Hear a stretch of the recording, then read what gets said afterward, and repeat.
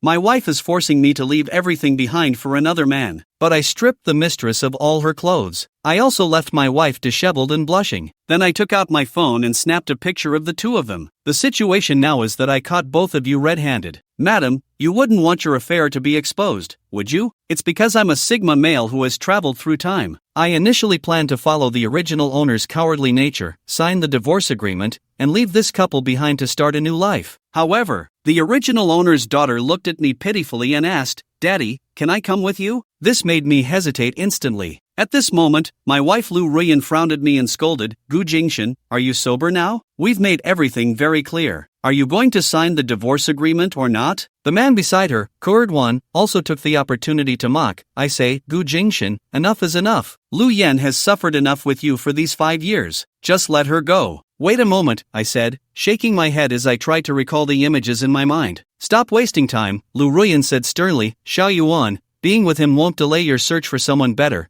and given your circumstances, you can't provide her with a better life." I looked at the little girl beside her, Xiao Yuan, and couldn't help but be surprised. She was so cute. "Is Gu Jingshan interesting?" he mocked. "Isn't it just a divorce? Look at you acting crazy. If I hadn't gone abroad back then, would Lu Yin even be with you?" Lu Ruyan couldn't help but glare at him, saying, "I have nothing to do with you. Stop talking nonsense in front of my daughter." I stared wide-eyed at the two of them, fragments of memories flashing in my mind. Lu Ruyan, my wife, Gu Xiaoyuan, my daughter, and Ji Erdwan. He was my classmate, a shameless little playboy. "I'll sign the divorce agreement," I said, looking at the document in front of me. After reading it 3 times, I signed my name. Then I pushed the paper forward, 2 copies in total. "Miss Lu, you can sign your name here." Lu Ruyan and Ji Erdwan exchanged glances. "Weren't you just refusing to divorce a few days ago? Why are you so quick now? And what's with Miss Lu? By the way, Miss Lu, we've just signed the agreement. Do you have time tomorrow at 9 a.m.? We can go to the Civil Affairs Bureau to officially register the divorce," I said politely. "After all, you should know that there's a 1-month cooling-off period for divorce. However, since we have the signed agreement, you can do whatever you want. It won't affect anything." Lu Ruyan instinctively reached out to touch my forehead, but I dodged her. "Miss Lu, please have some self-respect,"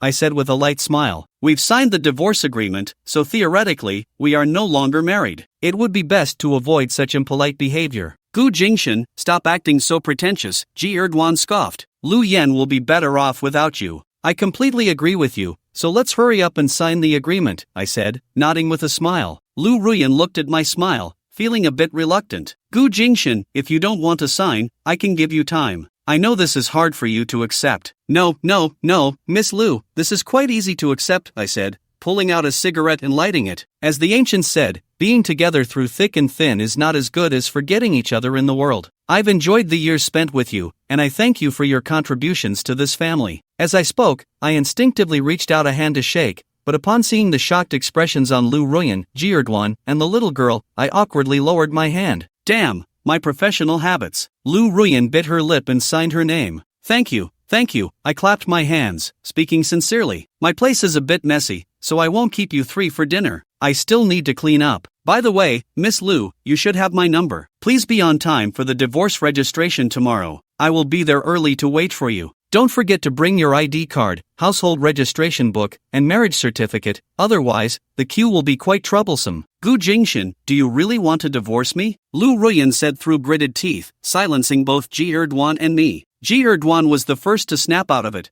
hurriedly saying, "Lu Yan, didn't you want to divorce him long ago? You can't be soft-hearted now." Yes, I agree," I added. "Miss Lu, divorce requires resolute courage. I believe this is a well-considered decision. You are a dignified person, and entanglements will only look bad." "All right, I'll see you at the Civil Affairs Bureau tomorrow at 9, Lu Ruyan said, taking a deep breath before grabbing her luggage and leading the little girl away. Ji Erdwan politely prepared to open the door for her. But at that moment, the little girl rushed over and hugged my neck, saying, "Daddy, can I come with you?" Having lived through 30 years in my previous life, I thought I had seen it all, but this moment was truly a first for me. I was stunned for a full 3 seconds before I managed to pry the little girl's hands off my neck. "Damn, this girl is really beautiful," I cursed inwardly, then smiled at Gu Xiaoyuan, saying, "Xiaoyuan, you'll have a better life with your mom." "I don't want to. I want to stay with Daddy," Gu Xiaoyuan cried, tears streaming down her fair cheeks. But I was too cunning for that, quickly stepping back and making her miss. "Xiaoyuan, stop causing trouble," Lu Ruyan said sternly. "Mommy has already found a new house. Once we settle in, I'll find you a new kindergarten, and we can start a new life. Yes, Ji Erdwan quickly chimed in. Xiao Yuan, don't worry. I'll find you the best kindergarten, and I'll send someone to pick you up every day. Gu Xiaoyuan ignored their words, wiped her eyes, and looked at me, asking, Daddy, you don't want me anymore, do you? Daddy. My mouth twitched slightly. Why can't she just call me Dad like a normal child? Just changing one word felt like a piece of my heart was missing. You really don't want me anymore, do you? Gu Xiaoyuan asked again. I fell silent. This girl truly tugged at my heartstrings, but after all, we weren't that familiar, were we? Okay, I understand, Gu Xiaoyuan said, wiping her eyes and opening her arms to hug me. Daddy, if I'm not with you, you have to eat well, drink less, and not just work every day. If you miss me, come visit me. I'll save up my pocket money to buy you new clothes, and I will also go see Grandma and Grandpa, she said, crying as she spoke. After giving me a kiss on the cheek, she turned and dragged her little suitcase, looking down as she walked out the door. Just as he was about to reach the door, he heard me call out. The three colleagues turned to look at me. Xiaoyuan, go back to your room.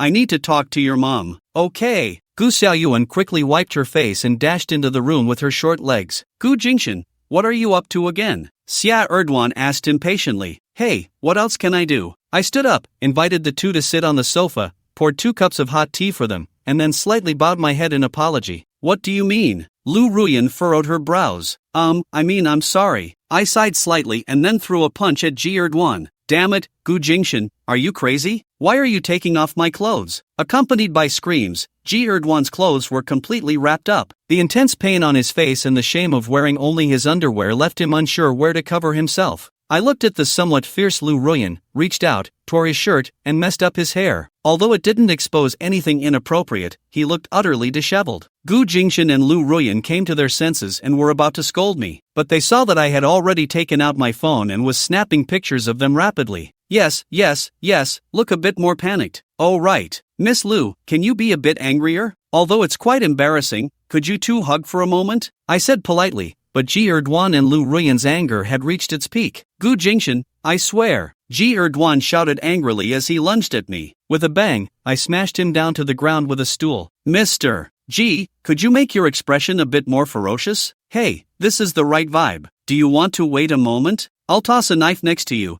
and we can take another picture, okay? Half an hour later, the room was in shambles. I must say, Ji Erdwan could take a beating. He only calmed down after I had smashed 3 stools. Lu Ruyan was wide-eyed the entire time, looking at me in disbelief as if she were trying to get to know this man all over again. Now it's fine. I slightly bowed to the two and threw a set of clothes from my wardrobe behind me. It wasn't out of kindness. I was just worried that Gu Xiaoyuan would see Ji Erdwan like this and develop some psychological trauma. What exactly do you want to do? Lu Ruyan asked angrily. Miss Lu, Mr. Ji, you are both respectable individuals. I assume you wouldn't want these photos to appear online or in court, would you? I pulled up a chair, crossed my legs, and sat facing the two of them. So let's sign a new agreement. I want custody of Gu Xiaoyuan. Your mother must be a lunatic. Ji Erdwan exploded in anger. If you want that burden, just say so. Why are you making such a big deal out of this? Oh, he hadn't finished speaking when he received another hit from the stool. Mr. Ji, please mind your language. I adjusted my shirt sleeves and politely said, if you continue to speak so indiscreetly, next time I might just smash a cigarette ashtray on your head. By the way, Lu Ruyan and I aren't officially divorced yet. Your actions count as adultery. In other words, you're an adulterer. Even if I break your arm, I won't feel guilty. Ji Erdwan was dumbfounded. He and Gu Jingshan had been college classmates for nearly 10 years, and he realized he didn't understand this beast at all. With all that Mr. and MS talk, you act like a person, but when it comes to fighting, you treat him like a dog. Gu Jingshan, are you crazy? Lu Ruyan said with a bitter smile. If you have doubts, we can get a mental health evaluation. I shrugged, looking completely nonchalant. That's not what I meant, Lu Ruyan said, shaking her head with a bitter smile. Can you really take on the responsibility of being a father? I want to try. I said, but Miss Lu, at least I won't refer to Gu Xiaoyuan as a burden like this Mr. Ji. I don't care about that, that's your business. I waved my hand to interrupt Lu Ruyan. I don't want to know what your relationship with this Mr. Ji is. Even if there is a relationship, unless you contest my custody claim, I won't take this matter to court. Lu Ruyan stared at me for a long time before shaking her head and saying, Gu Jingshan, you've changed so much that I don't even recognize you. Miss Lu, people grow and change. I extended my hand and shook hers. It's unfortunate that our marriage has come to an end, but I still wish you find someone wonderful soon. Lu Ruyan's lips moved slightly, but in the end, she said nothing. Tomorrow at 9 a.m., we'll meet at the Civil Affairs Bureau, I said with a light smile. That agreement is still valid, but on the condition that you won't contest my custody claim. Okay, but I want to see Xiao Yuan every weekend, Lu Ruyan said through gritted teeth. That's only right, you are his mother. I gestured politely to the two of them. Ruyan, let me take you back, Xie Erdwan said with a grin. No need, my friend Su Qing is coming to pick me up. Lu Ruyan shook her head, glanced at me, and then walked away with her small bag. Ruyan, wait for me. Ji Erdwan glared at me with a smile before quickly chasing after her. After the two left, I looked at the mess around me and sighed. Gu Jingshan, you really are crazy. I quietly sat in the living room, had a smoke, and then knocked on Gu Xiaoyuan's door. With a creak, the door opened, and Gu Xiaoyuan jumped into my arms. Are you hungry? Want me to take you out for something to eat? I ruffled her hair. Mom said no eating after 8 p.m., Gu Xiaoyuan said while rubbing her little belly. Your mom is right, but what she says doesn't count right now. I picked her up and hoisted her onto my shoulder, then headed out the door. Gu Xiaoyuan laughed uncontrollably, holding onto my head as if it were her first time riding a horse. The two of us exited the elevator and saw Ji Erdwan and Lu Ruyan still standing downstairs. There was another girl even more stunning than Lu Ruyan. If Lu Ruyan was the delicate beauty, then this girl was the kind of enchanting beauty that could cause chaos, not meant as an insult at all. She was truly beautiful, slightly taller than Lu Ruyan, wearing a black short-sleeve top paired with a black short skirt and high heels that showed the tops of her feet. Even though it was summer, she exuded an aura that kept people at bay. Where are you going at this hour? Lu Ruyan walked over. Just wandering around. Why haven't you left yet? I smiled at Gu Jingshan. What's wrong with you? That beautiful woman approached, her tone softened. You've been with Ruyan for so many years. Why not just solve the problems instead of letting it come to divorce? A problem is only a problem if it can be solved. If it can't be solved, then you just have to deal with the one who brought it up, right? I chuckled lightly. The beautiful woman was left speechless. Su Qing, stop wasting your breath on him. I think he's gone mad, Ji Erdwan shouted angrily. Gu Jingshan, I'm going to settle this score with you slowly, just wait. Yes, and I have a few solo photos of you that I'll post at the entrance of your company. I shot a glance at Ji Erdwan, and his expression changed drastically. Gu Jingshan, stop messing around. Ji Erdwan is the company president. If you cause such a scene, how will he go to work? Lu Ruyan said sternly. Ruyan, Su Qing frowned and tugged at her. Miss Lu, I've said this 3 times, it's as plain as water. Goodbye. I politely nodded at her and walked out of the neighborhood with Gu Xiaoyuan. Goodbye, Mom. Gu Xiaoyuan shouted back before hugging my head again. Su Qing sighed. Ruyan, why don't you stay with me for a while? We need to think this through slowly, no need to rush. Su Qing, which side are you on? Ji Erdwan shouted angrily. How much does Gu Jingshan earn in a month? 6,000? This house is still under mortgage. Look at Ruyan, how long has it been since she bought new clothes? I don't want to talk to you. Shut up. Su Qing glared at him before turning to Lu Ruyan. He asked me to go to the Civil Affairs Bureau at 9 a.m. tomorrow to register for the divorce. Lu Ruyan turned her head to the side. He asked you out? Su Qing widened her eyes in surprise. Yes, he asked me out, Lu Ruyan sighed. Su, you know he lacks ambition. After coming home, he just does laundry, cooks, and watches TV. I really can't see a future with such a man. My job is exhausting. I don't want to live like this. I also don't want to spend my life dealing with mundane chores, she said, her eyes reddening. Su Qing silently pondered. Gu Jingshan indeed lacks ambition. Why not stay with me for a while? It's closer to your company. Thank you, Su, Lu Ruyan said as she hugged Su Qing and whispered in her ear. She gritted her teeth in anger but thought that there was still time for everything. I originally thought Gu Xiaoyuan would be difficult to handle, but surprisingly, this little girl, though only over 4 years old. After the two of them went to the noodle shop at the entrance and had 2 bowls of wontons, Gu Xiaoyuan asked me to run the water. After brushing her teeth and showering, she climbed into bed and fell asleep while looking at a picture book. Looking at the broken pieces of the stool scattered in the living room, I sighed. I should call a cleaner to tidy this up tomorrow. As I was thinking this, my phone suddenly vibrated with a reminder for the mortgage payment of $2,600, due the day after tomorrow. I couldn't help but chuckle. Suddenly, it felt like my head was pricked by a needle. The host does not belong to this era. Activating the auxiliary lottery system. Note that the auxiliary system is better. To help the host integrate into this world,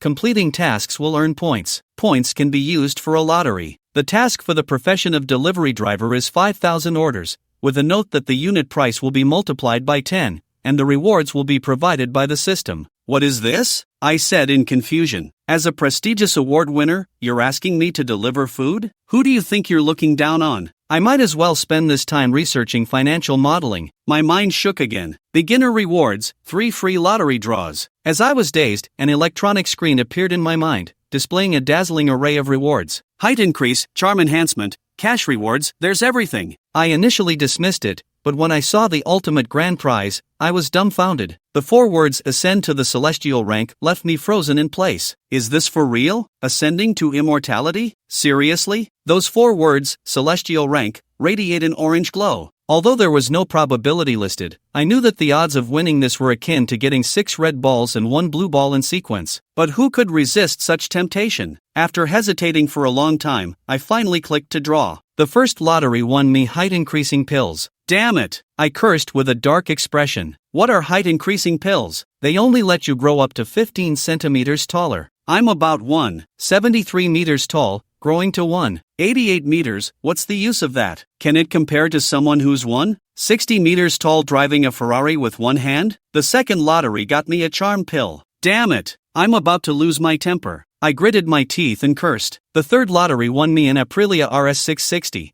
complete with paperwork and registered. I was stunned. I knew about the Aprilia RS600, even though I wasn't a motorcycle enthusiast. I knew it cost over 100,000. Sighing, I stole a glance at the already sleeping Gu Xiaoyuan, then took the elevator to the underground parking lot. I didn't have a car at home. After all, it was tough enough to afford the house, let alone a car. On the lower level, there was a pitch-black motorcycle with orange wheels parked there. Despite my reluctance to admit it, the bike was indeed very cool. I gave it a try. To be honest, the bike was a bit too tall. I had to tiptoe to reach the ground. After riding it around the parking lot, I parked it back in my spot. This parking spot was one Lu Ruyan wanted to buy years ago, but it had never been occupied. Occasionally, a temporary car would park there, but Lu Ruyan would drive it away, then vent her anger at home. Back home, I looked at the 2 porcelain bottles in front of me and hesitated for a moment before downing one. It wasn't that I wanted to get taller or look better, it just didn't feel right to be a delivery guy without even being able to ride a motorcycle. However, as soon as the pill hit my stomach, I felt a churn.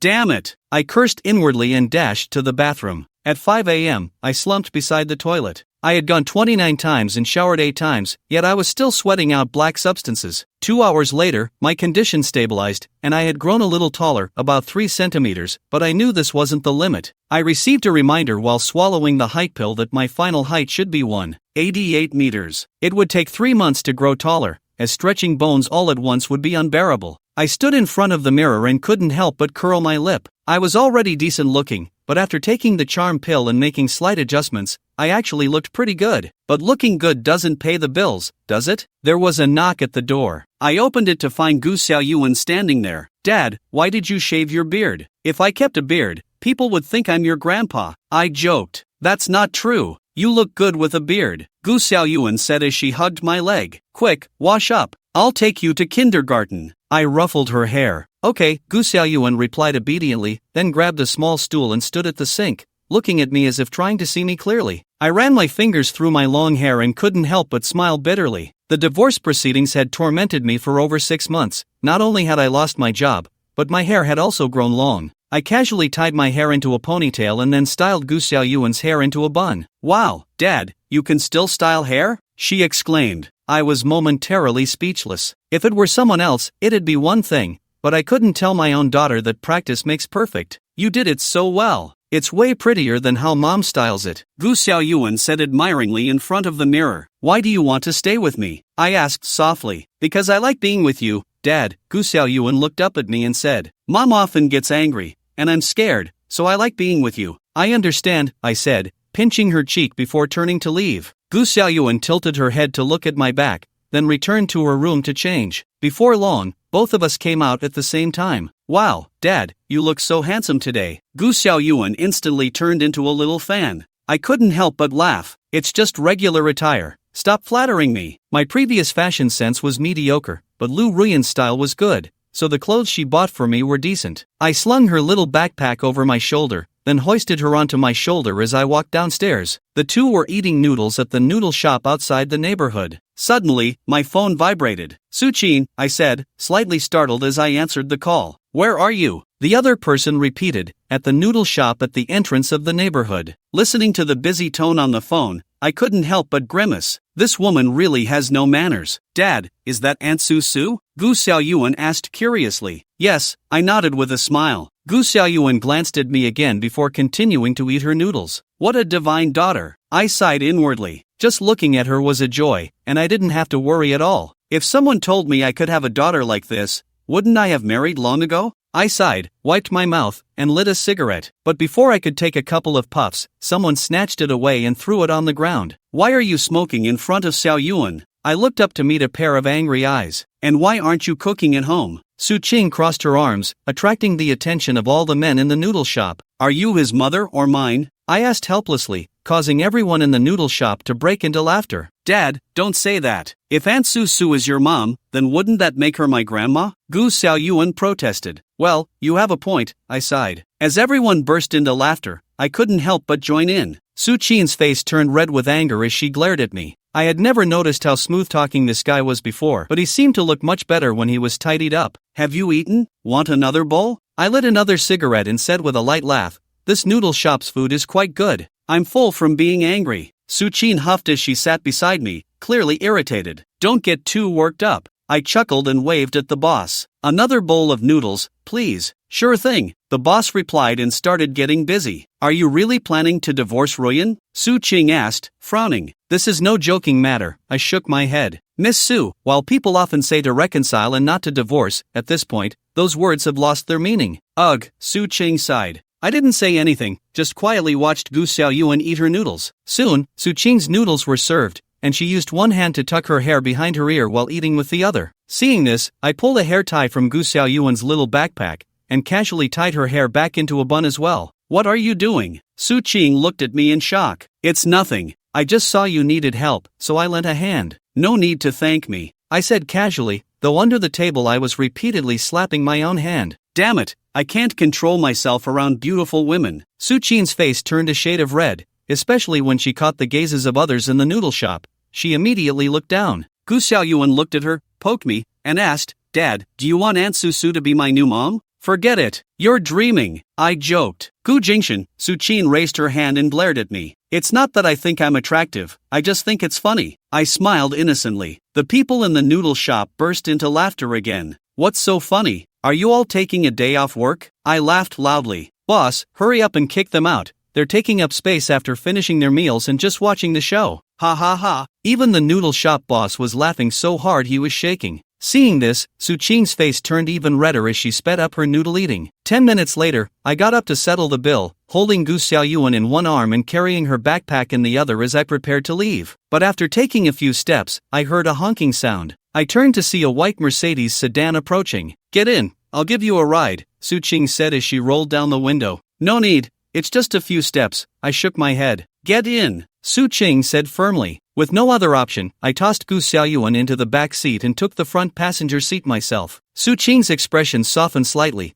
At least this guy didn't really think of her as a driver. I looked out the window, unconcerned. While my neighborhood wasn't luxurious, it did have a kindergarten. The distance from my house to the kindergarten was at most a 15-minute walk. It didn't require a car at all. The three of us remained silent as we drove. Once we reached the entrance of the Jinsi kindergarten, I set Gu Xiaoyuan down and held her hand as we walked to the entrance. At that moment, a pretty little girl came up to us. Xiaoyuan's dad, why are you the one bringing him to school today? I smiled and asked, what do you call me? The little girl hesitated. Is it so strange that I, as his dad, am bringing him to school? I asked with a light smile. The little girl burst into laughter. Just as the car horns started blaring, I knew what they were urging. I turned back and called out, Teacher Xiaoqing, please take care of Xiaoyuan. It's part of my job, the little girl said as she reached out to shake my hand, took the backpack, and then held Gu Xiaoyuan's hand. I'm leaving now, but I'll come pick you up tonight. I ruffled the little girl's hair before turning to leave. Teacher Xiaoqing looked at the Mercedes with surprise. Xiaoyuan, has your dad bought a car? Gu Xiaoyuan said with a pained expression, he went with my mom today. Divorce? Divorce? Teacher Xiaoqing's eyes widened in shock. Is there really no chance for you and Ruyan anymore? Su Qing broke the silence. My chances with you are greater than with her, I said, smirking. No offense, but that's the reality. Actually, there's nothing going on between him and Ji Erdwan, Su Qing said earnestly. So what? I leaned in with a smile. She can bring a man home and trample all over her husband's dignity. Do you think that's the meaning of marriage? Su Qing opened her mouth but ultimately chose silence. I also fell silent and looked out the window. Half an hour later, at the entrance of the Civil Affairs Bureau, Ji Erdwan and Lu Ruyan were already waiting there. Good morning to both of you. I greeted them with a smile before looking at Lu Ruyan. Do you have all the necessary documents? I have everything, Lu Ruyan replied in a low voice. Okay, let's go in, I said, smiling at Su Qing and Ji Erdwan before heading inside. Lu Ruyan followed behind me, her head lowered in silence. Fortunately, there weren't many people applying for divorce today. After waiting in line for 2 hours, it was our turn. After rejecting mediation, the two of us registered for divorce with a 1-month consideration period. After leaving the Civil Affairs Bureau, I checked my phone. You don't need to remind me. I'll be here waiting for you in a month, Lu Ruyan said in a deep voice. That's for the best. I nodded with a smile, then greeted Su Qing and Ji Erdwan before turning to leave. Lu Ruyan angrily got into Ji Erdwan's car. Su Qing hesitated for a moment before following me. What are you following me for? Where are you going? You seem quite free, I said in surprise. With that demeanor, you should be busy, right? After all, who just wears professional attire out for no reason? It doesn't matter whether I go to my family's company or not, Su Qing said casually. Wherever you're going, I'll take you. Alright, then let's go to the Paternity Testing Center. As soon as I said that, I received a hard slap. Nina suspects Xiao Yuan isn't yours. Su Qing trembled with anger. Who are you insulting, Ruyan or Xiao Yuan? Ugh, I rubbed my face. As a grown man, going to a paternity testing center for an evaluation is the greatest insult to myself, isn't it? Su Qing was immediately choked up. This statement seemed very reasonable. I shook my head to say goodbye and was about to leave when I was stopped by Su Qing. I have acquaintances at the Forensic Appraisal Office. I'll take you there. Well, acquaintance, I am a bit hesitant. Su Qing, why don't you swear first that you will absolutely not collude with Lu Ruyan to deceive me? Su Qing raised his hand and slapped again, but this time I had already learned to be smart and stepped back to avoid it. Gu Jingshan, you really are not a good person, Su Qing gritted his teeth and said. You really understand me? I looked at him with a playful smile. Su Qing sighed. How did this guy become like this? Over an hour later, Su Qing and I walked out of the paternity testing center, though her expression was quite complex. After all, we had reached the point of needing a paternity test, and anything further seemed pointless. How about I treat you to lunch? No thanks, Su Qing sighed. You don't have a job now, and you still have a mortgage to pay. It's better to save some money. That's true. Thank you, I said, extending my hand for a handshake before hailing a taxi. Su Qing looked at me, wanting to say something but ultimately just waved goodbye. Where to, bro? The taxi driver asked. Take me to another paternity testing center. I laughed, and the driver couldn't help but turn back to look at me. Bro, that was your wife just now? Isn't that right? Gu Jingshan said with a pained expression. How could such a beautiful wife want to divorce me? Well, you should get that checked, the driver sighed, handing me a cigarette. Take care, bro. I sighed as well, remaining silent. When I emerged from the other paternity testing center, I saw a very familiar white Mercedes parked inside. Gu Jingshan, you really are a jerk, Su Qing said, her face turning iron gray with anger. What's this jerk talk? This is a lifelong matter. I shrugged. If I can't even trust my own partner,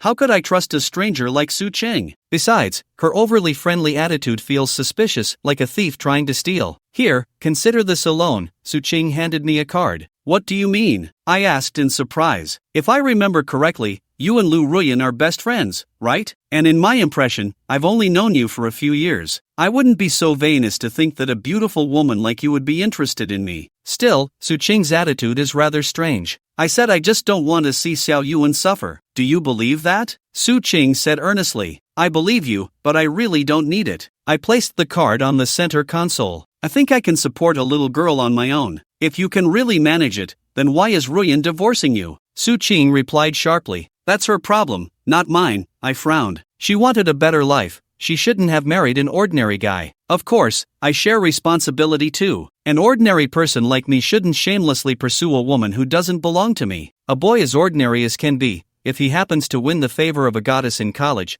should definitely break up after graduation. If he doesn't, within a year or half a year, she will kick him to the curb. Or, you could take it a step further and get married right after graduation, which could delay the breakup for a few years. Su Qing looked at me intently, as if trying to get to know me again. You sacrificed so much for Ruyan back then, and now you're divorcing? She didn't finish her thought, but I could tell she believed I understood. This involves the issue of sunk costs and the need to cut losses, I said as I rolled down the window and lit a cigarette. Even though my sunk costs are significant, I can't just continue to exhaust myself with Lu Ruyan like this. I also need to start my new life. Instead of making things awkward, it's better for everyone to part amicably, right? Su Qing looked at me, ultimately falling into silence. Over an hour later, I rode my Aprilia to an electric bike specialty store. The staff inside stared at me, not coming over. I couldn't help but shout, "Hey, sir, my surname is Chen. I'm the store manager. How can I assist you?" A man in a shirt walked over, looking quite apologetic. "Sorry, we thought you were looking for someone since your bike is so eye-catching." "Just a friend," I said nonchalantly, pointing to a row of electric bikes. "Can you recommend a model with good battery life and a bit more power? May I ask, what will you be using the bike for?" Manager Chen asked curiously. "I'll be delivering food." I pulled out a cigarette and offered him one. "Bro, make sure you give me a serious recommendation. If there are any issues with the bike, I'll come looking for you. Come on, don't joke around. You're delivering food?" Manager Chen said with a pained expression. "This guy looks rich. That bike outside costs over 100,000. Whether it's his or borrowed from a friend, it's not something an ordinary person could get." "I'm not joking. I'm really delivering food," I said, rolling my eyes. "Hurry up and recommend me a model. I need to get to work." "All right." Manager Chen hesitated for a moment but ultimately recommended a black electric bike. Theoretically, it has a range of 200 kilometers, but it usually runs around 150 to 160. It's spacious enough in the back to fit a delivery box. "By the way, if you are really going to deliver food, we can recommend you now, and our store can provide you with a delivery box." I listened to him rambling on in his vest and roughly understood the main delivery groups in this world: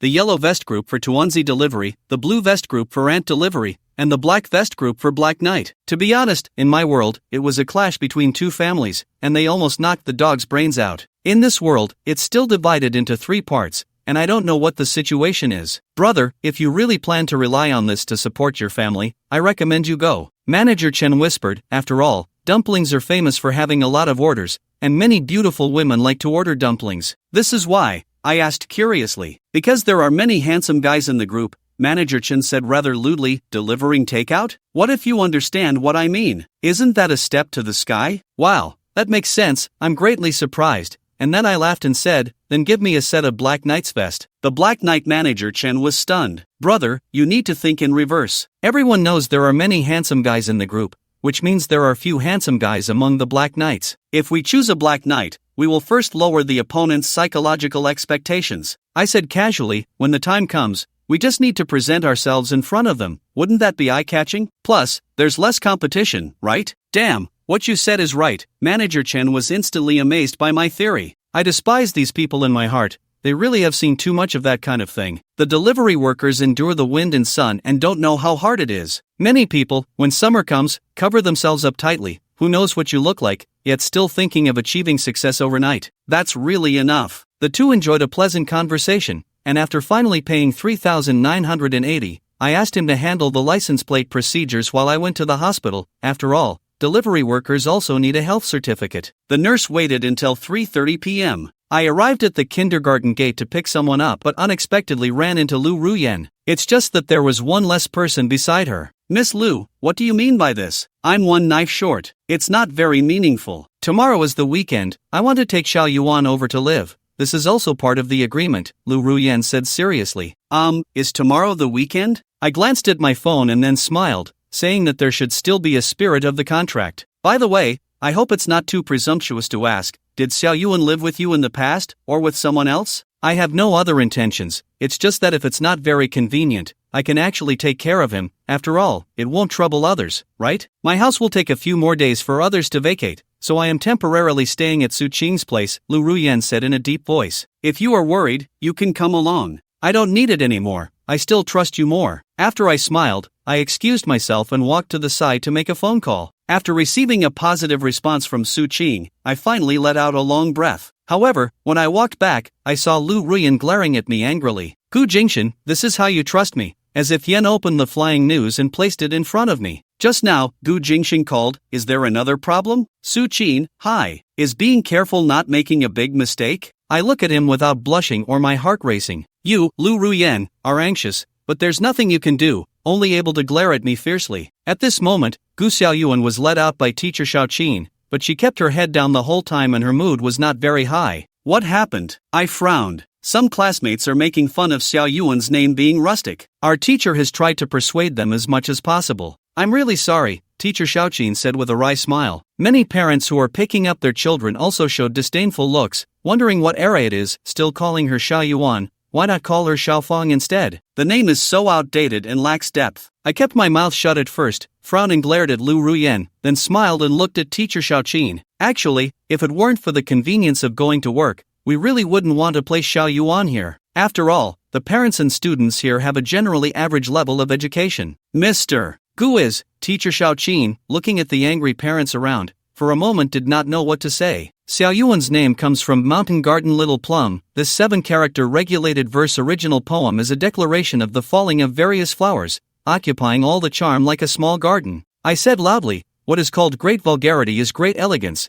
Without culture, one naturally feels these 2 characters are ordinary. If only one read a bit more, then one wouldn't say such things. Of course, if one had a higher quality, one wouldn't joke about someone else's name. Goodbye, Xiaoyuan and teacher Xiaoqing. Goodbye, teacher. With shining eyes, Gu Xiaoyuan deeply bowed to teacher Xiaoqing before taking my hand. By the way, teacher Xiaoqing, if anyone makes fun of Xiaoyuan's name again, please have their parents bring their educational certificates to our house on Monday, and don't let them play with uneducated kids. After I dropped a line, I lifted Gu Xiaoyuan onto my neck and walked towards my home. Lu Ruyen was taken aback for a moment, then hurriedly followed. Who is teacher Qin? Which class is that little Yuan from? Is that his father or his brother? Is there any news? Push me a bit. Many young mothers are surrounding little teacher Qin. Teacher Xiaoqing looked at Gu Jingshan's back, slightly lost in thought. Implying the listening bar, when I returned home, the house had already been cleaned by the hired cleaners, every room was damaged, the stools were taken away, and only one stool remained on the dining table, sitting there alone. Little Yuan's mom wants to take you to spend the weekend.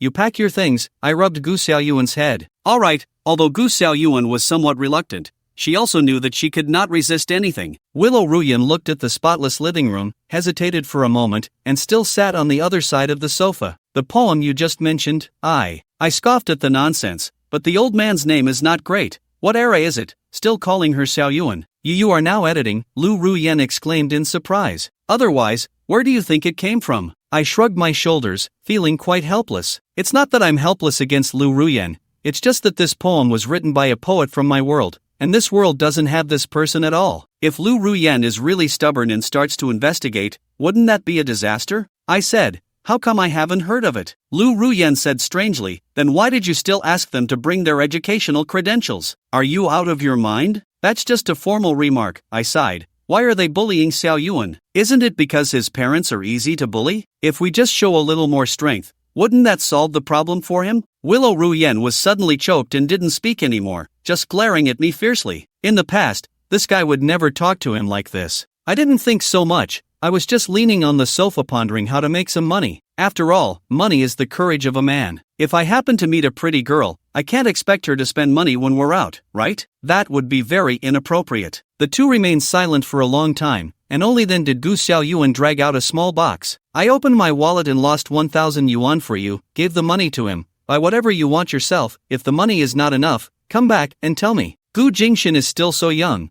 What does it mean to give him so much money? Lu Ruyen, the equator of the suburbs, Miss Lu. I hope you won't speak to me in that tone anymore. I let you see Xiaoyuan because you are his mother, and how to educate Xiaoyuan is my business. After I finished speaking with a frown, I squatted down and rubbed Gu Xiaoyuan's head. Do you remember my phone number? Remember Gu Xiaoyuan nodding. If you suffer any grievances there, don't hold back, call me. No matter the time, I will definitely come to pick you up. I am serious. I understand. Dad. Gu Xiaoyuan reached out and hugged me. Alright, I'll take you down. I held her with one hand and lifted the suitcase with the other. Lyurian silently followed behind me, and when we entered the elevator, she suddenly said, Gu Jingshan, why do I feel like you've grown taller? That's because I used to be too insignificant in your eyes. I made a joke, and Lu Ruyen immediately fell silent again. Downstairs, Su Qing's little Mercedes was quietly parked there. After I greeted him, I put the not-so-small round suitcase in the trunk, and after giving him a few instructions, I turned around and went upstairs. I looked at the empty room during the experiment, feeling satisfied after all, because home is the most private place in my heart, and I have never brought a girl back home. I ordered takeout, and after solving my basic needs, I started thinking about how to make money. After pondering for a long time, I finally sighed. If I were to join a big company, with my 2 diplomas, it might be a bit difficult, and starting from the grassroots level, it would be even harder to stand out. I am an optimistic but realistic person. I have always known that my parents have helped me a lot, but now it seems that I have still underestimated their abilities. I got up wanting to find a computer to create a financial model, but after seeing that one, which I estimate is older than Gu Xiaoyuan, I ultimately gave up. This thing is used for modeling. I just hope it doesn't end up burning me to death. The next morning, I registered as a delivery rider for Black Knight, put on a black vest, got on my electric bike, and started my journey. Having never delivered food before, I have no idea how long it will take to complete 5,000 orders. Ding dong, a new order has arrived, please take a look. I have arrived at the street corner and put down my helmet, rushing towards the store according to the navigation. Only when I arrived, there were already many people standing outside the door, with delivery workers in 3 different colors, all deceiving. I cursed. Most of the people ordering takeout from the dumpling shop are middle-aged individuals in their 40s, while the Black Knights are mostly young people in their early 20s. I should have realized just by thinking with my but that the name Black Knight is so cool. Who would use something like dumpling takeout? The milk tea shop is currently busy and bustling, the writers are chatting outside, and I squeezed in to closely watch the staff at work. After 10 minutes, my order was ready. I took off my helmet and sped away. The destination was a large office building. The security guard at the entrance stopped me and immediately knocked on the sign in front of him, saying that delivery personnel are not allowed to enter. After I parked the car well, under the surprised gaze of the security guard, I took off my vest and swaggered in. When I reached the elevator entrance, I was troubled again. The elevator here requires a card to access, and without a card, I can't go up. I glanced down at the order and couldn't help but fall into deep thought. The 19th floor might be a death trap. Just when I was in a dilemma, a fragrant breeze brushed past me. I turned my head and saw a beautiful woman, staring intently at the elevator entrance. She was only 1.70 meters tall, but her aura seemed to be 2.80 meters. The woman seemed to sense that someone was watching her, and she turned her head to look over, directly meeting my gaze. I did not look away, just smiled at her, but the woman frowned and shifted her gaze away. Gu Jingsheng glanced at the work badge on his chest and then withdrew his gaze. At this moment, the elevator also arrived, and the two of them entered the elevator at the same time. Sume swiped her elevator card. Nice, I boldly felt relieved. When the elevator started, Sume couldn't help but turn her head and ask, "Who are you looking for? Is there only one company on the 19th floor? I'm one knife short." "To only one company," Sume said seriously. "Who are you here to see? You can tell me, otherwise I will call security." "Does your company violate regulations by ordering takeout?" I asked without thinking. Judian Takeout does not violate regulations, but our company generally does not serve outsiders except for clients, Sume said. Well, I shook the takeout in my hand. "I am here to deliver takeout. Your company ordering takeout does not violate regulations, but delivering takeout is not illegal either." Sume quietly looked at me, then turned her head away, and the two of us silently went upstairs. I followed him into the office, and when I saw the decoration style of the office, I couldn't help but laugh. With the two big characters Dragon and Phoenix dance and the strong smell of perfume, I could tell at a glance that this company was either in cosmetics or clothing. Sure enough, after walking in, I saw a brochure introducing the company. This company not only makes perfumes but also represents many big foreign brands. I put the milk tea at the front desk and explained the situation to the front desk lady, that I was about to make a call to the client. I didn't expect a man to rush out angrily. He had a high nose, deep-set eyes, and was charging around like a wild boar, and he wasn't even a local. "Mr. Jamal, please wait a moment." Sume hurriedly chased out with someone, and that man babbled several sentences, but Sume and his subordinates were still confused and looked somewhat displeased. The man became even angrier upon seeing this. "He meant that you were lacking sincerity, as you didn't even arrange for a translator." I couldn't help but speak up. "And he also said that the 50 million order is just a preliminary test, but if you want your perfume to be sold at their Carter, it's best to show some sincerity." "Nini understands," Sume said in shock. "Arabic? What is there to not understand?" After I curled my lips, I turned my head and said a lot to Jamal in a babbling manner. Jamal's face immediately turned red, and then he said a few more words to him. I asked him why he didn't bring a translator himself, and he said his translator was hospitalized yesterday because he ate too much seafood, but he has to rush back to the cartel in the afternoon, so he gave you 20 minutes to find a translator to come over. I finished speaking and was about to retreat, but was stopped by Sume. Sir, I would like to ask you to act as our translator, calculating at an hourly rate of 5,000. Is that okay or not? I still have things to do. I shot him a glance and was about to retreat when I was stopped by Su-mei. 10,000 an hour, if not, 20,000 an hour, step aside or I'll give you a bad review. Damn it, I stopped in my tracks, looking at him in surprise. Damn it, the milk tea was ordered by you. I'll give you a salary of 20,000 for 1 hour. You act as a translator, otherwise I'll complain about you immediately. I saw him raise his phone, quite helplessly. 50,000 an hour, otherwise you give me a bad review, and I won't translate for you either. At most 30,000, otherwise everyone will suffer together, Su-mei said in a deep voice. I smiled and nodded at the deal. Damn it, just an hour ago it was 10,000, almost couldn't hold on. Su-mei looked at me and couldn't help but grit her teeth and said, I'll give you 5,000 for an hour, you would do it too, right? You can give it a try. I curled my lips and said whether you believe it or not, I will go over now to greet his ancestors for 18 generations, and then tell him that you prepared a roast suckling pig for him to eat. Su-mei immediately glared with puffed-up cheeks. If this deal were ruined by this guy, she would definitely bite him to death. Xiao Zhang, get a suit for this one. Su-mei's words trailed off as she turned to Song Huching. What's your name? Xin Chu, Song Huching replied seriously. Good. After giving him a glance, Su-mei instructed her subordinates to get to work. After Song Huching changed into a new outfit in the fitting room, Xiao Zhang immediately approached him, took a photo with a camera, printed it out, and placed it in his work badge. Xin Nuo, Xin Chu, position, translator. I say, are you all this careless? Don't make a fuss, Jia is our big client, we can't be informal. After a chuckle, Xiao Zhang looked at Song Huching with surprise. This suit fits quite well. Is it your boyfriend's? Song Huching teased. Shut up, it's our general manager's, Xiao Zhang retorted. So it's her boyfriend's then. Song Huching laughed. She's always been single. Where would a boyfriend come from? Xiao Zhang joked. Then whose suit is this? She doesn't like to cosplay as a man, does she? Just as Song Huching finished speaking, he felt a chill behind him. He turned to see a slightly angry face. I'll go do my work now, Xiao Zhang said, lowering his head and quickly slipping away. Come with me. After giving Song Huching a glare, Su-mei walked towards the conference room. Jia was already seated there. Mr. Mohammed, hello, I am Song. I will be your translator for this business, Song Huching said, shaking his hand, then smiled wryly. I apologize for our carelessness, but our translator had seafood yesterday. Perhaps he went to the same place as yours. Ha ha ha. Jia burst into laughter. Song, you are a very interesting person. I hope we can reach a cooperation, Song Huching smiled. I hope so too. After Jia smiled, he looked at Su-mei standing on the stage, signaling her to begin. Su-mei very professionally started to introduce the background of Qin Nuo and the current main products. Song Huching diligently began translating,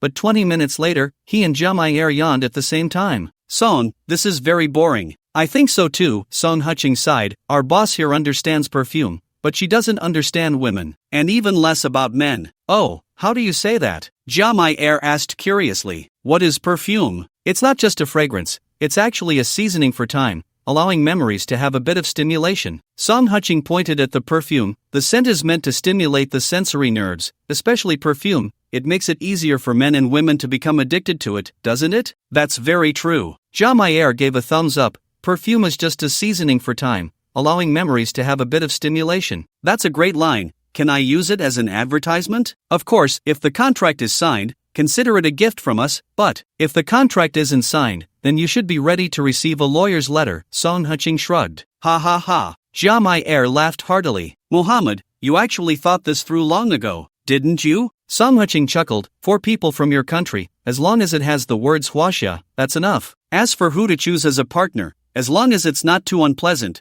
you can basically accept anyone, right? Right. Jia joked. Now our country is quite obsessed with Huaxia culture, especially the classical perfumes you introduced back then. I think if that stuff appeared in our country, it would definitely cause a frenzy. Then it's settled. Song Huching pointed to his nose. Buying perfume shouldn't be about looking at a PPT, but rather trusting your own nose. But your plane ticket should be for tomorrow, right? How did you know? Jamal asked in surprise. Because if you don't change flights or charter a plane, there's only one flight to Colt tomorrow in Shanghai, and we have none in Linshur. Song Huching shrugged. Since you've already made up your mind, why don't I take you out for a stroll? It's no fun just listening here. Song, this is still business. Before Jamal could finish, he saw Song Huching pull Su-mei to sit beside him and immediately took several photos with his phone. These photos will be enough for you to handle when you go back. How about I take you to a place with plenty of beautiful women where you can chat? Well, okay. Jamal said, somewhat awkwardly. Song, you know our doctrine. It doesn't allow us to do those outlandish things. Mr. Jamal, this is business. Although you are the client, you can't be so oblivious to our goodwill, can you? So please, when in Rome, do as the Romans do. Song Hutching's face was serious, which startled Su Mei and the others. Song, you're right. Jamal also said seriously, I think I should go with the flow. After all, I am a businessman. Then let's go. Song Hutching stood up. Give me a card,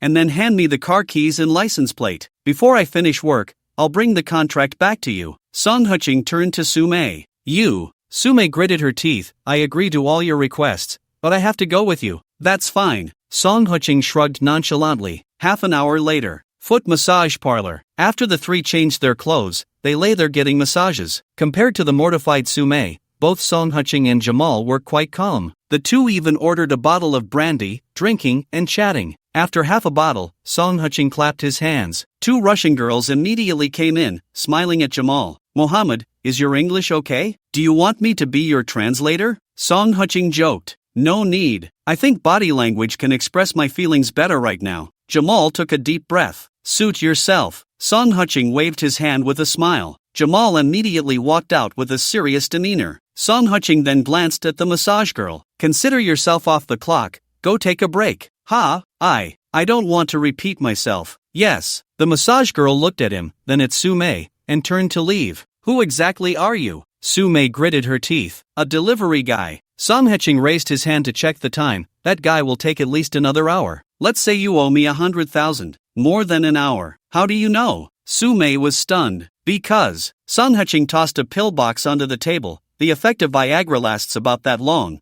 although I only used half a pill. You. Su Mei's pupils constricted sharply. Is this guy crazy? At that moment. Buzz buzz buzz. Su Mei's phone rang. Hello, MS. Su, the translator we hired has arrived and is on the way to you. The assistant's voice came through the phone. Okay, I got it. After hanging up, Su Mei turned to look, only to see that Song Hutching had already changed into his clothes, and his suit was hung up neatly. Cheng Hui, 100,000. Add a flight message, I'll transfer it to you. All right. Song Hutching opened his phone and let her scan it. After they added each other as friends, Su Mei transferred 100,000 over. Thank you. Song Hutching smiled at her, preparing to leave. Chin Chu. Su Mei couldn't help but call out. Is there anything else, Miss? Su, Song Hutching asked curiously. Do you want to join my company? I'll give you a monthly salary of 15,000. Su Mei lightly bit her thin lips and said, the position is executive assistant, and there will be a year-end bonus. Forget it. I don't like living off others. Song Hutching waved his hand and walked towards the door. Bastard, what do you mean living off others? Su Mei scolded, just as she was about to send him a message to curse him out. But a big red exclamation mark left her dumbfounded. He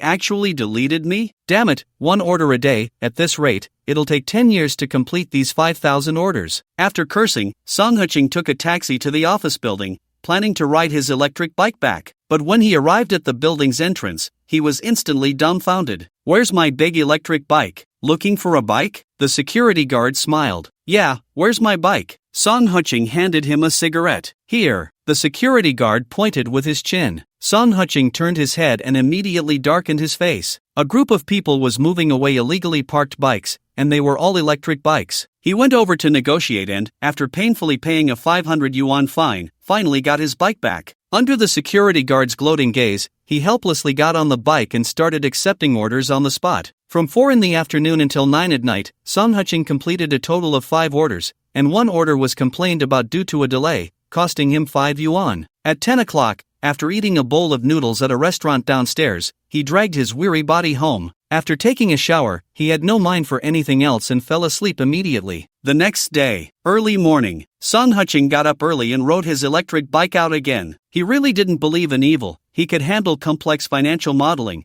so how could he be stopped by food delivery? But reality was very cruel. By noon, he had only completed 4 orders, earning a total of 16 yuan and 90 cents. Sigh. Song Hutching found a roadside stall to sit down, ordered a bowl of wontons, and suddenly heard a sound in his mind. Achieved 10 orders, received 3 lottery draws. There's such a good thing? He was overjoyed and began to draw while eating wontons. First lottery draw. Won a Mercedes-Benz G-Class. Song Hutching was dumbfounded. He didn't need this thing right now, did he? Second lottery draw. Won a cash prize of 100,000. TCH. Son Huching rolled his eyes. Third lottery draw. Won the path of the underworld, body fragrance. Damn you. Song Huching immediately cursed. Another cash prize of 100,000 would be nice. What does a man like him need body fragrance for? After cursing for half an hour, he finally stopped. After all, venting his anger at this cold lottery machine was of no use. After smoking a cigarette, he set off again. He didn't know if it was because he was familiar with the route, but he actually completed 8 orders in one afternoon. However, before he could be happy for long, a bucket of cold water was suddenly poured over him. Another milk tea order, but the delivery location was by the Linchang River. When he arrived, the damn customer actually stopped answering the phone. Damn it, what a beast. After cursing, Song Huching gritted his teeth and pressed the confirm delivery button, then began to search. The Linchang River in the evening was almost filled with people, and they were all in groups. He kept calling, but the other party just wouldn't answer. He still adhered to his professional spirit, calling again and again. Just as he was about to reach the end, a sudden phone ring caught his attention. A woman was sitting in a lounge chair. Her figure was quite good, but her hair was covered, and beside her was a small phone that kept ringing, complete with a flashy light effect. Very cool. Song Huching hung up the phone and immediately stood in place to call again. The other party's phone rang again, and he couldn't help but let out a long breath, taking 2 steps forward. Suddenly, a strong smell of alcohol hit him. He couldn't help but frown and reached out to pull the other person. Hey, sis, wake up. The other person was still very alert, but just that slight movement made her suddenly wake up. Her hair fell, startling Song Huching. Shao Qing teacher? He really couldn't tell. This teacher was wearing the school's uniform, which was exceptionally sweet, but now she was dressed in a tank top, denim shorts, and strappy high heels. Not to mention her frightening figure, those long legs were longer than the security guard at the entrance of Qianhua. Are you Xiao Yuan's dad? Shao Qing teacher stared at him in a daze. Yeah.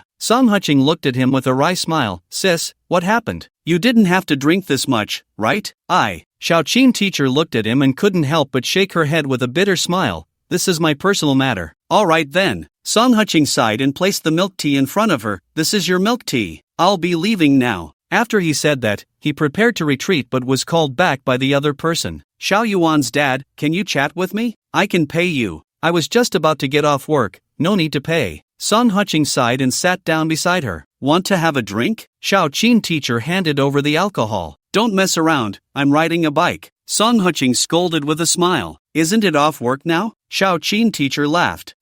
True. Song Huching glanced at the electric bike not far away and hesitated. How about we change places to drink? My bike just got towed yesterday, and I was fined 500. Put. Shao Qing teacher couldn't help but laugh. Her smile revealed 2 shallow dimples, making Song Huching momentarily stunned. Goodness, it's a good thing he's a nice guy. If he were a bad one, how could he handle this? Then you pick the place, it's on me. Okay. Song Huching tidied up the bottle on the ground, threw it into the trash can, and led her towards his electric bike. Many people on the road looked at his black night vest, then at Shao Qing teacher following behind him, stopping in their tracks. That girl isn't his, right? Impossible, absolutely impossible. Damn, if that beauty gets on his electric bike, I'll jump into the river right here. Many men were whispering, especially a few college students who were swearing. Song Huching paid no attention to the whispers and simply walked to his little electric bike and sat on it. Shao Qing teacher didn't mind and directly sat on the back seat, but she was careful not to hug him. However, Song Huching squeezed the throttle and then suddenly hit the brakes. Shao Qing teacher bumped into his back, instinctively wrapping her arms around him. But before she could say anything, Song Huching made a sharp turn and backed the bike up, stopping in front of the college students who had just been talking. Dude, if you say you'll jump into the river, you better do it, with so many people watching. You. The college students instantly turned red with embarrassment. Shao Qing teacher laughed heartily. This person was much more interesting than she had imagined. TCH. Song Huching shot a glance at the college students and revved the throttle, speeding away. After charging his electric bike at the charging station under the Anji Tinglan building, he took Shao Qing teacher to a night snack stall at the entrance of the community, waving for some skewers and beer. Shao Qing teacher didn't speak, just rested her chin on her hand, watching him. Song Huching also remained silent, quietly looking at her. The night snack stall wasn't noisy, it mainly catered to the local residents, and since everyone saw each other often, they wouldn't do anything out of line. There was a young singer in his 30s, sitting in front of a stall with a guitar, singing some unknown songs. The late-night snack stall owner was a middle-aged man in his 50s, running the business with his wife, but it seemed they hadn't bought a house in the community, Instead, they lived in the attic of the storefront. "Thank you," Song Haching said, then pointed at the singer and smiled. "Business is good. You've even hired a singer for live performances." "What singer?" "I'm his father," the late-night snack stall owner said with a bitter face. "He's almost 30 and still doesn't have a proper job, dreaming of being a star every day." "Having dreams is good, isn't it?" Song Haching handed him a cigarette, "but singing at a late-night stall makes it hard to get ahead. It would be better to find a big bar and try your luck." He went, but they sent him back, the late-night snack stall owner scoffed. They said he had no unique style, and when customers offered him drinks, he wouldn't accept, pretending to be aloof. "Ha!" Song Haching immediately laughed, took out a red bill, and handed it to the owner. "Let him sing his best song. Consider it my treat." "Wow." The late-night snack stall owner looked at him incredulously. "Xiao Song. This won't do. $100 a song. Where's the good deal in that?" You know me?" Song Haching was slightly taken aback. "I've lived here for almost 7 years. I can't say I know all the residents, but at least 8 or 9 out of 10 faces are familiar to me." The late-night snack stall owner smiled. "Your wife's surname is Ruan, and she's very beautiful. She's quite a celebrity in our community." "Oh, so I'm riding on her coattails?" Song Haching pretended to sigh. "Ha!" The late-night snack stall owner burst into laughter and then introduced himself. "My surname is Xia. I bought a house in this community. I live in the building next door, but that room is for my son. My wife and I stay at the shop." "I see," Song Haching realized, and the two chatted for a bit more. Seeing that he insisted on treating his son to sing, old Xia had no choice but to take the money over. After receiving the money, Xiao Xia was first taken aback, then joyfully moved forward to start singing. "Does he think I'm a mistress?" Teacher Qin laughed. "That's hard to say," Song Haching teased. "It's late, a beautiful girl and a middle-aged man drinking at a late-night stall, not a father-daughter relationship, but it could be." "Put." Teacher Qin couldn't help but laugh, then raised her beer and said, "Cheers." "Cheers." Song Haching clinked his beer with hers and downed it in one go. They then began to listen to the song while eating skewers. After 3 bottles of beer, Teacher Qin's pretty face was slightly flushed. "My name is Qin Zimo." Song Haching was momentarily stunned, then smiled and nodded. "My name is Song Haching." "Song Haching, that's a beautiful name," Qin Zimo said softly. "You don't want to ask me why I'm drinking?" "Put." Song Haching couldn't help but laugh. "At your age, you're either troubled by love or by money. I can't help with either, so what's the point of asking you?" "Ha ha ha." Qin Zimo laughed heartily. "You're right, so tell me, am I troubled by love or by money?" "By love." Song Haching pointed at the bracelet on her wrist. "That bracelet on your hand is worth around 30,000. "Fake," Qin Zimo joked. "Is that so? Then is the Guerlain perfume you're wearing also fake?" Song Haching teased. You know Guerlain?" Qin Zimo was greatly surprised. "Is that surprising?" Song Haching shrugged. "The Guerlain you have is a classic, crafted by the 5th-generation perfumer, the Bee of Wings." "Hiss." Qin Zimo gasped. "Who exactly are you? How do you know all this?" "Basic skills." Song Haching chuckled lightly, raising her beer glass to clink with hers. Damn. Luckily she had been bored and glanced at a few things during Chen Nua, otherwise, she really wouldn't have been able to impress this little girl. Tisk, for an average guy, knowing a Chanel and being able to recognize it is quite impressive. Qin Zimo shook her head. "You actually know about Guerlain. That's rare. That's because you've met too few men." Song Haching teased. "When you reach my age, you'll know everything." "Put." Qin Zimo immediately burst into laughter, but after a while, she looked rather dejected. "I broke up with my boyfriend today. That's normal, he doesn't deserve you."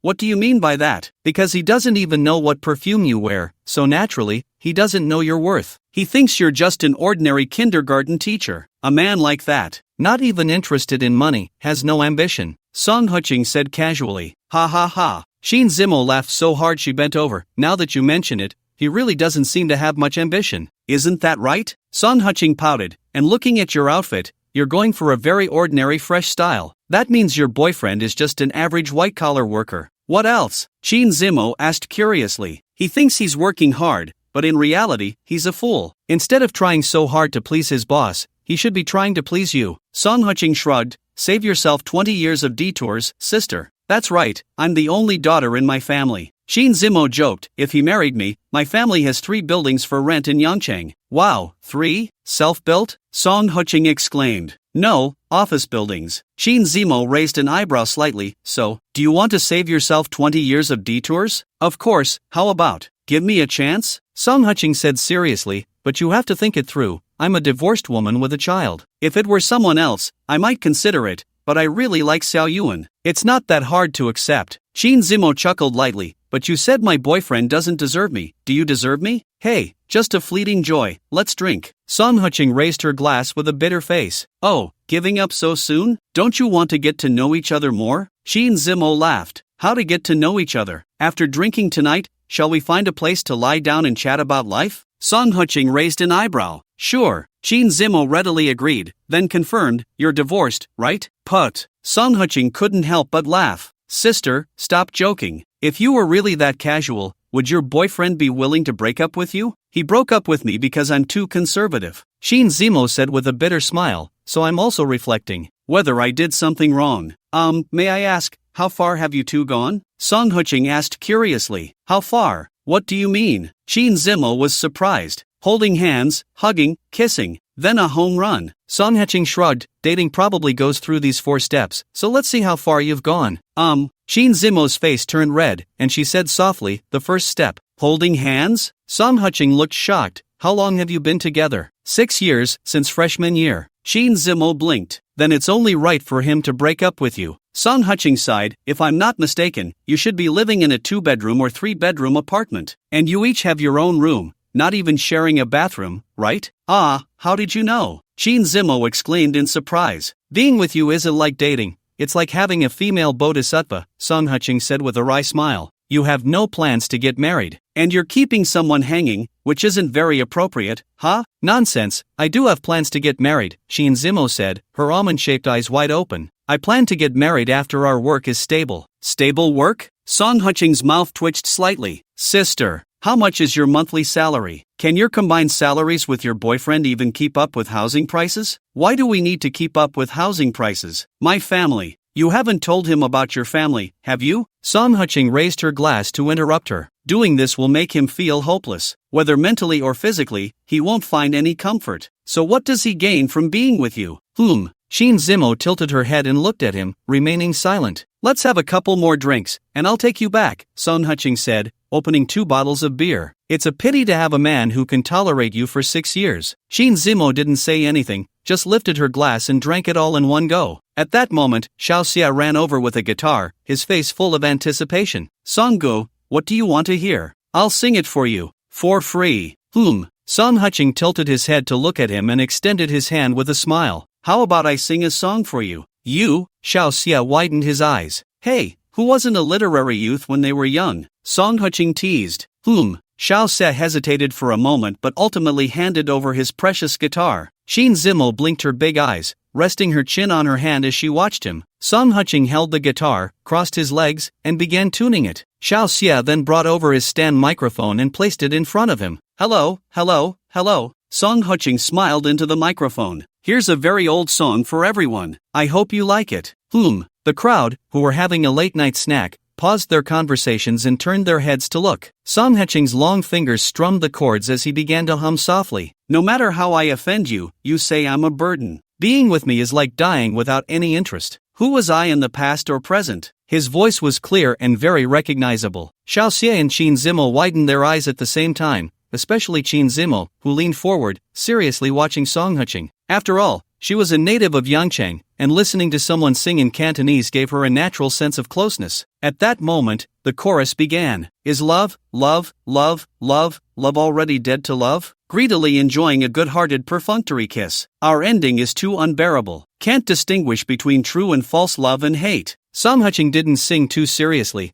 but he emphasized the sense of helplessness about love in this song Cool Love. Everyone quietly watched him, and when the last note fell, the entire venue erupted in warm applause. So nice. Dude, sing another one, I'll pay. Encore, encore. I embarrassed myself. Song Qing stood up, slightly bowed to everyone, then turned to Xiao Xia, who was holding up his phone, and smiled. Go compose your own music. I authorize this song to you. You can use it for competitions or whatever. I won't charge you. Really? Really? Xiao Xia exclaimed in surprise. If you disappear right now, what I said is true, Song Qing said with a light laugh. I'm disappearing right now. Xiao Xia, holding the guitar in one hand and the microphone in the other, quickly ran back to his shop. Song Qing, how could Xiao Yuan's mom divorce you? Qin Zimo asked with a soul-searching inquiry. Because I'm unstable. What does a delivery guy have to do with a phoenix? Song Qing joked. Annoying. Qin Zimo's face turned red immediately. Ha! Song Qing pointed at her and said loudly, "Old Xia, settle the bill." "Don't mention it, brother Song. This meal is on me," Xiao Xia shouted. "Cut that out, a deal is a deal." Song Qing took out his phone and walked into the store to scan the code. Old Xia refused twice, but couldn't avoid it, so he could only report a very low price. This time, Song Qing didn't bother to be polite and scanned the code to leave. By the roadside, Xin Zimo walked to his side and looked up, saying, "Song Qing,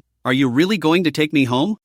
Is there a problem?" Song Qing asked in surprise. "You need to think it through, my family has 3 office buildings," Xin Zimo said seriously. "That's really too bad." Song Qing sighed, "If I weren't married, let alone 3 buildings. Even if your family had one, I would shamelessly pursue you, wouldn't I?" "You don't say anything true, I don't believe you." Xin Zimo rolled her eyes with a smile, her youthful exuberance making Song Qing a bit dazed. After they got into a taxi, Song Qing sat in the front passenger seat. 20 minutes later, they stood at the door of a relatively upscale apartment. However, the sounds of heavy breathing and a woman's scream coming from inside left Song Qing a bit stunned. "Do we still need to go in?" Xin Zimo laughed. "Am I getting old? I can't quite understand you guys anymore." Song Qing lit a cigarette. "I'm not sure if I want to marry him, so I can't give myself to him, but he's a mature man. He has his own needs, and what's wrong with him fulfilling his own needs?" Xin Zimo shrugged. "For example, let me put it this way," Song Qing said helplessly, "if he were to be with a dirty woman and then caught a disease, and later married you, do you think that would be a good thing for you?" Xin Zimo stepped back in horror, covering her mouth. Just as Song Qing was about to say something, the door opened. A rather handsome young man stood there shirtless, frowning at the two. "What are you back for? And who is this guy?" "Hello, sir, I'm the delivery guy from Black Knight, and this is Miss Xin. She hired me to help her move her luggage," Song Qing said seriously. "It's just a few old clothes. Do you really need to move them?" The young man sneered. "Wait here, I'll go in and get them for you." He said this without closing the door, turning around to start tidying up. "I don't want those clothes anymore," Xin Zimo said with a bitter face. "But you can't just leave them here, can you?" Song Qing said with a pout. What if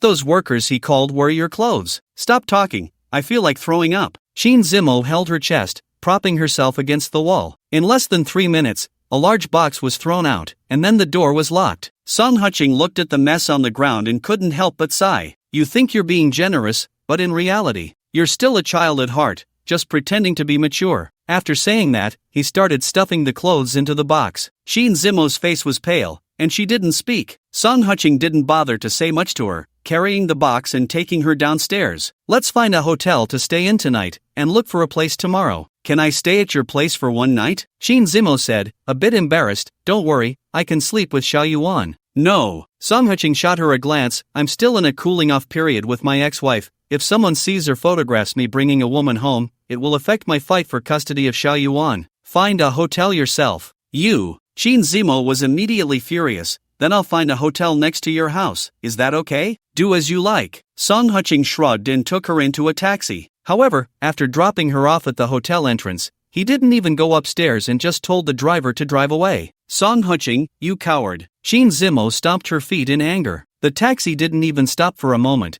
but instead sped away, disappearing from her sight. She looked up at the hotel in front of her, dumbfounded. This hotel was at least half an hour away from Anji Tinglan, maybe even more. After Song Qing got home and took a shower, he quickly fell asleep. After all, being busy from morning till night, even an Iron Man couldn't handle it, right? But the next day, he woke up at 10 o'clock, which was his habit. No matter how busy he was, he had to take a day off every week. After all, only on this day of rest could he feel like a person, not a machine. After taking a shower and changing into clean clothes, Song Qing went to the charging station to unplug his electric bike, then parked it in the motorcycle parking area, humming a little tune as he walked towards the parking lot. At that moment, a black Mercedes-Benz G-Class was quietly parked there. After getting in the car and carefully checking the paperwork to confirm everything was normal, he started the vehicle. And Jitinglan was not a particularly wealthy neighborhood, so a Mercedes G-Class was quite rare, attracting a lot of attention as he left the parking lot. Song Qing parked the car by the roadside and then walked into the breakfast shop at the entrance of the neighborhood. "Boss, a bowl of noodles, please." "Sure thing." The breakfast shop owner responded and joked, "Oh, why didn't you bring your new mom today?" Chuckle. Many people in the shop laughed. After all, everyone was a working person, and it was normal to sleep until 10 on a Sunday before coming for breakfast. "Don't talk nonsense, new mom. I can't even keep her old mom." Song Qing laughed and scolded, "Don't make that joke. I have no shame, but that girl still has her pride. Hey, the owner chuckled lightly and didn't continue the topic. Just as Song Huching was about to find a place to sit, he noticed a familiar figure glaring at him angrily. Song Huching, you liar.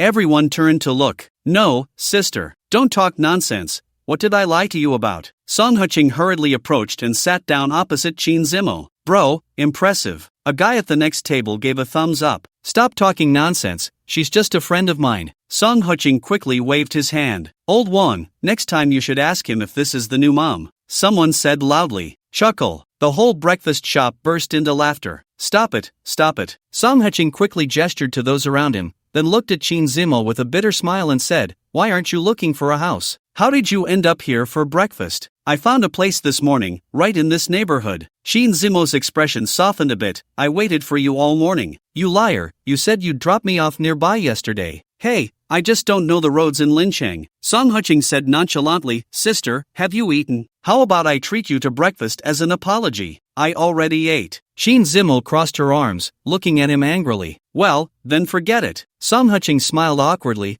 took the noodles handed to him by the owner, stirred them a bit, and started eating leisurely. Why are you dressed like this today? Not planning to run away? Qin Zimo asked curiously. I'm a person, and people need to rest, right? Song Huching joked, even cows and horses have their off days. Where are you planning to go later? Qin Zimo asked again. I'm going to the mall to buy a few outfits for my daughter. What's wrong? You have nowhere to go? Song Huching laughed. Not at all, I have plenty of friends. Qin Zimo said somewhat sheepishly. Then go hang out with your friends. After Song Huching pouted, he lowered his head to continue eating noodles. You! Qin Zimo glared at him fiercely, wishing he could flip the table. 10 minutes later, Song Huching contentedly wiped his mouth with a tissue and walked to the store entrance. Boss, what did that girl eat? I'll pay for it together. She already settled her own bill. Old Wang said cheerfully, but she was in my shop around 8, and specifically came to wait for you. Song Huching glanced at the fuming Qin Zimo, helplessly scanned the code to pay, and said loudly, Sister, I'm leaving first. You enjoy yourself. Qin Zimo snorted coldly and followed out with his bag. A group of onlookers also gathered at the door, but when they saw the black Benz, they were all dumbfounded. Wait, isn't this guy in the middle of a divorce? Exactly, it's all over the owner group. He's so rich, did his wife go crazy or something? Old Wang was also a bit stunned. Could it be that this guy wants to dump his wife? He used to take the bus to work, and now that he's divorced, he's driving a Benz. However, Song Huching was unaware of their thoughts and was about to get in the car when Qin Zimo grabbed him. Is this car yours? Even if I'm shameless, I wouldn't drive someone else's car, right? Song Huching shrugged. But, how come I've never seen you drive Xiaoyuan to school? Qin Zimo asked in surprise. My family is the richest in Huaxia, should I tell you that too? Song Huching rolled his eyes. Stop messing around, I have things to do, you go play with your friends. No way, you lied to me, you have to compensate me. After Qin Zimo dropped that line, he opened the passenger door and got in the car. Compensate? Song Huching's mouth twitched slightly, and he reluctantly got into the driver's seat. Qin Zimo looked at the car purchase documents and couldn't help but chuckle. Did you just buy this car yesterday? Little teacher Qin, this has nothing to do with you, right? Song Huching frowned. Just because I had a drink with you doesn't mean we're friends. You're really lacking in boundaries. You. Qin Zimo was instantly furious, his face turning red. How can you say we're not friends? And the documents are right here in the car. Why can't I look at them? What friends? Don't talk nonsense. Song Huching lit a cigarette. Is friendship such a cheap thing? You can at most consider me your daughter's kindergarten teacher. You're such a jerk. Qin Zimo angrily opened the car door. Ha! Song Huching was about to let out a long sigh, but the other party sat back down. Song Huching, are you trying to make me angry on purpose, wanting to shake me off? No way. Qin Zimo sneered. Anyway, I'm sticking to you today. What are you going to do about it? Fine, then I guess I'm out of luck. Song Huching laughed. Just in time, I need to buy clothes for my daughter. Let's test your business skills. My business skills? What do you mean? Qin Zimo asked in surprise. I mean your understanding of your student. What clothes does Xiaoyuan like to wear? What colors does she prefer? You wouldn't not know, right? Song Huching teased. If the clothes you suggest aren't to her liking, then I might question whether you're a good teacher. How could I not know what she likes? Qin Zimo said disdainfully. Drive to Lincheng Square. Okay,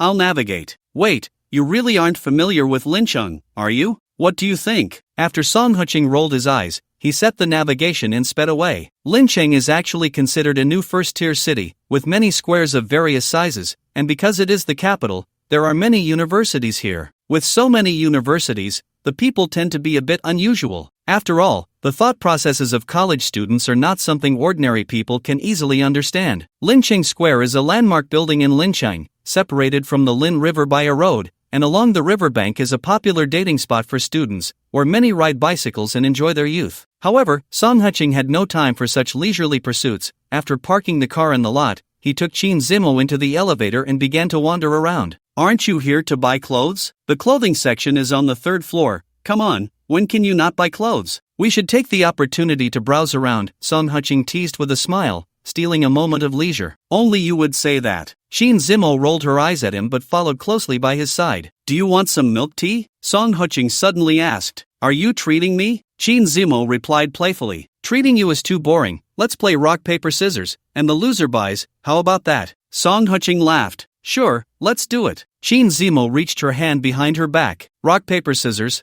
paper, oh, little garden. At the moment both of them reached out, Qin Zimo instinctively turned her head, and Song Huching immediately changed his gesture. Where's the little garden? Oh, I misread. Song Huching said casually, you're paper, I'm scissors, let's line up. You drink what I drink, less sugar. Qin Zimo frowned, about to say something, but then she saw their figures suddenly appear on the big screen nearby, along with the entire process of Song Huching cheating. Hey, buddy, you can film, but how can you be so unethical and put it on the big screen? Song Huching turned to the filming crew in the distance and smiled. Ha ha ha. The cameraman was quite a character, and he said loudly, how can a big man like you bully your girlfriend? I'm willing, go film someone else. After shouting, Song Huching put his hand on Qin Zimo's shoulder and said seriously, Teacher Qin, as a role model, you should accept the consequences of your bets, right? You. Qin Zimo punched him hard, then angrily walked towards the milk tea shop. Song Huching found a nearby bench to sit on, crossing his legs and watching the crowd around him. In his previous life, he was too busy. Even on Sundays, countless people sought him out, and even if his phone was off, someone would always know where he was. They would call it a coincidence, but in reality, they were discussing business. He rarely got to enjoy such a peaceful life. A stage was being set up not far away, and gradually, many people began to gather around it. Song Huching glanced over and lost interest. Linqing Square Amateur Singing Competition. An event organized by the mall, but the prizes were quite good. A larger than usual Hello Kitty plush toy, along with 5,000 yuan in cash. It wasn't that he thought the prizes were particularly rich, it was just that this thing was based on live voting, and as long as the audience's cheers met the requirements, they could win a prize. Since it's a promotion, they should do a live broadcast and create a buzz in various universities in advance. Song Huching muttered to himself halfway through, unable to help but chuckle. Damn it, the occupational hazard struck again. Here's your milk tea. Qin Zimo handed him a cup of milk tea. Thanks. After taking a sip, Song Huching praised, it tastes good. You have great taste, of course. Qin Zimo immediately perked up. I often come to this milk tea shop, although it can't compare to the one on the 2nd floor. This is the only flavor worth drinking. Not bad. Song Huching smiled and nodded, then teased, there's an event over there, wanna go sing a song? Don't you like Hello Kitty? Who told you I like Hello Kitty? Qin Zimo exclaimed in surprise. I accidentally saw it when your boyfriend threw your clothes out yesterday. Song Huching laughed. You. Qin Zimo's face instantly turned bright red. Hello Kitty clothes, those were all intimate. How could this guy be so bad? Didn't you say we are both friends? What's the big deal? Song Huching joked, that big Hello Kitty must be worth quite a bit. Why not give it a try? There's no registration fee anyway. You think I wouldn't dare? I'm a teacher. Qin Zimo raised an eyebrow slightly. I didn't say you wouldn't dare. Since you're out, let's have some fun, Song Huching said, holding a cup of milk tea in one hand and grabbing her hand with the other, making their way into the crowd. Qin Zimo's body stiffened instantly.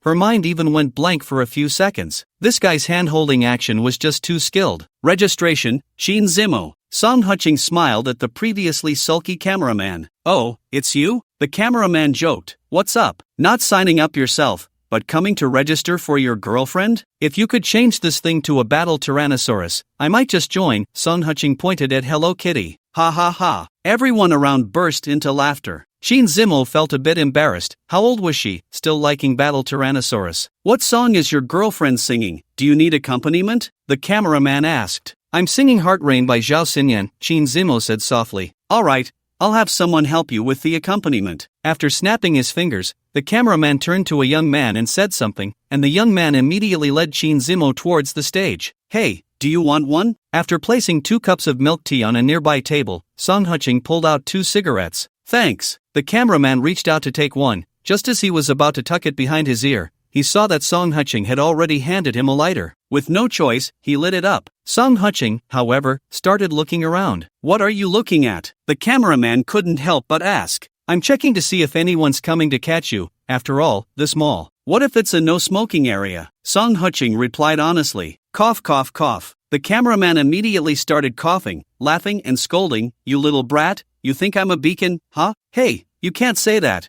You're still a staff member, right? They can at most tell you not to smoke. They won't fine you or kick you out, right? Song Qing laughed. You really are something. The cameraman rolled his eyes. The plaza in Lincheng doesn't ban smoking, so feel free to smoke. All right. Song Qing nodded with a smile, holding the cigarette and looking at the stage. Qin Zimo was wearing a black dress today, with a colorful headband, little leather shoes, and white socks, making her look both vintage and youthful. You guys are all college students, right? The cameraman tried to make conversation. Oh, how could you tell? Song Qing was surprised. Stop pretending, the cameraman scoffed. Your little girlfriend looks like a campus beauty. As for you, you look like an old hand. Seems like you've had your share of girls. Hey, how can you slander someone like that? Song Qing said unhappily. Am I not allowed to be a campus heartthrob? Ha! The cameraman couldn't help but laugh. I didn't say you look bad, just that you're an old hand. What's up? Did I hit the nail on the head? Go away, stop talking nonsense. Song Qing laughed and scolded, turning his gaze back to the stage. Qin Zimo's voice was in good condition, and she sang fairly well, but the cheers from the audience were not very loud. It wasn't that people didn't like her, it was just that many boys were staring at her motionless, as if they wanted to devour her. This caused dissatisfaction among the female audience, so they shouted, as if their throats had been squeezed, unable to make a sound. All right, that's enough. The cameraman said gleefully, on this kind of stage, girls have it tough. Especially the particularly beautiful ones. Just having some fun. Song Qing shrugged, quite indifferent. That's true. After seeing Qin Zimo bow and walk down, the cameraman's eyes lit up. Hey, beautiful, did your boyfriend coax you into singing up there? Why don't you let him sing a song? What if he wins a toy? Feeling a bit down, Qin Zimo's eyes suddenly brightened, grabbing Song Qing's arm. Right, you should go up and sing a song. Help me win a Hello Kitty. Stop messing around, I can't sing. Song Qing quickly waved his hands. Song Qing, Qin Zimo said, puffing up her cheeks. What's the matter? You write songs for others because you feel sorry for them, but when I ask you to sing a song for me, it's like I'm asking for your life? Didn't you say we were friends? Fr. Friends? The cameraman's mouth twitched. This guy was playing even more flamboyantly than he had imagined. We're not friends anymore. Song Qing pretended to walk away, but suddenly felt a fragrant breeze pass by, his back slightly sinking as someone wrapped their arms around his neck. Song Qing, either go up and sing a song, or carry me shopping. Qin Zimo said sweetly. Damn, girl, you can't do this. Song Qing hurriedly said, what does this look like in public? Hurry up and get down. If I say I won't get down, then I won't. Qin Zimo said, holding onto his neck. Come on, go up and sing a song for me. Just sing that one from yesterday. Stop messing around. Song Qing reached out to grab her, but unexpectedly touched something soft. Hiss. The cameraman suddenly felt a toothache. Ah. Qin Zimo seemed to be electrocuted, covering her chest with both hands, her ears turning red. No, dude. You can smoke here, but don't be a pervert. The cameraman reminded. Stop messing around. Song Qing said helplessly, I don't have eyes on my back. How would I know? Song Qing, you go up and sing. Qin Zimo was determined, reaching out to wrap her arms around his. Damn, you guys are too showy. The cameraman couldn't help but complain, turning his head to the side. Sing, sing, sing, can you let go of me first? Song Qing said with some resignation, then looked at the cameraman. Do you have a guitar? Can I borrow a guitar? Don't even mention guitars. I can conjure up a piano and drums for you. The cameraman chuckled and waved to a young man not far away. The young man immediately ran over with a guitar and handed it to Song Qing. Wait,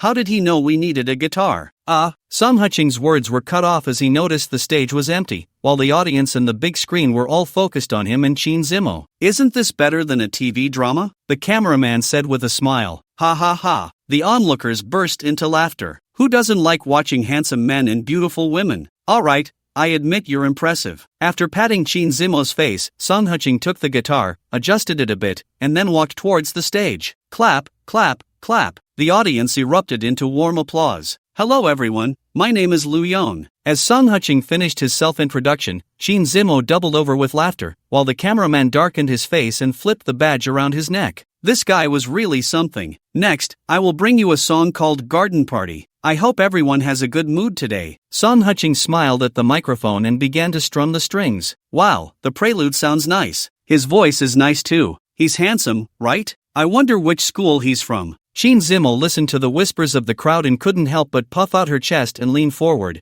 casually grabbing the 2 cups of milk tea from the registration table. The cameraman was also very perceptive, pointing the camera at her. On the big screen behind Song Qing, Qin Zimo's figure immediately appeared. The two of them in the same frame made many male spectators sigh. Amber-colored dusk is like sugar in a beautiful distance. Your face is not made up, yet I fell madly in love. Longing and shadows are stretched together in the evening. Ah, the screams echoed throughout the square. Wait, is he for real? The cameraman looked at Qin Zimo. Which university are you from? This song is written by him, right? I won't tell you. Qin Zimo raised her eyebrows slightly, looking gently at the stage. I'm under the blazing sun. I just want to hold an umbrella for you. You lean on my shoulder. When Song Qing sang the chorus, the mall's hall was already packed with people inside and out. The screams rose and fell, while the big screen behind him was always focused on Qin Zimo. When the last note fell, the young man was already waiting at the stage with a huge doll and 5,000 yuan in cash. Thank you, everyone, my name is Lu Yon. After Song Qing took a deep bow to the audience, he walked down the stage with his guitar. Before anyone could shout one more song, he quickly took the milk tea from Qin Zimo's hand, stuffed the doll into her arms, and ran away holding her hand. Damn! The cameraman cursed. Shit, I was just focused on filming that guy's girl. In the underground parking lot, after stuffing the doll into the back seat, Song Qing complained,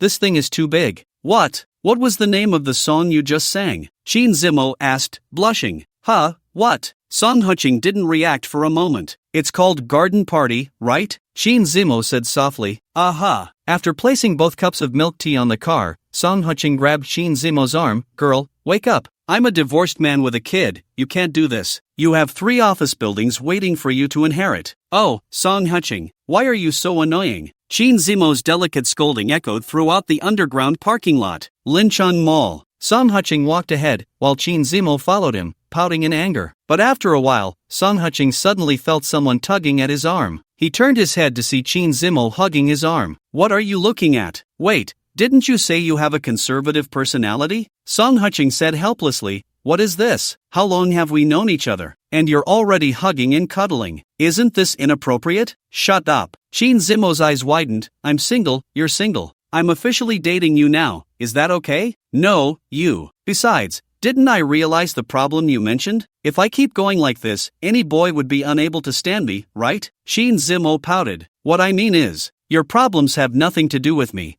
but I don't want to date you. Song Qing said seriously, I just got out of a cage, and you want to pull me back? Dream on. You. Qin Zimo was so angry she trembled all over, then opened her arms to hug his neck and buried her head down. Wow, why are you still biting people? Song Qing shouted in pain, then took 2 steps back, covering his neck. If you dare to talk nonsense again, I won't just bite you here, Qin Zimo said with a stern face.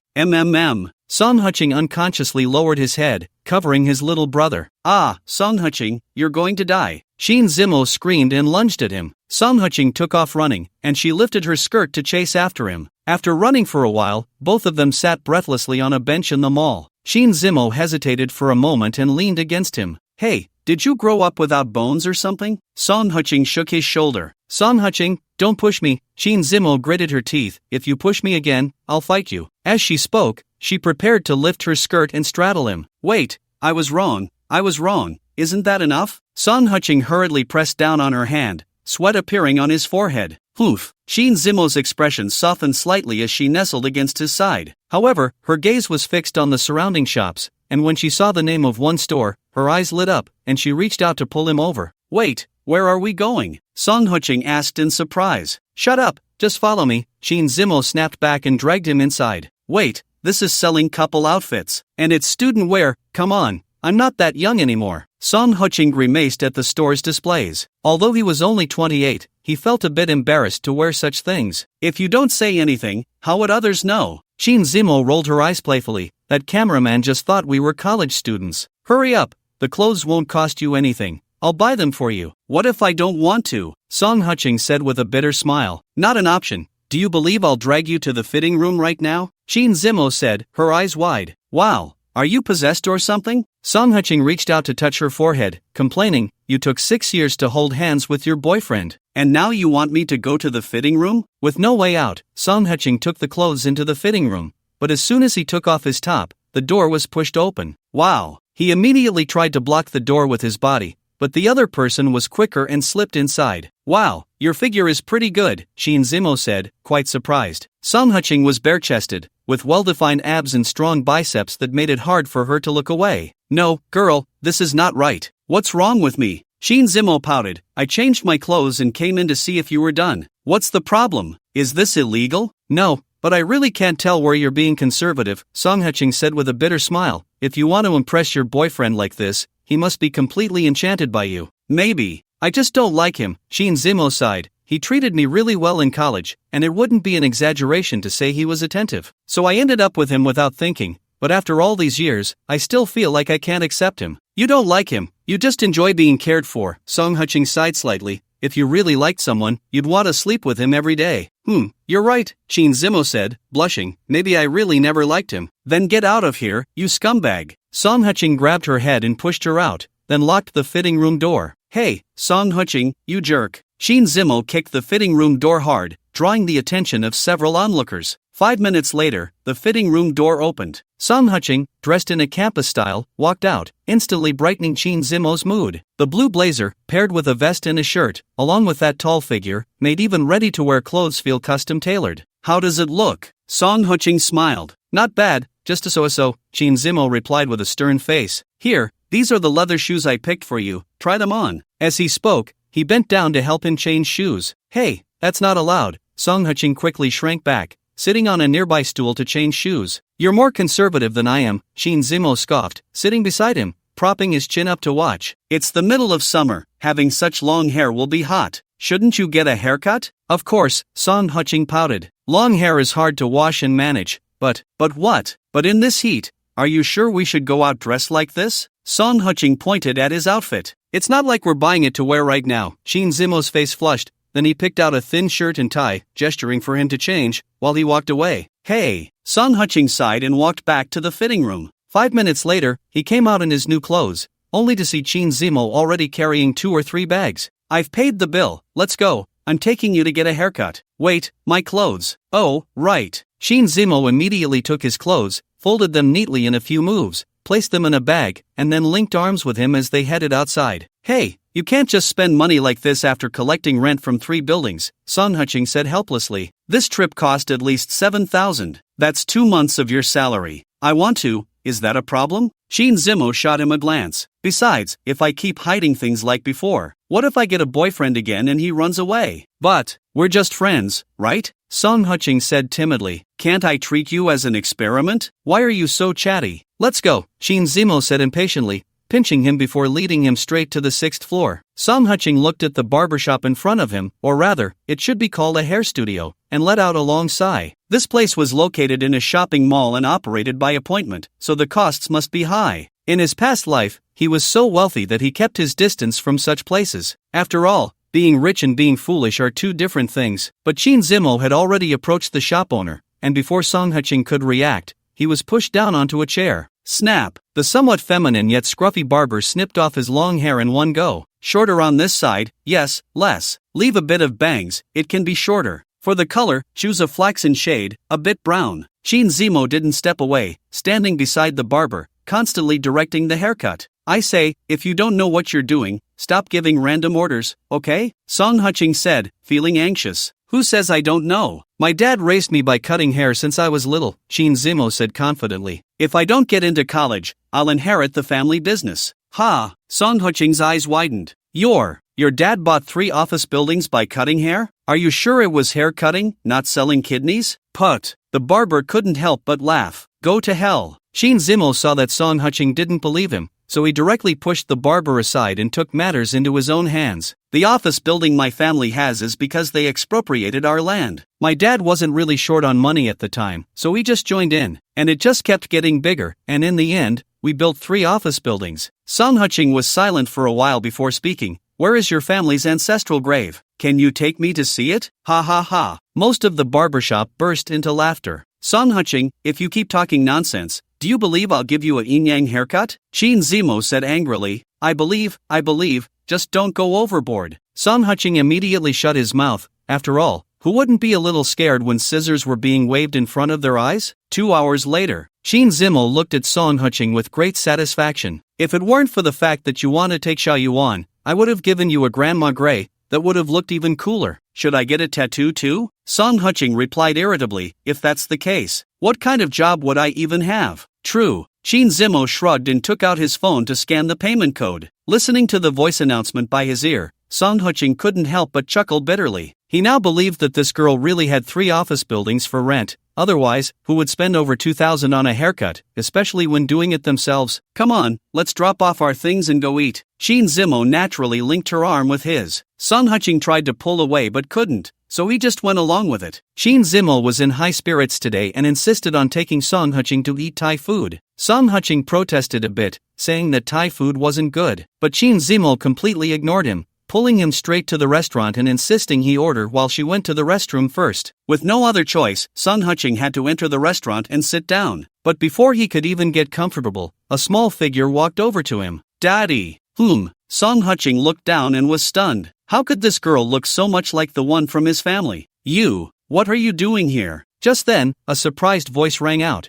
making him turn his head. Wow, what a coincidence. Song Qing helplessly looked at Su Qing, Wan Xingyao, and Wan Xingyao's little follower. Those who came along just came along. What's so coincidental about it? Xin Shu said with a pout. Mr. Xin, are you trying to become famous? Song Qing said with a smile. Xin Shu's expression immediately changed. Song Qing, what are you doing here? Wan Xingyao frowned. I'm here to watch you eat. What else could I be doing? Song Qing hugged Song Xiaoyuan and sat her down beside him. Watch me eat? Ruan Xingyao's face flushed, and she said softly, this is a public place, not somewhere to talk about those things. No, do you have a problem with your brain? Song Qing said helplessly, you don't really think I can't bear to divorce you, so I came to follow you, do you? Sister, to be honest, I can't wait to get divorced from you right now. It would be better for everyone. Song Qing, how can you talk like that? Su Qing frowned, even though you and Wan are divorced. You still have Xiao Yuan. It shouldn't be this ugly, right? So what do you want me to say? Song Qing said helplessly, I came to eat,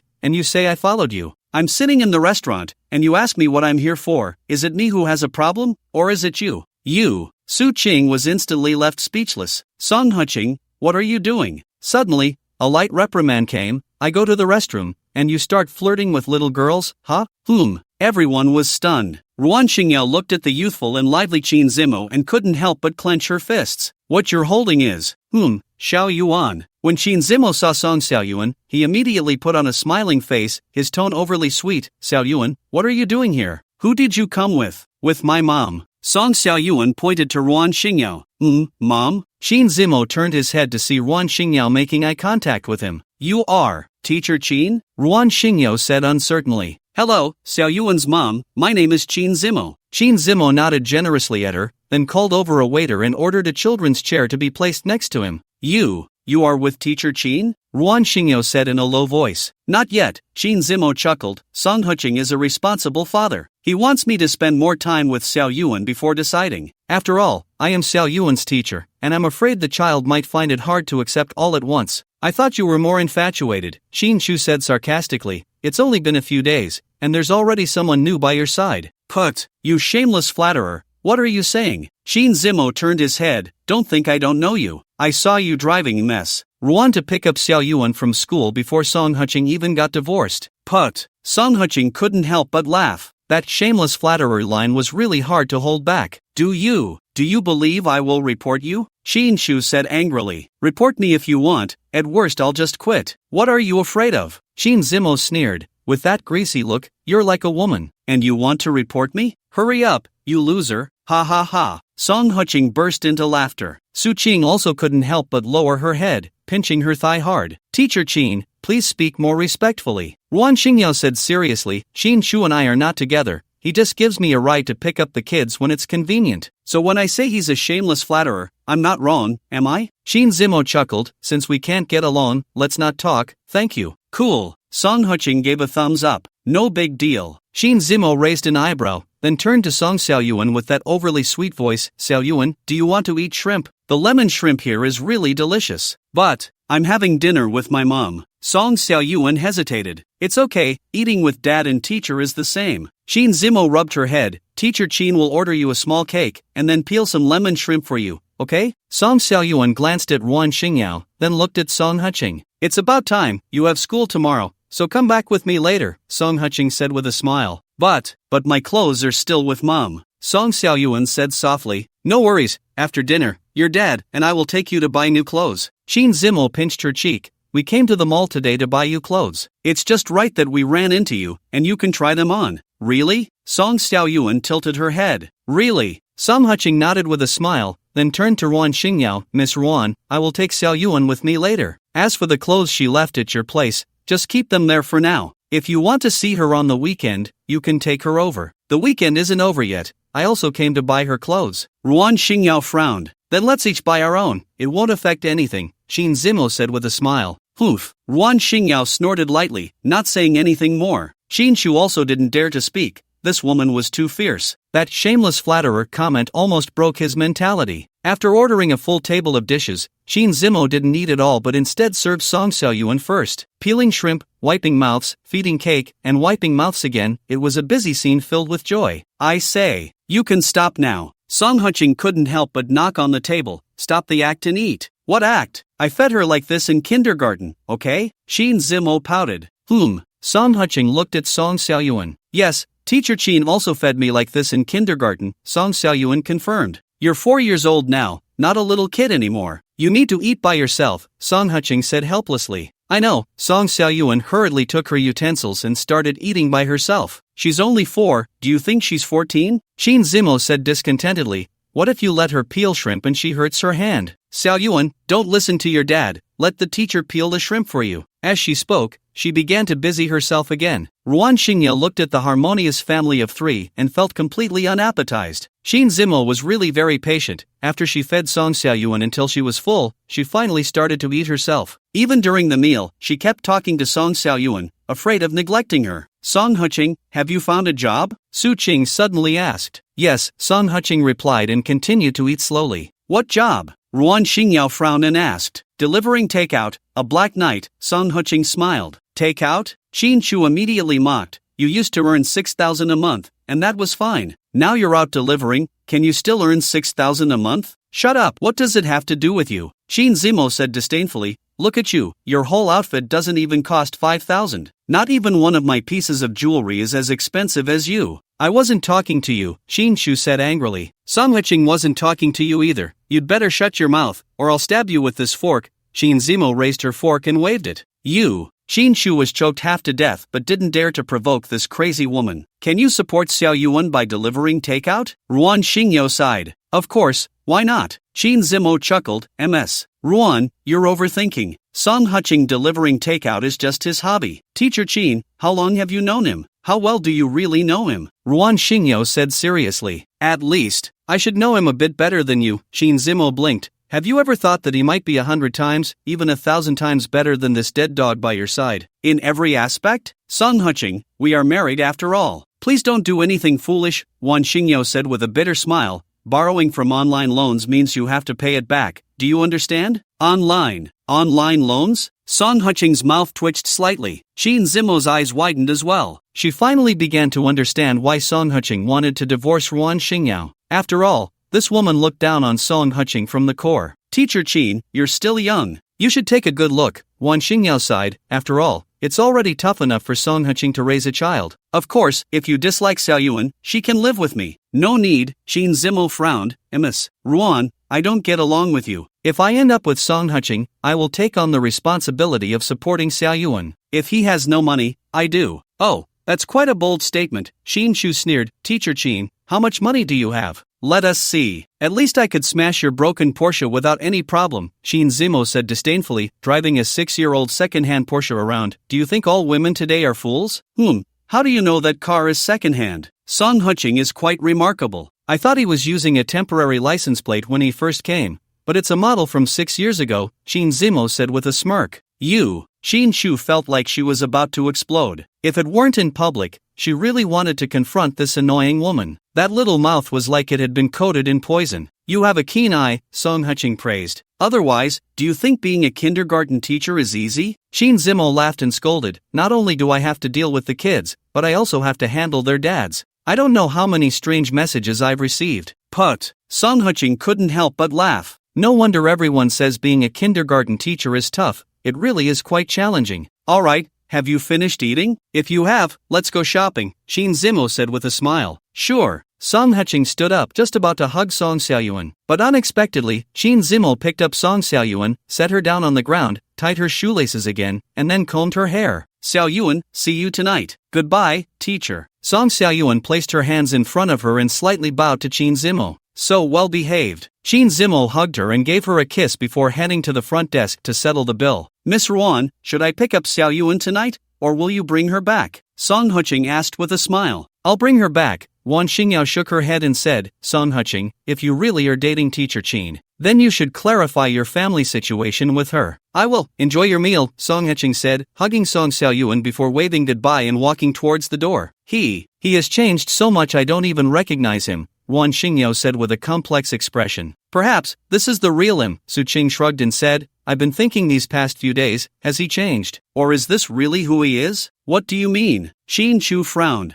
Back then, he gave up a prestigious university for you and went to the same school as you. Then you found he gradually became mediocre, Su Qing sighed. I'm not saying it's all about education, but I think, how could someone who could get into Beijing University be mediocre? You. Ruan Xingyao's pupils constricted sharply. Are you saying I made him mediocre? Not exactly, Su Qing said with a wry smile. I think he just wanted to see if you truly loved him. What do you mean? This guy took 6 years to test Ruan? Xin Chu exclaimed. He's much smarter than you think, Su Qing said nonsensically, using 6 years to test Ruan. I think that's quite normal. Perhaps, he's not as mediocre as you imagine? Impossible, he's always been like this. Ruan Xingyao gritted her teeth. Since university, all he did was play games or hang out with friends. He never thought about making money. Even after graduation, he had no ambition, and you know that. Maybe, Su Qing was too lazy to argue with her, just pointing at the beaming Qin Zimo. The dress she's wearing is Chanel, over 40,000. The bracelet on her hand is about 20,000, and the perfume is Guerlain, over 600,000 a bottle. Now do you think she's smarter, or are you smarter? Ruan Xingyao fell silent immediately. Xin Chu was also taken aback. Although he was wealthy, he wasn't rich to that extent. Over 600,000,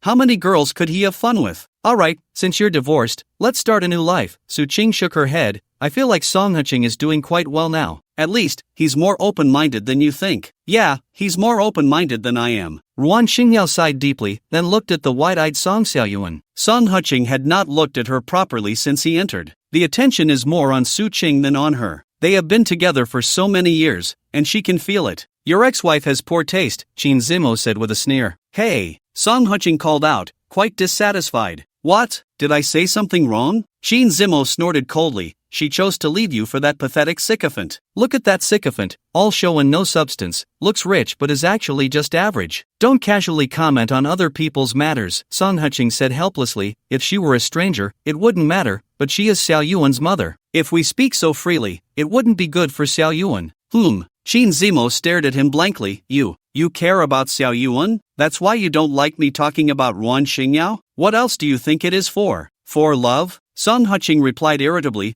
Arguing with you over someone I don't love, do you think I have nothing better to do? Hey, true. Qin Zimo, for some reason, felt happy again and reached out to link her arm with his as they entered a brand children's clothing store. This time, Song Huching didn't say anything further, just followed behind her, picking out clothes. This dress is pretty. Hey, this little suspender set is nice too. Hairpin, waiter, get me that crystal hairpin. Qin Zimo didn't know if it was her maternal instincts being triggered or if the clothes were free, but she was frantically picking out clothes, surrounded by 3 waiters helping her with the items. Seeing this, Song Huching was too lazy to follow her and instead sat on the sofa flipping through a magazine. What a coincidence, running into you twice in one day. A fragrant breeze passed by, and Su Qing sat down opposite him.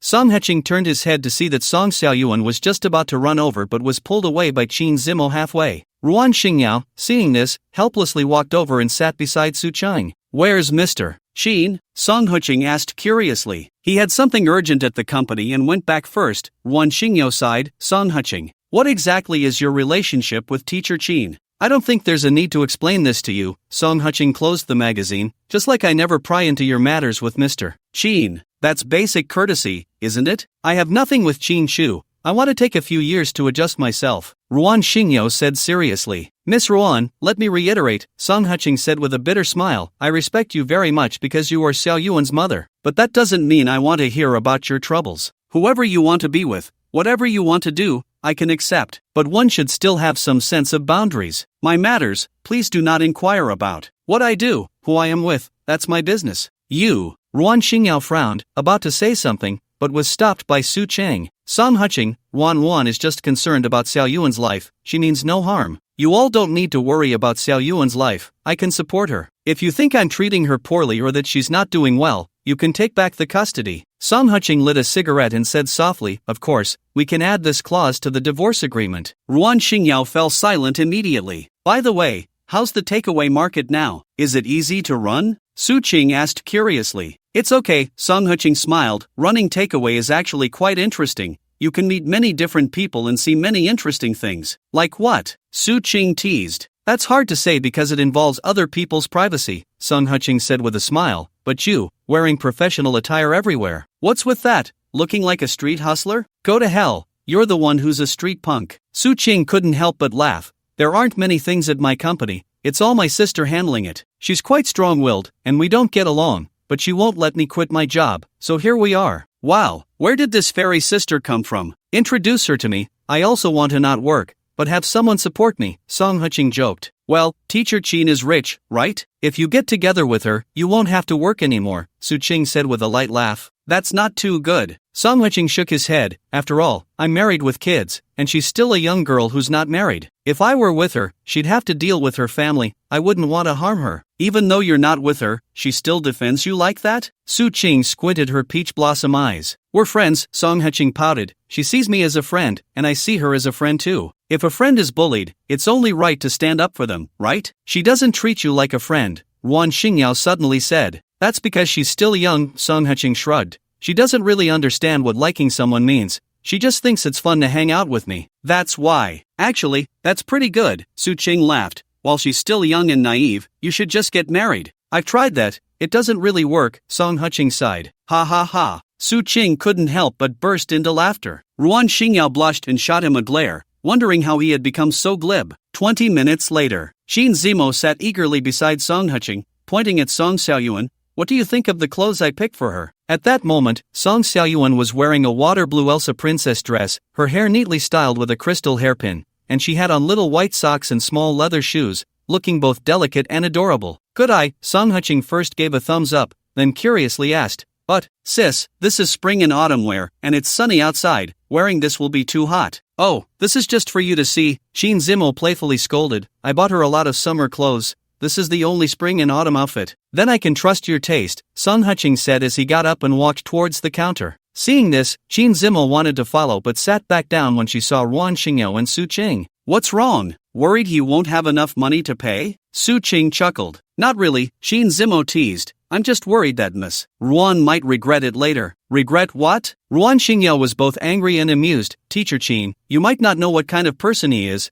but I've lived with him for 6 years. I know very well. You're being too absolute with that statement. Xin Zimo shook his head. Living together for 6 years doesn't mean you know what kind of person he is, as long as he doesn't want you to know. What? What do you mean? Ruan Xingyao was taken aback. Scan successful. Fei Sun received 74,800 yuan. 70,000? Not only Ruan Xingyao, but even Su Qing was shocked. Wait, sis, what did you buy that cost so much? Song Qing walked over. That crystal hairpin is the real deal, over 30,000 yuan, Xin Zimo laughed. The real deal? Song Qing leaned in front of Song Xiaoyuan, examining it closely for a while. Wait, what brand is this? A little bit of broken diamond sold for so much? Hermes, Xin Zimo pointed at the store's logo. Didn't you see it when you came in? Hermes Children's Clothing Series. Alright then, Song Qing helplessly said, but isn't it too ostentatious to take this thing out? What if someone breaks it at school? Isn't that harming others? Get lost. How could this thing be taken to school? Xin Zimo laughed and scolded. Just keep it at home usually, and when the holidays come, we can take Xiaoyuan out to play. Then put this hairpin on. All right. After a chuckle, Song Qing turned to the shop assistant and said, my car is full of stuff.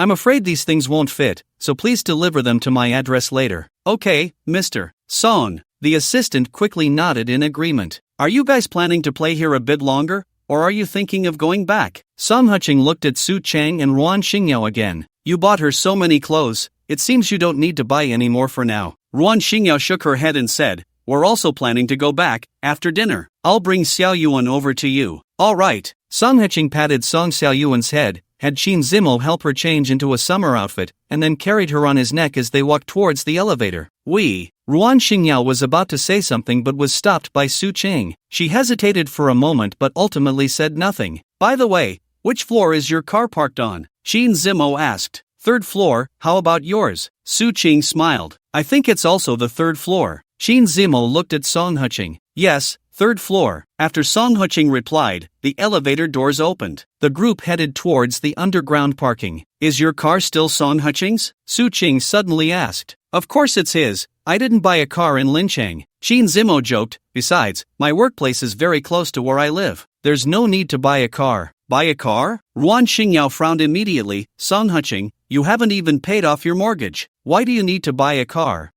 Song Huching stopped, looking at her with a somewhat helpless expression. Ruan. Su Qing pulled her back, somewhat displeased. You're already divorced from him. He can do whatever he wants, you don't need to meddle. He is Xiao Yuan's father. If he takes out a loan to buy a car, what if there are issues with his credit in the future? It will affect Xiao Yuan. Ruan Xingyao said seriously. Ms. Ruan, you are too self-righteous. Qin Zimo sighed. Do you really think Song Huching is not good enough for you?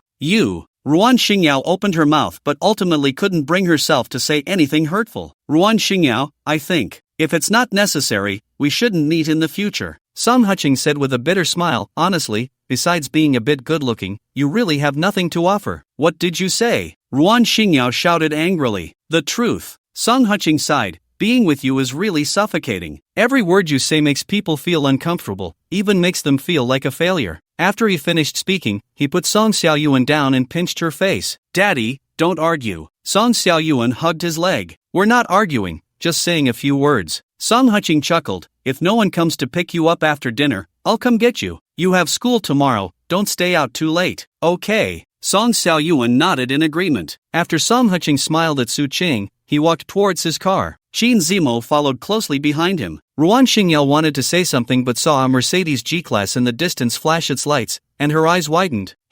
This car costs over 2 million. Even if it's on loan, the down payment would be several $100,000. Su Qing shook her head and smiled wryly. Ruan, maybe Qin Zimo is right. You really don't understand Song Huching. Impossible, he clearly comes home every day and doesn't go out, and his performance at work is average. How could he afford such a car? Ruan Xingyao said angrily, some people earn money through work, while others do not. Su Qing sighed. Song Huching is actually a very smart person. When you wanted a divorce back then, I thought he couldn't bear to part with you, but in fact, he was convincing himself to give you up. Look at how he dresses now, and listen to how he speaks, humorous, generous, and confident. In front of you, he is just hiding himself. He has been lying to me? Ruan Xingyao said furiously. Does he know how much I've sacrificed for this family? How much have you sacrificed? Su Qing said helplessly. It seems like he has always been the one earning money to support the family, right? When you were struggling, it was also his parents who supported you, wasn't it?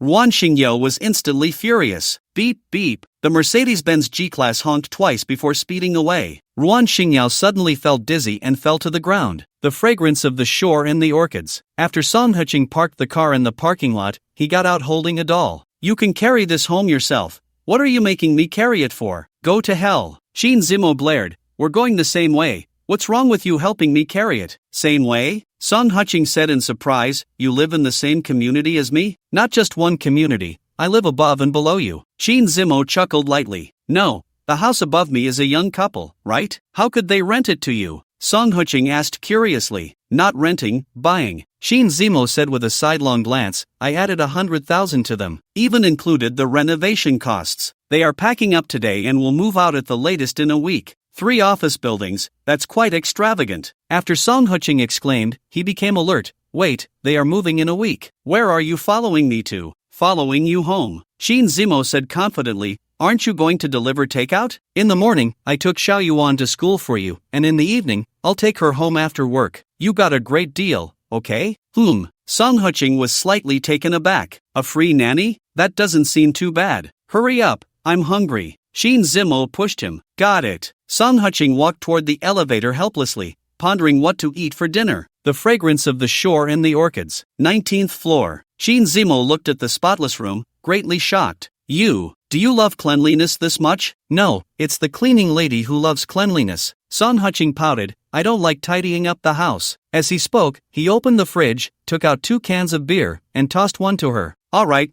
I should have thought of that. Shin Zimo helplessly pulled the tab on the beer can and took a sip. What do you want to eat tonight? Song Huching asked, leaning on the sofa. You're going to cook for me? Shin Zimo said joyfully. No, it's for you to cook. Song Huching shook his phone. After all, we are in the same line of work. It's the weekend. Let's support each other's business. Crazy. Who eats takeout like a serious person? Shin Zimo rolled her eyes at him. What do you have in the fridge? I'll cook. She didn't wait for Song Huching to respond and directly opened the fridge. What's in there? Song Huching asked curiously. Just your big head. Shin Zimo said irritably. Your fridge is full of beer. Not even a can of cola. What now? Are we just going to drink beer tonight? What are you saying? Can't we just order takeout? Song Huching said unhappily. Go to hell. Come on. Let's go to the supermarket. Shin Zimo reached out and pulled him up. No, we can order takeout, eat a fancy hotel meal. Is your money falling from the sky? Hurry up, stop talking nonsense. Shin Zimo pushed him out without further ado. Fortunately, it was a password lock, otherwise, he wouldn't have had time to grab the key. Over an hour later, the two sat on the ground, setting up a small wooden table. At that moment, a steaming hot pot was on the table, surrounded by various side dishes. Sister, after all this fuss, we might as well have ordered takeout, Song Huching said helplessly. What do you know? This is life, okay? Shin Zimo said, picking up a piece of fatty beef and placing it in his bowl after it was cooked. Did you and your boyfriend used to do this too? Song Huching asked curiously. Get lost, how could that be? Shin Zimo scoffed. I get off work at 4, and he doesn't get home until after 7. Am I supposed to wait for him to eat and starve to death? Then did you cook for yourself? Song Huching asked again. Are you crazy? I ordered takeout, Shin Zimo said confidently. Ordering takeout means no dishes to wash, convenient and quick. Aha. Song Huching fell silent. Shin Zimo looked at his strange expression and couldn't help but get angry. Are you an idiot? I don't like him. Why would I cook for him? You're a bad girl, Song Huching said disdainfully. Oh, you think you're any better? Shin Zimo mocked. You clearly have so much money, yet you lied to Ruan Xingyao saying you're broke. What's up with that? Aren't you a scumbag? Song Huching was instantly at a loss for words. It seemed difficult to explain this matter. Let's drink to our big brother, not to our second brother. Let's go. Shin Zimo raised her beer. Damn, I suddenly feel like I'm colluding with you, Song Huching said with a bitter face as they clinked glasses. Maybe we just think we like someone else? Shin Zimo sighed. This is the first time I've heard someone talk about being a scumbag so refreshingly, Song Huching said in amazement. Get lost. Shin Zimo couldn't help but laugh. Halfway through the hot pot, the doorbell rang. Shin Zimo immediately ran barefoot to open the door. Xiao Yuan. Why are you here too? Ruan Xingyao's eyes widened. Oh, MS. Ruan, Shin Zimo's enthusiasm diminished a bit. Anyway, there's nothing to do on the weekend, just having hot pot with friends. Hot pot? Su Qing peeked inside, and upon seeing the two sitting on the ground, couldn't help but laugh. You two are really romantic. We're short a few chairs at home, don't know where they went, so we had to sit on the ground to eat. Shin Zimo shrugged. Do you want to come in? Won't it disturb you? Su Qing hesitated. Hey, what's disturbing about it? Shin Zimo laughed, then took 2 pairs of slippers from the shoe rack for them and pulled Song Xiaoyuan over, helping her put on the shoes. Ruan Xingyao sat on the sofa, looking at him curiously. When did you buy that car? Why haven't I heard you mention it? Oh, my parents paid for it, Song Huching said without a hint of embarrassment. They didn't know I got divorced, so they were worried I would be sad. That's why they helped me with the down payment. Not a single word of truth from you, Ruan Xingyao glared. I just video called Xiao Yuan's grandparents this afternoon. They still don't know about us. Oh, really? Song Huching shrugged. Then I borrowed money to buy it. Look, do you see that little rich girl? Her family owns several office buildings. Put. Shin Zimo couldn't help but laugh. Song Huching, do you have any truth to tell me? Ruan Xingyao said with a bitter smile. I'm not trying to take your property. If you're not taking my property, why do you care where it came from? Song Huching replied irritably. You interrogate me every day. Are you not tired? What I have has nothing to do with you.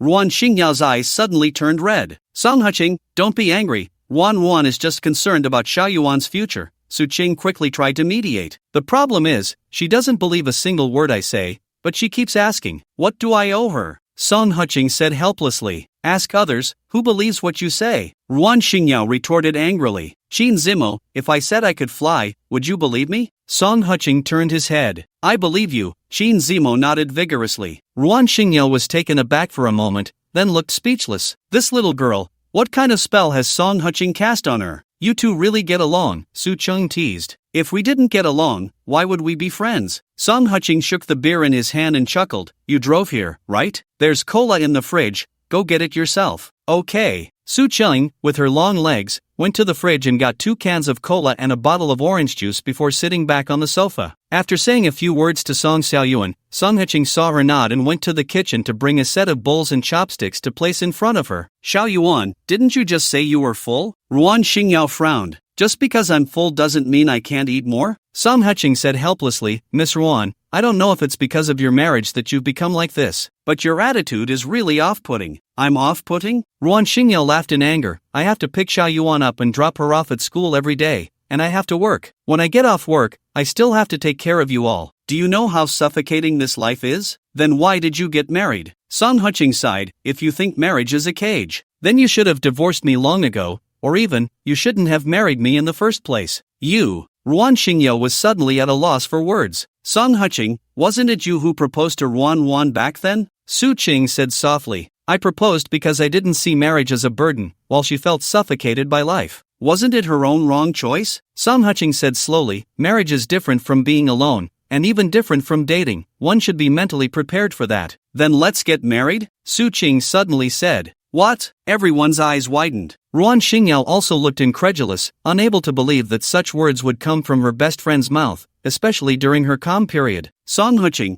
didn't you want a stable life? We can get married. I don't mind dealing with the mundane, and I will learn how to be a good mother. Su Qing forced herself to stay calm. Swish! Ruan Xingyao, Qin Zimo, and Song Xiaoyuan, who was chewing on a piece of meat, all looked at Song Huqing. Miss Su, I've been fooled once. Do you think I would fall for it a second time? Song Huqing scoffed. Besides, you and I have no emotional foundation at all. With your conditions, the men in Linchang are at your disposal. To help a friend out, you wouldn't really come up with such a method, would you? Put. Su Qing couldn't help but laugh. I see you speak so grandly, as if you are the victim of marriage. It seems you don't think much of this marriage either. Well, I just slapped Miss Ruan on the left cheek, and you just gave her the right cheek. After all, you were still best friends, Song Huqing said with a smile. You. Su Qing was instantly furious and hurriedly explained, what I mean is, marriage isn't just one person's problem. You and Ruan have big issues. Well, what problems does he have? Qin Zimo asked curiously. He clearly doesn't have to worry about money, so why does he put such a heavy financial burden on Ruan? Su Qing sighed. Look at what you're saying. Is he lacking in food from Miss Ruan,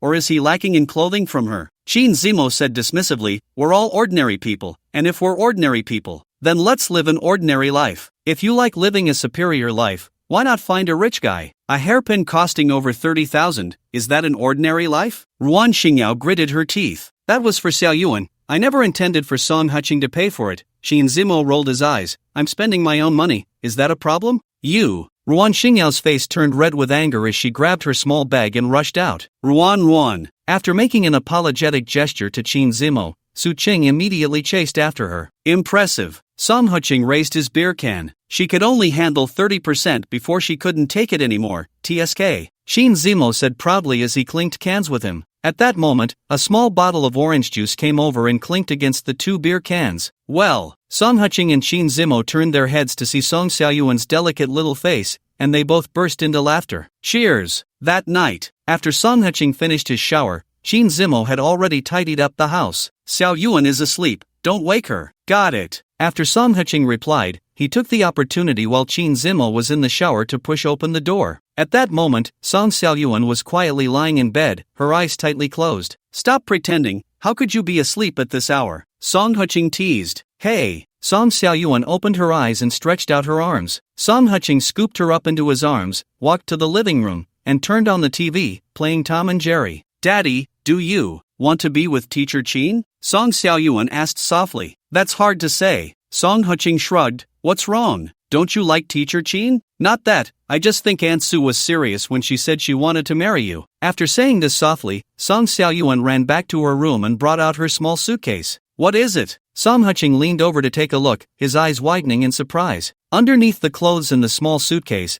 there were neatly stacked 10 bundles of brand new red bills. This is what Aunt Su put in my suitcase. She said it's a loan to you and told me not to tell Mom. Song Xiaoyuan whispered. Hey, what do you think? What is her relationship with me? Song Huqing asked curiously. I don't seem to have any impression of her. You ask me? Song Xiaoyuan pointed at herself. I'm just a 4-year-old kid. How would I know about your adult matters? Well, you're right. Song Huqing stroked his chin and said, why do I feel? I've only met her a few times. By the way, she and your mom were high school classmates, right? Yes, it seems they were high school classmates. Song Xiaoyuan gave a definite answer this time, and Aunt Susu said that when she was in college, she also came to play with you guys. Really? Song Huqing tilted his head and thought for a moment, unable to figure it out. Dad, what about the money? Song Xiaoyuan glanced at the bathroom, looking somewhat nervous. Put. Song Huqing couldn't help but laugh, reaching out to tap her on the head. You're so clever. You want Aunt Susu's money and also want Teacher Qing, right? Can I have both? Song Xiaoyuan hugged his neck and said, Teacher Qing can play with me, and Aunt Susu will take me out to buy delicious food. What about your mom? Song Huqing joked. Someone has to keep an eye on me, right? Otherwise, I'd be too unruly. Song Xiaoyuan sighed. Ha ha ha. Song Huqing immediately laughed so hard he bent over. This girl is so much fun. When Qin Zimo came out, he saw Song Huqing holding Song Xiaoyuan while watching TV and couldn't help but laugh. You little Yuan, were you pretending to be asleep just now? No, I really fell asleep, but my dad came over and woke me up. Song Xiaoyuan shifted the blame. Hey, what's wrong with you? The child was asleep, and you still woke her up to watch TV? Qin Zimo glared. I was just playing with her. Song Huqing pouted. She spends all day eating and sleeping, and she's not even close to me anymore. I have to work during the day, so this is the only time I can play with her. Poof. Qin Zimo snorted lightly and turned to go into the bathroom to blow-dry her hair. Hey! Song Xiaoyuan stuck her tongue out at Song Huqing, but he pinched her face and rubbed it several times. However, when Qin Zimo came out after drying her hair, she found that only Song Huqing was left in the living room.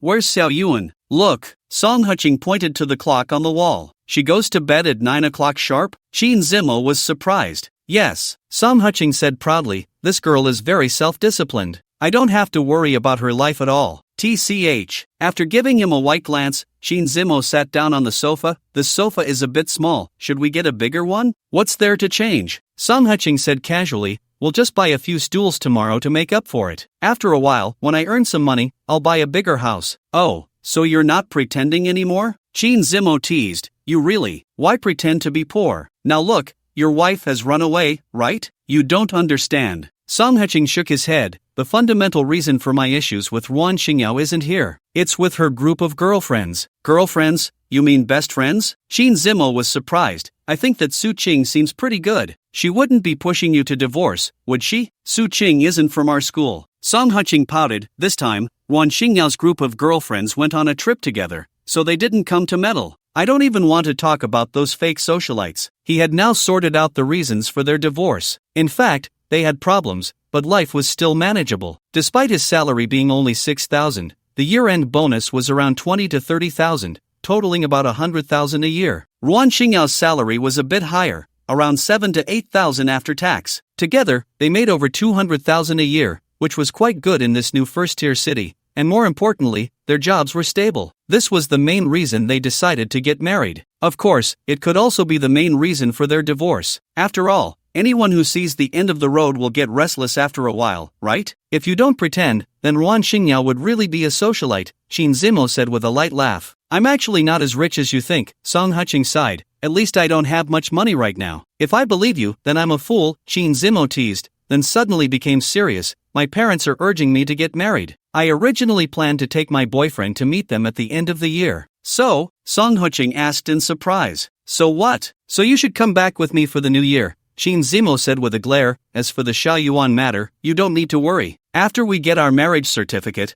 I'll handle it myself. But there's only half a year until the new year. Isn't that a bit hasty? Song Huqing exclaimed. I think the longer two people are together, the less likely they are to get married, Qin Zimo said seriously. Rather than that, it's better to get married first and then figure things out. We've only known each other for 2 days, right? Song Heching said cautiously, isn't it a bit too early to talk about this now? I know you don't want to get married for now, so I've thought it through. Shin Zimo said with a light laugh, when the time comes, we'll just say we got our certificate, then take a couple of wedding photos to appease my parents. Anyway, I don't plan to live in Yangcheng, living in Lingcheng is just fine. Aren't you being a bit presumptuous? Song Heching said with a bitter smile, you're an only child and have a family business to inherit. How could your parents let you settle down outside? I can handle this, Shin Zimo said seriously. Song Heching, do you believe in love at first sight? Whatever, anyway, there will be cleaners coming on Mondays, Wednesdays, and Fridays, Song Heching shrugged. Annoying. After Qin Zimo playfully hit him, she glanced at Song Xiaoyuan's room and then wrapped her arms around his neck. I'm serious, do you believe in love at first sight? I don't believe it, Song Heching said dismissively, the son of the barbecue stall owner downstairs, Xiao Xia. He's not married either. Would you fall in love with him at first sight? Put. Qin Zimo couldn't help but laugh. Get lost, he's almost 30 and still dreaming of being a star. That's one thing, but with his long hair, neither masculine nor feminine, I find him annoying. TCH, I'm almost 30 and still thinking about delivering takeout.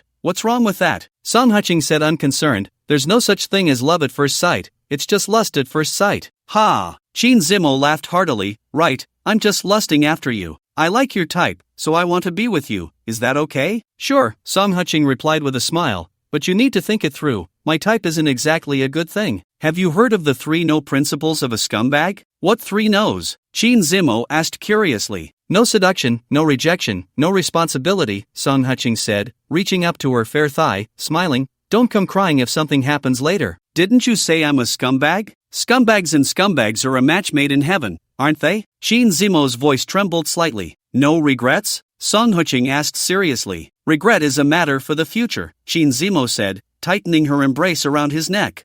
Strawberry flavor. A thought flashed through Song Heching's mind. The next day, early morning, when Song Heching opened his eyes, the sky outside had already turned a shade of fish belly white. He felt someone staring at him, and when he turned his head, he met a pair of somewhat shining eyes. Good morning. Good morning. Qin Zimo shyly pulled the blanket. Oh, you look like 2 different people with the lights on and off? Song Heching teased. Annoying. Qin Zimo pouted and then reached out to hug him. What's up? Want to do some morning exercises? Song Heching joked. What morning exercises? Song Heching, I haven't even brushed my teeth yet. Qin Zimo lowered her voice, as if afraid that Song Xiaoyuan next door would hear. Not knowing how much time had passed, Qin Zimo shot Song Heching a glance before putting on one of his shirts and walking out, but before leaving, she sneakily peeked outside a few times. Song Heching couldn't help but chuckle at the sight. Was she acting like a thief? Last week's reward settlement. Host income, 142 yuan, reward, 1,420 yuan. Song Heching listened to the settlement information in his mind, his face filled with astonishment. He originally thought that the so-called tenfold price reward was just a bluff, but he didn't expect it to be settled weekly. Although over 1,000 yuan wasn't a lot, if he could earn a few hundred yuan in a month, it actually wasn't too little. But, with 5,000 orders, he hadn't even completed a fraction, and he didn't know when it would end. Knock, knock, knock. Daddy! Song Xiaoyuan called from outside the door. Song Heching looked at the blush on the bedsheet, hurriedly covered it with the quilt, and then called out, come in. Squeak! The door was pushed open. Song Xiaoyuan glanced outside and whispered, Daddy, why did Teacher Qin sleep on the sofa yesterday? Well, where else would she sleep? Should she sleep with me? Song Heching joked. She can sleep with me. Song Xiaoyuan said matter-of-factly, my bed is so big, it can fit 2 people. Your Teacher Qin is a person with a strong sense of boundaries. How could she sleep with you without your permission? Song Heching said seriously, but you can invite her to sleep with you today. Okay,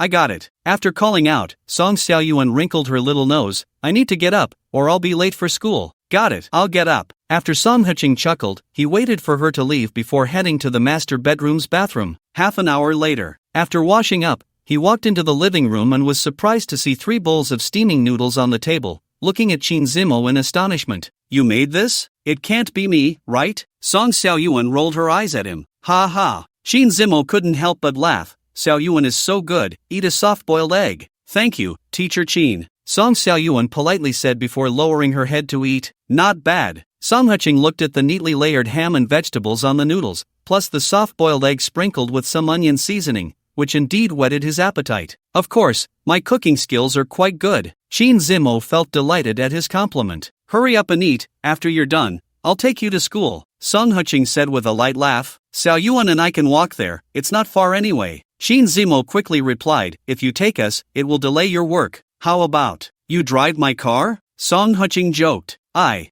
drive your car? Qin Zimo was taken aback at first, then grinned, that might not be good. What if I attract attention driving your car, and people start talking? True, then forget it. Song Huqing shook his head. You. Qin Zimo was suddenly furious, glaring at him fiercely. Why was this guy not following the usual script? Song Xiaoyuan glanced at her, then at Song Huqing, and wisely chose to lower her head to eat noodles. After Qin Zimo gritted her teeth and finished her noodles, she reached out to wipe Song Xiaoyuan's mouth. Just as she was about to leave, she noticed a car key lying on the table. You keep this key, I have a spare, Song Huqing said casually. Poof. Qin Zimo arrogantly tilted her head, ignoring him. Don't want to? Then. Before Song Huqing could finish his sentence, Qin Zimo quickly snatched the keys and ran out the door with Song Xiaoyuan in her arms. After I finish work later, I'll take Xiaoyuan to buy some car decorations. You just come back after your shift. Got it. After Song Huqing replied, the corridor fell silent. He leisurely finished his breakfast before slowly making his way to the electric bike parking shed. Just as he pushed his electric bike out,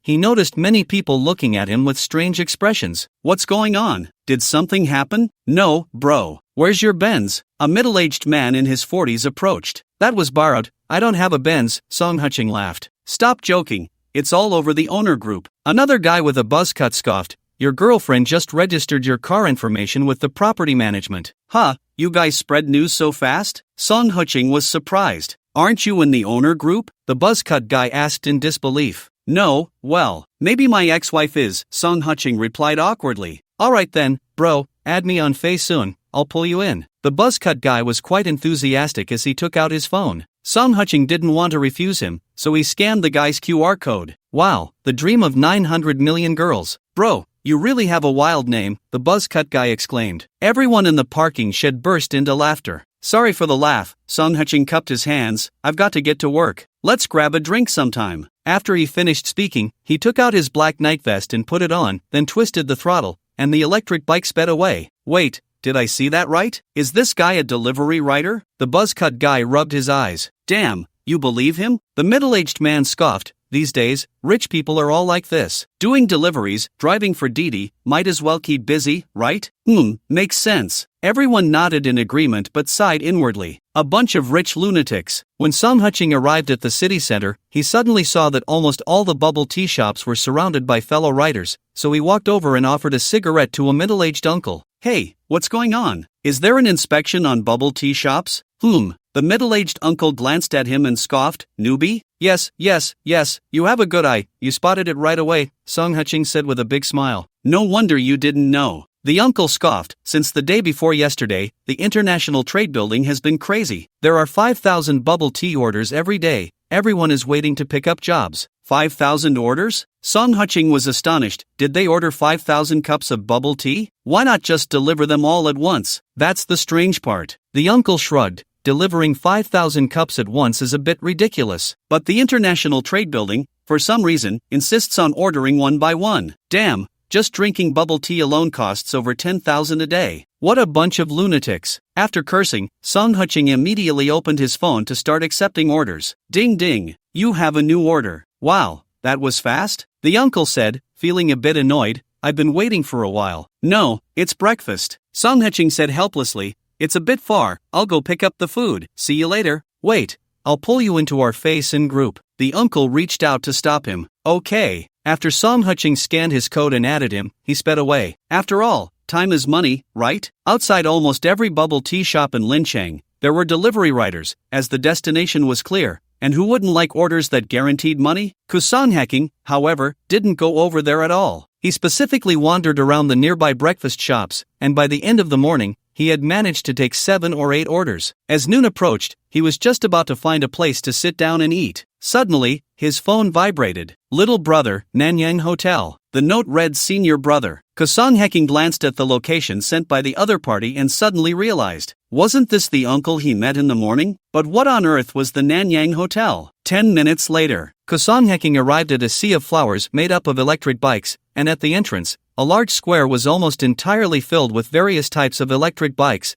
including some flashy ones that were motorcycles. He could even see ones worth 50 or 60,000, or 70 or 80,000. little brother, here. Suddenly, a person stood up. Kosong Heking turned his head to look, and it was indeed the uncle from the morning. After he quickly walked over, several people at a table looked over. This is the new little brother who just joined the industry, looks young, we are all black knights, everyone lend a helping hand, the uncle said, then introduced himself, I'm old Joe. Little brother, you introduce yourself. You can just call me Xiao Song, Kosong Heking hurriedly said, hello everyone, I just joined the industry, I don't understand anything, please take care of me. No problem, no problem. Several people laughed. What do you want to eat? Order whatever. This meal is on me, old Joe said generously. No, this meal is on me, Kosong Heking quickly replied. You, don't compete with us, a big man with a dark face joked. How many orders do you run in a day? More than 10 at most, right? You're still in the learning phase. Save your money. This is old Wu. After old Joe laughed, he said, he's right, you just joined. Take it slow, settle down, look at how many orders others run in a day on the leaderboard. There's a leaderboard? Kosong Heking exclaimed in surprise. Of course. Old Wu took out a phone with a cracked screen, tapped a few times, and pushed the phone in front of him. Black Knights, weekly leaderboard. First place, Zheng Yuan, 41 orders. Second place, a Xiang, 41 orders. Damn, Kosong Heking's eyes widened. This was just one morning, running over 40 orders? It must be fake, right? What's wrong? Do you think they're faking orders? Old Wu joked. A bit fake,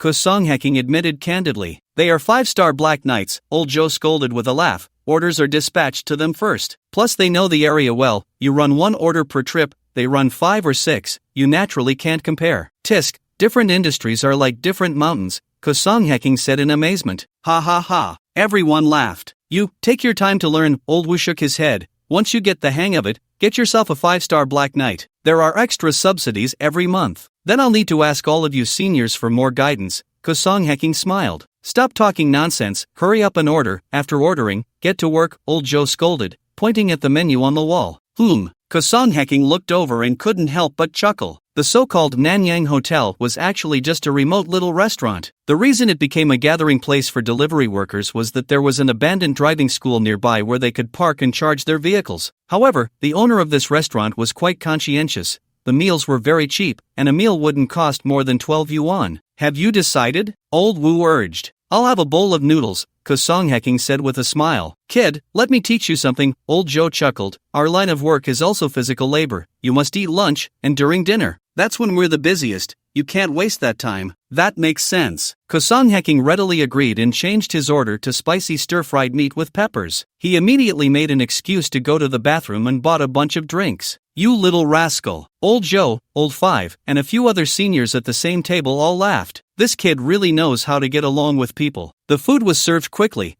It was just a big pot of rice, then covered with dishes. Song Huching was not polite and started to wolf it down. After all, when it was really mealtime, they had to get to work. 10 minutes later, beep beep, the first delivery person set off, and the others, seeing this, immediately felt a sense of urgency, quickly hopping on their vehicles to follow. After rinsing his mouth and wiping it clean, Song Huching joined the army of electric bikes. Who's in the south with an order? I wasn't on the way just now. Old Five. I'm in the north, there are plenty of orders here. Old Joe. No orders, come to Hushi quickly. Old Sheen. As Song Huching ran, he checked the messages in the group, suddenly feeling a sense of belonging. He began to understand why old Joe and the others wanted to bring him in. Delivery people seemed to be working alone, but in reality, where there were more orders or fewer, it still relied on everyone sharing information. He didn't know if it was luck or talent, but he surprisingly managed to complete 16 orders in one afternoon, which he found a bit unbelievable. In the evening, 8 o'clock, Song Huching parked his electric bike behind the shed and went upstairs to his home. Wow, so busy today? Shin Zimo immediately came over, took the vest from his hands, and tossed it into the laundry basket. I ran into a group of fellow delivery people today. With them around, it went much smoother. After laughing, Song Huching glanced at the lit bathroom. Is Xiao Yuan taking a shower? Yes. Shin Zimo smiled. After dinner with her, we took a walk downstairs for a while, then came back to watch TV. She just went in to shower. Tisk,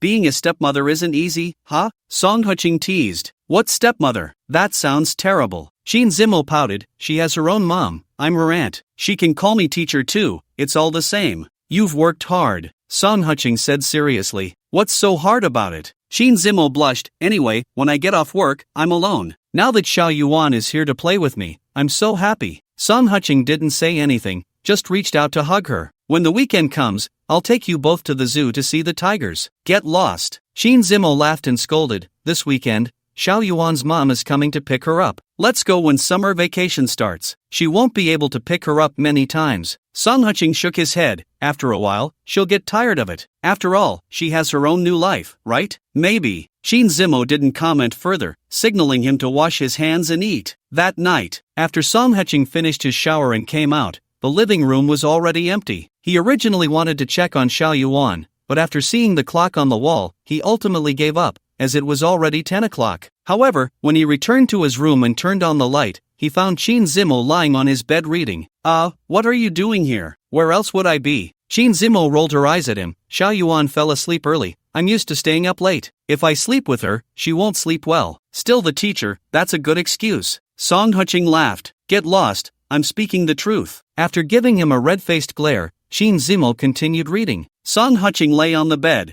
wanting to say something but hesitating. What do you want to say? Shin Zimo turned her head to look at him. Although she was wearing pajamas, they were quite revealing. Just a glance revealed her figure. Your book is upside down. Song Huching sighed. You. Shin Zimo was instantly filled with shame, and after hitting him hard once, she reached out to turn off the desk lamp. But before she could throw a tantrum, Song Huching had already pulled her into an embrace. Teacher Chin, how about teaching me to recognize characters? Annoying. Upon hearing that title, Shin Zimo felt a bit weak all over. The next day, after the three had breakfast, as soon as Song Huching stepped out, his phone began to vibrate. Shaosong, Guomao Building, Gagogo, Lao Wu, coming, Lao Lu. After replying, Song Huching quickly hopped on his electric bike and sped off. He left the office workers and the community dumbfounded, wondering if he was addicted to delivering takeout or something. Guomao Building. As soon as Song Huching arrived, he took out his phone and started working. But to his disappointment,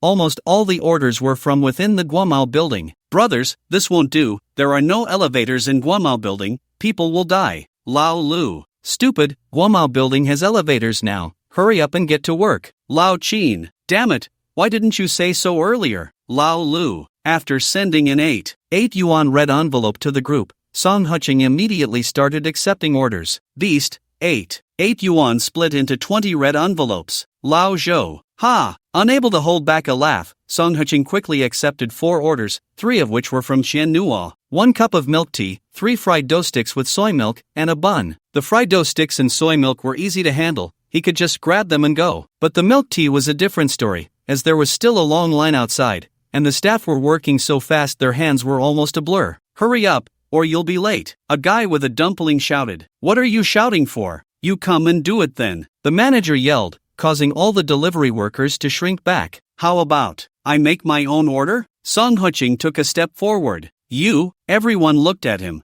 I used to work at another milk tea shop. I can do it, Song Huching hurriedly said. Fine, then make your own, hurry up. The manager gritted his teeth and led him into the operation room. After confirming the order, Song Huching started working. It wasn't that he was particularly skilled. Making pearl milk tea wasn't that complicated, right? If it were something more complex, he was afraid he would get scolded. In no time, he finished the pearl milk tea, found his order on a long list, stuck it on, and swaggered out. This guy really knows how to do it, the manager muttered as he watched his back. Guomao Building. After delivering from the 15th floor to the 18th floor, Song Huching was too lazy to wait for the elevator and rushed up the stairs, only to unexpectedly knock someone over. Damn it, can't you watch where you're going? The person angrily lay on the ground, legs in the air, like a turtle. Sorry.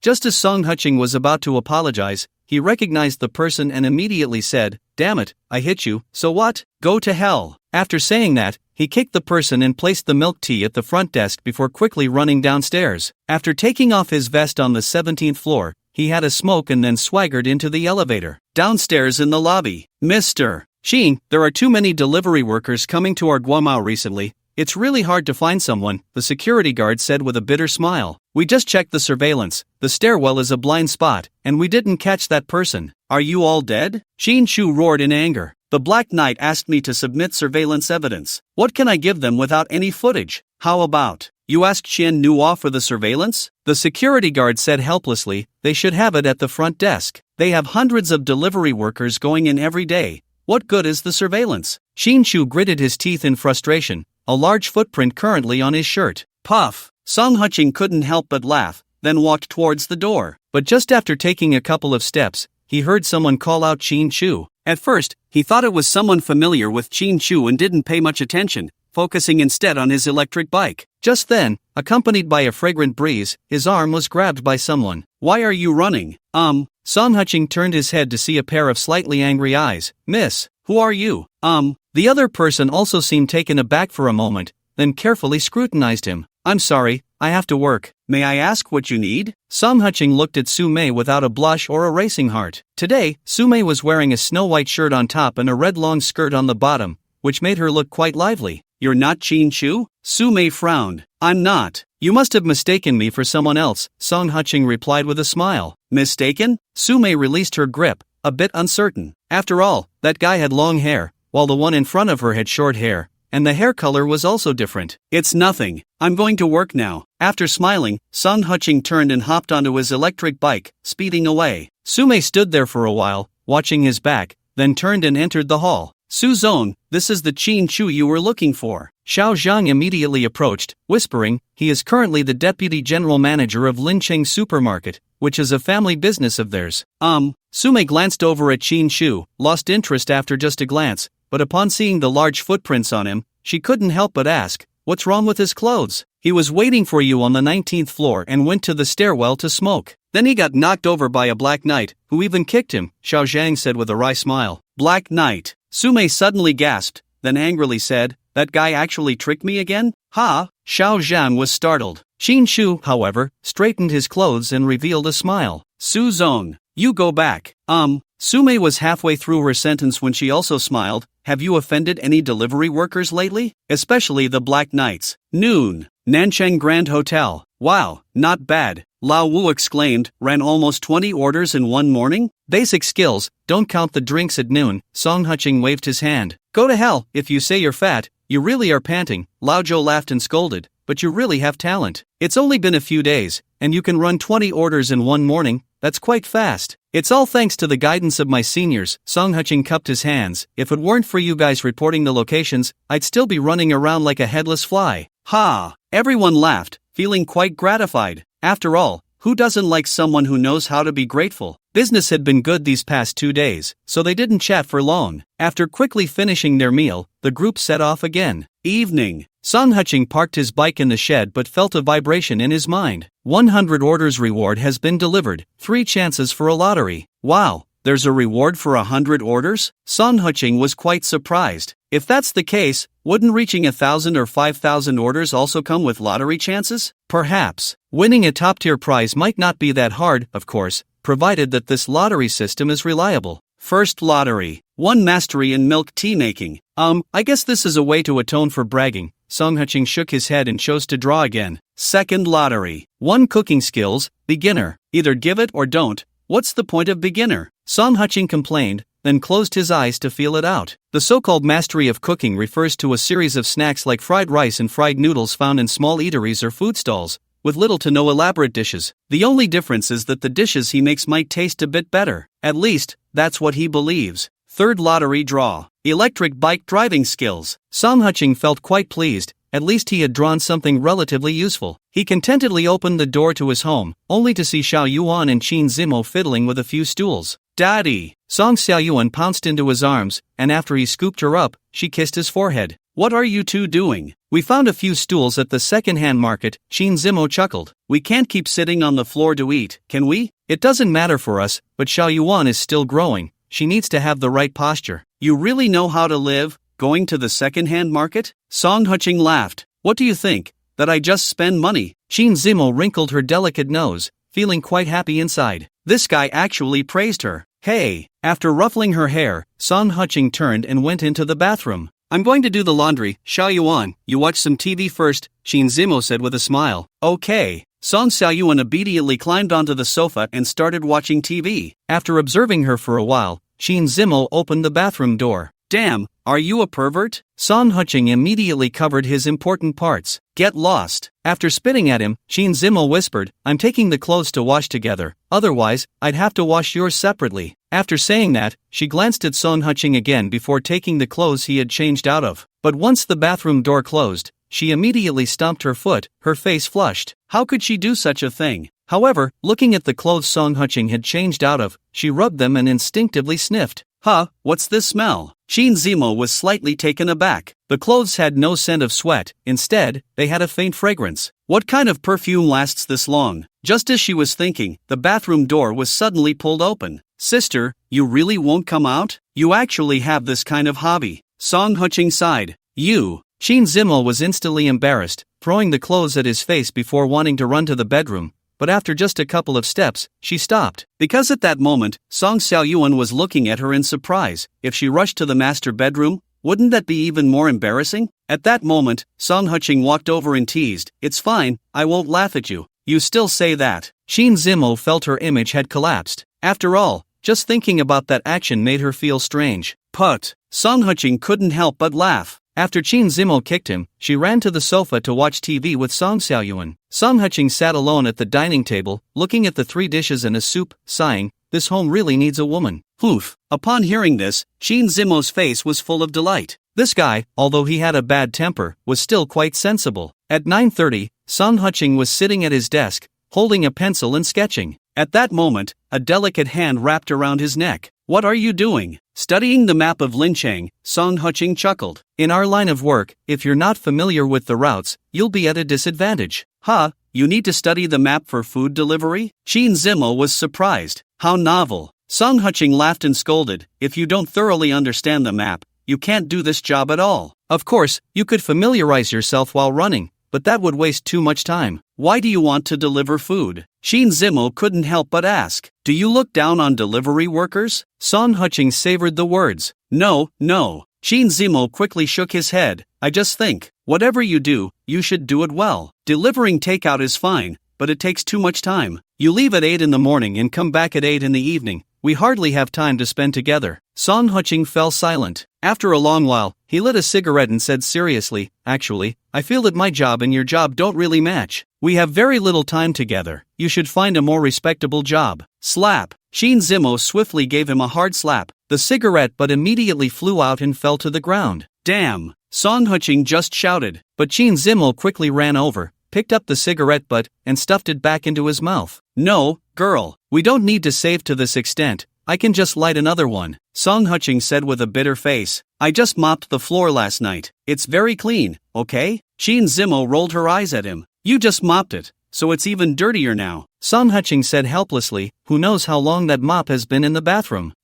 Shin Zimo thought for a moment, reached out, took the cigarette from his mouth, wiped it with a wet tissue, and then stuffed it back into his mouth. Damn! Song Huching couldn't help it and extinguished the cigarette butt in the ashtray. It was a bit dirty before, but at least it could still be smoked. Now it wouldn't even light up. "Song Huching, if you dare to break up with me again, I'll send Xiao Yuan to her mother." Shin Zimo blared at him. "No, don't involve her. What does she have to do with this?" Song Huching said unhappily. "Because I want to go down with you." Shin Zimo bared her teeth. Song Huching was immediately silenced. He had a premonition that this girl was not joking. "I don't look down on delivery workers," Shin Zimo said softly. "It's just that you know, in the eyes of the elders, delivering takeout is ultimately not a long-term plan. I'm afraid that when we meet my parents, you will be looked down upon." I'll think about it," Song Huching said with a bitter smile. "To be honest, I think our pace is too fast. It's only been a short time, and we're already talking about meeting parents." Deep down, he was quite resistant to marriage. After all, although he wasn't particularly capable, he could manage to support himself.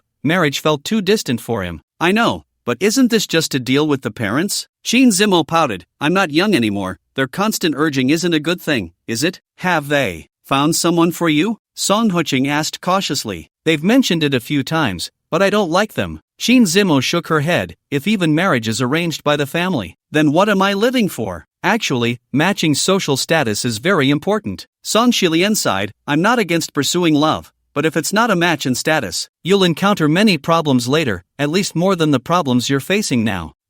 Shin Zimo frowned. She didn't expect Song Huching to say such things. "All right, let's sleep. I'll think about this." Song Huching wrapped his arms around her. "Anyway, if you dare to leave me, I'll fight you." Shin Zimo lightly bit his neck but sighed inwardly. The next day, noon, South County Grand Hotel. Song Huching was having lunch with Old Joe and the others when suddenly a black Mercedes-Benz business car slowly drove over. attracting everyone's attention. That car must be worth at least $1 million, right? Old Joe swallowed. Country bumpkin, at least $2 million. Old Qing said disdainfully. $2 million? Everyone turned their heads in surprise to look at the car. After all, 200,000 is almost an astronomical figure for them. Su Qing, however, kept his head down and continued eating, pondering where to make a few more deliveries in the afternoon. Xiaosong, look, there's a girl. Old Wu suddenly shouted. Girl? Su Qing turned his head to take a glance and immediately lowered it again. Damn it, why is this woman here? Xiaosong, she's coming over, she's coming over. Old Joe excitedly pinched Su Qing's thigh, making him grimace in pain. Shut the hell up, you're old enough to know better than to embarrass yourself. No, she's really coming. Old Wu's expression also turned excited. Don't look at her, or you'll get arrested as a pervert. After Su Qing whispered this, he nearly buried his face in the bowl. But at that moment, a faint fragrance suddenly wafted in from the side. Whoosh! The entire Nanshan Grand Hotel fell silent. Su Qing, you liar. Whoa! Hundreds of delivery workers leaned back in tactical retreat upon hearing this. The younger generation turned pale. What on earth did this guy do to that girl? Su Zong, long time no see. Su Qing raised his head, revealing a smile that was more painful than crying. Hoof! Sume snorted coldly and glanced at Old Wu. Old Wu immediately understood, pulled out a clean chair, and shifted aside. Thank you. After Sume said her thanks, she sat next to Su Qing, glaring at him fiercely. Stop messing around. What do you want to eat? It's on me. Su Qing said helplessly. Old Joe and the others looked dumbfounded. She came in a Mercedes, and you're offering her this? After glancing at the menu on the wall, Sume softly said, I'll have a bowl of noodles. Hey! After Su Qing responded, he called out loudly, Old son, another bowl of noodles, with lean meat. Okay. The boss replied and immediately started preparing, but his eyes kept darting towards Su Qing. Why did you lie to me? Sume said in a low voice. What did I lie to you about? Su Qing replied, surprised. You deleted my face soon, and that's one thing, but you even gave me a fake name. Sume said angrily. Sister, when you're out and about, names are very important, Su Qing said seriously. My mom taught me from a young age that boys need to protect themselves when they're out. Put. Old Joe and the others, who were strategically drinking water, immediately spat it out. What the hell does boys need to protect themselves when they're out even mean? You. Sume's face turned red from what he said, but she didn't know how to retort, so she crossed her arms and glared at him fiercely. At that moment, Old Sun came over with the noodles, trembling as he placed them in front of Sume. Enjoy your meal. Thank you. After Sume politely thanked him, she glanced at Su Qing. Old Joe immediately picked up a pair of disposable chopsticks from the table and handed them to him. The others were also signaling him with their eyes. This kid usually looks clever, but why is he acting like a wooden block at this moment? Not getting it. Sigh. Su Qing sighed, opened the plastic wrapper of the chopsticks, and handed them to Sume. Poof. Sume lightly huffed, casually tied her long hair up, and then lowered her head to start eating the noodles. Everyone looked at her, then at Su Qing, unsure of what to think. 3 minutes later, Su Qing stood up to settle the bill and then walked over to Sume. I have to get back to work this afternoon. Take your time eating.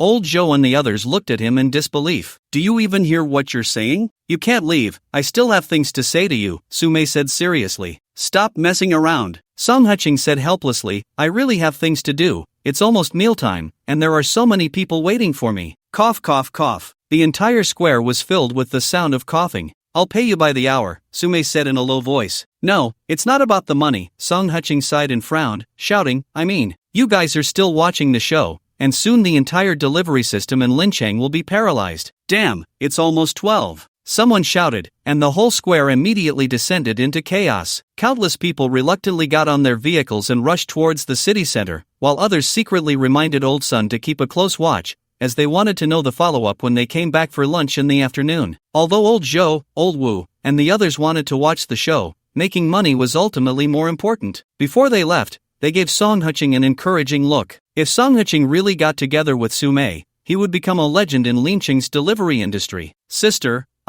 20,000 for an hour, just sit there. It's not about the money, 50,000 for an hour. If you still want to leave, I'll run you over with my car later. Damn. In the end, Su Qing still backed down, sitting beside Sume with a somewhat aggrieved expression. Old Sun, who was eavesdropping, was stunned. Could it be? that delivering food could really attract rich women? After Sume leisurely finished her noodles, she took out some water from her bag to rinse her mouth before looking at Song Huching. How much can you earn in a month delivering food? Less than 100,000, Song Huching sighed. Less than 100,000? Sume looked at him in shock. She really hadn't looked into the delivery market. Could it be that delivering food was really so promising? Sister, why don't you ask him how much exactly? Old Sun joked. Sume was slightly taken aback. How much exactly? Over 4,000. Song Huching said somewhat shyly.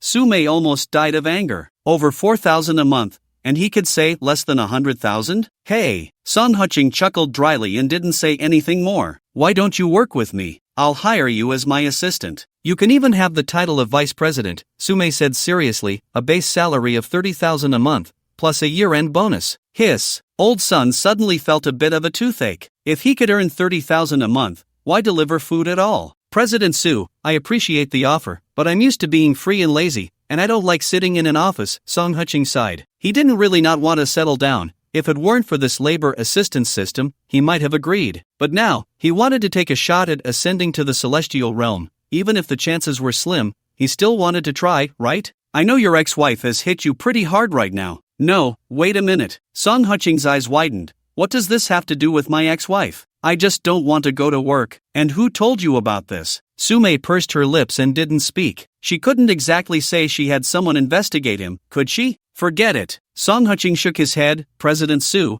is there anything else? If not, I'm going to work. If you're really afraid of what others might say, how about I hire you as a translator? Sume said seriously, if there's work, I'll call you, and you'll be paid by the hour. What do you think? Since President Su has gone this far, if I still refuse, that would be too ungrateful. Song Huching extended his hand and smiled. Thank you for your support, President Su. You're welcome. Sume reached out and shook his hand. Next month we have an event. I'll notify you of the specific time and process. And this time, you must not delete my messages again. You're my benefactor. How could I delete my benefactor's messages? Song Huching chuckled awkwardly and took out his phone to at her back. After giving him a glance, Sume stood up and walked towards her vehicle. However, when she reached the front of the car, she couldn't help but turn back to look at Song Huching, only to see him already hopping onto his little electric bike and speeding off towards the city. This guy. She sighed helplessly, truly unable to understand what was so good about delivering takeout. Damn, Xiaoson, you wouldn't want a 30,000 a month office job? Lao Zhou. What the hell, is this old son's mouth so loose? Lao Lu. Damn it, the entire takeout group in Lincheng is spreading the news. You've become a celebrity. Lao Wu. Stop messing around. If others ask, just say you don't know me. Lao Lu. Evening. Song Huching returned to the banks of the willows, parked his electric bike, and was just about to head home when he saw a black Rolls-Royce quietly parked downstairs. If it were just an ordinary big Rolls, he might have just glanced at it, but this car actually had a Sandy license plate, clearly not an ordinary vehicle. He watched it quietly for a while before turning to go upstairs, but as soon as he opened the door, he found a middle-aged couple sitting on his sofa, and at the dining table sat a handsome young man. Are you Song Huching? The middle-aged man frowned, sizing him up. I am Song Huching, may I ask who you are? Song Huching looked at him in surprise. My name is Qin Chen, I am Qin Zimo's father. The middle-aged man said in a deep voice. Qin Zimo is downstairs in the car. She doesn't want to see you again, so I'm here to convey this. Wait a minute, where's my daughter? Song Huching frowned. Zila. The door to Song Xiaoyuan's room opened, and upon seeing Song Huching, she quickly ran over and threw herself into his arms. Daddy, they took teacher Qin away and scolded me. Song Huching's expression tightened, and he said seriously, who scolded you? He. Song Xiaoyuan pointed at the young man. I wouldn't let them take teacher Qin away, and he pushed me. Okay, I understand. You go back to your room first. Song Huching set her down and gently patted her head. Song Xiaoyuan glared fiercely at the young man before quickly running back into her room. Song Huching, this is Qin Zimo's fiancé, and also. Before Qin Shen could finish his sentence, Song Huching took a quick step forward, grabbed the young man's head, and slammed it hard against the dining table. The young man was about to scream when a rag was stuffed into his mouth. Song Huching then grabbed his collar and slapped him twice, leaving everyone stunned. Do you know who he is? Qin Shen shouted angrily. I know, probably some heir from a group. After giving the young man another slap, Song Huching released him. I'm hitting him not because he's Qin Zimo's fiancé, but because he bullied my daughter. You may have power and influence in Yangcheng, but this is Lincheng. Do you not want to go back? I'm fine, I'm just a worthless life. If I die, my daughter and her mother will take care of each other. But you are different. If you die here, all your wealth and glory will be gone. A flicker of apprehension crossed Qin Shen's eyes, and the young man was so scared he felt his legs go weak. This guy must be a madman, right? Let Qin Zimo come up and talk to me personally, Song Huqing said casually, otherwise, you won't be able to leave Lincheng. Oh, are you trying to scare me? Qin Shen sneered, you, a delivery guy. Before he could finish, he saw Song Huqing come out of the kitchen with a kitchen knife and shoved it into the young man's hands, instructing him to hold it to his own neck while taking a photo with his phone. Although it won't have any substantial impact on you, I will post this photo online. Song Huqing threw the kitchen knife onto the table. By the way, which group are you the heir of? You. The young man was instantly dumbfounded. He had never seen such a scoundrel, someone even worse than a petty thug. Mr. Qin, your time is running out. Song Huqing shook his phone. In 3 minutes, if Qin Zimo doesn't come up, then you can arrange a new fiancé for her. Arrange a new fiancé? Qin Shen looked shocked. Don't you want to be with Qin Zimo? I do, but it depends on her attitude. Song Huqing shrugged. If she can't withstand your pressure, then her future will be very difficult. Rather than that, it's better for everyone to part ways amicably. Qin Shen and Mrs. Qin exchanged glances, both raising their eyebrows slightly. This guy didn't seem like a simple delivery man. In the end, Qin Shen didn't dare to confront Song Huqing directly and took out his phone to make a call. In less than 3 minutes, Qin Zimo pushed the door open and walked in, but her face was haggard, her eyes slightly red, looking as if she had just cried. You can speak now, Mrs. Qin walked over and took her arm. Song Huqing quietly watched Qin Zimo, and after a long while, he waved his hand. Nothing else, you can go. Qin Shen and the others looked at him in disbelief. What do you mean? Mrs. Qin frowned. Nothing much. Song Huqing shook his head. I just wanted to confirm your identities. Since you are her parents, if she is willing to go with you, then I have nothing more to say. Song Huqing. Tears immediately streamed down Qin Zimo's cheeks. If you have any requests, feel free to mention them. Qin Shen said seriously, but I don't want you to entangle with my daughter anymore. You know, you are from 2 different worlds, and being together won't lead to a good outcome. Your family seems to have more than 3 office buildings. Song Huqing joked while looking at Qin Zimo. Qin Zimo bit her lip and looked at her parents. Wait for me in the car downstairs, I'll be down shortly. Okay. After giving Song Huqing a glance, Qin Shen signaled to the young man, and the 3 of them walked towards the door. Qin Zimo then walked to the door, confirming they had taken the elevator down before returning to the room. Song Huqing, something happened at home. I need to go back and handle it. Song Huqing nodded with a smile. Is it that your family business is facing problems, and they need you to step in? How did you know? Qin Zimo asked in surprise. Just a guess. Song Huqing stepped forward to wipe away the tears at the corners of her eyes. Let's go, don't keep them waiting. Are you going to abandon me? Qin Zimo hugged him and cried loudly. How could that be? Song Huqing laughed and scolded. Aren't we just waiting for you to finish your family matters? Believe me, at most in half a year, once I handle everything, I'll come back. Qin Zimo said urgently.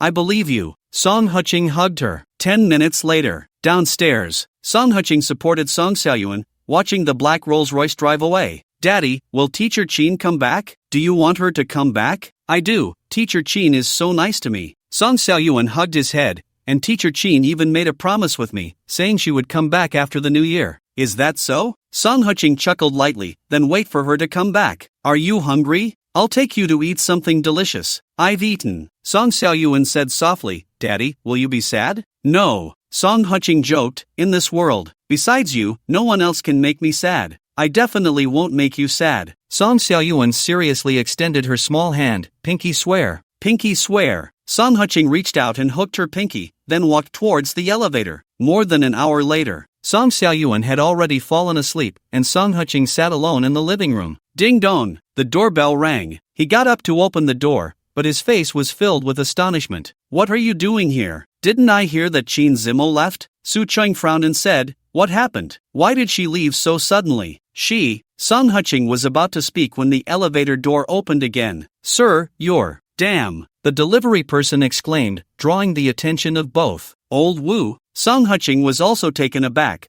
What are you doing here? You. Old Wu glanced at Su Qing and hurriedly said, you take your delivery first, we'll talk later. After saying that, he handed the delivery to Song Huqing and turned to enter the elevator. Song Qing looked at the closed elevator door, then glanced at his phone, letting out a long sigh. Now it was truly impossible to explain. In the living room, Su Qing looked at the table full of grilled skewers and grilled fish, her brows furrowing. What exactly is going on? What else could it be? After opening a can of beer, Song Qing looked at her, and when he saw her nod, he opened another can for her and said slowly, "A rich girl and a commoner together, and the rich girl's parents are breaking them apart." Rich girl? How rich? Su Qing scoffed. Judging by her family's assets, it should be in the hundreds of millions, but I can't guess exactly how many. Song Qing shrugged, but her parents drive a Rolls-Royce, so they probably do a lot of business in Hong Kong. I don't get the feeling that you're sad, Su Qing said in surprise. Of course I'm sad. How could I not be sad? Song Qing said helplessly, to be honest, if she could handle her parents, I really want to marry her. After all, she is wholeheartedly devoted to Xiao Yuan, I can see that. Is it just for Xiao Yuan? Su Qing took a sip of her beer. Girl, I'm a divorced man with a child, not a rich handsome guy. Song Qing shook his head. Before doing anything,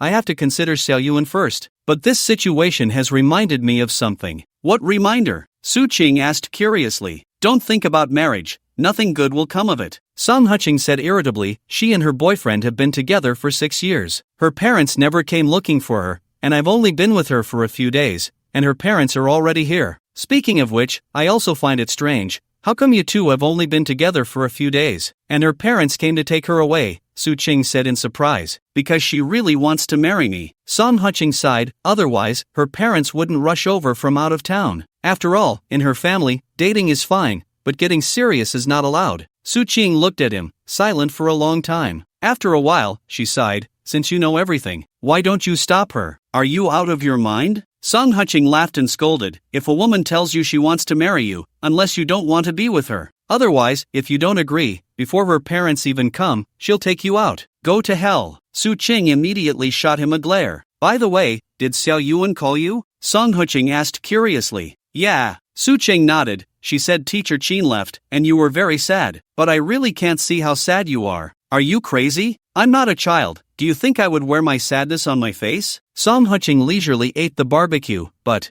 I still feel very regretful. Perhaps it's because of Song Xiao Yuan. He really wanted to marry Qin Zimo and spend a lifetime together, but some things always go against one's wishes. You're actually quite excellent. Don't give up on yourself, Su Qing comforted softly. There are many women in this world who don't care about family background. Ha! Song Qing couldn't help but laugh. I'm really not as fragile as you think. I can even give up on Wan Xingyao. So what else is there that I can't give up? He almost let it slip. He had already accepted coming to this godforsaken place. To be honest, other matters were nothing to him. That's good. Su Qing let out a long breath. Seriously, why are you so concerned about me? Song Qing raised his beer. In my memory, it seems we don't have any special connection, right? I'm concerned about you? Su Qing widened her eyes, then blushed and said, don't flatter yourself. I just like Xiao Yuan. I don't want her to be hurt because of you and Wan. That's good. Song Qing nodded with a smile. What do you mean? Su Qing frowned. What do you mean by that's good?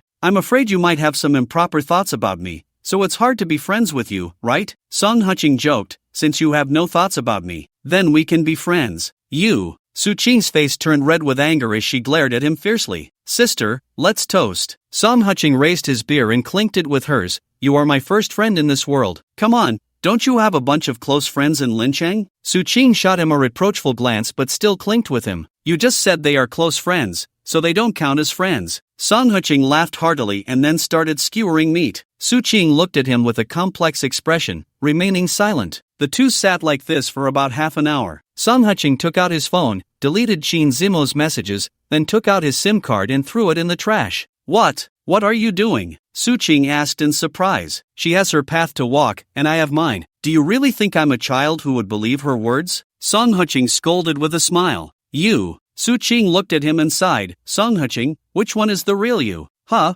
What do you mean? Song Qing asked in surprise. The old you was indecisive. Even if Wan scolded you, you wouldn't retort, just sitting there feeling wronged. Su Qing said with a bitter smile. But the current you is very decisive. Completely different from before. People always grow up, right? Song Qing pointed to the wedding photo on the wall. Marriage makes a man grow quickly, an unhappy marriage. The effect is doubled. Ha ha ha. Su Qing suddenly burst into laughter. Where did you learn such twisted logic? This is the truth, okay? Song Qing laughed. Still drinking? If not, I'll find a driver to take you home. What? You just said we were friends, and now you want to kick me out? Su Qing laughed and scolded. Wan is on a business trip. I'm staying here to accompany Xiao Yuan to sleep today. Did you bring clothes? Song Huqing asked in surprise. I have some in my car. Su Qing chuckled. You just had a breakup. Anyway, I have nothing to do. I'll take care of Xiao Yuan for a while, so you won't have to worry about her while at work. Let's forget it. Song Huqing shook his head.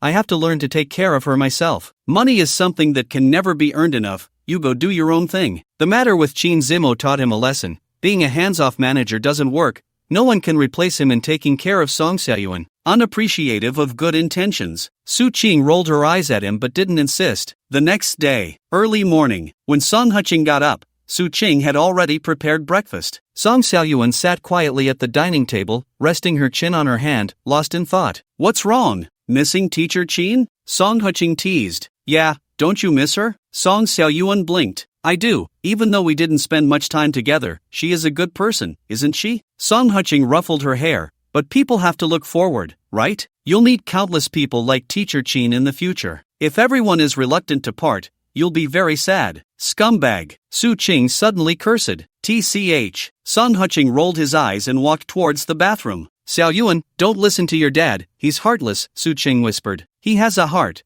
but what can he do? Song Xiaoyuan sighed. Teacher Qin was taken away by her dad. She can't just make her dad angry for me and my dad, right? Su Qing looked at her in surprise, momentarily at a loss for words. The three of them finished breakfast and went downstairs. Song Huqing walked to the electric bike shed, and a white little Mercedes drove over, honking at him. After he waved, the Mercedes sped away. Dude, you changed girls again? The buzzcut guy exclaimed. Not just changing girls, I changed cars too, someone sighed. I mean, are you all this nosy? Song Huqing said helplessly. I already said she's just a friend. Why do you always think otherwise? Shoo! The buzzcut guy and others looked at him sideways, their disdain almost overflowing. Fine, even if I tell you, you won't believe it. You'll know later. Shrugging, Song Huqing hopped on the electric bike and sped away. Damn, is being handsome that impressive? The buzzcut guy made an extremely rude gesture at his back, and the others silently raised their middle fingers. Just as Song Huqing hadn't ridden far, his phone vibrated. Ding ding, your new order has arrived. Please check it as soon as possible. What the hell, Lincheng Normal University? Song Huqing cursed under his breath as he looked at the address on the order. It would take him nearly half an hour to run over there. But since this was his first order, he gritted his teeth and accepted it, quickly heading towards the store. Speaking of which, Lincheng Normal University was also the alma mater of him, Ruan Xingyao, and Qin Chu. Half an hour later, Song Huqing arrived at the basketball court, and before he could take out his phone, a pretty girl walked over. My delivery. Yours? Song Huqing turned to look at her and politely said, please provide the last digits of your phone number. The girl didn't hesitate and directly gave her phone number. Enjoy your meal. After handing her the delivery, Song Huqing was about to leave when the girl stopped him. Delivery guy, don't go yet. Song Huqing turned back to her. Is there a problem with the food? No, my boyfriend needs breakfast, but their team is short one player. You go fill in for a bit. I'll give you $100. The girl pointed to the basketball court. Song Huqing looked at the basketball court, his expression suddenly complicated. He just wanted to deliver food. Did it have to be this complicated? Hurry up, it's almost halftime. The girl urged. But, I don't know how to play this, Song Huqing said with a face. You don't need to know how, just go up and make up the numbers. The girl opened her small bag and pulled out 2 bills. I'll give you 200. Just fill in for 20 minutes. Are college students this generous now? Song Huqing was momentarily stunned. Whoosh! The whistle blew. Halftime. A rather handsome boy ran over, took the breakfast from the little girl's hand, and complained, damn, my teammates are too weak, isn't that right? They don't know how to play ball at all. The little girl echoed, then smiled brightly.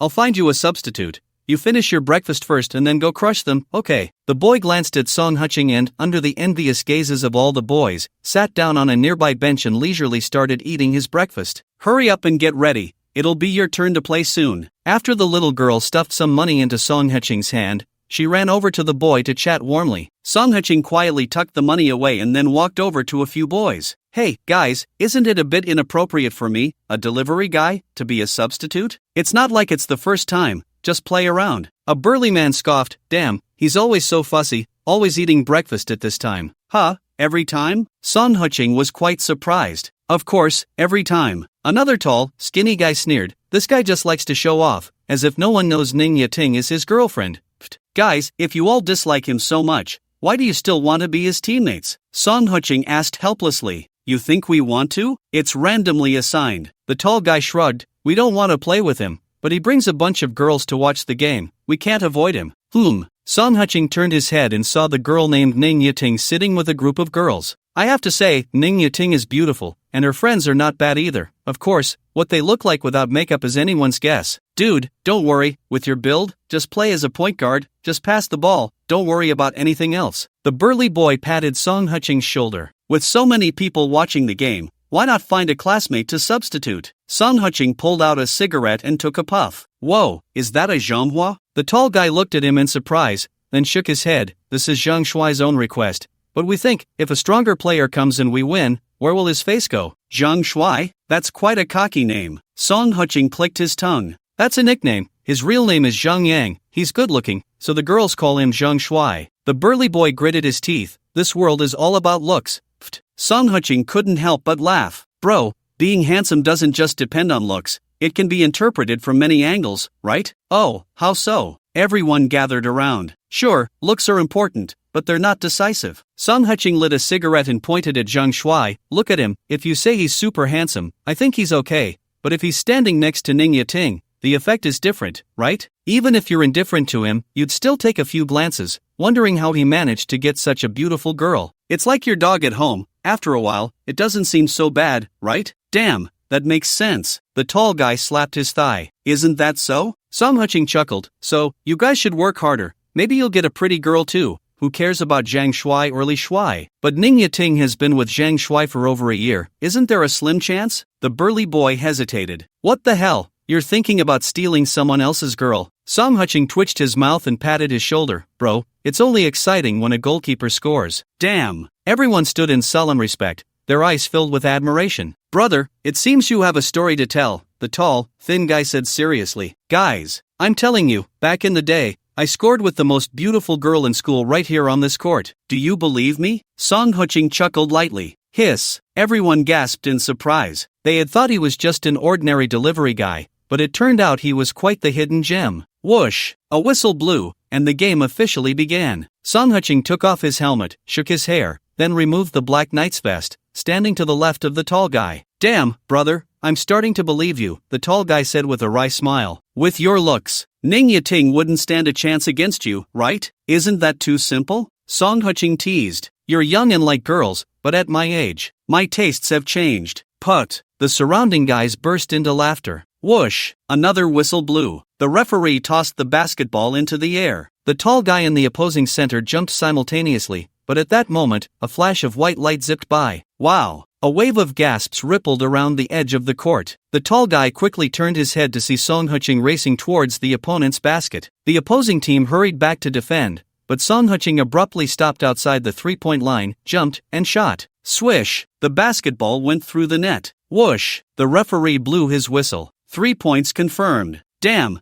that's impressive. The tall guy and the other teammates rushed over to high-five Song Qing. Basic skills, don't overdo it. Song Qing chuckled lightly and then returned to defense. Ning Yating and Zhang Shuai beside him were dumbfounded. Where did this guy come from? In the second round, the opposing team served. After the point guard received the ball, Song Qing immediately approached. The opponent looked quite disdainful, planning to make a fancy spin to dodge him, but suddenly realized the ball was gone. He quickly signaled the other three teammates to fall back and intercept. Song Qing dribbled with one hand, sidestepped, and then jumped. Horseback archery. Swish! Another three-pointer. Damn, big brother, I bow to you. The tall guy screamed and prepared to rush over but was dodged by Song Qing. Looking is fine, but hugging is not. Ha ha ha. Everyone in the basketball court laughed. Zhang Shuai could no longer sit still and sped up his eating. After all, Ning Yating beside him was practically drooling over that delivery guy. This couldn't go on. In the third round, Zhang Shuai swallowed the last bite of his youtiao with water and raised his hand to signal for a substitution. Song Qing noticed his move, so after receiving the ball passed by the tall guy, he quickly ran towards the opponent's basket. The opposing team was already prepared, immediately surrounding him with 3 players, ready to double team. But Song Qing pointed at the basket with one hand and jumped in front of everyone.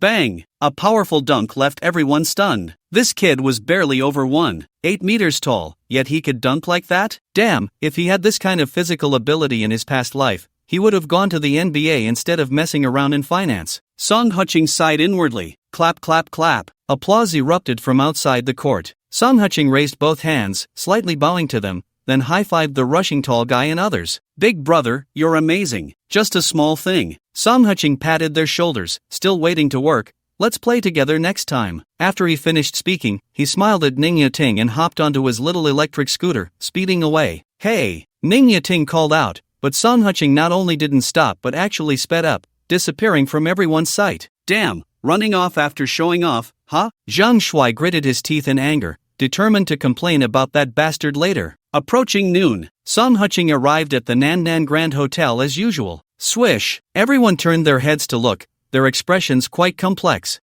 What are they doing? Song Huching sat down next to old Joe. Xiao Song, you're a rich second generation here to experience life, right? Old Wu said with a bitter smile. Rich second generation? Song Huching pointed at himself and said, Big brother, have you ever seen such a pathetic rich second generation? Stop pretending, everyone knows, old Qin sighed. You refuse a monthly offer of 30,000, yet you're willing to run food delivery. What else could that be but experiencing life? Old brother, I have to say a few words to you, Song Huching said helplessly. A monthly 30,000 is indeed tempting, but you have to have your life to earn it, right?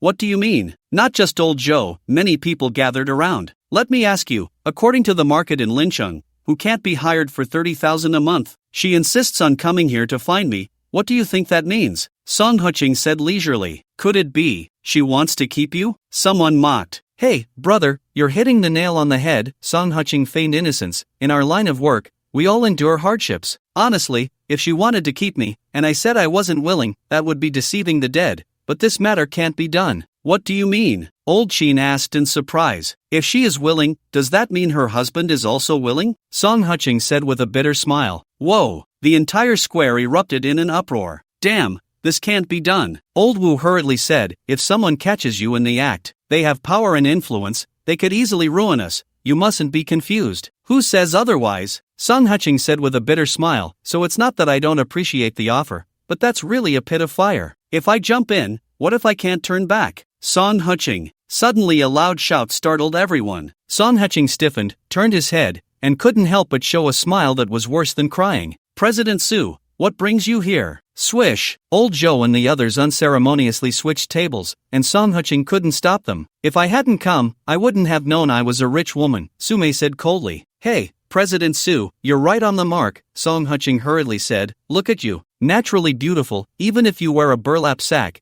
you'd still be either rich or noble. Who would dare say you're not a rich woman? Get lost, you're the one wearing a burlap sack. Su shot him a glance, feigning annoyance. I have a dealer coming this afternoon. Come with me, and I'll pay you by the day.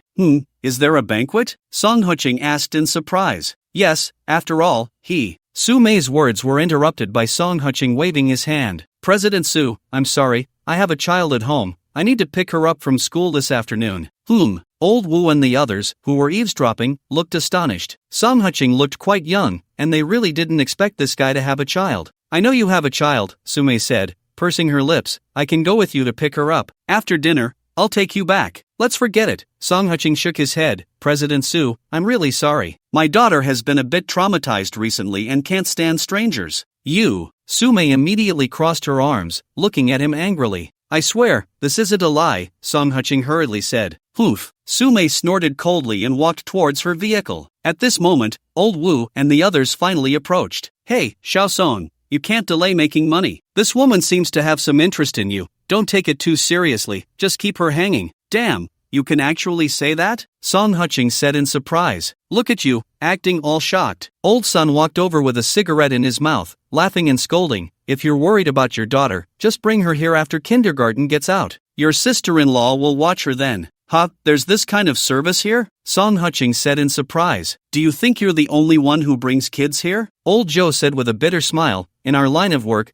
there are plenty of single dads. Everyone picks up their kids after school and drops them off here, then goes off to work. Come back here to pick up the kids around 7 or 8 when work ends. Brother's son is a good guy. Song Huching sighed. What good guy or bad guy? I'm just here to make money, alright? Old Sun laughed and scolded. The custody fee is 100 a month. Includes 1 dinner. I say, Old Sun, that's enough. Old Wu said mysteriously, little Song has a girlfriend, I saw her yesterday. Like a fairy. Wow, is that true? Many people gathered around. Really, tall and good-looking, not worse than this female CEO. Old Wu said earnestly. No, is it true or not? Everyone seemed a bit skeptical. Song Qing didn't mention his wife, so everyone assumed he was divorced. Such things were quite common in the delivery industry. After all, delivery workers and ride-hailing drivers are similar, and they work longer hours, which gives many women opportunities. You guys believe him? Song Qing said irritably, that's my friend. To be precise, my ex-wife's friend. My ex-wife is on a business trip, and she brought something for my daughter. I say, you really don't get it. Old Wu said with a pained expression, they have the figure and the looks. Why don't you seize the opportunity? Brother, why do you all think it's me who looks down on them, rather than them looking down on me? Song Qing said quietly, I'm not self-deprecating,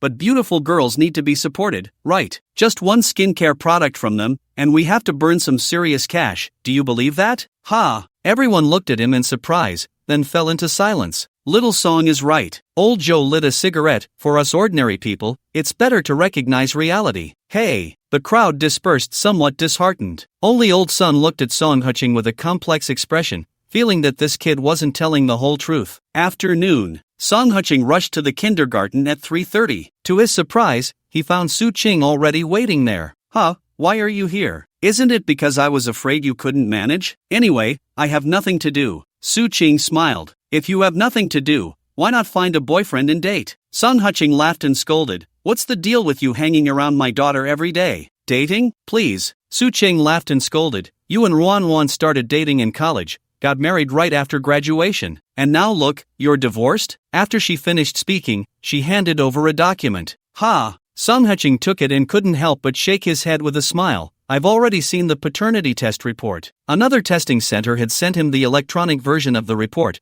confirming that Song Xiaoyuan was indeed his biological child. Do you really suspect Ruan and Qin Chu? Su Qing frowned. No, I've never doubted Qin Chu. Song Qing shrugged. Huh, why? Su Qing asked curiously. Do you remember what Qin Zimo called Qin Chu last time? Song Qing laughed. Dead simp? Su Qing's face turned slightly red as she said those three words. Exactly, dead simp. Song Qing scoffed. That kid thinks he has a bit of money, chasing after Wan Xingyou every day. But in reality, his money is just an illusion. His father gives him a few coins when he's happy, and when he's not, he cuts him off. He doesn't even have a place to cry. He might really like Wan Xingyou, but if he ends up with her, it won't end well. I don't think his family would accept a divorced woman. He spoke with a certain finality, but generally, that was the case. Of course, if Wan Xingyou were wealthy and capable, the outcome might be different, but aside from her beauty, she had almost no advantages. Sigh. Su Qing sighed. You see things clearly, but in matters like this, one can only fear the worst. The worst? What worst? Song Qing asked in surprise. Even if we assume, what if Wan Xingyou ends up with Qin Chu? That's their business. What does it have to do with me? Su Qing stared at him blankly, then smiled bitterly. Song Qing, do you really have no feelings for Wan at all? If you were in a relationship, you'd probably be a hopeless clingy dog too. Song Qing sighed. You're the hopeless clingy dog, you. Su Qing was immediately furious and was about to scold him, but then Song Xiaoyuan ran over, and she quickly shut her mouth, only to pinch Song Qing. This guy really knew how to get on her nerves. Daddy, Aunt Su. Hey. Song Qing reached out to pick her up, laughing softly. Were you good at school today? Did you make the teacher angry? No, I was very good, and I even got a big red flower. Song Xiaoyuan proudly pointed to the big red flower on her chest. Impressive, I never got one of those. Song Qing laughed. Hey. Song Xiaoyuan chuckled, then took off her big red flower and pinned it to Song Qing's chest. Now Daddy has a big red flower too. Ha! Song Qing burst into laughter, lifting her onto his shoulders. Su Qing watched, a hint of tenderness flashing in her eyes. Although this guy's personality had become worse, he was actually better to Xiaoyuan than before. On the banks of the fragrant orchids. Downstairs. Su Qing, if there's nothing else, you can leave now, Song Qing said seriously. I'm not that busy with work. Taking care of Xiaoyuan is no problem. Who said it was for you? Su Qing rolled her eyes at him. Can't I just want to play with Xiaoyuan? Alright, then we're getting ready to go to the park now. Are you coming? Song Qing smiled. Of course, why wouldn't I? I'll drive. Su Qing was about to leave when he stopped her. Let's take my car instead. Song Qing said awkwardly, the owners in our group have started to suspect I'm doing something shady. Put. Su Qing couldn't help but laugh. but she didn't press the issue further. The three of them then went to the parking lot, but as soon as Song Qing opened the car door, he was taken aback. "Wow, your car's interior decoration is quite nice," Su Qing praised. "The all-black style is pretty cool." The sofa covers inside, including the steering wheel, had all been replaced with black leather, while the floor mats were red. The clash of colors immediately elevated the style. "I didn't change this, Qin Zimo did," Song Qing said with a wry smile. "Oh, really?" Su Qing raised an eyebrow. "Looks like you really plan to marry her, letting her mess with your car." Sigh. Song Qing sighed and got into the driver's seat. Su Qing hesitated for a moment but ultimately followed Xiao Yuan to the back seat. Linqing Park wasn't too far from the banks of the fragrant orchids. It took about 15 minutes to drive there. This park was specifically built for the nearby community, featuring a large artificial lake stocked with plenty of koi. It is precisely because of the rise of this park that many small vendors have seen business opportunities, setting up stalls here to sell snacks, or offering balloon blowing, archery, and so on. In any case, they are all trying to earn some money from the children. "Daddy, I want to go to the bouncy castle," Song Xiaoyuan said in a spoiled manner. "Okay, but be careful and protect yourself." Song Qing pinched her little nose. "Understood." Song Xiaoyuan immediately hugged his neck happily and gave him a big kiss on the cheek. The so-called bouncy castle is a large inflatable cushion with slides and other attractions, where many children are running around wildly, while the parents sit outside playing on their phones. After paying, Song Qing took off Song Xiaoyuan's shoes and tossed her into the bouncy castle, while he himself found a leisure chair to sit down with her shoes. Su Qing sat beside him, staring blankly at Song Xiaoyuan. "Su Qing, do you like me?" "What?" Su Qing turned her head abruptly, meeting a pair of sparkling eyes. "I'm not being narcissistic, but I feel like you really do have some special feelings for me." Song Qing said directly, "You say you like Xiaoyuan, but I find it hard to believe. We are both adults, some things are better clarified." "You, don't be narcissistic, how could I like you?" Su Qing scolded, her face turning red. "Can you be a bit more honest?" Song Qing lit a cigarette. "I'm not a fool. You let Xiaoyuan bring so much money to me. Are you really concerned about Xiaoyuan's life, or about mine? I can tell the difference. He wasn't a fool. No matter how good a friend you are, you wouldn't just hand over tens of thousands, right?" Of course, he was also a bit curious. After all, in his mind, the two really didn't have any special relationship. And it's not that he looked down on his predecessor, but if Qin Chu was a simp, then his predecessor was a simp pro, commonly known as a professional simp. Su Qing looked at Song Qing in a bit of a panic. It seemed this straightforward conversation really startled her. "It's okay," Song Qing said softly, "with your conditions, you can find any man. If you really like Xiaoyuan, you could just have one yourself, right?" Su Qing didn't speak, just glanced at him before lowering her head. "Do you really not remember anything?" Song Qing frowned slightly. "Could it be that we really did something? In our sophomore year, Wan wanted to break up with you, and then you called me, asking me to get Wan to come out. She didn't want to come out, so we found a place to drink." Su Qing said in a voice barely above a whisper. "We both got drunk, and then you mistook me for her." "Wow, is it that dramatic?" Song Qing exclaimed in shock. Although he wasn't good at imagining, the direction of this story was indeed beyond his expectations. "At that time, I didn't know what to do, so I left first," Su Qing said, lowering her head. "No, it can't be that unforgettable after just one time, right? Could it be that I have some special skills?" "Oh." Before Song Qing could finish his sentence, he received a hard slap. "Song Qing, if you keep talking nonsense, I'll beat you to death." Su Qing glared at him fiercely. "I was just joking to lighten the mood." Song Qing covered his face, awkwardly saying, "So because of that one time, you haven't found a boyfriend since? Then teach me, how should I tell my boyfriend?" Su Qing said with red eyes, "Don't think I don't know about you men. Even if you don't say it, you definitely care in your hearts." "That's not necessarily true." Song Qing sighed. "Who hasn't been young? The older brother doesn't laugh, the younger brother doesn't." "I don't believe you." Su Qing wiped the corner of her eye and sneered. "If Qin Zimo were that kind of woman, would you be so infatuated with her?" "Where do you see me infatuated with her?" Song Qing said in surprise. "You can fool others, but you think you can fool me?" Su Qing rolled her eyes and said, "You, looking like you don't care about anything, are actually the most sentimental. The reason you deleted Qin Zimo is that you don't want to cause her any trouble." Song Qing's expression became complicated. "You said you wanted to marry her. That shows you care about her a lot. Otherwise, why would you even think of that after the divorce?" Su Qing said angrily. "Could it be that I'm heartless?" Song Qing said with a bitter smile. "Heartless?" Su Qing shot him a sideways glance. "Softly hurt you like this, if you didn't really like her. It would be strange if you still wanted to marry her. Now that you have money and time, There are countless young girls waiting for you outside. She had one more thing to say, which was that Song Qing seemed to have become much more handsome since the divorce. He used to be just somewhat good-looking, but now if he walked out, anyone would take a second look. Fair skin, a slim waist, and long arms. She couldn't tell if it was an illusion, but she even felt that Song Qing had grown taller. The height difference between them used to be negligible, but now he was a head taller than her. For this reason, she even specifically looked at Song Qing's shoes, thinking he had put on height-increasing insoles. Hey, Song Qing sighed, you should have told me earlier. What? Su Qing said in surprise. If you had told me earlier, I would have been with you then. Song Qing shrugged, who knows? Maybe after we got married, life would have been pretty good. Come on, you couldn't even keep Qin Zimo. How could you pass my sister's test? Su Qing laughed and scolded, she's very picky. The boyfriends my parents introduced to me, she didn't like any of them. Is she sick? Song Qing said in surprise, what does your blind date have to do with her? She's already married and has kids. Leaving you single? Shut up, she isn't married. Hasn't even dated anyone. Su Qing said helplessly. Sister, how old is she? Song Qing said in shock. Get lost. Su Qing couldn't help but curse. My sister is prettier than me, and she has the ability. The people chasing her could line up from Lin City to Shanghai.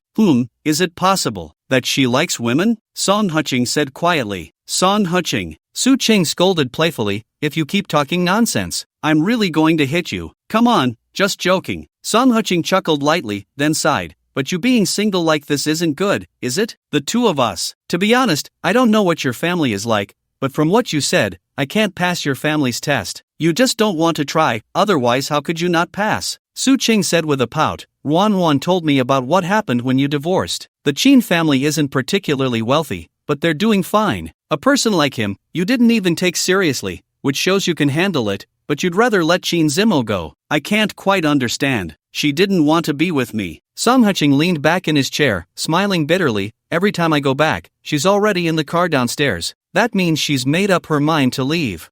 She didn't say it to you personally? Su Qing said in surprise. That's the problem. Song Qing exhaled a puff of smoke. If she had just told me about the difficulties she's facing, I would have done everything to keep her, but she didn't. Maybe she doesn't dare to face you? Su Qing comforted. Sister, marriage is a lifelong commitment. Song Qing reached out and patted her shoulder. If you can't even face this little thing together, then what about the big storms after marriage? If she just walks away like this, it would be better not to get married at all. Su Qing stared at him blankly. After a long time, she finally pursed her lips and said, if she confesses everything to you and says she wants you to improve, would you change for her? Song Qing was taken aback by her words. He glanced at Song Xiaoyuan, who was running around in the play area, and then shook his head. No matter how much money her family has, many things depend on the person. She made a wrong decision. Su Qing sighed, feeling both regretful and somewhat relieved. Maybe. Song Qing sighed lightly and fell silent again. Su Qing also became quiet. After a long while, she gritted her teeth and said, Song Qing, if I were with you, but we didn't get married, would you be willing? What do you mean? Do you want to support me? Ouch. As soon as Song Qing finished speaking, he received a slap. Say that again. Su Qing glared at him fiercely, her ears turning red. I was just joking with you. Song Qing chuckled. If I can't even keep Qin Zimo, if it were you, I definitely couldn't keep it. A person like me should marry someone ordinary, not have any unrealistic thoughts. You're an ordinary person? Su Qing pointed at the luxury car parked by the roadside. Can an ordinary person afford that? A car doesn't mean anything. Song Qing shook his head, just about to say something when his phone suddenly rang. However, he only glanced at it and fell silent. Su Qing also looked at his phone and smiled wryly. I don't know how to explain this to your parents. It's not just that, I just didn't know how to face them. After a vague smile, Song Qing answered the call. You little brat, I've been trying to call you for 3 days. Why didn't you pick up? A roar from the other end startled everyone around. Mom, it's not that I didn't pick up. I was just busy with work, Song Qing said with a wry smile. Busy with work? I called Xingyao, and she said she was on a business trip. You two are busy. What about Xiaoyuan? Song's mother scolded. I won't let her starve, don't worry. Song Qing laughed. I don't care, you bring Xiaoyuan back for dinner this weekend. Otherwise, I won't let you off. Song's mother said coldly. This weekend. Song Qing was about to say something, but Su Qing tugged at his sleeve and pointed at her phone. What? You want me and your dad to come see you, right? No, but the weekend is tomorrow, isn't it? Song Qing said helplessly, if that's the case, I might as well just come back today. Hey, you said it. The voice on the other end changed to a male voice. Song Qing, we're all men. A promise is a promise. Hurry up and book the tickets. Your mom and I are waiting for you to have a late night snack. Song Qing pondered for a moment before smiling. Alright, then I'll come back now. Hey, that's more like it. Song's mother grabbed the phone back and laughed. Hurry up and book the tickets. Your dad and I are waiting for you at home. Got it. After hanging up, Song Qing looked at Su Qing. What are you looking at me for? Su Qing averted her gaze, feeling a bit shy. How about, you come back with me? Song Qing's words made her jump up suddenly. What did you say? I go back with you? Su Qing's face was filled with disbelief. What on earth is this guy thinking? Although he is divorced now, they haven't registered it yet. Is it appropriate for her to go back with him? This is nothing, Song Qing said with a smile. Anyway, you have nothing to do, just come with me to have some fun. What do you really want to do? Su Qing bit her lip lightly. Hey, you don't know, my dad and mom don't have a good temper. They opposed my marriage to Ruan Xingyao from the start, but I insisted on marrying her. Now that it's turned out like this, they might kill me. Song Qing said with a bitter face. If you come along, you can help me explain a bit. Su Qing looked at him with a strange expression. If I go with you, you should get beaten even worse, right? Lincheng is the capital city of Jiangzhou province,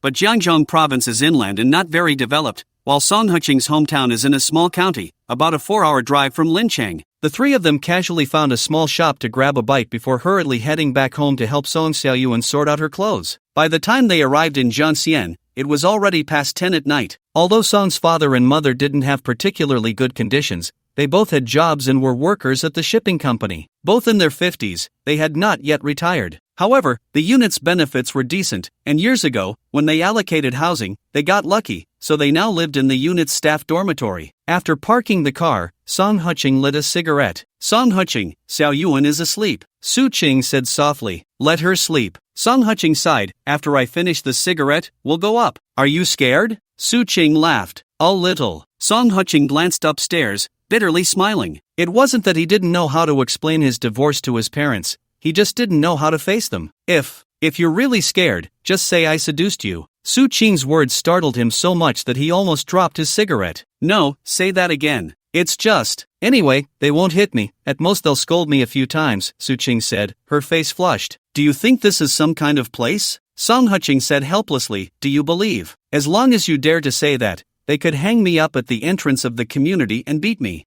Have you been beaten before? Su Qing asked in horror. Not really, but I've seen others get beaten by their parents like that. Song Qing clasped his hands together. Auntie, don't make things worse for me. These are their neighbors for over 20 years. They won't care about my face. Then I won't say anything. Su Qing pouted and lowered her head. All right, let's go up. Song Qing opened the car door, took Song Xiaoyuan in his arms, and walked towards the stairs. Su Qing followed behind him with the suitcase. The old house didn't have an elevator, but fortunately, the stairs weren't too high. Song Qing stopped at the door on the 3rd floor and knocked. Coming. A voice responded from inside, followed by the sound of footsteps. Oh, Xiaoyuan is asleep? A woman in her 50s reached out to take Song Xiaoyuan. She had fair skin and a gentle appearance, especially when she smiled, making people feel as if they were in a spring breeze. This was Song Qing's mother, Wen Yun, but her temperament and appearance were inversely proportional to her name. She was famously hot-tempered. When she was young, her family's housing quota was snatched away by improper means. She went directly to the director's office with 2 kitchen knives and became famous overnight. The unit's leaders had changed countless times,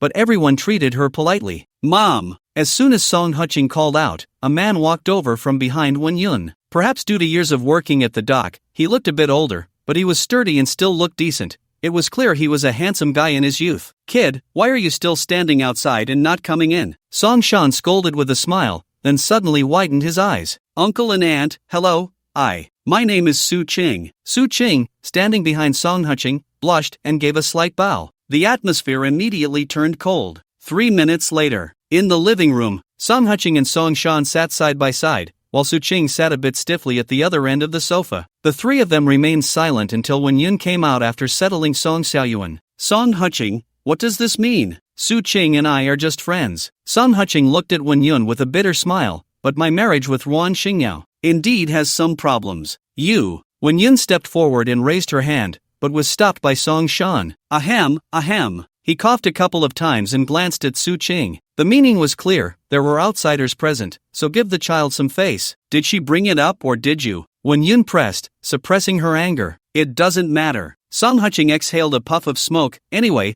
it's already like this. There's no point in getting tangled up in it. Slap. Wen-yun slapped him on the head. You better speak properly. Song Huching rubbed his head and smiled bitterly. Isn't this speaking properly? Who gets the child? Song Shan asked urgently. I do. Song Huching pointed at himself. The child and the house both belong to me. Wan Xingyao is at a disadvantage. How did it come to this? Wen-yun frowned. You're asking me? Song Huching pointed at himself. I don't even know how it got to this point. Anyway, she feels that life with me is hard, and of course, I feel the same way. Since both of you feel life is hard, wouldn't it be better to separate? You. Wen-yun's anger flared up again, grabbing him and hitting him twice. You little brat, don't think I don't know your tricks. You came back and are still with little Su. Auntie, I really am just friends with Song Huching, Su Qing hurriedly explained, and I've known Wan for many years. We were classmates in high school. Wen-yun and Song Shan exchanged glances, their expressions serious. I say, if you can't speak properly, just say less, Song Huching said irritably. If you keep saying that, they'll think we were already involved. You. Su Qing instantly turned red from her face to her neck. Sigh. Wen-yun sighed. No wonder when I called Wan recently, she seemed a bit awkward. It seems you really have no fate. Maybe. Song Huching shrugged, but I'm doing well now. I've changed jobs, and I have time to take care of Xiao Yuan.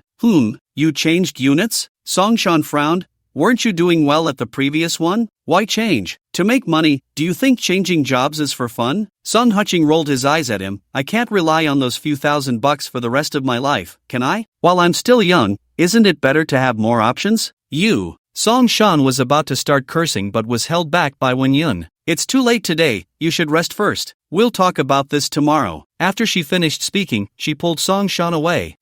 Song Huching was immediately confused. What kind of routine is this? Not scolding, not hitting, just letting it go? Song Huching, where will I sleep tonight? Su Qing asked softly. We have a guest room. Song Huching stood up and led her towards the guest room, but as soon as he opened the door, he was stunned. The guest room was currently filled with clutter. Apparently the family was preparing for a big cleanup. Su Qing saw the scene and instantly understood. Song's parents probably did it on purpose, knowing there was only one room left, so they left early. Alright, I'll take you to stay at a hotel. As Song Huching was planning to retreat, the door to the master bedroom suddenly opened. Wen-yun, holding a feather duster, tapped the wall and sneered. Song Huching, you know the rules of the house, right? No going out after 10? Song Huching's face immediately showed distress. Mom, I'm not 18 anymore. It's not appropriate for us, a man and a woman, to sleep in the same room, is it? Why isn't it appropriate? Xiaosu sleeps in the bed, you sleep on the floor, Wen-yun said with a pout. I've laid down foam boards on the floor, and there are blankets too, you won't freeze. She's really not. Song Huching forced a smile. If she's not,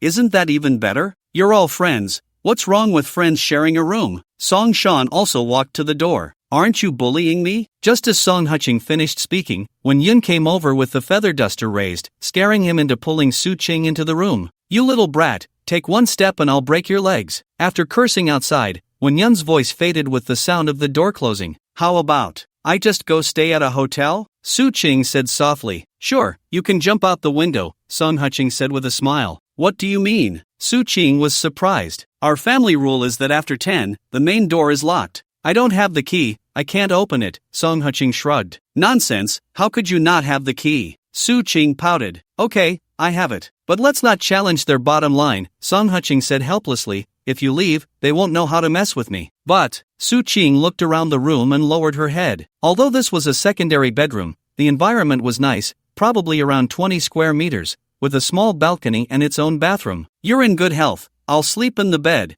you sleep on the floor. As Song Huching spoke, he opened the closet and threw a blanket on the floor. What did you say? You sleep in the bed? Su Qing exclaimed in shock. Why not? This bed is mine. Song Huching said confidently, I'm going to take a shower now, you can make your own bed. After he finished speaking, he took his clothes and went into the bathroom. You. Su Qing kicked the blanket hard. This guy really had no gentlemanly demeanor at all. When Song Huching came out of the shower, he found the bed already made on the floor, and Su Qing was sitting on the bed, glaring at him fiercely. I say, girl, aren't you tired? Song Huching yawned. Stop messing around. We'll talk about it tomorrow. No way, I want to sleep in the bed. you sleep on the floor, Su Qing said in a delicate voice. All right then. Song Huching readily agreed, turned on the air conditioning, and lay down on the floor.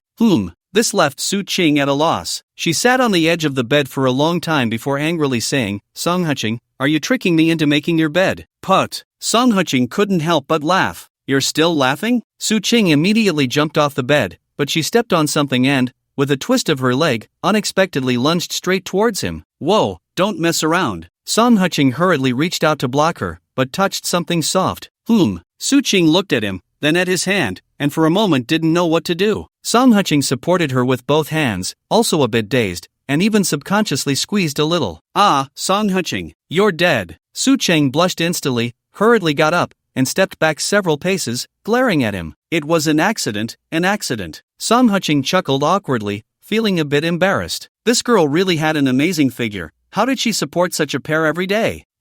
After giving him a disdainful look, Su Qing got up and walked towards the bathroom. Song Huching let out a sigh of relief when suddenly a foot landed directly on his chest. What the hell? Serves you right for bullying me. Su Qing laughed triumphantly and quickly ran into the bathroom.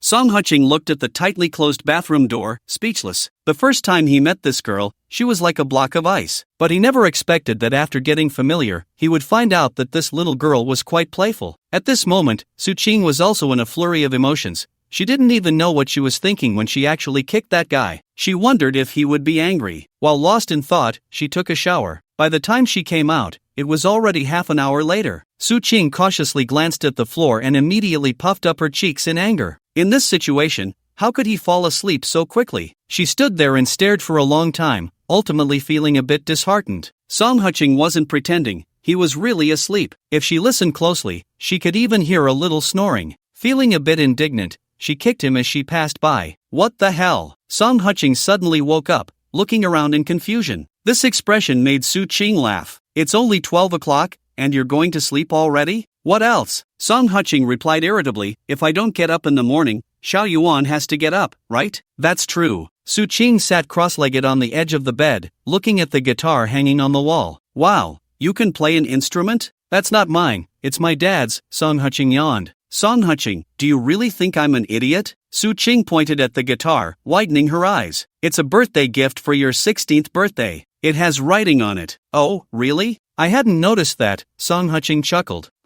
You haven't said a single honest word. Su Qing rolled her eyes at him. What do you want to do staying up so late? Song Huching sat up. Nothing, I just can't sleep well in unfamiliar places, Su Qing said casually, then quietly added, what do you think Uncle and Aunt mean by this? It's obvious, Song Huching shrugged. No matter if you're my friend or not, they create the opportunity first. If you really are my friend and something happens between us, I wouldn't be at a loss, would I? Can't you say it a bit more tactfully? Su Qing, embarrassed, picked up a pillow and hit him with it. You're not stupid. You figured it out early on, so why beat around the bush? Song Huching shrugged. They saw that I got divorced and have a child. They're worried I won't find someone. You don't know how many girls are around you. How could you not find someone? Su Qing scoffed. You just broke up with Wan a few days ago, and Qin Zimo was already living at your place. I say, who are you standing up for? Song Huching laughed and scolded. Ruan Xingyo hasn't said anything, but you're getting angry. What's going on? Are you jealous? Jealous of you? No way. Su Qing's face turned red immediately. You can be with whoever you want. It has nothing to do with me. That's true. After stretching his neck, Song Huching smiled broadly.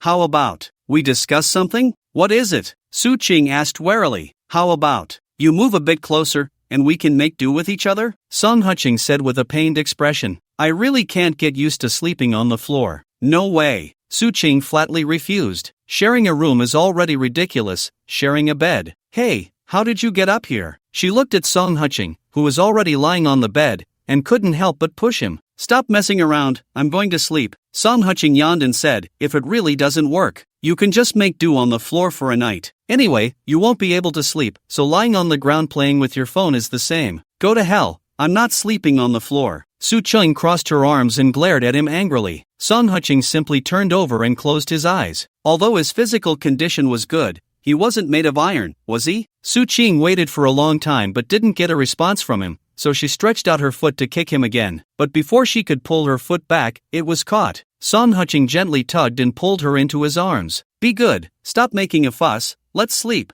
You. Su Qing was suddenly flustered by his embrace and whispered, Song Huching, what does this count as? Friends, Song Huching chuckled lightly. No way, do you hug your friends to sleep? Su Qing insisted. Then what do you say it is? Song Huching said helplessly. Anyway, it can't be counted as friends, Su Qing murmured. Su Qing. Song Huching shifted back a bit, looking into her eyes. I don't want to get married anymore. Once was enough with someone like Qin Zimo. I never said I wanted to marry you. Su Qing slapped him lightly in annoyance, then in a voice barely above a whisper said, Anyway, we can't be considered friends. As for what we are, you can think about it slowly and tell me when you've figured it out. Okay, I'll think about it slowly. Song Huching nodded with a smile, just about to turn over to sleep when he was pulled back. You hugging me means. Su Qing said softly. Hugging is fine, but no funny business, Song Huching warned. I'm not that kind of person. Oh, Song Huching, I'm going to bite you to death. Su Qing suddenly felt very embarrassed and lunged at him to bite. Song Huching looked at her charming appearance and couldn't help but swallow. You said, when was the last time we, Su Qing suddenly felt a bit weak, pouting, Song Huching, you can't bully me. Let's just sleep. Song Huching gritted his teeth and got up to sit on the floor. It wasn't that he couldn't endure it, but Su Qing's situation was still a muddled account. The other party hadn't married for so many years, which clearly indicated that she couldn't get over that hurdle. This meant that this girl was the kind who stuck to her principles. If he stirred her feelings, it might really end badly. While he was thinking about these things, a delicate white hand suddenly reached out from behind him, accompanied by a whisper. Song Huching, you coward. Ha, I'm a coward? Song Huching scoffed. That bet is older than Xiao Yuan. I'm just afraid it will fall apart. Song Huching, let's start as friends. Su Qing wrapped her arms around his neck, exhaling softly, let's not put so much pressure on each other. Song Huching looked into her dreamy eyes and couldn't help but smile bitterly. Don't move around, sleep well. After rubbing her head, Song Huching held her in his arms. It wasn't that he had the composure of Lu Xiaohui to remain undisturbed, he just truly regarded Su Qing as a friend. After all, he had been in this world for almost a month and only Su Qing had treated him well without asking for anything in return. Song Huching, is it because you have problems in that area that Ruoro divorced you? Su Qing said softly. Don't start with that, Song Huching laughed and scolded. Let's talk about this when I figured it out. Poof. Su Qing turned her body, facing away from him. Just as Song Huching was about to say something, there was a knock on the door. Bang! Su Qing immediately flipped over and climbed onto the bed, covering herself with the air conditioning blanket. What now? Song Huching got up to open the door, feeling quite helpless. I was confused by you earlier, so I made some late-night snacks for you to eat. When Yun turned her head to glance at Su Qing and whispered through clenched teeth, Are you really sleeping on the floor? Stop messing around. After giving her a glare, Song Huching called out, Su Qing, stop pretending. Get up. It's time for a midnight snack. Hearing his words, Su Qing sat up a bit embarrassed. At the dining table, there was a small charcoal stove set up with some skewered barbecue and a box of cold beer beside it, which left Su Qing quite astonished. They think the barbecue outside is unclean and expensive, so we usually grill skewers at home, Song Huching explained before inviting her to sit down. Xiao Su, make yourself at home, eat and drink as you please. After Song Shan called out, he started grilling the skewers. Hey, thank you, uncle, Su Qing quickly responded, turning to look at Song Huching. Kid, is it because Ruan thinks you earn too little? Wen Yun said in a low voice. That's part of it, but I don't think it's the deciding factor, Song Huching replied, handing a cigarette to Song Shan before lighting one for himself. People change, she can't stay 18 forever. Her horizons are slowly broadening, and it's normal for two people to grow tired of each other. Wen Yin fell silent for a moment before speaking. Your father and I have saved some money over the years. You can take it and spend it. In the future, your father and I will save a bit more each month, giving you 8,000 a month. No need. Song Huching hadn't finished speaking when he was interrupted by Song Shan. Kid, don't be too proud. We did oppose you being with Ruan back then, but since you're married, you're a couple now. Unless it's a principled mistake, there's nothing you can't get over. Your dad is right. Back then, I didn't think much of your dad being poor either. Wen Yun sighed. Now times are different. Women have more places to spend money. We don't have any major expenses, so you and Ruan can just make do with life. Su Qing listened to their conversation, feeling a bit dazed. Song Huching's parents really treated Ruan well. Ah, young people's matters. You wouldn't understand. Song Huching shook his head. I told you, money isn't the main factor. Still stubborn. Song Shan was halfway through his sentence when he saw a car key thrown onto the table and cautiously asked, Ignition key? Get lost. It's a real car. Song Huching laughed and scolded. I haven't given you anything over the years. This car is a gift for you. This. Songshan placed the skewers on a plate, looking at it for a while, still uncertain. Is this a Mercedes? Ben's G-Class, worth about 3 million when it hits the ground, Su Qing said softly.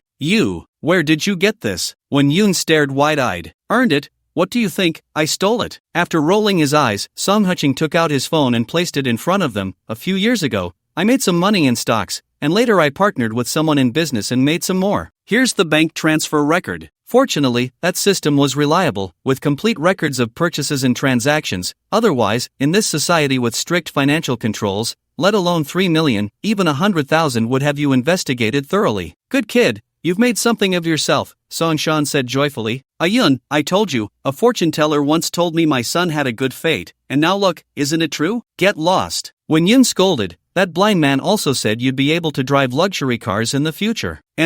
She was halfway through her sentence when she suddenly looked at the keys on the table. Could it be that the blind man was that accurate? Wait, are you really giving this to me? Songshan rubbed his hands together. You're doing business now. You need a car to make a good impression. What if you go out and get looked down upon? If you want it, take it. If not, then forget it. Song Huching shot him a glance and said, I'm an adult. Do you think I don't know how to handle things?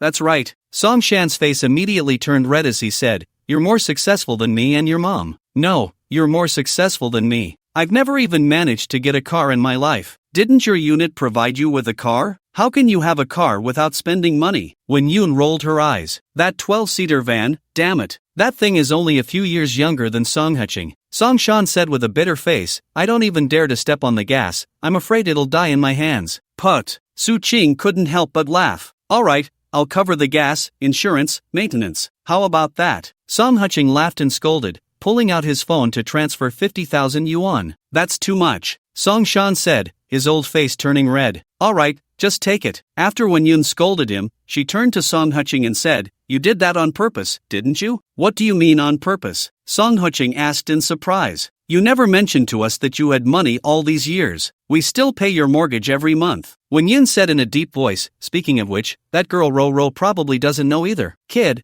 how can you still have ulterior motives? Song Shan said seriously. Fine, then give me back the car and the money. Song Huching pouted. No, that's not how it works. Once something is given, how can you ask for it back? By the way, the car's paperwork is in the car, right? Tomorrow is the weekend, and the vehicle management office seems to be closed. Oh. Before Song Shan could finish his sentence, he got a knock on the head. Go drink your beer. Why so much nonsense? After when Yun glared at him, she looked at Song Huching with a complicated expression and said, You've always had your own opinions since you were young. You don't need to worry about it. Since you did this, there must be a reason, but things can't be handled this way. What do you mean? Song Huching frowned. You should pay off the mortgage and give the house to Ro. With those words, Song Huching felt a jolt. You wanted to show off, and now look, the house is on the line. That's a good suggestion. Song Shan said seriously, Ro has been with you for so many years. She hasn't gained anything, and that's not fair. If you didn't have the means, we wouldn't be talking about this, but now that you have money, giving her the house is only right for her having given you children. No, you guys wait a minute. Song Huching pointed at himself. I'm your biological son, that's not wrong, right? Get lost, Ro is also our daughter-in-law. When Yoon slapped his forehead, how much is that house worth? All said and done, you still owe about 400,000. If you don't pay,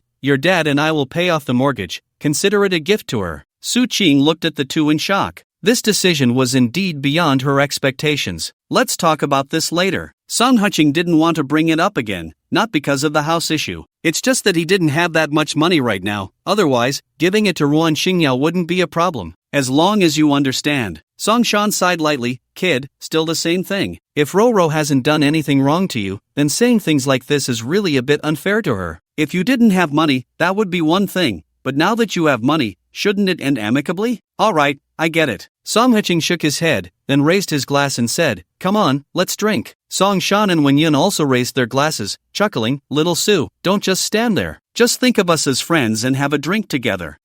Su Qing immediately raised her glass and clinked it with theirs. They spent more than an hour eating late-night snacks. Just as Song Huching was yawning and preparing to go to bed, he was stopped by Song Shan. Don't go, let's go downstairs and take a look, otherwise, what if I drive the wrong car tomorrow? That's right, I've never been in such an expensive car before, let me see what it's like. When Yoon laughed as well. Put. Su Qing couldn't help but laugh. This family is really interesting. Alright, let's go. Song Huching walked downstairs helplessly, and Wen-yun took Su Qing's hand, signaling her to come down and have some fun. Downstairs. TSK. This is still $1 million luxury car, it's different. Song Shan sat in the driver's seat, touching the steering wheel in amazement. Why don't you take it for a spin? Song Huching encouraged. Slap. Song Shan directly hit him on the head. Do you really think I'd drunk too much? If I go out, what if I get caught? You just have to drive the car back, right? Ha ha ha. Su Qing couldn't help but burst into laughter. He can't drive it back,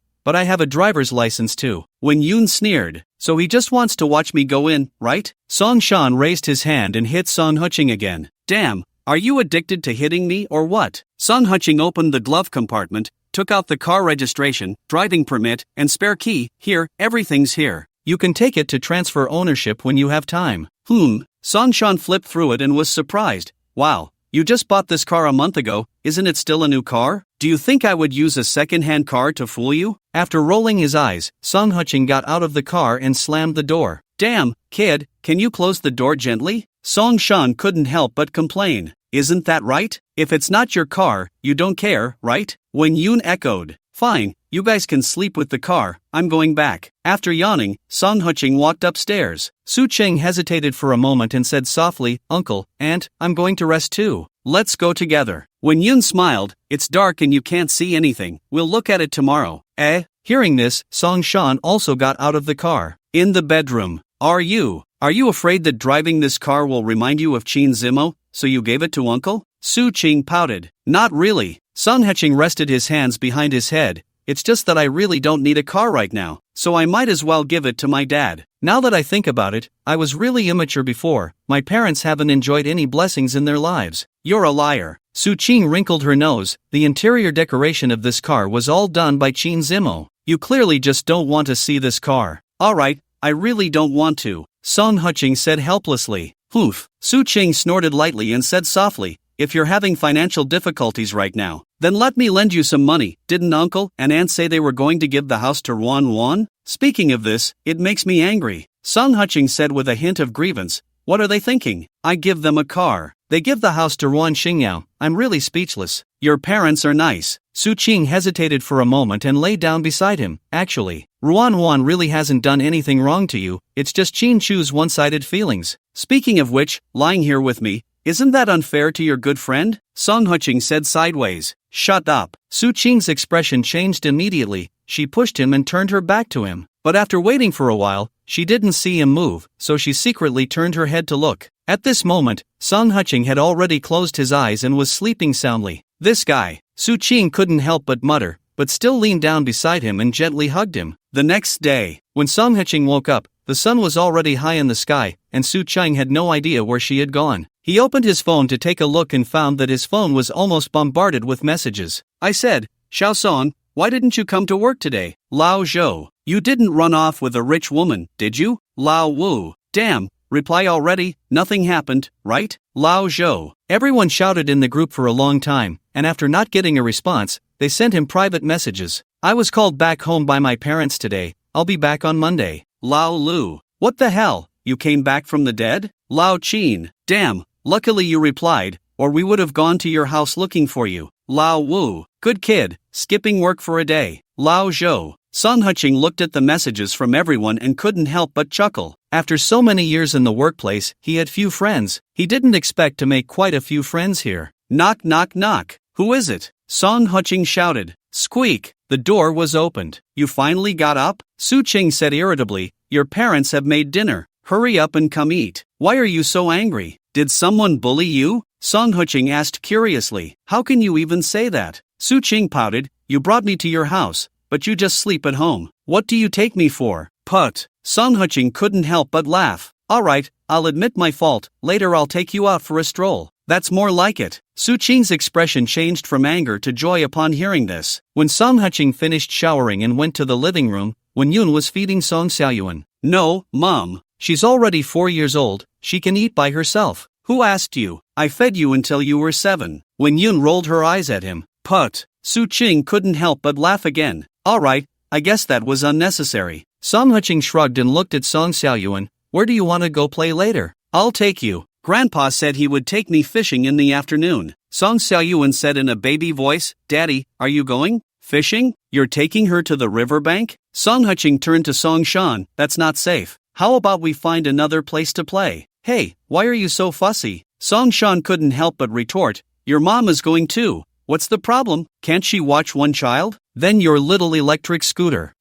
Song Huching suddenly realized, oh, so you got a new car to show off to your friends, huh? No wonder you all dressed up so flamboyantly today. Are you asking for a beating? When Yun glared at him, you little brat, why are you so annoying? Are you eating or not? If not, I'm taking it to feed the dog. As she spoke, she stuffed a spoonful into Song Xiaoyuan's mouth. Grandma, I'm not a dog. Song Xiaoyuan protested. Ha ha ha. Song Huching burst out laughing. Grandma didn't say you, I was talking about your dad. When Yun quickly added, you're much better than your dad, I find him annoying. By the way, speaking of which, Xiaoyuan is about to have summer vacation, right? Song Shan said seriously, anyway, your mom and I don't have much to do at work. You can send Xiaoyuan back. We'll take care of her, and you can focus on your career. Forget it, she should stay with me. Song Huching shook his head, she's used to staying in Lingcheng. She might not adapt to returning to Jiangxian. Oh, Lao Song, having a bit of money changes things, huh? When Yun said sarcastically, who didn't grow up drinking river water? That's right. Song Shan also sneered, after being away for a few years. Coming back feels strange, if I had known this, I shouldn't have let him go out in the first place, such an ungrateful thing. Hey,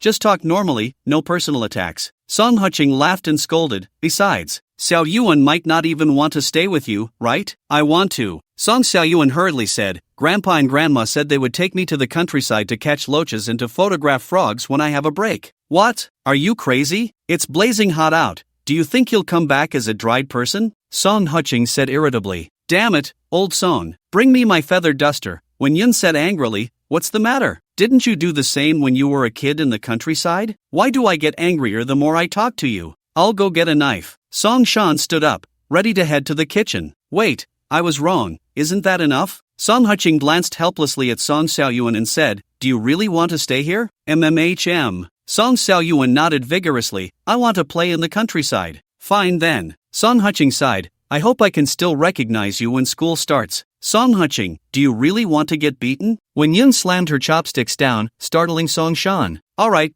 I won't say anything. Is that okay? Song Huching said helplessly, there are only a couple of days left until the break. Why not just let her stay with you? I'm too lazy to take her back. Hey, that's more like it. When Yun immediately smiled, I'll call her homeroom teacher later. Ask for a couple of days off for her. It's the end of June anyway. It won't matter if she misses these 2 days. Sigh. Song Huching looked at Song Xiaoyuan with little interest, then lowered his head to eat. Xiao Su, later I'll take you and your aunt to play with Xiaoyuan. You let Song Huching take you out for a stroll. When Yin joked, although our county isn't as bustling as Lincheng, the border town has its own flavor. Hey, thank you, Auntie, Su Qing quickly replied. Wait a minute. Song Shan suddenly exclaimed, Kid, aren't you also high school classmates with Ruan? How come you don't know Su Qing? Isn't Ruan Xingyao a transfer student? How would I know her? Song Huching rolled his eyes at him. Uncle, actually I've known Ruan since we were little. We were classmates from elementary school to the first year of high school, then she transferred to Jiang County while I stayed in Lincheng, Su Qing explained. So that's how it is. Song Shan suddenly understood. Alright, are you done eating? If you're done, hurry up and go. When Yun called out, okay. Song Shan also stood up and looked at Su Qing. Xiao Su, after you finish eating, go play. As for the table, I'll help your mom. No,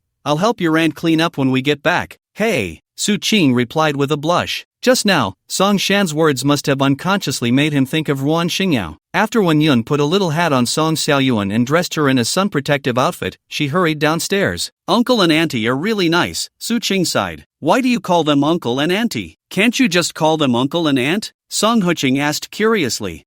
Yeah, why do I call them Uncle and Auntie? Su Qing tilted her head in thought. TCH. Song Huching rolled his eyes at her and continued eating, but when he finished and was about to go out, he was stopped by Su Qing. I'll clean up the dishes first, didn't they say? Are you crazy? Are you really going to wait for them to come back to clean up? After giving Song Huching a glare, Su Qing took the dishes to the kitchen. I'm telling you, you really don't need to do this. Song Huching leaned against the kitchen door, helplessly saying, you've seen what my parents are like, they always say what they mean. They don't really talk about these trivial things with you. What do you know? Su Qing shot him a charming glare, why do you think Auntie treats Ruan so well? Isn't it because Ruan is diligent? At least, when she's at your house, she must be very diligent, right?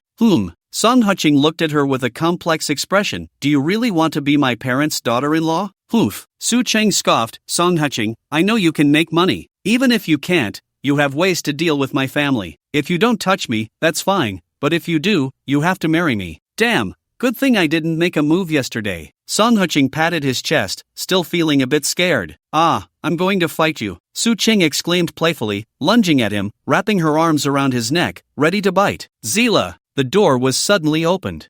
Both Song Huching and Su Qing turned their heads to see Song Shan standing at the door, dumbfounded. I'm sorry, I forgot to bring the net. Song Shan stammered before quickly running to the balcony to grab the net, throwing an apologetic glance at the two. You guys continue, I didn't see anything. After saying that, he hurriedly ran downstairs. It's over, this is going to be hard to explain. Song Huching muttered to himself. Su Qing covered her face, her ears turning red. What do we do now? Su Qing whispered. What to do? Just chill. After giving her a glance, Song Huching took out her suitcase. What does this mean? Su Qing asked in surprise. Let's go, sister. Song Huching said helplessly, if we don't leave now, do you believe? Tonight they'll have a family meeting, and then will we admit it or not? Admit what? Su Qing pretended to be clueless. Stop messing around. Song Huching sighed. I haven't even divorced your best friend yet, and as for others, forget it. What if Rowani Ingio finds out about us? What then?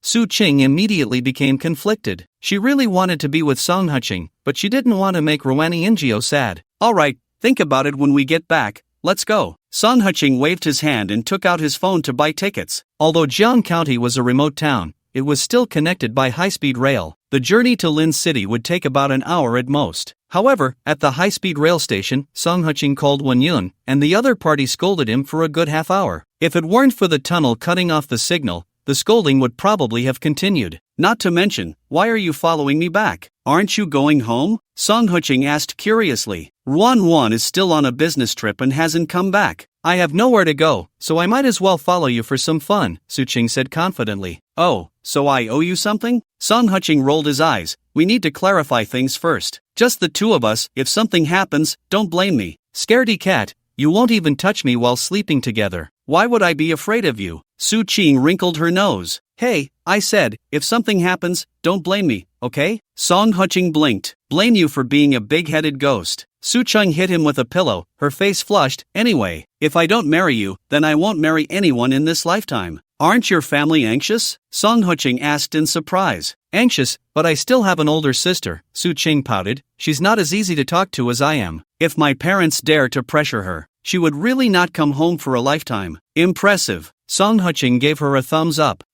Su Qing shot him a glance before turning to leave. Song Huching didn't bother to ask where she was going and lay down on the sofa to rest. He didn't know if it was because he was addicted to delivering food or if today wasn't his day off, but he actually missed riding the little electric scooter. After lying down for a while, unable to sleep, he sent a message in the group. Brothers, I'm back. Where are the orders? Report the locations quickly. Lao Lu. Damn it, another 88 with 20 red envelopes. How few people do we have in our group? Hurry to Hoshi, there are plenty of orders here. Lao Zhou. What the hell, Hoshi? It's Linqing Normal University, hurry up. Lao Wu. Guomao, Gagogo. Lao Qin. Song Huching glanced at the time, put on the black knight's vest, and joined the delivery army. 7 in the evening. After finishing his last order, he was about to take another one when he suddenly remembered that Su Qing might still be at his place. He twisted the throttle and headed towards Anji Tinglan. As soon as he opened the door, he saw Su Qing standing there with her arms crossed, looking at him angrily. Oh, who offended our Miss Su? You. Su Qing's eyes widened. I went to buy some groceries, and you ran away. Didn't we agree that you would accompany me to shop today? Song Huching was slightly taken aback, then smiled wryly. If it were Jiangxian, I could still accompany you. But where is this? This is Lincheng. You grew up here, don't you know it better than I do? You. Su Qing was about to say something when the phone on the table rang. She leaned over to take a look, frowned, and answered the call. Where are you? A slightly cold voice came from the other end. I'm at home. What's wrong? Su Qing said, her face turning red. I'm at your house now. The other party sneered. I'll give you 20 minutes. You'd better hurry back. Otherwise, I'll come to get you. You. Su Qing was so angry she stomped her feet. I'm out with friends. If you have something to say, just say it. No, I need to see you in person. After saying that, the other party hung up the phone directly. Your mom? Song Huching asked cautiously. Screw you, it's my sister. Su Qing said hatefully, she's always like this. Used to being domineering. After saying that, she dashed into the kitchen to start cooking. Song Huching stroked his chin, thoughtfully watching her back. The voice on the other end of the phone was somewhat distorted, but he felt like he had heard it somewhere before. 5 minutes later, the food was ready, but Su Qing picked up her bag. Aren't you going to eat together? Song Huching asked in surprise. No, Su Qing sighed, my sister rarely comes to my place. This time she probably encountered something and wants to talk to me. I need to keep an eye on her, in case something happens. Sisterly love, so touching. Song Huching clapped. Annoying, you eat slowly. I'll come to clean up tomorrow. After giving him a playful eye roll, Su Qing turned and walked out. Wait, what do you mean by coming to clean up tomorrow? Song Huching shouted, but all he got in response was the sound of the door closing. This girl, she wouldn't really want to steal Wan Xingyao's boyfriend, would she? After muttering to himself, he lowered his head and started eating. But just halfway through his meal, his phone vibrated suddenly. He picked it up to see a friend request from Qin Zimo. Song Huching was momentarily stunned. He had only deleted Qin Zimo but hadn't blocked her, so she could still send him a request. He immediately clicked to block her and continued eating, letting out a slight sigh. After all, they were from two different worlds. Entangling further wouldn't be good for either of them. That night, Song Huching lay on the sofa, casually watching the soap operas of this world. To be honest, the TV dramas in this world were even worse than those in his own world. He even suspected that the screenwriters were still living in the 90s. He watched until he fell asleep, and when he woke up again, the sky was already bright. The reward for 500 orders has been delivered, along with 5 chances for a lottery. Song Huching shook his head, his eyes filled with disbelief. 100 orders give 3 lottery draws, 500 orders give 5? Then does 5,000 orders mean 50 times? If that's the case, it seems that ascending to immortality really isn't that difficult. He thought for a moment, and a transparent big screen appeared in his mind. First lottery draw. The screen flickered, and countless prizes began to appear. Golden legend, golden legend. Song Huching shouted in the room, clenching his fists. You have obtained the Xiumi ring. Please check it. What the hell? Is it really the golden legend? Song Huching looked at the orange ring in shock. It was called a ring, but in reality, it was just an ancient-looking copper-colored small circle, not very big, but it looked very exquisite. After thinking for a moment, he still put it on his left ring finger. Xiumi ring, contains 30 cubic meters of space, cannot store living things. Song Huching felt a breath of the heart, and his whole body went numb. Is this the legendary storage ring? He thought for a moment, and the sofa disappeared. With another thought, what the hell? Song Huching yelled, covering his foot. Damn it, the sofa fell on his foot. After playing for a while, he suddenly tilted his head and thought, could it be that there are really immortals in this world? After thinking for a long time, he couldn't come up with a clue, so he simply gave up. Second lottery draw. You have obtained a Porsche 918. Damn it. After cursing, Song Huching chose to continue the lottery. You have obtained 50 million in cash. I don't want money, give me a divine artifact. Third lottery draw. You have obtained Tai Chi, master level. Oh, purple? Song Huching raised his eyebrows slightly. He had practiced Sanda for a while before, and he could handle 1 or 2 ordinary people, but with more than 2, he could only curl up on the ground holding his head. Now getting a self-defense skill is not bad, and it's purple too. Fourth lottery draw. You have obtained a residential apartment in Linchang. Song Huching expressionlessly chose to draw again. Fifth lottery draw. You have obtained the song Red High Heels, proficient. I curse you, you old man. Song Huching couldn't help but curse. It's not that the song is bad, mainly because he could already sing it well, although it was just at the level of a karaoke king. But what use does he have for this? Forget it. It's better than thank you for your patronage. He sighed and got up to go to the bathroom. But when he finished showering and came out, he saw Su Qing sitting at the dining table, where sandwiches and milk were laid out. How come you're here? I had nothing to do, so I came to see you. Su Qing pouted. What? You don't welcome me? That's not it. Song Huching smiled. I was just worried you had something to do. You left in such a hurry yesterday. Hey, don't mention it. Su Qing said with a bitter face, my sister wants me to go to work as vice president at a subsidiary of our company. You, the illustrious Miss Su, are being sent to a subsidiary? Song Huching was surprised. This was my own request, after all, I don't want to work with her. Su Qing sighed. Is it out of town or in Lincheng? Song Huqing smiled. Of course it's Lincheng. Su Qing rolled her eyes at him. It's because it's Lincheng that I didn't have the heart to refuse. If it were out of town, I wouldn't go. What? Lincheng girls don't marry out? Song Huqing joked. Not at all, I just don't want to go out of town. It's nice in Lincheng. Su Qing looked at him and suddenly had an idea. How about you come to work at the company with me? I can get you a vice president position too. Don't joke, Song Huqing said, feeling both amused and helpless. If the two of us were to find a company to mess around in, that would be fine. But this is your family's business. You should take it seriously. Su Qing wrinkled her delicate nose and said softly, you don't have to go to work today, right? I don't have to, I have Sunday off. Song Huqing shook his head. That's great. So what are your plans for today? Su Qing asked eagerly. Plans? Song Huqing looked at her, somewhat hesitant. Although he looked down on that Lin Chengfu, he still wanted to take a look. When Yun had said to leave this house to Ruan Xingyao, and it didn't make much sense for him to linger here. As for whether he should give it to Ruan Xingyao, that was not within his consideration. After all, in his heart, he was just an outsider, unqualified to handle the property of his predecessor. What's wrong? Are you trying to hook up with a girl and think it's not suitable to take me along? Su Qing said angrily. That's not it. Song Huqing sighed. It's just that my mom said to leave this house to Ruan Xingyao, so I plan to pay off the bank loan, and then move to a new place. Have you found a new house? Su Qing said in shock. Wasn't this just mentioned the day before yesterday? How long has it been? If you want, you can go buy a house right now, Song Huqing said with a smirk. Is having money that impressive? After teasing him, Su Qing's eyes sparkled. Anyway, I have nothing to do, so I'll go with you to look at houses. Isn't that inconvenient? Damn. Before Song Huqing could finish his sentence, he saw her lift her clothes. He hurriedly stepped forward to hold her hand down, smiling wryly. Sister, what are you doing? Bastard, you hugged and held me yesterday, and today you treat me like an outsider, huh? Su Qing scolded playfully. Song Huqing, let me tell you, I'm not that kind of fickle person. Once I set my sights on you, I will definitely stick with you. You're not, but I am, Song Huqing said with a bitter face. What do you mean? Su Qing was taken aback. I mean, I'm that kind of fickle person, Song Huqing said sincerely. If you follow me, you won't even need to buy a hat in winter. You'll have a whole bunch of green hats. Ah, Song Huqing, go die. Su Qing, in a fit of rage, hugged him and bit him hard on the neck. Damn. Song Huqing hurriedly reached out to tickle her. He was quite experienced in this matter. The more you push her, the tighter she bites. Ah. Su Qing covered her chest, glaring at him with big eyes. Do you always have to use this kind of trick to take advantage? Can't you be a bit more straightforward? Damn. Don't you want to listen to what you're saying? After cursing inwardly, Song Huqing awkwardly said, don't mess around. If things really get out of hand, it won't be good for either of us.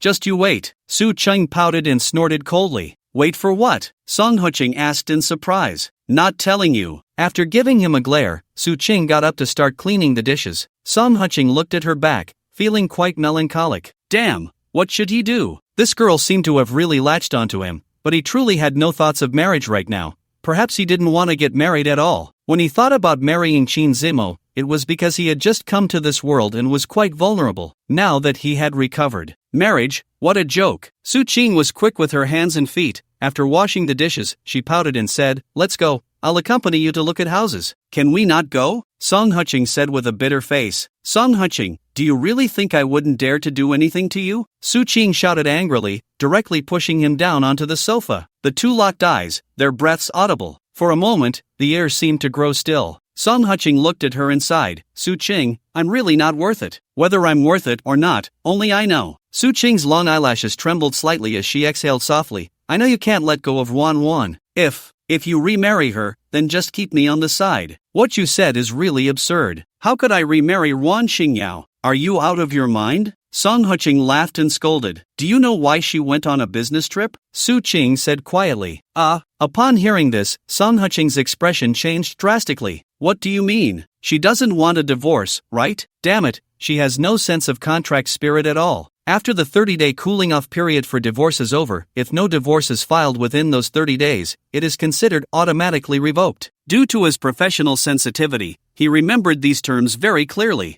I don't know, but I feel like she's deliberately stalling, Su Qing said with a bitter smile.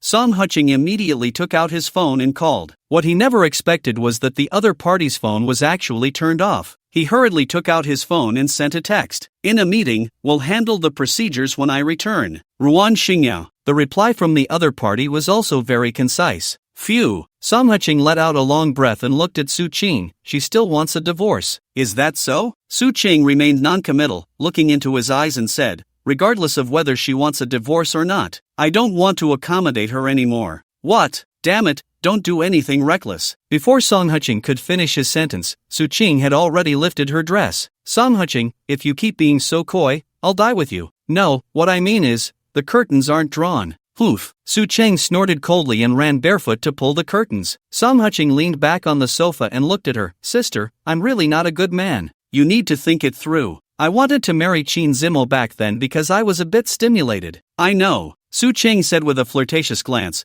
but you can't stay unmarried forever, right? I've waited so many years. I also want to give myself an answer. You. Before Song Qing could finish his sentence, his mouth was blocked. Strawberry flavor. That was the last thought in his mind. An hour later, Su Qing walked out of the bathroom and saw Song Qing leaning on the sofa smoking, which made her cheeks flush slightly. No, sister, shouldn't we at least put on some clothes? This isn't appropriate, Song Qing said with a wry smile. I know you're worried about me and Ruan, but that's my business. It has nothing to do with you. Su Qing sat beside him. Fine. Song Qing shrugged and went to the bathroom. Su Qing looked at the mess on the floor and couldn't help but blush. She still couldn't believe she could do something so crazy. Half an hour later, the two walked out of the elevator. Su Qing hesitated for a moment but still reached out to link her arm with his. Song Qing was slightly taken aback but said nothing. Hey, why is there a car parked in your spot? Su Qing said angrily, the people in this community have no manners. How can they park so recklessly? And it's covered with a car cover? What, do they think it's their own parking space? Don't shout. After pinching her face, Song Qing took out a car key. Beep beep. The lights under the car cover flashed, making Su Qing pause slightly. You bought a new car again? Sort of. I can't just keep borrowing your car every time we go out, can I? Song Qing sighed and reached out to pull off the car cover. Wow. Even Su Qing, who had seen the world, couldn't help but cover her mouth in surprise. A silver Porsche was quietly parked there, with scissor doors and a streamlined body, all showcasing its nobility. Even though she wasn't very familiar with cars, she knew this one must be expensive. Do you like it? Song Qing teased. I like it. Su Qing nodded vigorously. How about I trade this car for your Mercedes? Song Qing said seriously. What? Change my Mercedes? Su Qing looked shocked.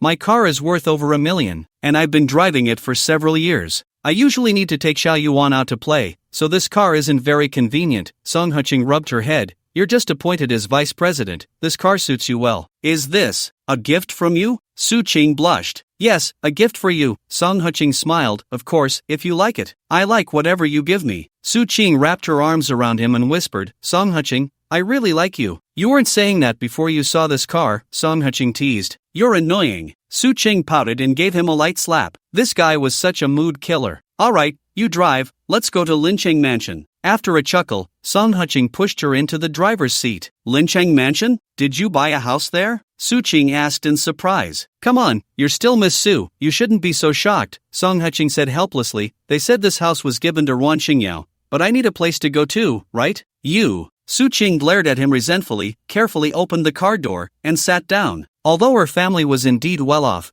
it wasn't like they would spend money on such a flashy sports car. She took a deep breath and started the vehicle. Then she gently pressed the accelerator, and the Porsche immediately roared to life, attracting the attention of several car owners in the parking lot. Wow, Porsche 918? A surprised voice made Su Qing hit the brakes just as she was about to drive out. Song Qing turned his head and couldn't help but smile. Oh, buddy, what the hell, it's you again? The short-haired guy said, looking pained. Wait, isn't your G-Class out? You switched to a 918? No, this is her car, Song Qing said cheerfully, pulling out a cigarette and offering one. She just got this car, I'm just accompanying her for a couple of laps. TSK. The short-haired guy looked at Su Qing's beautiful face and bit down on his cigarette. This 918 is probably the first one in Lincheng, right? You know this car? Su Qing teased. I know it, but it doesn't know me, the short-haired guy said, stroking the car's body with a pained expression. Porsche concept-level sports car, 218 horsepower, top speed of 320, but none of that matters. What's important is this car costs over 14 million.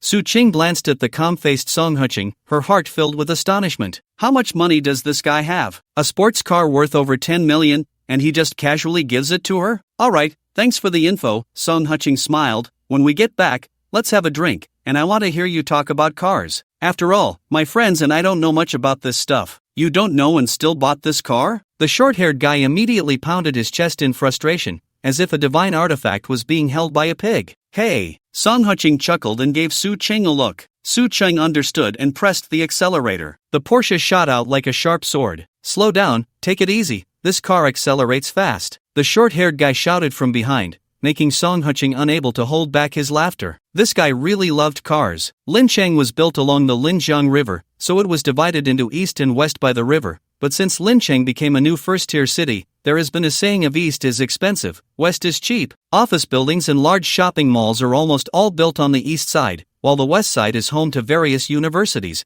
making it a large university town. Linchang Mansion stands next to the Linchang Bridge, not far from the Guama Building, facing the Linjiang River, and is considered a first-tier luxury residence. This level of residence has a very strong sense of privacy, and generally, outside vehicles are not allowed to enter. May I ask who you are looking for? The security guard approached. I am the new owner here, could you please help me register my vehicle? Su Qing said with a light smile. New owner, may I ask which building? The security guard asked in surprise. Su Qing did not speak, instead, she turned to look at Song Qing. Building 1, Unit 49. The penthouse? The security guard exclaimed, immediately saying, Hello, Mr. Song, I am the head of the security team, Wu Xingxing. Hello. Song Qing nodded at him with a smile. Can we go in now? Of course. Wu Xingxing immediately waved his hand, signaling the security guard at the booth to open the barrier, and a swarm of guards rushed out, standing in 2 rows.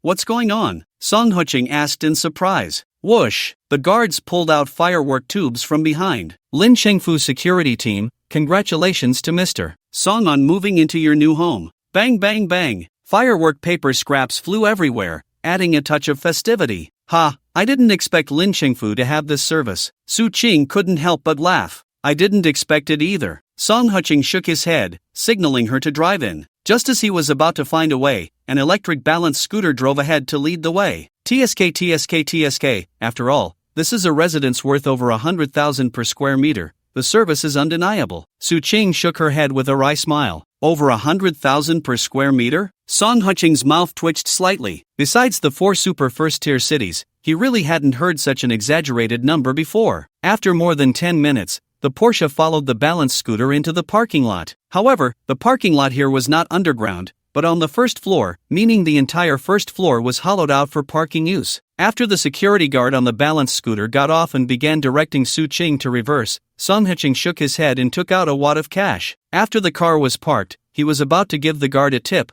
but the guard refused. Mr. Song, this is a service included in the property fee. We are not allowed to accept tips. All right then. Song Qing smiled and shook his head, pulling out a cigarette and offering one to him. This time, the guard did not refuse, taking it with both hands and saying seriously, Mr. Song, the 12 parking spaces in front of you are all yours, you can use them freely. 12 parking spaces? Su Qing was taken aback at first, then quickly understood. Who could afford to live here without a few cars? Thank you. Song Qing nodded at the guard, then curiously asked, could I have one of the parking spaces modified to include a charging station? No problem. May I ask which model of electric car? We will contact you immediately. The guard replied promptly. No, it's an electric scooter. Song Qing said seriously, you know, the kind of little electric donkey, you know? The guard was taken aback for a moment, then hurriedly said, if it's an electric motorcycle, there is a parking space next to it specifically for you, which is not included in these 12 spaces. After he finished speaking, he led Song Qing to a corner of the parking spaces,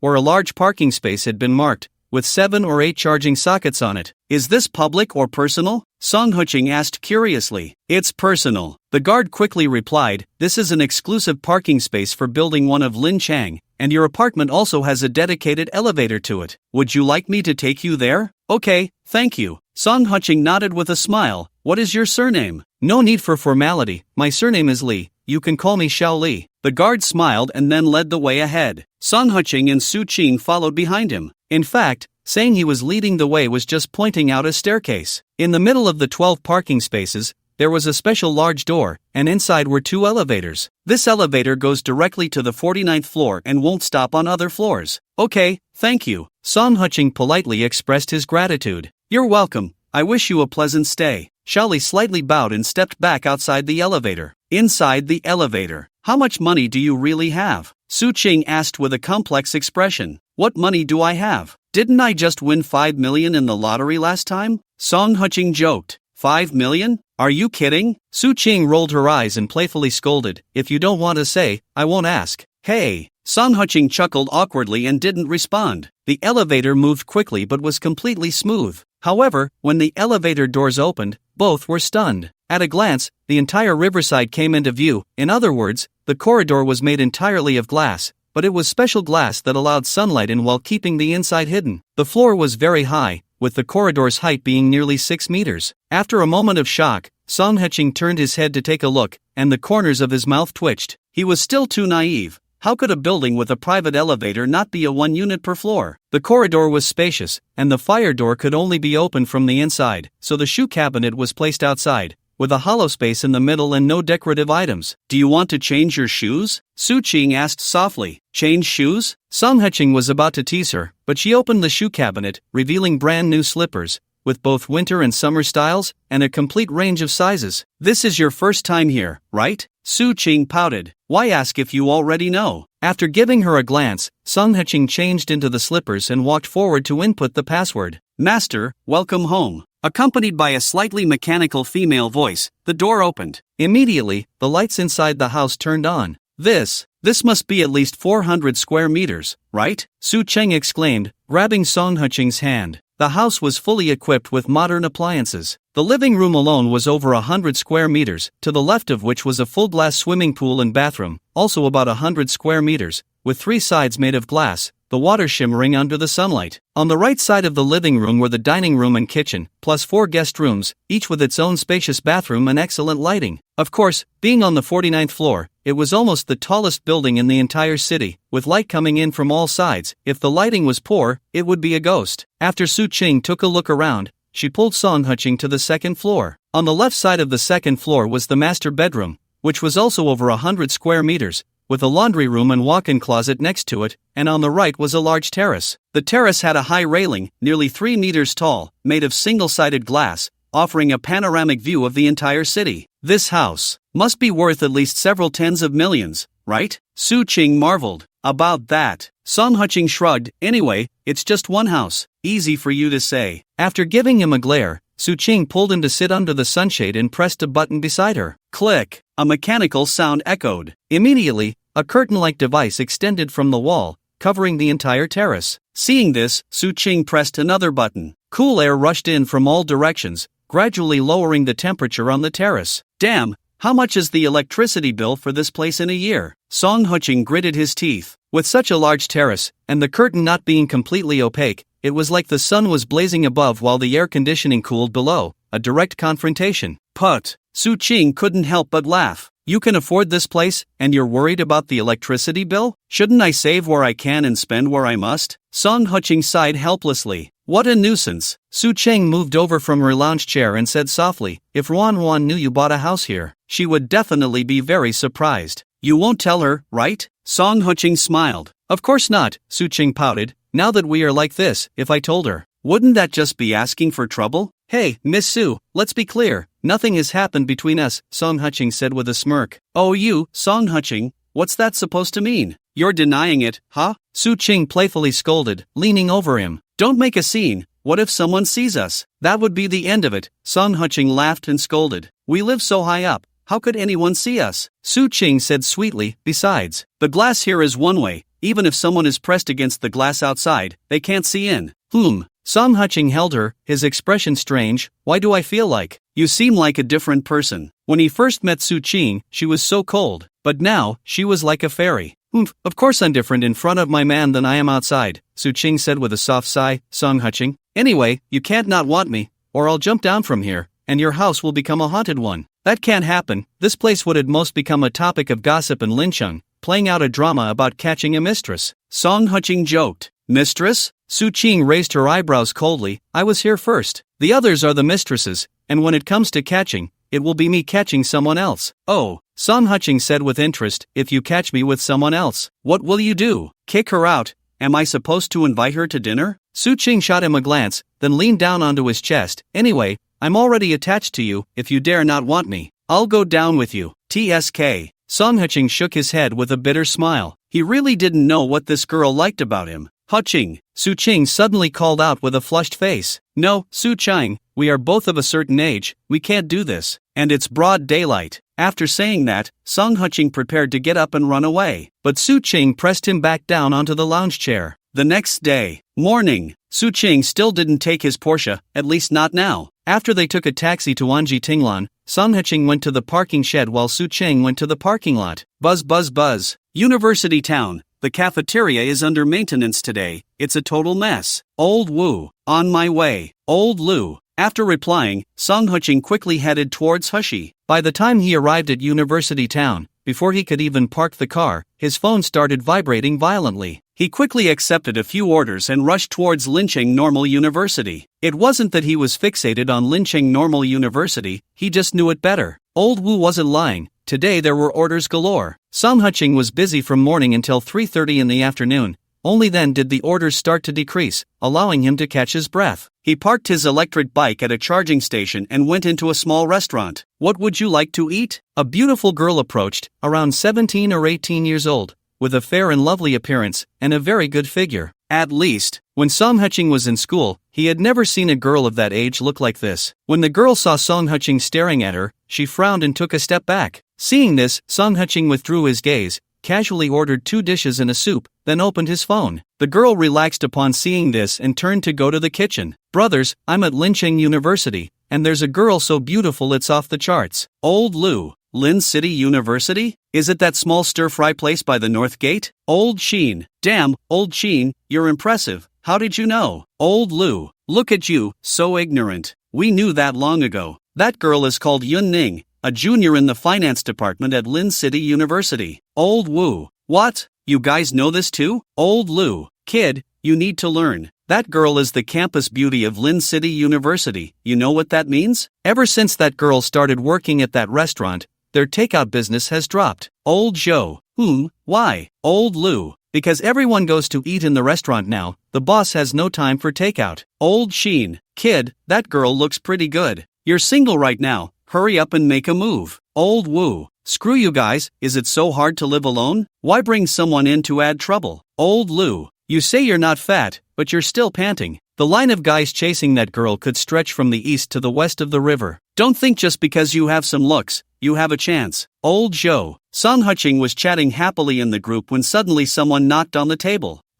He looked up and met a pair of beautiful eyes. Delivery guy, why did you run off last time I called you? Ning Yiting angrily sat down across from him. Just as Song Qing was about to say something, Yun Ning came over with dishes in hand. She was also quite surprised to see Ning Yiting. It seemed the two knew each other. What surprised him was that Ning Yiting only glanced at Yun Ning before turning her attention back to him. Wait a minute, I don't think we know each other that well, right? Song Qing said cautiously. How can we not know each other? You took 200 yuan from me, what's the matter? Are you denying it now? Ning Yiting said angrily.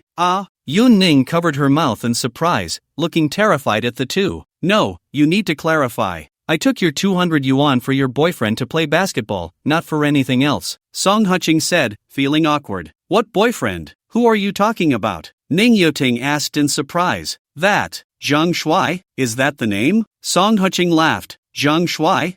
You mean Zhang Yang? He's not my boyfriend. Ning Yiting rolled her eyes at him. Not? Now it was Song Qing's turn to be surprised. How could they not look like a couple? He gives me 5,000 yuan a month to pretend to be his girlfriend. Ning Yiting pouted. Pretend to be a girlfriend? What's the benefit of that? Song Qing asked in astonishment. This way he can get more attention from people. Ning Wanqing shrugged. And many of my friends are flirting with him. They probably take pride in being able to steal me away. Damn, that's impressive. Song Qing looked shocked. From this angle, he really hadn't thought of it. Damn, today's young people are something else. What impressive. He barely has enough living expenses a month. Almost all of it goes to me. Sometimes when he goes out with others, he can't even afford a cup of milk tea. Ning Yiting said disdainfully. Impressive, but lacking in financial power. Song Qing said regretfully. I heard Wei Daong say you're a student at our Lin City Normal University? Ning Yiting suddenly said. Wei Daong? Who is that? Song Qing asked in surprise. The one who plays basketball with you, tall and skinny. Do you remember? Ning Yiting gestured. The fat one is called Wang Hao, the skinny one is Wei Daong. Oh, really? After smiling, Song Huching pointed at himself. What did you call me when we first met? Delivery guy? Ning Yating said uncertainly. Yeah, I'm the delivery guy. What made you think I was a student? Students don't have time to deliver takeout. Song Huching shot her a glance. Come on, there are quite a few people in our school who work part-time delivering takeout, okay? Ning Yating pouted, looking at you. You seem to be about my age. Are you a freshman or a sophomore? Seriously? My daughter is already 4 years old, and you think I'm still a freshman or sophomore? Song Huching said helplessly.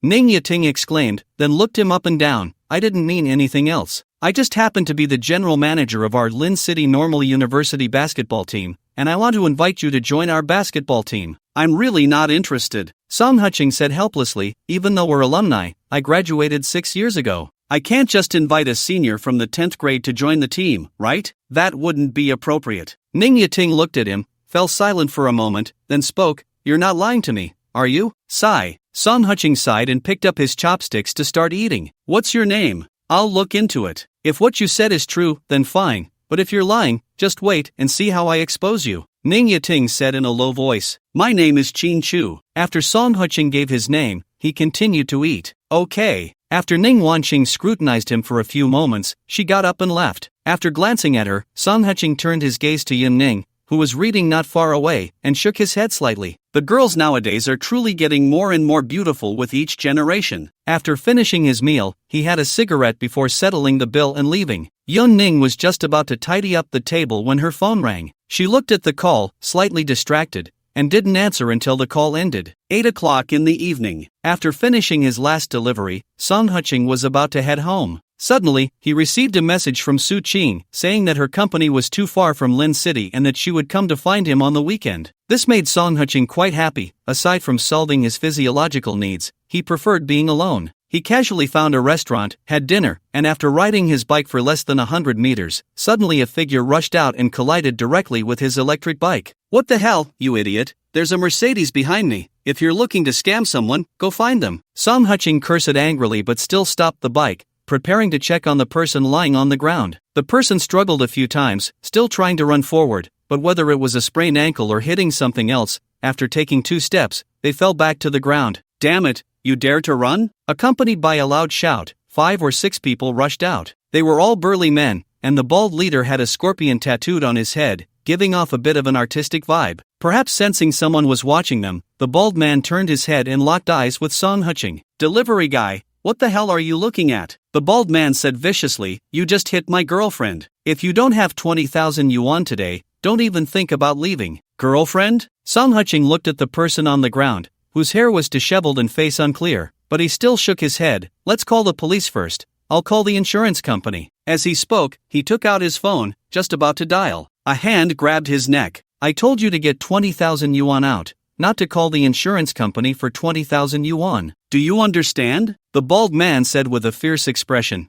So, you want to rob me? Song Huching said innocently. Rob? The others couldn't help but laugh at this. Kid, I'm robbing you. What are you gonna do about it? The bald man played with his phone, sneering. I'll give you 2 choices. First, you give me 20,000 yuan, and this matter will be settled. Second, I'll beat you to a pulp today, and you can eat it back, and this matter will also be settled. Sigh. Song Huching let out a faint sigh and removed his helmet. Are you sure it's a robbery, right? Hey, kid, are you trying to play tricks with me? The bald man pulled out a butterfly knife from his pocket and toyed with it in his hand. If you don't have money, that's fine. I know a few rich women, you can play with them, and that counts as payment. What do you mean? Why are you so cheap? Song Huching lit a cigarette. What did you say? The bald man looked incredulous. Are you calling me cheap? Otherwise? Song Huching took a quick step forward, twisted his right hand, and grabbed the bald man's hand. He then sidestepped and kicked one of his lackeys down, using the bald man's hand to stab the lackey in the shoulder blade 7 or 8 times. Under the terrified gazes of the crowd, he twisted the bald man's hand back and stabbed his own shoulder blade over 10 times. Yet, even after that, Song Huching still didn't let go of the bald man's hand. Instead, he kicked his calf, causing the bald man to scream and kneel on the ground. With a wave of his right hand, the butterfly knife flashed silver and stabbed into the thigh of the lackey who was trying to sneak attack from behind. He then swung his arms, striking the bald man's face fiercely. "Big brother, I was wrong, really wrong." The bald man's face was already swollen like a pig's head. Aside from the lackey who had been stabbed twice, the remaining 3 stood frozen in place, not daring to move. They were indeed out to mix it up, but they had never seen such a scene. Stabbing someone repeatedly like this, was this guy insane?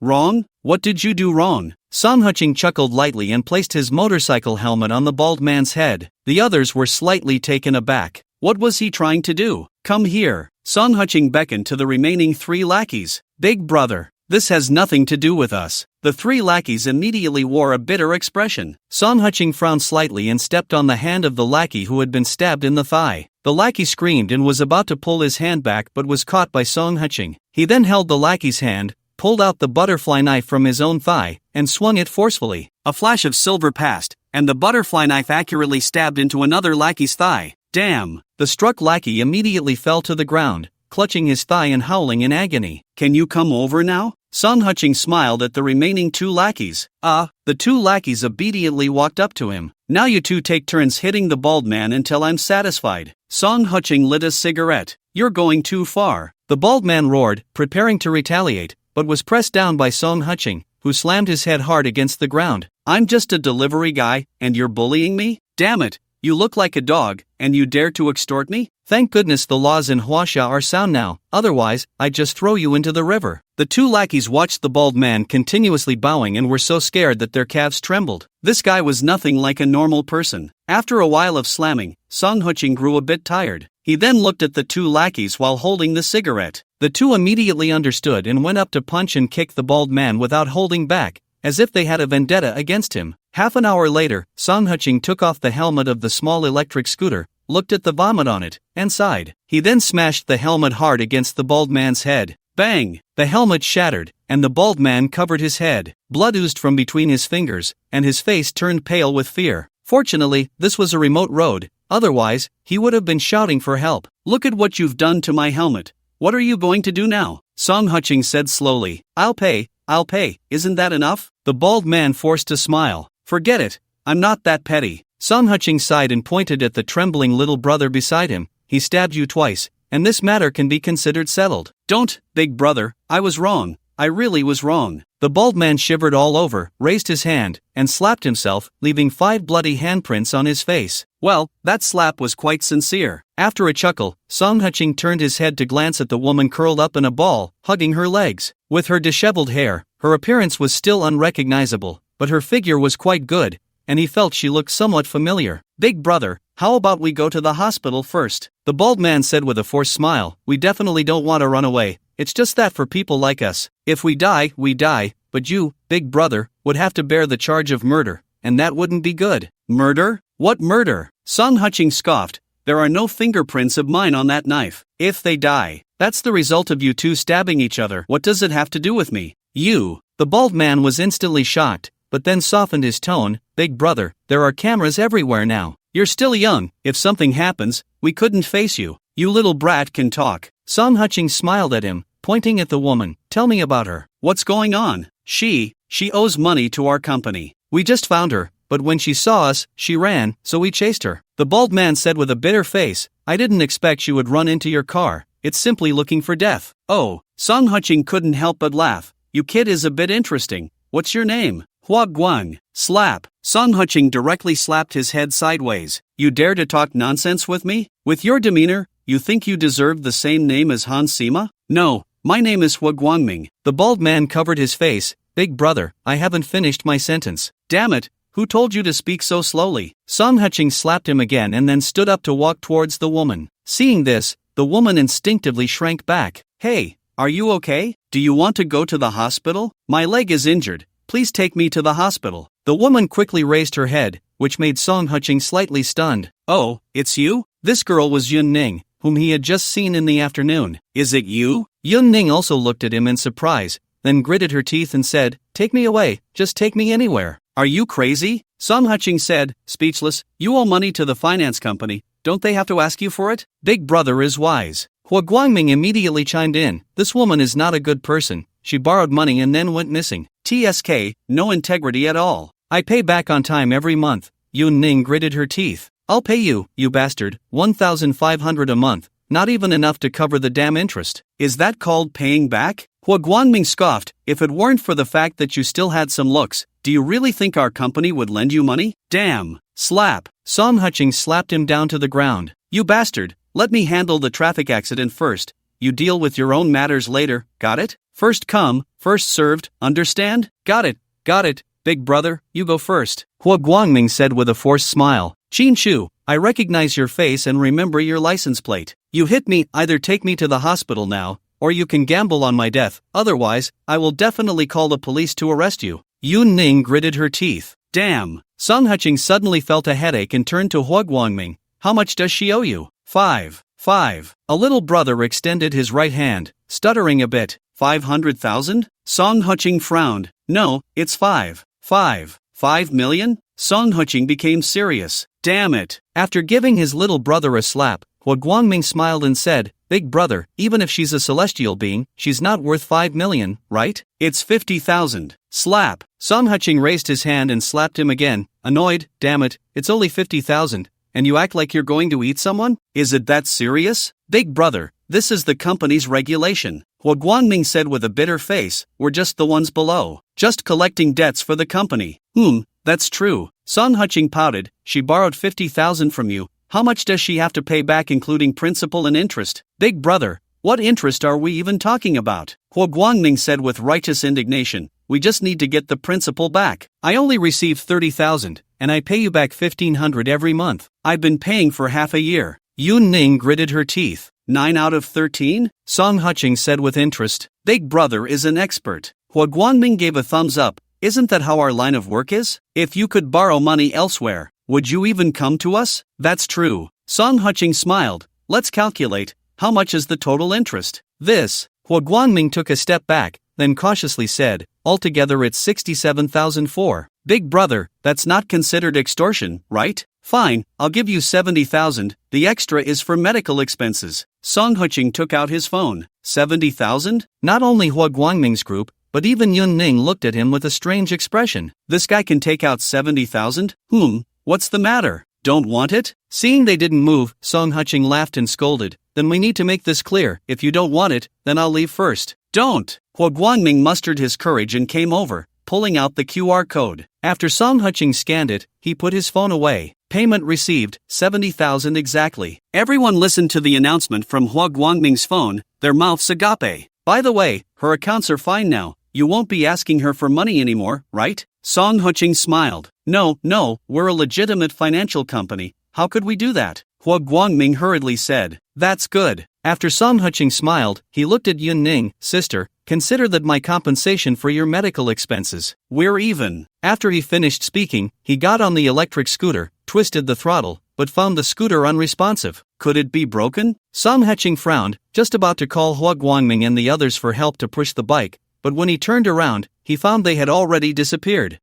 Running away so fast? He's scared of you. Yun Ning stood up, limping, and said seriously, Qin Shu, I'll pay you back as soon as possible. Leave me a phone number. Stop pretending. Song Huching rolled his eyes at her. If you had a way, would you have let the debt collectors get you like this? You. Yun Ning's face turned red, gritting her teeth. I said I would pay it back, and I will. I also said I could fly. Do you believe that? Out of touch. After a sneer, Song Huching pushed the electric scooter forward. Seeing this, Yun Ning gritted her teeth and followed behind, helping to push the bike. What are you doing? Song Huching said warily. I'm helping you push it to the repair shop. Yun Ning said in a deep voice. No need, you should hurry to the hospital. Song Huching pouted. Don't end up dying halfway. Whose fault would that be? I just twisted my ankle a bit. Yun Ning lowered her head and said, the shops here close early. If you push the cart, I don't know how far you'll have to go. Is that so? Song Huching tilted his head and thought for a moment, then took out his phone and sent a message. In less than 10 minutes, 2 small electric scooters arrived. How is it? Is everyone okay? Old Wu stopped the car, looking quite concerned. It's nothing,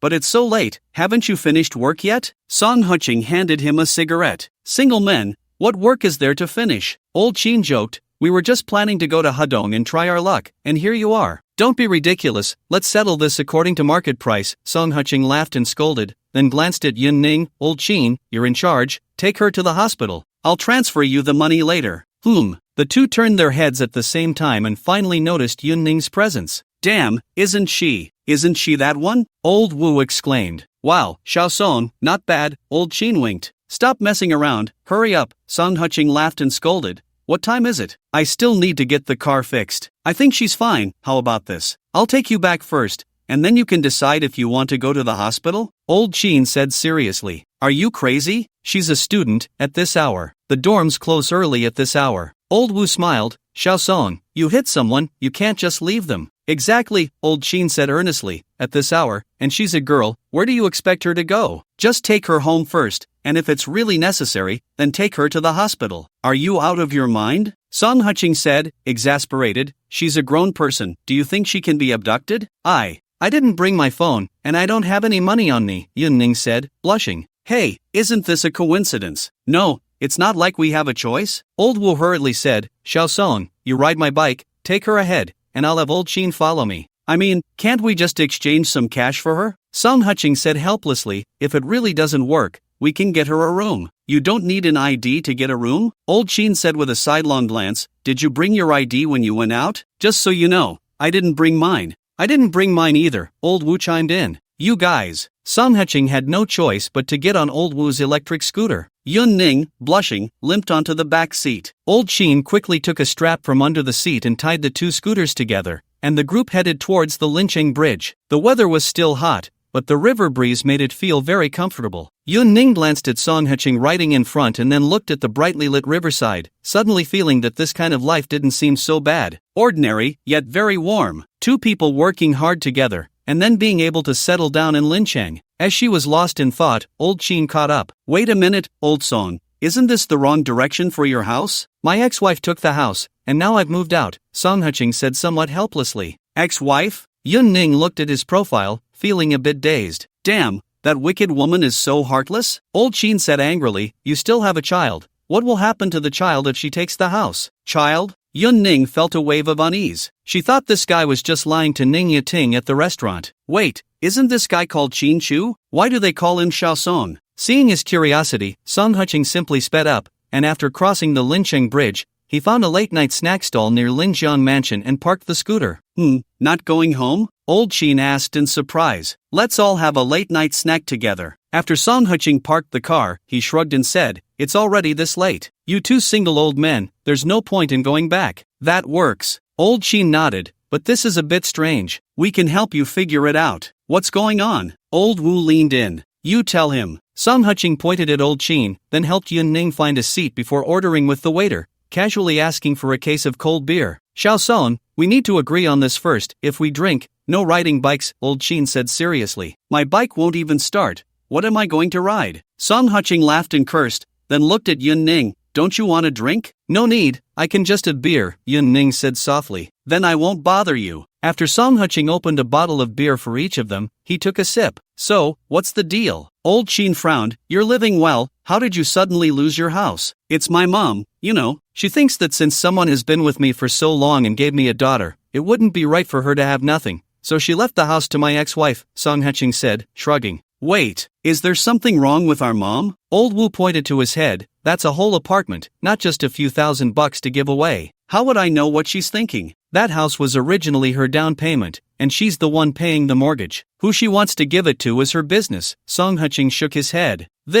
Old Qin and Old Wu exchanged glances, both falling silent. At that moment, the waiter brought over the barbecue. Song Huching glanced at Yun Ning, who was swallowing hard, and directly handed her a skewer from the table. Thank you, Yun Ning said with a blush, trying to eat gracefully. Old Song, are you seeing someone outside? Old Qin raised his glass to clink with Song Huching's. What do you mean? Song Huching asked, surprised. What he means is, during your marriage, were you seeing someone else, which is why our mom couldn't stand it and gave the house to your ex-wife? Old Wu said cautiously. Nonsense, Song Huching said, laughing and crying at the same time. If that were the case, would my mom need to give it to me? Doesn't she want it for herself? Well, that's true. Old Qin nodded in agreement, then said with a complex expression, it's fine for you, a man, to rent a place, but our daughter can't be renting. Aren't we planning to buy another one? Song Qing made up a story. We can't just let ourselves die from holding it in, right? Without that house, we can't live? True, you're capable enough to get money. Old Wu laughed and scolded. We can't do that.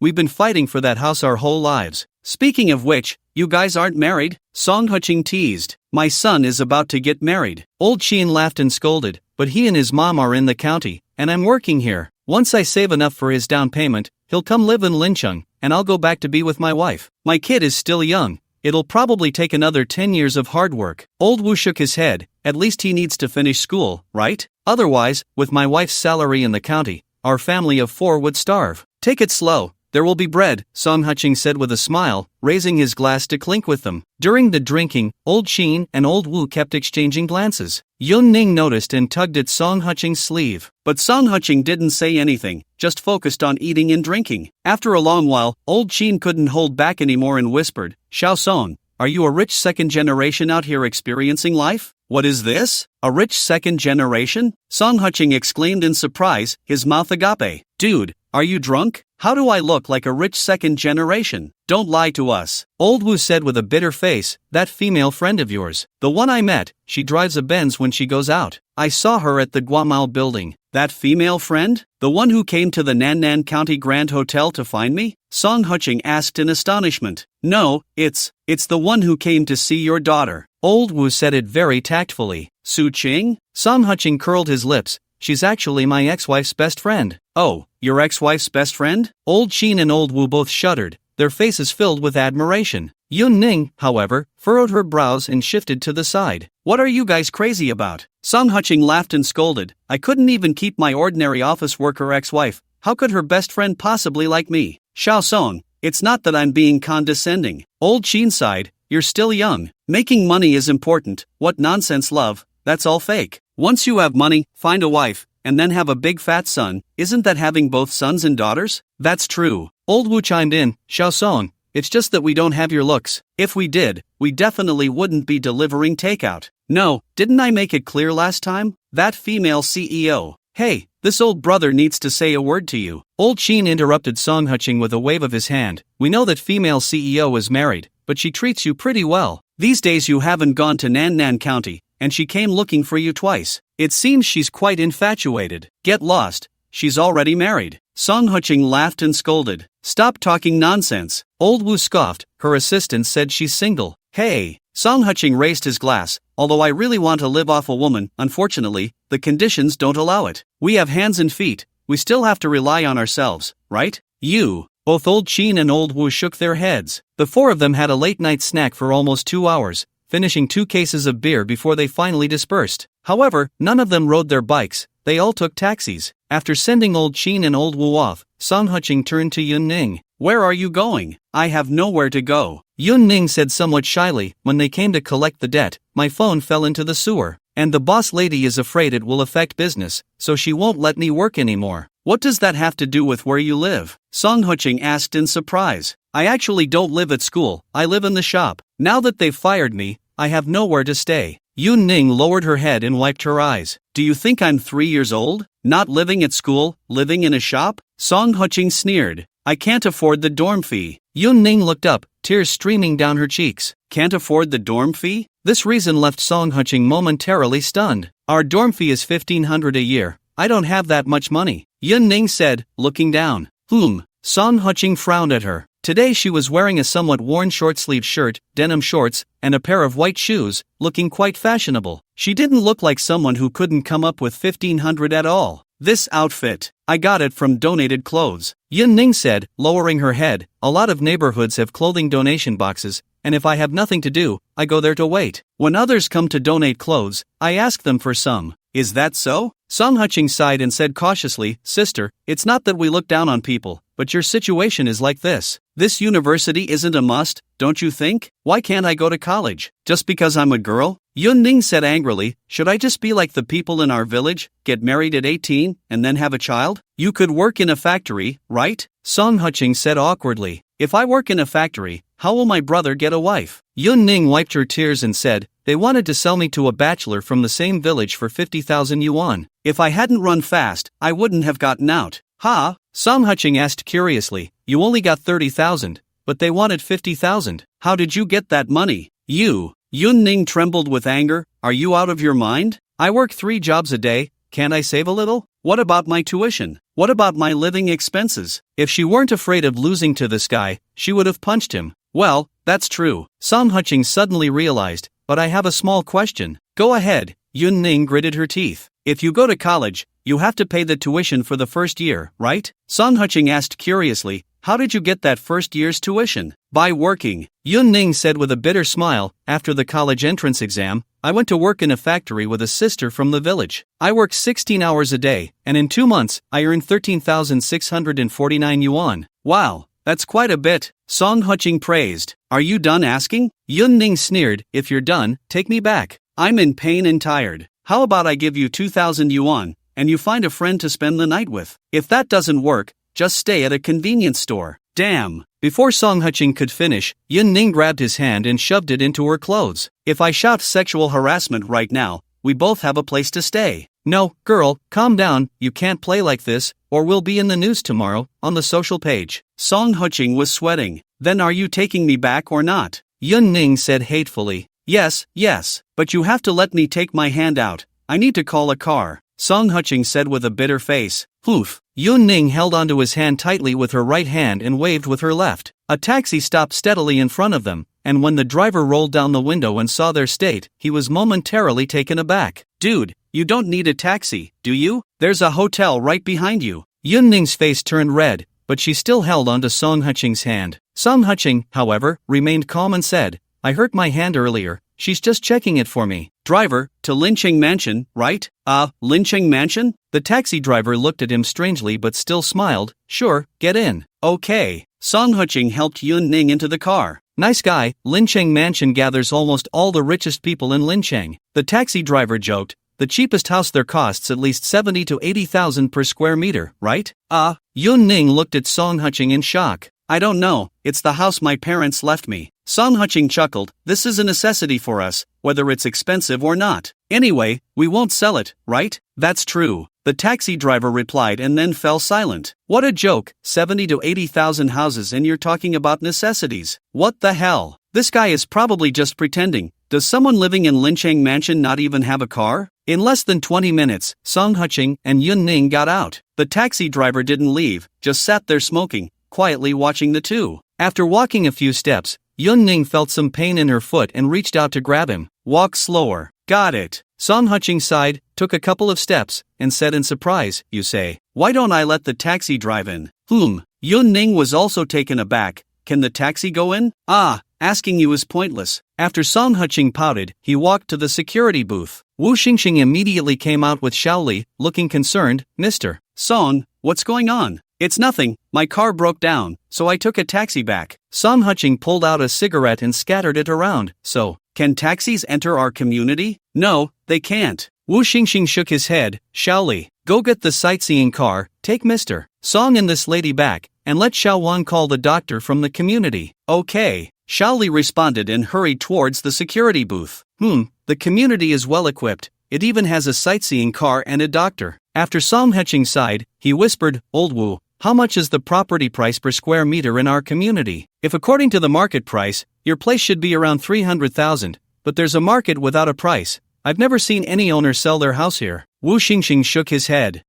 Is that so? Song Qing was non-committal and curiously asked, what about our property fees? 30 per square. 30? So expensive? 30 a month. Wu Xingxing said with a bitter smile. He always felt that Song Qing was either playing with him or was some young master from a big family. He had bought the house but was still entangled in the issue of property fees. Song Qing was genuinely a bit shocked. If it was 31 per month, his house was over 400 for a single floor, and the upper part was a gift, so that would be over 10,000 a month? He suddenly felt that having a sightseeing car and a doctor in this community was justified. Otherwise, who would be willing to pay such high property fees? Mr. Song, the car has arrived. Wu Xingxing said softly, please help this lady into the car. Dar. Chen is also on the way. Okay. After Song Qing patted his shoulder, he took Yun Ning onto the sightseeing car. Yun Ning was still in a daze at this moment. This guy's house, 30,000 per square meter? She didn't disbelieve it. She just couldn't believe it at all. The taxi driver parked across the street was also bewildered.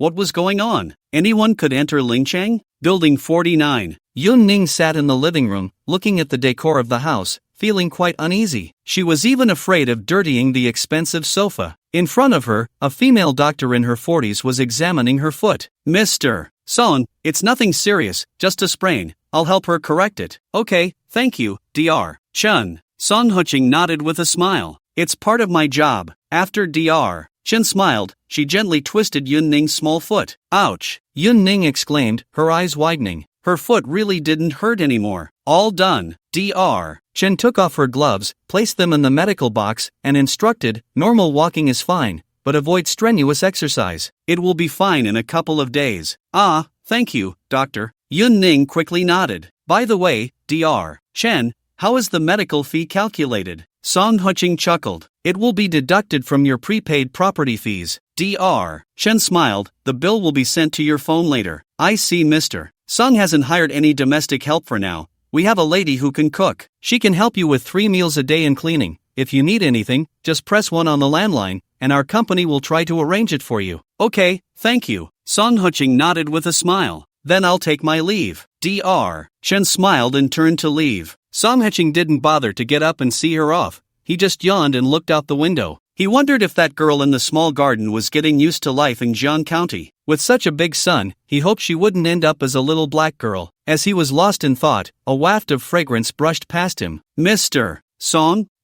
Song Huching turned his head and met Yun Ning's slightly flushed face. How should I address you? Didn't you just call me? What else should I call you? Song Huching teased with a smile. At the very least, I should know your name, right? Yun Ning said softly, you saved me, and you're my creditor. I don't even know your name, that's a bit too much. Song Huching. What are the 3 characters? Song from the Song dynasty, he from burning the Qin and boiling the crane, and Chang from the noble minister in white. Song Huching chuckled. You don't need to repay me anything. I almost ran you over. It's only right that I compensate you a bit. It's different. I crashed into your car myself, Yun Ning said seriously. Don't give me that. Song Huching laughed. Sister, you don't want to stick to me, do you? Let me tell you. I'm married and have kids. You. Yun Ning's face turned red instantly. Am I that kind of woman in your eyes? What kind of woman? Song Huching pointed outside. It's not just women, men are the same. Everyone wants to live a good life. That's just human nature. Look at you now. You can't even find a place to stay.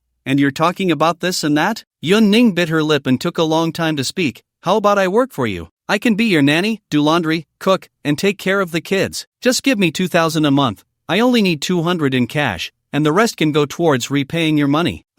What do you need 200 for? Song Huching asked in surprise. Yun Ning was almost furious. How could this person be so curious? And was he out of his mind? A woman like her needed money every month during those few days, right? Not convenient to say? Song Huching smiled. To buy sanitary pads, did you hear that clearly? Yun Ning wiped her eyes, but the tears kept flowing.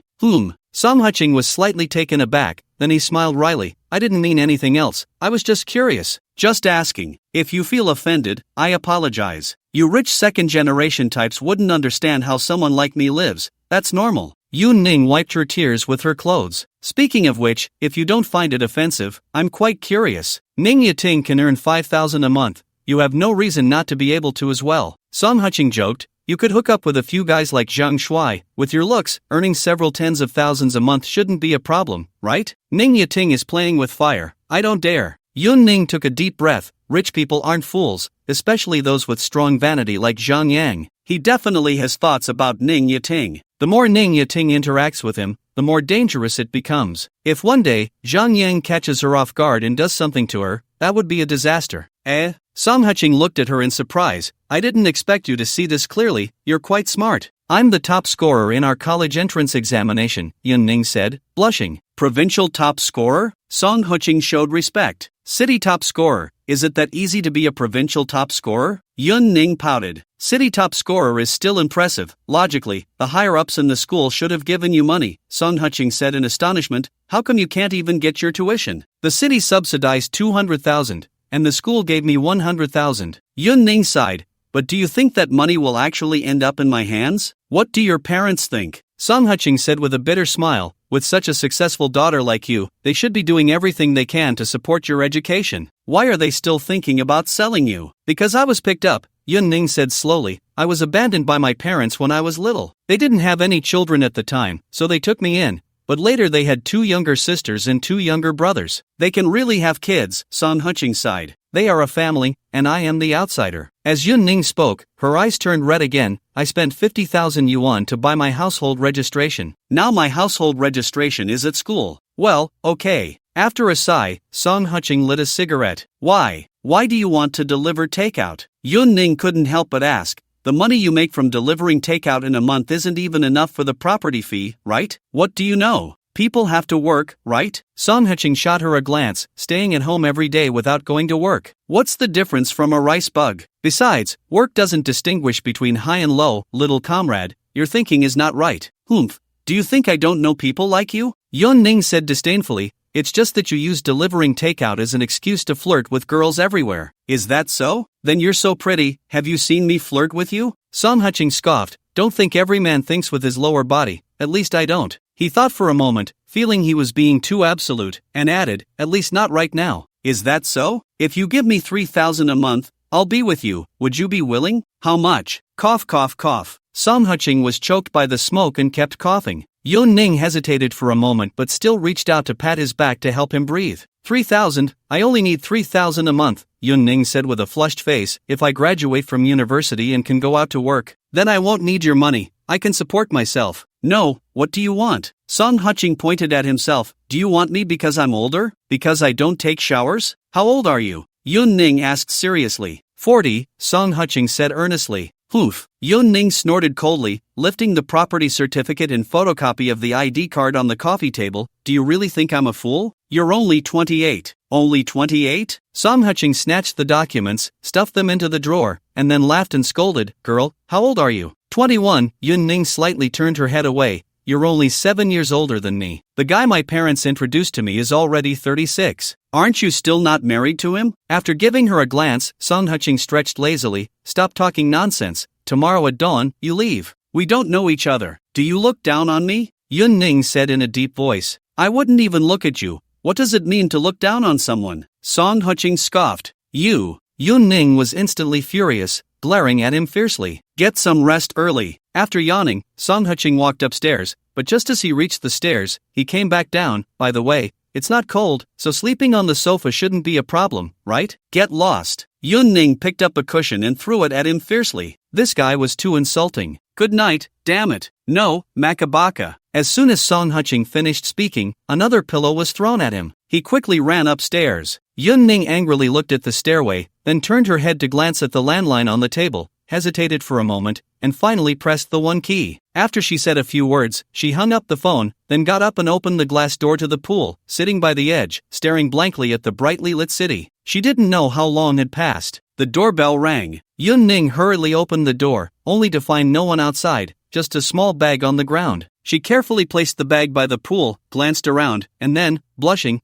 took off her clothes and jumped into the pool. Late at night, Song Qing was half asleep when he suddenly felt someone hugging him. Instinctively, he reached out and pulled the person into his arms, but after a light sniff, he sensed something was off and quickly opened his eyes. What met his gaze was a delicate face like a flower, and her fair arm was raised high, holding a phone. What the hell? Is this a trap? Song Qing exclaimed in shock, quickly turning on the bedside lamp. But when the lamp lit up, he was even more stunned. You, why the hell are you dressed like this? He shouted angrily, hurriedly wrapping Yun-Ning in a blanket. Yet inside, he couldn't help but marvel at how stunning her figure was. 200 a month. I'll do your laundry, cook, and take care of the kids until I graduate. If after graduation you still want me to continue, then I will, Yun-Ning said seriously. Are you threatening me? Song Qing shouted angrily. If 200 is too much, 100 is fine, but you have to give me 50 for a bus card. Yun-Ning turned her head away and said softly, it's too far, I have to cross the Lingjiang Bridge. 50 for a bus card? The corner of Song Qing's mouth twitched. Even with 2 lifetimes of experience,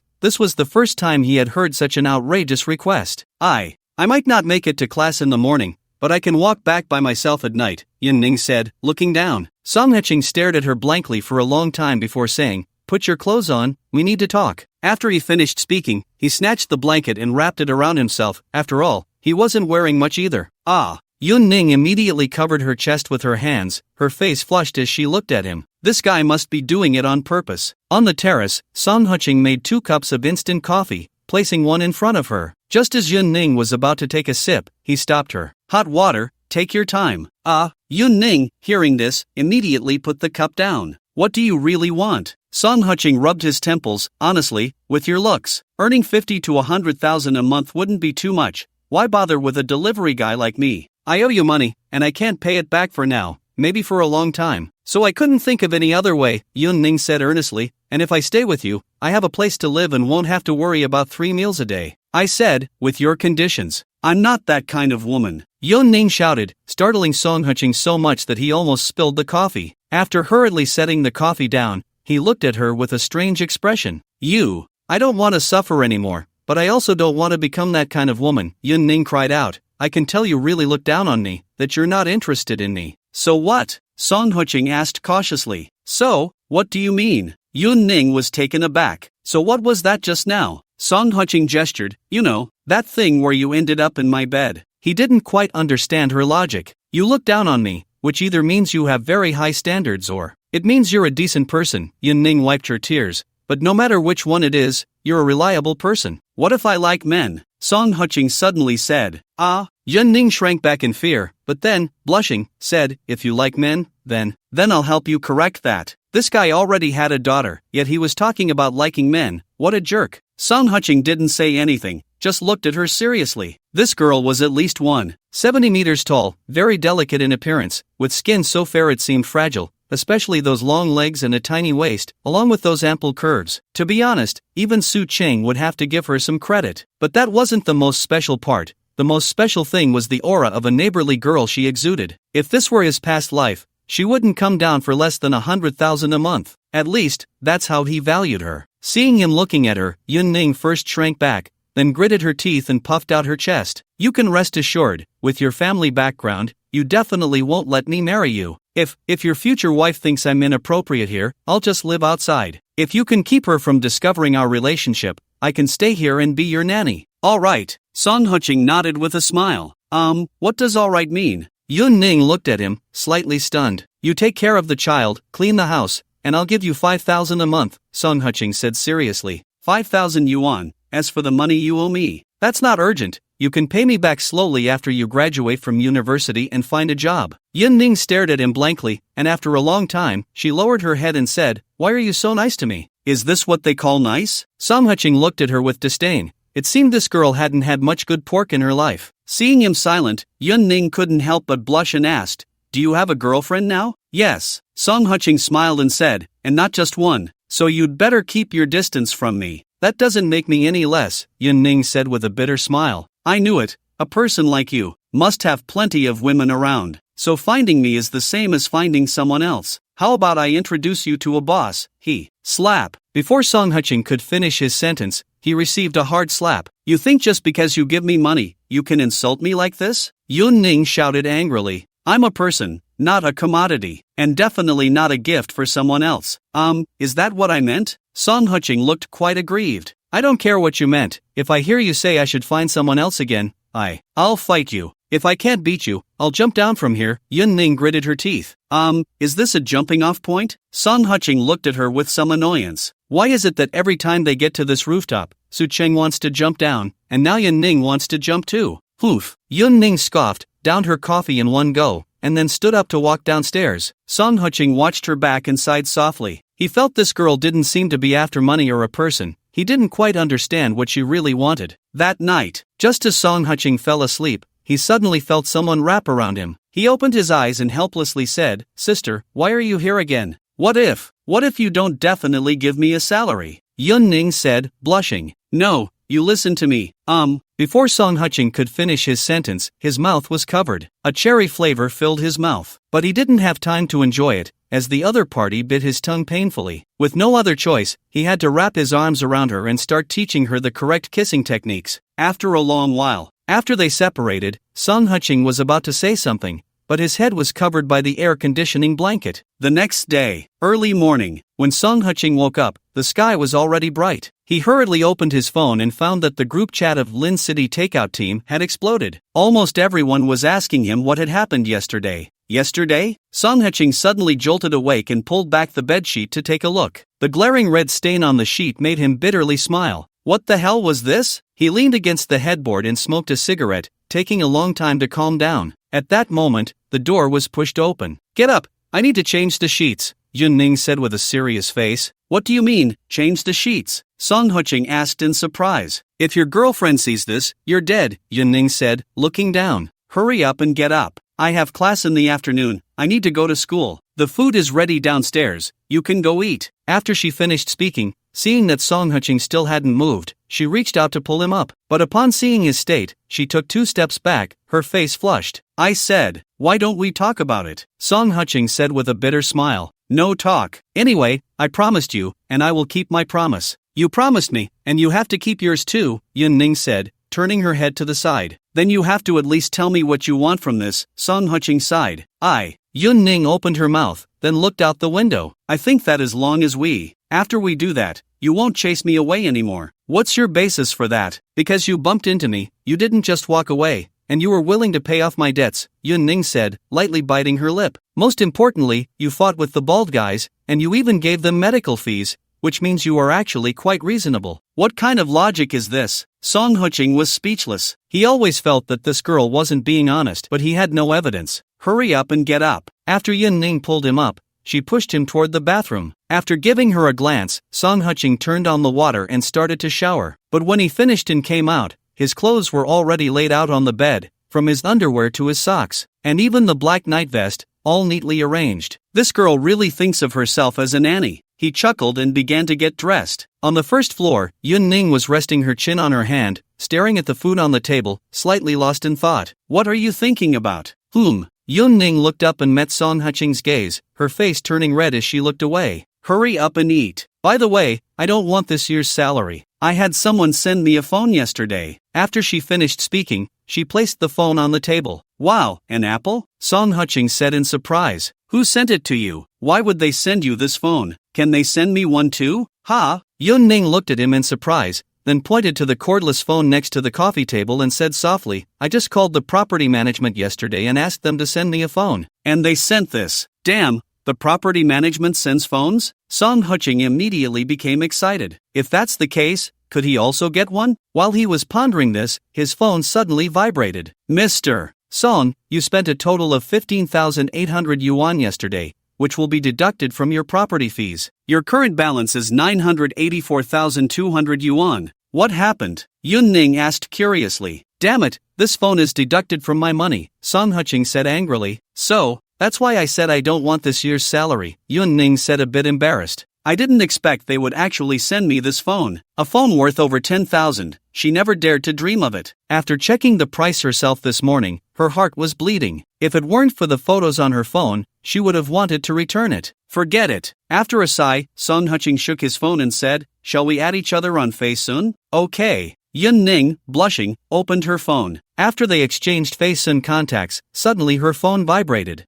Facetune received 100,000 yuan. Yun-Ning looked at him in surprise. What does this mean?" "It means, shall we just forget it?" After Song Qing finished speaking, he immediately covered his face with both hands. Sure enough, slap. Yun-Ning raised her hand and gave him a resounding slap. "Song Qing, I don't want to hear that again," Yun-Ning said through gritted teeth. "Hey, if I don't say it, I won't say it, okay?" Song Qing hurriedly replied.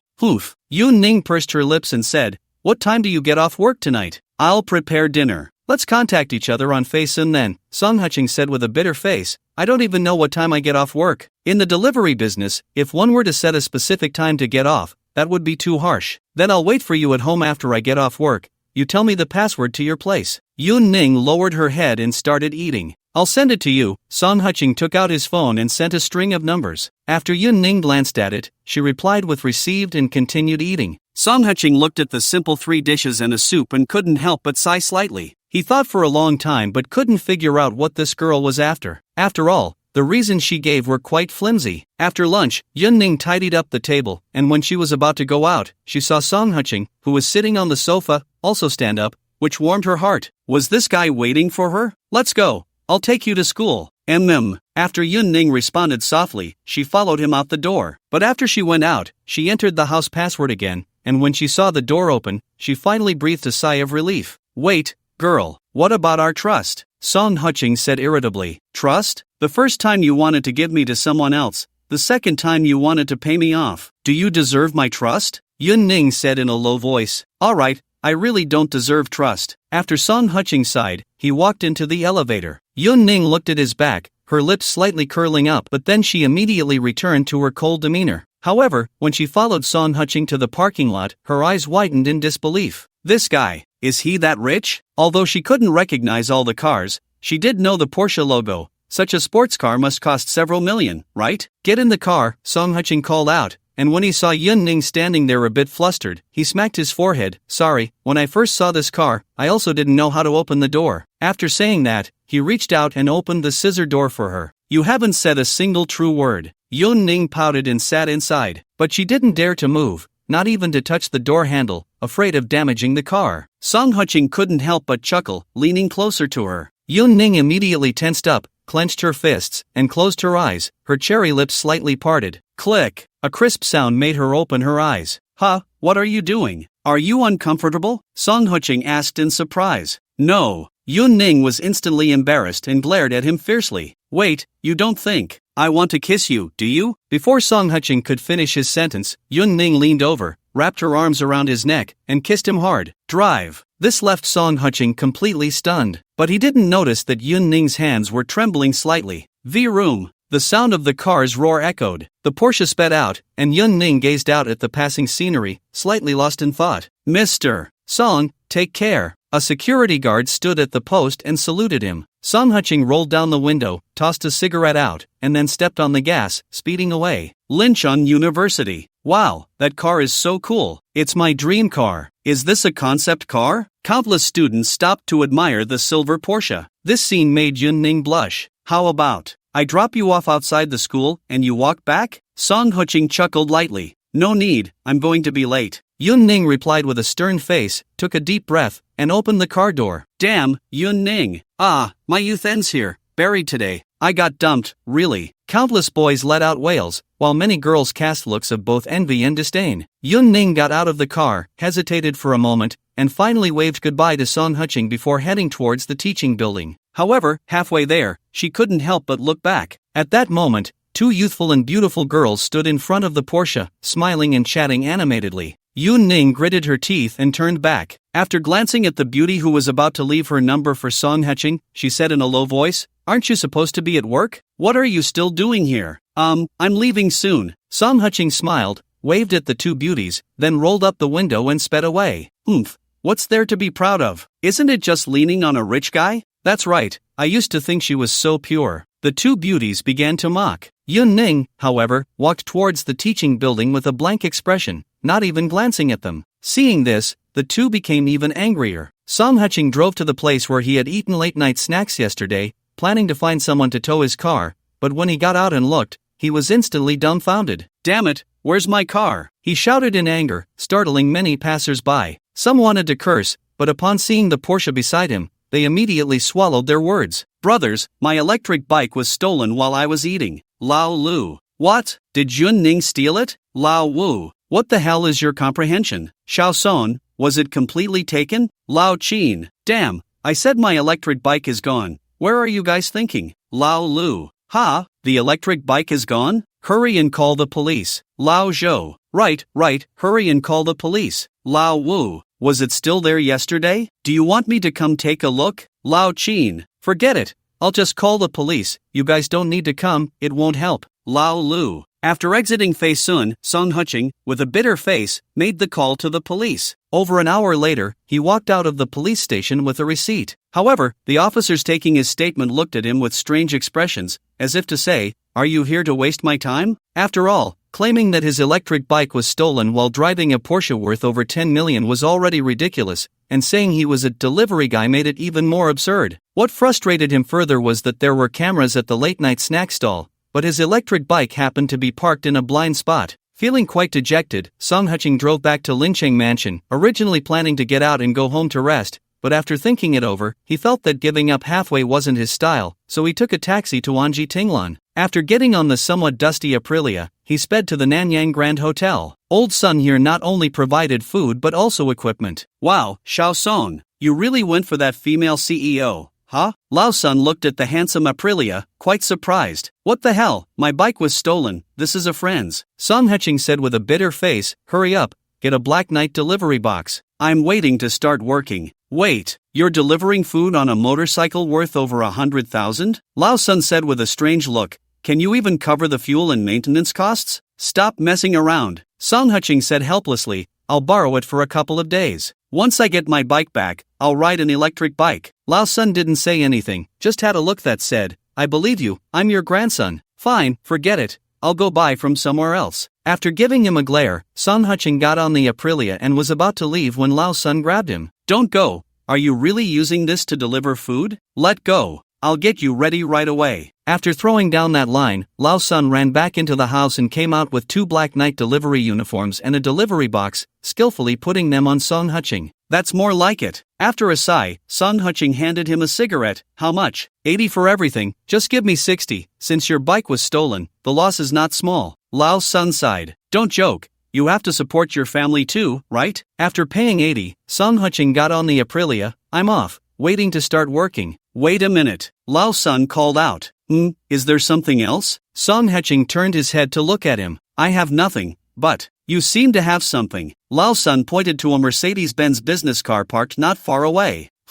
As Song Huching turned back, he saw Su Mei, dressed in a gray professional suit, slowly walking towards him. Today, Su Mei had a light touch of makeup, her hair slightly pinned up, revealing her long neck, with a small heart-shaped pendant hanging around it, resting on her snow-white chest. Her long legs were clad in black stockings, paired with a pair of black shoes with red soles, making her look exquisitely beautiful. Su, what's Su? Su Mei immediately scolded. I called you and you didn't answer. I sent messages and you didn't reply. Song Huching, what do you mean?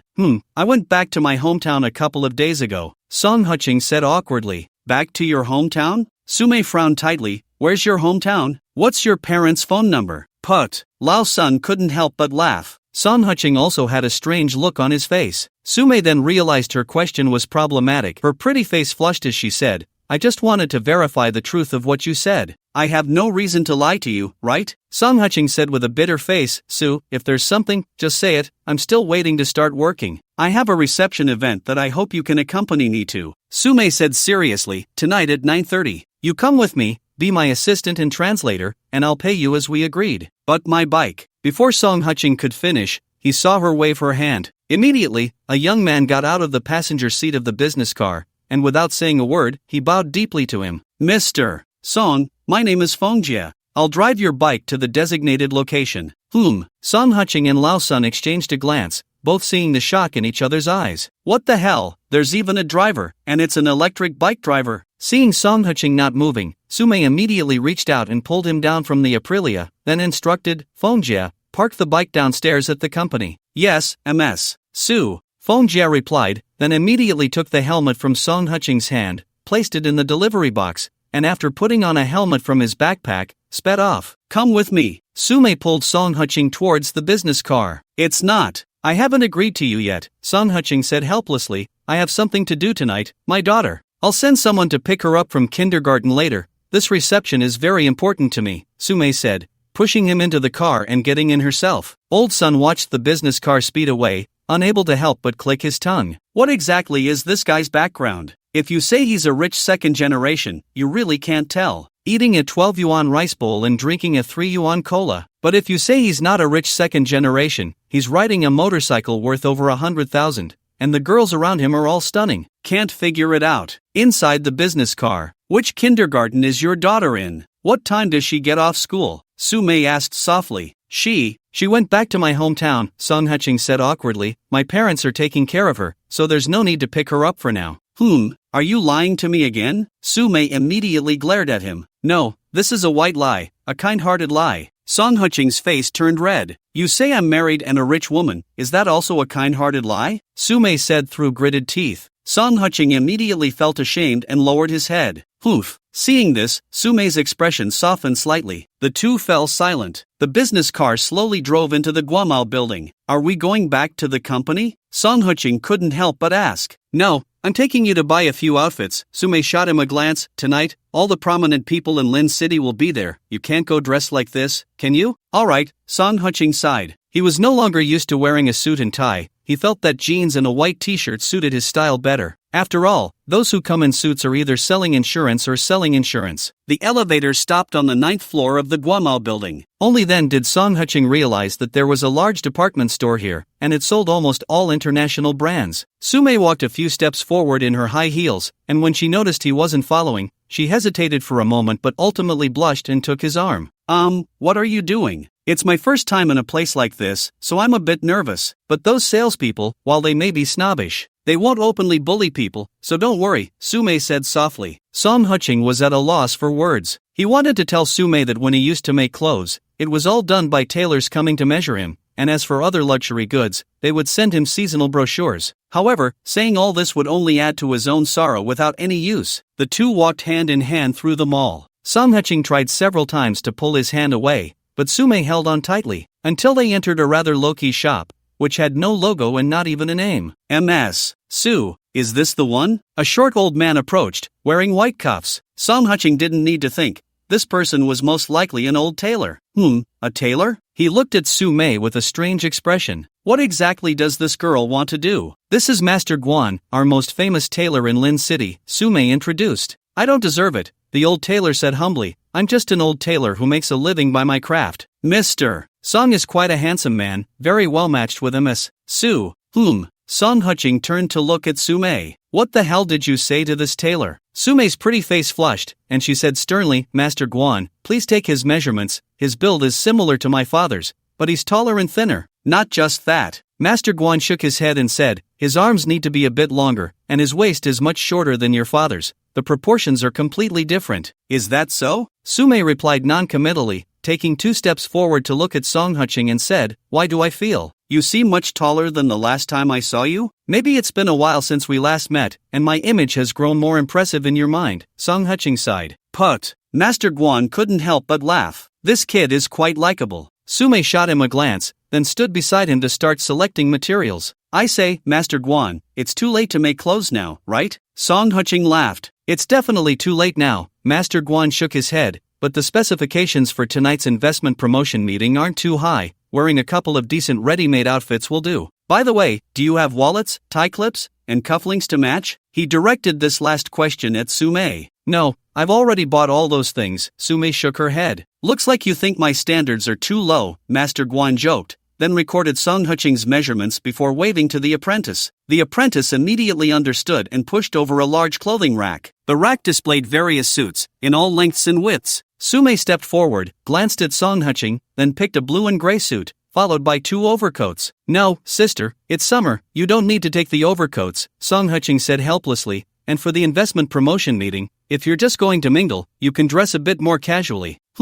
Both Su-mei and Master Guan looked at him in surprise, but Song Huching ignored them, reaching for a shirt and then selecting a silver lightweight suit. Little master, bring me a pair of brown lace-up leather shoes. Okay, Mr. Song. The apprentice immediately walked to the other side, pushing over a shoe rack. After looking for a while, Song Huching chose a pair of leather shoes and walked towards the fitting room. This Mr. Song doesn't seem to be as you described. Master Guan lit a cigarette. Didn't you say smoking isn't allowed in your shop? Su-mei pouted. I'm the boss. I make the rules, right? Master Guan chuckled lightly. I now somewhat understand why he has been avoiding you. Why? Su-mei, unable to change the topic, became serious. He looks down on you. Master Guan said half-jokingly, from the moment he entered my shop until now, there hasn't been a hint of fear or surprise in his eyes. Even when you were picking clothes for him, the corner of his mouth twitched, indicating that he has little regard for your taste, and even thinks you don't understand business attire. I don't understand? Su-mei's eyes widened. She took over the family business right after graduating from university,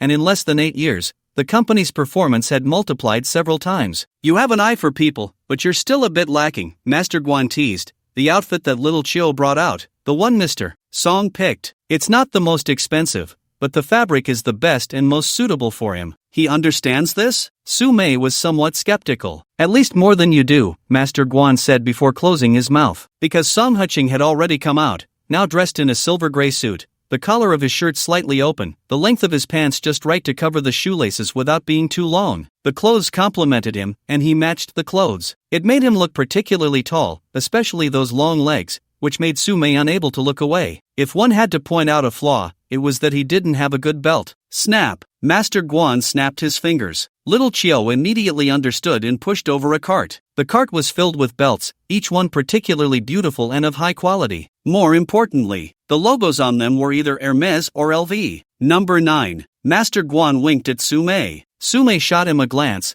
then quietly watched Song Qing. However, Song Qing merely glanced indifferently and chose a simple style belt, fastening it around his waist. The one he picked was indeed number 9. Su Mei looked at Master Guan in surprise. How did he guess that? Mr. Song has a good eye. This outfit is our best, meant for the model's display, Master Guan chuckled lightly. And the belt we originally paired with it is exactly this number 9. Is that so? Song Qing shrugged and turned to Su Mei. I've chosen my outfit. What about yours? Should we go get your makeup and hair done? Yes, Su Mei said, blushing. It's upstairs. Let's go take a look together. All right. Song Qing nodded nonchalantly and said to Master Guan with a smile, the materials in your tailor shop are quite expensive. If you drop a cigarette, but that would be a huge loss. Ha! Master Guan couldn't help but laugh. Thank you for the reminder, Mr. Song, but I'll be careful. Can you smoke as long as you're careful? Song Qing asked in surprise. Otherwise, Master Guan hadn't finished his sentence when his expression darkened. He saw Song Qing light a cigarette and start looking at cufflinks in his shop. Put! Su Mei couldn't help but laugh. This guy. Master Guan was also a bit at a loss for words. He clearly wanted to smoke himself but ended up trapping himself with his words. What are you looking at? Su Mei leaned closer to Song Qing. He hasn't looked at anything. He just wants to smoke here, Master Guan teased.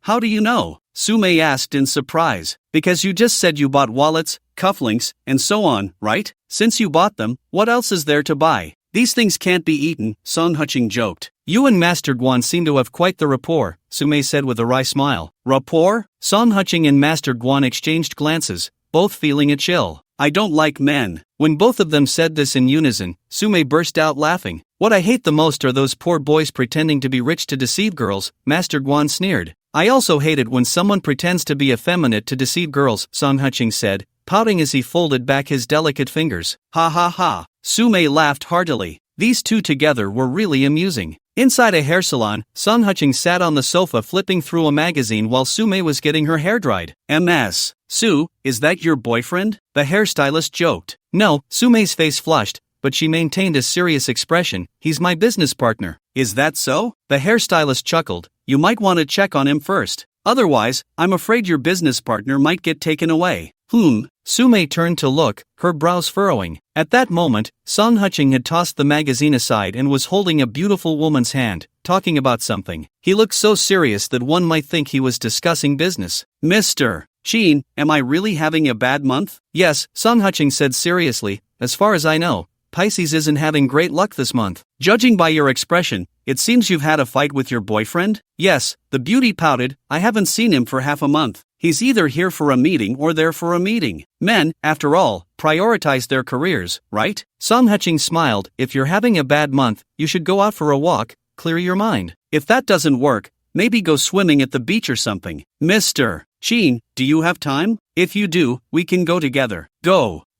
Song Qing had only said half of his sentence when he suddenly felt a shadow cover his palm. Looking up, he met a pair of cold eyes, and he immediately released the beautiful woman's hand, straightening up and saying seriously, I'm afraid I don't have time this month. All right. The beauty stuck out her tongue and reached out to shake his hand. Then let's make plans when you have time. I'm going to wash my hair now. After glancing at Su Mei, she quickly walked away. Mr. Qin, Su Mei sneered. You like to use Qin Chu's name when you're doing bad things, don't you? No, I use his name when I'm doing good things too, Song Qing said with a big smile.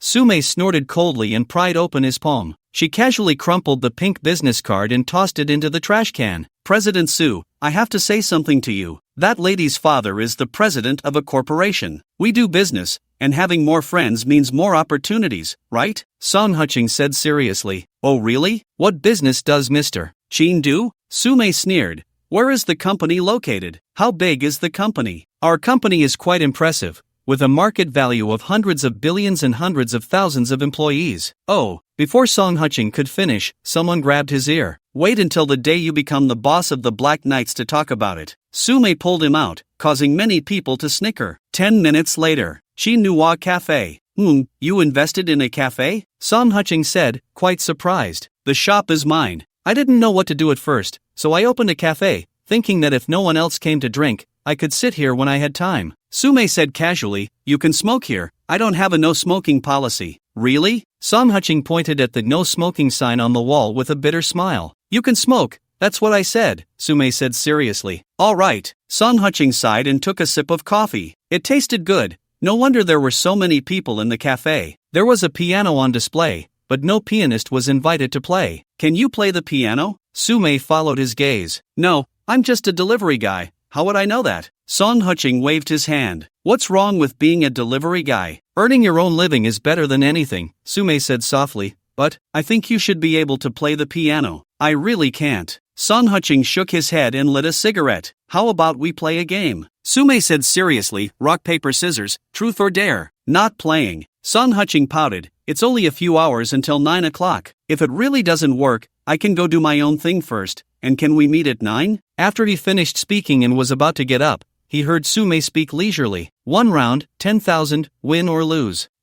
Song Huching immediately sat back down, saying seriously, I'm not after your money, I just like playing truth or dare. Put. Sume immediately laughed and extended her fair right hand. Rock, paper, scissors. Xiao Zhang, why are you here? After Song Huching called out, he was about to change his strategy when he met a pair of eyes that seemed to be smiling yet not smiling. Cheating and deducting money, Sume said with a light laugh. All right. Song Huching sighed. Truth or dare? Sume asked with a smile. Truth, I guess. Song Huching leaned back in his chair. Why did you get divorced? Sume asked seriously.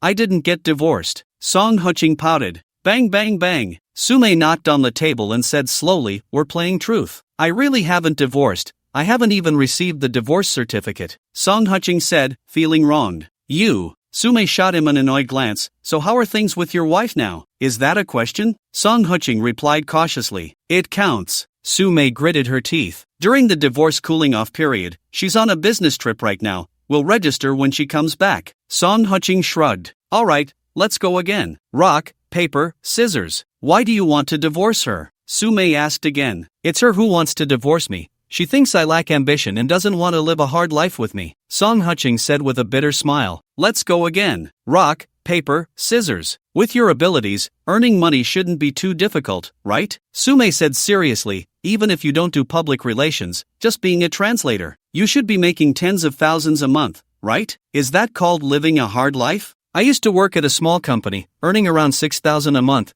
She felt there was no future. Song Huching said helplessly. Do you like her? Sume asked again. Hey, Song Huching said, somewhat dissatisfied. One question, one answer. Just answer directly. Sume said in a low voice. Song Huching paused for a moment, then said helplessly, she doesn't like me. Why should I like her? Okay. Sume nodded and asked, why did you start delivering takeout? Is it to escape this relationship? I said no. I just genuinely enjoy delivering takeout. Do you believe me? Song Huching said cautiously. I believe you. Sume chuckled. Earning money isn't particularly difficult for you. At least that's how it seems to me. Thanks for understanding. Song Huching sighed in relief. Play a piece for me, and I'll give you 50,000. Sume pointed at the piano. Even if you play 2 tigers, I'll still give you 50,000. Song Huching looked at her, silent for a long time. By the way, your family isn't involved in counterfeiting money, right? Do you really not treat money as money? Get lost. Sume scolded, half laughing, half crying. What is this guy thinking? Song Huching sat in front of the piano, staring blankly at the black and white keys. In his past life, his parents forced him to learn for a while, but he wasn't very interested. However, ultimately, under his mother's temptation of boys who can play the piano are more liked by girls, he practiced for 10 years. After 10 years, playing the piano had become a habit. He gently touched the black and white keys, recalling the parents from that other world, feeling a bit melancholic. Sume sat not far away, resting her chin on her hand, watching him. Suddenly, the piano music began. A dream that can't be awakened from. The red in the red line is under house arrest. All the stimulation leaves only the weary pain. Song Hye-ching's clear voice rang out in the cafe, causing everyone to stop talking and stare at him. Su-mei sat up straighter, listening intently to his singing. At this moment, the chorus began. Is happiness too heavy to bear? Overused, it doesn't itch or hurt. The hollow pupils, overripe and red. Finally emptied, finally beginning without end. Everyone's eyes widened in disbelief. Su-mei clenched her small fist slightly. Could this song be written by this guy himself? For minutes later, the last note fell. Clap, clap, clap. Su-mei was the first to applaud,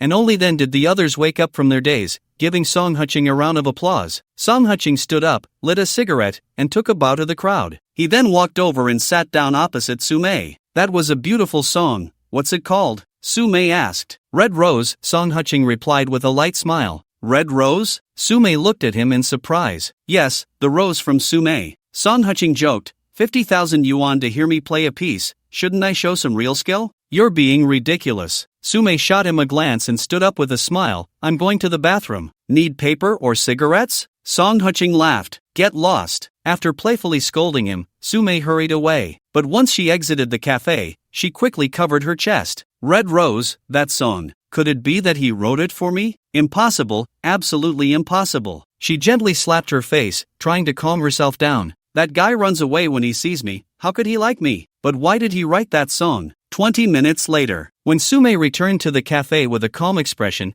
she found that Song Hye-ching was already gone. She immediately frowned, but her brow relaxed slightly when she saw the coat draped over a chair. She walked to the bar and softly asked, "Where's Mr. Song?" A delivery guy just came in to pick up an order. After greeting him, he chased after him. The staff member said with a pained expression, "Delivery guy?" Su-mei was slightly taken aback and quickly walked towards the staircase. But before she got close, she heard voices inside. "Xiao Song, you son of a bitch, still saying you're not a rich second generation? I'm really not. I just came to help out temporarily." Song Hye-ching looked at Lao Qin with a bitter expression. "Are you kidding me? That outfit of yours must cost at least $1,000, right?" Lao Qin said with a sidelong glance, "I don't care. Treat me to a late night snack tonight. Eat, eat, eat, damn it. I'm really not a rich second generation." Song Hye-ching said helplessly, "The clothes are someone else's. I'm just helping them out part-time." "Really?" Lao Qin was somewhat skeptical. "If I lie to you, I'm a bastard. Does that make you believe me?" Song Hye-ching scoffed. "Fine." Lao Qin sighed. "Damn it, if you were a rich second generation, how great would that be? Then I could brag when I go out, right? If you keep bragging, this order is going to be late." Song Hye-ching shot him a sideways glance. "Damn." Lao Qin cursed, quickly tossing away his cigarette butt and running out. But he didn't get far before turning back.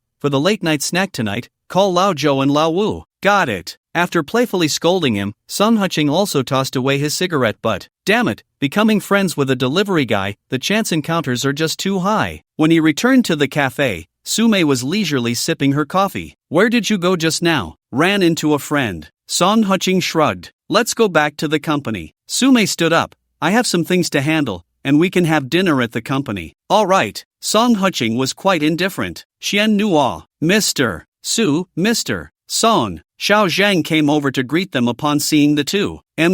After Su-mei responded, she pulled Song Hye-ching, who wanted to chat with Xiao Zhang, towards the office. Seeing this, Xiao Zhang couldn't help but stick out his tongue. "It seems it's better to have less contact with Mr. Song in the future." Su-mei's office was large and well lit. However, the furnishings were quite simple. Aside from a rather stylish desk, there was a large bookshelf and a set of big sofas. "You sit for a bit. I need to handle some official business first." "Okay." After responding, Song Hye-ching lay down on the sofa. Seeing this, Su-mei raised the air conditioning temperature a bit before seriously looking at the documents. She didn't know how long had passed. When she looked up, she found that Song Hye-ching had already fallen asleep. However, he was very quiet while sleeping, and after hesitating for a moment, she secretly took a blanket and covered him. At that moment, someone knocked on the office door. Su-mei frowned slightly and then got up to walk outside. By the time Song Hye-ching woke up, the sky outside had already darkened. He stretched lazily, glanced at the blanket draped over him, and couldn't help but grimace. This thing must have been sprayed with a lot of perfume.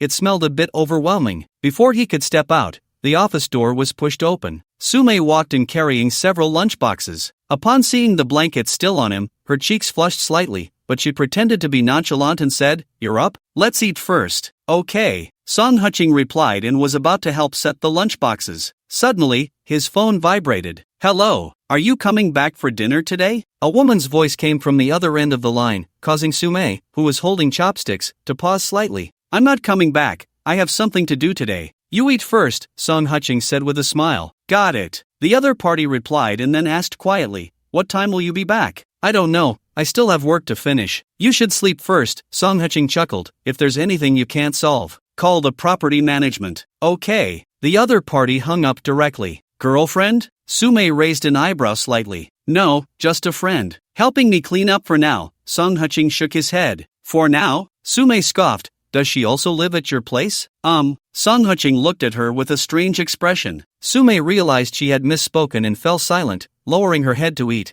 though she felt somewhat troubled. At 9 o'clock in the evening, Song Qing and Su sat in a Bentley, slowly driving into the Hilton Hotel. However, throughout the journey, the two hardly spoke. To be precise, since that phone call, Su had barely said anything to him, but Song Qing was happy for the peace. When they got out of the car and walked into the banquet hall, Su stepped forward and linked her arm with his. Song Qing glanced at her but said nothing. Along the way, Su greeted everyone with a radiant smile. However, everyone's attention was not on her but rather on Song Qing. He was not shy either and smiled back at them. At that moment, an old man with gray hair approached, holding a wine glass. Mr. Su, care to introduce? Mr. Ming. Sume's lips twitched slightly but quickly returned to normal. This is Mr. Song, our vice president at Qianhua. Mr. Song? Mr. Ming looked closely at Song Qing and extended his hand. Hello, I'm Su Ming. Su. Ha? Song Qing looked at Su in surprise. This old guy's surname is clearly Su. Why is he calling himself Mr. Ming? In the business world of Lincheng, there are too many people with the surname Su. I prefer people to call me Mr. Ming, Su Ming joked. Hello, Mr. Ming, I'm Song Qing. Song Qing shook his hand. Mr. Song is quite the talent, so young yet holding a position at Qianhua. Your future is limitless, Su Ming praised. Thank you for the compliment, Mr. Ming, it's all thanks to the boss's support, Song Qing said with a slight bow. And for juniors like us at Qianhua, we also need the guidance of seniors like you, right? Ha ha ha. Su Ming laughed heartily. Mr. Song really knows how to speak. I see a few old friends. Excuse me, please, Mr. Ming. Song Qing nodded with a smile. Before leaving, Su Ming gave Su a meaningful glance, causing her cheeks to flush slightly. Looks like today's reception is not simple, Song Qing said softly. Oh, how so? Su asked in surprise. Did you see that old guy just now? He had 4 people following him. One was a secretary, and the other 3 were translators. Song Qing sighed. Moreover, this setup doesn't seem like a reception, but more like an investment promotion meeting. The local officials have all come. Su turned her head to take a look, her eyes widening in surprise. She hurriedly said, you go ahead and look around. I'll find out what's going on. All right. After a smile, Song Qing took a glass of white wine from a tray held by a server and sat down in a corner. However, he had barely sat down when a figure approached. Song, my friend. Mahmoud? Song Qing stood up in surprise and gave him a big hug. Didn't you say you were going back to Cult? Why are you back so soon? The sales of that perfume were quite good, and our company made a nice profit. Now they've sent me to discuss the follow-up contract, Jamal said with a light laugh. I was supposed to arrive 2 days ago, but I heard you were on a business trip, so I didn't go to Qianhua. Thank you.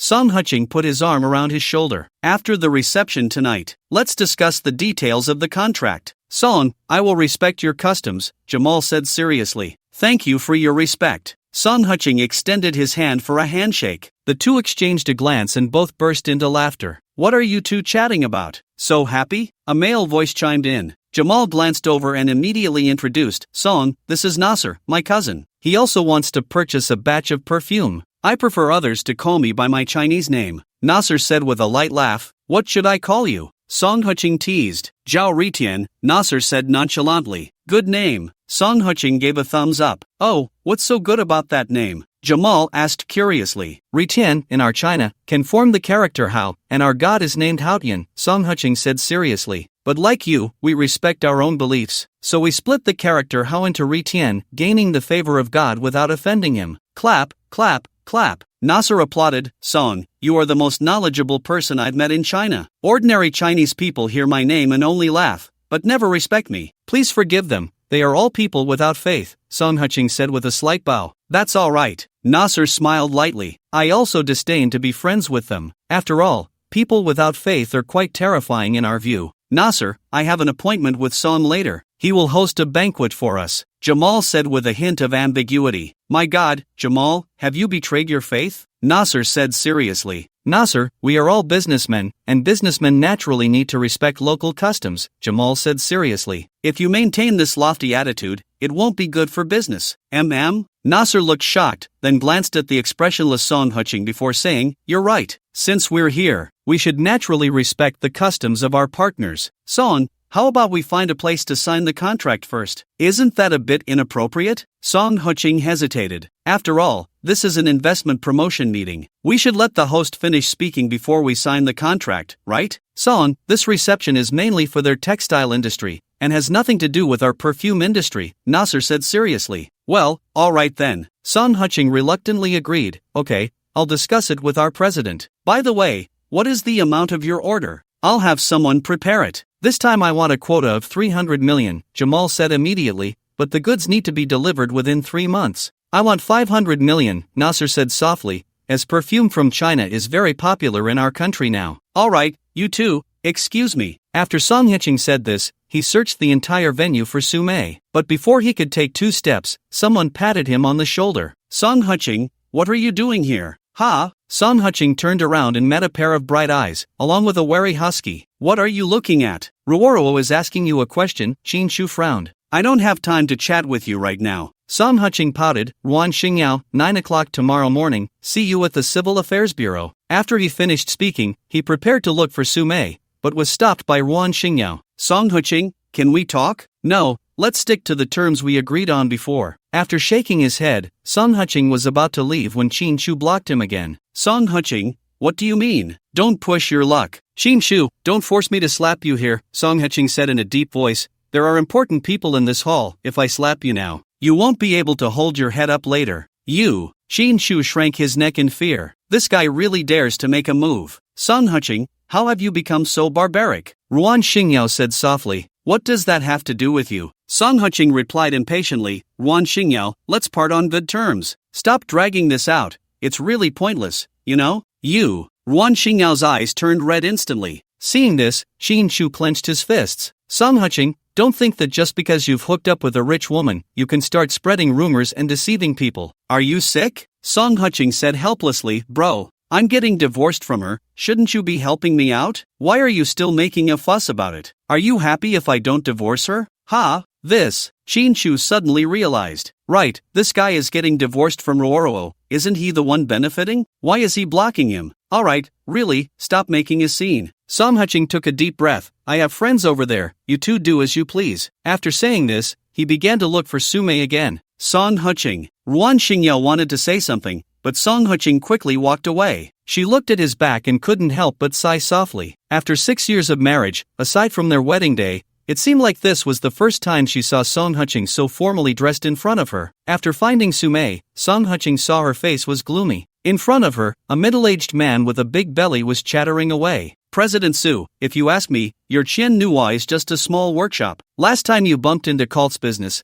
that was just luck. This time, you won't be so lucky. President Zhang, in business, it's all about skill, Su Mei said with a cold smile. Skill? Last time I wasn't there, otherwise, could your emoji have taken our business? President Zhang scoffed. You. Su Mei was about to say something when her arm was pulled. Boss, I need to talk to you about something. Ha? Su Mei looked at Song Qing in shock. This guy actually called her boss? Oh, you've got yourself a pretty boy, huh? President Zhang mocked. Someone like this probably costs 5,000 to 6,000 a month, right? About that, Song Qing said with a smile, but if President Zhang were to go into the business, you'd probably starve, right? Put. Su Mei couldn't help but laugh. Oh dear. President Zhang raised an eyebrow. After all these years in Lin City, it's the first time someone has talked to me like this?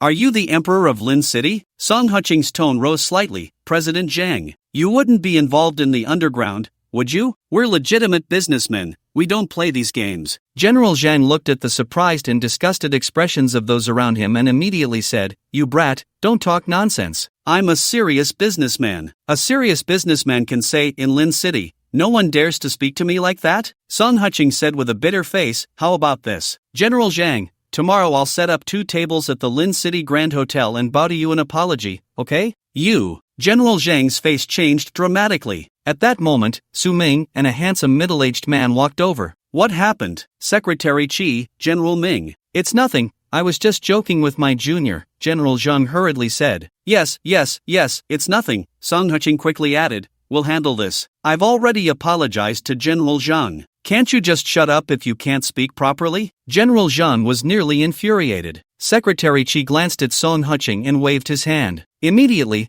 a young man came over and whispered the details in his ear. Zhang Ziqiang, well done. Secretary Qi gave a thumbs up. I wouldn't dare say such things in Lin City. You're much more capable than I am. No, Secretary Qi, let me explain. General Zhang's face turned pale. No need to explain, Secretary Qi chuckled lightly. I want to see what Lin City is really like. After he finished speaking, he walked away. Ah, General Zhang, how can you speak like that? Su Ming feigned concern. Even if you're joking with your junior, it's not appropriate in front of so many foreign guests. Where do you expect Secretary Qi to put his face? All right, kid, I remember.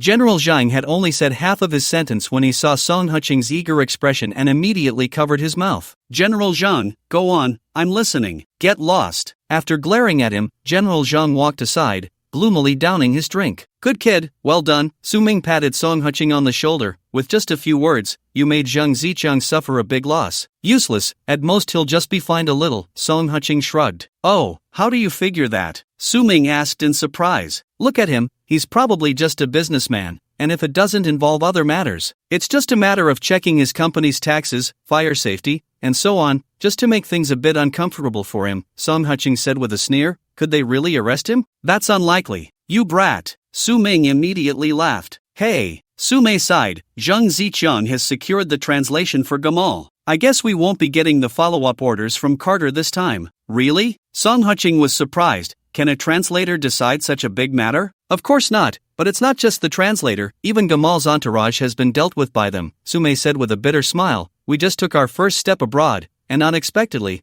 it's already a stillbirth. Things are in the hands of people, Song Huqing said lightly. Do you have Xiao Zhang's number? Give it to me. Who? Su Mei asked in surprise. Zhang Yi? Yes, give her to me. I have something to discuss with her, Song Huqing hurriedly said. You? Su Mei raised an eyebrow, about to say something, but seeing Su Ming beside her, she had no choice but to grit her teeth and give Song Huqing the phone number. Song Huqing didn't hesitate, wrote down the number, and went to the side to make the call. It doesn't matter if the business doesn't go through, it's good to resolve lifelong matters, Su Ming said with a smile. Oof. Su Mei snorted lightly, her face flushed as she turned her head away. After Song Huqing finished the call, he was about to look for Gamal when he noticed that he and Nasir were surrounded by Zhang Ziqiang and his people. He couldn't help but chuckle and found a corner to sit down. At that moment, a fragrant breeze brushed past him. Ruan Xingyao, holding a glass of red wine, sat down beside him. Song Huqing, can we talk? Go ahead. Song Huqing felt quite helpless. He thought there was really nothing to discuss between him and Ruan Xingyao. My mom called me and said you left the house to me. No, she wants to leave the house to you. Song Huqing looked at Ruan Xingyao and said, this has nothing to do with me, although I don't know why she wants to do this. Ruan Xingyao opened her mouth and said softly, actually, I don't necessarily want to divorce you. Stop right there. Song Huqing immediately said, Ruan Xingyao, don't try that with me, our divorce is a done deal. I don't know who advised you, but that's your business. We've been married for 6 years, and there are no feelings at all, is that right? Ruan Xingyao said, somewhat angrily. Feelings for you? Don't joke around. Song Huqing scoffed. When you brought a man and forced me to divorce in front of my daughter, did you ever think about my situation? Just because I don't hold it against you doesn't mean I'm not annoyed by you. Xin Shu came on his own, Ruan Xingyao said angrily. That's your business. I don't care what your relationship is.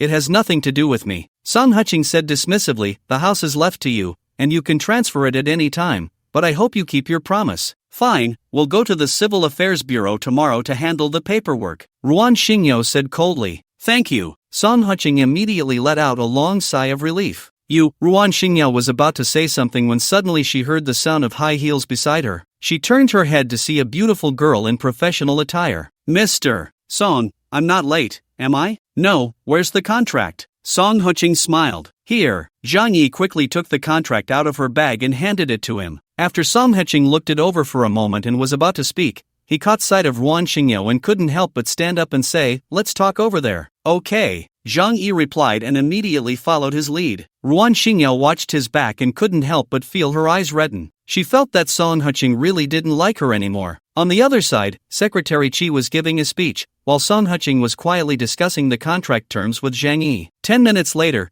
Zhang Yi hurriedly took the contract and left. Before Song Huqing could relax, Qin Shu came over again. "Song Huqing, can we talk? What do you want now?" Song Huqing said with a bitter face, "Buddy, I really have no issue with you pursuing Ruan Xingyao. Can you just stay away? Don't give me that." Qin Shu sneered, "You're like a ghost. Wherever we are, you are too, haunting us? What are you here for?" Song Huqing asked in surprise.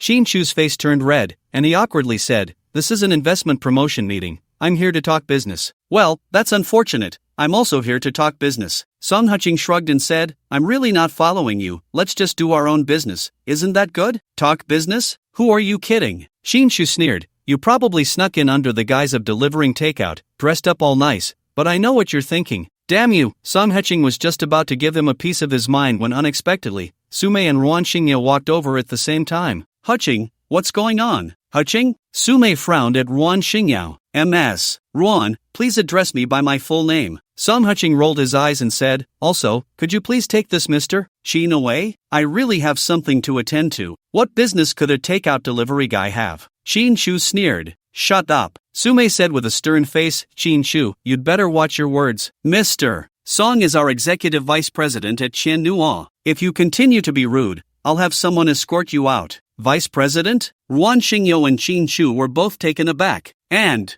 who is this lady?" Sume said in a low voice. "My ex-wife," Song Huqing sighed. "I feel like both of them have a problem with their heads. I've explained it to them many times. I'm not the one who came here, but they won't listen." "Ex-wife?" Sume reached out to link her arm with Song Huqing's, chuckling lightly. "Ms. Ruan, I hope you can recognize your own identity and stop entangling with my boyfriend. I know your divorce procedures haven't been completed yet, but since you've already signed the divorce agreement, you are no longer a legal couple, so please have some self-respect." "Boyfriend?" Ruan Xingyao swayed, almost falling over. "Suzone, don't be fooled by him," Qin Shu said urgently. "This guy has a girlfriend, a kindergarten teacher. He always likes to cling to rich women, everyone knows this." Ouch! Before he could finish, he received a hard slap. "Qin Shu, if you keep talking nonsense, I'll call your father immediately," Sume said angrily. "I want to see how Qin Aigua teaches his son." "Suzone, this is true," Ruan Xingyao said seriously. "Song Huqing already has a girlfriend. She's my daughter's kindergarten teacher." "That has nothing to do with you," Sume said without giving her any face. "Also, we are all women, but your behavior is really disgusting. Flaunting a man while slandering in front of your ex-husband's girlfriend. Dealing with someone like you is truly beneath my dignity. Goodbye." After she finished speaking, she linked her arm with Song Huqing and walked away. Ruan Xingyao was trembling with anger. It was the first time in her life that someone had scolded her like this, pointing right at her nose. "Ruan, why don't we just leave?" Qin Shu covered his face and said, "This woman is really powerful. We can't afford to offend her." "You go ahead, I want to be quiet for a while." Ruan Xingyao sat down on a nearby sofa, her gaze fixed on Song Huqing and Sume. "Ouch, why are you pinching me?" Song Huqing exclaimed with a pained expression. "Didn't you say you didn't have a girlfriend? Then what's the deal with that kindergarten teacher?" Sume glared at him. "No, sister. We have an employment relationship. Aren't you meddling too much?" Song Huqing said helplessly. "But you're using my Qianhua's name outside," Sume said with conviction. "You're the vice president of our group. Shouldn't I know whether you're married or have a girlfriend? And judging by your ex-wife's expression, it seems she isn't happy about the divorce. If your romantic life is chaotic, it will have a huge impact on our Qianhua."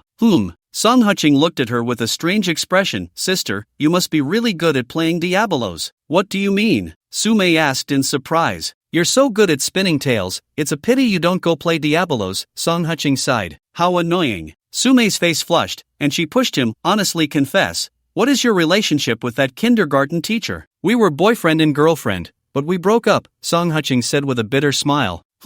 Sume's eyes widened. "Aren't you still in the cooling-off period for marriage? In this month, you got a girlfriend and broke up?" "Yeah," Song Huqing shrugged. "You can tell from the way I look that I'm not a good person, right? Isn't breaking up very normal? Go to hell, scumbag." After Sume kicked him hard, she quickly walked towards the hall. "Damn it." Song Huqing sat on the sofa, frantically rubbing his leg. This woman was wearing pointed high heels, and her kick was really brutal. After rubbing his leg for a while, Zhang Yi hurried over. Song Zone, here is the contract. Let me see. Song Huching flipped through the contract and handed it back to her. You come with me. Yes. Zhang Yi immediately followed behind him. The two walked straight to Gamal's side, chuckling. Mohammed, brother Ritian. What are you discussing? Mr. Song, do you know the rules? Zhang Zichang sneered. I am currently discussing business with these two. What do you think you are doing coming over? What did he say? Gamal asked. Mr. Gamal, Mr. Zhang said he is hosting a banquet for you tonight. The translator hurriedly said.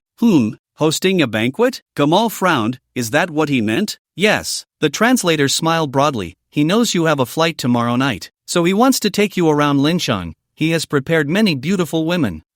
Song Huching's eyes widened immediately. Gamal and Nasir's faces darkened simultaneously. Don't you know our teachings? Mr. Gamal, Mr. Zhang is very sincere. The translator smiled obsequiously. He guarantees that you two will definitely have a great time today. Gamal and Nasir exchanged glances, their faces turning ashen. Is this something that can be said? Lu, tell this Mr. Zhang that we always adhere to our teachings and will not do such things. Mr. Nasir, we are all men here. The translator smiled ambiguously. Mr. Zhang's car is parked downstairs. We can leave right away. You. Nasir gritted his teeth. You need to be aware of your position. You are the translator. You cannot make decisions for us. Damn. Lu Chang immediately realized things were going wrong and hurriedly remedied. I didn't mean that. If the two of you don't like it, he can take you to pray. Put. Song Huching couldn't help but laugh. Damn praying. This translator's brain is full of mush. Enough. Gamal said darkly. Tell Mr. Zhang that we are not accustomed to praying with outsiders, and we no longer need you as a translator. Ah. Lu Chang was instantly dumbfounded,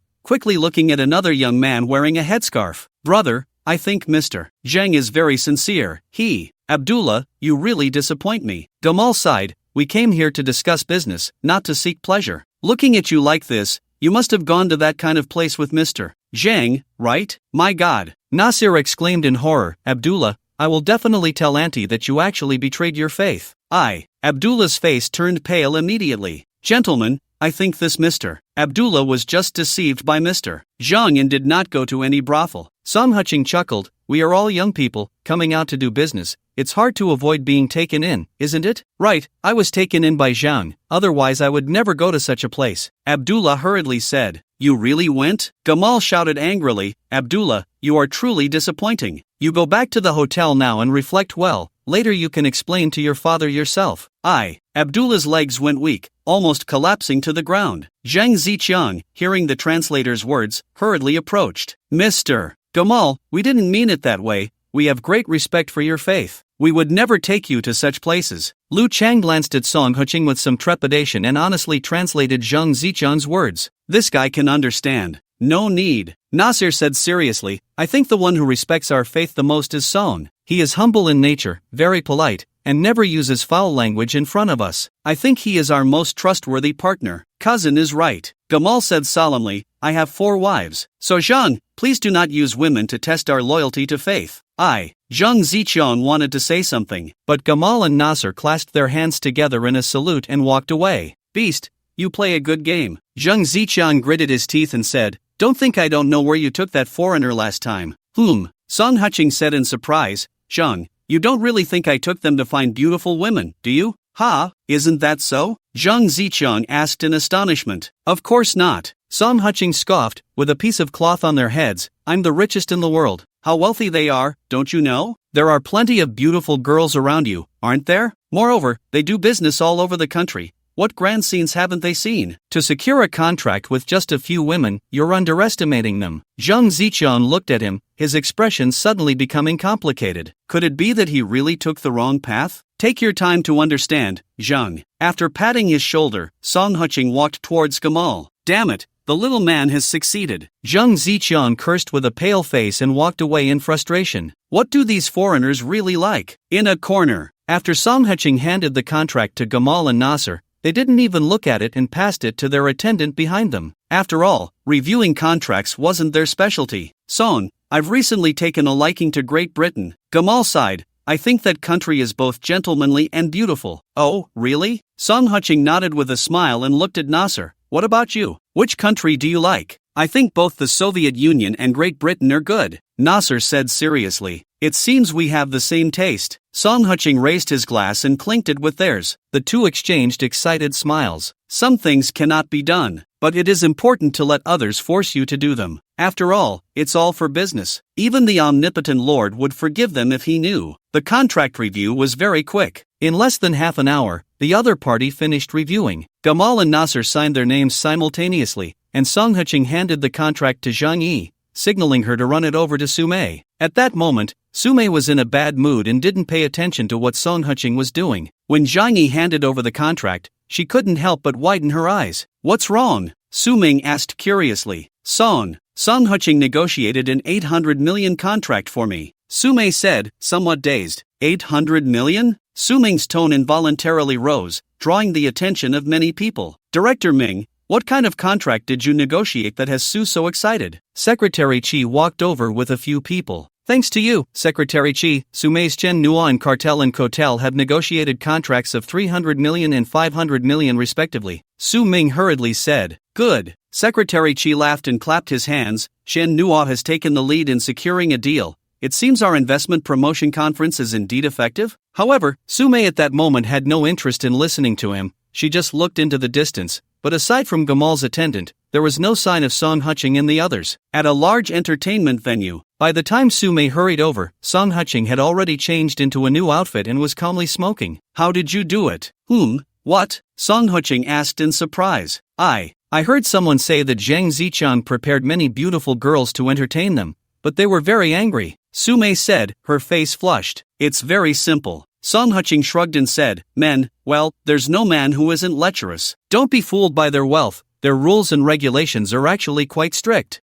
Then Su Mei hesitated. "I forced them to," Song Huching asserted confidently. "If they want to do business with us, they have to follow our rules, right? If they don't abide by our regulations, we won't even sign a contract with them." "Ha?" Su Mei looked at him as if she had seen a ghost. "Isn't this us begging them?" "Who said that?" Song Huching scoffed. "They may be the clients, but they also need suitable suppliers, right? It's mutually beneficial. Speak plainly." Su Mei pinched him. "All right, this group of men in hats, that's really how it is," Song Huching said helplessly. "They really want to go out and have fun, but they don't dare. First, it's not good if others find out, and second, their beliefs don't allow them to say such things. But I've drawn a line that they must follow, and they are naturally willing. After all, it gives them a reason to convince themselves, right?" "Is it that simple?" Su Mei asked in surprise. "Otherwise, what do you think is so complicated? It's business. As long as it makes money, isn't it all about cooperation?" Song Huching said nonchalantly. "But finding someone you click with to cooperate with, isn't that even better?"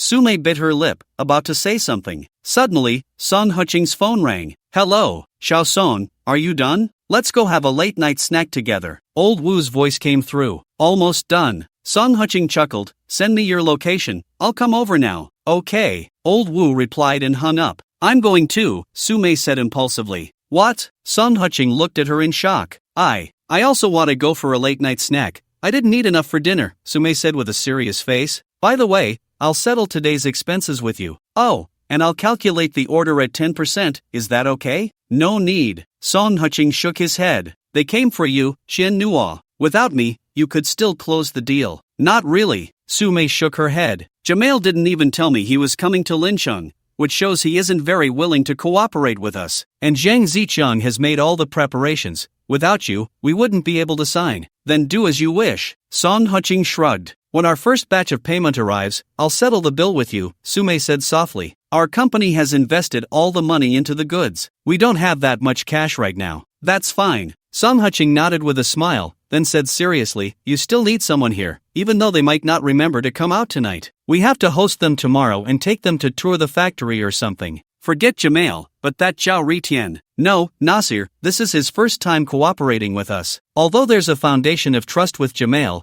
we still can't be careless. I've already arranged everything." Su Mei looked at him and pursed her lips. "What did you do before? I feel like you also seem like someone who does business." "Setting up a stall on the street is called doing business. There's nothing remarkable about it," Song Huching said dismissively. "Poof." Su Mei shot him a glance and pulled him downstairs. "Wait, where are we going?" Song Huching asked in surprise. "I'm going back to the company to change clothes." "You've already changed. I can't go to a late-night snack dressed like this, can I?" Su Mei said confidently.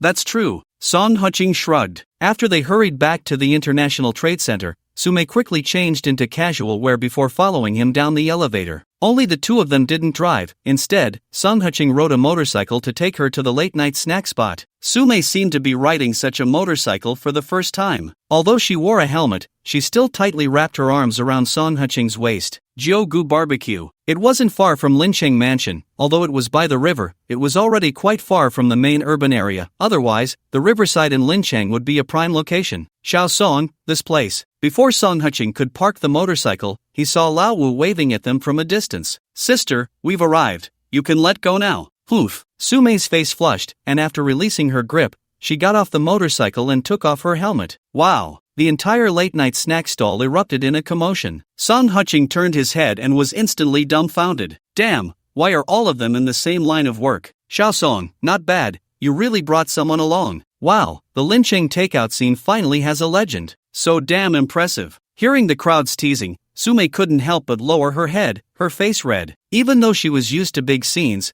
this kind of occasion was still a bit overwhelming. No, we are friends. Son Qing also took off his helmet and explained to the crowd, don't make a fuss, something might happen. Shoo. Everyone looked at him with disdain. Friends? Friends come out for late-night snacks at 11 or 12? And they choose to ride a motorcycle instead of driving a nice car? Not even an Aprilia would do. Alright, Shaosong is shy, stop laughing at him. After Lao Wu and the others came over to defuse the situation, they led the two to their seats. Let me introduce, this is Su Son Qing chuckled lightly. Over there are Lao Zhou, Lao Wu, Lao Qin. Hello everyone. Su greeted them gracefully. Hello, Su Zone. Lao Zhou and the others nodded with smiles. We ordered some barbecue, do you want to add anything? Lao Wu came over with the order. When Son Qing took a look, he couldn't help but laugh. These guys were actually saving him money, they hadn't ordered much. After checking a few items with a pen, he handed it to Su However, Su shook her head and chuckled. I'll just have a little with you guys. Alright then. After handing the order to Lao Wu, Son Qing jokingly scolded, bring 2 cases of beer. Is this little bit enough for anyone to drink? Sure. Lao Wu readily agreed and ran off to give the order to the front desk. I'm curious, why did you guys choose this place? Son Qing asked. What do you mean this place? Jiu-gu barbecue is our takeout workers' base, alright? He and Lao's son work different shifts. If we get hungry at night, we just come here, and takeout workers get a 30% discount, Lao Qin said cheerfully. Oh, there's a story behind this? Son Qing casually opened a set of utensils, poured hot water over them, and placed them in front of Su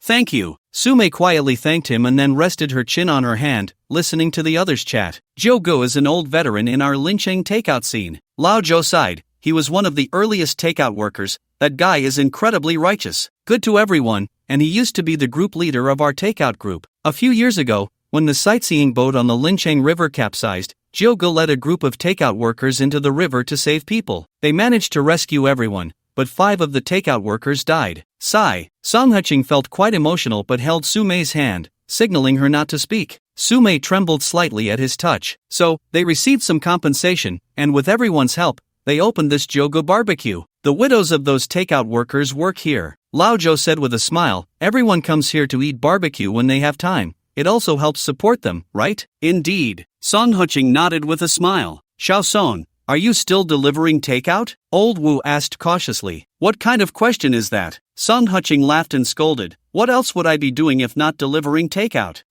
Everyone turned to look at Su falling into silence. Although I'm dating Son Qing, we don't interfere with each other's careers. Su raised her beer and said, he's not the kind of person who relies on a woman to support him. So everyone can rest assured. No, Son Qing had only said half of his sentence when someone stepped on his foot. Shaosong is great in every way, but his pride is too strong, Old Qin sighed. With his abilities, he could be in an office, but he chooses to deliver takeout. That's right, the first time I saw him, I knew he was no ordinary person, Old Zhou said with a bitter smile. I say you all should stop it, Son Qing laughed and scolded. We're all ordinary people, there's no high or low. Come on, let's drink. Let's drink. Everyone raised their glasses. At that moment, the skewers were served. Son Qing placed a few skewers in front of Su and then started chatting with Old Qin and the others. Speaking of which, Shaosong, are you really leaving the house to your ex-wife? Old Qin asked quietly. Hey! Both Old Wu and Old Zhou shouted at the same time. It's fine, Su smiled. I know about his situation with his ex-wife, it's nothing serious. Su, you're generous. I'll toast to you." Old Joe raised his glass and clinked it with hers. "That house isn't something I wanted to leave to her. It's what my parents wanted me to leave to her," Song Hutching said helplessly. "They said she's been with me for so many years and hasn't gained much. At least let her have a place to stay, right? Our old lady is too kind." Old Wu sighed. "Have you found a place yet? We can't let our girl suffer." "I found one," Song Hutching smiled. "It's still being arranged for now. My daughter is with my parents in the countryside. To be honest, I'm not too happy about it." "Oh, what do you mean?" Old Joe asked curiously. "This weather is so sunny, my girl is so beautiful, if she gets tanned, she won't be able to get her fair skin back. What will I do?" Song Hutching pouted. "Ha ha ha." Everyone burst into laughter. "If it doesn't work out, you can bring your daughter back and send her to me," Sume said, blushing. "You don't have time during the day, I can take her to the company to play." She still felt shy and didn't dare to say that she wanted Song Hutching to come live with them too. "If I could bring her back, wouldn't I have done it already?" Song Hutching pouted. "Isn't it natural for the old folks to want their granddaughter?" Old Sheen laughed. "My son is about to get married. If he has a grandson or granddaughter, I'm afraid I'll be thinking about it every day." "That's right." Song Hutching clinked glasses with them. "How about you bring your parents over here?" Sume suggested quietly. "After all, they're getting older, and it would be good for them to look out for each other." "Sue, you're something else." Old Wu gave her a thumbs up. Old Sheen and Old Joe also looked enviously, as it's rare for a girl to want to live with her in-laws nowadays. They haven't retired yet, although there's not much work at the unit. They still have to clock in, right? Song Hutching shook his head. "All right then." Sume shook her head and stopped bringing it up. As everyone chatted and drank, over 2 hours passed. However, everyone adhered to the principle of not drinking and driving, and they all took taxis home. "Where do you live? Do you want me to take you back?" Song Hutching smiled. "I don't want to go back. Let's go out and sit for a while," Sume said softly. "Sister, it's already past 2. Aren't you going back?" Song Hutching said helplessly. "There will be plenty of time to sit in the future." Sume was about to speak when her phone suddenly rang. "Daughter, where are you?" A woman's voice came from the other end. "I'm out with friends for a late-night snack. What's up?" "Your sister is back. She's been waiting for you for several hours." Sue's mother laughed on the phone. "You should hurry back. She's throwing a fit, saying if you don't come back, she'll come find you. Let her go find a boyfriend. What's with her clinging to me every day?" Sume laughed and scolded. "What do you mean clinging to you, Sume? Hurry back, or don't bother looking for me in the future." A shrill scream came from the other end of the line. All right, I got it," Sume replied helplessly before hanging up. "All right, let me call a cab for you." Song Hutching smiled. "There aren't many cabs here. Let's walk to the front to catch one." Sume linked her arm with his. Song Hutching looked at the taxi parked by the roadside, lost in thought. "Hurry up." After pulling him along, Sume walked ahead. Song Hutching had no choice but to follow her. After walking for a while, Sume not only didn't call a cab but also pulled him towards the riverbank. "No, come on, we can't jump into the river," Song Hutching said with a bitter face. "How about we go back and hang ourselves instead?" "Shut up, you have nothing nice to say." After scolding him with a laugh, Sume led him to a platform. This platform extended from the riverbank, half of it over the water, looking like a wooden structure, but it was actually very sturdy concrete. Usually, it was just a place for people to take a stroll or relax. Song Hutching sat on a bench, lit a cigarette, and after exhaling a puff of smoke, looked at Sume leaning against the railing. Although she was just wearing a pair of ordinary washed jeans and crystal high heels, her long legs and graceful figure were fully accentuated. The loose short-sleeved t-shirt she wore on top revealed her impressive assets with even the slightest movement. "Do I look good?" "It's okay," Song Hutching replied calmly, unafraid as he looked into her starry eyes. "Song Hutching, let's date?" Sume said seriously. "No." Song Hutching rejected her without a second thought. Are you still thinking about your ex-girlfriend?" Sume raised an eyebrow. "Not really." Song Hutching sighed. "Is it that you look down on me?" Sume sat down beside him. Song Hutching didn't answer directly but instead asked with interest, "What do you like about me?" "I don't know." Sume shook her head. "Anyway, I just want to see you." "Oh, really?" Song Hutching was quite surprised. To him, liking someone seemed to have no reason at all. "Tell me about your story with your ex-girlfriend." Sume took off her crystal sandals, curled her legs up, and leaned against his shoulder. "Ex-wife or ex-girlfriend?" Song Hutching joked. "I want to hear both." Sume looked up at him. "I want to know, what did you do that made them leave you?" "Can't I just leave them?" Song Hutching said with a bitter smile. "No way." Sume shook her head. "Someone like you is the softest-hearted. If they don't leave on their own, you wouldn't push them away."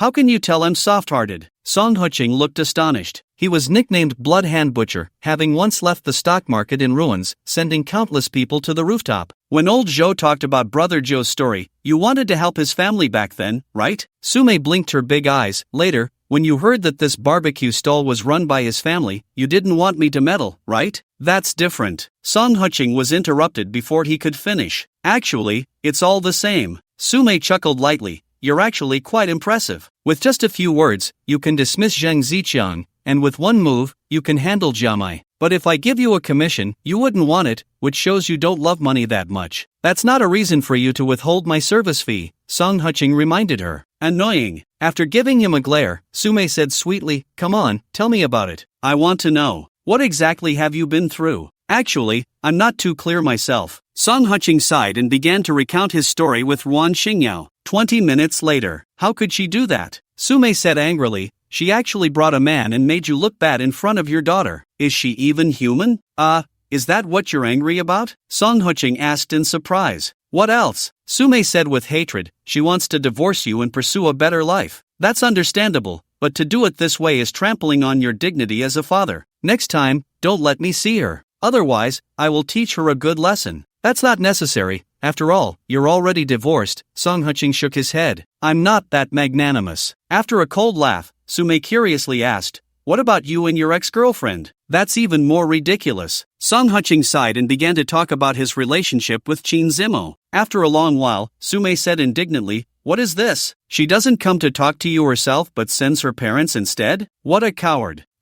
Is that so? Song Qing looked at her in surprise. How is it not? Sume said coldly, if she really had something to say, she could have told you herself. If she doesn't speak up and sends her parents, it shows she doesn't have the courage to face it all. Since she lacks courage, she can't make her own decisions, let alone talk about her future life. Such a relationship should just be abandoned, otherwise, it will only lead to suffering later. What if it were you? Song Qing asked curiously. What if it were me? Did my parents' company run into problems? Sume scoffed, if their business is in trouble and they need me to marry someone I don't like to solve it, then they might as well close the company. Your parents raised you this big, wouldn't that be selfish of you? Song Qing teased. What do you mean selfish? Sume widened her eyes, if they have no money, I can work hard to earn for them. But if you want me to sacrifice my own happiness for their business, what am I? A commodity? That's a fallacy. Song Qing pinched her nose. Not at all. Sume blushed. Anyway, if I have to be with someone I don't like, I'd rather jump off the Linjiang Bridge. But in this world, many things are beyond our control. Song Qing looked at the starry sky and sighed deeply. In this world, not every woman is so indecisive. Sume wrapped her arms around his, sweetly saying, at least from my perspective. I want to be with you, and no one can stop that. I have a girlfriend. Song Qing rubbed her head. Although we've encountered some problems for now, it's still not good for us to be like this. Is that so? Are you going to marry her? Sume asked seriously. Marry? Song Qing was taken aback for a moment, then smiled bitterly. Don't joke around. I'm 28, and I'm divorced with a daughter. Marrying anyone would just be harming them, wouldn't it? Since you don't want to marry her, then you're just having fun with her, right? Sume blinked her beautiful eyes. I'm different. I would marry you, and I wouldn't mind your daughter. It's not a matter of whether I dislike it or not. Song Qing said seriously, if we get married and have children in the future, that would be a different situation. If you don't like it, I cannot have children, Sume said softly. Are you crazy? Song Qing looked at her in surprise. Really? Sume smiled brightly. I don't have to give birth myself, and I get a beautiful daughter for free. Where can I find such a good deal? I think you've had too much to drink. Song Qing slapped her forehead. Let's go home, it's late. I'll call you a cab. He stood up as he spoke. Song Qing. Sume suddenly called out. Song Qing turned his head, only to be embraced by her, her slightly cold lips pressed against him. Sume's body was soft and a bit chilly. Song Qing wanted to struggle, but she held on tightly. With no other choice, he sat back down and pulled her onto his lap. His hands were free now, and they needed a place to go, right? So he naturally slipped his hand under her clothing. Sume's eyes widened, instinctively pressing her hand against his, half smiling. Don't you have a girlfriend? I'm sorry to her. Song Qing sighed. You're being mischievous. Sume giggled, wrapping her arms around his neck again, resting her head on his shoulder, her breath a bit hurried. Song Qing, this is my first kiss. Hey, how old are you? Song Qing exclaimed. Song Qing, I'm going to bite you to death. Sume playfully scolded, gently biting his neck. leaving a mark. You're doing this on purpose, aren't you? Song Qing said helplessly. What? Are you really afraid your girlfriend will see? Su-mei sneered. If she sees, she sees. Anyway, you won't marry her, so what are you afraid of? Su-mei, I really have a girlfriend. Song Qing said with a bitter smile. This isn't good for us. Really? Su-mei looked at him sideways. If you weren't putting your hand there, I might actually believe you. I'm a scumbag, after all. Song Qing said awkwardly. Oomph, I like scumbags. Su-mei huffed lightly. Anyway, as long as you don't get married, I won't give up. Have you ever been in a relationship? Song Qing asked curiously. No, Su-mei said confidently, but isn't dating just like doing business? If you don't achieve your goal, you won't give up. All right, Song Qing sighed. He felt like talking to her was just a waste of breath. At that moment, Su-mei's phone rang again.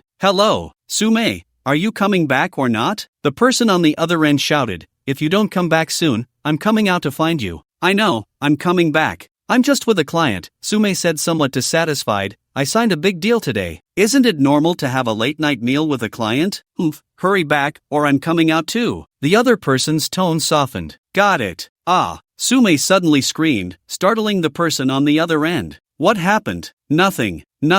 Su-mei glared at Song Qing with a flushed face, then reached out to grab his mischievous hand, softly saying, I just twisted my ankle a bit, I'm calling a cab to go back. Are you okay? The other person asked with concern. I'm fine, just like that, I'm getting a cab. Su-mei hurriedly hung up the phone and pouted. Why are you like this? I almost got caught by my sister. Put. Song Qing couldn't help but laugh. I didn't know you would react so much. Annoying. Su-mei reached out and patted him lightly, a hint of reluctance in her voice as she said, I have to go back. My sister is visiting our parents today. If she doesn't see me, she'll definitely make a fuss. How old is your sister? Still so clingy? Song Qing teased. Not small anymore, but she doesn't even have a boyfriend. Su-mei replied helplessly. She just follows me around every day. It's a bit annoying. Ha, aren't you also without a boyfriend? Song Qing chuckled lightly. Oof. After giving him a glare, Su-mei wrapped her arms around his neck and leaned in again. Time passed, and after the phone rang for the third time, she reluctantly stood up. I'm going back. Okay. After Song Qing helped her straighten her clothes, he took her hand and walked to the roadside. After I finish hosting Gamal and the others tomorrow, I have to stay at the factory for a few days. I'll come find you when I get back, Su-mei said softly. Got it. Take care of yourself. After waving down a taxi, Song Qing took out his phone and snapped a picture of the license plate, then smiled. Text me when you get home. Just as Su-mei opened the car door, she seemed to think of something, turned around, and gave him a fierce kiss before jumping into the back seat, signaling the driver to hurry up. Buzz buzz buzz. Song Qing's phone suddenly vibrated. If your girlfriend asks, just tell her I bit your neck and let her come find me. Su-mei. Ha! Song Qing couldn't help but laugh. This girl was nothing like a billionaire CEO. She was clearly just a lovesick girl. Half an hour later, Lin Chengfu. As soon as Song Qing walked in, he saw Yunning sitting on the sofa, looking at him with puffed cheeks. Who offended you? Why didn't you send me a message when you didn't come back? Yunning frowned. Didn't I just come back? Song Qing shrugged. I went out to help a friend with a business deal today. Have you eaten dinner? Yunning's tone softened. I have, and you? Song Qing smiled. I had instant noodles. Yunning looked down. I didn't feel like cooking when you weren't here. Instant noodles can't fill you up. After ruffling her hair, Song Qing picked up the phone on the coffee table, said a few words, and then turned to go upstairs. Yunning was about to follow him but was stopped. I ordered takeout for you, just wait here. Got it. Yunning's cheeks flushed as she sat back down on the sofa. When Song Qing came out after showering, he found a set of pajamas laid out on the bed. This girl. He chuckled bitterly and put on the pajamas before heading downstairs. Yunning was sitting at the dining table, and in front of her was a fried chicken meal. At this hour, being able to buy fried chicken was probably the limit. What's wrong? Not to your taste? Song Qing joked. I was waiting for you to eat together, Yunning said a bit shyly. I don't need to, I ate on the way back. You go ahead. Song Qing smiled but didn't leave. Instead, he pulled out a chair and sat across from her. After glancing at him, Yunning started eating slowly. Which room am I staying in? Which room do you want to stay in? Song Qing looked at her in surprise. Even though your girlfriend hasn't come these past few days, I can't just stay in your room, right? Yunning said, looking down. What if she comes back? Plus, I have my own books and some clothes to put away. All right. Song Qing shook his head and smiled. There are so many rooms upstairs, just pick one you like.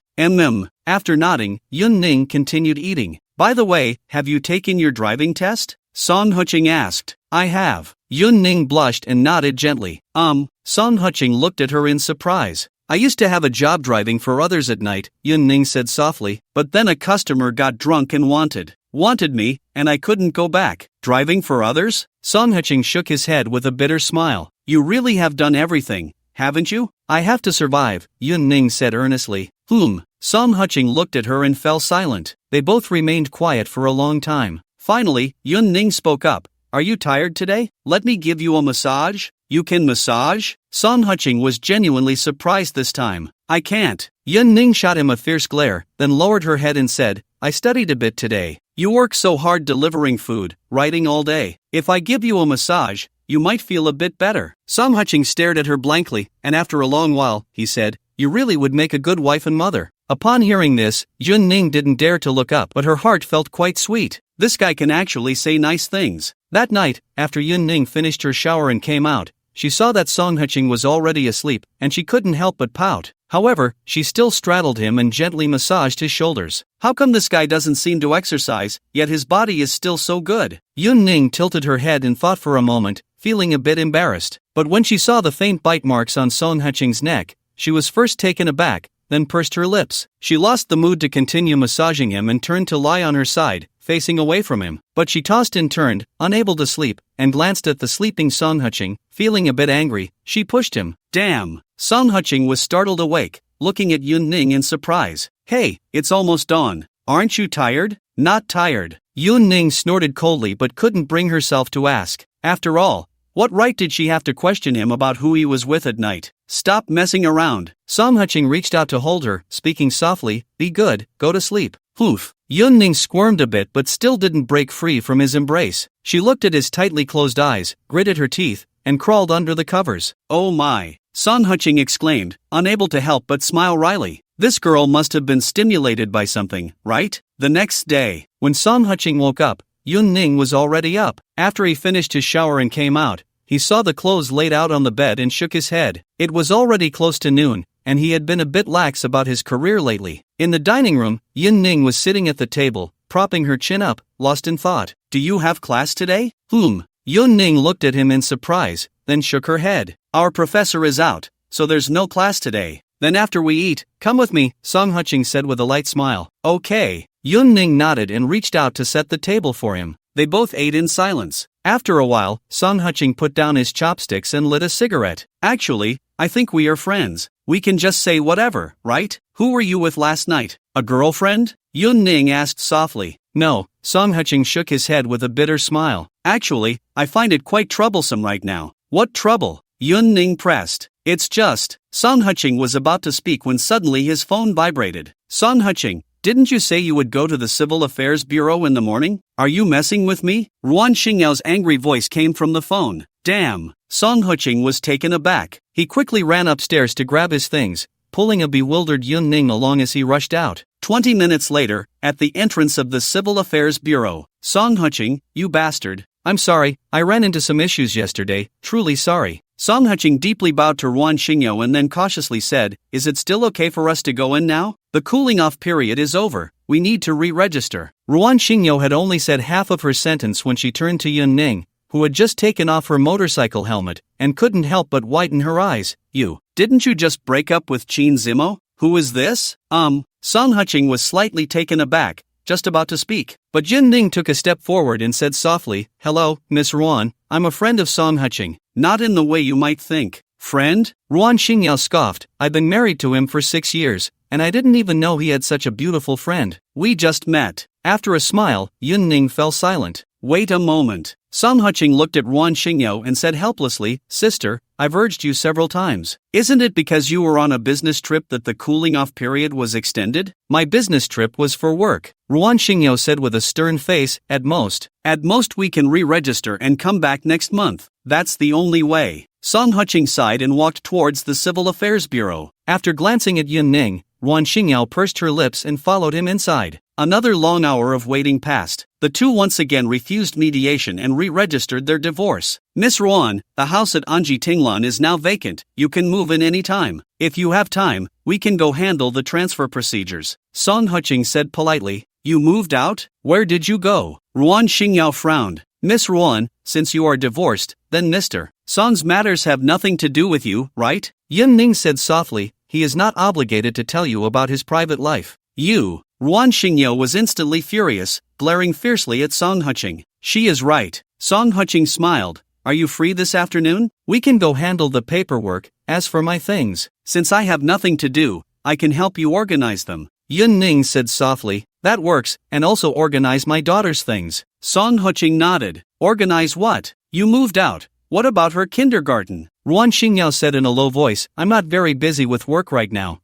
Miss Ruan, custody is mine. Song Huqing said seriously. If you want to fight me for custody, I don't mind going to court. Do you have time to take care of her now? Ruan Xingyao scoffed. I see you changing women one after another. Do you even remember who Xiao Yuan is? I can take care of her. Yun Ning spoke up. I'm a student at Lincheng University. My coursework isn't heavy. I can take Xiao Yuan to school every morning and pick her up in the afternoon. And I can also take care of her daily life and studies. Ruan Xingyao said nothing, just looked at Song Huqing with a somewhat resentful expression. Aside from custody, everything else can be yours. Song Huqing said earnestly. As for the house paperwork, if it's inconvenient for you today, we can do it another day. Or if necessary, I can find someone to handle it. Let's wait a few days. I have to work this afternoon. Ruan Xingyao gritted her teeth. I just finished a project and accumulated a few days of leave. I need to go to Jiang County to see Xiao Yuan. That's your freedom. Song Huqing nodded with a smile. Poof. Ruan Xingyao snorted lightly and turned her head to the side. Since there's nothing else, we'll be leaving now. After waving to her, Song Huqing mounted his Aprilia. Miss Ruan, goodbye. Yun Ning politely greeted her before sitting on the back seat of the motorcycle, reaching out to wrap her arms around Song Huqing's waist. Is this a friend? Ruan Xingyao's mouth twitched slightly, especially when she saw Yun Ning directly resting her head against Song Huqing's back. She almost exploded with anger. This guy is completely not pretending anymore, right? One woman after another by his side. Yesterday it was a female CEO. Today it's a college student. At Lincheng Square, after Song Huqing parked the bike, he took Yun Ning into the elevator. However, Yun Ning's eyes were darting around, finding everything a bit novel. Is this your first time here? Yun Ning nodded shyly. Aren't you studying at Lincheng University? How could it be your first time at Lincheng Square? Song Huqing asked in surprise. I didn't have time. I need to earn money. Yun Ning shook her head. After my classes during the day, I have to work at a restaurant, and after the restaurant closes, I work at a fried chicken shop until 11, and then after 11, I go to a barbecue stall until 2:30 in the morning. Song Huqing looked at her with a complex expression, remaining silent. Seeing this, Yun Ning couldn't help but say softly, actually, it's not that hard, you get used to it. I didn't say you were struggling, that's what you chose for yourself, Song Huqing pouted. Poof. Yun Ning shot him an angry glare but didn't say anything. After they went up to the third floor, Song Huqing took her into a clothing store, not even glancing at her as he began picking clothes off the rack. With nothing to do, Yun Ning also walked to the rack, carefully picking up a piece of clothing. But she wasn't looking at how nice it was, she was checking the price tag. When she saw a simple t-shirt priced at $3,999, she felt faint. She couldn't earn enough in a month to buy that piece of clothing, and at that moment, 3 salespeople were helping that guy carry clothes. 10 minutes later, Song Huqing directly scanned to pay, then mentioned an address and led Yun Ning to another store. This guy is really good to his girlfriend. After a moment of internal sighing, Yun Ning felt a twinge of bitterness. However, she didn't show it and just silently followed behind him. This time it was shoes and socks. Song Huqing hardly said anything, just went in and grabbed, and in less than 10 minutes, they were out again. Even with Yun Ning beside him, Song Huqing still collected no less than 5 small receipts. They went from store to store like this. Song Huqing remained silent, and Yun Ning didn't dare to speak. 2 hours later, the two left Lincheng Square and arrived at Lincheng Auto City. Hello, sir. What model are you interested in? A rather handsome young man approached them. Since I'm here with a young lady, of course, I'm looking at the Beetle. Song Huqing lit a cigarette. Do you have any in stock? Should I wait? Yun Ning tugged at his sleeve and whispered, are you buying it for me? No, what would I buy for you? Song Huqing pouted. Yun Ning bit her lip and stepped aside, lowering her head. Impressive. The young salesman gave a thumbs up in his heart and cautiously said, we do have a few in stock. Just what color do you need? Pink or yellow is fine, Song Qing smiled. Sir, you're in luck. We have one in pink, the salesman hurriedly said. Would you like to take it for a test drive? No need, just drive it to Linqing Mansion for me, and tell the security there that it was bought by Mr. Song. They will handle it, Song Qing chuckled lightly. Where can I scan? The salesman was momentarily stunned, then ecstatic. I'll get the QR code for you. Please provide me with your ID. ID card? Song Qing was momentarily taken aback, turning to Yun Ning. I didn't bring my ID, can I borrow yours? My ID? Yun Ning looked at him in shock. What if you give the car to someone else? They will ask, right? The salesperson's mouth twitched slightly. This was indeed a case of the drought dying of thirst and the flood drowning. I'll handle the transfer later, Song Qing said casually. Hurry up, let me use your ID. I haven't been to work these past few days. People are starting to have opinions about me. That wasn't a lie. The group chat was almost blowing up, asking why he was working again today. Everyone was earnestly advising him not to give up halfway. This made him feel like he had to clock in for work every day, even when delivering takeout. Yun Ning glanced at him, pulled her ID out of her pocket, and handed it to the salesperson. The salesperson awkwardly smiled at her before running off with the ID. In no time, he returned with the car purchase contract and a QR code. Song Qing just glanced at the contract a few times before scanning the code to make the payment. This operation left Yun Ning stunned. How could this guy buy a car as if he were buying groceries? No, it was even less than that. At least when buying groceries, people had to haggle. Sir, we will arrange for someone to deliver the car to you shortly. We have prepared a small ceremony for you and would like to invite you to participate, the salesperson said with a face full of deference. You go ahead, Song Qing gestured to Yun Ning. See if there are any gifts, take whatever you like. I have no idea what they like, Yun Ning said, puffing up in annoyance. This guy was getting more outrageous. It was one thing to bring her along to pick out gifts for his girlfriend, but using her ID to register was too much. Then forget it, no gifts. Song Qing hadn't finished speaking when Yun Ning interrupted him. Why not take the gifts? Just because you have money doesn't mean you should waste it. Well, if you don't want to go, what can I do? Song Qing said helplessly. Poof. Yun Ning shot him a glare before looking at the salesperson. The salesperson immediately understood and hurriedly bowed. Miss Yun, this way please. Not far away, in front of a pink beetle, Yun Ning stood there looking charming, a forced smile on her lips. In front of her, 7 or 8 salespeople held up confetti. Congratulations to the esteemed Miss Yun for becoming the owner of our beetle. Put. Song Qing couldn't help but laugh, but perhaps his laughter was too loud, as Yun Ning shot him a red-faced glare, her entire demeanor radiating dissatisfaction. However, she dutifully asked the salesperson for various gifts, from car decorations to floor mats. As long as it was something that could be given, she wanted it. Half an hour later. Not bad, you really know how to enjoy life, Song Qing teased. Anyway, I chose what I like. As for whether your girlfriend likes it, I have no idea, Yun Ning pouted. We'll talk about it later, Song Qing said casually, then looked at the salesperson. Now, let's get the car delivered. We're leaving. Okay, I'll arrange it right away, the salesperson hurriedly said. Sir and Miss Yun, take care. I've left my business card in the car. If you have any questions, feel free to contact me. All right. Song Qing nodded with a smile, then hopped on the Aprilia. Yun Ning also put on her helmet and wrapped her arms around his waist. The salesperson watched the motorcycle speed away, muttering to himself. One has to say, this guy is quite skilled. It seems this girl won't be escaping today. The sky was getting a bit late. Song Qing didn't plan to go back for a meal, so he rode the bike, taking Yun Ning to the Linqing Square, where they entered a rather upscale seafood buffet. After the two of them found a seat and sat down, Yun Ning quickly ran off to get food. If it were anywhere else, she might have felt sorry for the money spent, but at a buffet, she had to eat her fill. When she returned, she looked like a server, holding a huge tray filled with a dazzling array of food. What do you want to eat? I'll go get it. You'll be fined if you can't finish it. Song Qing tapped the table and said, You've taken so much, it's enough for both of us. I can finish it. Yun Ning said, blushing, a buffet lasts for 2 hours, so I'll just take my time. Have you been to one before? Song Qing teased. I've heard my classmates talk about it, Yun Ning said, lowering her head. Alright, take your time eating. Go get more after you finish, Song Qing smiled. Yun Ning hesitated for a moment before pursing her lips and saying, Do you think I look ridiculous like this? No, Song Qing chuckled. When I was in college, I had a principle when going out for buffets with my classmates. Yun Ning looked at him curiously. Lean against the wall to enter, lean against the wall to exit. Song Qing lit a cigarette. What do you mean? Yun Ning asked in surprise.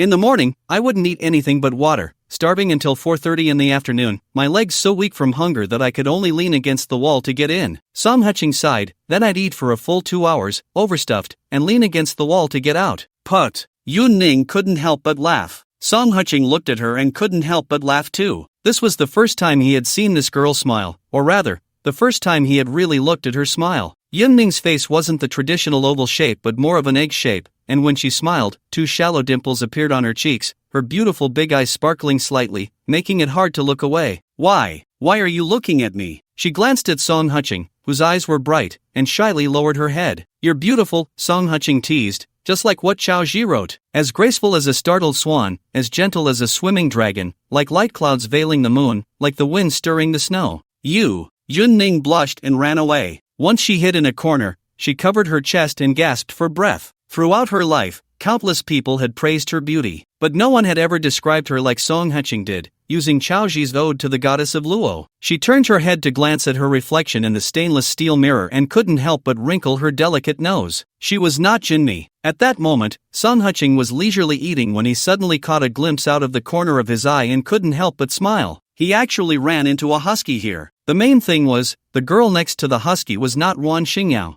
Xin Shu also felt someone looking at him and turned his head. Under their gazes meeting, he felt a bit flustered. The girl across from him followed his gaze and, upon seeing Song Haching, exclaimed in surprise, Xin Shu. What? Xin Shu looked bewildered. He's also named Xin Shu, the girl explained. Didn't I tell you I met someone with the same name as you? It's him. Xin Shu? Xin Shu's mouth twitched, and he said angrily, Song Haching, are you fucking serious? Using my name to swindle people everywhere. Ha! Song Haching couldn't help but laugh, teasing, don't shout, or someone might record it. Then you'll be in big trouble. Xin Shu immediately covered his mouth, looking around warily. Not bad, Song Haching chuckled, bringing a junior out to eat. You know her? Xin Shu asked in surprise. Of course, Ning Yating. Isn't she the campus belle of Linqing Normal University? Song Haching laughed. How can you lie like that? Ning Yating said angrily. I don't know you, who knows what you want? Song Haching replied nonchalantly, but I didn't expect that you are actually together with my classmate. Nonsense, we are just friends. Ning Yating's face turned slightly red. Right. Yating and I are just friends, Xin Shu hurriedly explained. Last time I went back to school for something, I happened to run into her. She's our junior, so I took her out to eat something.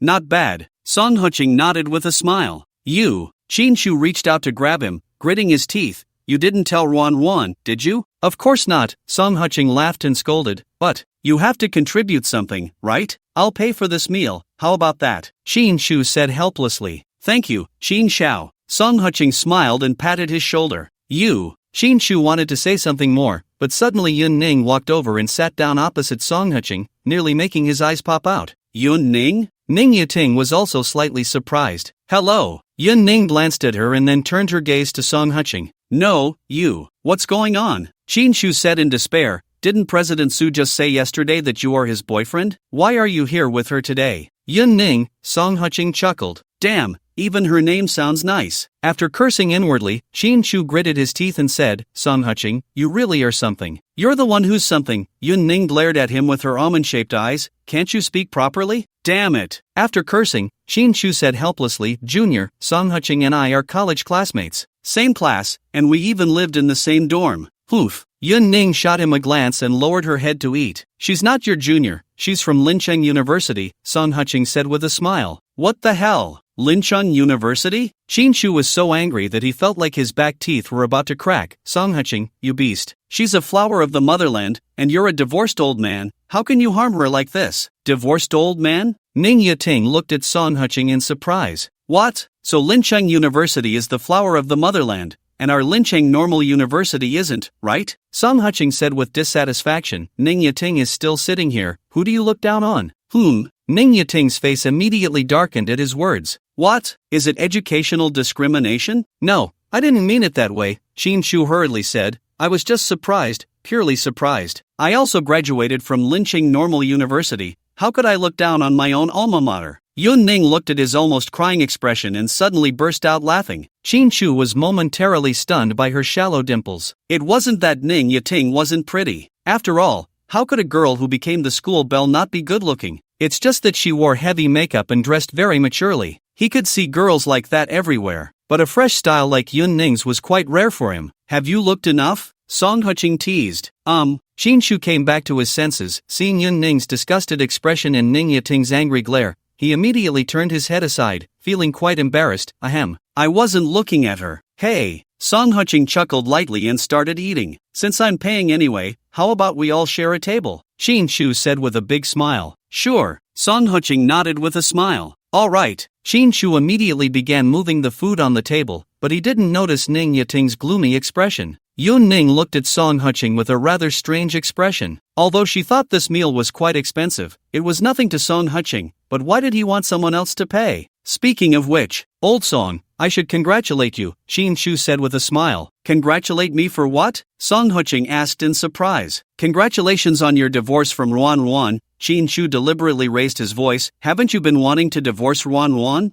Now your wish has come true. Sure enough, Yun Ning looked at Song Qing with surprise after hearing his words. Was it he who brought up the divorce? Sigh. Song Qing sighed. It's a pity, we didn't get divorced today. What? You didn't get divorced again? What do you want to do? Qinshu said angrily. Don't you know your own worth? Do you deserve her? I don't deserve her, Song Qing shrugged, but Ruan Xingya was on a business trip, and I missed the cooling off period. Now we have to re-register. What can I do? You. Qinshu was almost furious. By the way, why are you so concerned about Ruan Xingya? Song Qing teased. Oh, I almost forgot. You and Ning Yating are just ordinary friends. My bad.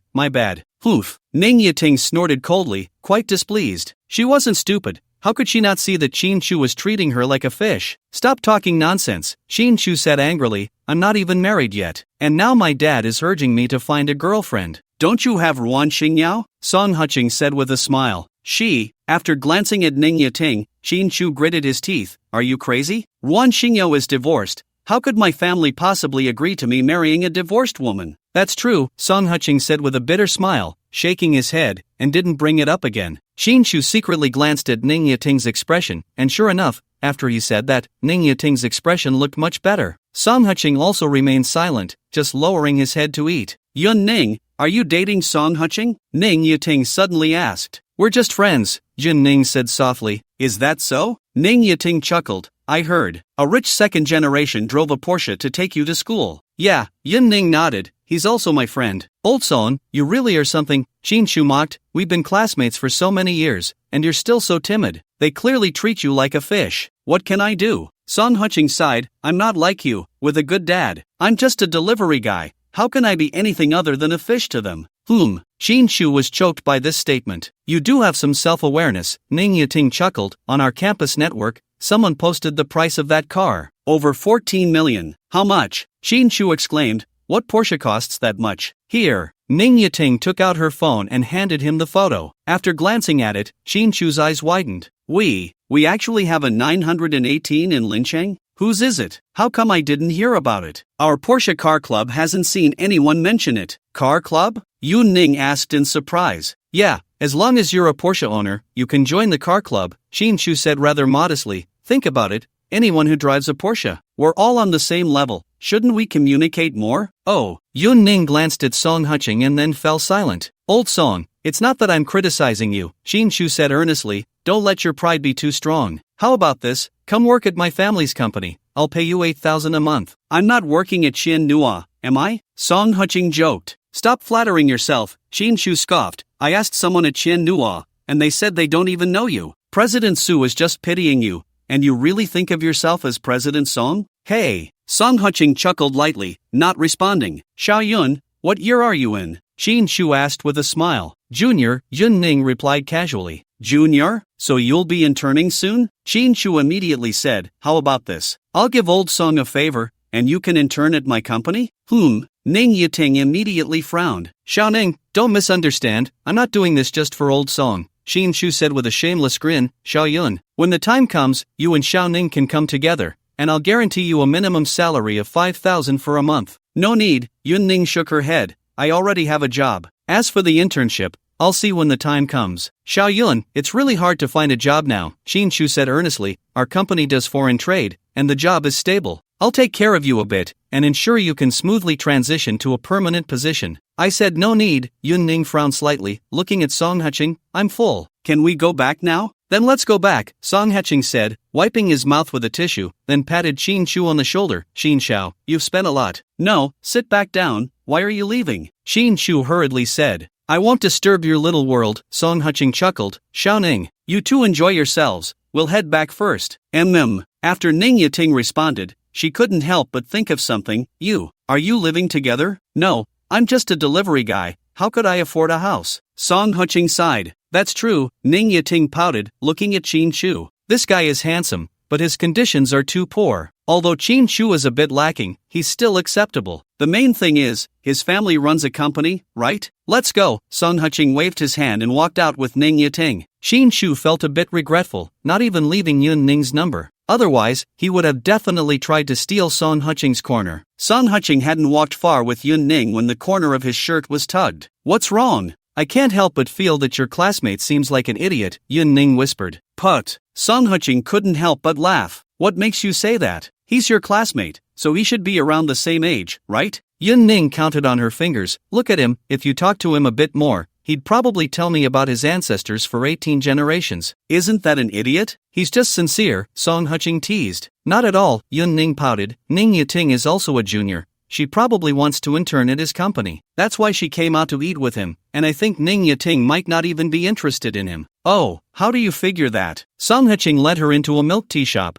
ordered 2 cups of milk tea, and found a seat by the window. I don't know, it's just a feeling I have. Yun Ning shook her head. Ning Yating is a formidable woman. If she really wants to make a fuss, your ex-wife probably won't be able to handle it. What does that have to do with me? Song Heching laughed and scolded. That's their business. Weren't you just standing up for your ex-wife? Yun Ning asked cautiously. You're overthinking it, Song Heching chuckled. I just think Qin Shu is quite interesting. Being a sycophant for Ruan Xingyao, he's liked her for many years, and I didn't expect him to be like this in front of Ning Yating too. How can a dog change? Yun Ning's words trailed off, and her face instantly turned red. Song Heching didn't pay much attention, just staring blankly at the crowd outside the window. After hesitating for a moment, Yun Ning finally spoke. Do you want to tell Ruan Xingyao? What? Song Heching asked in surprise. I mean Qin Shu just wants to play with her, he doesn't intend to marry her, Yun Ning said, looking down. Am I just bored out of my mind? Song Heching laughed and scolded. What they do,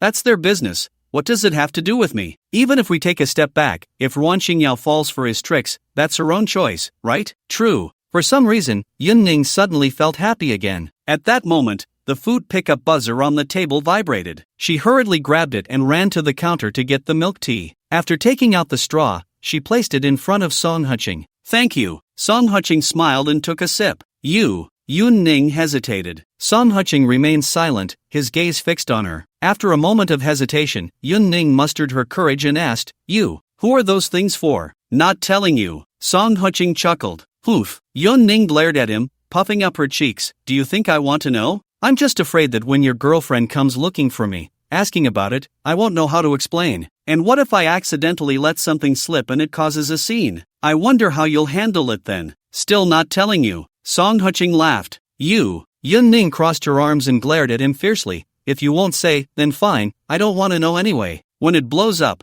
I'll see how you deal with it. You rarely talk this much, Song Heching teased. Yun Ning gritted her teeth and fell silent. She was afraid that if she continued, she wouldn't be able to help but splash the milk tea in his face. 10 minutes later. Are you done drinking? If you're done, let's go back. Yun Ning didn't say anything, just silently stood up. This state continued until they returned to Linjiang Mansion. Mr. Song, Wu Xingxing approached with a beaming smile. Just now, Hermes and Chanel sent you quite a few clothes, and Volkswagen sent you a Beetle. We've placed the items outside door number 49, and the car is parked for you. The car keys are in the bag outside. Thanks. Song Heching handed him a cigarette. Thank you, Mr. Song. Wu Xingxing accepted it with both hands, still smiling. Our community collaborates with major brands. Every quarter they send brochures to the owners, and I've placed this quarter's brochure at your door. If you need anything, our property management will send someone to bring the clothes to your home for you to choose from. Of course, if you prefer shopping at the mall, we also have a special black card that gives you a 40% discount. Your company seems to have quite a wide range of services. Song Heching joked. It's all to better serve the owners.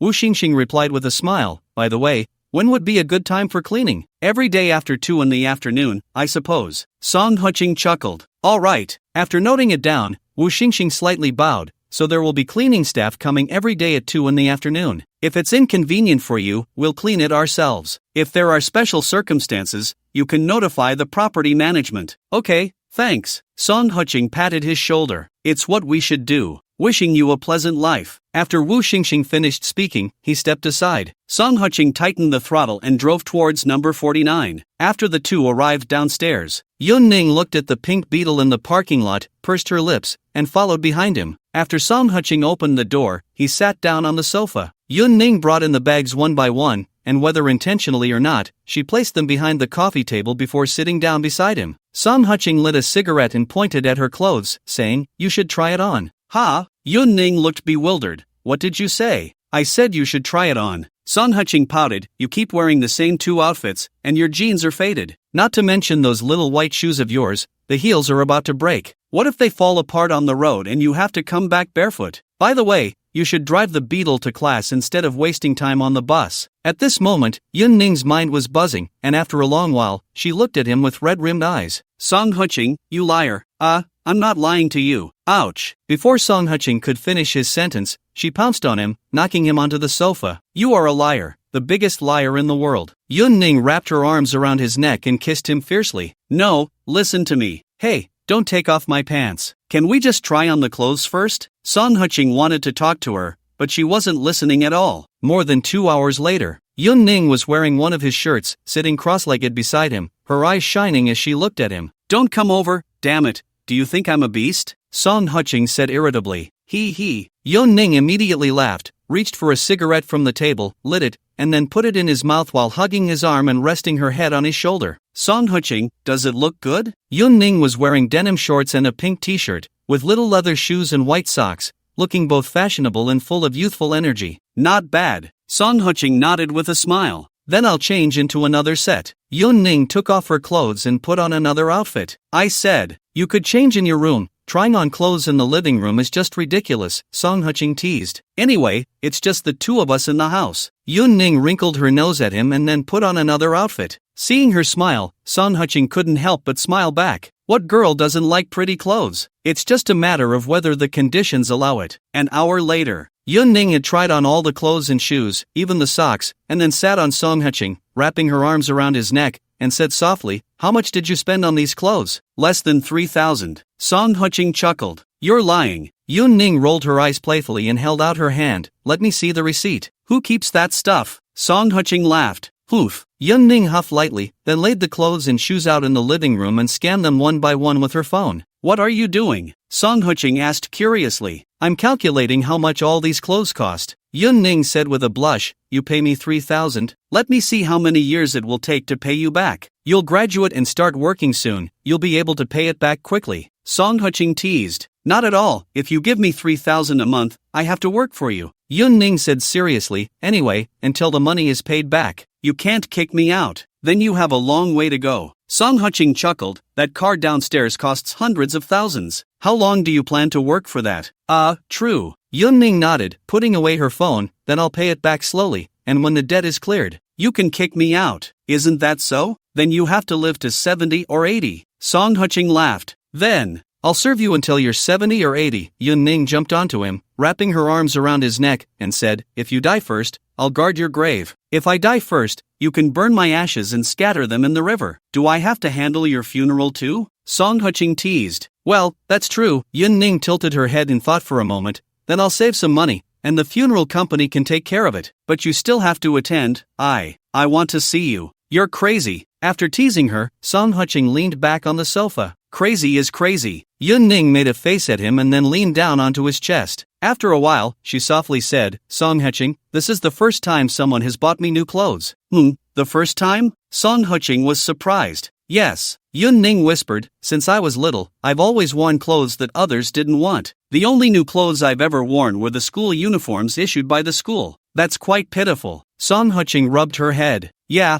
it's pretty pitiful." After taking a deep breath, Yun Ning looked up at him and smiled. "But I feel, since the day before yesterday, my luck has gotten better." How so?" Song Qing asked, puzzled. "Because I met you," Yun Ning said seriously. "You take me to eat good food, you buy me new clothes, and you even bought me a car. I feel like I'm the luckiest person in the world." You could just find a rich second-generation kid at school. They could do the same. Song Huching shook his head. I don't want that. Yun Ning wrinkled her little nose and said sweetly, anyway, meeting you is the luckiest thing for me. I owe you so much that I can't repay in this life, so I'll repay you in the next life. Just focus on living this life well. There's no need for so many words. Song Huching reached out and tapped her forehead, then got up, saying, I'm going swimming. As he spoke, he opened the door to the swimming pool. Yun Ning immediately followed, quickly stripping off her clothes and jumping into the pool. The next day, early morning, Song Huching was sleeping when suddenly the phone rang. Hello, Mr. Song, this is Wu Xingxing. Miss Su is here. She should be at your floor in about 3 minutes. The voice on the other end was quite urgent. Who? Song Huching was startled and sat up. Miss Su, her car is almost in the parking lot. Wu Xingxing's voice grew more anxious. Should we temporarily stop the elevator to block her? Damn. After hanging up the phone, Song Huching gently pushed the still sleeping Yun Ning. Wake up, my girlfriend is here. Ha! Yun Ning was startled and without a word pushed Song Huching off the bed. Then she took a set of sheets and blankets from the closet, spread them out, and rushed out with the changed sheets and blankets. Song Huching was a bit dazed. Suddenly, the phone rang again. Hello, Mr. Song, this is Wu Xingxing from the security department. Sorry to disturb your rest, but it seems there's a problem with your elevator. Could you please press the button to see if the elevator can come down normally? Wu Xingxing's voice was very polite. It can. Song Huching smiled. It looks normal from up here. Oh, then it must be a problem with the button. We'll fix it right away. Sorry for the trouble. After Wu Xingxing finished speaking, he hung up. Damn, this property fee is worth it. Song Huching gave a thumbs up to the property management. They really have their reasons for being expensive, don't they? 20 minutes later, after taking a shower and getting dressed, Song Huching saw Su Qing sitting on the sofa with her arms crossed. In front of her stood Wu Xingxing and Yun Ning. So, what happened? What's going on? Song Huching asked in surprise. Who is she? Su Qing pointed at Yun Ning. Miss Su, I've explained this to you before. This is Yun Ning, the home service staff sent by our property management, Wu Xingxing said with a pained expression.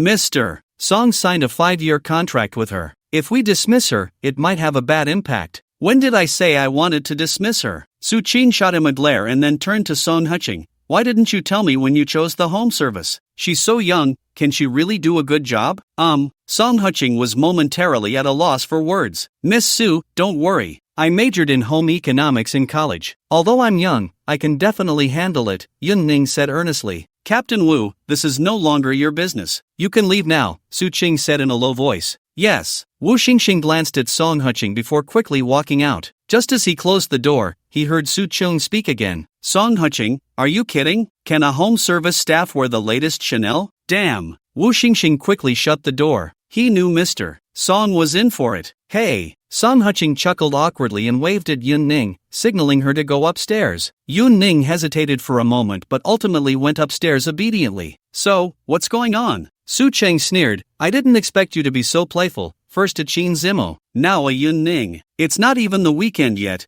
and you come here to question me. Looks like someone reported me, Song Huching said, putting his arm around her shoulder. Hoof. Su Qing twisted her shoulder, quite annoyed. It's still Qin Shu. He went to Ruoruo to complain, saying you're not a good person, seducing college students, and even invited Ruoruo to expose your true colors. Ruoruo has to work and doesn't have time, so she asked me to come see what's going on. That bastard. Song Huching couldn't help but laugh. Actually, it's quite simple. I can't deliver takeout for the rest of my life. I need to earn some money too. Otherwise, relying on you to support me wouldn't be right, would it? Do you still need me to support you? Su Qing scoffed. That car parked downstairs, a house you live in. Others can't afford that in a lifetime. Hurry up, don't play dumb with me, just tell the truth. Sigh. Song Huching sighed. Actually, it's not complicated. I bumped into her while riding my bike, so I brought her back to recover, and after chatting with her, I found she has some ideas. And then? Su Qing frowned. I want to cultivate her, Song Huching said without missing a beat. If I start a company in the future, I'll need some help, right? And she's had a tough time. How so? Su Qing asked in surprise. Song Huching recounted Yun Ning's story. She's so beautiful, how did she end up like this? Su Qing was quite surprised. That's the problem, isn't it? Song Huching shrugged. Can you guess why she ended up like this? It just shows she's not that kind of person. If she were more open-minded,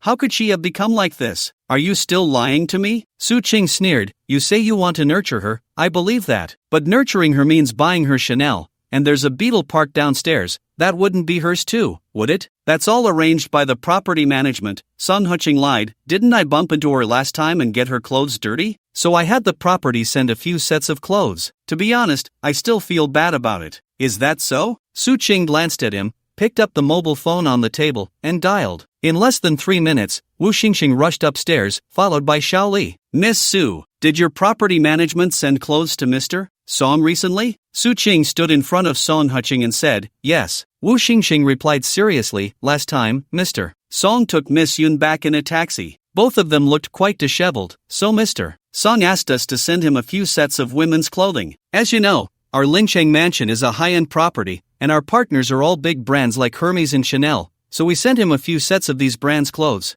Oof. Su Qing looked at him with displeasure and said, you really went all out, sending such expensive clothes? Miss Su, to be honest, we also didn't know the relationship between Mr. Song and Miss Yun, so to avoid embarrassing the owner, we handled it at the highest level, Wu Xingxing said with a forced smile. Then what about that car? Su Qing's tone softened slightly. Xiao Li, why aren't you coming to apologize to Miss Su? Wu Xingxing scolded. Miss Su, I'm really sorry, this was my mistake, Xiao Li said with a bitter face. Since there are no buses in our Lincheng mansion, Mr. Song asked me to arrange a vehicle for Miss Yun. I originally thought that she and Mr. Song had that kind of relationship, so I contacted someone to send over a beetle. Mr. Song scolded me, saying they weren't in a romantic relationship, but you know, I'm just a security guard. If that car gets returned, I'd have to bear the loss myself. Mr. Song took pity on me, so this matter wasn't pursued. He then bowed deeply to Su Qing. Since it's a misunderstanding, let's just forget it. Su Qing waved her hand. Forget it? This matter has escalated to this point, I must. Song Qing was furious,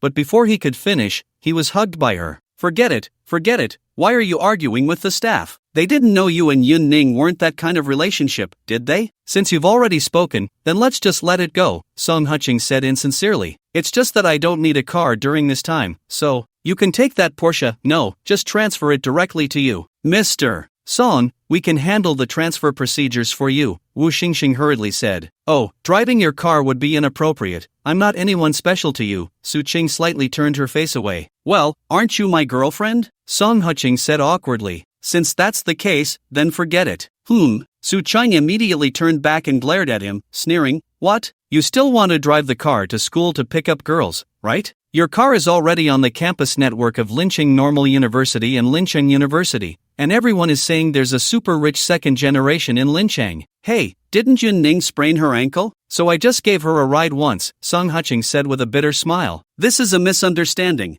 I'm not some super rich second generation. You know what my dad is like, you've seen it yourself. Oof. Su Qing's expression softened slightly as she took out her ID from her small handbag and handed it to Wu Xingxing. I still need a car in the next few days. When can it be processed? By tonight at the latest, Wu Xingxing immediately replied. By the way, Miss Su, what about your Mercedes? We can help you sell that too. Su Qing didn't speak, just looked at Song Qing. Sell it, Song Qing said immediately. I don't need a car recently, I have to go to work every day. Besides, it's not appropriate for someone with a girlfriend to flaunt a Mercedes. Then you must have a car for transportation, right? Su Qing said with a smile. At that time, just get a low-key car for transportation, Song Qing said with a shameless grin. Otherwise, it would cause a stir and make you unhappy, wouldn't it? You're being good, Su Qing teased, then picked up her small handbag and said, I'll go with them to handle the procedures. I have some matters at my company. I'll come back on the weekend.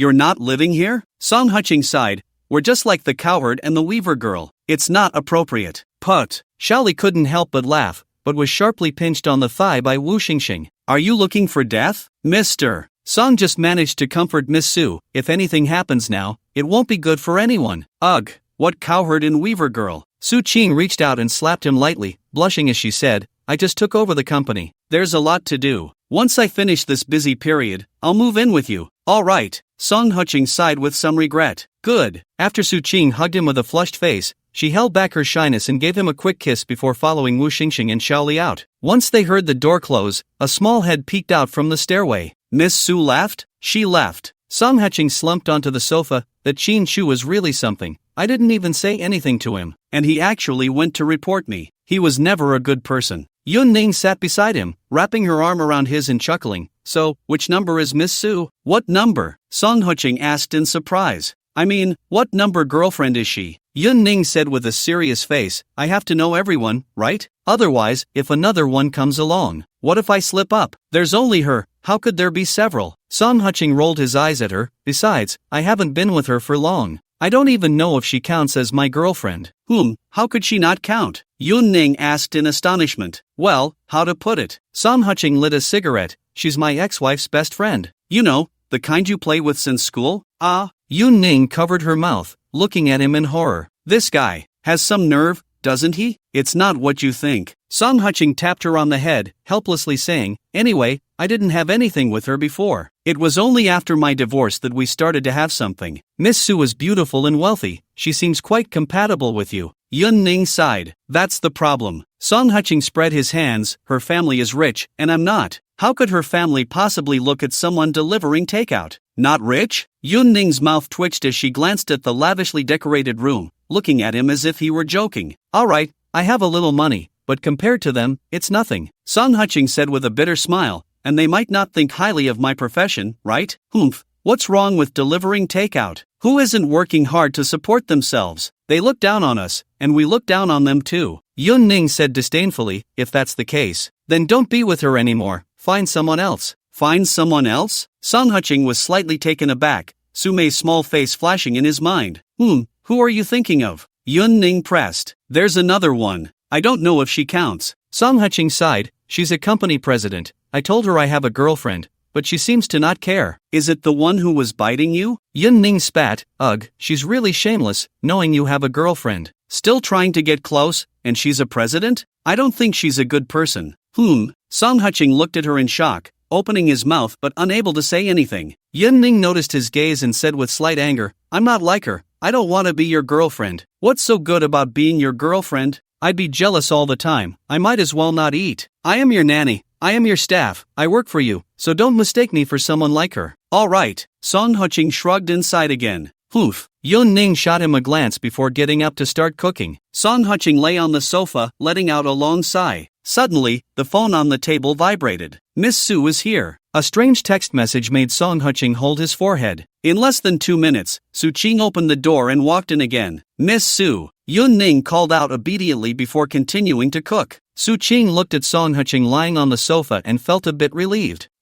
Why are you here again? I have something to do in the afternoon, and I was worried you hadn't had lunch, so I came to cook for you. Su Qing smiled and sat down beside him, chuckling. This Yun Ning is the nanny you hired for Xiao Yuan, right? How did you know? Song Huching said helplessly. This property has housekeeping services. Do you think I wouldn't know? Su Qing said proudly. You only asked them to clean, but didn't ask them to cook, so I knew you hired someone to pick up and drop off Xiao Yuan. After all, even though there's a kindergarten here, it's still more reassuring to have someone you know, right? Nothing can be hidden from you. Song Huching rubbed her head. Hey. Su Qing chuckled softly and said, you know, my sister seems to be in a relationship. Your sister? Song Huching asked curiously. Aren't you not living together? How do you know? Just a feeling. Su Qing said seriously, her mood has been off these days. She hasn't even called me. Ha! Song Huching couldn't help but laugh. What? You need her to take care of you to feel comfortable, right? No, you don't understand. Su Qing shook her head. Now she's urging me to hurry up and date, and I said there's no suitable one. She said as long as there's chemistry, it doesn't matter about family background. She used to say that if two people come from different backgrounds, there won't be common language, and over time, it'll just be about daily necessities, and it won't last. I think she's right. Song Huching joked, look at me and Ruan Xingyao, aren't we living examples? The life she wants, I can't provide, so parting ways is the best choice. Not at all. Su Qing pouted, I think the most important thing for two people to be together is mutual affection. If you can earn money, that's great, but if you can't, then you can't, life goes on the same, right? You make it sound easy. Song Huching sighed, what you eat, what you use. Isn't everything money? To put it bluntly, the money you spend on skincare every year is more than an ordinary person's annual salary. How can you have a long-lasting relationship with an ordinary person? A woman beautifies herself for the one she loves. As long as you don't mind me getting old and ugly, I don't care what others think. Su Qing snorted, Ruan is different. She's been led astray by her group of friends. Song Huching wanted to say something, but suddenly Yun Ning walked over. Mr. Song, Miss Su, it's time to eat. Su Qing stood up, took a small bag from under the table, and handed it to her. Miss Yun, I'm very busy with work right now, so please take good care of Heching, and by the way, Xiao Yuan will be back after the summer vacation. Okay, thank you, Miss Su. Yun Ning took it and placed it on the sofa beside her. She then walked to the dining table and began to invite the two to eat. Miss Yun, your cooking skills are quite good. Su Qing looked at the colorful and fragrant 3 dishes and a soup, praising, looks like Xiao Yuan and Heching will have good meals in the future. It's just something I made casually. Yun Ning held a small bowl, serving herself a bowl of soup before pouring one for Song Heching as well. The soup is good, Song Heching smiled. Thank you, Mr. Song, Yun Ning replied, then quietly picked up her bowl to start eating. However, as she looked at the two sitting together, a mischievous thought crossed her mind. Song Heching felt someone stepping on his foot. He glanced down without changing his expression and couldn't help but smile wryly. Yun Ning was gently stepping on her own foot with her fair little foot. Her toes, though unpolished, looked crystal clear. This girl, he sighed and continued to eat. Heching, the paperwork for the Porsche is done, I can drive it away now. Don't feel bad when the time comes, Su Qing teased. I'm feeling bad already, can I back out? Song Heching laughed. No way. Su Qing shot him a glance, if you back out, I won't give it to you. Who told you to drive that car to school? You can't be so ostentatious, got it? Understood. Song Heching obediently replied, then reached out to touch the table. That girl was getting more and more outrageous, her foot was even on his thigh. After the three finished eating, Su Qing wanted to be a bit clingy with Song Heching, but suddenly his phone rang. Xiao Song, we saw your car. Old Qin's voice was urgent, old Wu was holding him up. Hurry over. What? Song Heching was furious. I'm coming right now, don't let him get away. After hanging up, he was about to rush out when Su Qing stopped him. What's wrong? What happened? My electric bike was stolen, and a few friends just saw someone riding it. Damn it, how dare they steal my bike, is there no law? Song Heching said angrily, then rubbed her face. You keep busy, we'll talk this weekend. Hey, don't fight. If it comes to that, we can just buy another one, Su Qing hurriedly said. Got it. Song Heching threw down a sentence and ran out. Su Qing turned to look at Yun Ning, who was tidying up the bowls, and sighed slightly. Yun Ning, can we talk? Miss Su, what is it? Yun Ning hesitated a bit. You don't really think I believe Song Heching's nonsense, do you? Su Qing said with a bitter smile, I just arrived, and the elevator broke down. The property management didn't even call a repairman, just called Song Heching, and then the elevator was fixed? How could it be so coincidental? Moreover, this apartment is worth over 10 million. If something happened due to the elevator malfunction, they couldn't afford to compensate. Yun Ning's eyes widened in surprise. Song Heching rode his Aprilia, speeding across the Linchang Bridge, arriving near Linchang University. As soon as he got off the bike, he saw more than 20 delivery workers surrounding someone, and there were also 7 or 8 people on the other side, both sides in a standoff. Xiao Song is here, someone shouted, and the delivery workers parted to make way. Damn it, I bought this bike. Who the hell dares to say I stole it? Do you believe I won't stab him twice? A man wearing a headscarf was coldly playing with a butterfly knife. Song Heching frowned. This knife looked a bit familiar. What are you looking at? The man shouted at the crowd, then turned his head, meeting Song Heching's cold gaze. He froze for a moment, then his legs went weak, and he knelt on the ground. Brother, is it him? A little brother stammered. I saw it, the man said, unsure if he was infected by fear or just scared. His speech was a bit slurred. Xiao Song, it's him. He not only stole the bike but also wanted to hit someone, old Qin said angrily. Hua Guangming, right? Song Heching said with a smile. Yes. Big brother, it's me, the bald one. The man took off his headscarf, which was still wrapped in gauze. Slap. Song Heching raised his hand and gave him a slap. You motherfucker, are you getting revenge on me? You dare to steal my car? Whoa. Everyone was stunned. This little Song looked so gentle, but he was really fierce. No, big brother, this is a misunderstanding. Hua Guangming covered his face and said, I bought this car. Didn't I take the bill back last time? The company gave out a bonus, so I bought this car. Slap. Song Heching slapped him again. Do you think I'm 3 years old? I just slapped you, and my car got stolen right after. Are you looking for death? No, big brother. This is really a misunderstanding. The little brother, who had been stabbed more than 10 times, hurriedly said, even if you lent us 8 guts, we wouldn't dare to steal your car. This car was bought by me in Guanggu at the second-hand market, and the seller even gave us a receipt. Where's the receipt? Song Heching asked with a sidelong glance. Guanggu, the receipt. The receipt. The little brother reached out. No, yesterday I went to the bathroom without bringing paper, so I used that receipt to wipe my ass. Hua Guangming's face turned pale. Keep making up stories. Song Huqing twisted his neck. Big brother, I'm telling the truth. Hua Guangming was almost in tears. I really bought this car. I swear to heaven, if I stole this car, my whole family will die. No, even my brother's families will die. His little brothers all nodded vigorously. You really bought it? Song Huqing frowned. Really? Hua Guangming wiped the sweat from his forehead, trembling as he took out the keys from his pocket. Big brother, how about this? I won't take the car, and I'll compensate you for the mental distress. Is that okay? Song Huqing didn't respond, just said in a deep voice, how much did you buy it for? 1,000. 1,009. Hua Guangming said cautiously, I'll give you 4,000, but you have to help me find out who stole my car, and then beat him up. Can you do that? Song Huqing took out a cigarette and handed one to him. Big brother, don't worry. Hua Guangming immediately stood up straight. I can't promise anything else, but finding someone is our specialty. Leave me a phone number, and I'll have news by tomorrow at the latest. Let's add a Fei Sun. Song Huqing took out his phone, exchanged Fei Sun with him, and then transferred 4,000 yuan to him. Big brother, don't worry. When I find the person, if I don't beat him to death, I dare to take the blame myself. I really don't want to live anymore. Hua Guangming gritted his teeth. Get lost. Song Huqing waved his hand. Hua Guangming bowed to him and quickly ran off with his little brothers. Once they were out of Song Huqing's sight, everyone let out a long sigh of relief. Guangge,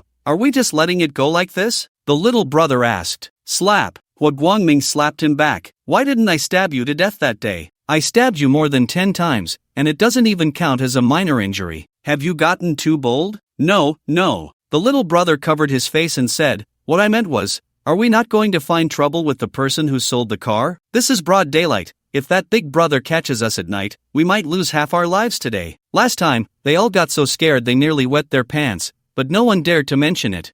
Right. I need to go find trouble with the car seller. Hua Guangming suddenly realized, let's go, grab some weapons. Damn it, he almost got me killed. Shouldn't I ask him for some mental distress compensation? He waved his hand, and a group of people immediately rushed toward the bus station. On the other side, brothers, thank you. Anyone who came to help today, let's go to Jiugu tonight. It's on me. Song Huqing said with a smile. Little Song is righteous. Everyone applauded enthusiastically. Alright, see you tonight. We'll go deliver the orders first. Old Qin patted Song Huqing's shoulder. Okay. Song Huqing nodded, then parked the electric bike under the surveillance camera by the roadside before getting on the Aprilia and riding towards Lincheng. Perhaps because he hadn't run for 2 days, his luck was surprisingly good today. The orders came one after another, but the route was uncontrollable. He originally intended to run in Heshi, but as he rode, he not only crossed the bridge but also drifted further off course. By evening, he unexpectedly found himself in a residential area of Nanchang. However, ever since he got the Shumi ring, many of his worries had diminished. Whatever the food looked like when he prepared it,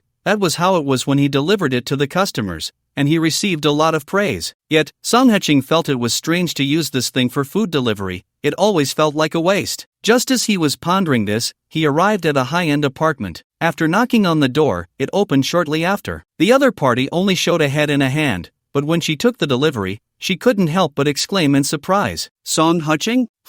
Song Huqing looked at her, equally surprised. You are. Oh. Pretending not to know me, huh? The door opened wider, revealing a woman in yoga attire with a graceful figure, who sneered, so, delivering takeout to make ends meet? Miss, do we know each other? Song Huqing asked cautiously. The girl was at least 165 meters tall, and her yoga outfit perfectly outlined her figure, with beads of sweat glistening on her half-exposed curves, indicating she had been exercising. You. The woman looked at him with some anger and said in a low voice, Li Qingmu, Ruan Ruan's colleague, does that ring a bell? Is that so? Song Huqing replied non-committally, slightly bowing. Miss Li, enjoy your meal. Goodbye. Wait a minute. Li Qingmu stepped out with the takeout, frowning. We haven't finished talking. Why are you running off? Sister, you and Ruan Xingyao are best friends, but I'm not. Song Huqing shrugged. I still have work to do, chatting with you here. It's not appropriate for a lone man and woman, is it? What's inappropriate? Li Qingmu retorted. Even if you had 3 times the courage, you wouldn't dare do anything to me. How are you and Ruan doing lately? Still arguing? You're asking me? Song Huqing was surprised. Aren't you her best friend? Why don't you ask her? She seems to be on some kind of motivation lately, working hard every day, and even working overtime after hours. I invited her out for afternoon tea on the weekend, and she said she had to accompany her daughter. Li Qingmu complained. Talking to her feels like her mood isn't great. What exactly is going on with you two? We divorced. Song Huching said succinctly. Isn't that what you all have been hoping for? I divorced her. Now you all have time to hang out together, right? Divorced? Li Qingmu seemed taken aback. Then what? What are you doing delivering takeout? Gotta eat, big sister. Song Huching said helplessly. I have to support my daughter. I can't just not work, can I? You have a man to support you. I don't. Shut up. I don't have a man to support me either. Li Qingmu shot him a glare and said irritably, why are you taking your anger out on me? I didn't push you to divorce. No. Are you really that free? Song Huching sighed. If I were you, I wouldn't be standing in the hallway chatting with a man dressed like that. What's going on? Are you trying to show off? Li Qingmu followed his gaze and immediately screamed, covering her chest, looking quite angry. Song Huching,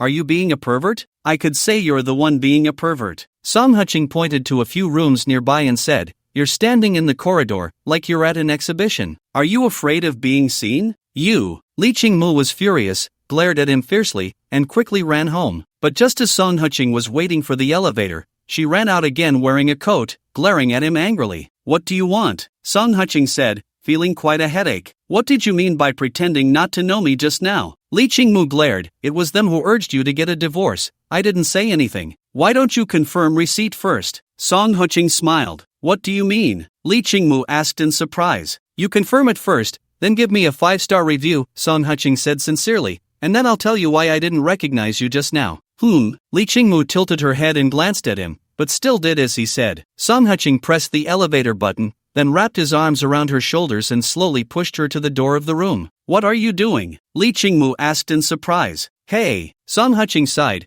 You all usually dress up like ghosts. How the hell would I know what you look like? If you don't say your name, even facial recognition can't recognize you, let alone me? After he finished speaking, he pushed her into the room, then quickly closed the door and dashed into the elevator. Song Huching, you bastard, you're the ghost. Li Qingmu opened the door and chased out, but the elevator door had already closed and was heading down to the first floor. Bastard, bastard. She quickly pressed the elevator button, cursing under her breath. Running down the stairs was impossible. Running down from the 23rd floor, that bastard would have left by then. At this moment, the neighbors next door, hearing the commotion, opened their doors and peeked out towards the elevator. What are you looking at? Haven't you seen a woman before? Li Qingmu shouted angrily. Everyone immediately shrank back and quickly closed their doors. Li Qingmu returned home, getting angrier the more she thought about it, and couldn't help but take out her phone. And Ji Tinglan, Ruan Xingyao, who was organizing things, saw her phone vibrate and was momentarily stunned,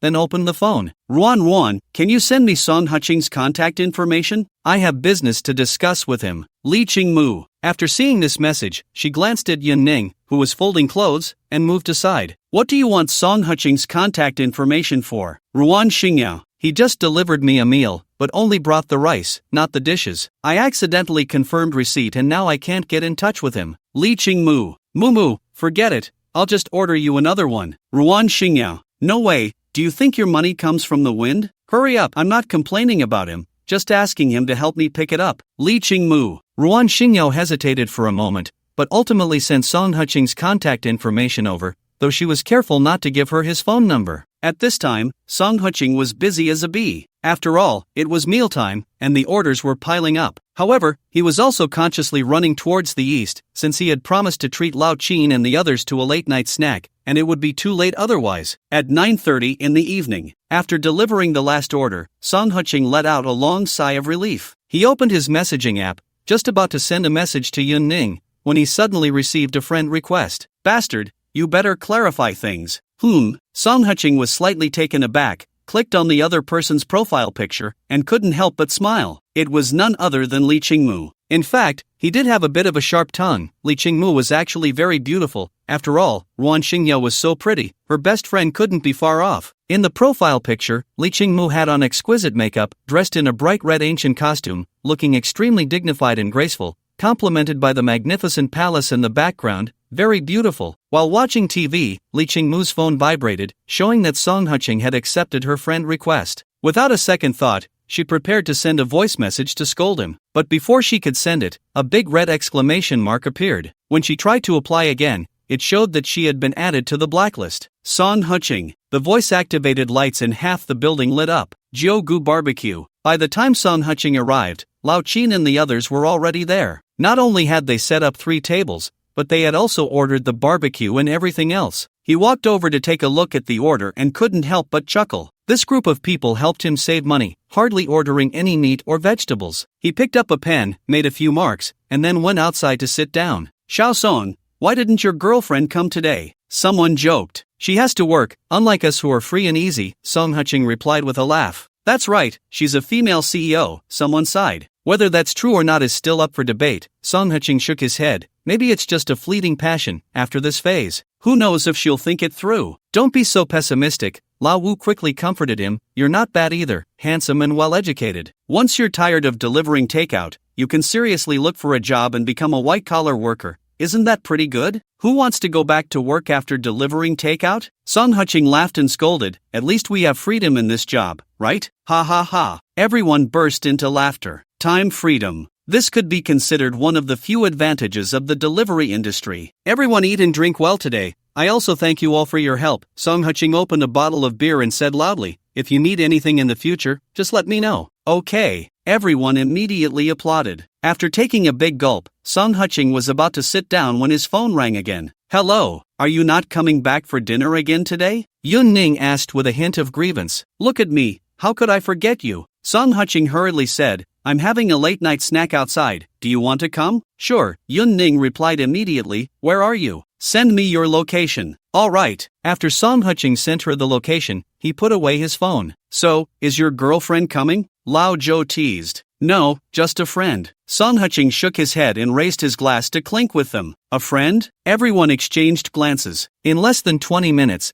a taxi stopped in front of the barbecue stall. Lao Qin and the others turned to look, and what caught their eyes was a pair of long, straight legs. "Wow!" someone shouted, and everyone looked at Song Huching with complex expressions. "I'm really sorry for being late," Yun Ning said somewhat shyly, slightly bowing to everyone. No, we just started eating." Lao Wu quickly pulled a chair over and placed it next to Song Huching. Lao Zhou then set down a bowl and chopsticks in front of Yun Ning. "No wonder you can't find a girlfriend, she's a CEO." Someone sighed. "Hey!" People around immediately shouted. That person quickly shut up and awkwardly drank. "This is Yun Ning, my friend," Song Huching introduced, "and these are Lao Wu, Lao Zhou, and Lao Qin. You should have met everyone except Lao Zhou." "Hello, Wu good, Zhou good, Qin good," Yun Ning greeted sweetly. Hello. Lao Zhou and the others hurriedly smiled, and the atmosphere suddenly became a bit awkward. "No, you all keep chatting. If you like talking about CEOs, go ahead, it doesn't matter," Song Huching said with a smile. Everyone was momentarily stunned, then silently gave him a thumbs up. "Xiaosong, I've learned something today," Lao Zhou said with a wry smile. "Don't think of this matter as so sordid, then everything will be easy to talk about, right?" Song Huching laughed and scolded. "What female CEO? Do I deserve her? Think about it. Besides her, is there anyone else who asks me to go to work?"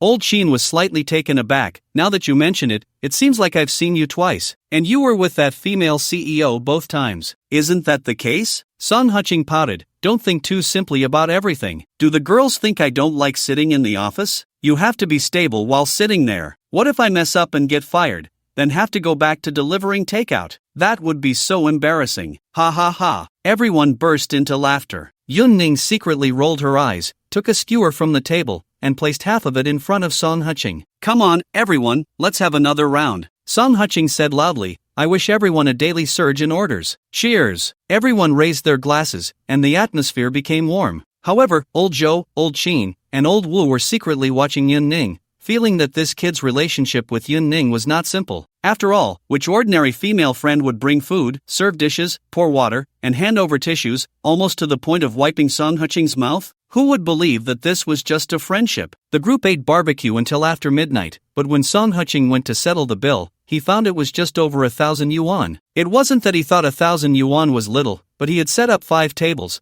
and each table only came to a little over 300, which left him quite baffled. "Xiaosong, your money didn't come from the wind, did it?" The boss's wife joked. Each table only took a box of wine, and the drinks and dishes they added later were all paid for by themselves.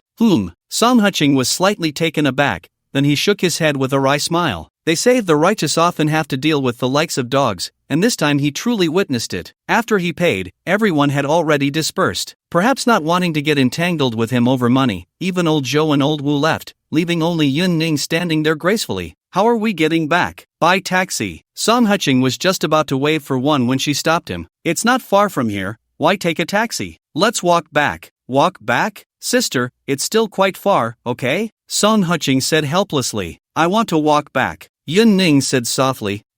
Song Huching glanced at her, and after a long while, he helplessly patted her on the head. Alright, then let's walk back. Okay. Yun Ning looked at the delivery workers having late-night snacks around them, hesitated for a moment, and finally mustered the courage to link her arm with his. The delivery workers who were drinking all paused in their breaths. After the two walked far away, someone shouted in anger. Beast! The others said nothing, just silently nodded. The boss's wife, who was cleaning up the table, also smiled wryly, saying that there was a female CEO entangled with Xiao Song, and Xiao Song didn't agree. But now it seemed that he was already taken. After they walked quite a distance, Yun Ning finally said softly, why didn't you ask me why I wanted to walk back? What's there to ask? Song Huching shrugged. If you want to walk back, then walk back. Poof. After Yun Ning rolled her eyes at him, she said softly, Song Huching, why are you so nice to me? I don't know, maybe I just find you pleasing to the eye. Song Huching lit a cigarette. Is it that simple? Yun Ning asked in surprise.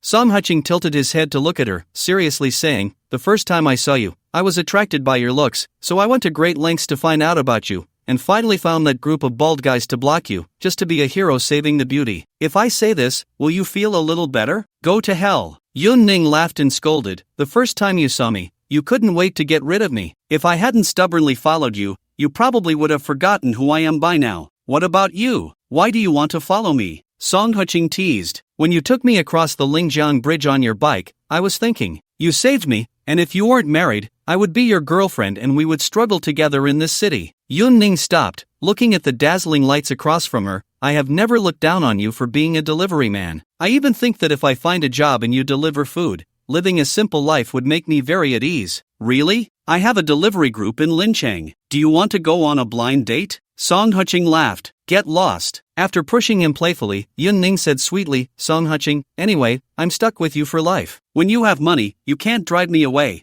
And when you don't have money, you definitely can't drive me away. If you don't leave when I have no money, are you stupid? Song Huching looked at the leisure dock not far away and slowly walked over with her. You, such a proud person, if you have no money, it must mean you've lost everything. Yun Ning tilted her head to look at him. By then, you will have nothing. Only me and Xiao Yuan. If I leave, what will you do? Song Huching was slightly taken aback, then reached out to hold her as they leaned against the railing, listening to the sound of the waves behind them, and he didn't speak again. Yun Ning leaned against his chest and softly said, if you have nothing, at least you still have me. If it really comes to that, I want to find a rich woman. Song Huching said sincerely, you know, I look decent, and being a kept man definitely has a future. Yun Ning's pretty face turned from red to white, then from white to black, and she opened her mouth to bite him hard on the neck. Song Huching, you really are a jerk. You're starting to understand me. Song Huching agreed. Go die. Yun Ning angrily pushed him and walked ahead, but after taking a couple of steps, she turned back and pulled him to sit down on a bench. What do you want to do? As soon as Song Huching finished speaking, he felt his phone vibrate. He opened it and was stunned. A payment of 10,000 yuan has been received. Since you want to be a kept woman, then I'll experience it first. Yun Ning gritted her teeth. No, girl, this is at the dock, what if? Before Song Huching could finish, his mouth was covered by her. Then a small hand slipped under his clothes. The next day, morning, when Song Huching woke up, he was met with a pair of sparkling eyes. Early in the morning, don't mess around. Hateful. Yun Ning immediately blushed and pushed him, then whispered, I drank too much yesterday. Don't mention that again. Which thing? Song Huching asked in surprise. You. Anyway, don't mention anything that happened yesterday. Yun Ning wrapped her arms around him, feeling hot all over. How could she have been so impulsive yesterday? Song Huching chuckled silently and held her tighter. At that moment, the curtains automatically opened. The sunlight poured in, making both of them feel a wave of warmth. They cuddled for a while before getting up. Today Yun Ning had class, so she drove the Beetle ahead, while Song Huching rode his little electric scooter, swaying behind her. Miss Yun, take care, have a good trip. Little Li, who was on duty, saluted the Beetle. Yun Ning also honked the horn in response. Oh, you're on duty again today? Song Huching teased. Where's your captain? Why isn't he at the booth? The captain took people to patrol. Good morning, Mr. Song. Little Li smiled broadly. Good. Song Huching smiled and nodded, reaching under the car to grab 4 cigarettes and tossing them to him. Thanks for handling Su Qing's matter. You and your captain can split these. This is what we should do. How can I take your things? Xiao Li's smile grew even warmer. stop with the false pleasantries, I'm leaving. After waving his hand, Song Qing pressed the gas and drove onto the road. Mr. Song, take care, wish you all the best. After giving a salute, Xiaoli happily tucked the cigarettes away. Although everyone here was wealthy, those who truly understood gratitude and repayment were still few and far between. Shaoson, Lincheng University Town, Gagogo, Old Wu. Forget Lincheng University Town, head to Nancheng, there's a single order. Old Zhou. Squatting at Guamao, there's an order. Old Xin. After glancing at the three locations from all directions, Song Qing hesitated for a moment but ultimately chose Lincheng University Town. After all, both Nanchang and Guamao were a bit far, and Lincheng University Town was the closest to him. Upon arriving at the location mentioned by Old Wu, he immediately opened his phone. New order has arrived, please check. Let's get to work. Old Lu. You damn it, 1 cent? I almost crashed trying to grab this red envelope. Old Sheen. Driving unsafely brings tears to loved ones. Old Lu. Get lost. Old Sheen. After chuckling to himself, Song Qing pressed the gas and began to blend into the delivery army. The university town was truly impressive. While others ate at set times, university students could eat whenever they woke up. There were even 8 orders in one building, which almost made Song Qing jump for joy. After class, Yun Ning walked towards her beetle, facing the pointing fingers of many people. But she hadn't gone far when she spotted a familiar figure speeding past, and she immediately stopped and followed. As Song Qing ran down from the building, he noticed an extra bottle of drink on the seat. He looked around, hesitated for a moment, but decided to throw it in the trash. What if he drank this unknown object and something happened? But before he could reach the trash can, his phone vibrated. Don't throw away the drink I bought. Yun Ning. All right. Squinting, Song Qing glanced around and, upon seeing the beetle not far away, raised the drink, took a sip, and then hopped on his electric scooter, speeding away. Poof. Sitting in the car, Yun Ning snorted softly and drove towards the Guamao building. As noon approached, Song Qing wiped the sweat from his forehead and was about to call Old Wu for a quick bite, since the Nanchang Hotel was quite far from the university town,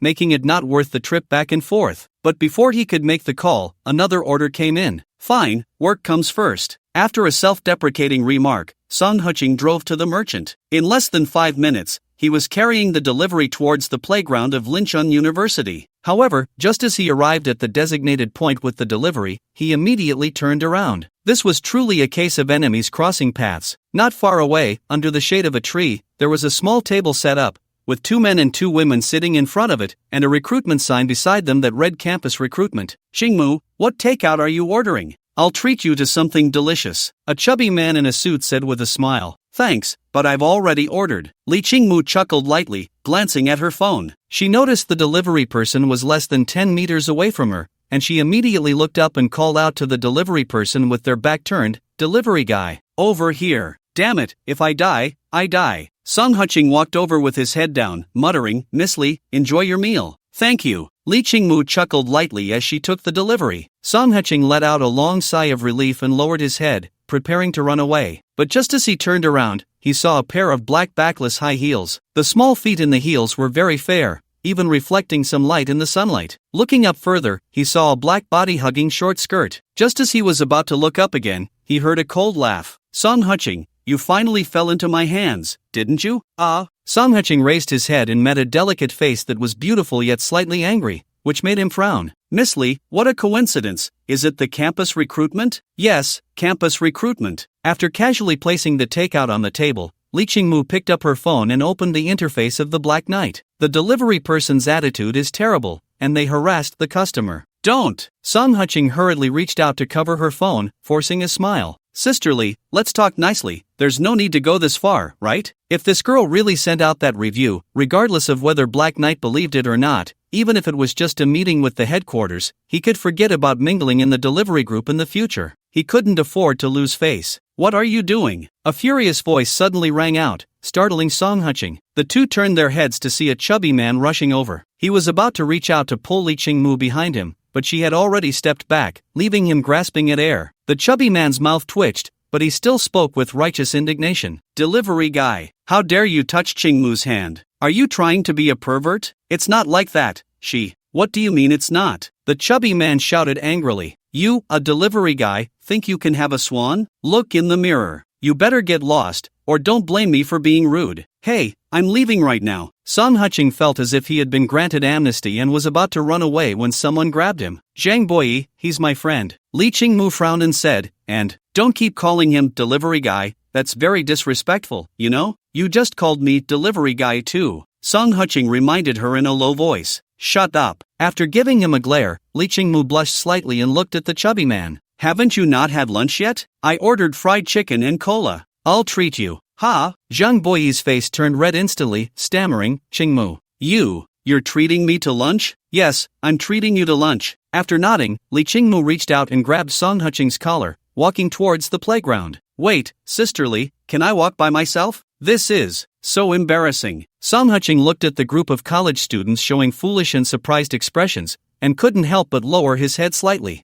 If you dare to run, you're dead. Li Qingmu let go of her hand and walked ahead. Song Huching hesitated for a moment but ultimately didn't dare to run. He was really afraid that his career would be ruined by this woman. After walking for a while, they entered a small restaurant. Li Qingmu skillfully ordered 2 dishes and a soup, then crossed her arms and looked at Song Huching with a half-smile. Do I look like a ghost today? How could that be? Song Huching took off his helmet, shook his hair, and smiled broadly. Sisterly, you are naturally beautiful. That's if the heart is as clever as bygone. The illness is 3 points better than she's having a meal with you. To be honest, I'm afraid I'll become the public enemy of all the boys at Lincheng University. Put. Li Qingmu couldn't help but laugh. Her laughter made the boys who were eating turn their heads. After all, who could refuse to look at a stunning beauty? Song Huching, why did you divorce Ruan Xingyao? Li Qingmu asked seriously. I'm not worthy of her. Song Huching pointed at himself. Look at me. How much do I earn in a month? Isn't she also making money? Li Qingmu frowned slightly. Not enough to spend, Song Huching said calmly. You should know better than I do how much girls spend in a month. Since neither of us is a match in terms of status, why force it? Li Qingmu was instantly speechless. Song Huching lit a cigarette and said nothing more. At that moment, the waiter brought the dishes, but his gaze towards Song Huching was filled with both disdain and confusion. He really couldn't understand what this beautiful woman saw in a delivery guy. What are you looking at? Li Qingmu glared.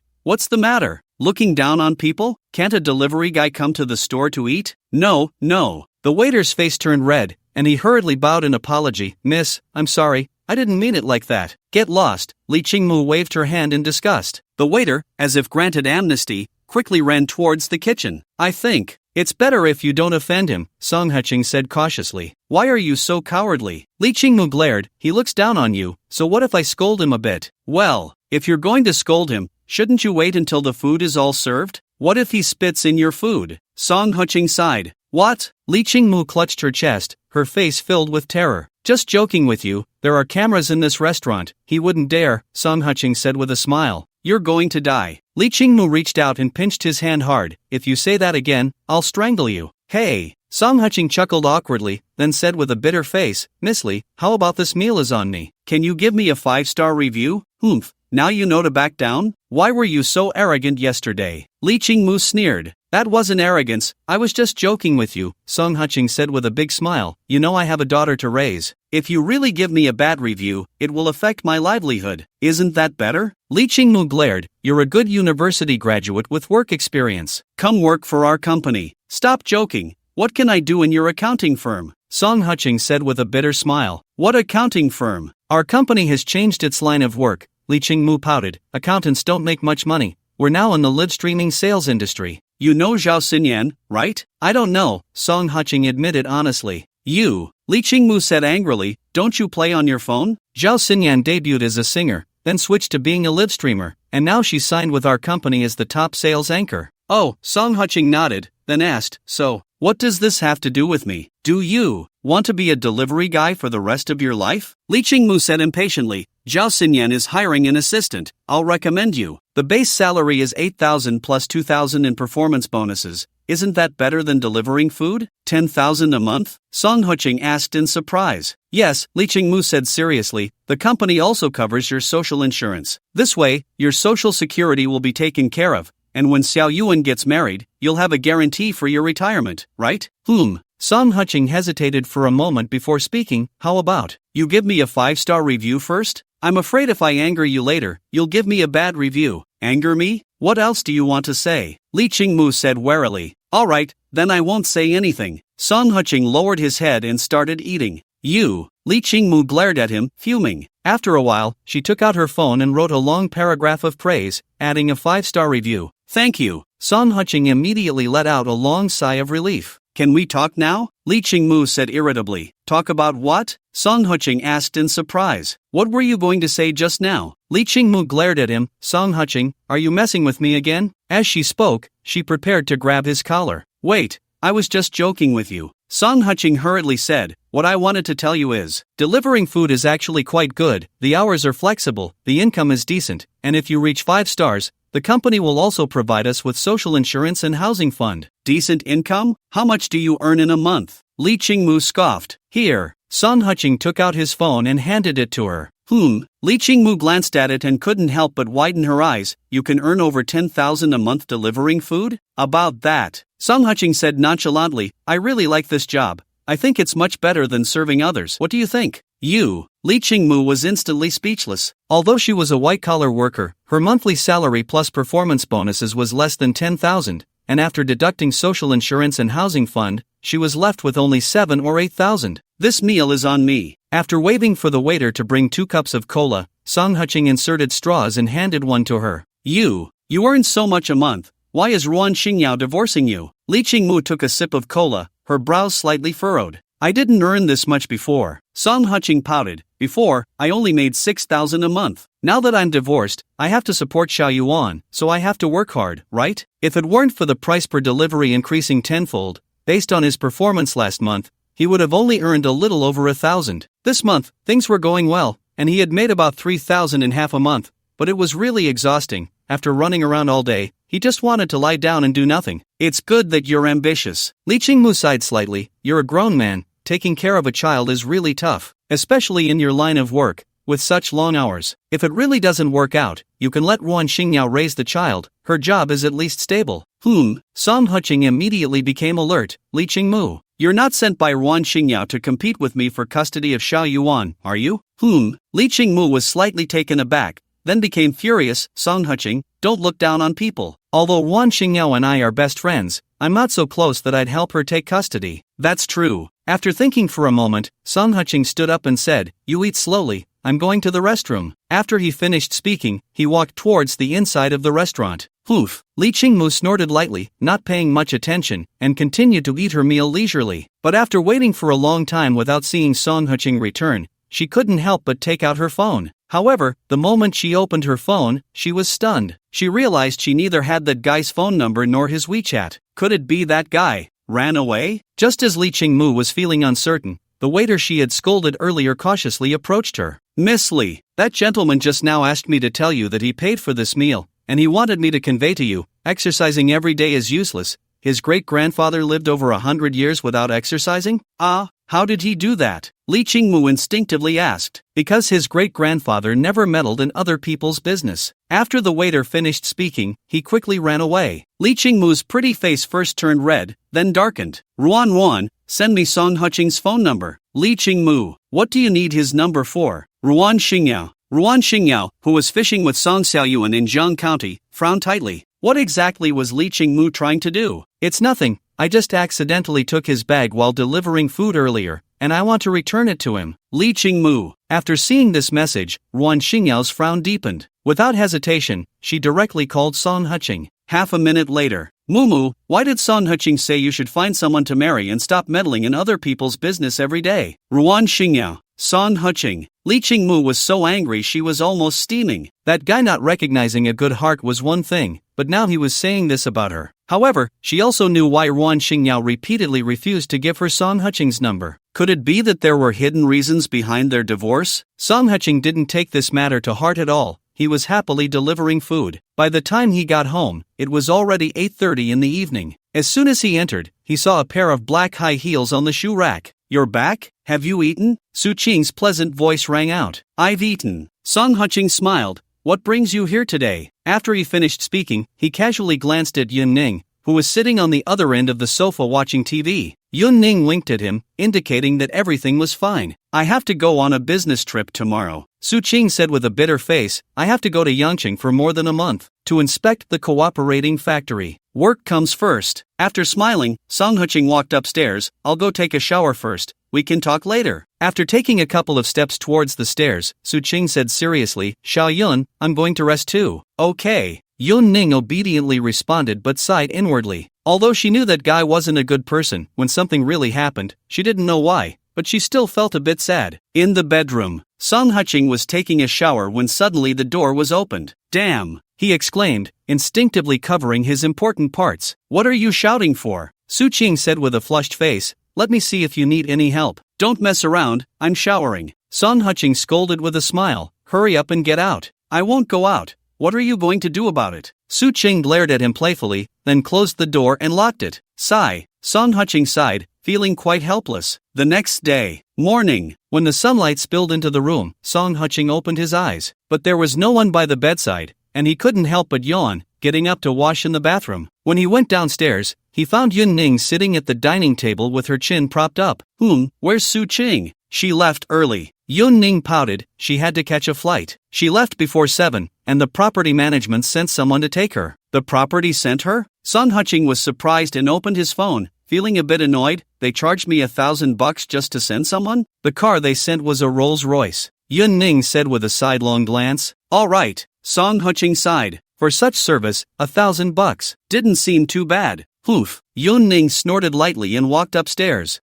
Where are you going? Song Qing asked in surprise. Changing the bed sheets, Yun Ning said before disappearing at the top of the stairs. Song Qing shook his head helplessly. This girl didn't seem as generous as she claimed. 10 minutes later, Yun Ning came down and saw Song Qing still sitting on the sofa. Her expression softened a bit as she sat down next to him, her long, straight, fair legs resting on his lap. I have something I want to talk to you about. Is someone outside? Song Qing asked in surprise. Yun Ning fell silent for 3 seconds before angrily saying, Song Qing, I'm going to bite you to death. After she finished speaking, she lunged at him. Stop it, I still have to work. Song Qing quickly hugged her. No way, I have to make a scene. Yun Ning sneered, then pushed him down onto the sofa. An hour later, Song Qing leaned back on the sofa, smoking a cigarette, and helplessly said, Sister, are you feeling better now? Yun Ning's pretty face flushed slightly as she gritted her teeth and said, If you weren't going to work, you'd see if I'd let you out. Are you a female ruffian? Song Qing said helplessly. What did you say? Yun Ning's tone rose by 8 degrees. Don't take it seriously, I was just joking. Song Qing quickly reached out to hold her. Let's talk nicely. If you call me a female ruffian again, you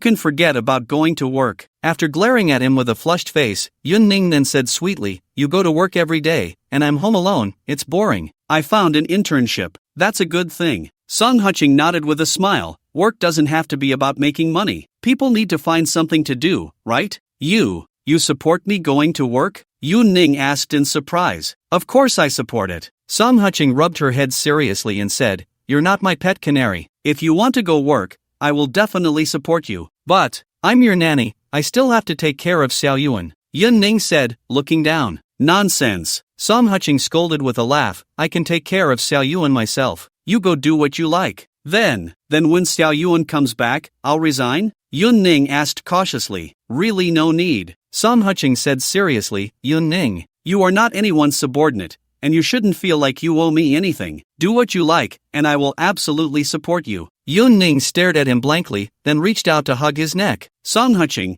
you really don't have to be this good to me. Song Qing looked at her watery big eyes and immediately took out his phone. What? Old Sheen, your grandma is having a baby? Wait for me, I'm coming right now. After he finished speaking, he broke free from Yun Ning's hand and quickly ran towards the door. Song Qing, don't come back. Yun Ning picked up a pillow from the sofa and threw it at him, but the corners of her mouth slightly lifted, beautiful beyond measure in the sunlight. Having learned from the lesson of meeting Li Qingmu yesterday, Song Qing didn't go to the university town but instead headed to the Guojin Center in the south. The Guojin Center is different from the Guomao Center. Although both are office buildings and gathering places for white-collar workers, Guomao mostly deals with takeout, while Guojin is primarily focused on finance. Once upon a time, Song Qing was also one of them. Xiaosong, have you arrived? Old Zhou, I've already run 6 orders. Are you still asking if I've arrived? Old Lu, good kid, impressive. Old Wu, please check the Zhou leaderboard. Old Lu, the few people running orders found a corner to squat down. Looking down the leaderboard, top 29, Old Lu, 189 orders. Damn,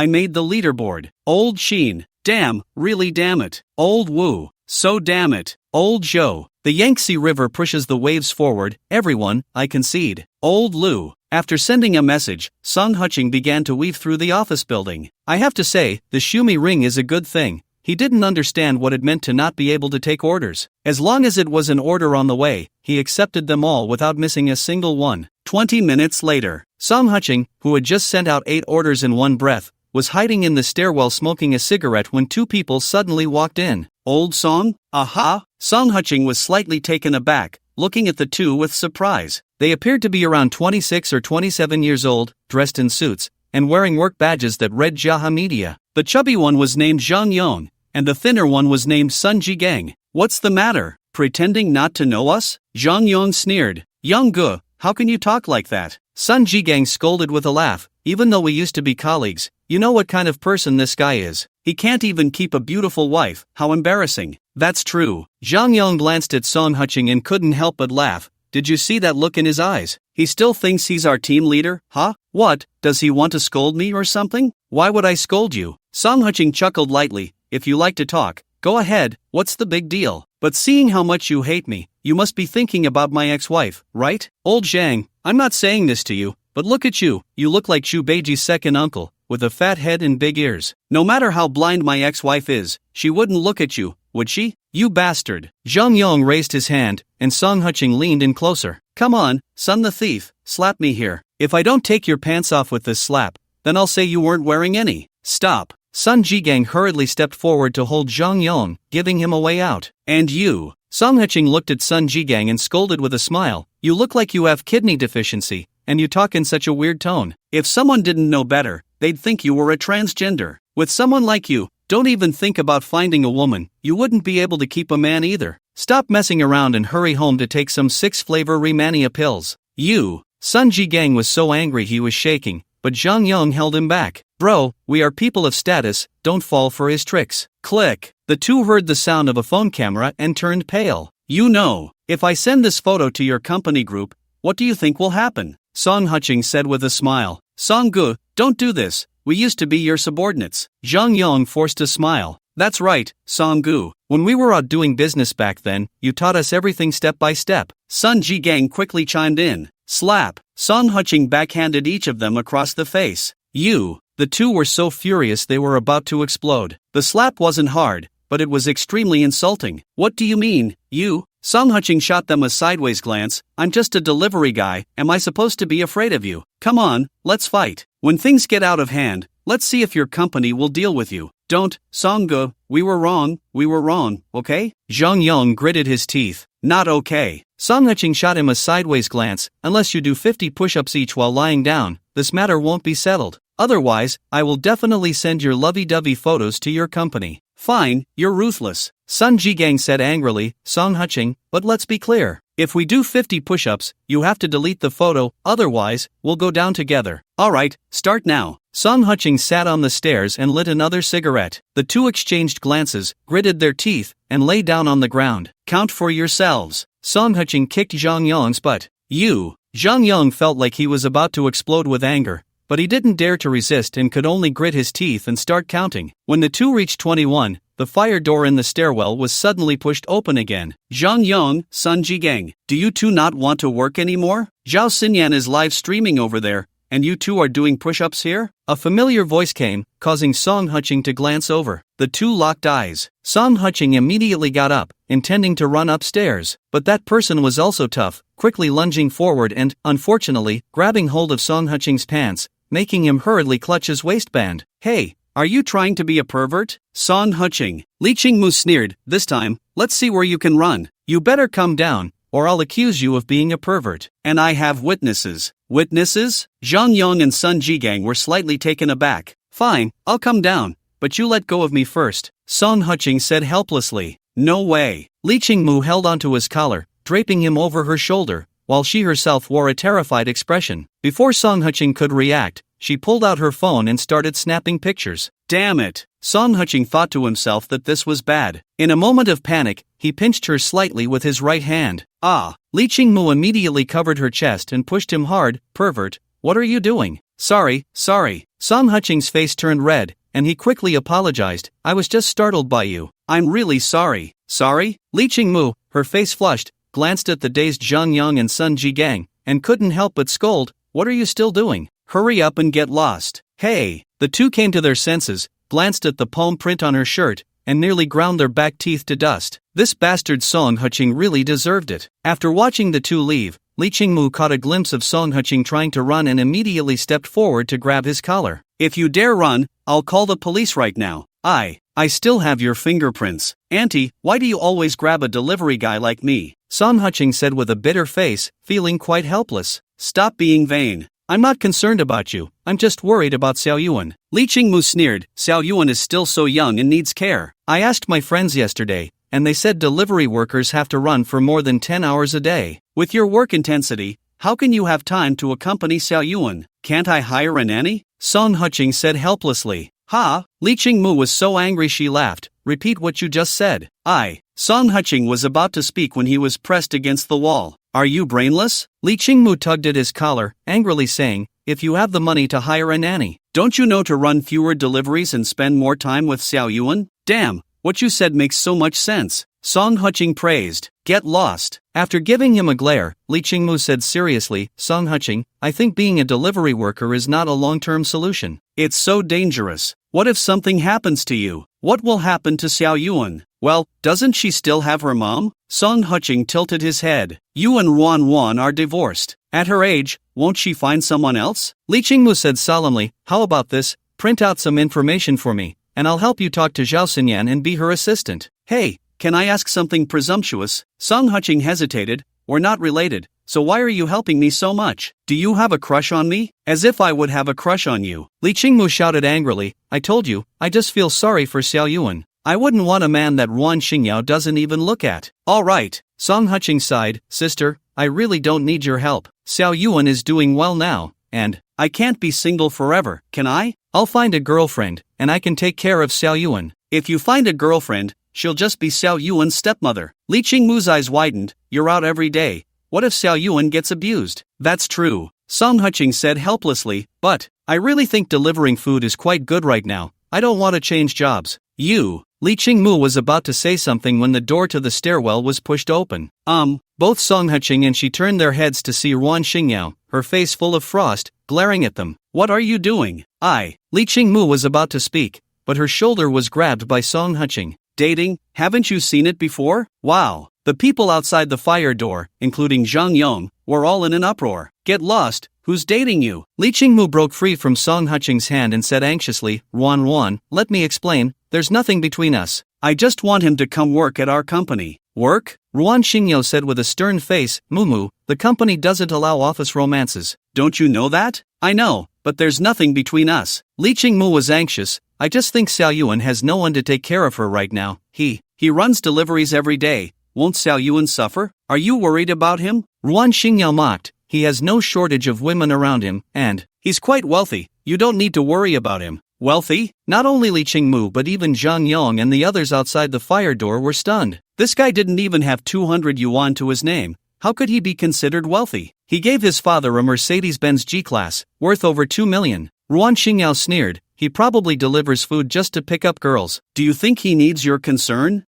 Li Qingmu looked at Song Huching in disbelief and hesitated. Then, why do you still want to divorce him? Right, why do I want to divorce him? Wan Xingyao said angrily, because he lied to me, since we got married. He never mentioned he was wealthy. Is it possible that I really have no money? Song Huching shrugged. Like you said, if I were delivering food to pick up girls, I think driving a Mercedes G-Class would be more convenient. That makes sense. Zhang Yong nodded vigorously. Swish! Li Qingmu and Wan Xingyao's eyes shot over like swords, and he immediately lowered his head. What's the deal with that car? I bought it myself. Song Huching shrugged. My dad won over 3 million in the lottery, so he bought a luxury car. If that car were mine, why would I give it to him? I ride a little electric scooter while he drives a Mercedes G-Class. Do I look that filial? Wan Xingyao and Li Qingmu both fell silent. That made a lot of sense. All right. Song Huching patted Li Qingmu's shoulder. Girl, I really appreciate your help. But I really don't need it. I'm doing fine delivering food. I can achieve my future with my own hands. After saying that, he wanted to go out through the fire door. But seeing the crowd outside, he could only turn around and walk down the stairs helplessly. Mumu, you saw it too. That guy is really not a good person. Be careful, Ruan Xingyo said seriously. Oh, I really don't have any feelings for him. Li Qingmu said helplessly. You know how high my standards are, right? If someone isn't worth at least 10 million, I wouldn't even glance at them. How could I like someone who delivers food? That's true. Ruan Xingyao let out a slight sigh of relief. Li Qingmu had never looked for a boyfriend because her standards were very high. Don't mention ordinary white-collar workers, even a slightly wealthy young man, she wouldn't look at twice, let alone someone like Song Huching, a delivery worker, right? Song Huching was completely unconcerned by such little interludes and continued to be a happy delivery worker. In the evening, after finishing his last order, he prepared to head home. After all, it had been several days since he had dinner with Yun Ning, and tomorrow was Sunday, just right for a little break. But before he could reach his little electric scooter, his phone suddenly rang. Hello, where are you now? Su Mei's voice came through. I'm at the Guojin building. Don't move, I'll be right over. No, Hello. Song Huching looked at the busy signal on his phone, feeling somewhat helpless as he sent a message to Yun Ning, saying he wouldn't be back for dinner. Yun Ning replied with a bloodied knife emoji to express her dissatisfaction. This girl, Song Huching couldn't help but chuckle. After they had interacted, Yun Ning had lost her initial caution and instead was full of youthful energy, making him feel much younger in spirit. As he was thinking about this, a brand new Mercedes-Benz suddenly stopped in front of him. When the window rolled down, Su Mei took off her sunglasses, revealing her lightly made-up face. Get in. No, my little electric scooter. Before Song Huching could finish his sentence, he saw Feng Jia, who was all smiles beside him. President Song, give me the scooter, and I'll drive you to the company. With no other choice, Song Huching handed the scooter over to Feng Jia. Feng Jia, as usual, took out a helmet from his backpack and put it on before speeding away on the scooter. What's wrong? Do you want me to open the car door for you? Su Mei teased. No, I was just curious why you changed cars. Song Huching chuckled lightly and sat in the passenger seat. I didn't change cars. This car is a gift for you, Su Mei said with a smile. Ha, a gift for me? Song Huching was taken aback. Why are you giving me a car out of the blue? Nothing much. You have a daughter, right? It's fine in this hot weather, but if it gets cold, it wouldn't be convenient for you to pick her up without a car. Su Mei said casually, the fuel card is under our company's name, and the maintenance is handled by a partner, so you can just send the car for maintenance. Oh, and the insurance is about to expire. There's someone responsible for that too. As Song Huching listened to her rambling, his expression grew complicated. This car wasn't cheap, but it wasn't overly expensive either. It was enough to cross the threshold of $1 million luxury car. Being given such a grand gift left him somewhat at a loss. What's wrong? Are you moved? Su Mei joked. Not really, just feel like I don't want to be a kept man, Song Huching said quietly. A kept man? Su Mei burst out laughing. What kept man? I don't have that much commission to give you right now. Consider this the interest on your commission. TSK. Song Huching shook his head. To be honest, Su Mei, I actually have a girlfriend. I know, so what? Are you two married? Su Mei said confidently. Also, if she doesn't even call you while you're working outside every day, it shows she doesn't care about you at all. She's on a business trip. Song Huching said helplessly. Su Mei, you have great conditions, looks, job, ability, almost top-notch. A woman like you can choose any man in Lincheng. Well, didn't I choose you? Su Mei raised an eyebrow slightly. Song Huching sighed and fell silent. Su Mei also didn't say anything, just drove towards the Lincheng government office. This made Song Huching's heart skip a beat. Could it be such a coincidence? Fortunately, Su Mei just passed by the Lincheng government office and continued driving forward. She watched Song Huching looking out the window and couldn't help but smile. This place is called Lincheng Mansion, where almost all the richest people in Lincheng gather. Let's work hard, and maybe one day we can buy a house here too. I'm just a delivery guy. Having a place to stay is good enough. Why buy a Lincheng mansion? Song Huching said helplessly. Everything is good about you, just too lacking in ambition. After giving him a playful eye roll, Su Mei drove for another half an hour before slowing down. Song Huching looked up and was taken aback. By the riverside, dozens of villas stood neatly, and not far from the villa area were high-rise buildings. The entire development was vast, and aside from being far from the city center, it had almost no drawbacks. Hospitals, supermarkets, schools. The supporting facilities were almost all there. Su Mei parked the car in the yard of building No. 6 and then signaled for him to get out. Song Huching looked at the small villa in front of him, somewhat dazed. The villa was large, covering an area of over 300 square meters, but half of it was a yard and terrace. The backyard was a parking lot and garden, while the front yard faced the Lincheng River, featuring a small wooden terrace. This is Lin Shui Iju. Sume held his hand and said, I bought it in your name. You and your daughter will live here from now on. I have a place to stay. Son Huching said awkwardly, actually, Sume, I'm not as poor as you think. I know, how could you be poor? Sume said softly, it's just that your luck hasn't come yet, and you just got divorced. Your ex-wife's impact on you was too great. Don't worry, we'll take it slow, everything will get better. No, you don't understand, I live in Lincheng Mansion. Son Huching said seriously. Sume stared at him blankly for a while before frowning. Son Huching, it's okay if your luck isn't good right now, but don't lie. I don't like men like that. I prefer the real you. There's nothing wrong with being a delivery guy. Earning your own living and taking care of yourself and your child, I really admire you. No, you don't understand,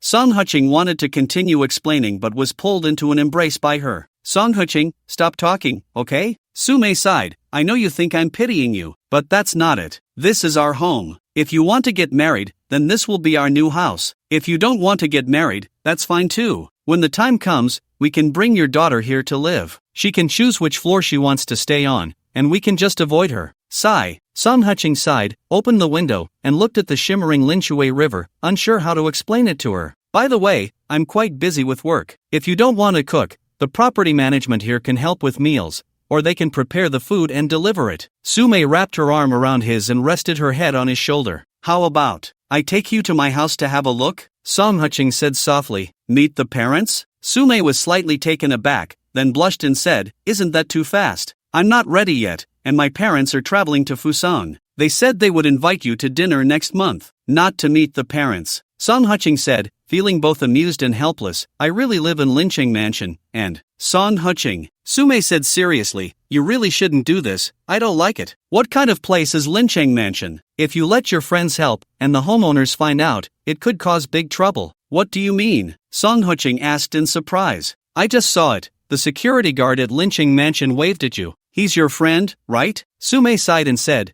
don't lose your friend's job just to show off in front of me. Son Huching's lips twitched a few times, suddenly feeling a sense of powerlessness like a widow being slandered. Son Huching, I've never looked down on you, do you believe that? Sume said earnestly. What else can I say? Son Huching replied helplessly. That's right. After Sume reached out to stroke his face, she whispered, I don't have to go back today. Ha? Son Huching was taken aback. You ran out because your parents aren't home? Get lost. That's not it. I don't live with them. Sume rolled her eyes at him. I have my own place, but I'm planning to sell that property and move here. Sigh. Son Huching let out a long sigh. How could this still be unclear? That night, after Sume personally cooked a sumptuous dinner and opened a bottle of red wine, she set a candle holder on the dining table on the terrace. A candlelight dinner? Son Huching joked. On such an important day, it naturally needs a sense of ceremony. Sume chuckled lightly, waving the spatula in her hand. You go sit on the sofa for a while, it will be ready soon. All right. Son Huching lay down on the sofa, just about to chat with Lao Zhou and the others. Suddenly, his phone vibrated. A group named the Four Wolves of Normal University lit up. Lao Song, how did I hear that Qin Chu said you got divorced? Fan see you. No way, is it true? Lao Song, did you break up with Wan Xingyao? Li Rong, impossible, absolutely impossible, I won't accept it. Jiang Tao, yeah, I really did get divorced. Son Huching. As he sent this message, the entire group immediately exploded. How about we apologize to her? Lao Song, this isn't a joke. Fan see you. I think so too. If you can't handle it, I'll book a flight right now and arrive in Lincheng tomorrow morning. We can go find her together. Li Rong. Jiang Tao was more direct, sending a group video call. Son Huching stared blankly at the phone screen, feeling somewhat hesitant. These people were his three closest brothers from university, having spent 4 years together, almost inseparable. Even though everyone knew he was dating Wan Xingyao, they were willing to accommodate him. They even gave Wan Xingyao the honorary title of the fifth person in the dorm. At this moment, accompanied by a faint fragrance, a pair of soft, delicate hands wrapped around his neck. What's up? Did she send a video? Her? Son Huching was slightly taken aback. It's your so-called girlfriend. Sume sneered. It's impressive that she still remembers you. No. Son Huching laughed and scolded. She's just a classmate from university. She heard I got divorced, so she sent a video to comfort me. Oh, a classmate from university? Sume said somewhat flustered. Should I put on some makeup? Change my clothes? Wouldn't it be too rude to meet like this? Before she could finish her sentence, Son Huching had already answered the video call. Lao Son, we. What the hell? Fan Siyu's words were cut off as he suddenly screamed. Lao Fan, what the hell are you shouting? Damn! Li Rong's eyes were wide open, as if he had seen a ghost. Jiang Tao was completely frozen, leaning against the car, with the logo of Shore and Orchid behind him. Lao Jiang, did you go to my house? Song Huqing asked in surprise. Not yet, just arrived at your building. Jiang Tao stammered. Lao Song, what's going on? Who is this? Hello everyone, my name is Su Mei, and I am Huqing's girlfriend. Su Mei was generous enough to greet everyone, but her hands were still wrapped around Song Huqing's neck. Then the video call seemed to freeze, and the other three were stuck in a still frame. Is it frozen? Song Huqing shook his phone. Not frozen, Jiang Tao said weakly. Bro, what's going on with you? Just a normal relationship, you know, boyfriend and girlfriend, Su Mei said with a light laugh. The others fell silent, their eyes complex as they looked at Song Huqing. Su Mei knows I've been divorced. Song Huqing lit a cigarette and said helplessly, she also knows I have a daughter. Su Beauty, how long have you and old Song been together? Li Rong asked cautiously. We've known each other for a little over a month, and we've been together for about a week, I guess, Su Mei replied with a smile. Don't worry, brothers, I know all about Song Huqing's situation. Although I haven't met his daughter yet, he has already told me that if he worries about Xiao Yuan being wronged, we can also not have kids. Damn! The three of them cursed in unison, their cheeks puffed out. Ha! Song Huqing couldn't help but laugh. He knew these three old guys were probably about to bite their back teeth off. Su Beauty, do you have any sisters? I'm also a local from Lincheng. Single and unmarried, Jiang Tao hurriedly said. Come on, who the hell isn't single? Li Rong and Fan Siyu cursed at the same time. Don't be like that. It's first come, first served, Jiang Tao immediately said. Besides, our Lincheng girls don't marry outside. Old Fan is from the same province, that's acceptable, but Old Li, you're from Yangchang, don't even mention it. Damn, discriminating against outsiders, huh? Li Rong laughed and cursed. I have a younger sister, prettier than me, and she's still single, Su Mei said with a smile, but recently she's been acting mysterious, not sure if she has a boyfriend. I'll ask her when I have time. Great! Jiang Tao immediately got excited. Sister, I have time anytime. My family has 5 houses in Lincheng. My job is collecting rent, but don't worry, I absolutely keep myself clean. What the hell kind of job is collecting rent? Song Huqing laughed and cursed. I mean, can't you find a proper job? Staying at home playing games all day, you might as well live your life with the games. Get lost, stop sabotaging me in front of my sister. Jiang Tao laughed and cursed. Where the hell did you move to? You didn't even tell me when you moved. I almost went over, you know? Wait, old Song, did you sell that place? Li Rong asked in surprise. No, my mom said to leave it for Wan Xingyao, Song Huqing sighed. Damn, you're leaving empty-handed? Fan Siyu's expression was quite complex. I met Hitching only after his divorce. It's not what you think, Su Mei said with a light laugh, and we have a place to stay. It's fine to leave that house for his ex-wife. Sigh. Jiang Tao sighed deeply. Old Song, I'm starting to envy you. How did you meet such a good girl? At that moment, Su Mei was wearing a simple white t-shirt, her thick black hair casually braided into a fishtail, hanging down to her collarbone, and she wore a cute rabbit hairpin on her head. Her beautiful face paired with this outfit exuded a vibe of a virtuous wife and good mother. Old Song, when are you and Su Beauty getting your marriage certificate? Fan Siyu asked half-jokingly. This matter isn't just up to us, Su Mei covered her mouth and laughed. Xiao Yuan went to her grandparents' house for summer vacation. I plan to go meet her in a couple of days, and once she accepts me, we can have both our parents meet. Of course, if Hitching doesn't want to get married for now, I respect that. We'll talk about marriage once he has moved past the shadow of this marriage. Physically uncomfortable, goodbye. Fan Siyu was the first to hang up the video call. Jealousy has changed me beyond recognition.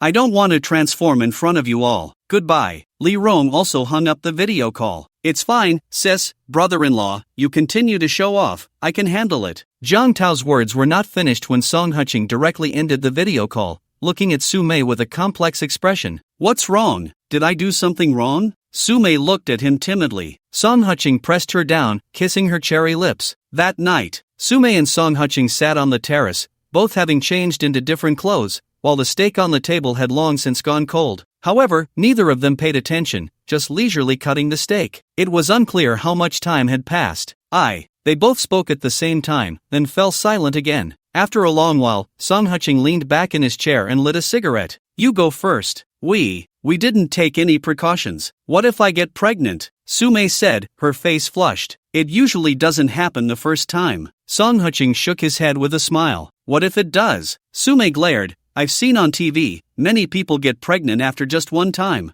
then we can have the baby, Song Huching said seriously. But, Sume hesitated for a moment, then shook her head. No, we can't let Xiao Yuan suffer. Are you really that great? Song Huching said with a bitter smile. This isn't greatness, it's something I promised you, Sume said earnestly, even though I haven't met Xiao Yuan yet. But, alright, Song Huching sighed, if you keep talking, I might just have to go get a marriage certificate with you. Poof. Sume pouted, if you marry me, what about your girlfriend? You know I have a girlfriend? Song Huching said irritably, I don't even know what to do now. How about you give me her number, and I'll talk to her? Sume said cautiously, get lost. Song Huching laughed and scolded, don't think you can use money to pressure her. Besides, she doesn't lack money. Poof. Sume wrinkled her delicate nose and didn't bring it up again. Suddenly, her phone rang. Song Huching glanced at it, seeing the note not so smart sister, and couldn't help but shake his head. I'll take this call, Sume said before running upstairs. Song Huching looked at the lake, lost in thought. Suddenly, the phone on the table rang as well. He looked at the flashing answer button, hesitated for a moment, and finally answered. Oh, still not off work? Su Qing's voice came through.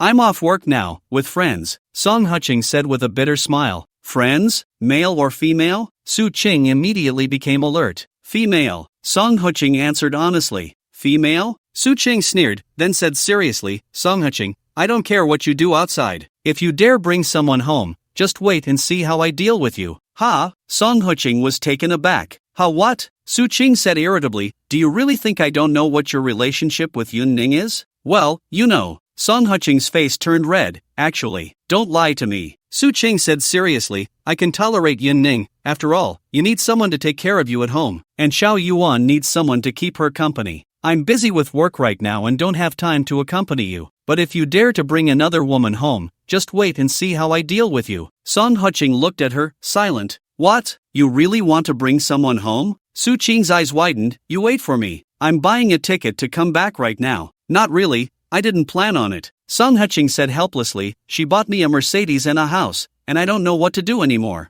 Ha, a rich woman, Su Qing scoffed. If she buys it for you, just take it. I wonder how much money she has to spend. I told her I have a girlfriend, but she doesn't seem to care. Song Huching lit a cigarette. Of course she doesn't care if you have a girlfriend. Let's go get a marriage certificate and see. Su Qing raised her eyebrows slightly. When you were dating Qin Zimo, I didn't care either. What's a girlfriend? You haven't even registered. Is everyone's mindset so open now? Song Huching asked in surprise. Happiness is something you have to fight for yourself, you know? Su Qing said with a cold smile, give me her number. I want to see what kind of person dares to steal my man. Song Huching looked at her, and after a long while, he smiled bitterly. Su Qing, is it worth it for someone like me? Whether it's worth it or not is not for you to decide. Su Qing frowned tightly. I'll be back next month. Let's have a meal together. I want to see what she really wants, and if you dare to break up with me, I'll die with you. All right. Song Huching rubbed his temples. What if she wants me to meet her parents? Are you planning to marry her? Su Qing asked seriously. Not really, Song Huching sighed. If I were to marry, it would be you, not her. It's just that she. He hadn't finished his sentence when an excited Su Qing interrupted him. Then go meet them. As long as she dares to drag you to meet her parents, you should go with her. Ha? Song Huching looked shocked.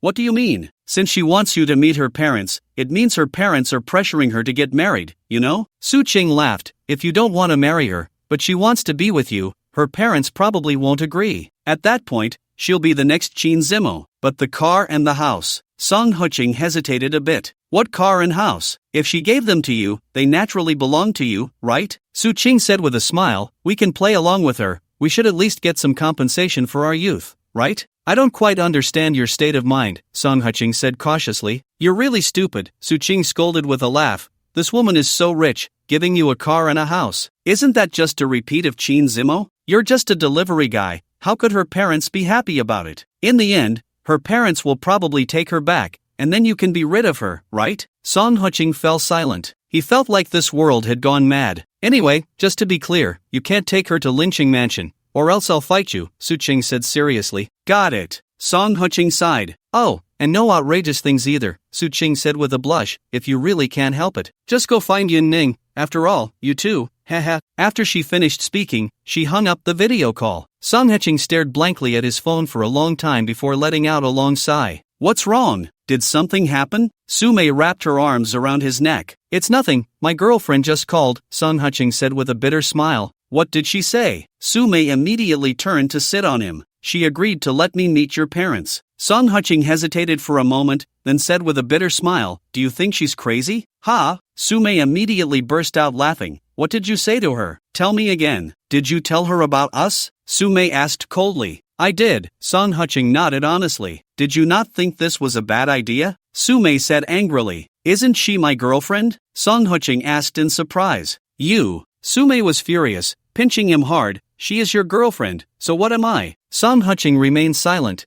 just looking at her quietly. I am also your girlfriend, Su Mei declared confidently. She hasn't married you, right? What does she count as? Hurry up, tell me what she said to you. Fine. Song Huching sighed and recounted the events. That woman has quite a high status, Su Mei frowned. What do you mean? Song Huching asked curiously. She wants me to take you back, but if you drag your feet and don't get married, my parents will definitely think we're just playing around. A year or two is fine, but over time, my parents will definitely have objections. Su Mei squinted. She's deliberately trying to provoke conflict between us, making me back off. Ha! Song Huching looked at her in surprise. Ha what? Su Mei retorted, that woman is no pushover. Knowing her boyfriend is being taken away, and still so calm, that's quite impressive. How about, we just forget it? Song Huching said softly, I'll bite you to death. Su Mei opened her mouth and bit down hard on his neck. Song Huching, helpless, could only hold her tighter. Su Mei immediately softened, wrapping her arms around his neck, her little hands becoming restless. Sister, you just. No talking, Su Mei said, blushing as she covered his mouth. But we can't do it here, what if? Before Song Huching could finish, she pulled him into the living room. After turning off the lights, she also drew the curtains. More than an hour later, Su Mei leaned against his chest, pouting. Song Huching, stop pretending to be innocent. Don't think I don't know what you're thinking. What do you mean? Song Huching asked in surprise. You tell her everything and tell me everything, just to make us go our separate ways. Don't think I don't know, Su Mei teased. Hey. Song Huching chuckled dryly. Sincerity is always a killer move, right? I'm deceiving you. Deceiving her, isn't that bad? Oof. Su Mei snorted lightly, saying sweetly, anyway, this is between me and her. Isn't she going to ask me out for dinner? Fine, when she comes back from her business trip we'll have dinner together. Are you serious? Song Huching asked in surprise. Who plays fake with you? Su Mei pouted. If she's not afraid, what do I have to be afraid of? Halfway through her sentence, Song Huching's phone vibrated again. Li Qingmu? Song Huching was slightly taken aback. Didn't she just finish talking to you? What's up? Provocation? Su Mei sneered. No, she's my ex-wife's best friend. She wants me to work at her company, but I don't agree, Song Huching sighed. She probably thinks I can't provide a good life for Xiao Yuan. Ha, does she need to manage that? Su Mei said disdainfully, then looked at him. Should I go pick her up? You picking her up? Isn't that inappropriate? Song Huching hesitated. What? Are you interested in her? Su Mei glared. Not really. Before Song Huching could finish, Su Mei answered the video call. Song Huching, you. Who are you? I am Huching's girlfriend. Who are you? Su Mei chuckled lightly. He went to take a shower. If you have something to say, talk to me. Song Huching was about to speak but was shot a glare by Su Mei. He immediately swallowed his words. Girlfriend? Li Qingmu was taken aback for a moment, then sneered. Oh, looking at your barely covered appearance. Doesn't seem like a girlfriend, sounds more like a shout from the outside, right? What did you say? Su Mei was furious, sitting up straight. I haven't even said anything about you yet. What is it? After exercising, you deliberately wear yoga clothes to seduce men, right? I've seen shameless people, but I've never seen anyone as shameless as you. If you keep talking nonsense, I'll tear your mouth off. Li Qingmu immediately lost her composure and shouted, let Song Huching answer the phone. I'm not interested in someone like you.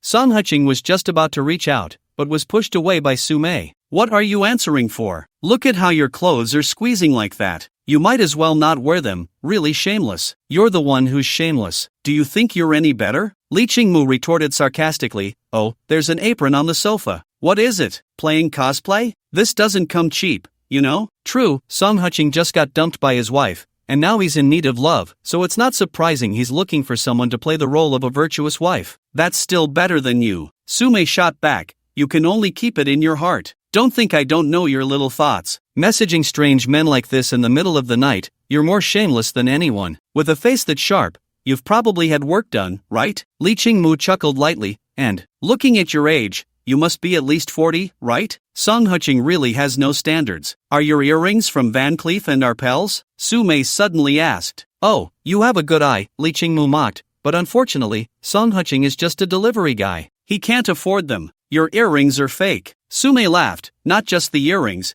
that bag behind you is also a knockoff. What is it? Did a man trick you? What did you say? Li Qingmu exploded. Have you ever bought Van Cleef and Arpels? I have the certificate. Don't talk nonsense if you don't understand. Song Huching looked on in shock. He could completely understand Li Qingmu's anger. This kind of confrontation was like two men facing off on a basketball court, and after a fair match, one says, your shoes are fake. Such words are extremely insulting. Your certificate is also fake. The craftsmanship of the earrings is completely wrong, and as for your bag, the stitching is all crooked. How could it possibly be real? Sume said with a smile, a woman like you, big-chested and brainless, deserves to be tricked by men. Where are you? Send me your location, Li Qingmu said darkly. I'm going to sleep with Song Huching. You can slowly find your sugar daddy to settle accounts, Sume said with pity. By the way, you wouldn't have slept with a man because of that fake bag, would you? That would be too pathetic. After saying that, she hung up the video call. Li Qingmu sent another message, and she hung up again. Back and forth a dozen times, it finally calmed down. Clap, clap, clap. Song Huching, dumbfounded, started clapping. This woman is too fierce. Oomph, playing with me? I once made over 20 people leave our community owner group because I cursed them out, Sume said with a cold smile. Impressive, Song Huching gave her a thumbs up, and then his phone started vibrating wildly. Don't pay attention to her, it's all insults. Let's go take a shower and sleep, Sume chuckled, reaching out to pull Song Huching up from the floor. Song Huching glanced at the 20-plus voice messages, each over 60 seconds long. He knew this was the limit for voice messages, but not for Li Qingmu. The next day, morning, when Song Huching woke up, Sume was already gone. After getting up and washing up, he just went downstairs and saw breakfast laid out on the table along with a note. There's something at the company, I left first, contact me by phone. Sume. The handwriting was elegant, truly reflecting her character. After finishing breakfast, Song Huching was just about to head out, but after seeing the Mercedes in the parking space in the yard, he hesitated for a moment, then opened the driver's door and sat inside. After all, it takes about half an hour to walk from the community to the road. Lincheng Mansion. Hello, Mr. Song. Wu Xingxing saluted him. How did you know it was me? Song Huching rolled down the car window and handed him a cigarette. Shally saw you yesterday and noted down the license plate, Wu Xingxing said with a smile. Tisk, impressive, Song Huching chuckled and then asked, did Yun Ning go out today? No, Wu Xingxing whispered. Miss Yun hasn't gone out all day yesterday, not even until now. Alright, Song Huching smiled and drove into the community. Boss, the one driving this car yesterday was also a woman, Shally chimed in. Do I not know that? Wu Xingxing shot him a sideways glance. As soon as that window opened, the scent of Guerlain 7 hit me. Mr. Song's girlfriend outside must have quite the background. Is it possible that Mr. Song bought it for her? Xiao Li asked cautiously. It's not impossible, but this car doesn't seem like something Mr. Song would buy, Wu Xingxing said confidently. What do you mean by that? Xiao Li asked curiously. Do you remember what Miss Su said? Wu Xingxing sighed. She doesn't allow Mr. Song to drive a Mercedes. Otherwise, Mr. Song wouldn't have given her the Porsche 918, right? But this car just happens to be a Mercedes, so whose car do you think it is? Impressive, boss. Xiao Li's eyes sparkled with admiration. Basic skills. Wu Xingxing lit a cigarette and turned to Lincheng Mansion. I've been a security guard here for 3 years. From a small security guard to the position of security captain, I've seen it all. Mistresses catching their lovers, lovers reporting their partners. What haven't I seen? What do you mean by mistresses catching their lovers? Xiao Li asked in surprise. The lover is a guy, Wu Xingxing said with a bitter smile. The mistress just couldn't hold back, so she teamed up with the original partner to catch him. Damn, that's intense? Xiao Li stepped back in fear. Even more intense, the other lover is also a guy, Wu Xingxing said sadly, in this vast Lincheng mansion. Anything can happen. Building 49. After Song Huching opened the door, Yun Ning was sitting on the sofa watching TV. When she saw him come in, she just glanced at him and crossed her arms. What's wrong? Who annoyed you this time? Some people said they wouldn't come back for dinner, but they didn't say they wouldn't come back at all, Yun Ning sneered. Oh, looks like someone is jealous? Song Huching sat down beside her. As if I would be jealous of you. If I were jealous, I wouldn't even need to eat. Yun Ning rolled her eyes at him and wrinkled her nose. Next time you don't come back, send me a message. I slept on the sofa last night. Okay, Song Huching nodded and then yawned. What? Didn't sleep well last night? Yun Ning frowned. I didn't sleep until after 3. Song Huching said helplessly. That vixen outside is really shameless, Yun Ning said disdainfully. Vixen outside? What do you mean? Song Huching asked in surprise. Sister Su called me yesterday, telling me to keep an eye on the house. If you dare to bring a woman back, she'll call me, Yun Ning said with a sidelong glance, and we discussed for a whole night about what kind of person that woman is. I think you two are really bored, Song Huching sighed helplessly. Yun Ning was about to speak. Suddenly, Song Huching's phone rang. She glanced at it and frowned. Ruan Xingyao, our cooling off period isn't over yet, right? I'm not calling you about that today, Ruan Xingyao said irritably. What did you do to Mumu? She cried all night at my place yesterday. No matter what I asked her, she wouldn't say a word.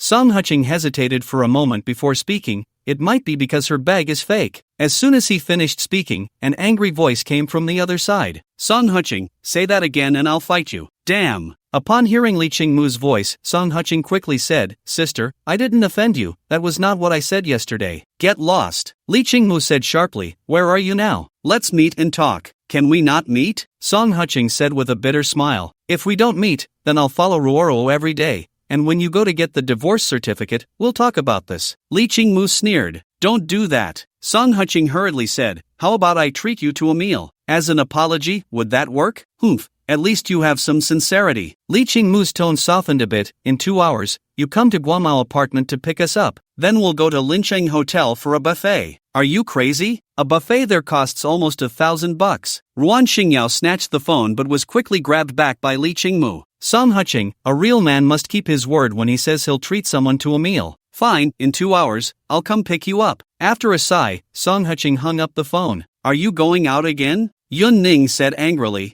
I saw you didn't have lunch, so I'm treating you to a buffet. Song Huching joked. Ha, a buffet? Yun Ning's eyes lit up at first, then she looked quite regretful. If I had known, I wouldn't have eaten that bowl of instant noodles. Put. Song Huching couldn't help but laugh. Sister, do you really want to go in and out like that? What else? After giving him a glare, Yun Ning hesitated. Should I change my clothes? Ha! Song Huching looked at her and couldn't help but scold. Sister, don't you have any clothes? Why are you wandering around in my shirt? I like wearing your shirt, is that a problem? Yun Ning's cheeks flushed slightly, and she then draped her legs over his lap. But at least wear some pants? Song Huching said helplessly. It's just you and me at home. What pants should I wear? Yun Ning said confidently, once Xiao Yuan is back, I won't dress like this. All right. Song Huching sighed. Seeing he had no reaction, Yun Ning frowned and sat in his lap. I'm going swimming. Song Huching quickly stood up and ran towards the pool. Song Huching, stop right there. Yun Ning immediately chased after him and tackled him to the floor. An hour later, Yun Ning had changed into a new outfit and had put on a light makeup. Her hair was down,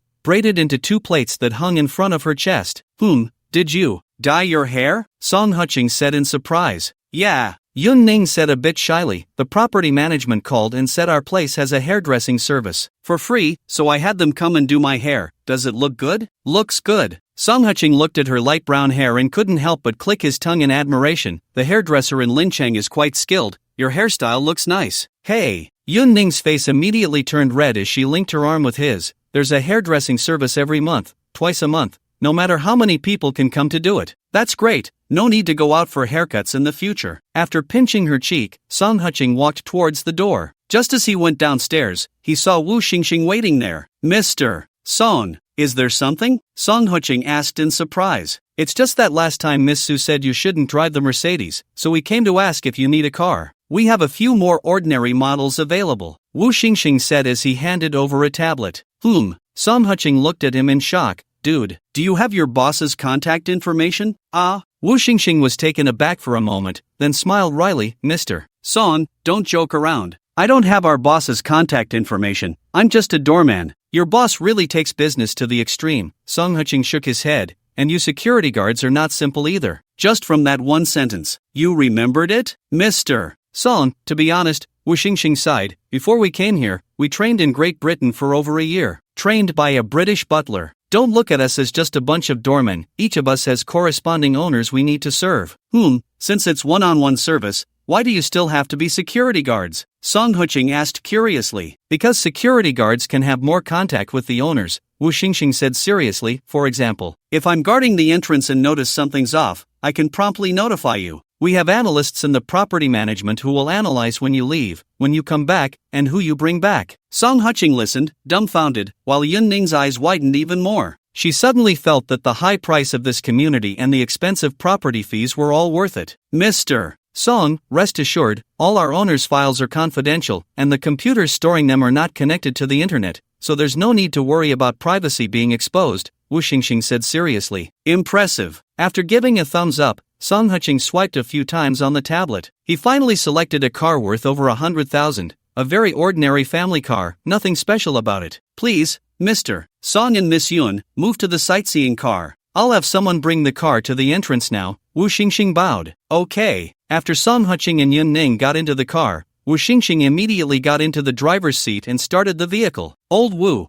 are you specifically serving me? Song Qing handed him a cigarette. Not just that, your apartment has 3 people on duty 24 hours a day, one is me, another is Xiao Li. The other one is temporarily serving you because his father is ill, so it's just the 2 of us for now, Wu Xingxing smiled. Alright then, Song Qing shrugged and didn't ask about it anymore. Half an hour later, Guamao apartment. That's more like it, Wan Xingyao chuckled. I said we should just buy a car like this for commuting. Otherwise, with our salaries, how can we afford a luxury car? Yun Ning and Li Qingmu both looked at her curiously. I mean Song Qing's income, Wan Xingyao hurriedly explained. I worry that he might buy a luxury car just to impress girls. Enough about my business, just get in the car, Song Qing waved his hand. Wan Xingyao lightly huffed. Just as she was about to get into the passenger seat, she was stopped by Li Qingmu. Let me sit there, I have something to say to him. Fine. Wan Xingyao's face was calm, but the corner of her mouth twitched slightly. Yun Ning, however, was obedient and didn't speak, just looking down at her phone. But her fingers were moving, seemingly chatting with someone. Song Qing, who was that woman yesterday? Li Qingmu started questioning as soon as she got in the car. Give me her contact information. Stop it, she's a friend of mine, Song Qing said helplessly. You come in and say she's in that line of work. How can she not be angry? Is she even qualified to be angry? What right does she have to touch your phone? Li Qingmu said fiercely. And what did she say? I was deliberately trying to seduce you? Am I that kind of person? No. After Song Qing replied, he cautiously added, she said your bag is fake. Is that true? You still say? Li Qingmu was furious. From now on, no one is allowed to mention this matter. If anyone does, I'll fight them. Is that true? Song Qing looked bewildered.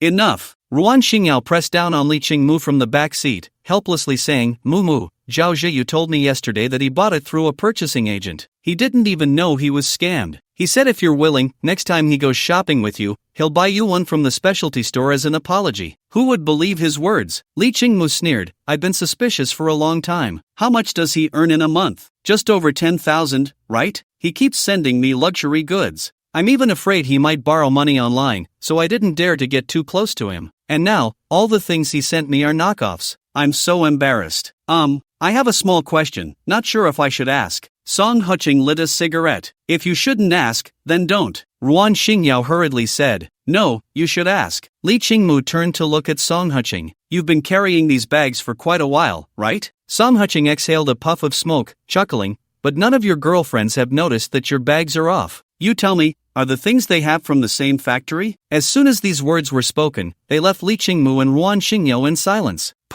Yun Ning couldn't help but laugh, drawing Li Qingmu's attention. Oh, I forgot to ask earlier, who is this little beauty? Xiao Yuan's nanny. Yun Ning said seriously, Mr. Song is my boss. Nanny? Upon hearing this, Li Qingmu subtly pinched Song Qing, gritting her teeth. Are you really so rich that you hired a nanny? Stop it, I'm driving. Song Qing scolded with a laugh. Yun Ning has been hired for a long time. It wasn't just yesterday. Li Qingmu snorted coldly. How much do you pay her a month? 5,000. Yun Ning said seriously. 5,000? Li Qingmu's beautiful eyes widened. Are you crazy? If you have that money, you might as well send Xia Yuan to me. I'll only need 3,000 a month. How about that?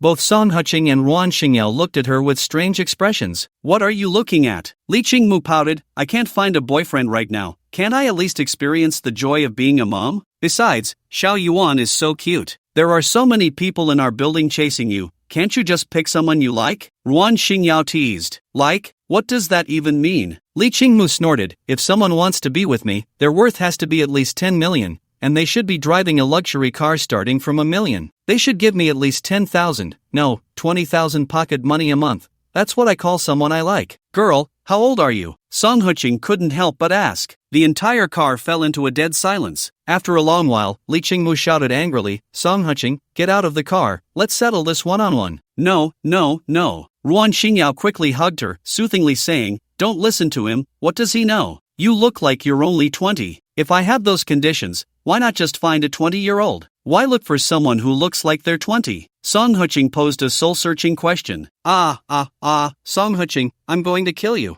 Li Qingmu instantly fell into a rage mode. However, she was very restrained, only showing her claws without touching Song Qing in any way. 20 minutes later, Song Qing parked the car in the parking lot of the Lincheng Grand Hotel. An angry Li Qingmu got out of the car and walked ahead, while Ruan Xingyao quickly followed, linking arms with her and whispering something. She's about to be driven crazy by you, Yun Ning whispered. Isn't she doing just fine? Song Qing rolled his eyes. But, do you think what I'm saying isn't true? If I had those conditions, wouldn't I be able to find you? Why would I go looking for her? Go to hell. Yun Ning's face instantly turned red, and she said in a delicate voice, she's really pretty, okay? Especially that figure. Even I, as a woman, almost drooled when I saw her. Her waist is so small, her legs so long, and her chest. Cough, cough, cough, it's so big there. Are you a lesbian? Song Qing asked with a strange expression. Go to hell, you're the lesbian. I'm just saying, okay? After giving him a glare, Yun Ning whispered, I heard from someone in my village that with a figure like hers, she's definitely good for having sons.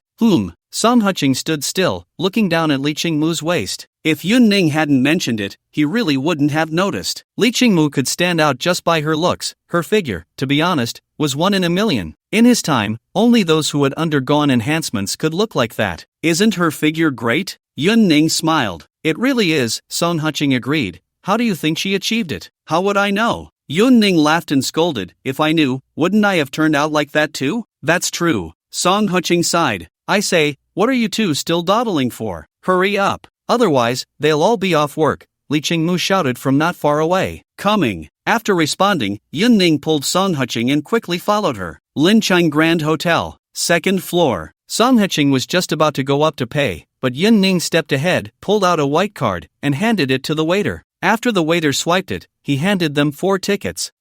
What's this? Li Qingmu asked curiously. A buffet card. Yun Ning tucked the card into her pocket and said casually, this card allows you to eat at the buffet 24 times a month. One person counts as one time. What? Li Qingmu's eyes widened. You can go every month? Yes, every month, Yun Ning nodded. Where did this come from? What do we do? How much does it cost? Li Qingmu asked anxiously. I don't know, a friend gave it to me, Yun Ning shrugged. Anyway, he can't use it all, so he gave it to me. Friend? Li Qingmu stared at her for a long time, then sighed, being 20 is still the best. Put. Song Qing couldn't help but laugh. What are you laughing at? Li Qingmu pouted. If you had that ability, wouldn't girls be lining up to throw themselves at you?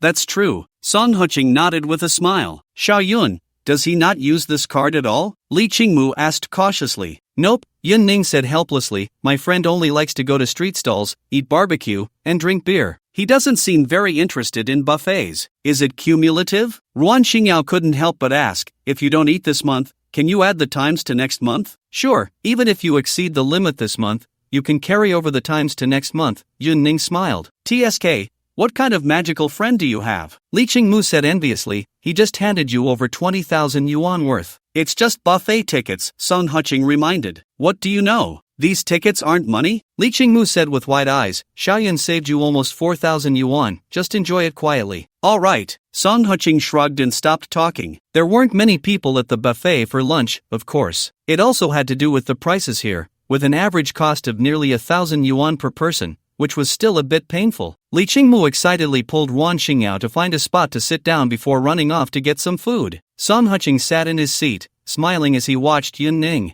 You seem to use the black card from Lincheng Mansion better than I do. This isn't a black card, Yun Ning said, spreading her hands and placing the card on the table. Song Qing leaned over to take a look and couldn't help but laugh. This card was different from his. Aside from being white, it only had the 3 characters Lincheng Mansion written in small seal script, with nothing else on it. His black card also had Lincheng Mansion written in small seal script, but the back featured a drawing of the mansion's architecture. This is a supplementary card. If you don't want me to use it, just tell the property management, and they'll deactivate it, Yun Ning said softly. Can you use this card for purchases? Song Qing asked curiously. Yes, it can be used like a bank card, Yun Ning giggled. Wu Xingxing told me that I can use the balance you preloaded with the property management. That's pretty good, Song Qing nodded with a smile, then shifted his gaze elsewhere. Yun Ning glanced at him, carefully put the card away, and sighed in relief internally. At least this guy didn't object, right? A few minutes later, Li Qingmu and Ruan Xingyao came over, each carrying several plates. Seeing that Song Qing and Yun Ning hadn't moved, they were quite surprised. Aren't you going to get food? You got some, so we can just eat a little with you, Song Qing said, reaching for the Australian lobster on her plate with a fork. Slap! Li Qingmu swatted his hand away. Wait until I take a picture. I haven't done that yet. Oh, so you're feeding your phone first? Song Qing teased. Mind your own business. Li Qingmu shot him a glare before starting to arrange the food and take selfies. Ruan Xingyao was a bit better. After casually taking a few pictures, she handed the lobster on her plate to Song Qing.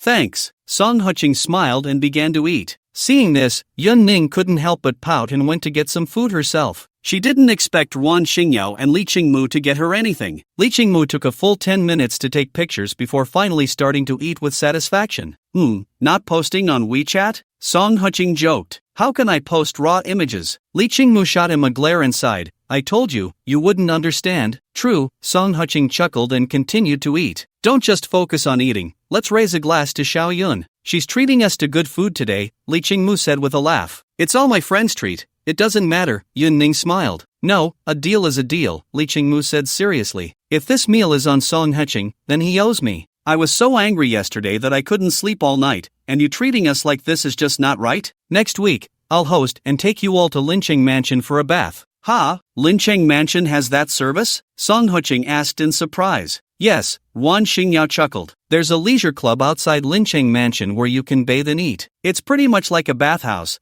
but it's a legitimate one. Really? Song Qing nodded with a smile. Song Qing, don't underestimate that, Li Qingmu said, feeling the pinch. It's 1,880 per person, 24 hours. If you oversleep, you have to pay extra. I have a ticket there too, Yun Ning said quietly. Ha, both Li Qingmu and Yun Ning widened their eyes. 24 times a month? Song Qing joked. No, it's unlimited, Yun Ning said, feeling a bit shy. But I can only go by myself. I can't bring friends. Song Qing instantly understood. This was likely a benefit for the owners of Lincheng Mansion, allowing entry with the card. Li Qingmu was silent for a long time before speaking. Then let's change the place. We'll add a message, and I'll notify you when I find a place. No need, Yun Ning shook her head. Mister, Song pays my salary, and I won't be using this ticket. It's free anyway, so there's no need to worry about it. How can that be? Ruan Xingyao said seriously. After all, it's your favor. We can't take advantage of you. So pretentious. Song Qing curled his lip. What do you know? Li Qingmu shot him a glance. It's not easy for a girl like Xiao Yun. We can't be like this. Then I'll pay her. Is that okay? Song Qing joked. This meal was supposed to be my treat anyway. That's more like it. Li Qingmu sighed in relief. Speaking of which, what did you do with those bags? Song Qing suddenly asked. Song Qing, don't force me to slap you when I'm happiest, Li Qingmu gritted her teeth. Put. Ruan Xingyao and Yun Ning couldn't help but laugh. I was just asking. Song Qing lit a cigarette. You want them? Go find them in the trash pile downstairs at my place, Li Qingmu said with a stern face. Those bastards, if they don't have money, they shouldn't be trying to pick up girls. Luckily, I'm smart and didn't let them take advantage, otherwise, I would have lost big. What? You weren't taken advantage of? Song Qing was surprised. What do you think? Li Qingmu scoffed.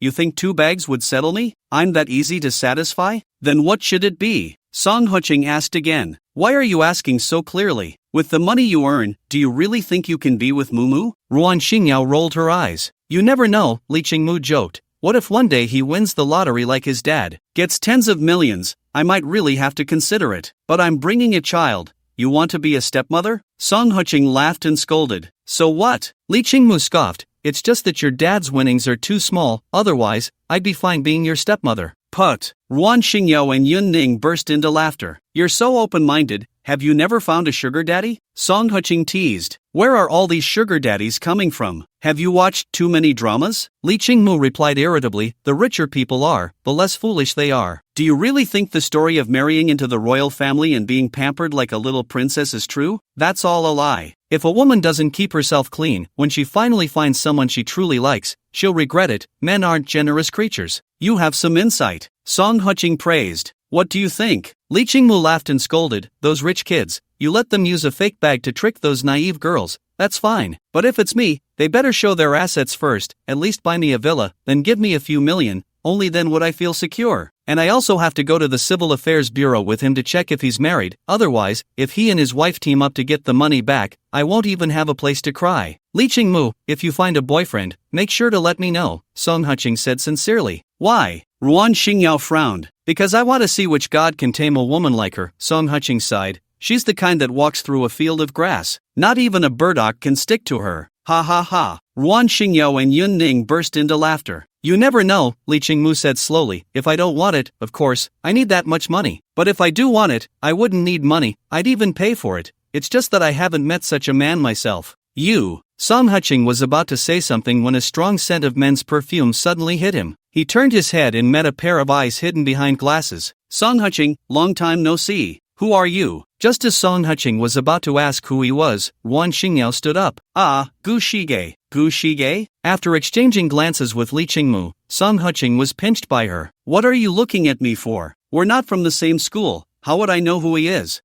Which school are you from? Song Huqing asked in surprise. Lin City University. What's it to you? Li Qingmu pouted. Then didn't you just waste your time studying? Song Huqing sighed. Ruan Xingyao is just an ordinary undergraduate, yet she has the same job as you. You're bringing shame to your alma mater. Song Huqing, do you believe I can make you swallow this fork? Li Qingmu held a steel fork, her expression very dangerous. Don't, swallowing such a big fork could lead to serious consequences. Song Huqing hurriedly refused. Then shut up. After cursing softly, Li Qingmu said, this old guy looks refined, but he's not a good person. What makes you say that? Song Huqing asked curiously. When he was talking to Ruan just now, he looked at me 3 times and at Xiaoyun 8 times. Not once at you. Li Qingmu sneered. He's wearing a green submariner, his glasses are Louis Vuitton, and his belt is Hermes. He probably has a bit of money. Wow. Song Huqing looked at her with admiration. Sister, you really know how to play the field. What do you think? I've seen more rich guys than you've seen on TV. Li Qingmu said proudly. Have you noticed the difference between 27 or 8 and 20? Song Huqing chuckled. Otherwise, why would he only look at you 3 times and at Yun Ning 8 times? Rich guys aren't stupid. Song Huqing, do you really want to eat the fork? Li Qingmu was about to explode when she saw Gu Shige walking over, placing his hands on Song Huqing's shoulders. Song Huqing, aren't you going to introduce us? Gu Shige, let me introduce you. Ruan Xingyao hurriedly said, this is Li Qingmu, my best friend, and that is Yun Ning, Song Huqing's friend. Hello, I'm Gu Tingfeng, the Tingfeng from sitting to listen to the sound of leaves, suspecting a hermit has come. Gu Shige chuckled.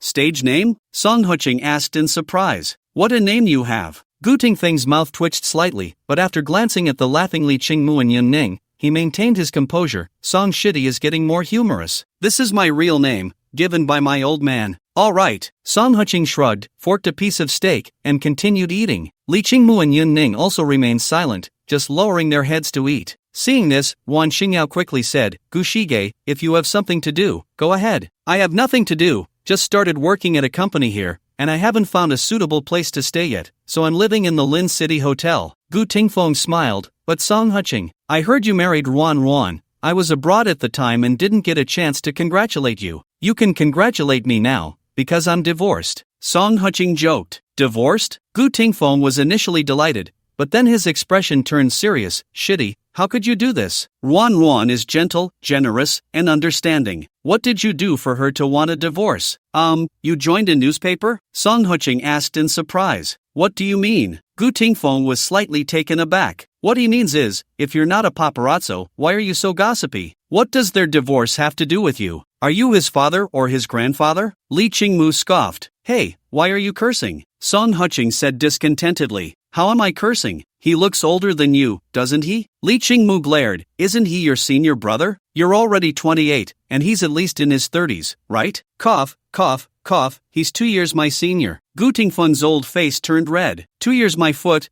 isn't that still 30? Li Qingmu shot him a sidelong glance. Get lost. Your dad is only 30. Song Huqing retorted angrily. He looks like a successful person. Maybe he even has a kid who's already grown up. You could go and befriend his child. You shut up. Li Qingmu scolded. You should be the one befriending his child. Gu's senior brother, don't mind him, we're all friends, just joking around. Ruan Xingyao said somewhat awkwardly. It's fine, it's fine. We're friends, right? Gu Tingfeng pulled up a chair and sat next to Ruan Xingyao, letting out a slight sigh. But Song Huqing was right about one thing. What was right? Ruan Xingyao asked curiously. I recently got divorced too. Gu Tingfeng said with a bitter smile, I've been on business trips for years. Did your wife cheat on you? Song Huqing blurted out. I'll wear your mother's hat. Gu Tingfeng almost lost his composure. How could this guy be so shameless? Song Huqing, can you not speak? Li Qingmu frowned. What do you mean by cheating? That's so harsh. Then how should I say it? Song Huqing asked sincerely. So, Gu senior brother, does your wife have someone else? Li Qingmu asked curiously. No. Ha, Gu Tingfeng's face suddenly darkened. Isn't that the same thing? Stop messing around. Ruan Xingyao said helplessly, Gu senior brother, what exactly happened? Well, I've been on business trips for years, and my work keeps me busy. She feels that I can only give her money, not care, so she divorced me. Gu Tingfeng said self-deprecatingly,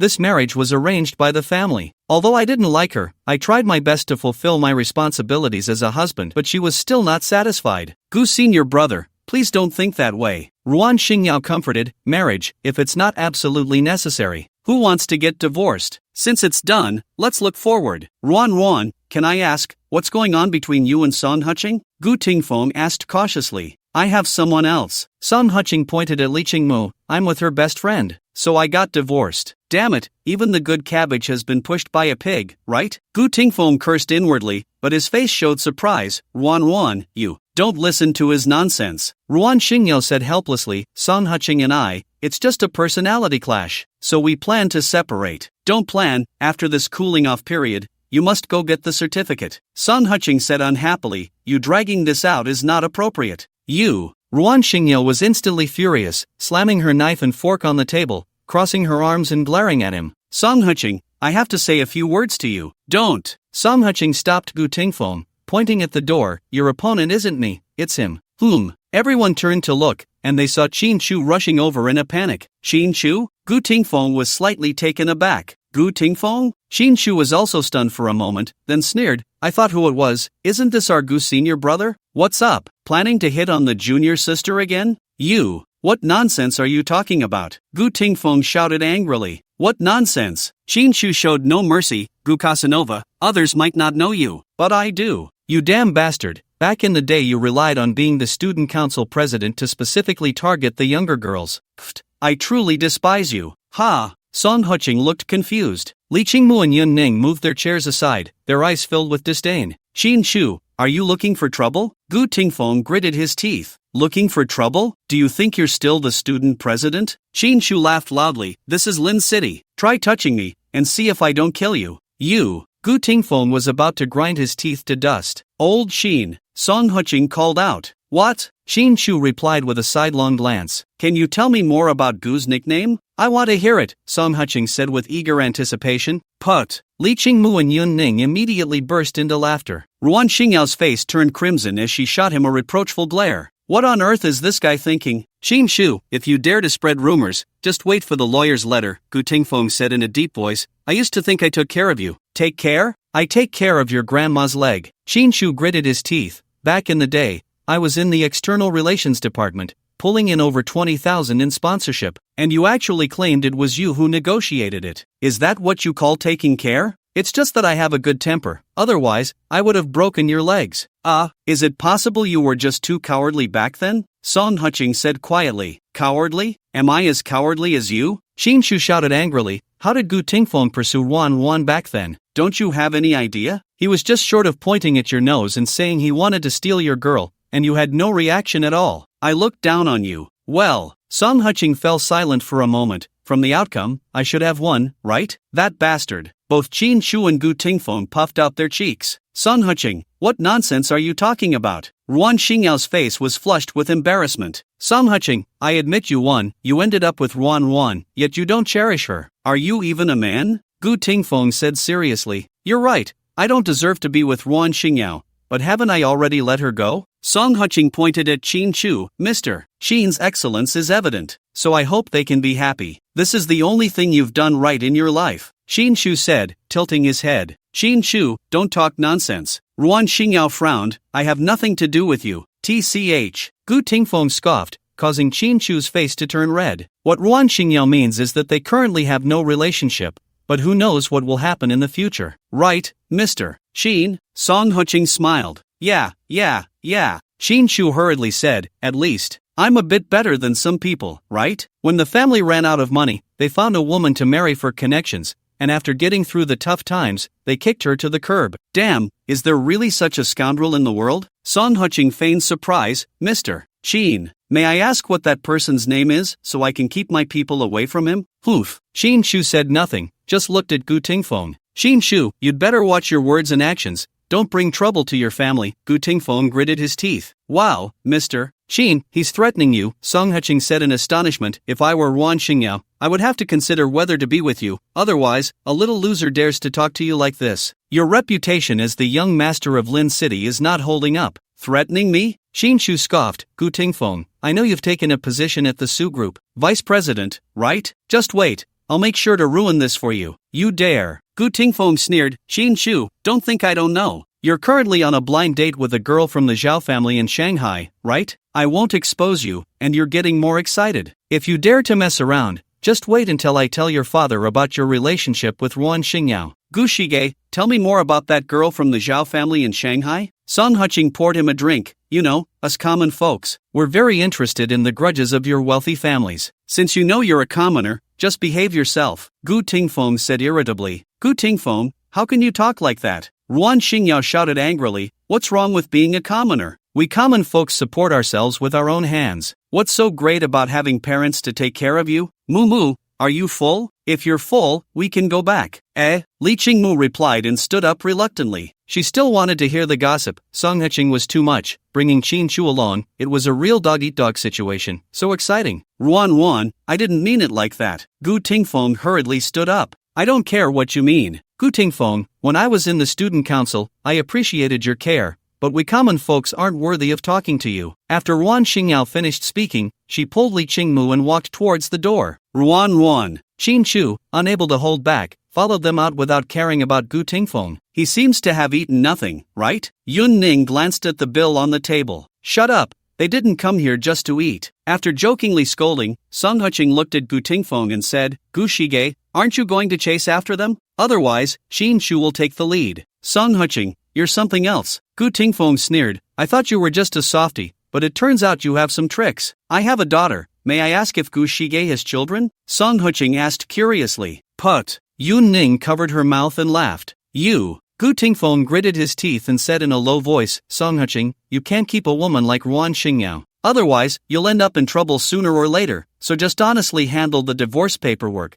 That's the best choice. So, is it that Gu Shige can't keep his wife, which is why he chose to divorce? Song Huqing asked in surprise. You. Gu Tingfeng clutched his chest. Damn it, he felt like he would die of anger if he spoke another word to this beast. Gu Shige, you have to be strong. Song Huqing pointed at himself. Who hasn't been divorced? Since you've divorced, just move on. Even if someone puts a green hat on you, don't take it to heart. Song Huqing, go to hell. Gu Tingfeng cursed and stood up to walk towards the door. If it were back when he was studying, he would have made Song Huqing swallow the plate in front of him. Tisk, really lacking in grace. After pouting, Song Huqing patted Yun Ning's head. Go get another lobster. I'm still not full. Got it, big shot. Yun Ning rolled her eyes at him and got up to get food. At that moment, Song Huqing's phone vibrated. He glanced at it and set it aside. Eating to his heart's content was the most important thing. More than an hour later, Song Huqing, satisfied and full, took Yun Ning out the door. But before he could enter the elevator, someone grabbed him by the collar. Song Huqing, are you sick? Not replying to messages, not answering calls. Sister, I spent money.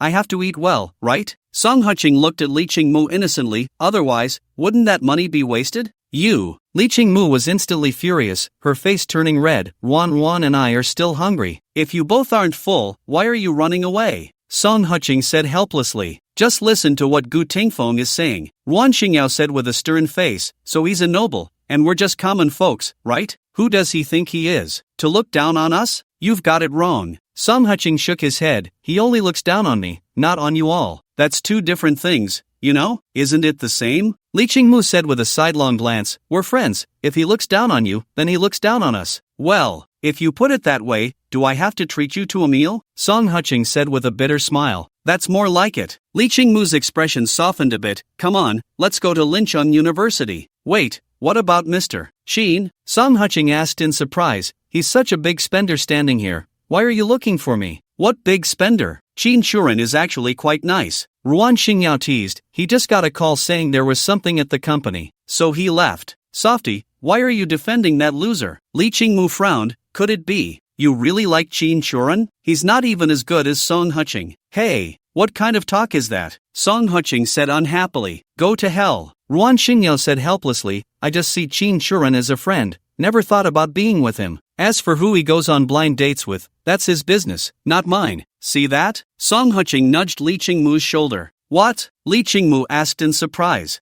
That's what you call a tea art master. Just a friend and she has him wrapped around her finger. Song Huching joked. Song Huching, if you keep talking nonsense, I'll tear your mouth off. Ruan Xingyao said angrily. Don't. Li Qingmu quickly hugged her. If you tear his mouth off, won't we have to go to the hospital? Let's just go to Lincheng University first. We can talk after we eat. Poof. Ruan Xingyao shot Song Huching a fierce glare but didn't continue to make a fuss. You too, calling him a tea art master. Is there anyone who degrades people like that? Li Qingmu said irritably. Then if I'm a tea art master, what is Mu? Ruan Xingyao glared. You're the pond master. Song Huching shrugged. All the bags and jewelry at her place. Aren't they all from the fish she raised? Even if they're all fake, she still caught them, right? After he finished speaking, he quickly ran towards the escalator. Song Huching, I'll tear down your ancestral hall. Li Qingmu screamed and immediately chased after him. Don't make a scene. Ruan Xingyao hurriedly went to mediate, otherwise, it would be bad if the two started fighting. Yun Ning, who was following behind, couldn't help but sigh. Song Huching had an impressive way with words, and they were quite fitting. Half an hour later, Lincheng University. At an unknown snack stall, Ruan Xingyao and Li Qingmu were devouring their food without any regard for their image, startling the students nearby. Seriously,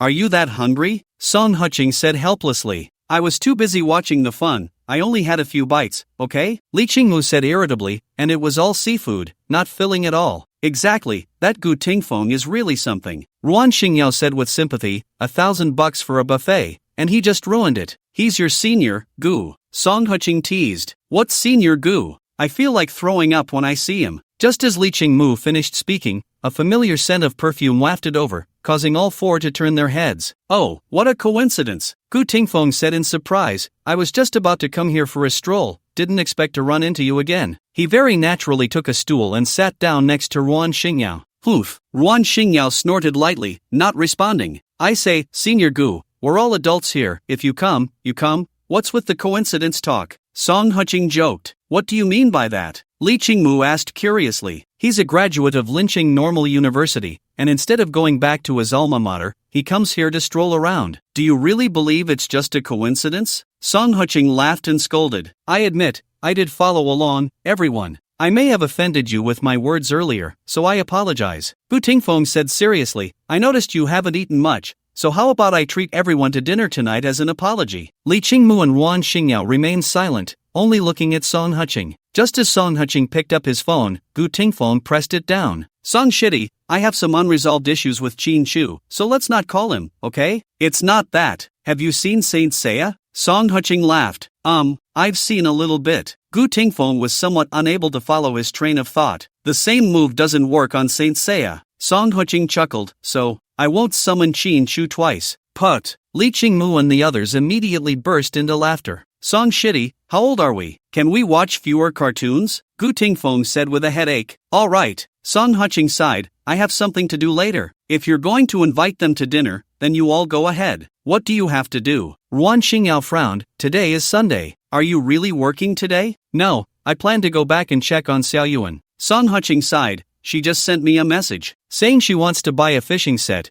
but her grandfather thinks she's too young and won't buy it for her. I agree with that. She's so young. What if she gets hurt fishing? Ruan Xingyao said seriously. It's none of your business. After pouting, Song Huching stood up and said, Yun Ning, let's go.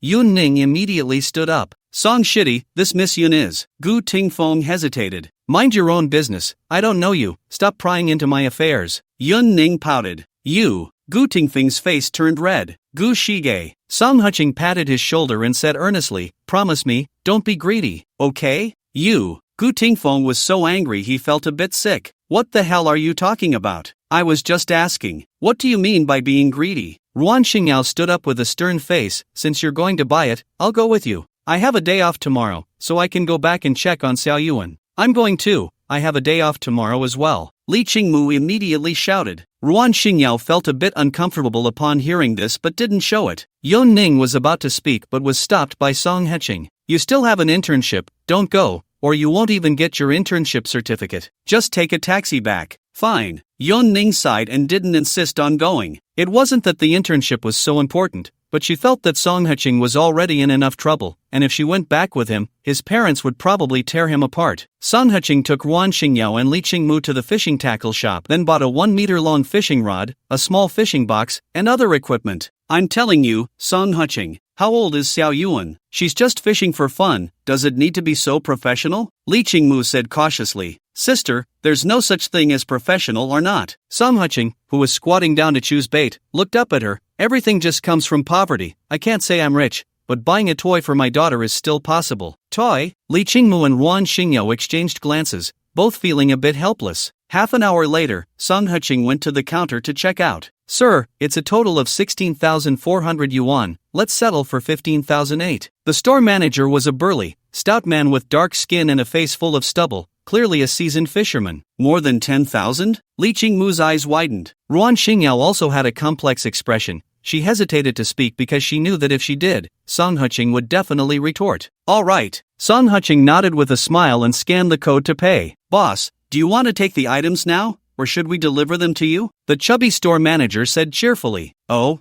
there's that service? Song Heching joked. Isn't it just delivery to Jiang County? Of course, why not deliver? The chubby store manager chuckled. We have cars going to Jiang County for fishing every day. I'll arrange one for you, and you can receive it by tonight at the latest. All right, then please help me deliver it. Song Heching smiled as she wrote down her address and Song Shan's phone number.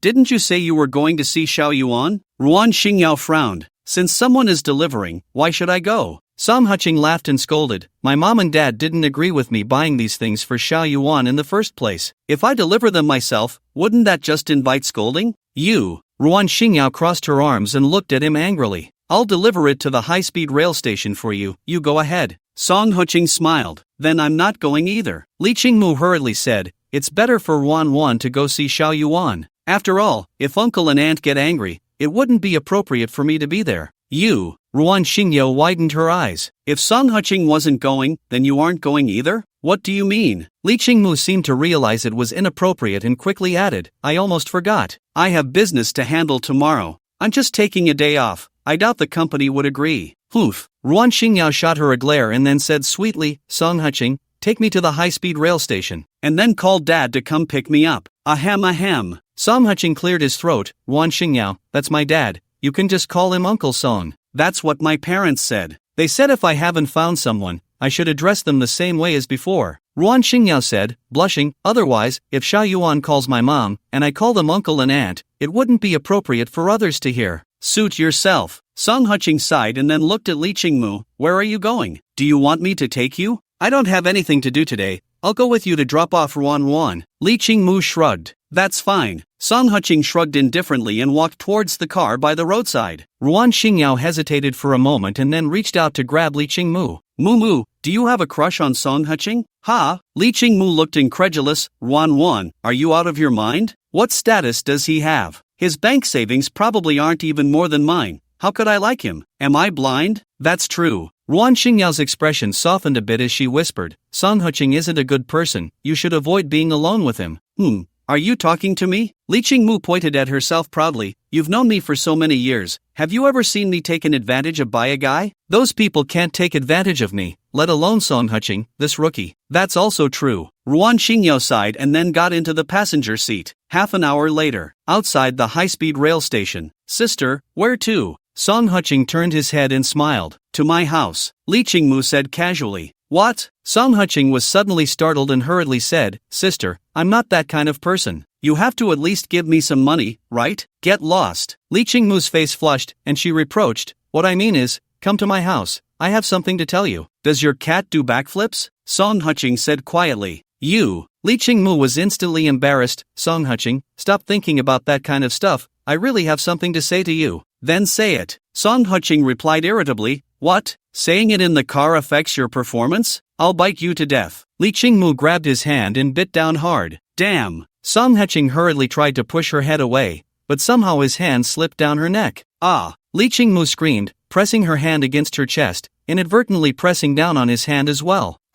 Song Huching was about to explain when suddenly a figure appeared outside the car window. Sir, this is not allowed. A middle-aged woman in a fluorescent outfit said halfway through, helplessly adding, Sir, miss, this is a high-speed train station, not a place for flirting. Damn. Song Huching quickly pulled his hand back, but didn't know what he had caught. Ouch. Li Qingmu screamed, covering her chest, you're going to kill me, your fingernail scratched me. The woman over there looked even more displeased upon hearing this. Let's go right now. After throwing out that sentence, Song Huching started the vehicle and sped away. China World Trade Center. A cafe named Encounter. Li Qingmu crossed her arms and glared at Song Huching. I said, you've been looking at me for half an hour, just say what you want to say. Song Huching said helplessly. Shouldn't you explain your behavior just now? Li Qingmu said in a low voice. It was an accident, a misunderstanding, I didn't mean to. Song Huching sighed. I just wanted to push your head. I didn't expect your clothes to be so loose that it slipped in. Do you think I'm 3 years old? It just slipped in like that? Li Qingmu exploded in anger. So you think I did it on purpose? Song Huching sighed. Li Qingmu was slightly taken aback. This question caught her off guard. If she said he did it on purpose, that didn't seem likely. After all, she had called him to her house to chat, but he brought her to a cafe instead. Alright, since we can't come to a conclusion, can we consider this even? Song Huching smiled. Even my foot, you owe me one. Li Qingmu covered her chest. How long has it been since you cut your nails? It hurt like hell. Nails? Song Huching spread his hands. His long fingers had neatly trimmed nails. Only the ring finger on his left hand still wore a ring. Li Qingmu was also stunned for a moment, and after a while, she pursed her lips and said, What? Can't let go of the soft one? No, I just forgot to take it off. Song Huching took off the ring and held it in his palm. The wedding ring disappeared. You can still do magic? Li Qingmu said in surprise. I can fly too, do you believe it? Song Huching rolled his eyes. Sister, if we have something to say, let's not hide it. I finally have a day off, don't waste my time. Poof. After glaring at him, Li Qingmu said seriously, Song Huching, consider me your girlfriend. Put. Song Huching had just taken a sip of coffee and spat it back into the cup. Sister, are you feverish? Not to mention I already have a girlfriend. We've only met a few times, and you want me to be your boyfriend? Are you crazy? No.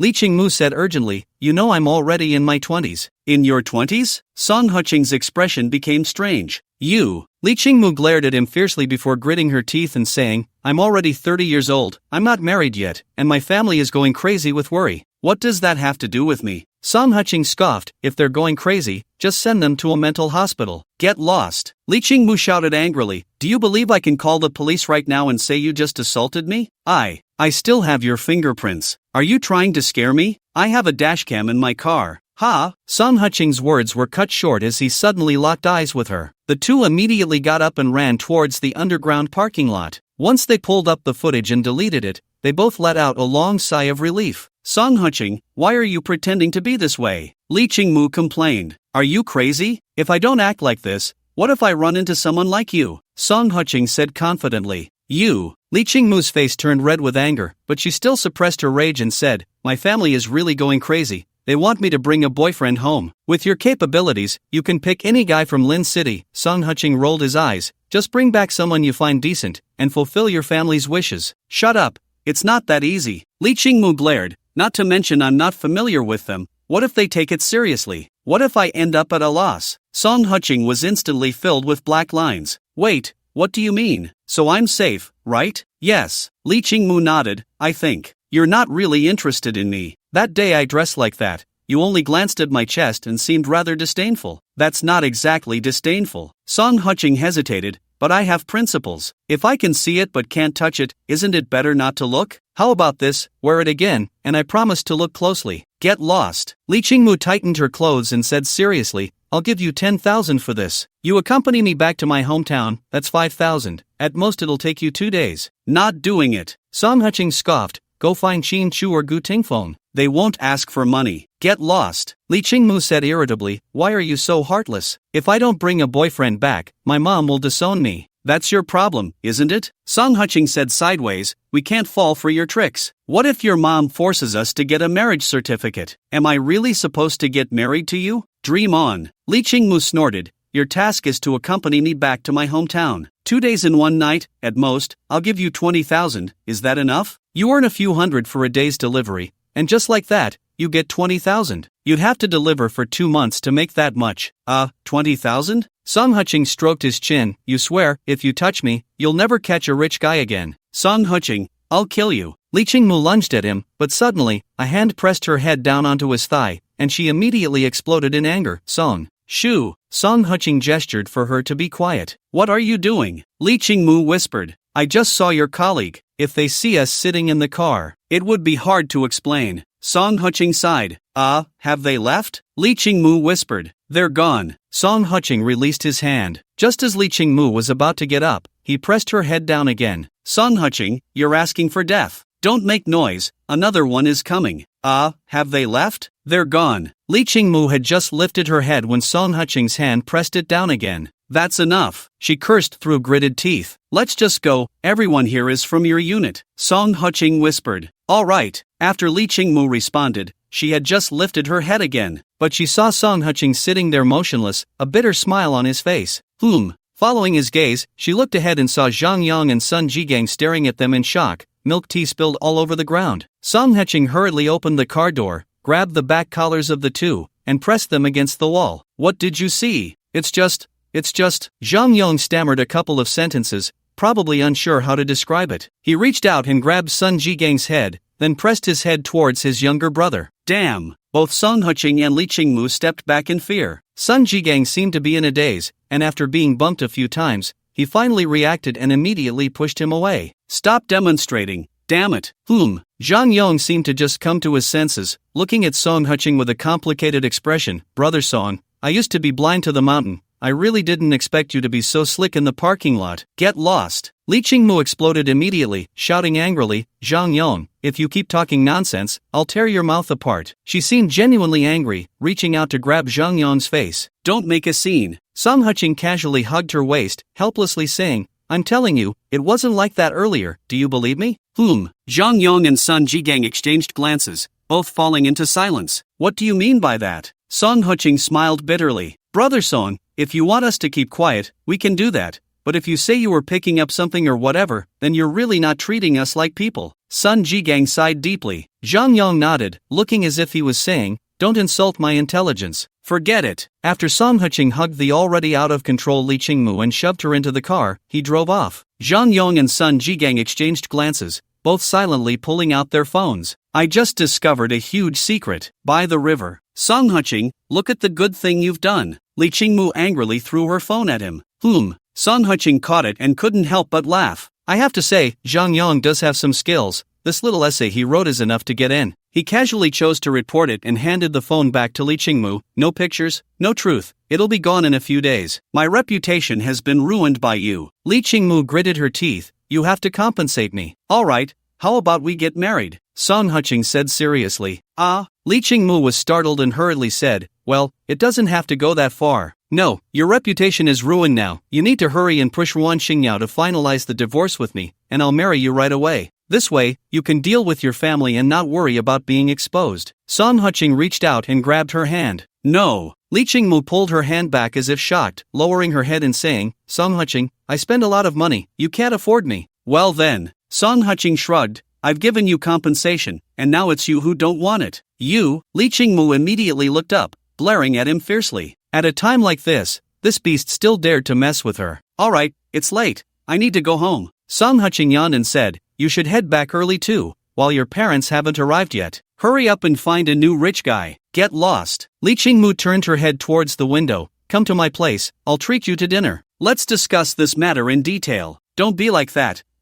Before Song Huqing could finish his sentence, Li Qingmu suddenly leaned in, wrapped her arm around his neck, and took a photo. What do you think? If I send this photo to Ruan, how would she react? Damn, you can't do that. Song Huqing was taken aback. If Ruan Xingyao got hold of this photo, What would happen when she fought him for custody of Sha Yuan? Do you still like her? Li Qingmu asked softly. It's not about liking or not liking. Song Huching leaned back in his chair, lit a cigarette. Right now, I just want to quickly finalize the divorce. Angering her brings me no benefits. Oof. Li Qingmu looked out the window. Let's go to Guamao apartment. I'll treat you to dinner. Not going. Okay, let's go now. Song Huching saw that she had already placed the photo in the chat window and ultimately gave in. Oof. Li Qingmu's expression softened as she put her phone away. Half an hour later, Guamao apartment. The apartment was a small duplex, about 40 square meters, not very big. But if one person lived there, it was quite nice. The living room and kitchen were downstairs, and there was a room upstairs. As soon as Song Huching entered, he caught a whiff of a faint fragrance, which made him touch his nose. Seeing this, Li Qingmu tossed him a pair of slippers and ran to open the window. Wait, how do I wear these slippers? Song Huching pointed at the short pink slippers, feeling quite melancholic. There haven't been any men in my house. I don't have men's slippers. Li Qingmu shot him a glance, then poured him a glass of water. Stay here. Don't run off. I'm going to buy groceries. How about we just order takeout? Song Huching sighed. I don't need to eat diet meals these 2 days. Li Qingmu said this and went upstairs to change before running out. Song Huching looked around the room filled with pink items and felt a bit dizzy. Moreover, the sofa was so short that when he lay down, his legs were hanging off the edge. With no other choice, he lay down on the carpet. By the time Li Qingmu returned with groceries and new slippers, Song Huching was already asleep. She hesitated for a moment, then raised the air conditioning temperature a bit and covered him with a comforter before starting to cook. Time passed, and when Song Huching woke up, it was already pitch black outside. On the coffee table, there were 3 dishes and a soup laid out beautifully. Wake up and eat, Li Qingmu smiled. I bought you 2 sets of pajamas and towels. You can sleep here tonight, and we'll go back together tomorrow. Damn. Song Huching instinctively covered himself with the comforter and hurriedly said, Sister, sleeping together costs extra. Get lost. Li Qingmu glared at him. If you want it, I don't want it. You sleep on the floor, I sleep on the bed, and about that 20,000, I'll pay you 10,000 first, and then the rest after we're done. Why do you want to find me? Song Huching sighed. You could just grab any guy from your company, wouldn't that be fine? Didn't I tell you? I'm afraid others might take it seriously. Li Qingmu said earnestly, but I trust your character. You're not that kind of person. Then you've underestimated someone, Song Huching said with a bitter smile. Slap. Li Qingmu slammed a pair of scissors on the table. Then go ahead and try it, if you dare to mess around. Just see if I won't cut you. Song Huching instinctively tightened his legs. Sister, can't I just not take this business? No. Li Qingmu frowned tightly. I've already told my mom. I'm bringing you back tomorrow. If you dare to stand me up,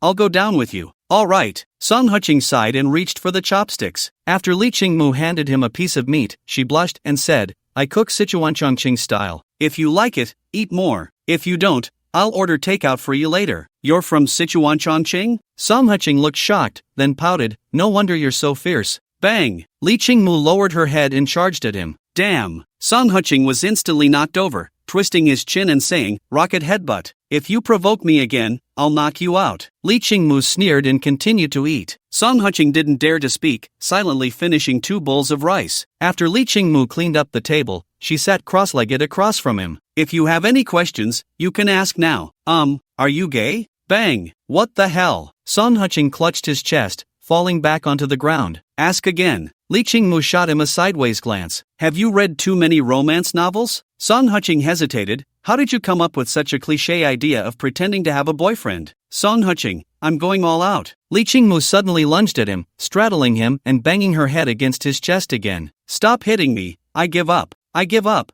okay? Song Huching raised his hands in surrender. Oof. Li Qingmu snorted lightly, sitting beside him. I've also arranged your identity. You graduated from Lincheng University, you're my junior, and now you're a team manager at a financial company with a monthly salary of 12,000. Do they need to ask so many details? Song Huching asked curiously. How would I know? What if they ask? Li Qingmu rolled her eyes at him. By the way, come here. What for? Song Huching asked warily. Let's take a couple of photos. I'll use them as my phone wallpaper. Li Qingmu pouted. Since we're acting, we should do it properly. I don't think it's necessary. Damn. Before Song Huching could finish his sentence, Li Qingmu had wrapped her arms around his neck. They took several photos with their faces close together, but Li Qingmu, being experienced, managed to make it look like they were kissing even though Song Qing felt they were at least a few centimeters apart. After the photos were taken, Lee Ching-moo sat there starting to edit them. At that moment, Song Qing's phone vibrated. Girlfriend? No, it's Ruan Xingyao. Ah. Lee Ching-moo panicked and hurriedly reached to hang up the video call, but somehow, she pressed the wrong button and answered it instead. Song. The other party only said one word before falling silent. Song Qing looked at the wide-eyed Wen Yun and Song Shan, as well as the sullen-faced Ruan Xingyao, and for a moment didn't know what to say. After a long pause, Wen Yun broke the silence. Who is this person next to you? She. Song Qing was about to speak when Lee Ching-moo tugged at him. Hello, Auntie, I'm Lee Ching-moo, a friend of Ruan Xingyao. Today, Song Qing helped me with something, so I invited him to my house for dinner. Moo, didn't you say you weren't interested in Song Qing? Ruan Xingyao gritted her teeth. Lee Ching-moo opened her mouth but didn't agree. No matter how reckless she was, she couldn't say in front of Song Qing's parents that she wasn't interested in him, right? Cough, cough, cough. After a couple of dry coughs, Song Shan said with a stern face, You little rascal, why did you buy such an expensive fishing rod for Xiao Yuan? Are you showing off? Right.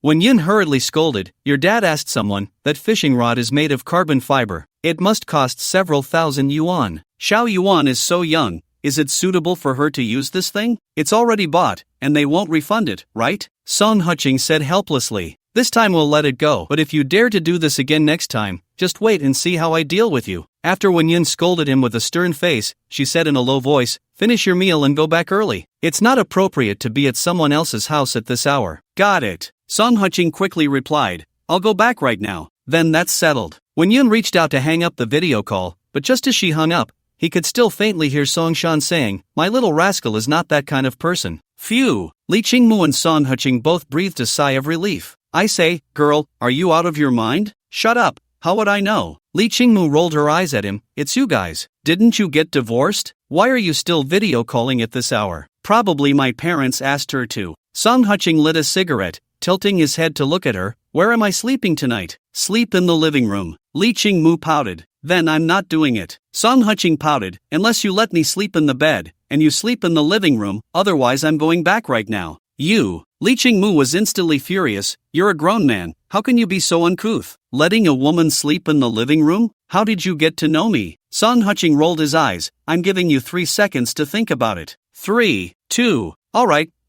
You sleep in the bed. I'll sleep in the living room. Is that okay? Lee Ching-moo said irritably. Song Qing, how did your girlfriend fall for you? I really can't find a single good point about you. Maybe I look honest and harmless? Song Qing shrugged. Get lost. You're so bad at oozing, and you still say you're honest and harmless? If anyone believes you, they'll be left with nothing. Lee Ching-moo sneered. Oh, really? Then why did you ask me to be your fake boyfriend? Song Qing mocked. You. Lee Ching-moo was instantly speechless. In fact, aside from being a bit poor, Song Qing didn't seem to have any other flaws. They had spent a day together, and she hadn't seen him behave rudely at all. Of course, it would be even better if he could keep his mouth shut. I'm going to take a shower. Song Qing stood up and walked upstairs, but after a while, his head popped out from the staircase. What now? Do you want to tidy up your personal items? That lace. Ah. Lee Ching-moo screamed and immediately ran upstairs. She quickly gathered all her change of clothes from the bathroom and bedroom and threw them onto the balcony, then glared at him with a flushed face. I have a small question. Song Qing lit a cigarette. Go ahead, Lee Ching-moo glared. You don't have a man, so why buy such sexy intimate clothing? Who are you showing it to? Song Qing asked curiously. None of your business. Lee Ching-moo replied irritably. Can't I wear it for myself? Do I have to wear it for you stinky men? You stinky men? Song Qing was slightly taken aback, then gave a thumbs up. That's the spirit. Get lost. Lee Ching-moo shouted angrily.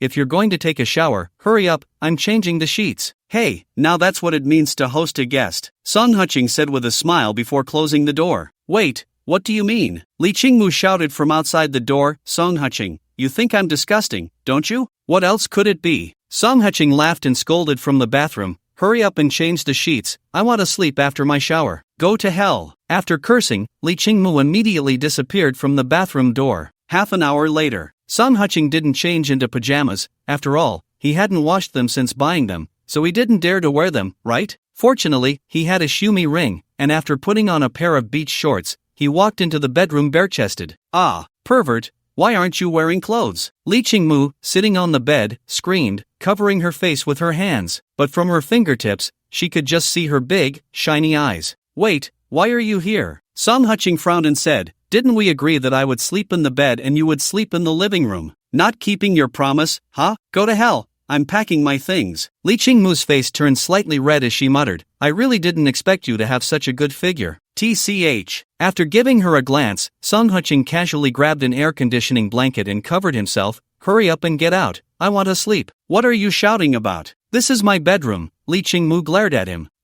Then let's sleep together? Song Huqing said with a flirtatious smile, if it really doesn't work, we can imitate the ancients. Put 9 bowls of water in the middle, and whoever crosses the line is a beast. How about that? Pfft. You think I haven't heard that story before? Li Qingmu pouted, if you cross, you're a beast. If you don't, then you're not even as good as a beast? Well, you never know. What if you cross? Song Huqing teased. Go to hell. After giving him a glare, Li Qingmu finished packing her things and stood up to walk outside. But after taking a couple of steps, she looked at Song Huqing warily, don't lock the door, and don't touch my things. Got it. After yawning, Song Huqing pressed down on her head, casually pushed her out, and then locked the door. Hey, Song Huqing, I said not to lock the door. Li Qingmu said angrily, are you out of your mind? We're a man and a woman alone. I have to protect myself, right? Song Huqing laughed and scolded, Miss Li, good night. Good night, you big-headed ghost. Open the door for me. Li Qingmu pounded on the door fiercely, but Song Huqing turned a deaf ear, instead lying on the soft big bed, making a big shape. I have to say, the room isn't big, but the bed is quite large, a 1.8 by 2 meter bed, and lying on it is pretty comfortable. In the living room, after taking a shower, Li Qingmu lay on the sofa, but no matter how she tossed and turned, she couldn't fall asleep, so she angrily slid down onto the carpet. Even with a layer of bedding, she still felt it was a bit hard. Not knowing how long it had been, she gritted her teeth and got up to walk upstairs. Click! A crisp sound. The bedroom door was opened by someone. Damn! Song Huqing, who had already fallen asleep, was startled awake. He hurriedly covered himself with the blanket, alert, what do you want? Move over a bit. Li Qingmu said irritably, I can't sleep downstairs. Let's sleep on either side. If you dare to come over, you're dead. TCH. After giving her a glance, Song Huqing was just about to turn over when the pillow under his head was pulled away. Before he could explode, another pillow was stuffed under his head. Use this one is new. Are you crazy? After giving her a glance, Song Huqing wrapped himself in the air conditioning blanket. But before he could fall asleep, he suddenly heard Li Qingmu speak. Song Huqing, are you asleep? Song Huqing didn't answer, just kept his eyes closed. He was pulled by someone, changing from lying on his side to lying flat. Miss, what time is it? What do you really want to do? I can't sleep. I just want to chat with you. Li Qingmu rested her delicate hands under her face, blinking her big eyes at him. Sigh. Song Huqing sighed. I see. You must be seriously lacking a man. Hurry up and find someone to marry. Get lost. You're the one who needs a man. Li Qingmu laughed and scolded. I'm just lying on the same bed with a man for the first time. It feels a bit novel. Have you ever had a child? Having a child is even more novel. You should give it a try. Song Huqing said irritably. Oh, how can that be the same? After giving him a glare, Li Qingmu asked, Hey, how did you get your body in such good shape? How did that happen? Are you just trying to make conversation? Song Huqing said with a bitter smile. Poof. Li Qingmu snorted lightly. With your temperament, no wonder Wan Xingyao wants to divorce you. Any woman would probably find it unbearable, right? Yes, you're right. Can we sleep now? Song Huqing said helplessly, if you're really lonely, just take your phone and go shake it in the living room. Get lost. Li Qingmu shot him a fierce glare and then turned over, facing away from him. Only then did Song Huqing let out a long breath, turn over, and continue to sleep. The next day, sunlight spilled into the room from the window. Both of them stirred slightly but did not wake up. Suddenly, the bedroom door was pushed open. Ah! Accompanied by a sharp scream, both of them jolted awake. Song Huqing looked up and saw a middle-aged woman, who was covering her mouth, staring at them as if she had seen a ghost. What happened, woman? With the sound of footsteps, the middle-aged woman came to her senses and immediately closed the bedroom door. It's nothing, don't come in, go back to the living room. The person outside the door was confused but obediently went downstairs. Sister, you too. The middle-aged woman spoke somewhat stammeringly.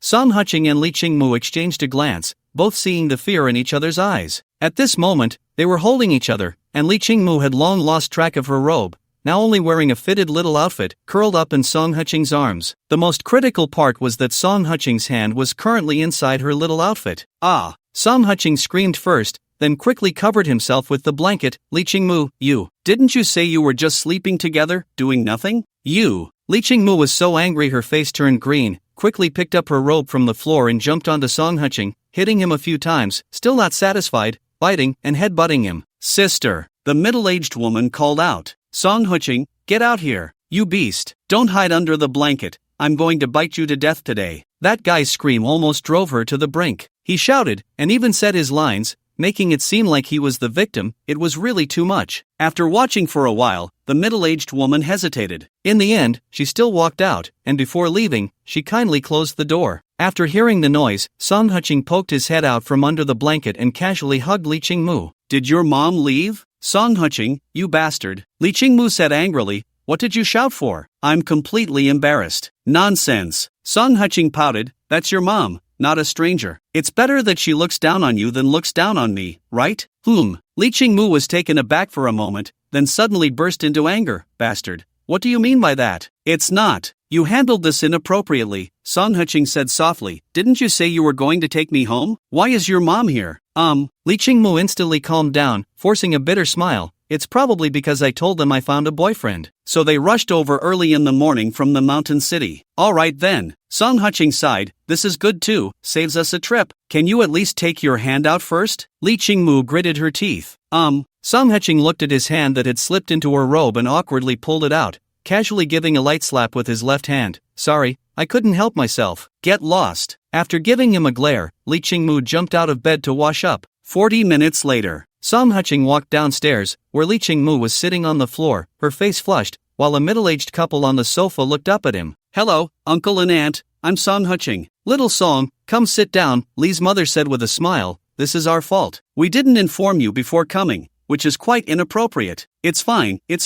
Song Huching hurriedly replied, this is Mumu's home, so it's naturally also uncle and aunt's home. Who needs to inform anyone before going home? This guy is quite eloquent. Li Qingmu raised her eyebrows slightly, feeling a bit relieved inside. Little Song, we have no other intentions in coming, Li's father said somewhat reservedly. It's just that my daughter, well, she's in her 20s and hasn't had a boyfriend, so when we heard she was seeing someone, we rushed over to take a look. Please don't take offense. Uncle and aunt, I completely understand your deep love for Mumu, Song Huching said solemnly. If she were my daughter and had a boyfriend, I would be even more anxious than you. Little Song really knows how to talk, Li's mother chuckled, covering her mouth. Auntie has no other intentions. We just want to chat casually. Is it okay if we ask a few questions? Auntie, you haven't had breakfast yet, right? How about this? I'll treat you to breakfast, and we can chat while we eat? Song Huching smiled. That sounds good. Li's father nodded with a smile. Li Qingmu pursed her lips, saying nothing. The four of them went downstairs and got into Song Huching's car. Little Song, this car. Oh, this car isn't mine. Song Huching shook his head. It's borrowed from a friend. Oh, Li's father and mother responded but didn't say anything more. Li Qingmu raised an eyebrow, throwing him a questioning look. Song Huching shrugged and drove towards the city. 20 minutes later, joyful gathering. This is one of the few places in Lincheng where you can experience authentic Cantonese breakfast. If it weren't for picking up takeout here, he wouldn't have known about it. Uncle and aunt, do you have any dietary restrictions? Song Huching asked with a smile. No restrictions, just order what you think is good, Li's mother replied lightly. All right. Song Huching took the menu, ordered some food, and then added a pot of tiguanyin before looking at them. Little Song, who else is at home? My parents are both there, and I have a daughter. As soon as Song Huching said this, he was harshly kicked by Li Qingmu. Is this guy crazy? Why bring up the daughter? Daughter? Li's mother and father immediately became serious. So, Little Song, have you been married? Yes, I have. Song Huching said seriously, I got married right after graduating from university. Why did you get divorced? Li's father asked in a deep voice. Perhaps. What she wants is the love from her university days, rather than living a life filled with the mundane chores of daily life, Song Huching sighed. Your daughter lives with you? Li's mother frowned. Yes. Song Huching nodded. In the divorce agreement with my ex-wife, the daughter was given to me. This statement left both of them in silence. Li Qingmu also looked speechless. What on earth did this guy want? After a long while, breakfast was served. Song Huching handed a cigarette to Li's father. Uncle, aunt, I don't know how Mumu talked to you, but I think since we're dating, we should be sincere. After all, You can deceive someone for a moment, but not for a lifetime, right?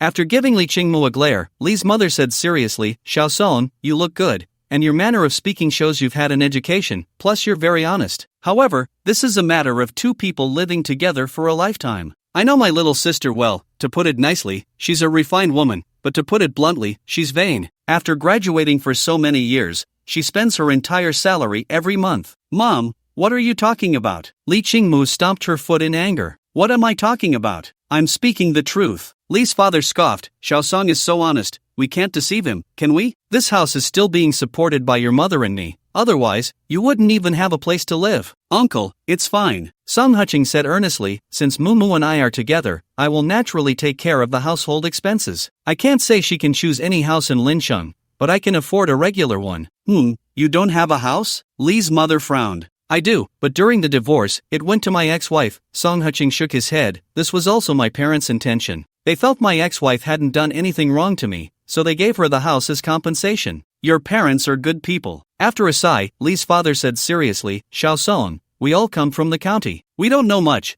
but we understand that when marrying a man, you need to think about clothing and food. What love? That's all nonsense. In the end, you still have to live a life filled with the mundane chores. My little son has this kind of personality, spending money extravagantly without knowing how to save. Old man, if you keep talking like this, I'm not eating anymore. Li Qingmu's face turned red as she glared fiercely at her father. Go on, don't talk nonsense. My little sister still has her good points. Li's mother hurriedly comforted. At least she is willing to put effort into herself. That weight loss really cost her a lot. She almost starved herself. Put. Song Huqing couldn't hold back and burst into laughter. Li Qingmu reached out and pinched his thigh hard. If you laugh again, I'll tear your mouth apart. I won't laugh.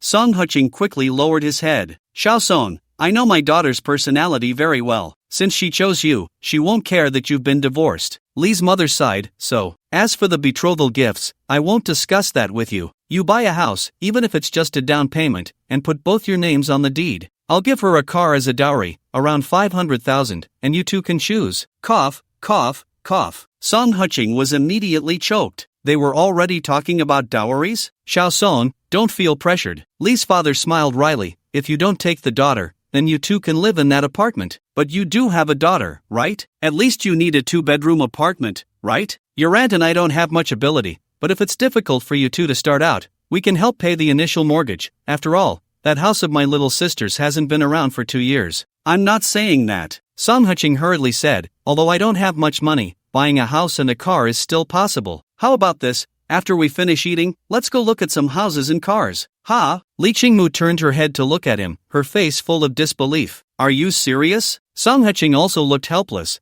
The other party had already said it so clearly. What else could he do? Xiaosong, there's something I don't know if I should say. Li's father hesitated. Uncle, you're an elder. Just say whatever you want, Song Huqing said seriously. In our generation, there's a rule. That is, women and cars are not to be borrowed. Li's father said earnestly. It's fine if we don't have a car, but borrowing someone else's car is not appropriate. Old man, Dad. Li's mother and Li Qingmu both called out at the same time. Uncle is right, Song Huqing smiled. It's just that my car was sent for maintenance a couple of days ago, so I temporarily borrowed someone else's car. My car should be ready soon. I'll have someone bring it over later.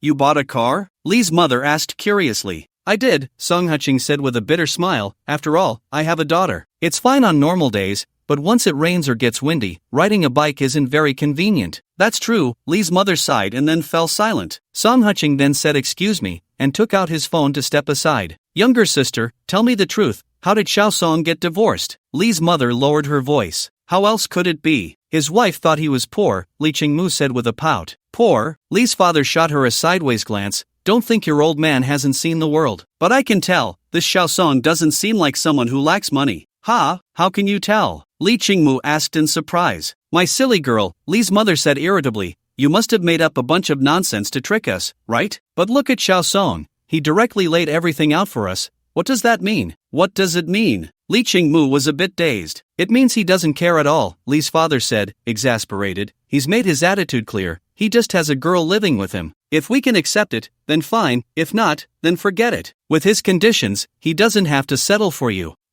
Is that what he means? Li Qingmu looked shocked. How could it not be? Li's mother pointed at the breakfast on the table. Just now I glanced at the menu. This meal costs over 1,000. He didn't even bat an eye, which shows his usual dining expenses aren't low. What? Li Qingmu quickly grabbed the receipt from the table and took a look. When she saw that the pot of tea guanyin was 888, she nearly fainted. Is this guy crazy? Drinking such expensive tea? Wait a minute, Li's father frowned. Why do I feel? You don't seem to know Xiaosong very well? Li Qingmu's big eyes darted around, thinking of a countermeasure, when her mother pulled her. You tell me the truth, who exactly is Xiaosong? He's actually my best friend's husband. As soon as Li Qingmu finished speaking, she saw her mother raise her hand and immediately corrected herself. Ex-husband. He's my best friend's ex-husband. How did I give birth to such a shameless thing? Li's mother pinched her hard and scolded. Did you seduce him? Ouch. Li Qingmu cried out in pain and quickly explained, No. He and my best friend divorced before I got involved with him. Why did he divorce your best friend? Li's father frowned. My best friend thought he was poor, Li Qingmu said helplessly, but my view is the same as yours. I think he's not poor, and he might be pretending. Why? Li's mother asked curiously. Because yesterday his daughter said she wanted to buy a fishing rod, and he directly bought her a whole set of fishing gear. Over 10,000 yuan, Li Qingmu whispered. Over 10,000 for fishing gear? How old is his daughter? Using such good gear? Li's father exclaimed. 4 years old, Li Qingmu pouted. 4 years old? Li's father's tone rose by 8 degrees. Damn it, I can't even use such good gear at 50, and she's 4. Don't shout. Li's mother and Li Qingmu simultaneously covered his mouth. Oh, what's wrong, uncle? Song Qing walked over and sat next to Li Qingmu. Nothing, Li's mother hurriedly said. Little Song, where's your daughter now? How about we meet up and get to know each other? Oh, she's at my parents' place, Song Qing sighed. My parents are about to retire, and they have nothing to do. So during winter and summer vacations, they usually keep my daughter with them. Little Song, it's not that I'm saying you. A 4-year-old girl using carbon fiber fishing gear, that's a waste, Li's father lamented. That stuff is not a toy. If you're not an experienced angler, you can't make use of its benefits. Shut up, Li Qingmu and Li's mother scolded in unison. Oh, it seems uncle likes fishing? Song Qing teased. I grew up by the Yangtze River. How could I not know how to fish? Li's father sighed. What a coincidence. I happen to have a friend who runs a fishing gear store, all at wholesale prices. How about we check it out after we look at the house? Song Qing chuckled. Wholesale prices? Really? Li's father's eyes lit up immediately. Of course it's real, Song Qing gestured. He has those little fish that can glow, put them in water, and they swim by themselves. That's called a lure, Li's father quickly said. Right, a lure, Song Qing laughed. And there's a type of fishing rod that's said to be specially designed for this kind of lure. That rod is quite expensive. That's a lure rod, Li's father said excitedly. Little Song, is that store far from here? If it's not too far, we can check out the rods first. Oh, he hadn't finished speaking when Li's mother stepped on his foot. Little Song, don't mind him, he's in a semi-retired state. All day long just thinking about fishing, never at home, you can't learn from him. I don't know how to fish at all, Song Qing shook his head, then looked at Li's father. I'll send him a message first. See if he's at the store. If he is, we can go directly after looking at the house. Where are we going to look at houses? Li Qingmu asked in surprise. Oh, right, my friend recommended a property called Su Qing. As soon as Song Qing finished speaking, she grabbed him by the collar. Are you crazy? That property is over 30,000 per square meter. Let's look at something cheaper. Come on, do you really want to buy or what? Song Qing pouted. It's just looking anyway. Where we look is still looking, right? Big properties have better service. They might even pick us up. You have a point there. Li Qingmu nodded and then let go, smoothing out his collar. Since Little Song has a property in mind, how about we go take a look first? Li's mother smiled. Your uncle and I have saved some money over the years. If your down payment isn't enough, we can chip in a bit. That's not necessary. Song Qing hadn't finished speaking when Li Qingmu covered his mouth. Let's go look first. If the down payment really isn't enough, we can think of a way later. Okay, I'll listen to you, my dear. Li's father smiled and nodded, just about to lean over to chat with Song Qing when Li's mother grabbed his collar. You mentioned that damn fishing rod again, and I'll kill you. Joy gathered. In the parking lot downstairs, Song Qing had just come down when he saw Xiaoli waiting there. Mr. Song, After handing him a cigarette, Song Qing exchanged a car key with him. Mr. Song, can I take the car now? The team leader over at Su Qing has already given you a heads up. You can just go straight there, Xiaoli said, bowing slightly. Thanks. Song Qing patted his shoulder. It's what we should do. After Xiaoli smiled at Li Qingmu and the others, he turned to leave. Xiaosong, is that your friend? Li's mother asked curiously. Yes, my friend. Song Huching nodded and pressed the car key. Beep, beep. A brand new Mercedes flashed its lights, startling Li Qingmu and the others. Xiao Song, is this your car? Yes. Song Huching walked to the front of the car and opened the passenger door. Mumu, uncle, and aunt, get in the car.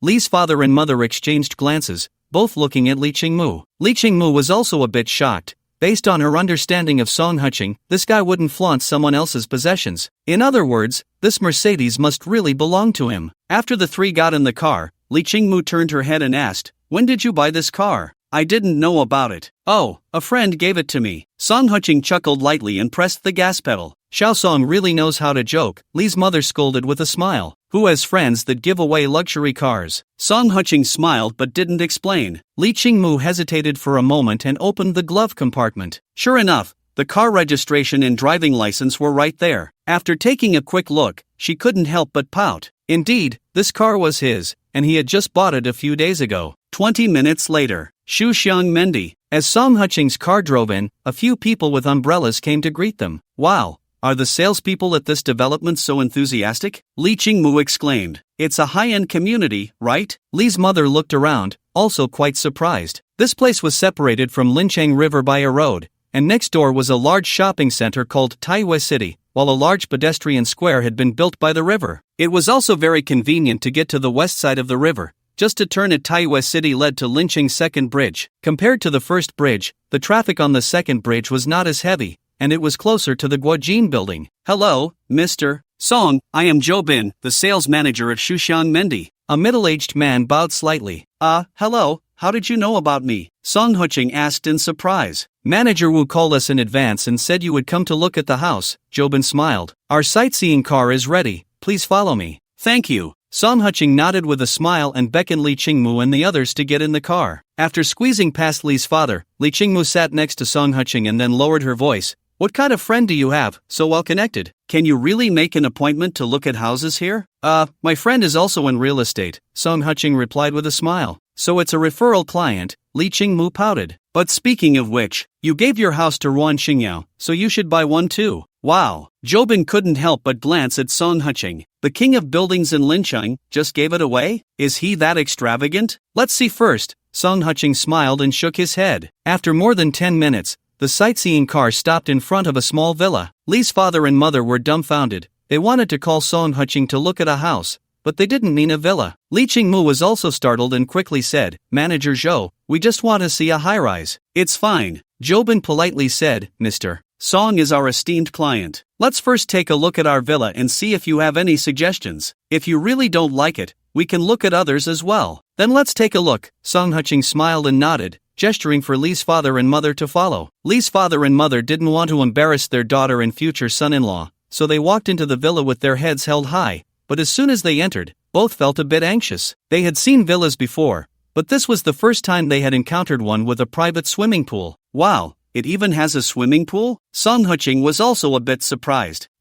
This is a complimentary swimming pool. If you don't like it, we can fill it in and turn it into a yard, Zhou Bin quickly said. That's not necessary, Song Huching shook his head. It's just that we have 6 months of rain here. This pool probably won't be used much. Why are you still giving suggestions? Li Qingmu helplessly pinched his waist. To be honest, Mr. Song, our villas are generally not used as residences, Zhou Bin hinted. Oh, so it's a place for keeping mistresses. Song Huching suddenly understood. The villa was 2 stories high, with a large terrace on the outer side, and the terrain here was very elevated. Although it looked like only 2 stories, in reference to the distant road, it was at least 7 or 8 stories high. Standing on the terrace, one could see the entire view of the Lincheng River. How much is it per square meter here? Li Qingmu asked cautiously. This villa is 600 square meters, 14,800,000. Zhou Bin's words made Li's father, who had been eavesdropping in front, suddenly go weak in the legs and fall to the ground. Wait, isn't this even more expensive than the houses in Lincheng Mansion? Li Qingmu couldn't help but retort. Not really, Zhou Bin hurriedly said. As far as I know, the average price in Lincheng Mansion is 8 to 10,000 per square meter. The top units are over 30,000 per square meter. We're only at over 20,000 per square meter, which isn't expensive. And to be honest, if it weren't for the villa, I wouldn't even dare to recommend our large flat to Mr. Song. After saying, excuse me, Li Qingmu pulled Song Huching aside and gritted her teeth.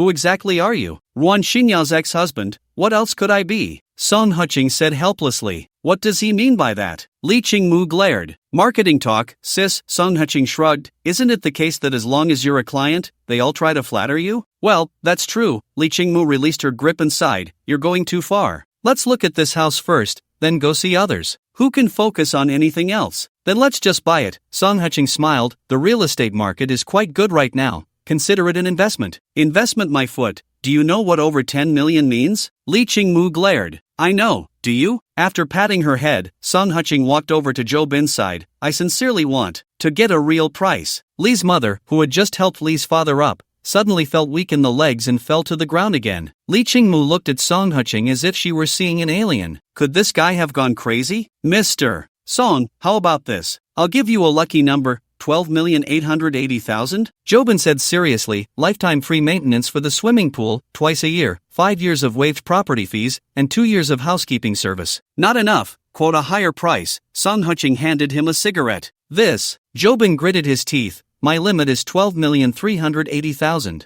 Then hurry up and call. What are you stalling for? Song Huqing laughed and scolded. Hurry up. I'll give you 5 minutes.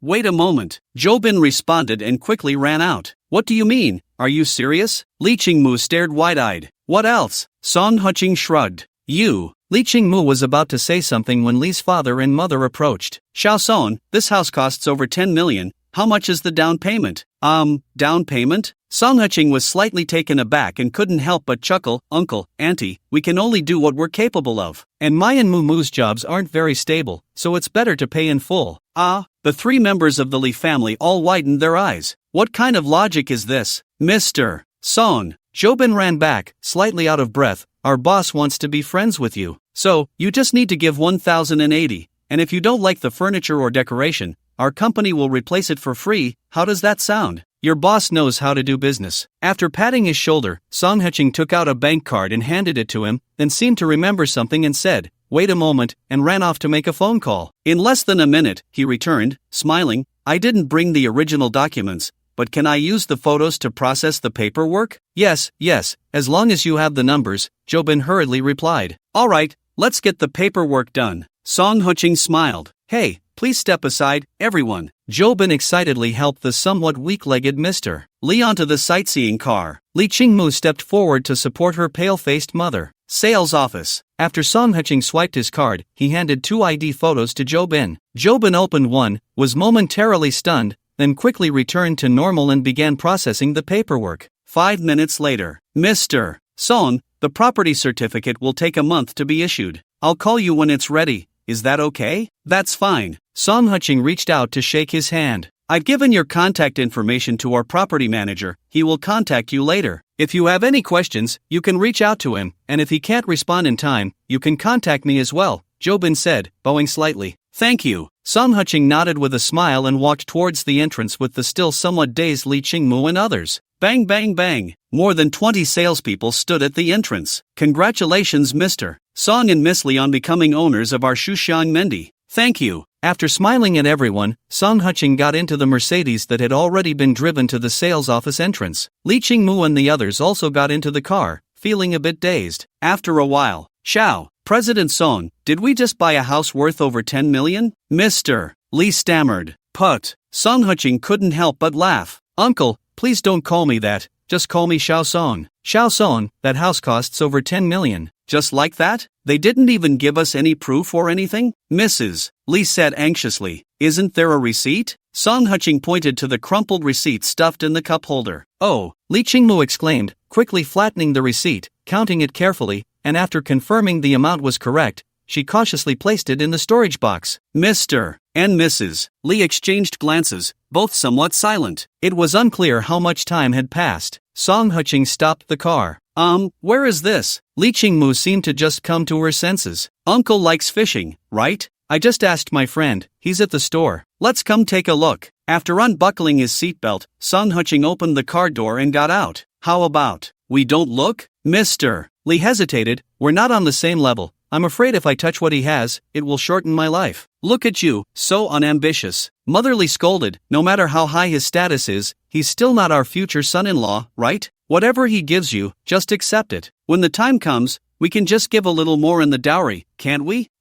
That's true. After Father Li responded, he opened the car door and followed. Li Qingmu looked at Song Huqing, who was chatting happily with her father, with a complex expression, filled with questions in her mind. Did Wan Xingyao know that Song Huqing was so wealthy? Inside the fishing tackle shop. Brother, you're here. The chubby boss greeted with a beaming smile. Brother? Both Mother Li and Li Qingmu looked at him in disbelief. This fat guy was at least in his 40s, right? Auntie, sister-in-law, don't judge me by my appearance. I was born in 95. The chubby boss laughed. You like fishing too? Father Li asked in surprise. Look, the chubby boss pointed to a nearby water tank. I was feeling itchy earlier, so I cast a couple of lines at the artificial lake behind. That's not something a 95 kid would do. Father Li nodded with a smile. Brother, this is my future father-in-law, also a seasoned fisherman. You help him get the gear, whatever rod, sea rod, or lure, just arrange it for him. Song Huqing handed a cigarette to the chubby boss, saying, but let's be clear, it doesn't matter if the stuff is expensive,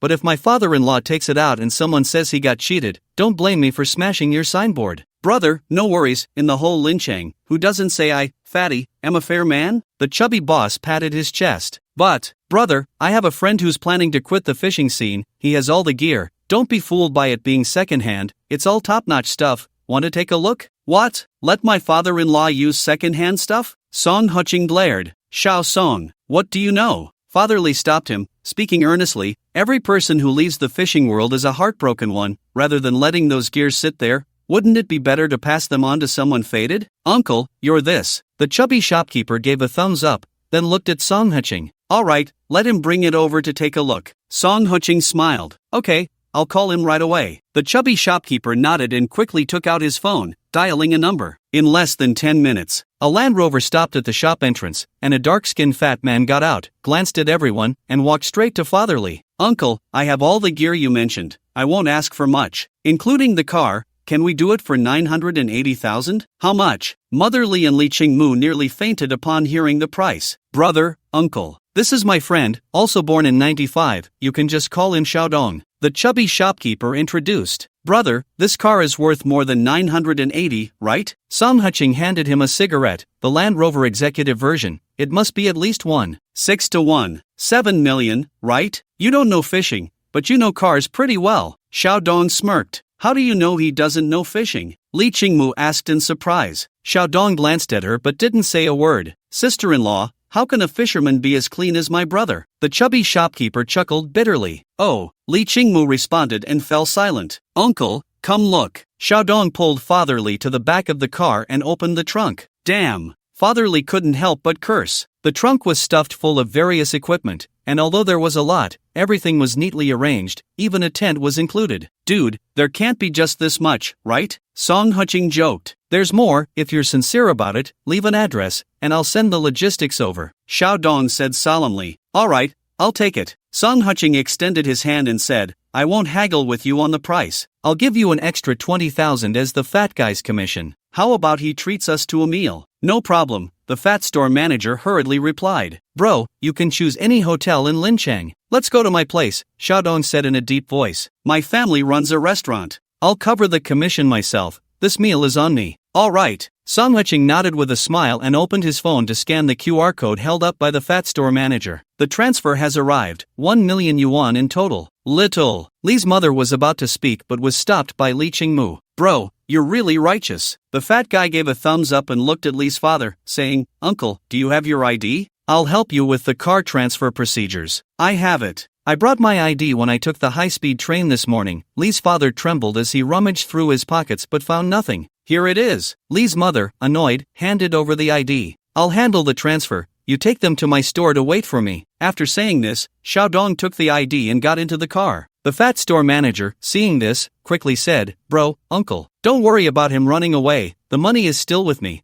I'll take responsibility if anything happens. I'm not worried. Song Huqing smiled and shook his head. Mainly, I see your little brother looking gloomy. He got a big advantage. Treating him to a drink isn't too much, right? Bro, you really are righteous. The fat store manager, full of admiration, clasped his hands and pointed to his car. Let's go to his store and wait for him. Follow my car. Okay. Song Huqing responded with a smile and turned to walk towards his car. Li Qingmu and the others hurriedly followed behind him. In the car. Xiao Song, don't mind me being nosy, but those things, are they really worth $1 million? We shouldn't be fooled, Lee's mother said cautiously. Aunt, that Land Rover is worth $1 million. Song Huching handed a cigarette to Lee's father and rolled down the window. I don't know much about fishing gear, but those things, at least worth several $100,000. After all, someone who can afford a Land Rover wouldn't have cheap stuff, right? That car is worth $1 million? Then didn't we get all those things for free? Lee Ching-mu said excitedly. But don't say that in front of people, Song Huching sighed. If it weren't for difficulties, who would willingly sell their beloved things? Uncle, don't you think? That's true, that's true. Lee's father seemed to wake up from a dream. Forget about the rest of his things, just those fishing rods he left behind. Each one is at least 10 to 20,000. That whole truck of stuff is not inferior to his car. Song Huching, what do you think his difficulties are? Lee Ching-mu asked sweetly. Song Huching glanced at her and shook his head with a bitter smile. Did you hear what the fat guy said? What did he say? Lee's mother asked curiously. Those born in 95, the youngest of them is now in their early 20s. So if Xiaodong graduated from college, he must be at least 24 or 25, right? Song Huching sighed. At 24 or 25, there are many problems to face: marriage, children, inheriting the family business, and fishing is a very time-consuming hobby. Either his family doesn't agree with him continuing to be a fisherman, or his wife doesn't agree with him continuing to fish. The reasons boil down to these 2 points. You can tell just by age? Lee Ching-mu was surprised. Of course, it's not just that. Song Huching curled his lips. That Land Rover is a new model from this year, which means he just changed it. But that guy isn't short on money, so he plans to half sell and half give away his fishing gear. Do you believe that if Uncle wasn't here, and I went to buy it, he wouldn't sell? You're lying. How could he not sell? Lee Ching-mu rolled her eyes at him. If you don't believe me, there's nothing I can do. After Song Huching shrugged, he followed the chubby store manager into an underground parking lot. Ah, Nanchao Pavilion. Lee Ching-mu exclaimed. What? Song Huching looked at her in surprise. Nanchao Pavilion, one of the most famous restaurants in our city, Lee Ching-mu said, recounting with familiarity. It's specialized in Sichuan cuisine. I heard they have branches all over the country, and this one is reservation only, very upscale. Is that so? Song Huching smiled and parked next to the store manager's vehicle. Brother, Xiaodong is already here, let's go up, the chubby store manager said as he got out of the car with a smile. Didn't he go to handle some paperwork? How did he get here faster than us? Lee Ching-mu asked in surprise. Does the young master of Nanchao Pavilion need to handle paperwork himself? Song Huching ruffled her hair. Come on, let's go try the skills of Nanchao Pavilion. I guarantee you won't be disappointed. The chubby store manager chuckled and led the way. As the group just exited the elevator, 2 rows of women in kipeos slightly bowed and said in unison, Welcome, Mr. Song, to Nanchao Pavilion. Not bad, Song Huching smiled at the chubby store manager. Fatty, over here. Xiaodong waved from a short distance away. Song Huching and the chubby store manager walked over together and followed him into a private room. I didn't have much choice here, it's all Sichuan cuisine. I ordered a few popular dishes that guests usually choose. If you don't like them, we can go somewhere else, Xiaodong said frankly. It's fine, we're all from the mountain city. Sichuan cuisine is just right for our taste, Lee Ching-mu hurriedly said. That's good, have a seat, Xiaodong said, then hesitated for a moment before sitting on either side of Song Huching with the chubby store manager. Buddy, if you don't like talking to me, you can sit next to my father-in-law. There's no need to force it, Song Huching joked. Put. Lee Ching-mu and the others all laughed. I'm not fishing anymore. Xiaodong pulled out a cigarette and spread it around. According to my mom, knowing a few rich people is much better than knowing a few fishermen. I don't quite agree with that, Song Huching chuckled. In this day and age, fishing is not just a casual activity. Take you for example. The money you've spent on fishing must be at least several million, right? Over 3 million, Xiaodong sighed. Then that's it, Song Huching teased. Buddy, we're just acquaintances. Let me say a half-serious joke. You're not focused on business, so why force it? But there's no other way, Xiaodong said with a bitter face. I just got married, my wife has opinions, my mother has opinions. If this goes on, I might get kicked out. Only child? Song Huching suddenly asked. Yeah, Xiaodong replied in surprise. Buddy, what does that have to do with being an only child? Looking at you, you don't seem to have much ambition, so why not just be straightforward with your mom? Song Huching chuckled. Instead of making you start a business, why not let you go fishing? At least, fishing won't lose money, right? Put. The chubby store manager burst out laughing. My dad said the same thing. He opened a shop for me just so he knows where I am every day. Whether I make money or not doesn't matter, as long as I don't lose, right? Song Huching joked. I have a saying for you to ponder. What saying? Xiao Dong and the chubby store manager perked up immediately. Don't fear the rich second generation losing their ambition. Fear the rich second generation with ambition, Song Huching lamented. If I'm not mistaken, you both come from the previous generation, right? Hey, how did you figure that out? Xiao Dong asked curiously. It's simple, because the third generation of the rich and the second generation are two different concepts. Song Huching curled his lips and said, rich second generation kids are basically like you guys. If you say you haven't been educated, you barely scraped through college. If you say you've been educated, you're still far behind those who have been groomed as elites since childhood. Wow, what you said makes sense, both Fatty and Xiao Dong exclaimed in amazement. Do you want me to give you some advice? Song Huching said with a smile. Bro, what do you want? Xiao Dong immediately asked, I'll give you a membership card for our Nanjiao pavilion, so when you come to eat here later, you'll get a 30% discount. Enough, what do I want with that? Song Huching laughed and scolded, if your mother and father are really keeping a close eye on you, then just have more kids, you know? If one doesn't work, have two. If two don't work, have another one. They think you guys are useless anyway, so why not focus on your grandchildren? Wouldn't that set you free? Wow. Xiao Dong and Fatty were dumbfounded. Li Qingmu's face turned red as she shot a fierce glare at Song Huching. Wait, Xiao Song, can this really work? Li's father asked in surprise, if the son doesn't work out,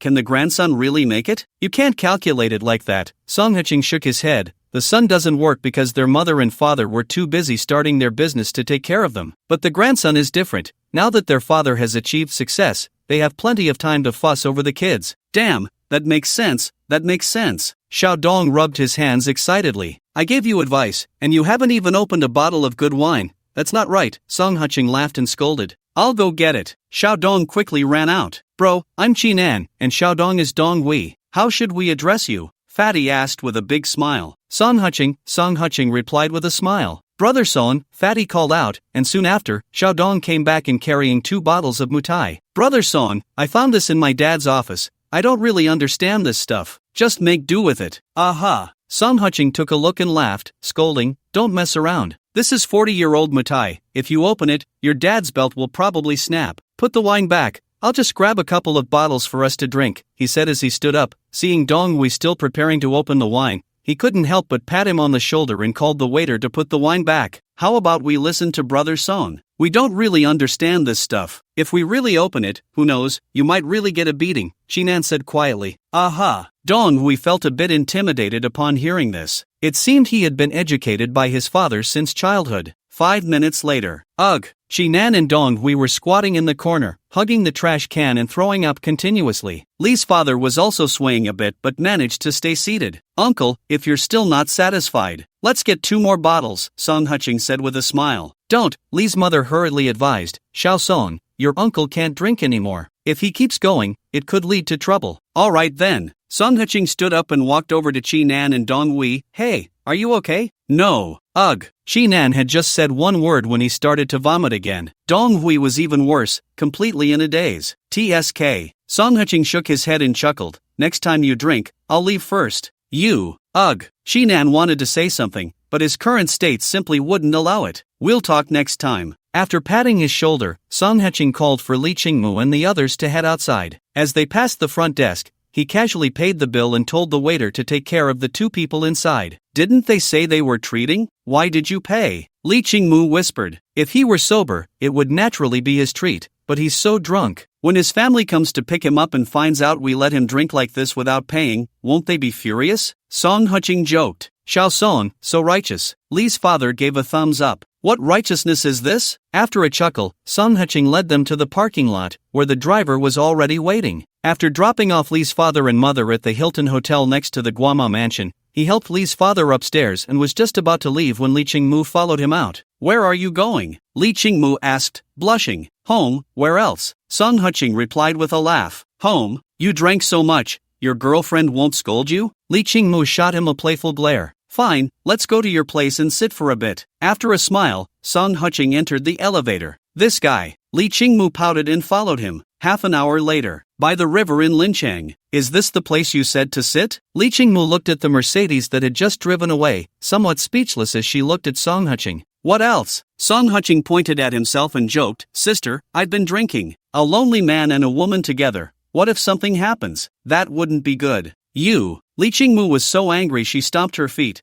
I'm not afraid of anything as a woman. What are you afraid of? Afraid of too many romantic debts. Song Huching sat on a bench and sighed. Sister, I have a lot of things I haven't handled well myself. Poof. Li Qingmu crossed her arms, frowning. The car you bought for my dad. I don't have the money to pay you back for now. I knew that already, just pay me back slowly. Song Huching teased. Whenever your dad stops playing, you can sell the car and those things and return the money to me. You're so generous? That's $1 million. Li Qingmu said softly. 98,000, the remaining 2,000 is what I used to show off. It doesn't count as your debt. Song Huching said seriously. Put. Li Qingmu couldn't help but giggle, then immediately put on a serious face. Do you really think your money comes easily? 2,000 just to show off? They said it so clearly. If I don't show a little something, I feel like I can't face them, right? Song Huching sighed. They were already at a loss. Giving them a round number is also my way of showing goodwill. You have so many reasons. Li Qingmu pouted. You're so rich. Why did Ruan want to divorce you? The problem is the answer. Song Huching shrugged. She could be with me for money, so naturally, she could divorce me for money. Rather than that, it's better to part on good terms. She just doesn't want to live an ordinary life. Li Qingmu said softly. I also don't want to live an ordinary life with her. Having money is indeed a good thing. For example, you're much easier to talk to now, aren't you? Song Huching joked. Li Qingmu opened her mouth but didn't know what to say. A gentleman loves wealth, there's nothing shameful about it. Song Huching lit a cigarette, but we are two different people, like two parallel lines that will never intersect. What if I insist on intersecting? Li Qingmu tilted her head and said, then you would be a monkey. I'll buy you a bunch of bananas later. Song Huching laughed. Go to hell, you're the monkey. After giving him a glare, Li Qingmu took off her high heels and sat on the stool, hugging her knees. I used to think about what it would be like to have money. Hey, don't start with that. Song Huching hurriedly said, Sister, I bought a villa, and you start talking about the past. Song Huching, go die. After pushing him in embarrassment and anger, Li Qingmu ran forward barefoot, holding her high heels. But after running for a while, she realized Song Huching had not followed her at all. She quickly turned back to look for him, only to find that he was already gone from the bench,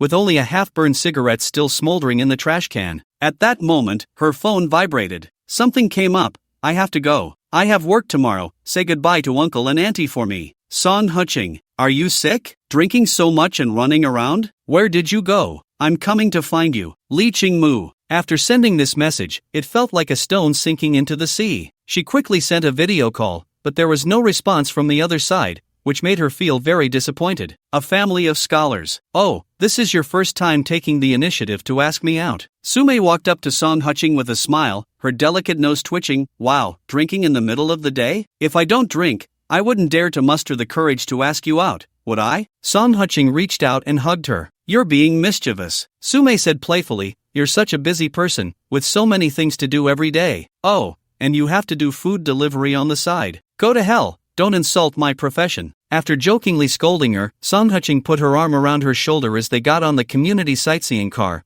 while Sume's Mercedes-Benz business car followed far behind.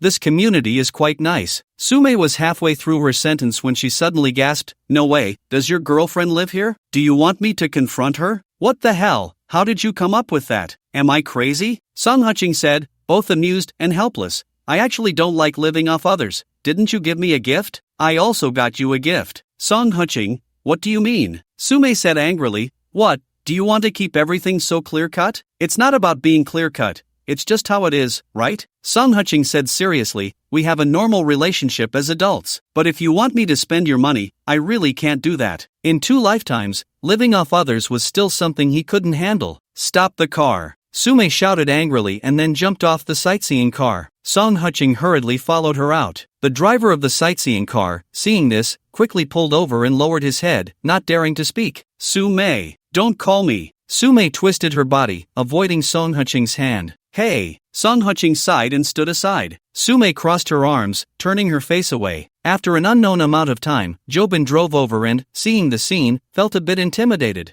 Manager Zhou, what is this? Song Huching called out. Oh, Mr. Song, here are the property deed and land certificate. Jobin immediately handed over a document bag, saying, all the documents are processed according to. He was halfway through his sentence when he pointed to the name on the document bag. After seeing Song Huching nod, he then said loudly, All of them are processed under Ms. Su Mei's name. Do you see any other issues? Song Huching looked at the document bag and pouted, forget it, just transfer it to someone else. Anyway, Song Huching, what are you saying? Su Mei immediately turned around, grabbed his collar, and said angrily, who do you want to transfer it to? Well, didn't you say you didn't want it? Song Huching shrugged. This is my property, and it has my name on it. If you dare to give it to someone else, I will fight you. After a sharp rebuke, Su Mei reached out and snatched the document bag. Seeing this, Song Huching winked at Jo Bin. Jo Bin immediately understood, bowed, and said, Miss Su, when Mr. Song came to see this villa today, he was quite anxious, saying he didn't know if you would like it. To be honest,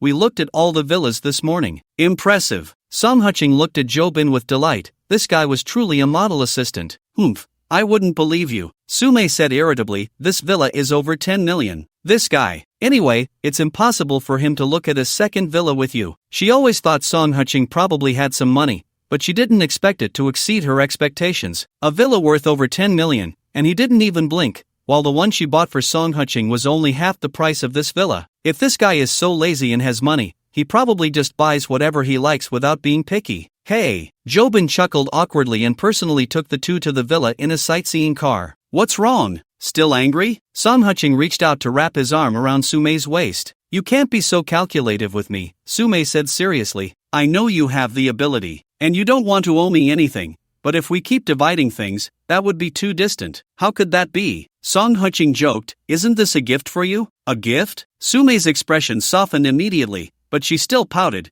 You didn't say that just now. I was just clarifying my position, weren't I? Song Huching teased, I can't be considered a great man, but I'm still a little man, right? A little man's dignity still needs to be maintained. Go to hell. Su Mei was amused by his words. When they arrived at the villa, her eyes lit up. Compared to the house in Linshueiju, she preferred this one, and the door number was a large 8, which she found very auspicious. Miss Su, all the services we offer are clearly stated in the contract. Just call the number above whenever you have time, Jo Bin said with a light smile. Okay, thank you, Manager Zhou. Su Mei nodded with a smile. Then I'll take my leave. If you and Mr. Song need to leave later, you can also call me, and I'll arrange a car for you. After winking at Song Huching, Jo Bin stepped out. Song Huching, be honest, who are you planning to give this house to just now? Su Mei asked playfully. I was just saying that, Song Huching replied with a laugh. This house is yours. The transfer requires your consent, right? If I could just give it to whoever I wanted, that would be a problem. Humph,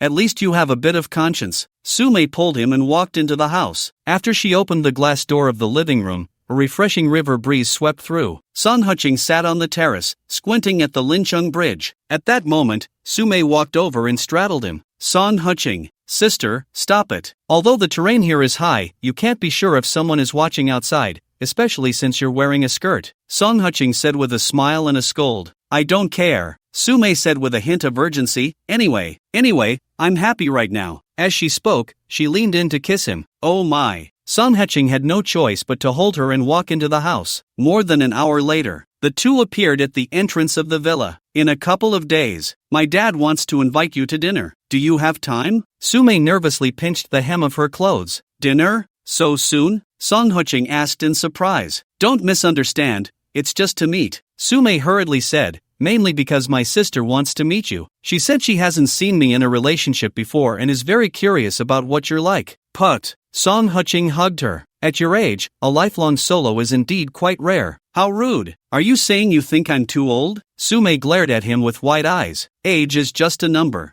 You're only 2 years older than me. I don't mind losing a brick of gold. Song Huching laughed. Humph. You're just good with words. Su Mei gave him a charming roll of her eyes and then pulled him into the car. Half an hour later, Song Huching got out of the car under the Lincheng Bridge. After the business vehicle disappeared, he took a taxi to Lincheng Mansion, Building 49. As soon as he entered, he saw Su Qing sitting on the sofa with her arms crossed. Yo, Miss Su is back from her business trip? Why so soon? Humph, how can you even ask? Su Qing glared at him. You don't reply to messages, your phone is off. What do you mean? Beside her, Yun Ning wore a face full of schadenfreude, looking like he was enjoying the show. My phone ran out of battery. Song Huching shrugged. I went out drinking with some old classmates last night. It got too late, and we just slept outside. Is that so? Su Qing walked barefoot to him, gently moving her nose. Oh, you not only smell of alcohol but also of girl and no. 7. Which woman in that place can afford such perfume? Impressive. Su Qing reached out to hug her. You can even smell that? Don't touch me. Su Qing said angrily, did you go out fooling around with that woman again? If I told you I just met her for lunch, would you believe me? Su Qing sighed. Really? Su Qing frowned. If I lie to you, I'm a bastard. Su Qing swore to the heavens, I really just went to handle some matters. It was a friend of Ruan Xingyao. She asked me to pretend to be her boyfriend to deal with her family. What? Su Qing pinched him hard, angrily saying, are you crazy? You would do something like that? I think I'm crazy too. Su Qing helplessly sat on the sofa. Today I finally dealt with her parents. You spent the whole night together? Su Qing pressed on. Not really. Su Qing said half-truthfully, she just needed to deal with her parents, not that she really wanted anything with me. You know Ruan Xingyao's friends, do they even look at me? Well, that's true. Su Qing pouted, her so-called best friends don't have much money, but they have plenty of tricks, their eyes practically on their foreheads. Exactly. Su Qing hugged her, since you're back for a few days, why not stay over?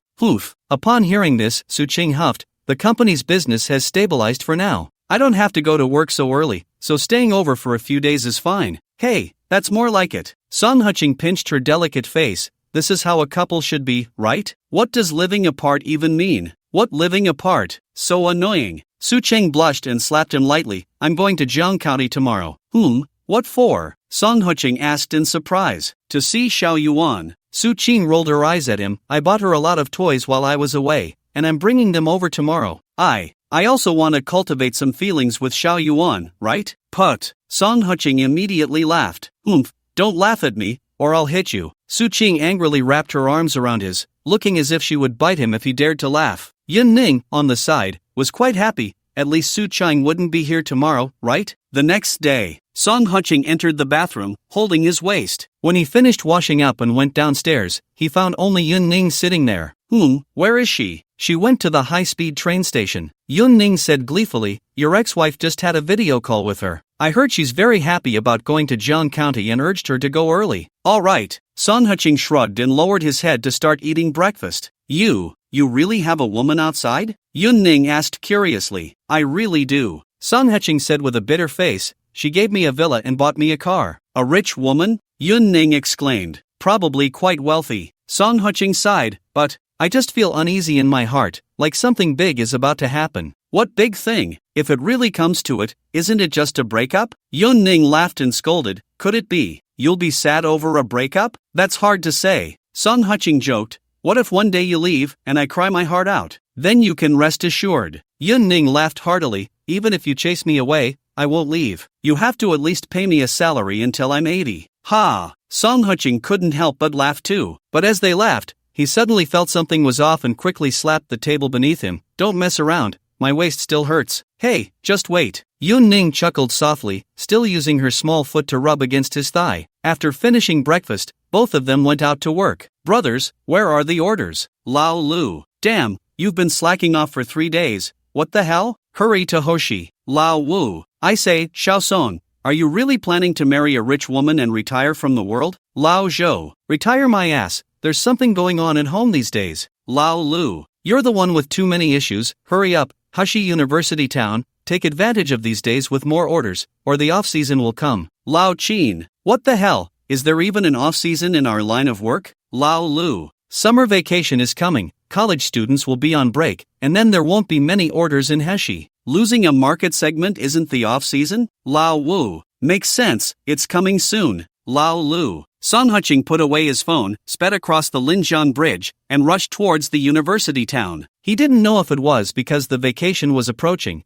but there were indeed a lot of orders today. He hardly stopped from the moment he entered Hoshi. By 3 in the afternoon, the order volume finally decreased slightly, and he was starving, so he found a small restaurant and ordered 2 dishes and a soup. Congratulations on reaching the 1,000 order reward. You have 3 chances to draw. Are you fucking with me? Su Qing cursed fiercely. 500 orders give 5 chances to draw, 1,000 orders give 3 chances? What the hell? How is it getting less? But he knew that getting angry about this was pointless. He could only sigh and enter the lottery interface. First draw. The big screen began to flash. Golden Legend, Golden Legend. Song Qing prayed with his hands clasped together. Obtain water avoidance technique. What the hell is that? Song Qing was startled by the orange glowing reward. Water avoidance technique. Recite the incantation silently, and you will not be harmed by water. Essentially, it meant that if you fell into the water, you wouldn't drown. Song Qing's expression became complicated. You could say this was a divine skill,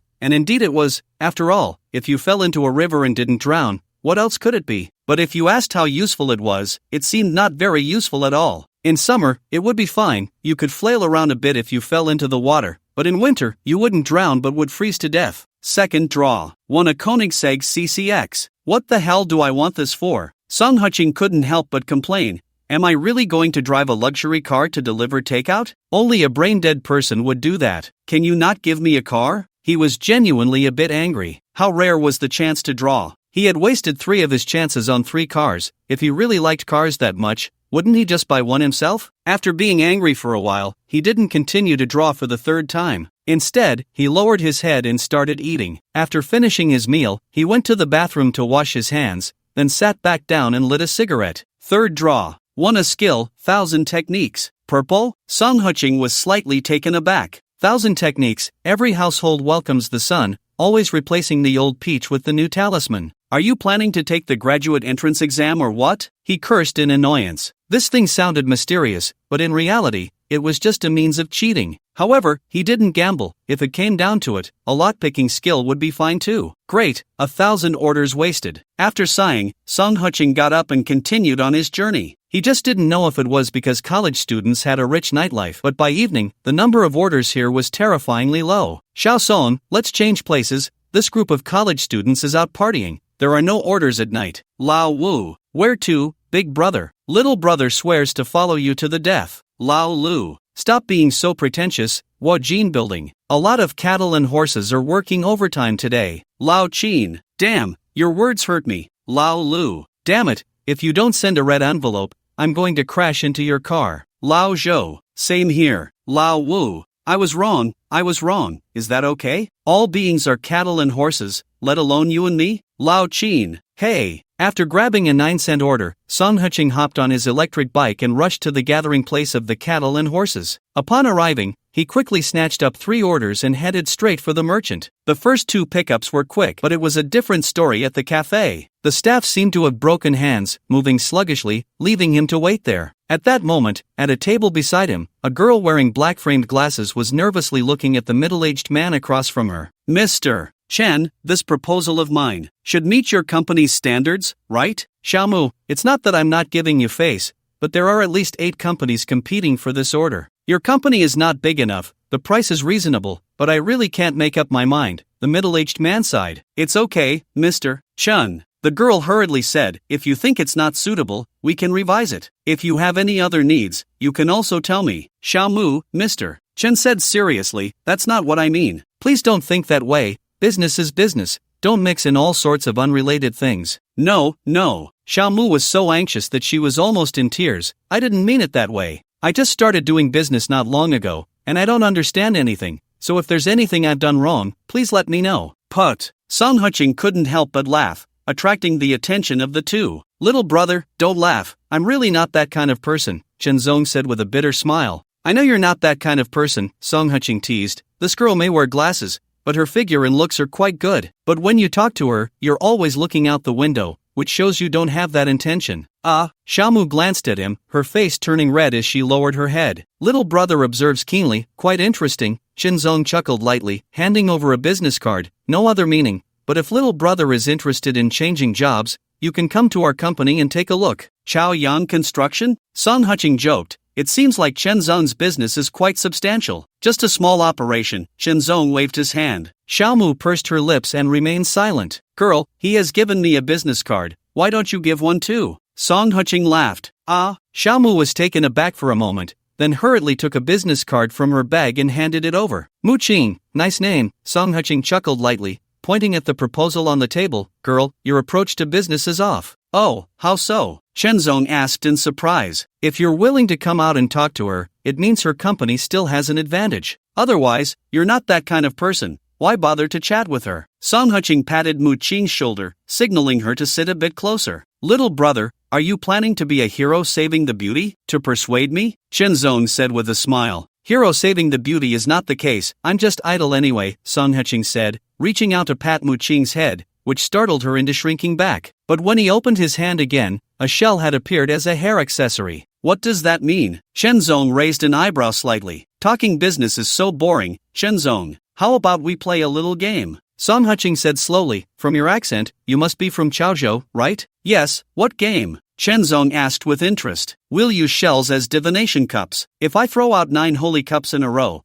how about you sign the contract? Song Huqing offered him a cigarette. Divination cups, also known as asking cups, are the things usually thrown in temples when seeking blessings. Generally, if both sides are positive, it's a yang cup. If both sides are negative, it's a yin cup. One positive and one negative is a holy cup, which indicates that the deity agrees to the matter. Little brother, you need to think this through. Do you know what 9 holy cups mean? Shenzong said in surprise. Anyway, you wouldn't disagree, right? It can't get worse than it is now, can it? Song Huqing turned to Xiaomu with a smile. Mu Qing, don't you think so? Yes, Mu Qing nodded with a flushed face. Alright then. Shenzong leaned back, serious. Little brother, if you really throw out 9 holy cups, how about I sign the contract today? Great. Song Huqing smiled slightly, holding the 2 shells in his palm, murmuring, May Mazu bless me. Splash! The 2 shells were thrown onto the table. 1 positive, 1 negative. Wow, a holy cup, Mu Qing exclaimed in surprise. Got it, don't shout, Song Huqing scolded with a smile. There are still 8 more. As he spoke, he picked up the shells again and threw them down. Another holy cup. Mu Qing's nervous face turned red. Ha! Shenzong also became serious. 3rd time. Song Huqing threw again. Still a holy cup. Mu Qing cheered, attracting the attention of many people. Little brother, do you mind if I check the shells? Shen said with a smile. Go ahead. Song Huqing pushed 2 shells in front of him. Shen was not polite, picking them up and dropping them into his palm. Both sides up. Sunny, he said nothing, picked them up again, and dropped them. Both sides down. Gloomy. Shen, how is it? Song Huqing lit a cigarette. You continue. Shen opened his phone, but did not take a picture of Song Huqing's face, only aimed it at the table. Splash! The 4th toss. Ah, still the Holy Grail. Mu Qing suddenly stood up, her hands unconsciously gripping Song Huqing's arm. Clap! Song Huqing gently patted her hand. Miss, please behave. Put. Shen and the onlookers couldn't help but laugh. Mu Qing's face turned bright red, hiding her fair little hand behind her. 5th time. Song Huqing smiled slightly and tossed the shells again. Damn, 5 holy grails? Is that for real? That's amazing, right? Now not only the customers in the store but even the coffee shop staff couldn't help but gather around. 6th time. 7th time. Song Huqing counted once and tossed again. When the 8th holy grail appeared, everyone held their breath. Looks like we can't sign a contract with little Mu without this, Shen self-deprecatingly said, taking the contract and preparing to sign his name. Shen, don't rush, we said 9 times, just 9 times. Song Huqing pressed his hand on him. If it's 1 less, doesn't that mean it doesn't count?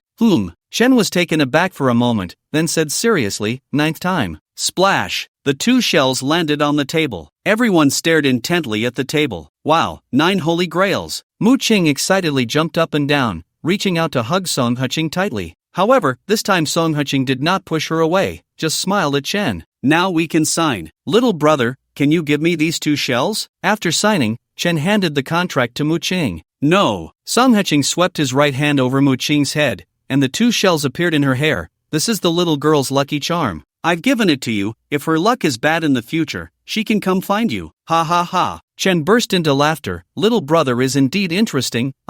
Before he finished speaking, he heard someone at the counter shout, number 69 is about to time out. Damn. Song Huqing quickly ran over, grabbed the coffee, and dashed out the door, leaving Mu Qing and Chen looking at each other in confusion. Who is this guy, after all? At this moment, Song Huqing didn't think too much, riding his electric bike through the streets. If he got a complaint for being late because of this, he would definitely go back and tear up Mu Qing's contract. Fortunately, at the last minute in the supermarket, he delivered the coffee to the overworked staff. Meanwhile, he squatted in the stairwell like a pug, panting heavily. At that moment, his phone rang. Hello, where are you? Li Qingmu's voice came through. I'm at work. What's up? Song Huqing sat on the stairs, catching his breath. Hearing the commotion, Li Qingmu immediately hung up and sent a video. You really are at work? Li Qingmu's beautiful face appeared on the screen. What else would you think? Song Huqing joked. So, did your uncle and aunt leave? They left. They left 500,000 for me. Li Qingmu lightly bit her thin lips and said, they also said that the remaining money will be given to us once they save enough.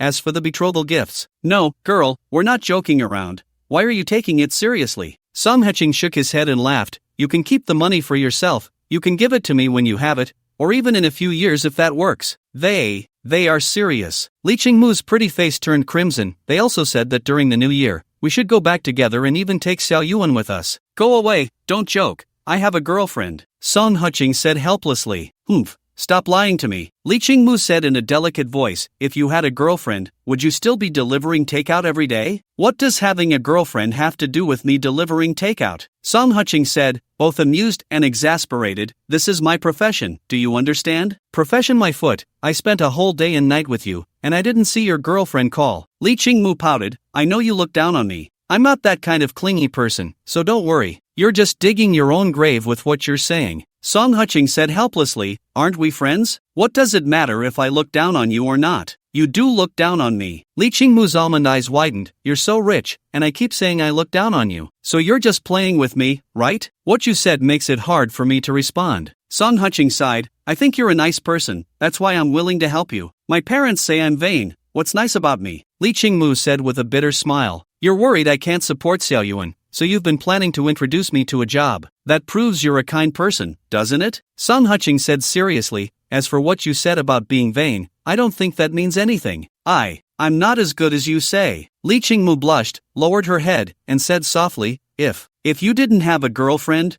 would you be with me? Of course not. Do you think I'm crazy? Song Heching scoffed, you love money so much, if I had money that would be fine. But if I didn't, wouldn't you just kick me away? I'm not that kind of person. Having been fooled once, would I be fooled a second time? Song Heching, go to hell. Li Qingmu shouted angrily and then hung up the phone forcefully. TCH. After rolling his eyes, Song Heching continued on his way. At 9:30 in the evening, he finally returned to Linqing Mansion, but just as he reached the entrance, Wu Xingxing came up to him. Mr. Song, your new car has arrived and is currently parked in your spot. Okay, thank you. After taking out a cigarette and offering one to him, Song Heching curiously asked, who delivered the car, did you see? Wasn't it the staff from Koenigsegg? Wu Xingxing said in surprise, they said this car was transported from Shanghai. Alright, I'll take that as me asking too much. Song Heching originally thought the car was conjured up, but it turned out it was delivered through proper channels. Mr. Song, this car is really handsome. Wu Xingxing flattered, in the whole of Lincheng, there's probably only this one, right? That's hard to say. Song Heching laughed and scolded, you're here all day, even if someone else has it, you wouldn't see it, would you? That's true. Wu Xingxing chuckled. Alright, I'm off. After waving his hand, Song Heching rode his little electric scooter home. When he arrived at the parking lot, he plugged in the scooter to charge and saw the silver sports car parked alone on the side. Although he wouldn't be using it for now, he still had to admit it looked cool. The streamlined body, ultra-low chassis, combined with those scissor doors and orange alloy wheels, is almost every man's dream car. However, he only reached out to touch it before walking towards the elevator. I thought you weren't coming back today, Yun Ning greeted him with a cheerful tone as soon as he opened the door. Well, I'm back now, so I have to let you know, right? Song Heching ruffled her hair. Poof. After Yun Ning pecked him on the cheek while standing on her tiptoes, she pretended to be disgusted, saying, you're all sweaty, hurry up and take a shower. I'll get you some clothes. But I haven't eaten yet, Song Heching laughed. Oh, then let's eat first. I'll heat up the food for you. Yun Ning exclaimed and dashed towards the kitchen. This girl. After Song Heching smiled, his phone suddenly rang. He hesitated for a moment but still answered the video call. Oh, off work. Ha! Su Mei's words were interrupted as her brows suddenly furrowed. Is it lagging? Song Heching shook his phone. Is she your girlfriend? Su Mei gritted her teeth. Who? Song Heching looked bewildered, and when he pulled the phone back a bit, he couldn't help but smile wryly. In the video, Yun Ning was arranging the dishes and seemed to sense something, walking over. The two women locked eyes in the video. Su Mei's eyes were filled with vigilance and provocation,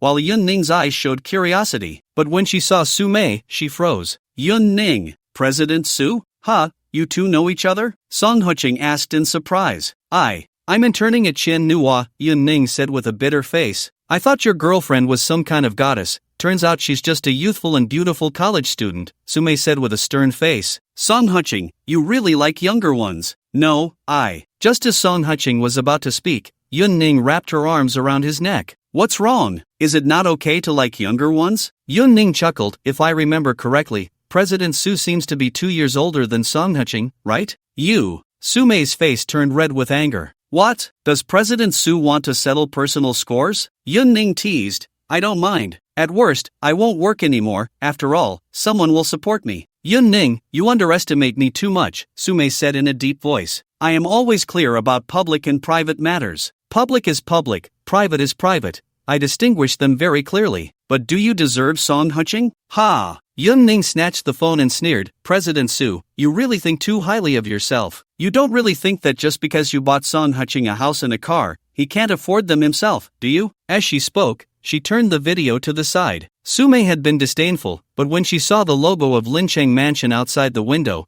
her pupils constricted sharply. Song Huching, you liar. Damn. Song Huching cursed inwardly, unable to help but smile bitterly. Song Huching, is this fun for you? Su Mei said with red-rimmed eyes. No wonder I said I wanted to be with you, and you kept pushing me away. Turns out you were just playing with me, thinking I don't deserve you, right? No, girl. I told you before that I live in Lincheng Mansion, Song Huching said aggrievely. When did you say that? Su Mei shouted angrily. Last time at Linshueiju, I said I had a house in Lincheng Mansion. You told me not to lie, Song Huching said with a bitter face. You. Su Mei's face turned red, but she still glared at him. Can't you explain a bit more? You're a man, and I'm just a little woman. What I say goes? Little woman? Song Huching and Yun Ning exchanged shocked glances. How could such words come from Su Mei's mouth? Song Huching, I'm coming over now. Su Mei gritted her teeth and said, No, this isn't good. Song Huching frowned and replied, Alright, you won't agree, right? Su Mei stood up, changing her clothes while sneering,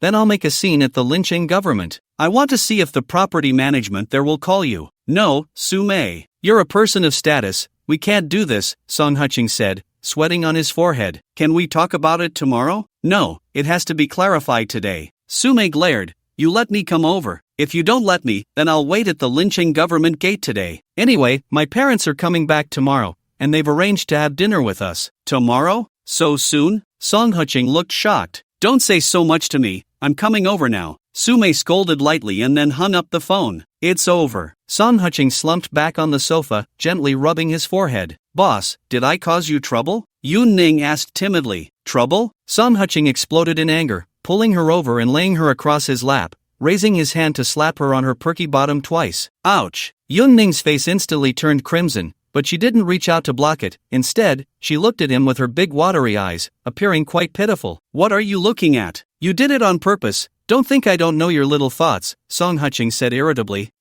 What little thoughts do I have? Yun Ning sat on his lap, exhaling softly. I'm just helping Sister Su Qing cover, right? Get out of here. Do you really think I'm a fool? Song Huching said helplessly. You can't wait for Su Qing and Su Mei to fight. Then when they both leave, you'll be happy. Hey! Yun Ning stuck out her little tongue and said sweetly, Oh, how could I be like that? I'm not your girlfriend. I'm just helping you solve trouble, right? Get lost. After laughing and scolding her, Song Huching patted her, signaling her to stand up. But Yun Ning wrapped her arms around his neck, her eyes dreamy. President Su, it will still take a while to arrive. Damn, what time is it, and you're still, Song Huching's words were cut off as she sealed his lips with hers. An hour later, he sat at the table eating, while Yun Ning had already started putting on makeup. I say, do you still need to put on makeup? Why do you think she hasn't arrived for so long? Yun Ning shot Song Huching a playful eye roll. Do you believe that she's probably still getting her hair done? Really? Song Huching asked in surprise. If you don't believe it, then forget it. Yun Ning huffed lightly and continued with her makeup. Where did you get all these bottles and jars? Song Huching asked curiously. The property management sent them, Yun Ning replied with a smile. They have trial sizes. Anyway, they were just lying around with no one wanting them. The last time I went to the property management to get a card, they saw I was interested, so they gave me a bunch. You're really a little clever girl, Song Huching laughed and scolded. Right?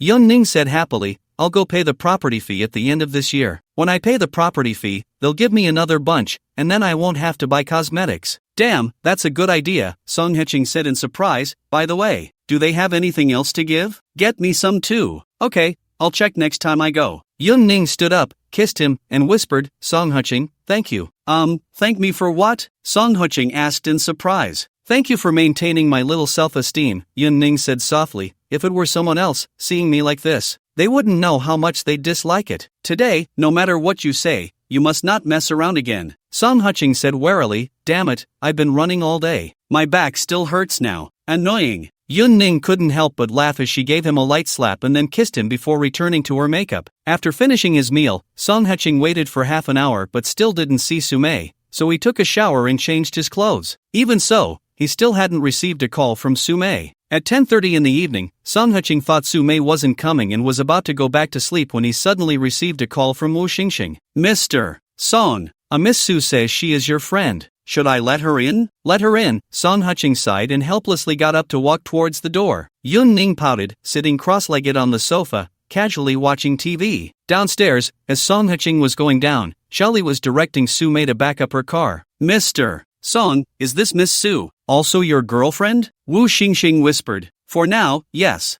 I don't know about tomorrow, Song Qing said with a bitter face. Should we take Miss Yun away under the guise of a fire drill? Wu Xingxing said seriously. Damn. That's not necessary. Song Qing was startled. Wait, does the Lincheng government have this kind of service? Yes, if necessary, I can arrange for someone to jump off a building to create a commotion. To cover Miss Yun's departure, Wu Xingxing said seriously. Song Qing looked at him, fell silent for a moment, and then spoke. When do I pay the property fee? If it really doesn't work, I'll pay a little more. Otherwise, I won't feel right.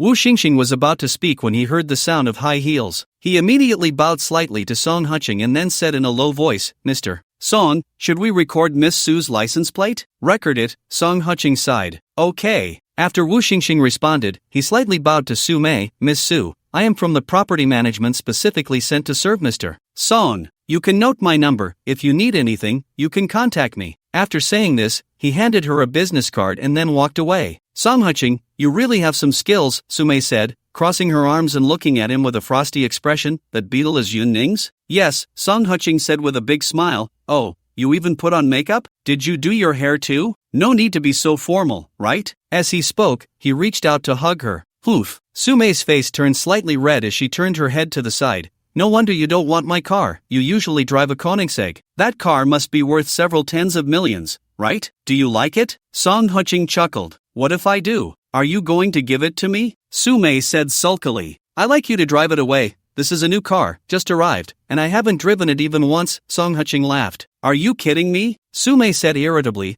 There are only 3 cars here. One is the Mercedes I gave you, one is Yun Ning's Beetle. Don't you usually drive? Look, Song Qing pointed to the small electric scooter that was charging. I usually ride that. Nonsense. Su-mei rolled her eyes at him. Humph. Anyway, you flatter me every day, not a single true word. All right. Song Qing took her hand and walked to the Koenigsegg, opened the scissor door, and gestured for her to sit inside. Su-mei hesitated for a moment but then bit her lip and sat in the driver's seat. Ignite. Song Qing gestured. Oof. After Su-mei started the Koenigsegg and looked at the high-tech large screen, she couldn't help but exclaim, after all, it's a million-level luxury car. What are you looking at? Look at this. Song Qing pointed to the dashboard. Do you see the mileage? 0? Su-mei widened her eyes. Is this car really the one you just bought? Otherwise, what do you think? Song Qing rubbed her head. You gave me a car, so this one is a gift for you. Consider it our token exchange. Go to hell. What token exchange? Su-mei's pretty face flushed, and she said softly, your girlfriend is still waiting upstairs. What if she gets upset? Let's see how you handle that. All right then. Song Qing shrugged, just about to leave when someone tugged at the corner of his clothes. He turned to see Su-mei looking at him with puffed cheeks, like a little goldfish. Song Qing,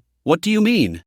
What's wrong? Are you going to blow bubbles? Song Qing poked her cheek with his hand. Annoying. Su-mei broke into a smile and scolded. You said this car is our token exchange, so what? Are you reluctant? Or are you afraid you can't get past Yun Ning? Oh, using reverse psychology, huh? Song Qing teased. Didn't you just say you didn't want it? Who said I didn't want it? I just worry it'll be hard for you. Su-mei said, blushing, your official girlfriend only drives a Beetle, and you're giving me a luxury car worth millions. I'm just worried it'll be hard for you. Really? Song Qing laughed. Oomph, am I afraid of her? Su-mei glared. She's just a few years younger than me, so what? What can she do for you? It's just about supporting her. I'm not that petty. Ha ha ha. Song Qing couldn't help but laugh. You're still laughing. Su-mei pinched him playfully and said, anyway, I'm taking this car tomorrow. If she has any objections, let her come find me. As soon as she finished speaking, Wu Xingxing ran over from a distance. Miss Su, we offer transfer services. Do you need our help? Sure. Su-mei pouted. but I want a good license plate. Can you get one? If it's the same number in Lincheng, that might be a bit difficult. Wu Xingxing replied honestly, but if you're not picky about the city, we can try to get a matching number. Wow, you can really do that? Su Mei was surprised. It's just a matter of money. What can't be done? Song Huching joked, get her 5/8, city unrestricted. Whatever it costs, count it on me. Okay. Wu Xingxing responded quickly, Mr. Song, please send me Miss Su's information. I'll help her with the paperwork tomorrow morning. Sure. Song Huching opened his phone and sent Su Mei's documents to him. The car's documents are in the car, you can take them yourself. All right. Wu Xingxing nodded, got into the passenger seat, and took the documents. Am I really not going to cause you trouble? Su Mei said pitifully, if you're afraid she'll be unhappy, then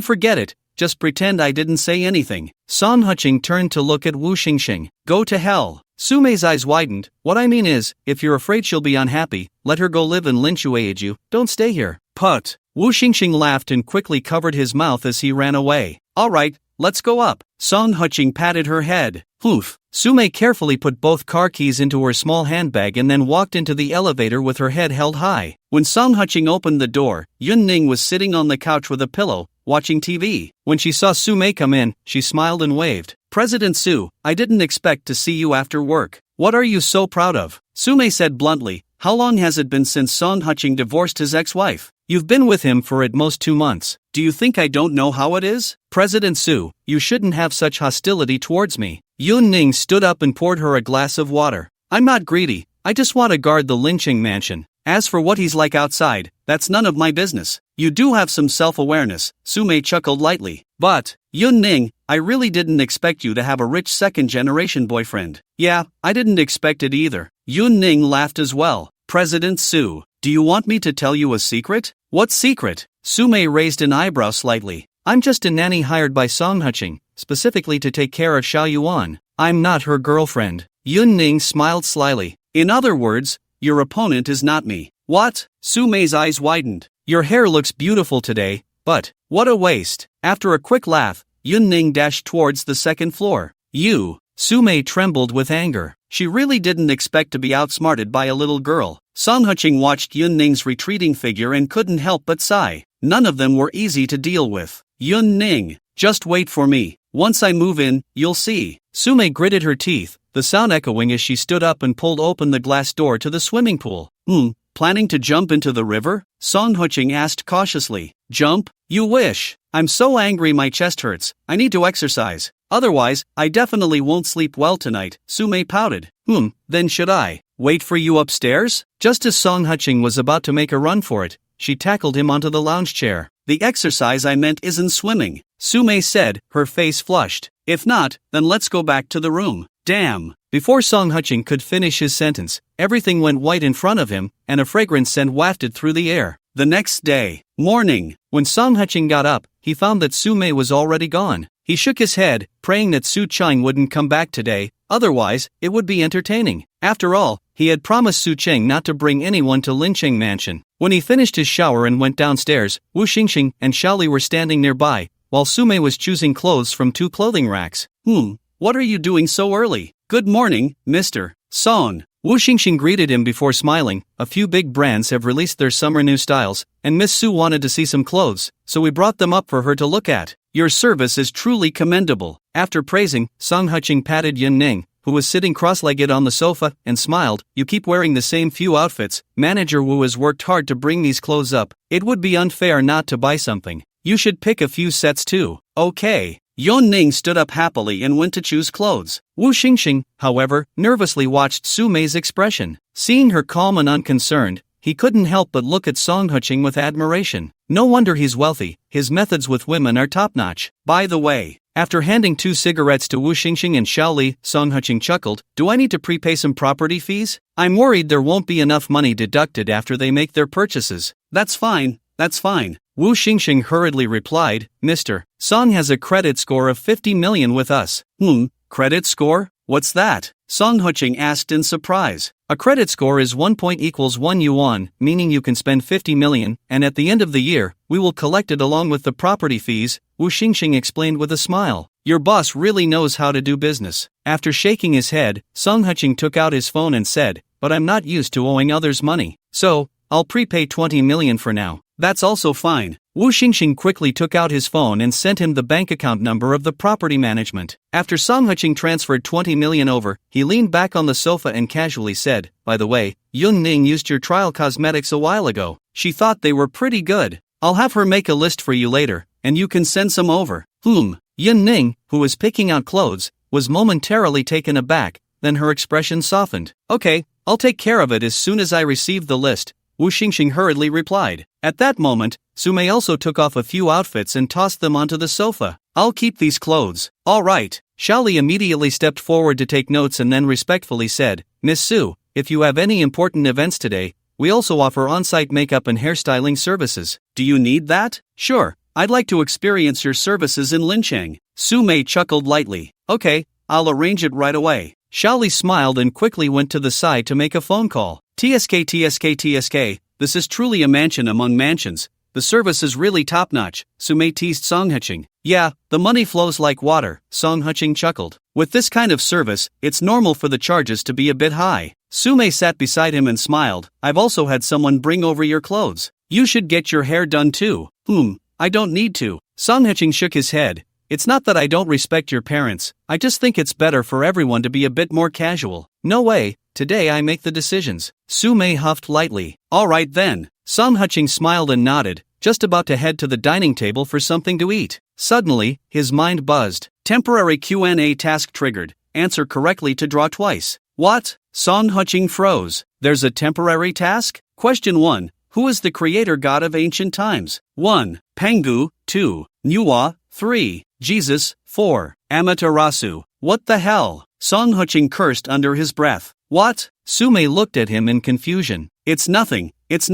Song Huqing shook his head and chose Pangu. Inside, he felt a bit pleased. The question was so simple. Rather than a temporary task, it felt more like a community warm-up. "Congratulations, host, correct answer." Question 2. Please silently recite the Tai Jing Guangjia within 5 minutes. Note, cheating will result in an automatic loss. Clatter. Song Huqing's chopsticks fell onto the table. What the heck? Tai Jing Guangjia? This was the first time he had ever heard of it, let alone silently recite it. "What's wrong with you?" Su Mei frowned. "Have you heard of Tai Jing Guangjia?" Song Huqing asked earnestly. "Ha?" Su Mei looked at him in shock. "What is Tai Jing Guangjia? I want to know what it is too." Song Huqing sighed and took out his phone. The moment he searched for Tai Jing Guangjia, the system directly judged him to be cheating, and he only received one chance to draw. However, he no longer cared. He just stared blankly at the Tai Jing Guangjia in his hand, even though it only had a mere 130 characters. Reading it out loud was already quite difficult, let alone silently reciting it. "What's wrong? Are you feeling unwell?" Su Mei asked with concern. "No." Song Huqing sighed and put away his phone. While having breakfast, he opened the lottery interface. Beep beep beep beep. The light orb kept flashing. He couldn't really see what flashed by clearly,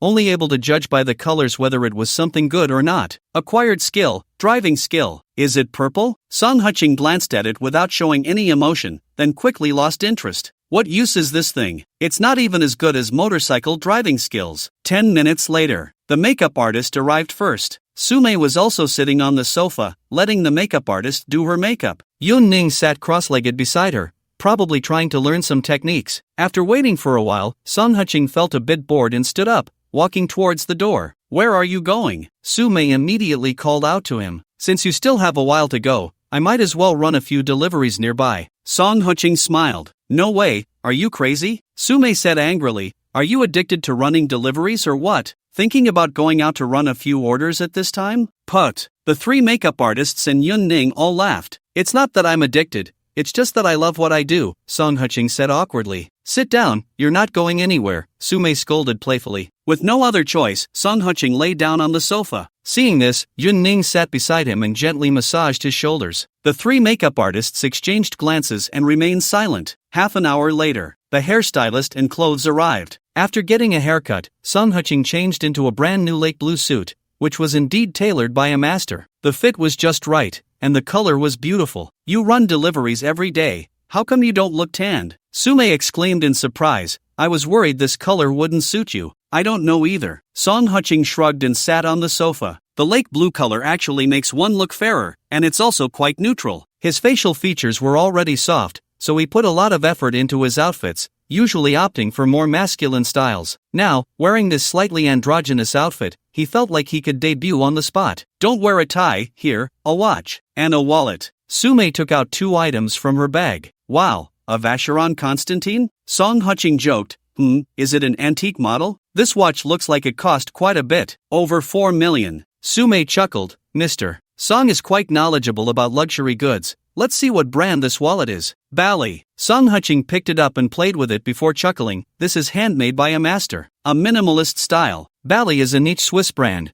considered one of the top luxury brands, mostly hand-stitched, with a strong artistic pursuit. But Song Huching scoffed at it. What handmade item could compare to machine-made? After all, humans can make mistakes, but machines rarely do. However, he had no choice, everyone recognized this. Impressive. Sume gave a thumbs up, then placed the wallet in his jacket pocket before heading back to change clothes. Are you really going to meet her parents? Yun Ning asked quietly. What can I do? Song Huching shrugged, Su Qing asked me to go. She's really foolish. Yun Ning pouted, she still wants her parents to disagree, but with your wealth, why would her parents disagree? Damn, that's a good point. Song Huching slapped his forehead, how about, you pretend to be mentally unstable and try to jump off the building, then I won't go today? Get lost. Yun Ning pushed him away irritably, if I really dared to say that. Do you believe she would throw me off this 49th floor? Well, that's true. Song Huching sighed, then made a face, so what can we do now? Don't you think Sume, Su Qing sound like the names of 2 sisters? Yun Ning asked curiously. Impossible. Song Huching shot her a glance. Last time when we were at Linshueiju, Sume answered her sister's call. At that time, Su Qing happened to call as well. How could they be sisters? It's just a coincidence that they share the same surname. What if? Yun Ning pouted. What if? If that's the case, then I might as well buy a lottery ticket. Song Huching scoffed. Then I hope you win the jackpot, Yun Ning said expectantly. Get lost. Song Huching reached out and pressed her face down, giving her a few slaps on the backside. 5 minutes later, Sume walked down in high heels, wearing a coral red short-sleeve top and black wide-leg pants, with black sandals on her feet. Her hair was slightly curled and tied back in a ponytail,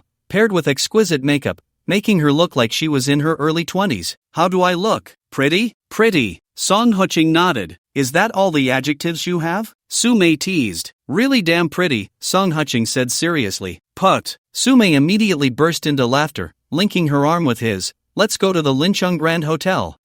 Aren't you driving? Song Huching asked curiously. Too lazy to change shoes. After a light laugh, Sume glanced at Yun Ning and raised an eyebrow. What's up? No place to go? Want to join us for dinner? As Song Huching's girlfriend? Yun Ning pouted. Forget it, let's go. Song Huching, feeling a bit of a headache, wrapped an arm around Sume and pushed her towards the door. TCH. Yun Ning rolled her eyes and turned on the TV. In the elevator. You little brat, one day I'll make her pay, Sume said angrily. Hey, make her pay, make her pay. Song Huching sighed helplessly. Why would you want to provoke her for no reason? Boom! The roar of a Koenigsegg's engine sounded. Immediately, a silver blade shot out, heading towards the entrance. At the entrance, Wu Xingxing had already raised the barrier upon hearing the noise. The Koenigsegg didn't slow down, instead, it accelerated and sped out. So damn cool, Shelly exclaimed as he watched the Koenigsegg disappear from view in just a few seconds. Captain, when do you think we can afford a car like that? You ask me? Wu Xingxing rolled his eyes. If I knew, would I still be here guarding the gate with you? True, Shaoli sighed. The Koenigsegg slithered down the road like a rattlesnake, and many people rolled down their windows to take pictures upon hearing the noise. Isn't this your first time driving this car? How come your driving skills are so good? Sume asked in surprise.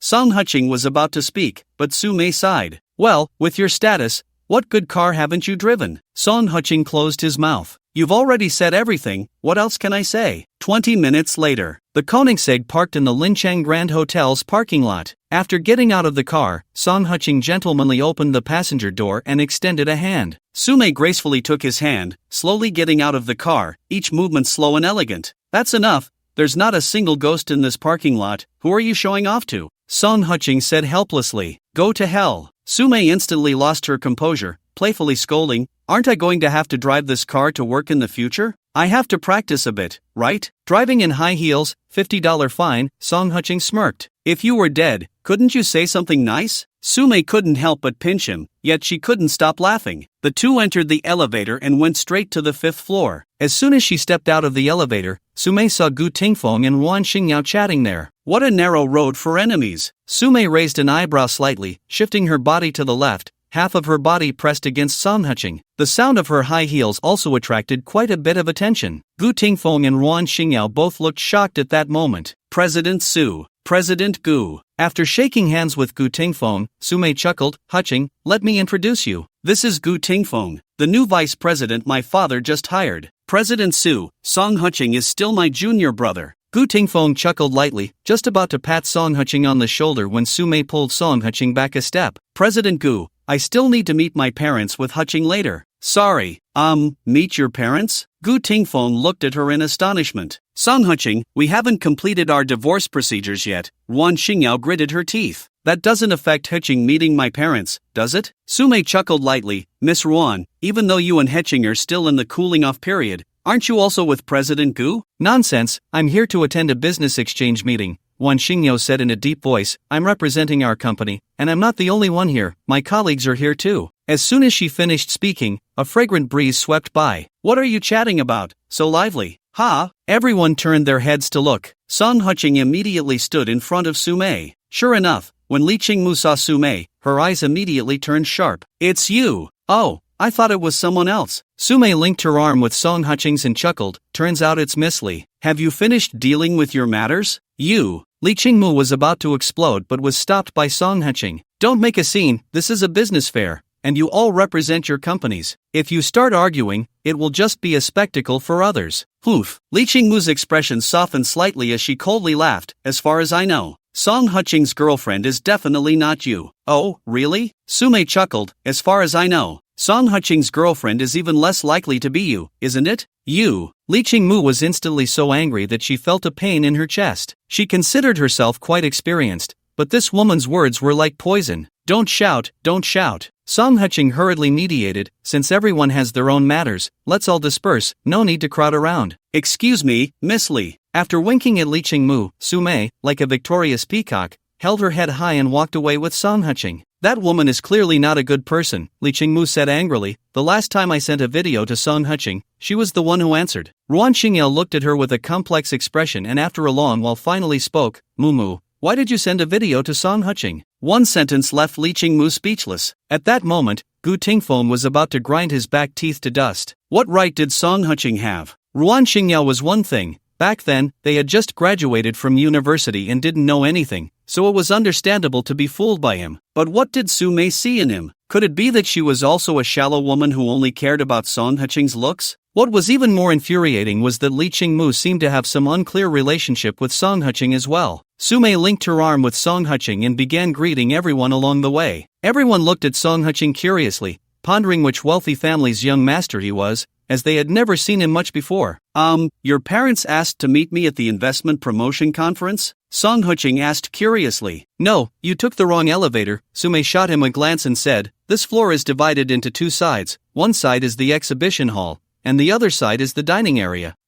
Okay. Song Huching sighed and followed her around to the other side. Su-mei skillfully led him into a large private room. Inside, a middle-aged couple was chatting by the window, and they immediately turned to look when they heard the noise. Xiao Song, long time no see. Manager Ming? Song Huching was taken aback. You are Su-mei's father? Ha ha ha. Su Ming burst into laughter. My daughter has been independent since she was little. When she started doing business, she was afraid people would say she was riding on my coattails, so I simply changed my name and let everyone call me Manager Ming to distinguish myself from her. It seems Manager Ming really cares for Su-mei, Song Huching complimented, then extended his hand to Su's mother. Hello, Auntie, my name is Song Huching. Lin Hui-jun. Su's mother also reached out to shake his hand and joked, these two, father and daughter, play charades at home during meals. I ask them something, and they won't say a word. Today, I finally get to see the real person. Xiao Song, you are even taller and more handsome than what old Su said. He's not just tall and handsome. Su Ming chuckled. Last time at the investment promotion conference in the city, he secured several $100 million in orders for Qian Nuo with just one move. Your daughter really made a big impression in front of many business veterans. Ah, there's this? Lin Huijun exclaimed. No wonder Qian Nuo's performance has been so good lately.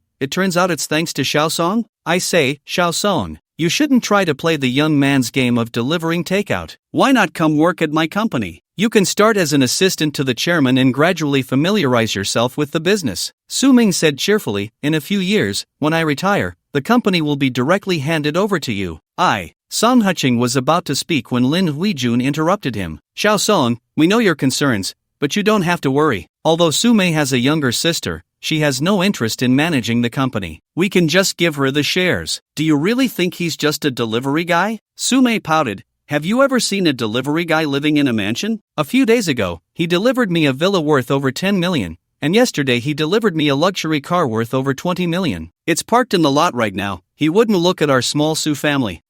Su Ming and Lin Huijun were both stunned. This script is not what they imagined at all. Speaking of cars, I feel like your sister has been acting a bit strange lately, Lin Huijun teased. Oh, what's strange about it? Su Mei asked curiously. I saw your sister, it seems she also changed cars. Lin Huijun said mysteriously, that Mercedes she used to drive was bought by me, but the one she's been driving lately is also a luxury car worth over 10 million.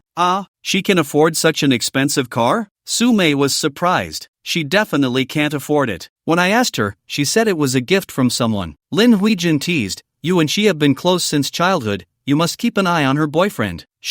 Su Mei was about to say something when the door to the private room was pushed open. You came at the right time, weren't you always shouting to see your brother-in-law? Come and take a look. Brother-in-law? Accompanied by a surprised exclamation. Song Huching turned his head to look, and when he saw the person rushing over, he froze. Su Qing? Song Huching? Su Qing screamed, stepping forward and grabbing his collar tightly. Xiao Qing, why are you so unruly? Su Ming scolded, hurry up and let go of your brother-in-law. Brother-in-law? Su Qing's mouth twitched for a moment, then she gritted her teeth and said, brother-in-law, when are you and my sister getting married? Su Qing, what nonsense are you talking about? Su Mei blushed and linked her arm with Song Huching's, saying, we're still young, Huching has his own career to pursue. It's fine to wait a few more years. Xiao Qing, do you know Xiao Song? Lin Huijun grabbed Su Qing's hand. We've known each other for almost 10 years. Su Qing puffed her cheeks. You have such a connection? Su Ming laughed and scolded, no wonder you grabbed his collar as soon as you came. But next time, don't do that. Xiao Song is still your brother-in-law, you can't be so disrespectful. All right. Su Qing frowned and said, I just ran into Uncle Mu downstairs. His daughter is here too, you should go see her. What? Old Mu is here too? Su Ming was taken aback for a moment, then shook his head and said, forget it. After all, today is to welcome Xiao Song. Mr. Ming, it's fine. Song Huching hurriedly said, we're all in Lin City. When isn't a good time to eat? From what Su Qing said, your friend must have come from afar, so why not go catch up with him first? Huching makes a good point. Su Mei chuckled, we're all in Lin City, and since we know each other, let's just have dinner at home next time. Our Su family still has a lot of business to rely on Uncle Mu, so you should go greet them first. That works. Su Ming shook hands with Song Huching, then patted his back. Your Aunt Lin's cooking is good. When you have time in a few days, come over for a meal, and we can have a good drink together. Okay. Song Huching nodded eagerly. Huijun, let's go over first. Su Ming called to Lin Huijun as they walked towards the door. As soon as the two left, the atmosphere in the private room instantly turned cold. What is your relationship? Su Mei said in a low voice. Song Huching hesitated for a moment, then forced a smile and said, she's my girlfriend. Slap. Su Mei raised her hand and slapped him. Song Huching, what do you take us sisters for? You want to have both sides? Didn't I tell you from the start that I have a girlfriend? Song Huching said with a bitter face. Slap. Su Qing slapped him again. You bastard, you clearly know she's my sister. Are you deliberately playing with us sisters? How the hell was I supposed to know she's your sister? Song Huching was almost in tears. Even dramas wouldn't dare to portray this, right? You didn't know? With your connections, you wouldn't know my sister is Su Qing? Su Mei sneered. Song Huching, you're really good at playing hard to get. You tricked me, and now you're tricking Su Qing too? Playing hard to get? The corner of Song Huching's mouth twitched. What stage are you two at? Su Qing said in a low voice. Song Huching was about to speak but got slapped again. What stage can we be at? How long have we known each other? Su Mei pretended to be relaxed and said, but you, how far have you gone with him? I and he. Su Qing glanced at Song Huching, then turned her head to the side. Although I've known him for many years, nothing has happened. He just got divorced recently. Since he's your boyfriend, you should take him back. Su Mei sat down on a stool, crossing her legs. Song Huching, I'm officially notifying you now. It's over between us. Song Qing looked at her, speechless. What do you mean by that? Su Qing also sat down on a stool, sneering, no matter how bad I am, I wouldn't steal your boyfriend. I was just playing around with him. Song Qing, let's not contact each other anymore. Song Qing looked at the two and couldn't help but sigh. So it's a breakup, right? Yes. Su Qing and Su Mei both nodded. Alright then. Song Qing looked at them seriously and said, I wish you both happiness in the future. Song Qing, stop being disgusting. Su Qing said angrily, what do you think? Do you think I can't live without you after breaking up? Isn't that so? Su Mei sneered. Song Qing, Su Mei, can let go of things easily. I will pay back the money my company owes you as soon as possible, and as for the things you gave me, take them back, I don't want them. What did he give you? Su Qing asked in surprise. A car, a house. After Su Mei finished speaking, she frowned and asked, what did he give you? A car, a Porsche. Su Qing gritted her teeth and said, Song Qing, you really know how to play tricks. Didn't you say my sister is a rich woman? Are you just scamming her money? What? Su Mei shouted angrily, Song Qing, you beast. Did you say that to her? I'm fucking wronged. Song Qing said with a bitter face, I never said that. What about me? Su Qing glared, Song Qing, you are truly shameless. I said that's enough. Song Qing said helplessly, you've cursed enough, how about we have a farewell meal? Farewell meal? Su Mei and Su Qing exchanged glances, both furious. I'll kill you. A farewell meal? You think you can lie and still have a reason, huh? Song Qing, you really are not human. Damn. Song Qing squatted on the ground, holding his head, as the two rushed over, punching and kicking him. After a while, someone knocked on the door. Who is it? Su Mei shouted angrily. Miss Su, can we serve the dishes now? The waiter timidly asked from outside the door. Yes, Song Qing shouted. Su Qing immediately grabbed his hand and bit down hard. Are you starving to death? Still thinking about eating at a time like this? No, but we have to eat something, right? Song Qing said helplessly, since we're already here. Haven't you ever had good food? Su Mei also scolded, Su Qing is about to break up with you, and you're still thinking about eating? No, you two are breaking up with me. That doesn't stop us from eating together. Song Qing said timidly, since we're breaking up, let's have a meal together first. I'm going to kill you. Su Qing shouted angrily, taking off her high heels and preparing to throw them at Song Qing. Damn! Song Qing cursed and quickly ran to the other side. Su Qing, do you want to kill him? Su Mei reached out to block Su Qing. He's your boyfriend. So what? Are you feeling sorry for him? I've already broken up with him. He's not my boyfriend anymore. Su Qing said with red eyes. Su Mei opened her mouth but sighed helplessly. Su Qing, he always told me he had a girlfriend. Then why were you flirting with him? Su Qing wiped her tears.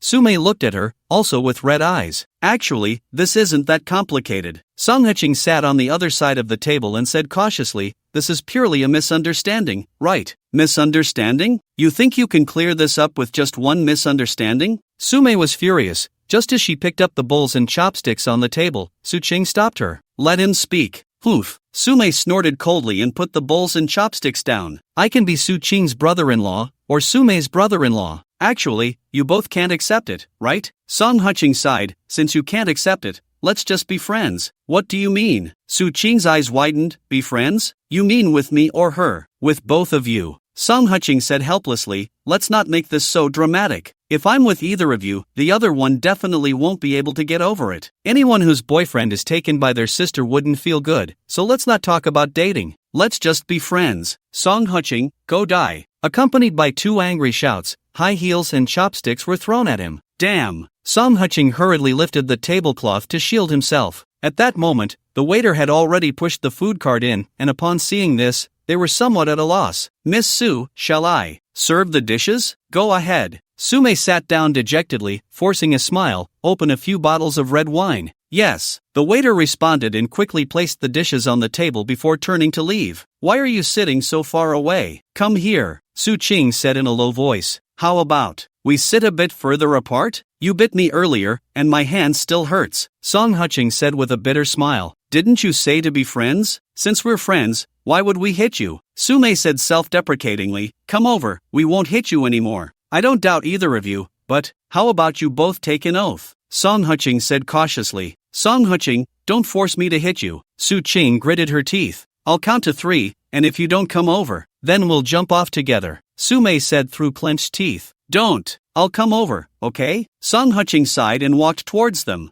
Seeing this, Su Mei and Su Qing tacitly made space for him. Song Huching glanced at the seat, then at the two with frosty expressions, and finally gritted his teeth and sat down. At this moment, the three of them fell into silence. After all, having encountered such a situation, no matter how much Song Huching joked, there was always a hurdle in their hearts that couldn't be crossed. It was unclear how much time had passed. The waiter brought over the decanted wine, carefully placed it on the table, and quickly left. Su Qing stood up and poured the wine into 3 goblets, then raised one and said, "Brother-in-law, I toast you." "Su Qing, what are you shouting?" Su Mei said angrily, "Song Huching and I have already broken up. He was originally your boyfriend. Is he still my boyfriend now?" Su Qing wiped the corner of her eye, sorrowfully saying, "No matter how he messes around outside, I can endure it. But why does he have to be with you? All the blame is mine. I will definitely not contact him again." Su Mei also had red eyes, raised her glass, drank it all in one go, and turned her head aside. Song Huching hesitated for a moment,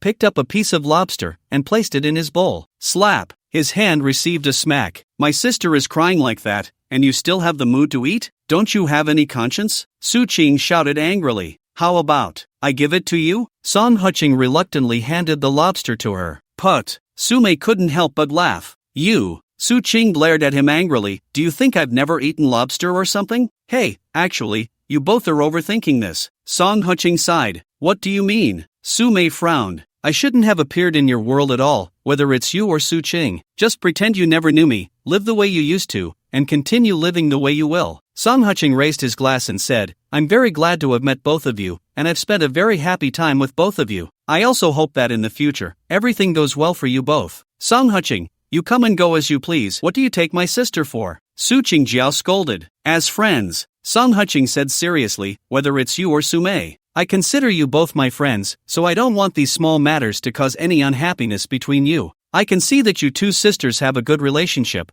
but your luck isn't great. Meeting a man like me is both a fate and a calamity." "Put!" Su Qing couldn't help but laugh, teasing, "Why do you sound like you're about to become a monk?" "Not to that extent." Song Huching chuckled. "I just think that in life, it's all like this. For example, right now, we find this matter hard to accept or particularly sad, but tomorrow, next year, when we look back at this, we'll realize it's nothing much." "You make it sound so easy," Su Mei said with a downcast expression. "Su Qing has never dated in all these years. You are her first boyfriend." "You say that as if you've dated before." Su Qing retorted, "You're already 30. Do you still think you're 17 or 18, that you can take your time? And you think you're young? You're also in your late 20s, just 2 years younger than me." Su Mei mocked back, "If you don't date now, just wait until you're 30, and you'll be a stepmother. Being with Song Huching is also being a stepmother, so what's the big deal?" Su Qing pouted. "Would you be willing if it were someone else?" Su Mei sneered. "You, hey, stop arguing." Song Huching hurriedly filled their glasses, raising his cup. "Actually, it's really not a big deal. Let's drink to the fact that we all lost in love at the same time. You're going to die." Su Mei playfully slapped him, both annoyed and amused. "Song Huching, why are you always so optimistic?" Su Qing sighed.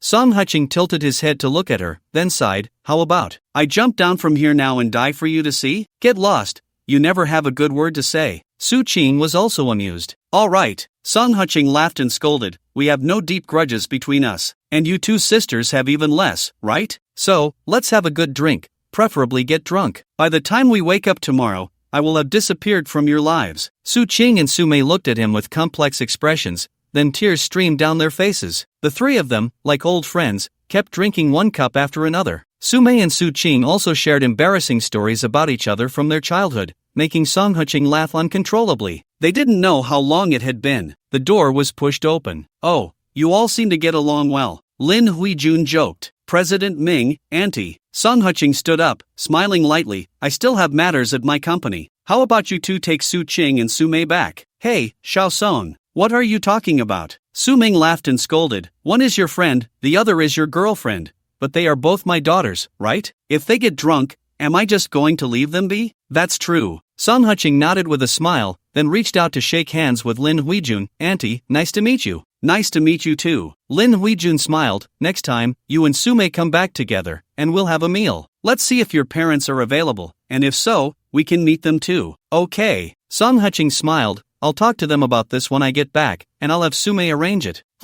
Su Ming and Lin Huijun both nodded with smiles. They found Song Huching very pleasing to the eye. He came from a good family, looked good, and more importantly, had a good character. Su-mei was quite strong-willed, but he was someone who could tolerate her, which was rare. Then I'll take my leave. Thank you for the hospitality. Song Hye-ching slightly bowed to the two before picking up his coat and walking towards the door. I'll see you off. Su-ming took a couple of steps forward. No need, no need. Song Hye-ching waved his hand and disappeared at the doorway. At that moment, Su-mei and Su Qing opened their eyes simultaneously, their gazes meeting, both with red-rimmed eyes. In the hotel lobby, as soon as Song Hye-ching stepped out of the elevator, he saw Gu Tingfeng and Ruan Xingyao chatting, while Li Qingmu sat nearby playing on her phone. Oh, Song Hye-ching. What a coincidence, isn't it? Song Hye-ching walked up to the three and handed a cigarette to Gu Tingfeng, saying, how did the investment meeting go? Did you close any deals? Our Su family is the leading enterprise in Lincheng, so there are quite a few wanting to collaborate with us, Gu Tingfeng replied with a hint of modesty. Impressive. Song Hye-ching gave a thumbs up. Weren't you supposed to be with Su-mei meeting her parents? How did it go? Ruan Xingyao asked casually. Don't mention it. Song Hye-ching sighed. You know what my family is like.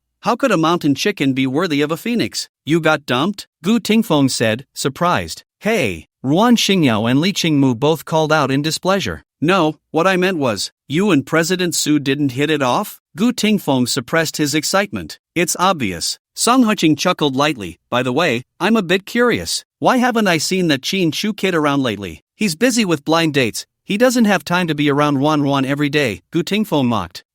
Blind dates? Song Hye-ching looked at Ruan Xingyao in surprise. Does his family not approve of you? Shut up. Ruan Xingyao pushed him away irritably, saying angrily, my relationship with him is completely innocent. Don't talk nonsense. A simp really doesn't end well, Song Hye-ching sighed. Put. Li Qingmu and Gu Tingfeng couldn't help but laugh. Go away, stop causing trouble. Ruan Xingyao scolded with a smile. Speaking of you, not to mention the Su group, just the market value of Qian Nua is impressive, right? If you found a decent job, it would be fine, but delivering takeout every day, who would look at you? Hey, don't discriminate against professions, Song Hye-ching pouted. You have a respectable job. But they still don't look at you, do they? Get lost. Ruan Xingyao scolded playfully. I told you I have nothing with Qin Chu. If you keep talking nonsense, we'll just go register again next month. Are you crazy? Do you think the Civil Affairs Bureau is your family business? Song Hye-ching said helplessly. Once the cooling off period is over, we can just get the certificate, and then we can part ways. How nice would that be? You. Ruan Xingyao, furious, pinched him hard at his waist. Hey, don't do that. Song Hye-ching quickly shrank back. Even though I was just dumped, I wouldn't go back to my ex. Song Hye-ching, do you want to die? Ruan Xingyao's face turned red with anger. Just joking. Song Hye-ching chuckled. But you and Gu Tingfeng actually make a good match. He's single now too, right? Get lost. Ruan Xingyao glared at him. I'm not like you, rushing to date right after a divorce. I'm quite happy living my life quietly. Hey, the custody rights were agreed upon, Song Hye-ching said seriously.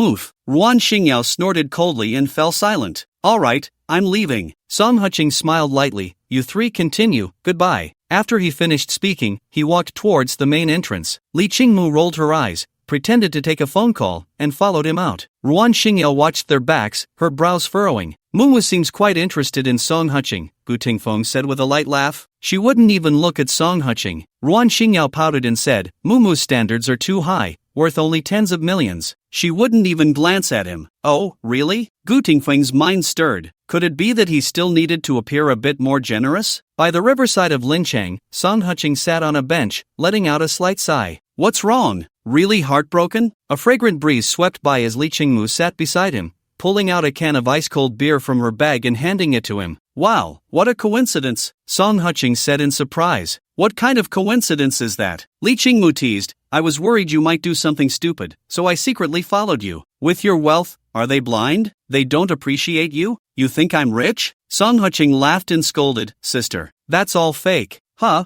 What do you mean? Li Qingmu blinked her big eyes. Well, the villa and the car, they're all Su-mei's. Song Hye-ching shrugged. I'm just a delivery guy. Where would I get that kind of money? Ha! Li Qingmu looked shocked, then quickly said, the car I bought for my dad. Was it also her money? Well, I wouldn't stoop that low. Song Hye-ching shook his head. Then why are you acting like a big shot? Li Qingmu said irritably, that car for my dad cost $1 million. How long did you save to get that much money? Hurry up, I'll transfer you 700,000 first, and the rest I'll give you slowly. As she spoke, she took out her phone and started the transfer. Wait, are you serious? Song Hye-ching asked in astonishment. What do you mean? Li Qingmu was surprised. I'm not a sugar daddy. Song Huching laughed and scolded. Money earned from being a sugar daddy shouldn't be returned. Get lost. Li Qingmu said irritably. Gu Tingfeng is the real sugar daddy. You're not. Then what am I? Song Huching laughed. You. Li Qingmu bit her lip. You're my boyfriend, the kind that has met the parents, right? Song Huching stared at her for a long time, then sighed. I originally thought you only loved money, but it turns out you want the person too. Sister, that's greedy. Ah. Song Huching, I'll bite you to death. Li Qingmu held his hand and gently touched it to her lips. Don't mess around. Song Huching pulled his hand back as if shocked, smiling bitterly. Sister, my love life is a mess right now. Don't come and stir the pot. Hoof. Li Qingmu said indignantly. They're high and mighty young ladies. How can they compare to us ordinary people? You just have high aspirations. Always thinking you're something special, but in the end, aren't you just an ordinary person? When you meet someone like Su Mei from a wealthy family, won't you just end up suffering? You're right, but what can I do? Song Huching sighed. What do you mean there's nothing you can do? Li Qingmu rolled her eyes at him. You've been dating such a rich young lady for so long, look at you. In front of my parents, you act like a big shot, really thinking you're a young master? You've really misunderstood me. Song Huching lit a cigarette. $1 million. Looks like a lot, but in some places, it's just a night's expense. He wasn't really showing off in front of Li Qingmu's parents. $1 million, while a lot, was actually not that much for him. Still being stubborn, Li Qingmu said irritably, now that you've broken up, what are your plans? Are you going to keep delivering? What else? Song Huching shrugged. Quitting halfway isn't my style, since I've started down this path. I should at least see it through, right? What do you mean by seeing it through? Li Qingmu scolded playfully. You can't just keep delivering until retirement, can you? She was indeed a bit angry. This guy really didn't know what was good for him. That might not be necessary. Song Huching was halfway through his sentence when the phone suddenly rang. Hello, where are you, brother? Zhang Tao's voice came through. I'm by the Lincheng River, enjoying the breeze. What's up? Any good news? Song Huching replied with a smile. I was just thinking of you. Send me your location. Let's have a drink today. No family allowed. Zhang Tao chuckled. All right then. After hanging up, Song Huching turned to see Li Qingmu glaring at him, puffed up with anger. What kind of person is that? No family allowed. I'm telling you, don't go doing anything bad, or I'll report you. Are you out of your mind? Song Huching patted her cheek and teased. If I were really that kind of person, wouldn't I just go home with you? Why would I need to do anything bad? Go away. I'm not anyone to you. Why would you go home with me? Li Qingmu said, her face turning red as she turned her head away. Hey, I'm hurt. You just said I was your boyfriend who met your parents. Song Huching clutched his chest. Stop being ridiculous. Li Qingmu scoffed. Don't think I don't know what you're thinking. With your high standards, if your girlfriend isn't the daughter of the Su family, then she's the daughter of the Qin family. How could you possibly look at ordinary people like us? Hey, that's all in the past. Song Huching said self-deprecatingly, Sister, believe it or not, I really am a bit strange. If I don't meet the parents and don't talk about marriage, everything is fine. But once it gets to that point, it usually doesn't end well. Nonsense, you and I. Li Qingmu's words were cut off as her eyes widened. This guy seemed to have a point. Ever since he met her parents, she had been sent away via video call, and then he was taken by his girlfriend. When they were together before, she had never seen him receive a call from his girlfriend. They were chatting idly when suddenly a bright red Porsche sped by, stopping at the roadside, and a man got out of the car. He was about 1.7 meters tall, not particularly good-looking, but his pale complexion suggested he probably had many stories to tell. Old Song, over here. Song Huching waved at him. Damn, there are cameras here, a 200 fine for illegal parking. Zhang Tao cursed but still parked the car by the roadside and walked over. You, Zhang Xiaye, are afraid of illegal parking? Don't joke around. Song Huching pulled out a cigarette and offered him one. Whose money comes from the wind? Damn it, collecting rent is hard work, you know. Zhang Tao cursed again, glanced at Li Qingmu, and was taken aback. What? The woman next to him last time wasn't you, right? Li Qingmu chuckled. Hey. Zhang Tao immediately said, Sister, you can't say that. I've never seen a woman next to old Song. Go tell that to someone else. Li Qingmu shot him a sideways glance. You look like you've been drained by wine and women. Just like Song Huching, not a good thing at all. Put. Song Huching couldn't help but laugh. Sister, that's a bit insulting, isn't it? Old Song may not be a good thing, I admit, but I'm still pretty good. Zhang Tao argued passionately. Get lost. Li Qingmu laughed and scolded, standing up. All right, I won't disturb you two old friends. But Song Huching drank quite a bit at noon. If he gets drunk again tonight, call me. and I'll come pick him up. Old Song, impressive. Jiang Tao gave a thumbs up and looked at Li Qingmu. What should I call you, sister? Li Qingmu, add me on Facetune. Li Qingmu took out her phone. Jiang Tao. After Jiang Tao spoke, he obediently took out his phone and exchanged contact information with her. Alright, I'm leaving. Li Qingmu waved her hand and walked towards the road in her high heels. No, sister. We'll see you off, Jiang Tao shouted. No need, I won't delay your time catching up. Li Qingmu chuckled lightly, hailed a taxi, and left. So cool, really damn cool. After praising her, Jiang Tao glanced sideways at Song Huching. Old Song, you can't just look at the pot while eating from the bowl. Get lost, the bowl's overturned. Song Huching scolded with a smile. Now the pot's gone too. Nothing left. Ha! Jiang Tao looked at him in shock. What? That's Sister Su from last time? Gone? Get lost. Song Huching reached out and tapped his head, annoyed. It's just a breakup. No need to curse her to death, right? You get lost. Jiang Tao glared. I'm talking about a breakup. What, do I hope for her death? But speaking of which, I think you and that Sister Su probably have no future. Oh, what makes you say that? Song Huching asked curiously. We're just ordinary people, you know? Jiang Tao sighed. That Sister Su has a necklace worth at least dozens. Honestly, what does she see in you? Could it be she's never been a stepmother and wants to experience being a mother? Hey, don't say that. I actually think there's some truth to it. Song Huching stroked his chin. Damn it, do you really think others are fools? Jiang Tao pushed him. Stop the nonsense, get in the car.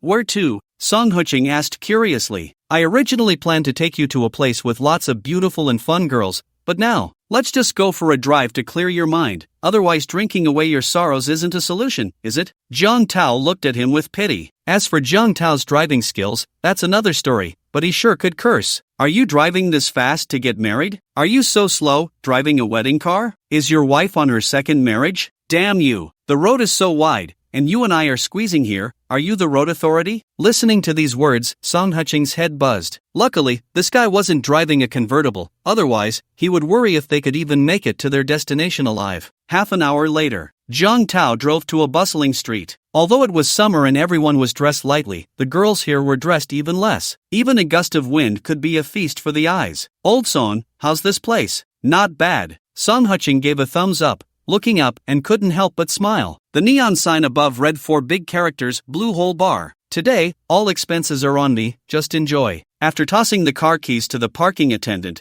Jiang Tao swaggered into the bar with Song Huching. At the entrance, he loudly told the stamp guy, single, both my buddy and I are single. Hey! The attendant responded and stamped a bright blue mark on their arms. I think this is unnecessary, Jiang Tao pouted. Who the hell would admit to having a partner when coming here? The stamps at Blue Hole Bar come in 3 colors. Bright blue and pink are for singles, green is for married, and bright red is for divorced. That's hard to say, isn't there a red one over there? Song Huching pointed with his chin. Damn, I've been here at least 800 times, seen plenty of green, but a bright red one, this is the first time. Jiang Tao said in surprise. Hey, that woman, I think I've seen her somewhere. Song Huching stroked his chin. I can go to hell, you've seen all the women in Lin City. Jiang Tao scoffed. I say, Old Song, we can't be this pathetic. With so many great girls around, why go for a divorced one? That's not how you seek excitement, is it? Haven't you seen enough? Song Huching rolled his eyes. The ones with the big red stamps, there might really be only one man, but those with pink and green stamps, who knows how many men they've had. Damn. Jiang Tao was taken aback for a moment, then sighed. This damn marriage really does make people mature. You're getting deeper by the day. What did you expect? Song Huching chuckled lightly and followed him to a 4-person booth. It was still just evening, and the stage was still being prepared. But many men and women had already started drinking. After all, everyone comes to a bar for different reasons. Some want to get drunk,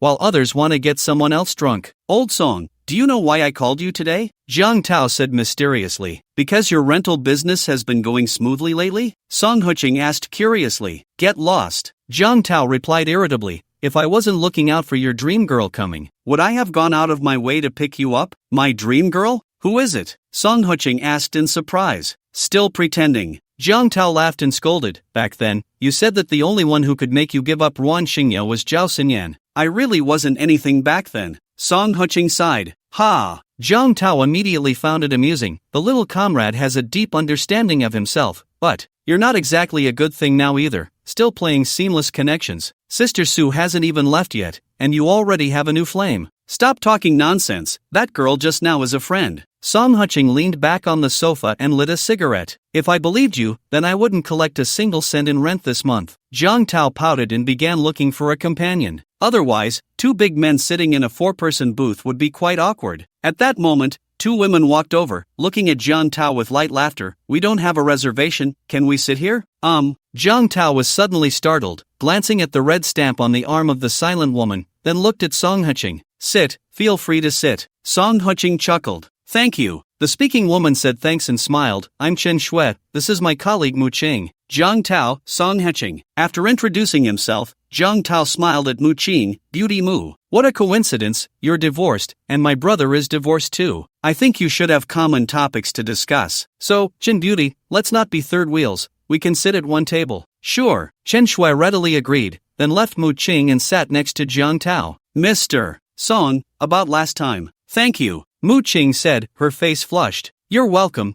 it was just a small favor. Song Huching teased. What brings you to the bar for a drink today? No business to attend to? The last deal went through, and the company gave me half a month off. Mu Qing awkwardly adjusted her short skirt down her thigh and said softly, I got a good commission, so my colleagues asked me to treat them to drinks. Oh, where are your colleagues? Why aren't they all sitting together? Song Huching teased. They're all waiting for Zhao Xinyan. Mu Qing said somewhat shyly, I saw you as soon as I came in, so I dragged my friend over to find you.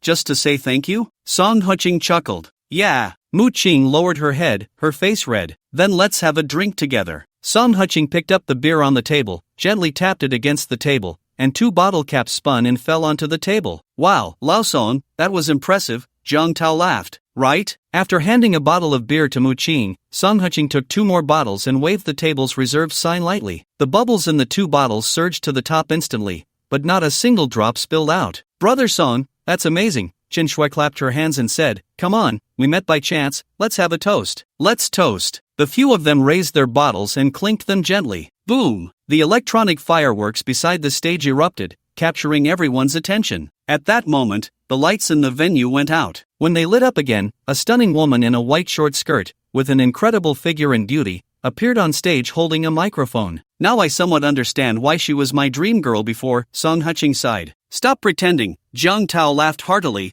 Zhao Xinyan is the dream girl of our generation. Just unfortunate timing, otherwise she would definitely be a top star by now. Hello everyone, I am Zhao Xinyan, welcome to Blue Hole Bar. Just that simple sentence instantly warmed up the entire venue, with countless people shouting her name loudly. Beautiful, really beautiful, Jiang Tao exclaimed. Beauty has nothing to do with you, Song Huching teased. You can't say that, Jiang Tao retorted. Zhao Xinyan is currently working in our city, and we are of similar age. What if there really is a chance? Chen Shui and Mu Qing couldn't help but laugh. Hey, don't say that. Your Jiang young master is talented and has a decent job. You just lack an opportunity. If Zhao Xinyan really spent a night with you, who knows, you might actually succeed, Song Huching said seriously. Really? Jiang Tao raised his head proudly, but upon seeing Chen Shui and Mu Qing laughing on the sofa, his expression darkened. Damn it, Lao Song, tell me, how do I spend a night with Zhao Xinyan? Hey, that's the only technical problem to solve, Song Huching sighed. Get lost. Jiang Tao couldn't help but laugh. Drinking like this is boring. Zhao Xinyan is singing a ballad right now. How about we play a game? Chen Shui suggested with a light smile. Hey, that's good. Jiang Tao immediately said, let's split into male and female teams and play an old game. How about that? Truth or dare? Chen Shui raised an eyebrow. Know thyself. Jiang Tao extended his hand and high-fived her. My good friend rarely comes to bars, rolling dice isn't suitable for her. How about we play something simpler? Chen Shui sat next to Mu Qing and hugged her shoulder. Isn't that a coincidence? This brother of mine is also here for the first time. How about we play rock paper scissors? Jiang Tao said seriously. Sure. Chen Shui nodded with a smile. The two quickly decided on the game rules without asking Song Huching and Mu Qing for their opinions. Come on, rock paper scissors. Hey, handsome Song, rock beats scissors, you lost, Chen Shui chuckled. Hurry and ask. Jiang Tao urged. Can't handsome Song choose a dare? Chen Shui pouted. Dare comes later, let's start with truth. Jiang Tao scolded playfully. Hurry up, we're short on time. Okay. Chen Shui smiled as she hugged Mu Qing's shoulder. Handsome Song, why did you get divorced? Song Huching just opened his mouth when Jiang Tao interrupted him. He was often on business trips, and then his wife had someone else. Damn. As Song Huching was about to speak, he was stepped on by Jiang Tao. He couldn't help but smile wryly and swallowed his words. Song Handsome, you really are pitiful, let's have a drink. Chen Shui raised her bottle and clinked it with his. Again, rock paper scissors. Hey, Beauty Moo, I won. Zhang Tao laughed. My question is the same as Beauty Chen's, why did you get divorced? Chen Shui was just about to speak but was interrupted by Zhang Tao. Don't mess around, let her say it herself. Chen Shui immediately glared. Alright, you want to play it this way? Zhang Tao immediately put his hands together in apology. My marriage was arranged by my family, I didn't like it, so I got divorced, Mu Qing said, looking down. Well, then. Hey, follow the rules of the game. Chen Shui tapped the table. Alright, again, rock paper scissors. I won. Chen Shui immediately said, Song Handsome, what do you do for a living? His family has 3 coal mines in Jiang County. His dad is a coal boss, Zhang Tao said with a laugh. Wow. Both Chen Shui and Mu Qing looked surprised. Song Huqing pulled Zhang Tao and gritted his teeth. Damn, don't brag so much. If I don't brag, can it be called truth or dare? Zhang Tao rolled his eyes. Damn, that's quite reasonable. Song Huqing was left speechless. Again, rock paper scissors. Beauty Moo, what do you think of my brother? Zhang Tao laughed. Mu Qing's face immediately turned red, and she said shyly, I have a good impression of him, he helped me before. Wow, such a fate? Chen Shui immediately said, Song Handsome,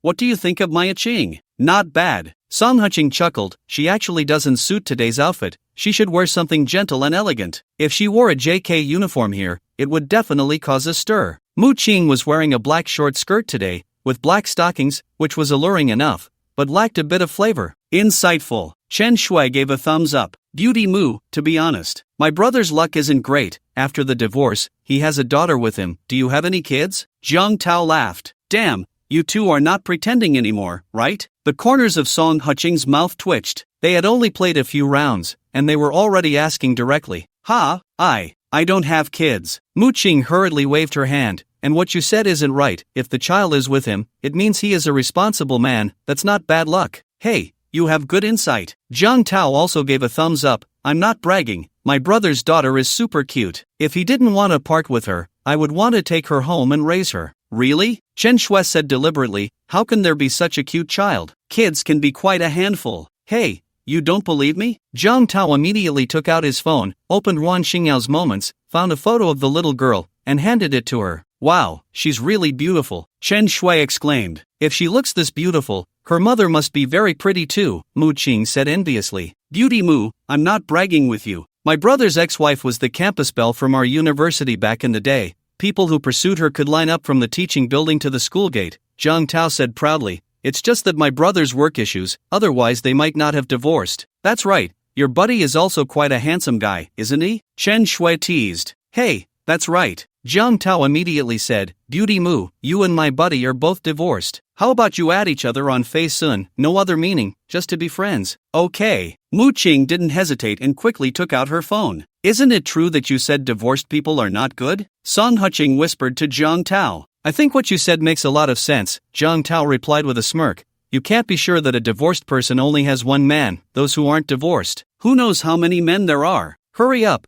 the QR code is already out. Fine. With no other choice, Song Huqing scanned Mu Qing's phone. 900 million girls' dreams? Mu Qing looked at Song Huqing in surprise. Ha ha ha. Zhang Tao and Chen Shui both burst into laughter at the booth. Please don't laugh at me, Song Huqing said, cupping his hands in front of them. At that moment, a strong spotlight shone on them, leaving all four momentarily stunned. What's going on? Congratulations to the lucky audience at table 66. The host shouted from the stage, and the entire venue erupted in enthusiastic applause. What's happening? Before Song Huqing could finish his sentence, Zhang Tao lifted him up. Oh, and he's a handsome guy. The host teased, hurry up, today Xin Yan is in a good mood and is willing to duet one of her songs with you. Go on, damn it, this is a great opportunity, Zhang Tao urged. No, why don't you go? Who knows, you might actually get to spend the night with her, Song Huqing said helplessly. Ha ha ha. Chen Shui and Mu Qing both laughed heartily. Get lost. Zhang Tao was at a loss for words. You just need to sing a song with your idol, and you want to sleep with her? That's too greedy, isn't it? After saying that, he pushed Song Huqing forward. With no choice, Song Huqing walked up to the stage. What should I call you, sir? Zhao Xinyan asked sweetly. Wow, she's really a stunner. Song Huqing was less than a body length away from her, yet even at that distance,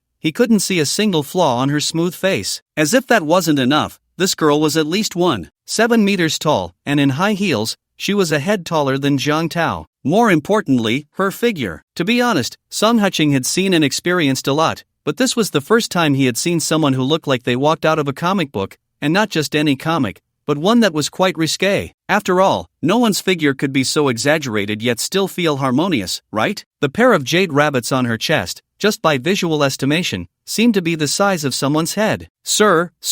Seeing that he wasn't speaking, Zhao Xinyan couldn't help but call out twice. Shoo! The entire bar was filled with shushing sounds. Damn it, say something. Zhang Tao couldn't help but shout. Ha ha ha. The audience burst into laughter. Sir, you don't need to be nervous, Zhao Xinyan comforted him, then smiled at the audience. Everyone, don't laugh. It's normal for an ordinary person to feel a bit nervous the first time on stage. Just take your time to adapt. TSK, my Xinyan is so understanding. What a joke. Who doesn't know she's beautiful and kind-hearted? If you ask me, let me go on stage. The audience below was buzzing with praise for Zhao Xinyan. Sir, what should I call you? Zhao Xinyan asked again. Xin Shu, Song Huching said seriously. I wasn't nervous just now, it's just that I'm your fan. This is my first time having such close contact with my idol, so I wanted to see clearly. Put. The audience below burst into laughter. So, how am I different from what you see on TV? Zhao Xinyan giggled.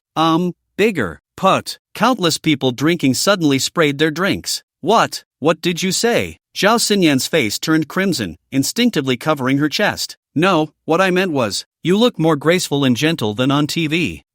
What do you mean by covering your chest? Song Huching was surprised and said, Miss Xiao, I, Qin Shu, am a gentleman and would never stoop so low as to peek at someone else's chest. Ha ha ha. Everyone laughed so hard they were pounding the table. You. Zhao Xinyan shot him a fierce glare and then lowered her hand. Oh, right, I usually look openly and honestly. Song Huching said leisurely, I've done good deeds in my life, so it's only right to take a look, isn't it? Damn. Zhang Tao instantly laughed so hard he fell over, pounding the table. You. After Zhao Xinyan glared at him, she covered her chest and ran towards the backstage. Wait, what does that mean? Song Huching looked at the host in confusion. Ahem.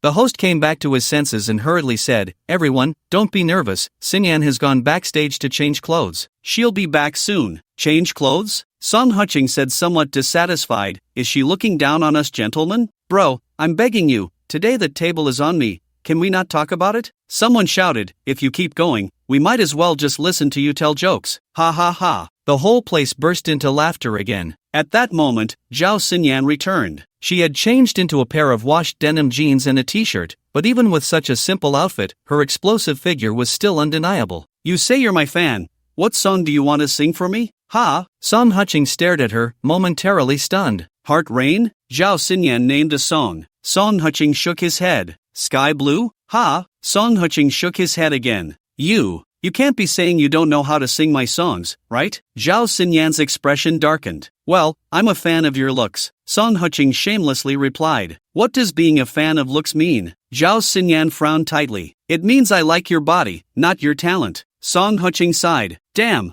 where did this guy come from? The entire venue was almost uproarious. They had never seen someone speak about lust so refreshingly and uniquely.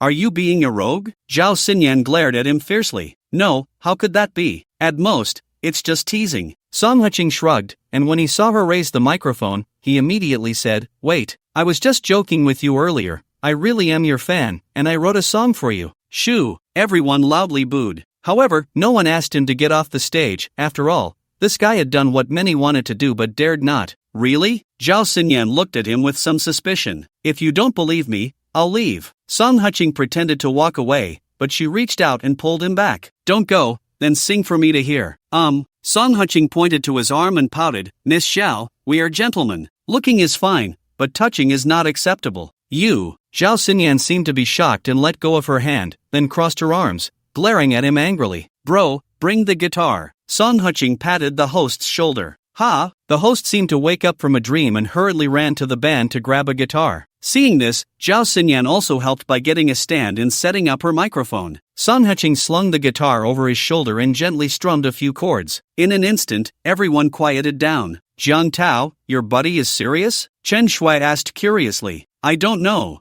Zhang Tao shrugged. Anyway, I've known him for 4 years in college. I've only seen him play guitar once, and it didn't seem that great.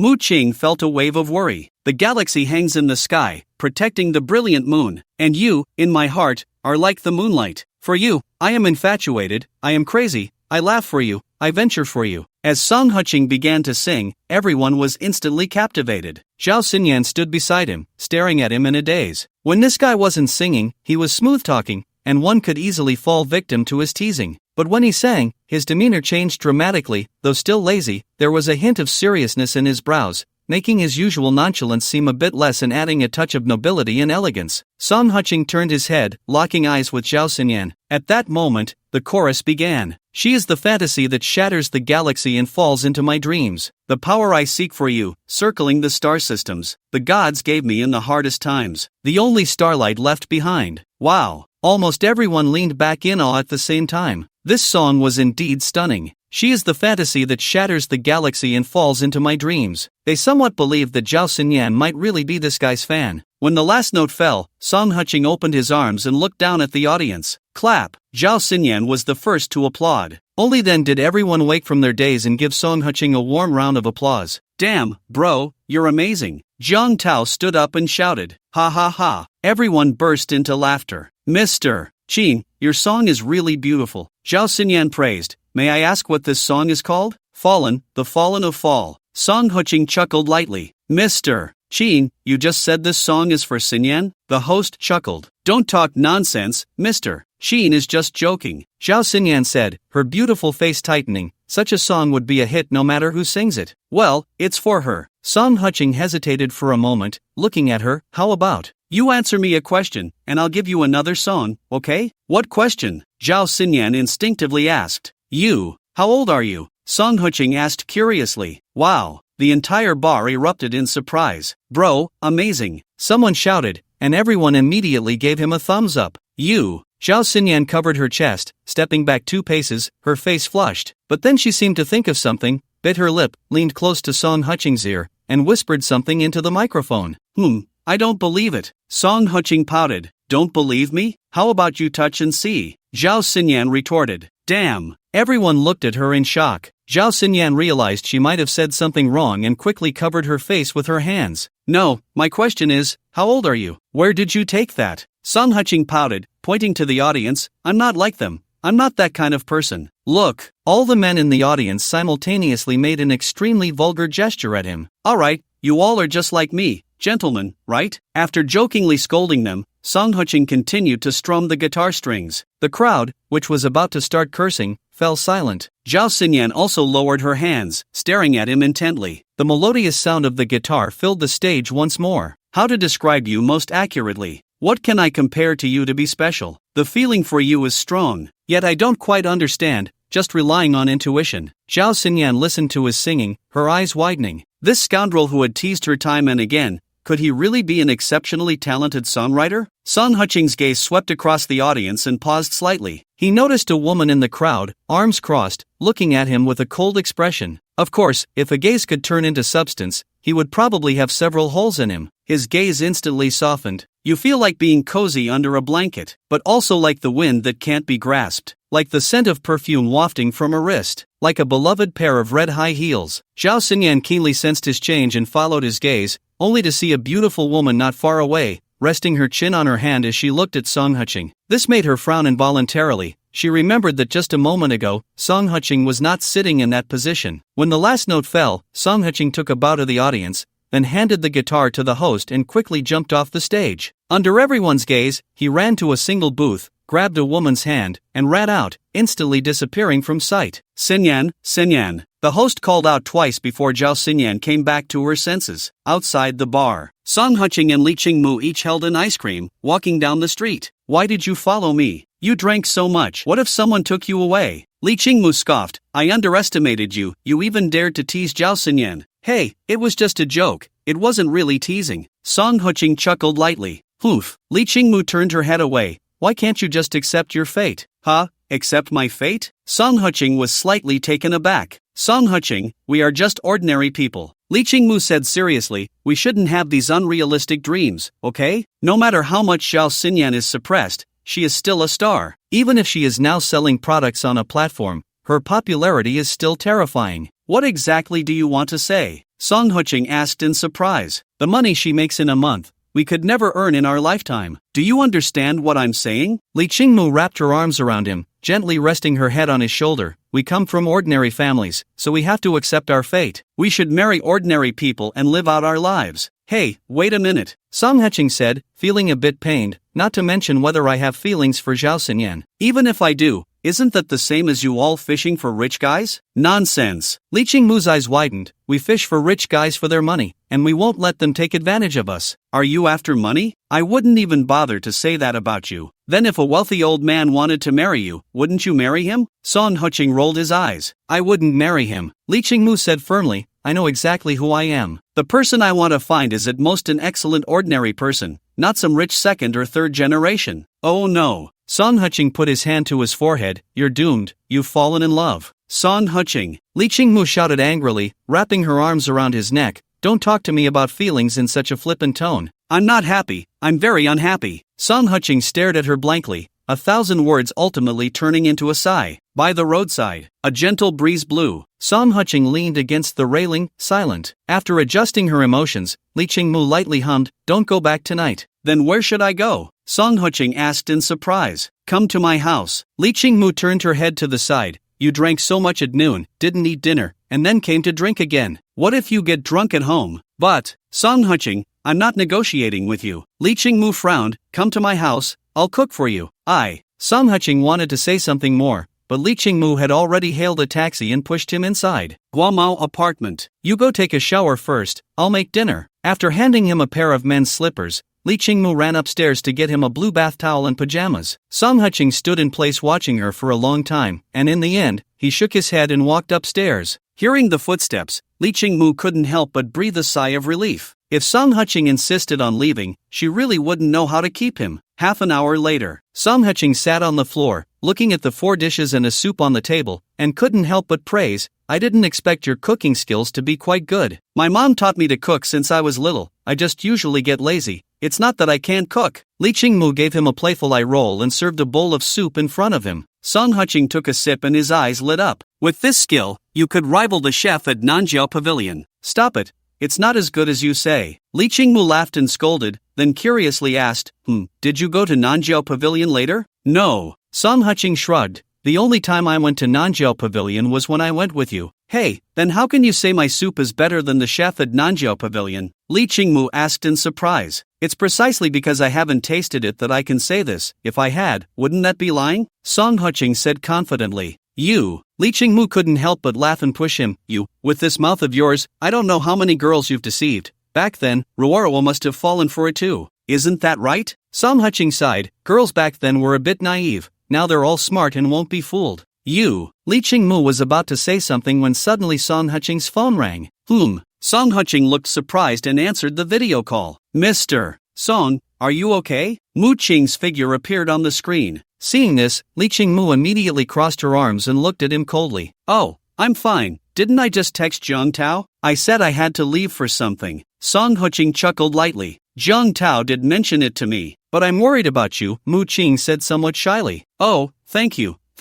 Song Huching smiled. We're all friends. Let's go out for a meal together sometime. Do you have time tomorrow? I'll treat you to dinner, Mu Qing said immediately. Tomorrow. As Song Huching was about to speak, he suddenly felt a pain in his side and quickly said, Tomorrow might not work, I'm quite busy with work these days. I'll text you when I have time, okay? Alright then, Mu Qing said a bit disappointed. Then I'll wait until you're done with work to ask you out. Okay, goodbye. After hanging up the video call, Song Huching looked at Li Qingmu with a bitter face. What are you doing? What do you mean? Li Qingmu sneered. That woman you just met at the bar, right? What's wrong with that? Song Huching asked in surprise. Of course there's a problem. What good girl goes to a bar? Li Qingmu shot back. If you're just playing around, that's fine. But how old are you now? Even if you don't think about yourself, you should consider Xiao Yuan, right? Consider her for what? Song Huching asked in confusion. If you find a girlfriend, that would be Xiao Yuan's mother. Her mother going to the bar every day and getting drunk. How bad would that influence her? Li Qingmu pouted. Hey, you make a bit of sense there, Song Huching said, stroking his chin. Li Qingmu looked at him with satisfaction. Then what if Xiao Yuan's father isn't a good person either? What should we do then? Are you going to drag my old man out for a humane execution? Song Huching blinked and said, Ah, Song Huching, go die. Li Qingmu pounced on him, knocking him to the ground. Damn, stop messing around, I'm eating. Song Huching quickly wrapped his arms around her waist, a faint fragrance brushing past his disdain. It was a bit sweet and somewhat warm, that unique scent of a woman mixed with a hint of perfume. Song Huching, I know you look down on me. Li Qingmu wrapped her arms around his neck and said softly, but I can wait. Wait until you realize reality, and then we can be together. No, you might not understand me well. Song Huching said helplessly, I don't necessarily want to find a rich girl. In fact, I think my life is pretty good. Among your peers, you are indeed remarkable. Li Qingmu exhaled softly. At this age, it's rare to find someone who can take out $1 million without relying on their family. But that's just the limit of what ordinary people can achieve. Why do you always think I want to find a rich woman? Song Huching said helplessly. Isn't that what you told me is human nature? Li Qingmu said gently, everyone wants to live a good life. There's nothing shameful about it. Damn. Song Huching felt like he had been hit by a boomerang he threw out himself. Song Huching. Li Qingmu's eyes were a bit dazed. I like you. Stop messing around, girl. Song Huching hurriedly set her down, then rushed to the kitchen, scooped a bowl of rice, and placed it on the table, immediately sticking in 3 cigarettes. What are you doing? Li Qingmu asked in surprise. Come here and kneel. Song Huching knelt on the ground. Li Qingmu glanced at him but still knelt beside him. Repeat after me, we swear to the heavens today, to become sworn siblings. Li Qingmu looked at the solemn Song Huching, first stunned, then suddenly furious. Song Huching, I'm going to kill you. Damn, don't use a kitchen knife. Song Huching took off running upstairs. Don't run. Li Qingmu shouted angrily, chasing after him with the knife raised. Song Huching hurriedly dove into a room and locked the door. Open the door. I won't. Fine, you can never open the door for the rest of your life. After Li Qingmu kicked the door hard, she turned and left. Damn. Song Huching lay down on the bed in despair, feeling quite helpless. What kind of day was this? Buzz buzz buzz. His phone suddenly vibrated. He turned his head to see a video from Su Qing. After hesitating for a moment, he ultimately didn't dare to answer or hang up. After all, the other party knew his lair, and if things went wrong, he might really be hunted down for revenge. He didn't know how long it had been. He dozed off, and when he opened his eyes again, he found Li Qingmu sitting beside him, looking at him with a cold smile. Damn, girl, what are you doing awake in the middle of the night? Song Huching shrank back under the blanket. What do you think I'm doing? Li Qingmu sneered. Aren't you good at talking? Keep talking. If it doesn't work out, we can swear again. No, you really don't understand my situation right now. Today. Song Huching, I don't want to hear your broken stories anymore. Li Qingmu said seriously, I like you, and that's just a simple liking. Whether you're poor or rich, it doesn't matter. Even if we have to beg together in the future, I accept that. Sigh. Song Huching leaned against the headboard and lit a cigarette. In the past, Ruan Xingyao said the same thing. You. Li Qingmu was instantly furious, pinching him hard and scolding. From now on, you are not allowed to mention other women in front of me, no one at all. Then, what about Song Xiaoyuan? Song Huching hesitated a bit. Are you trying to make me so angry that I die? Li Qingmu raised her hand. Don't mention it. Song Huching sighed helplessly. Song Huching, I know you're entangled with Su Mei right now. But it doesn't matter, I can wait. Li Qingmu leaned down on his chest, blushing as she said, once you clarify things with him, we can move forward, or we can wait until Xiaoyuan is a bit older, and then we can have children. Wait, why are we talking about children? Song Huching's eyes widened.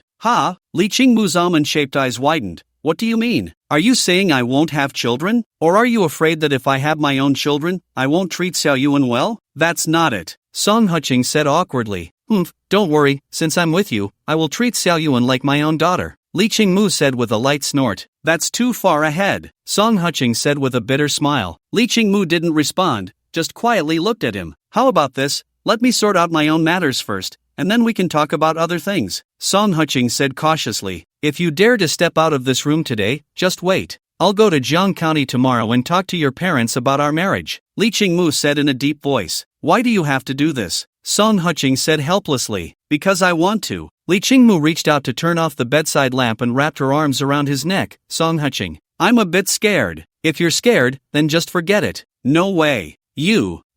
Before Song Huching could finish his sentence, she pushed him down onto the bed. He looked at Li Qingmu's graceful figure in the moonlight outside the window and couldn't help but swallow hard. Wow, just wearing clothes is enough to be intimidating. With her clothes off, he realized he had been too conservative. The next day, morning, when Song Qing woke up, Li Qingmu was already gone. He lifted the bed sheet and saw a glaring red mark, letting out a sigh. At that moment, the door was pushed open. Li Qingmu walked in while drying her hair, and upon seeing Song Qing sitting on the bed, a hint of pink flashed across her pretty face. "Good morning," Song Qing said with a light smile. Good morning." Li Qingmu turned her head to the side, a bit shy to look at him. I have to go to work today. I'll come back to prepare dinner after I finish. I have things to do today too. Song Qing got up and hugged her, sighing, "How about we take a break for a couple of days, and I'll sort out my own matters?" Li Qingmu's voice was barely audible. "I'll give you enough time. If you miss me, just come find me." "Okay." Song Qing hugged her and kissed her, but she pushed him away with her hand on his chest. "No fooling around, I'm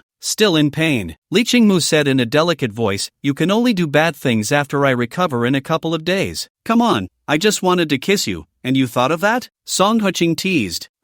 I know exactly what you're thinking." Li Qingmu rolled her eyes playfully and scolded. "Hurry up and take a shower. I'll prepare breakfast after I finish drying my hair." 40 minutes later, Song Qing, feeling quite tired, got off the bus and stood at the entrance of the Linqing government office. However, he was surprised to see that the usually enthusiastic Wu Xingxing and Xiaoli looked at him as if they had seen a ghost, quickly lowering their heads and hiding in the security booth. "Knock knock knock. What are you two doing?" Song Qing knocked on the big door of the security booth. "Mr. Song, why don't you just go home first?" Wu Xingxing opened the window, looking distressed. "You didn't come back all night yesterday, and we didn't sleep a wink either. Can you do us a favor and let us off the hook?" Song Qing heard this and raised his sword-like eyebrows, immediately planning to turn and leave. "Damn it!" Xiaoli rushed out and hugged him around the waist. "Brother, you can't leave. If you go, something big will happen." "Who has come?" Song Qing raised an eyebrow. "This, I can't say." Wu Xingxing hurriedly said. "Brother, you should hurry back. If you don't go back now, it will really cost lives." "Is it that serious?" Song Qing's heart raced. "Xiaoli, hurry and bring the car over." "We'll send Mr. Song back," Wu Xingxing urged, not caring whether Song Qing was willing or not, quickly stuffing him into the sightseeing car and driving towards Building 49. "Hey, you said, my room is clearly on the 49th floor. Shouldn't it be called the 49th floor? Why do you all say it's Building 49? Song Qing tilted his head. "My Mr. Song, what time is it, and you're still thinking about these questions?" Wu Xingxing said, exasperated. "You should go home and deal with your family matters first." "Can we talk about the other things later? What matters do I have at home?" Song Qing asked curiously. Wu Xingxing immediately shut his mouth, not daring to say more. Seeing that he couldn't extract any useful information, Song Qing sighed. 5 minutes later, he stood at the entrance of Building 49, hesitating for a long time, and finally opened the door. As soon as the door opened, he saw a figure rushing over, striking his leg hard with a stick. "Beast, kneel down." "Damn it." Song Qing looked at Wen Yun, who was holding the stick, and Song Shan, who was standing by the sofa, and was shocked. "No. Why are you all here? If we didn't come, we wouldn't know about the bastard things you've been doing." Wen Yun grabbed his ear and scolded, "Song Qing, you're something else. Now that you have a bit of money, you think you're something, right? Staying out all night. Do you want to go to heaven? Staying out all night?" Song Qing looked at her in confusion. "Who told you I was staying out all night? What do you think?" Wen Yun scolded him irritably, then lowered her voice. "What do you mean by this? Su Qing is one thing, but how come there's another girl at your place?" "You mean Yun Ning?" "She's the nanny I hired," Song Qing said in surprise. "No." "Why are you all whispering? Don't shout."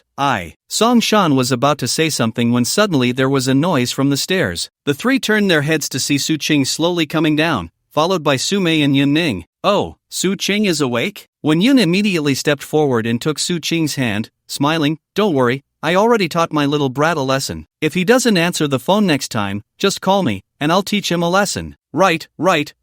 After kicking Song Qing's butt, Song Shan smiled broadly. "Su Qing, you don't know this kid of mine. He's been timid since he was little, not thinking about anything. I just called his college classmate. It's that Jiang Tao. They were drinking together all night yesterday and didn't go anywhere else."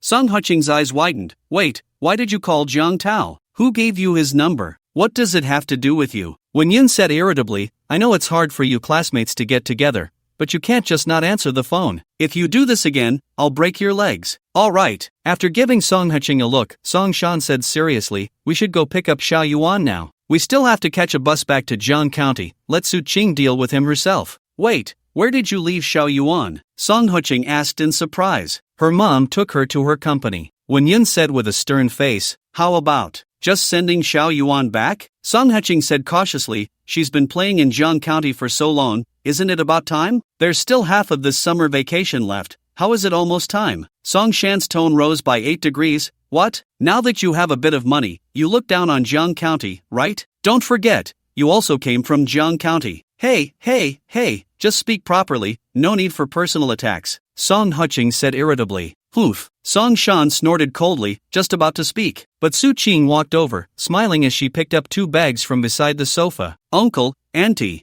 I didn't know what you liked, so I just bought you some random things, hope you don't mind." "Hey, Su Qing, don't be so polite." When Yun said, holding her hand, "Don't spend money on us in the future, now that this little brat has money. If we run out, we'll just ask him for it." "I understand, Uncle, Auntie, I'll give you a ride." Su Qing smiled. "No need, didn't Wu Xingxing say there's a car service in the community? I'll just call him and have him arrange a car." After hugging her, Wen Yun looked at Su Mei and said, "Miss Su, I'm sorry my little brat has caused you trouble." "Not at all." Su Mei chuckled. "Anyway, I have nothing to do, just came to keep Su Qing company." "Well, this little brat has a big house, so feel free to come over more often. It'll add some liveliness to the house." After a smile, Wen Yun exchanged a glance with Song Shan. Song Shan immediately understood, grabbed the things and walked out. But after taking 2 steps, he turned back, opened the liquor cabinet, stuffed in a few packs of cigarettes and a few bottles of alcohol, then left. Hearing the sound of the door locking, Song Heching couldn't help but smile bitterly. "Do we really need to involve them in our matters? Song Heching,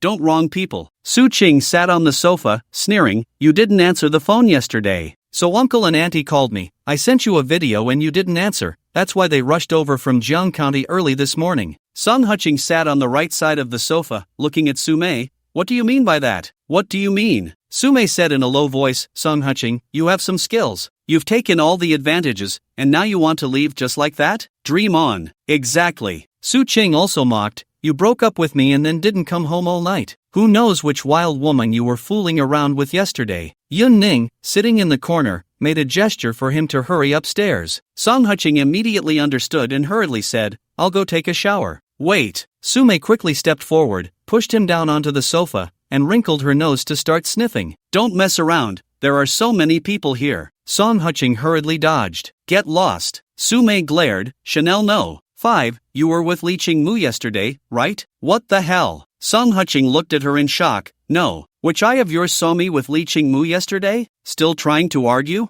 Su Mei said irritably, "When I passed by that woman yesterday, I specifically smelled the perfume she was wearing. Ruan Xingyao doesn't use this scent, only Li Qingmu uses Chanel no. 5. Song Heching, you're impressive." Su Qing crossed her arms. "You broke up in the front, and seamlessly connected in the back. You really have your ways." "No, what do you all want?" Song Heching said with a bitter face. "We don't want anything, just feel unhappy. What's it to you?" Su Qing said in a low voice. "You've taken everything, and now you just want to leave? Don't even think about it. Then what do you want?" Song Heching helplessly said, "As long as I have it, I'll give you everything, okay? I want this house. Are you willing to part with it?" Su Qing sneered. "Fine, I'll call now and transfer the house to you, is that okay?" Song Heching said seriously. Smack! Su Qing took a step forward and slapped him hard. "Pa, who cares about your broken house? Song Heching, don't think you're something special, I don't have to be with you." "Well said." Su Mei chimed in. "Song Heching, don't think your money makes you special. Our Su family is not worse than yours. Then let's go get the certificate." Song Heching said earnestly. "Ha!" Su Qing, Su Mei, and Yun Ning all widened their eyes. "You all discuss it.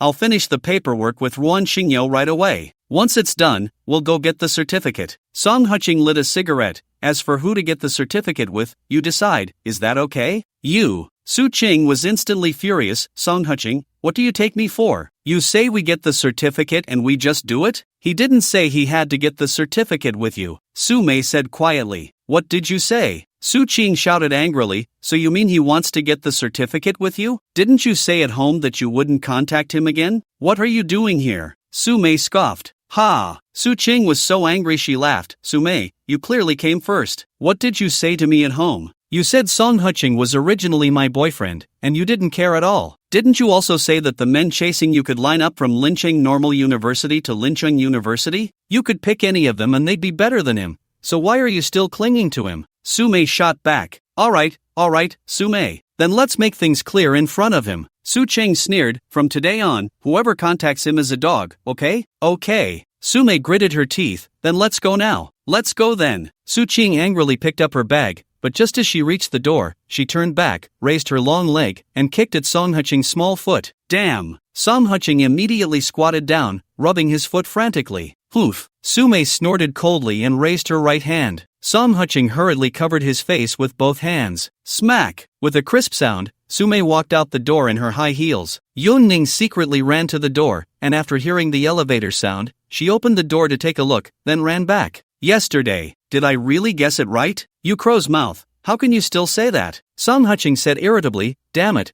how could I run into such a cliché situation? It's really unlucky. What's so cliché about it? I guessed it long ago. Yun Ning said with a smirk. Huh, how do you figure that? Song Huching asked in surprise. Think about it, just look at Su Qing's outfit. You can tell she's wealthy, right? Yun Ning said with a smile, and then look at Sume. She's also rich, they all have the surname Su, and they're all wealthy. How small is Lin Cheng? Aren't they just sisters? Get lost. Song Huching said irritably, you're making deductions after the fact, I know that. But who could have thought of it beforehand? Hey, Yun Ning said with a hint of schadenfreude, now you've messed it up, huh? Let's see how you handle it. Wait, when did they come? Song Huching asked curiously. They came last night. Yun Ning said with a laugh, around 9 o'clock, Sume came first. Then a little after 10, Su Qing also came. Do you know why uncle and aunt came? Why? Song Huching asked curiously. Because Su Mei and Su Qing got into a fight. Yun Ning chuckled. Su Qing said she has met your parents. Su Mei said meeting Jia Hang is useless anyway,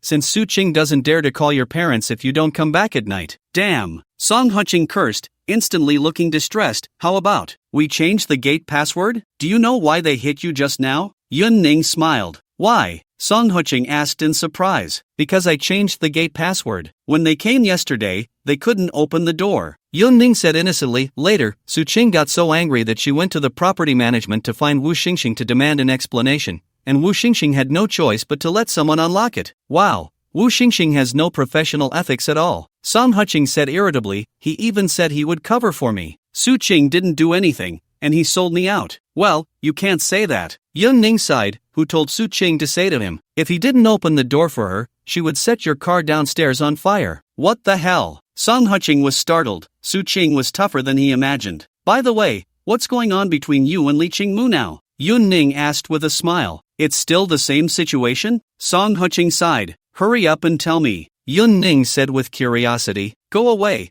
you can roll aside. Song Huching said irritably, are you just here to watch the fun and make things worse? I'm really annoyed right now. How can you say that? Yun Ning laughed and scolded. I'm a woman. Don't you think women know better what other women are thinking? Well, you have a point. Song Huching stroked his chin and recounted the situation to her. So, you thought it was over with Su Qing and Su Mei, that's why you did that yesterday? Yun Ning said with wide eyes. Hey, think with your butt. If you had a sister or a younger sister in this situation, would you still contact me? Song Huching said irritably. Of course, why wouldn't I? Yun Ning said confidently, if I were Su Qing, and you were my boyfriend, why wouldn't I contact you? If I were Su Mei, that would be even worse. You Su Qing wanted to play with me, would you blame me? Well, can you think of it that way? Song Huching was surprised. Why not? Yun Ning straddled him and wrapped her arms around his neck. Let me tell you, the Su sisters aren't the hardest to deal with. If Li Qingmu finds out about your situation now, she will definitely kill you. Go to hell, just talk without getting physical. Song Huching laughed and scolded. Hey, Yun Ning chuckled, I'm not competing with them, and I won't add to your troubles, isn't that good? So should I thank you? Song Huching said, both amused and helpless. No need to thank me. Yun Ning whispered in his ear, but you have to hurry, you never know. Who might come back unexpectedly, and then you won't be able to explain yourself. You're really a little demon. After Song Huching laughed and scolded, he tossed her onto the sofa. Hee. Yun Ning immediately covered her mouth and laughed. Sure enough. Near noon, Song Huching was lying on the sofa watching TV in boredom, while Yun Ning sat on his back giving him a massage. Just as he was dozing off, a mechanical sound suddenly came from the front door. Yun Ning immediately moved off him and sat cross-legged on the right side. Song Huching, you can still sleep? Su Qing rushed over angrily, kicking him in the butt. Get up, I want to sit. But there's still so much space, right? Song Huching said aggrieved. I want to sit here, is that a problem? Su Qing glared. Alright, you have the final say. Song Huching had no choice but to get up. don't you have anything to say to me? Su Qing gritted her teeth. What should I say? Song Huching replied helplessly, when I told you about this, didn't you say? What did I say? Su Qing retorted, can't you mention her name just once? I thought you knew, after all, the last time we attended that investment promotion meeting. Wait, doesn't Ruan Xingyao know Su Mei? Song Huching said in surprise. Why would she need to know Su Mei? Su Qing was also slightly taken aback. But you two have been best friends for so many years. Ruan Xingyao even stayed at your house. Could it be that she hasn't even met your sister? Song Huching's eyes widened. What kind of talk is that? Why does she have to know Su Mei? Su Qing scoffed. Look at Su Mei. She looks like her eyes are on her forehead. Would she even want to know my friends? Zila! A mechanical sound rang out. The door was pushed open. Su Qing's expression changed dramatically. Papa. Su Mei walked in, clapping her small hands, her face full of frost. Go on. Keep talking. Sigh. After a sigh, Song Huching shifted to the side and curled up into a ball. What should I say? This is just the truth, alright? Su Qing said irritably. You really think I don't know, right? Su Mei sat on the sofa, her legs crossed, sneering. Song Huching is telling the truth. What? Both Song Huching and Su Qing looked at her curiously. It was your bad idea, right? To let him meet my parents. Because of the previous experience with Qin Zimo, and since he's a delivery guy, you think my parents would have a prejudice against him? Su Mei said disdainfully. You must have figured out his character, that's why you indulge him so much. What character? Song Huching asked in surprise. You don't know what character you have? Su Mei scolded. If you could just explain a bit more. Could Qin Zimo leave? So what if her family is rich? Don't you have money? What kind of talk is that? Su Qing glared. Qin Zimo isn't even sure herself. Why should Song Huching explain? If she wants to leave, let her go. What's the big deal? If she leaves, can't Song Huching still find a girlfriend? Ha! Su Mei mocked. You messed it up yourself, and still have the nerve to shout here. Su Qing, not everyone will dislike him for being a delivery guy, at least. When I didn't know he had money, I never looked down on him. As for my parents, if they really oppose it, you know my character, we can just cut ties. What's the big deal? So, does that mean it's a bit unfilial? Song Huching said cautiously. Shut up. Su Mei glared. This is none of your business. I'm talking to your girlfriend. If you dare to talk nonsense again, just see if I won't throw you out. Song Huching immediately covered his mouth, not daring to say more. Su Mei, what do you really want? Su Qing asked seriously. Shouldn't I be asking you that? Su Mei smiled. I heard Mom say she's already arranging blind dates for you. Su Mei, you better mess this up for me. Su Qing said leisurely, otherwise, I might just tell my parents the truth. I've known Song Huching longer than you, and I have evidence. I still have our chat records saved. When the time comes, I'll show them to my parents. Let's see how you explain that. You. Su Mei's face turned red with anger. Poof. After a light snort, Su Qing looked at her seriously. Su Mei, we are sisters after all. Let's not make this too ugly. What do you want? Su Mei said in a deep voice. With a 6-month period, we are not allowed to contact Song Huching during this time. Su Qing said seriously, in these 6 months, we should also think carefully about whether we really like him. If after 6 months, we can talk again then. Su Qing, are you still playing tricks on me? Su Mei mocked. Just 2 hours ago, right here, you said whoever contacts him is a dog. This time we're serious. Su Qing said nonchalantly, and let's add one more rule. Whoever breaks the rules first loses. How about that? Okay. Su Mei extended her hand. Slap. Su Qing and she high-fived. Do you want to ask for my opinion? Song Huching said weakly. Do you dare to have an opinion? Su Qing slapped him lightly and said irritably, Song Huching, I warn you, if you dare to mess around during these 6 months, I won't live, and you won't either. Whoa, that's too much, really too much. Song Huching immediately broke into a sweat. Su Qing, what nonsense are you talking about? Su Mei scolded her, then sneered, what's the point of letting him die? Just castrate him. Let's see what he does then. I'm going. Song Huching instinctively squeezed his legs together. Hey, that's good. Su Qing sneered, if you dare to mess around, just watch me not castrate you. I wouldn't dare. I wouldn't dare. Song Huching shook his head vigorously. I bet you wouldn't dare. Su Qing turned to Yun Ning. Sister Su. Yun Ning immediately called out obediently. You better keep an eye on him. Su Qing mocked. I won't chase you away, but you need to think clearly. Not everyone is as easy to talk to as I am. If you let a wolf in and get kicked out, don't come crying to me. Hey. Yun Ning nodded quickly. Sister Su, don't worry. I won't let anyone in. Su Mei frowned slightly. Except for you guys. Yun Ning added. Su Mei's expression softened a bit, and she stood up. Since there's nothing else, let's go. Mom and Dad want us to go back for dinner. What's the rush? Su Qing also stood up, tapped Song Huching on the head, and then walked towards the door. After a while, Song Huching finally lit a cigarette. Hey, what do you think they mean by this? I can't figure it out. Yun Ning frowned, but I feel something's off. That's obvious. Song Huching said irritably, if it were right, why would I ask you? No, what I mean is that Su Er is acting strangely. Wait, what do you call Su Qing? Song Huching's eyes widened. Girl, don't give them nicknames, like Su Er. By your logic, isn't Su Mei Sudi? How ugly. Big Su? Yun Ning tilted her head. Get lost. Song Huching said, exasperated, don't come at me with that. If they hear it, you'll probably push the blame onto me, and I'll be the one suffering. Hey. Yun Ning immediately laughed. Miss Su Er, how about that? Oof. Song Huching pouted, too lazy to argue with her. Don't you feel something's off? Almost everything is being led by Miss Su Er. Talking about not contacting for half a year, I always feel something's fishy. Yun Ning said seriously. Are you saying she won't keep the agreement? Song Huching asked in surprise. Not exactly. Yun Ning pouted. I just feel she's plotting against Su Mei. How do you figure that? Song Huching wrapped his arm around her. It's simple. Yun Ning rolled her eyes playfully. Su Mei has met your parents. You say, if during these 6 months, her parents want to meet you, but she can't meet you, what do you think will happen? Then won't her parents think you broke up? Even if she explains, her parents probably won't listen, right? If you wait for half a year and Su Er brings you back,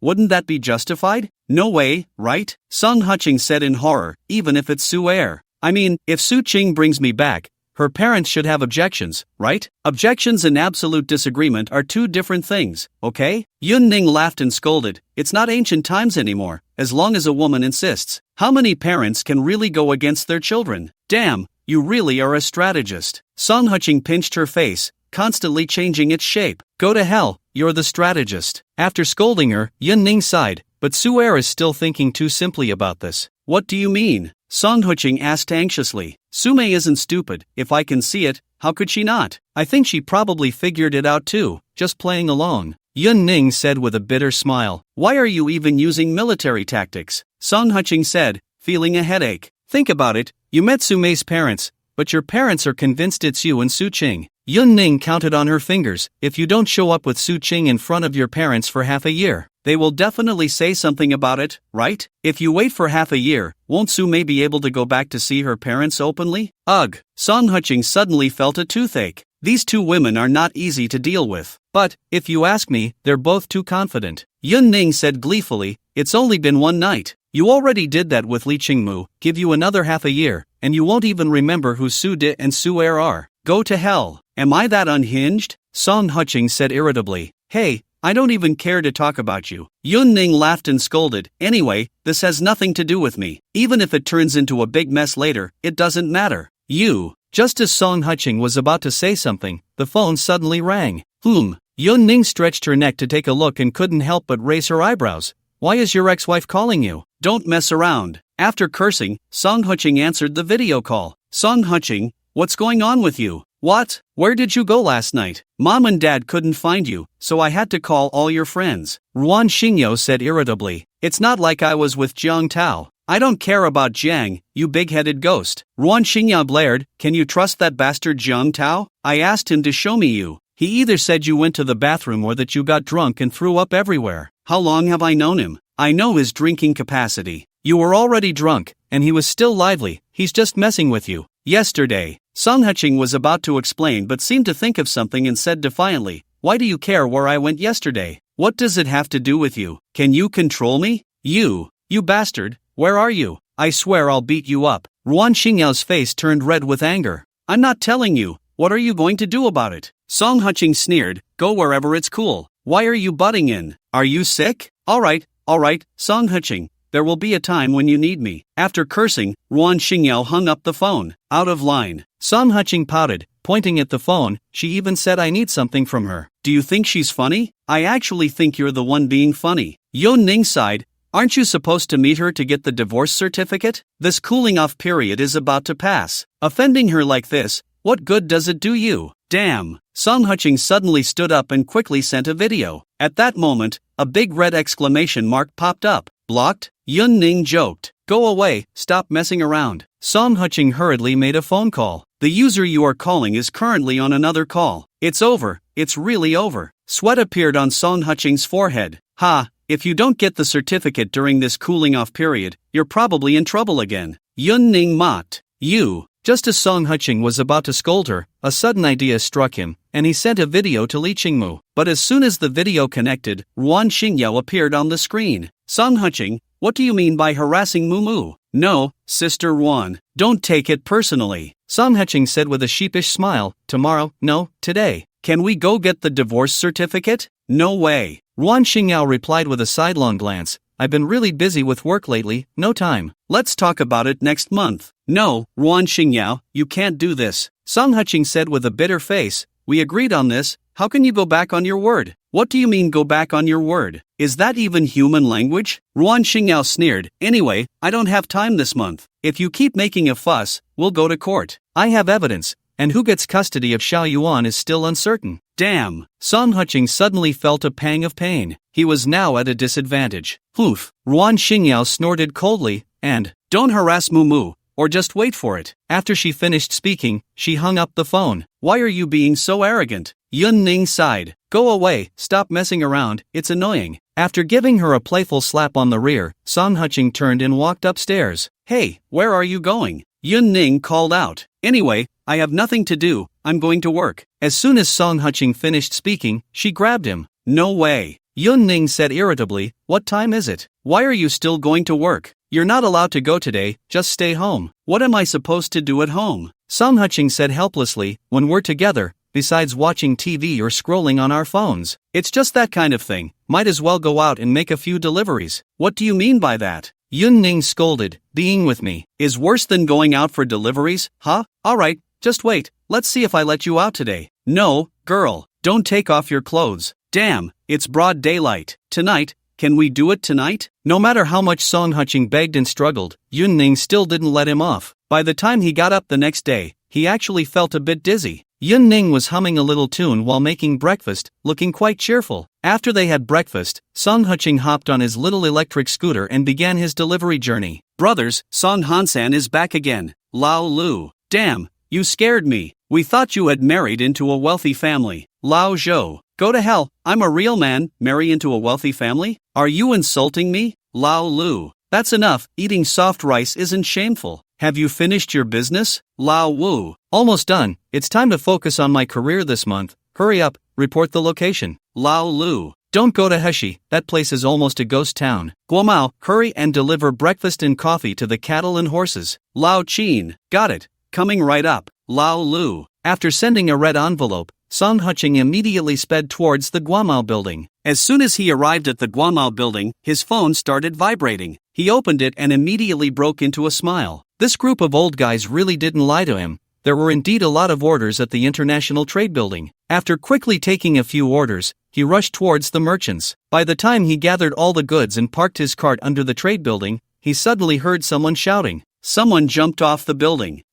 Song Qing was slightly taken aback and looked up. He saw a person sitting on the railing of the rooftop, their legs dangling outside. He only glanced at it and then walked into the building. It wasn't that he was cold-blooded, he was just an ordinary person. What could he do by getting closer other than causing more chaos? Song Qing delivered takeout, floor by floor, and after finishing the last delivery, he was about to enter the elevator. But he found that all the elevators were going up. With no other choice, he turned and headed for the stairs. He knew very well that with such a big incident as someone jumping off, the elevator probably wouldn't come down anytime soon. Climbing the stairs was tiring, but it was better than waiting around, right? However, to his surprise, as soon as he reached the stairwell, a crowd suddenly rushed up towards the roof. Damn! Song Qing cursed under his breath, just as he was about to retreat. But a group of people came out of the corridor, pushing him up the stairs. Damn it! Feeling helpless, he was pushed up 2 floors by the crowd and arrived at the rooftop. At this point, the rooftop was already crowded with people. Besides some officials, there were also people holding up their phones, and the most outrageous thing was that he saw someone live streaming the event. This really opened his eyes. The world is indeed vast and full of wonders. Looking at the chaotic crowd, Song Qing could only find a spot to squat and watch the commotion. After all, he was already there, so he might as well not waste the trip, right? Don't come any closer. A sudden loud shout made Song Qing, who was lighting a cigarette, shudder. He turned his head and realized that the person about to jump was a woman in her 20s, quite pretty, but her prominent belly made his eyelids twitch. She's pregnant? Song Qing took a few steps forward. Miss Chen, please stay calm. After all, if you don't think of yourself, you have to think of your child, right? We know you're facing some difficulties,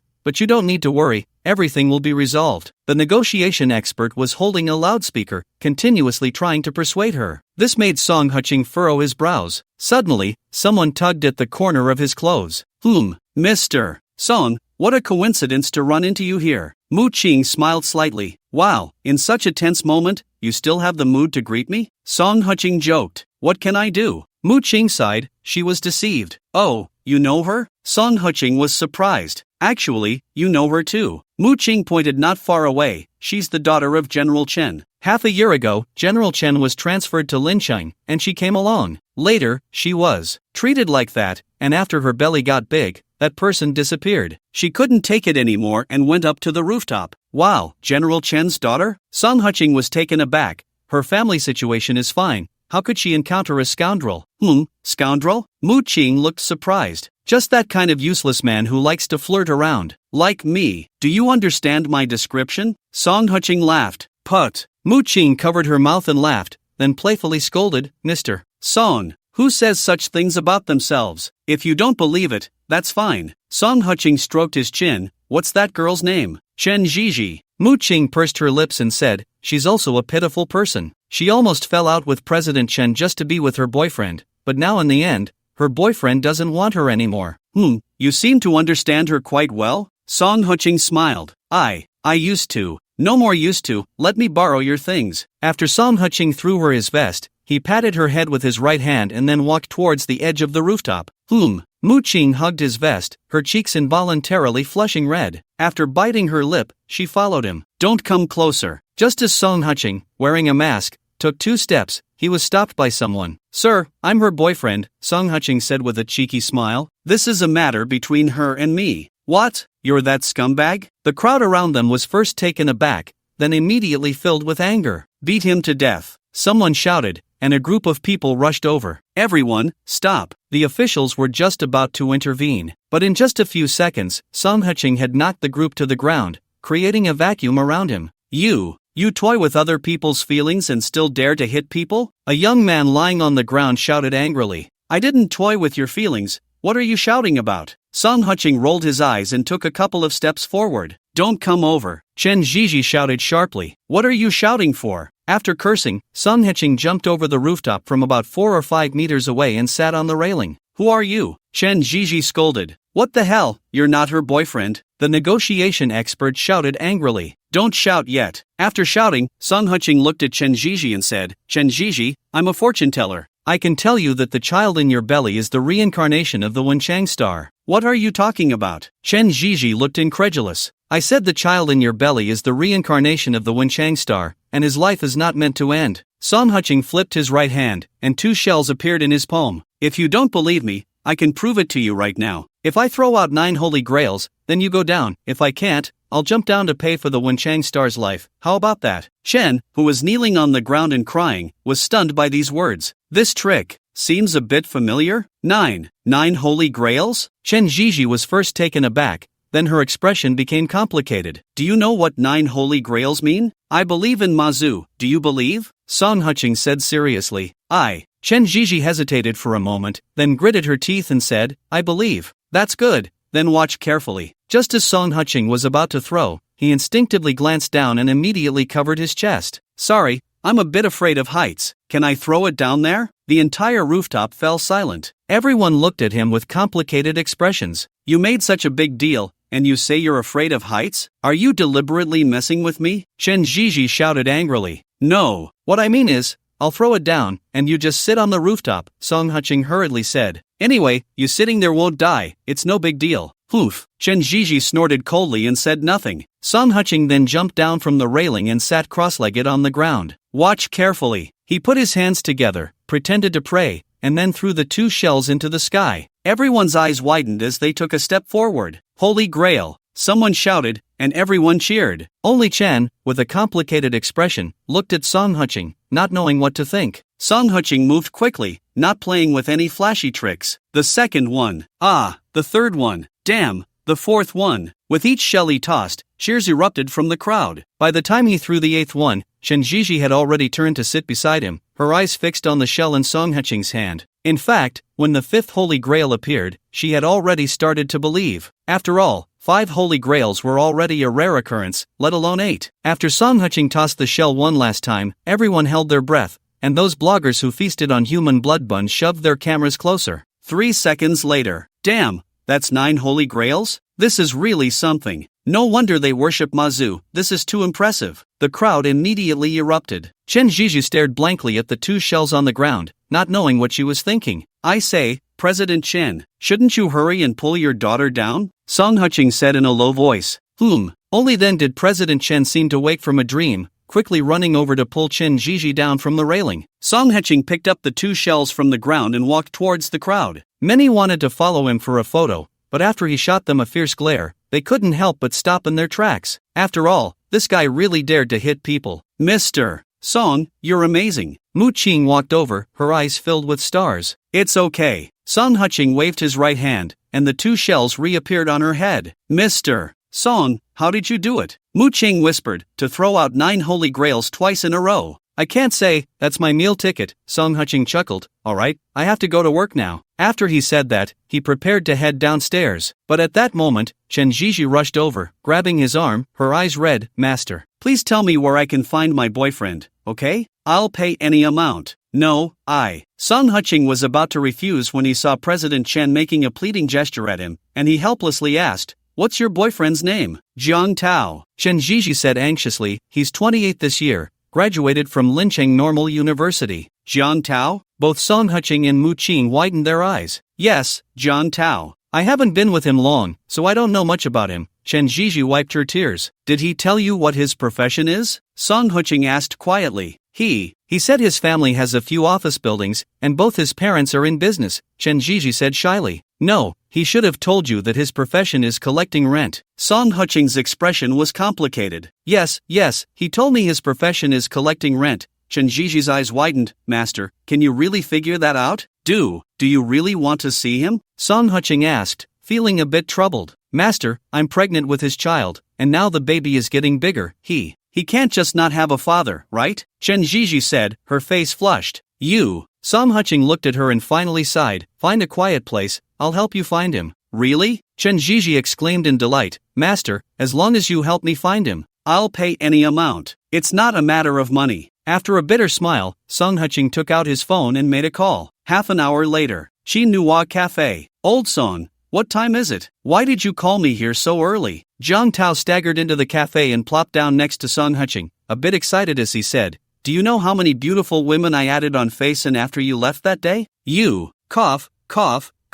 Song Huching cleared his throat and gestured with his chin to the side. Jiang Tao turned his head and met a somewhat angry little face. This is smack. Chen Zhiji raised her hand and directly knocked him off his seat onto the floor. Damn, why are you hitting people? Jiang Tao complained, covering his face. President Chen, don't be impulsive. Song Huching hurriedly stepped forward to block the already chair-lifting President Chen, awkwardly saying, Jiang Tao was probably drunk yesterday, it's understandable. Oof. President Chen snorted coldly and put down the chair. Wait, bro, you really don't know her? Song Huching looked at Jiang Tao with a pained expression. Let me think. Jiang Tao tilted his head to look at Chen Zhiji, and after a long while, he exclaimed in surprise, Chen Mengmeng. Hey. Song Huching sighed and then took a step back. I'll kill you. Chen Zhiji was furious, grabbing a cup from the table and smashing it hard at Jiang Tao. President Chen then swung the chair, directly knocking Jiang Tao back to the ground, and still not satisfied, went up to kick him fiercely. Many waiters stood at a distance, glancing at the wailing Jiang Tao on the floor, then at Song Huching, but ultimately didn't dare to step forward. At that moment, a surprised voice rang out. Song Huching. Song Huching turned his head and saw Li Qingmu and Ruan Xingyao looking at him with wide eyes. What are you doing? Ruan Xingyao came over to take a look and couldn't help but shout angrily, Song Huching, are you crazy? How can you just watch Jiang Tao get beaten? As she spoke, she pushed aside President Chen and Chen Zhiji. Who are you? Chen Zhiji asked sharply. Sorry, she's my ex-wife. You all continue. Song Huching awkwardly pulled Wan Xingyo aside. Damn, old Song, are you even human? Zhang Tao said in indignation. Exactly, Song Huching, are you even human? Ruan Xingyao also scolded. Zhang Tao is your best friend. How can you just watch him get beaten? Song Huching hesitated for a moment before quietly saying, he got someone else pregnant. What? Ruan Xingyao and Zhang Tao both widened their eyes. Song Huching lowered his head, somewhat ashamed, and said, he even got the person's name wrong. Beast. Ruan Xingyao was furious, and with a backhand, she slapped Zhang Tao back to the ground just as he was getting up, then raised her high heels and stomped on him fiercely. Damn, don't be impulsive, don't be impulsive. Song Huching quickly hugged Ruan Xingyao, pulling her aside. Let go of me, I'm going to kill this beast. Ruan Xingyao shouted angrily. Wait. Zhang Tao, holding his stomach, struggled to get up while gritting his teeth. Let me guess one more time. Guess? Everyone was stunned. Bro, how about? Don't talk. Zhang Tao raised his hand to stop Song Huching, pondering for a moment. Chen Yao Yao, right? It must be this name, it can't be wrong. I'm going to kill you. Chen Zhiji instantly exploded, joining President Chen in a flurry of punches. Li Qingmu walked over to Song Huching, looking incredulous. Do you think he's gone mad? I think he just wants to prove something. Song Huching stroked his chin and said, after all, guessing wrong twice in a row is a low probability event, isn't it? That's true. Ruan Xingyao nodded in agreement, I think. Give him another chance, maybe he really can guess it right. Isn't it a matter of guessing names now? Li Qingmu said, rubbing his forehead. If you don't come up with a solution, he's going to get beaten to death here today. Song Huching and Ruan Xingyao exchanged glances and hurried forward to intervene. 5 minutes later, a bruised and battered Zhang Tao sat beside Song Huching, his brows furrowed. Chen Zhiji and President Chen both looked outraged. Zhang Tao, if you don't give us an explanation, we'll die together. Wait, I'm waiting for your grandfather. After covering Zhang Tao's mouth with a napkin from the table, Song Huching smiled broadly and said, President Chen, I know this kid Zhang Tao best, talking to him is useless. Then who should I talk to? President Chen said sternly. Look, the main person has arrived. Song Huching pointed toward the entrance of the cafe. Everyone turned their heads simultaneously to see a middle-aged couple peering in. You called Zhang Tao's parents? Ruan Xingyao covered her face. Otherwise, should I let him guess again? Song Huching pouted. Then he would definitely get beaten to death, right? Ruan Xingyao hesitated. Don't doubt it, he really will get beaten to death. Mu Qing couldn't help but speak up. Li Qingmu and Ruan Xingyao frowned at her simultaneously. Where did this girl come from? Uncle, aunt, over here. Song Huching stood up and waved. Xiao Song, why did you rush us here? Is there an emergency? Zhang's father asked with concern. It's somewhat urgent, Song Huching said with a face. Let me introduce you, this is Chen Jianxi. President Chen said with a stern face. Hello, I am Jiang Yuda, Zhang's father said with a smile, extending his hand. Although Chen Jianxi looked displeased, he still reached out to shake hands. The situation is like this, Song Huching said helplessly. Zhang Tao once dated this Miss Chen, and then, well, he got her pregnant. What? Zhang Yuda and Zhang's mother suddenly stood up. Uncle, President Chen is also a person of status. He definitely wouldn't use this kind of thing to extort, Song Huching whispered. The main problem now is that Zhang Tao seems to have forgotten about it. Bang! I fucking remembered. Zhang Tao suddenly slammed the table, startling everyone.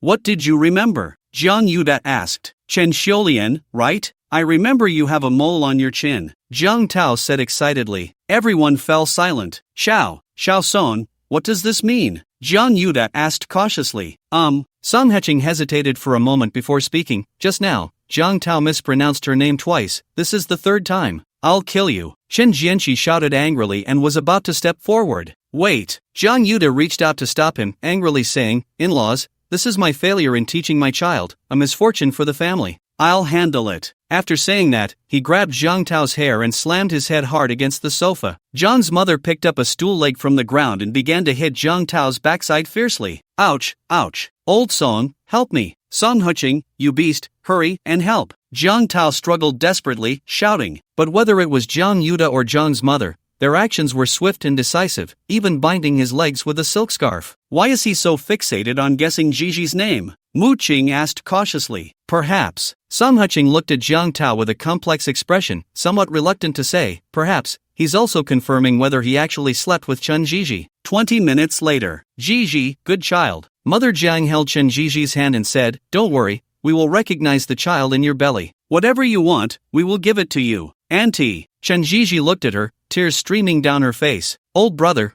big sister, I'm not someone who doesn't reason, Chen Jian, she said with a serious face, but that Jiang Tao kid talks nonsense, saying his family has several office buildings. I checked, and there's no such thing at all. Cough cough cough. Zhang Yude said awkwardly, Brother Chen, my family doesn't have office buildings. But we do have over 30 apartments and more than 20 storefronts. Don't worry, as long as Jiji marries in, all these things will belong to her and the child. I won't give a single cent to that brat. Chen Jian, she frowned as he heard this, looking at Jiang Tao, whose nose was bleeding. This kid's family background is more solid than he imagined. I won't marry. Chen Jiji wiped her tears and said, rather than marrying him and having him fool around every day, I might as well give birth to the child myself and raise it myself. Fooling around? Mother Zhang's tone rose by 8 degrees, and she slapped Jiang Tao's head, making it tilt. He didn't have this problem before. In recent years, your uncle and I have been busy with other businesses. How did he start fooling around? While scolding, she subtly glanced at Song Yiqing. Song Yiqing immediately understood, weakly raising his hand. Auntie, I'm sorry. I took Jiang Tao out to have fun. Good brother. Jiang Tao looked at Song Yiqing with gratitude. Xiao Song, how could you do this? Jiang Yude said with a pained heart,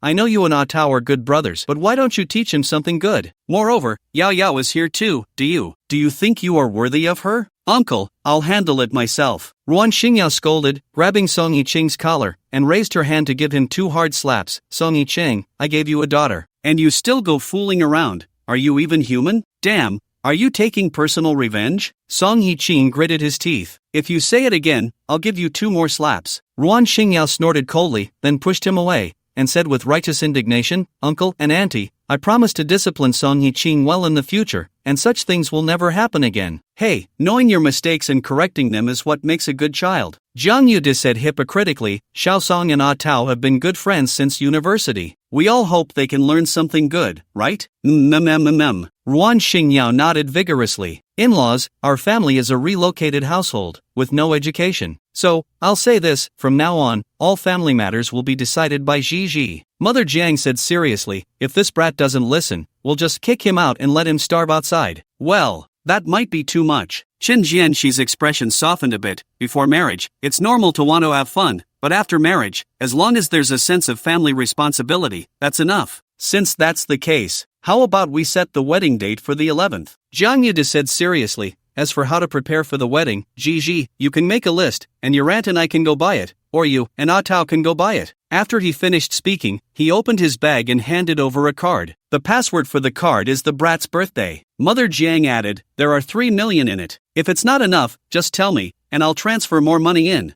That's enough.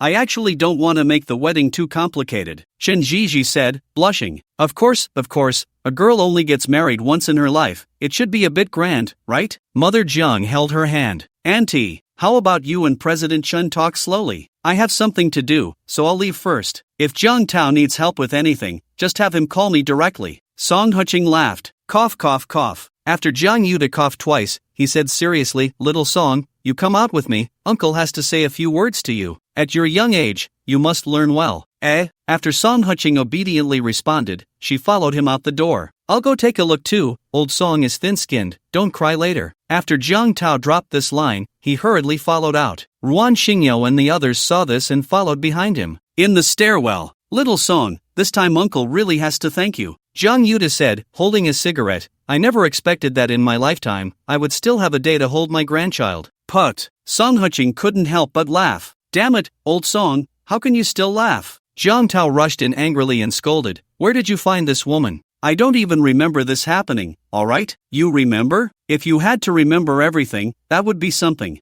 Jiang Yude said irritably, you change women more often than you change clothes. If it weren't for Little Song being here today, I would have lost all my face. I told you not to make a fuss. Song Huqing said helplessly, do you know what this girl just did? What did she do? Jiang Yude and Jiang Tao looked over at the same time. She climbed up to the rooftop of the Guamao building, planning to jump off, you know. Song Huqing sighed, if she hadn't been saved. Then you guys would have had a good time. Wouldn't her father have fought you to the death? What the hell? Jiang Yude and Jiang Tao both broke out in a sweat. After a long while, Jiang Tao stammered, old Song. You can't be kidding me. Really? Mu Qing walked in through the door, followed by Li Qingmu and Ruan Xingyao. Jiji really was on the rooftop just now. If it weren't for Mr. Song acting in time. She would have probably jumped by now. Little Song, thank you, thank you. Jiang Yuta tightly grasped Song Huching's hand. Jiang Tao, however, was mumbling to himself on the side. It's over, it's over. Huh, what does he mean? Li Qingmu asked curiously. What he means is, with Chen Jiji being so fierce, he won't have good days ahead, Ruan Xingyao said with a pout. There's another meaning. Song Huching chuckled, his youth has ended, buried today. Put. Li Qingmu and Mu Qing both laughed. Old Song, if I were to climb up to the rooftop now, then you might as well jump down, it would be a clean break. Jiang Yuta slapped him hard on the head, scolding,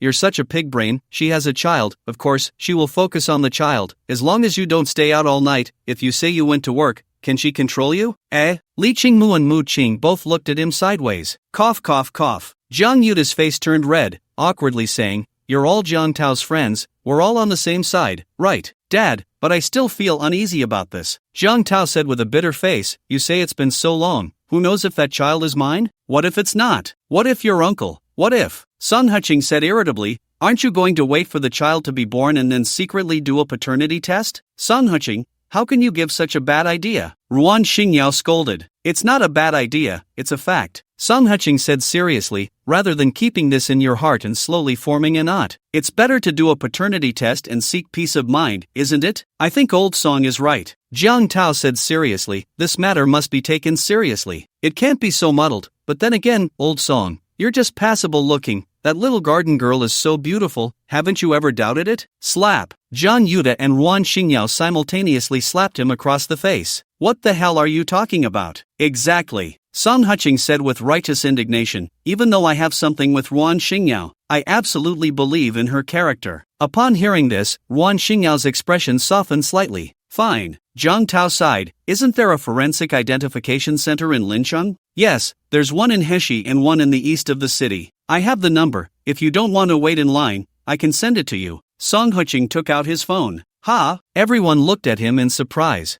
Jiang Tao and his son, along with Li Qingmu and Mu Qing, instinctively took a step back. Song Huching, how do you have the number for the forensic identification center? Ruan Xingyao gritted her teeth. Song Huching quickly realized, maintaining his expression, I once had a friend. Go to hell. Ruan Xingyao slapped him hard and scolded, you want a divorce, right? Just wait. After she finished scolding, she angrily walked towards the door. Ruan. Li Qingmu called out and hurriedly followed her. Xiao Song, are you and Yao Yao getting a divorce? Jiang Yuta asked in surprise. Uncle, can we not make a fuss? Song Huching said with a bitter face, can you help Jiang Tao clean up his mess first before asking about me? True. Jiang Yuta sighed, in a few days. Your aunt and I will invite you and Yao Yao out for a meal. It's really not a big deal, is it? Sigh. Song Huching let out a long sigh and turned to walk out. Mu Qing followed closely behind him. Why are you following me? Song Huching glanced at Mu Qing. You helped me last time, and I want to treat you to a meal, Mu Qing said, blushing. A meal? Sure, then there's no time like the present. Let's do it today. Song Huching shrugged. Do you have a favorite restaurant? If you do, we can go there now. I haven't been in Lincheng for long, Mu Qing said somewhat shyly. I'm not very familiar with Lincheng. You pick a place, and I'll treat. All right then. After Song Huching found his electric scooter, he took a helmet out of the trunk and handed it to her. Mu Qing didn't hesitate and quickly put the helmet on, then sat behind him. It's not. The scooter hasn't even moved yet. You don't need to hold on so tightly. Song Huching said helplessly. Sorry. It's my first time on an electric scooter, and I'm a bit scared, Mu Qing said softly. First time on an electric scooter? Song Huching looked at the rearview mirror with a strange expression. Yeah. Mu Qing said quietly, I rode a motorcycle once at a racetrack when I was a kid, but my family thought it was too dangerous and wouldn't let me ride. Riding a motorcycle at a racetrack? Song Huching's mouth twitched slightly as he looked at her closely. To be honest, Mu Qing was the kind of woman who, at first glance, wasn't particularly stunning, but the more you looked, the more intriguing she became, especially with that delicate and fragile aura about her. It truly made one feel pity. What's wrong? Nothing. After shaking his head, Song Huching twisted the throttle. The electric scooter immediately started moving towards the riverside of Lincheng. 20 minutes later, Nanji Pavilion. Sir, do you have a reservation? A waitress in a cheapao approached. I just texted Dong Hui, he said he saved a spot for me. Song Huching smiled. Oh, so it's Mr. Song. The waitress immediately said, the young master instructed that if Mr. Song comes to eat,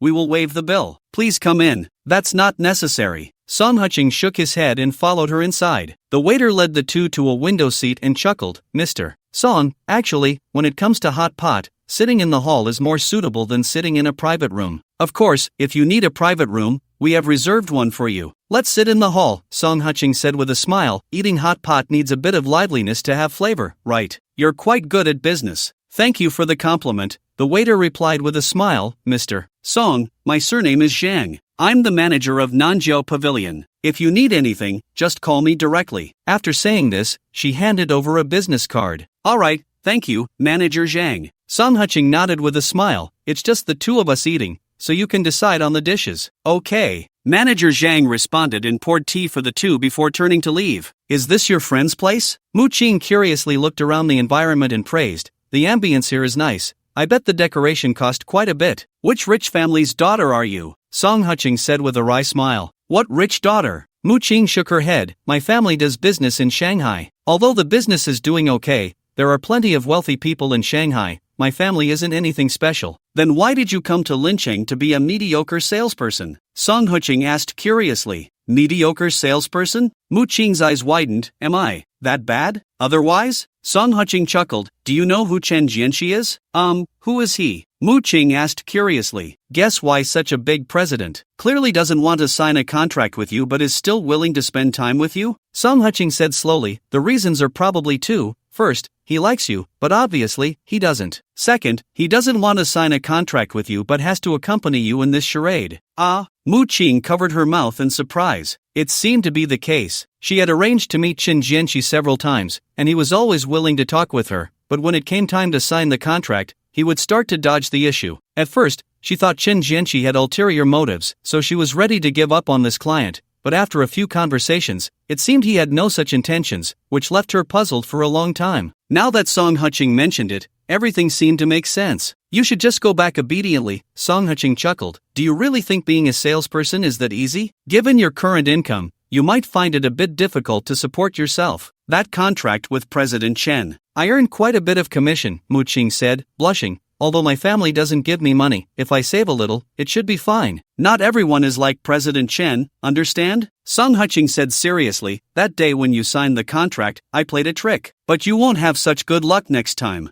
Mr. Song, don't underestimate me, Mu Qing said earnestly. Although I don't have much ability, I will work hard. I believe I can support myself without any problem. Ha! Song Huching couldn't help but laugh. In today's society, it's somewhat difficult to starve. But if you want to live a good life, it might not be that simple, right? What deep grudge do you have with your family? They don't even give you living expenses? My family is forcing me to get married. Mu Qing looked out the window, blushing. When I was young, I thought getting married was no big deal, so I listened to them. But after getting married, I found that life was completely not what I wanted. What do you mean by that? Song Huching curiously asked. Your family is wealthy, and you don't have to worry about basic necessities. Isn't such a life good? Life is not just about basic necessities. There's also a resonance of the soul. Mu Qing looked into his eyes and said, if two people love each other, even selling goods on the roadside can be very happy. But if they don't love each other, living in a palace won't bring happiness.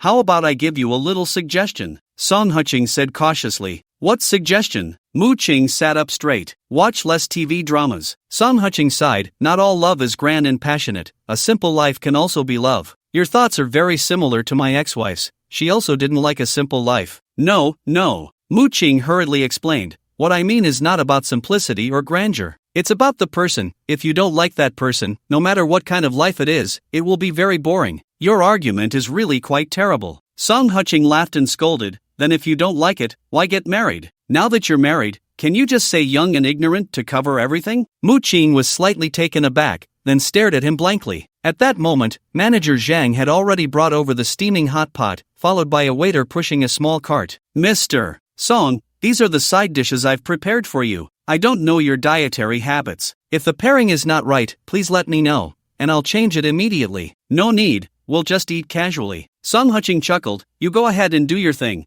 I'll call the waiter if I need anything. All right, Mr. Song, Miss. Enjoy your meal. After Manager Zhang refilled their tea, he stepped aside. Mr. Song, do you think I was wrong? Mu Qing asked seriously. Not at all. Song Huching joked. But you could switch the genders and look at this matter again. For example, if you were a man who married a woman, and after some years you felt you didn't like her, you married her under family pressure. Thinking about it that way, I think I would have some new feelings, but he didn't truly marry me. Mu Qing couldn't help but retort, his father failed in business and owed a huge sum of money. Marrying me was just to pay off his father's debts.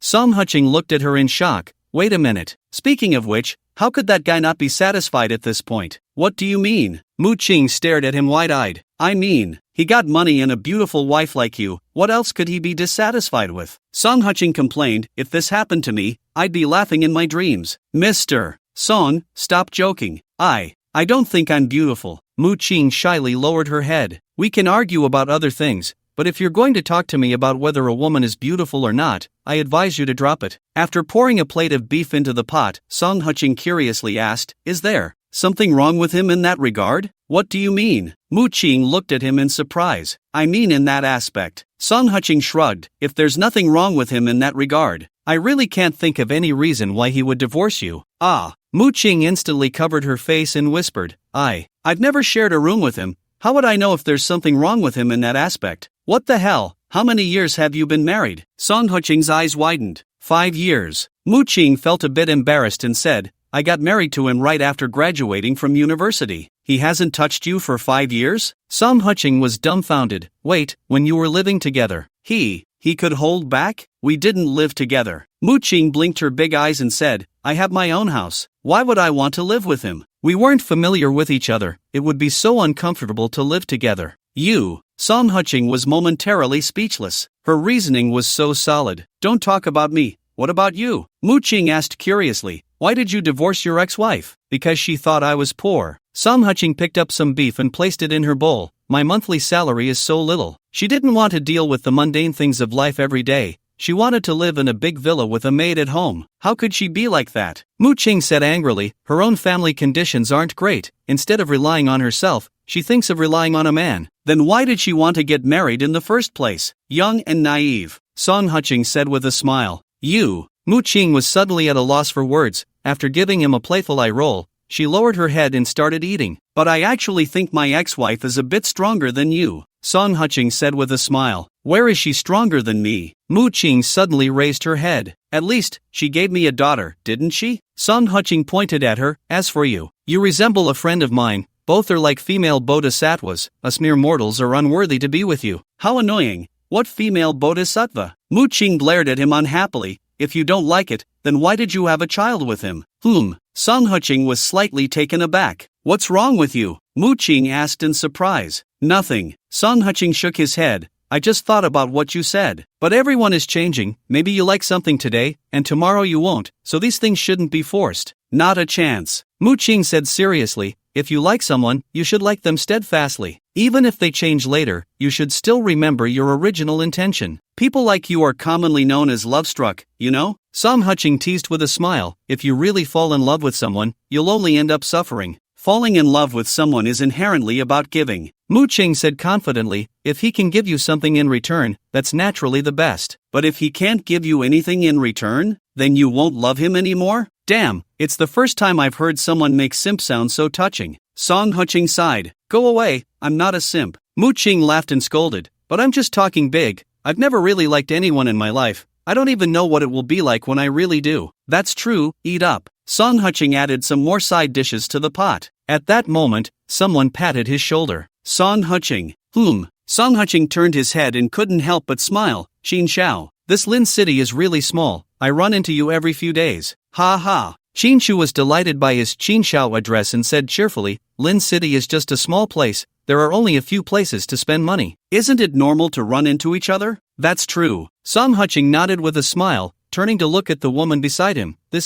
Let me introduce you. This is my female friend, Zhao Yenner. Xin Shu said with a smile. Don't give me that. The girl frowned. I'm his blind date. Not a girlfriend. Song Huching joked. The upgraded status of a blind date is a fiancé, not just a girlfriend. Right, fiancé. Xin Shu quietly gave him a thumbs up. It's a blind date, not a fiancé. Zhao Yenner corrected him and looked at Mu Qing, saying, since we're all friends, let's eat together. What's the point of two people eating hot pot alone? Hey, Yenner is right. Xin Shu immediately said, Old Song, scoot in a bit. This meal is on me. Upon hearing this, Mu Qing winked at Song Huching. Is this a simping dog? Put. Song Huching couldn't help but laugh. You're called Song Huching? Zhao Yener suddenly asked.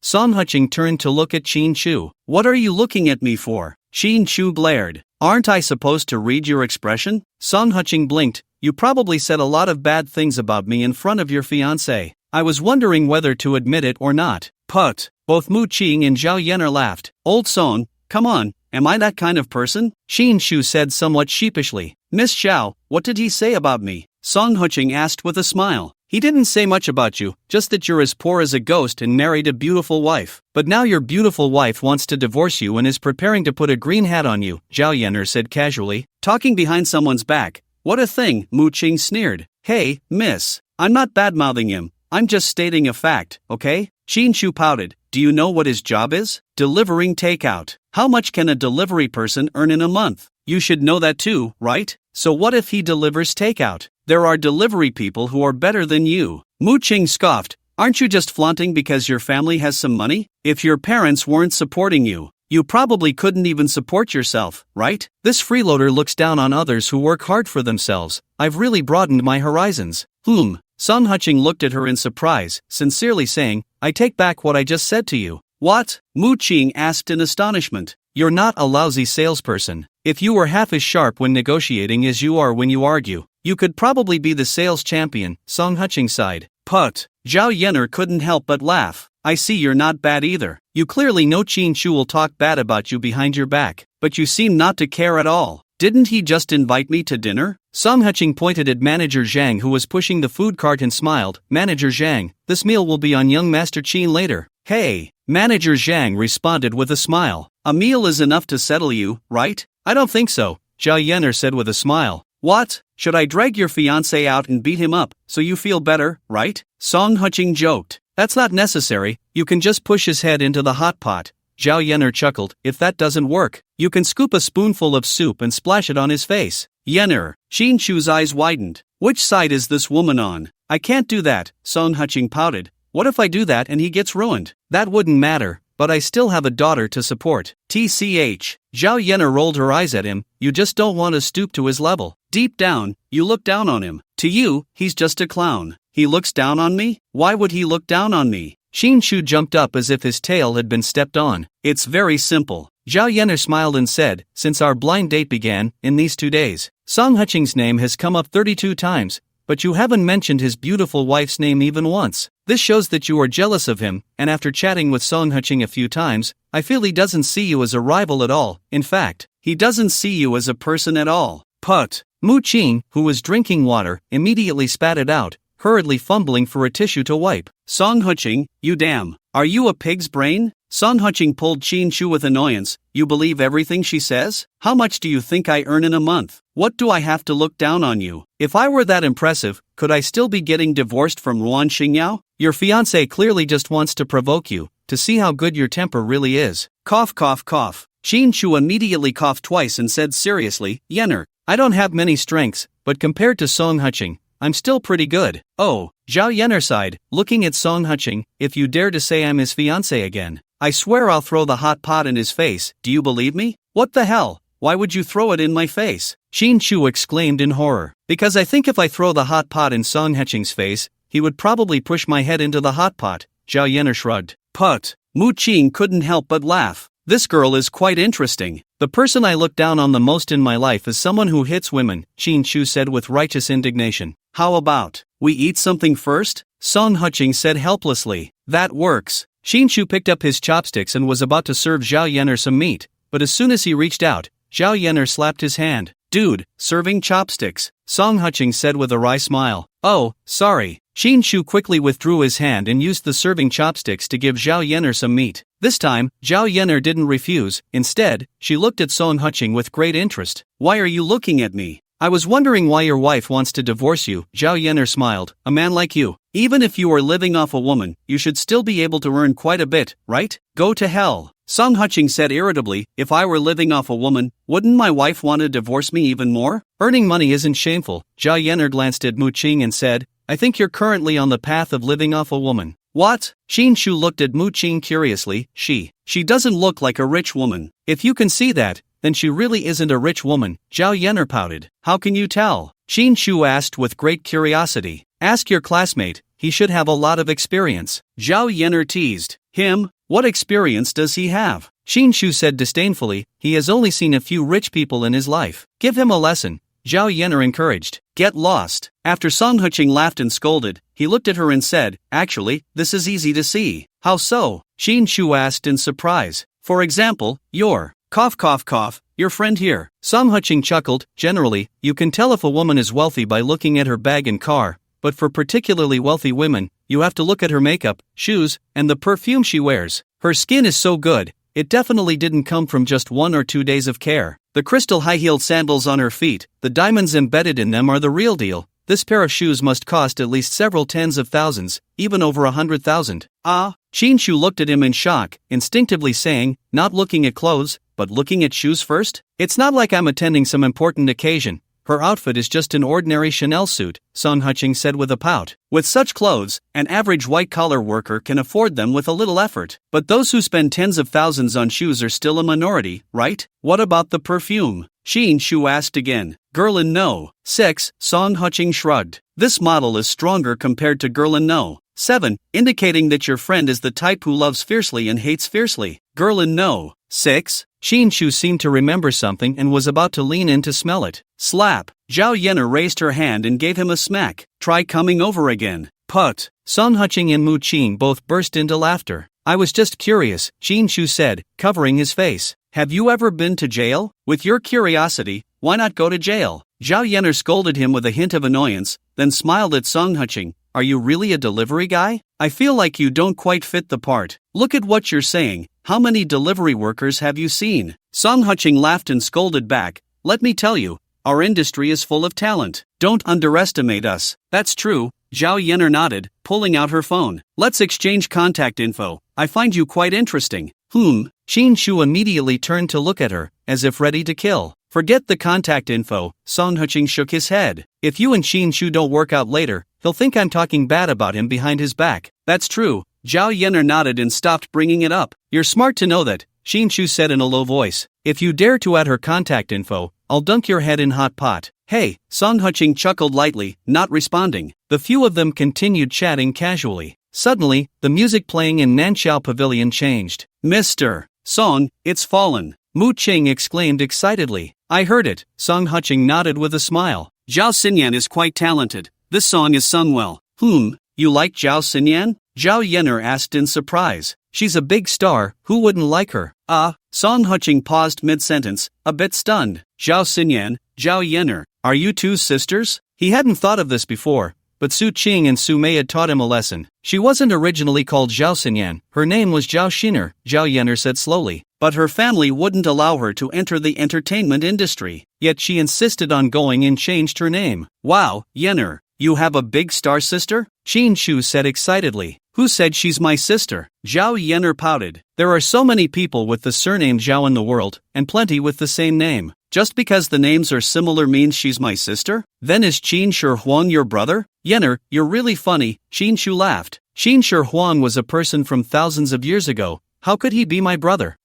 Song Huqing hesitated. What do you want to say? Qin Shu raised an eyebrow. From my limited knowledge, I think Qin Shi Huang should have the surname Ng, Song Huqing said quietly. You. Qin Shu's face turned red instantly as he glared at him. You read a lot of books, huh? Showing off? Alright, let's say I was wrong, okay? Song Huqing chuckled. Mu Qing, are you full? If you're full, let's leave. Don't block the earth from turning here. Hey, then let's go. Mu Qing also stood up. Don't leave, we haven't even started. Zhao Yener scolded with a laugh. Since everyone has nothing to do, let's have a drink. Who says I have nothing to do? I still have to work this afternoon. Song Huqing laughed and scolded. You and your fiancé take your time. After he finished speaking, he took off running, because Zhao Yener had already placed both hands on the handle of the hot pot. You take a step back. I want you to drink this pot of soup. Next time we'll drink together. After waving his hand from a distance, Song Huqing dove into the elevator. Mu Qing quickly followed him. Downstairs. Where are you going? Do you want me to give you a ride? Song Huqing joked. Ha, you really have to work this afternoon? Mu Qing was surprised. Otherwise, do you think I'm lying? Sun Huqing laughed and scolded, if I don't work for a day. Who knows, someone in a corner of Lincheng might go hungry. Go to hell. Mu Qing was immediately amused by him. So it turns out the people of Lincheng are all relying on you to survive, right? Not on me, but on my profession. Sun Huqing said seriously, at least, if it weren't for us,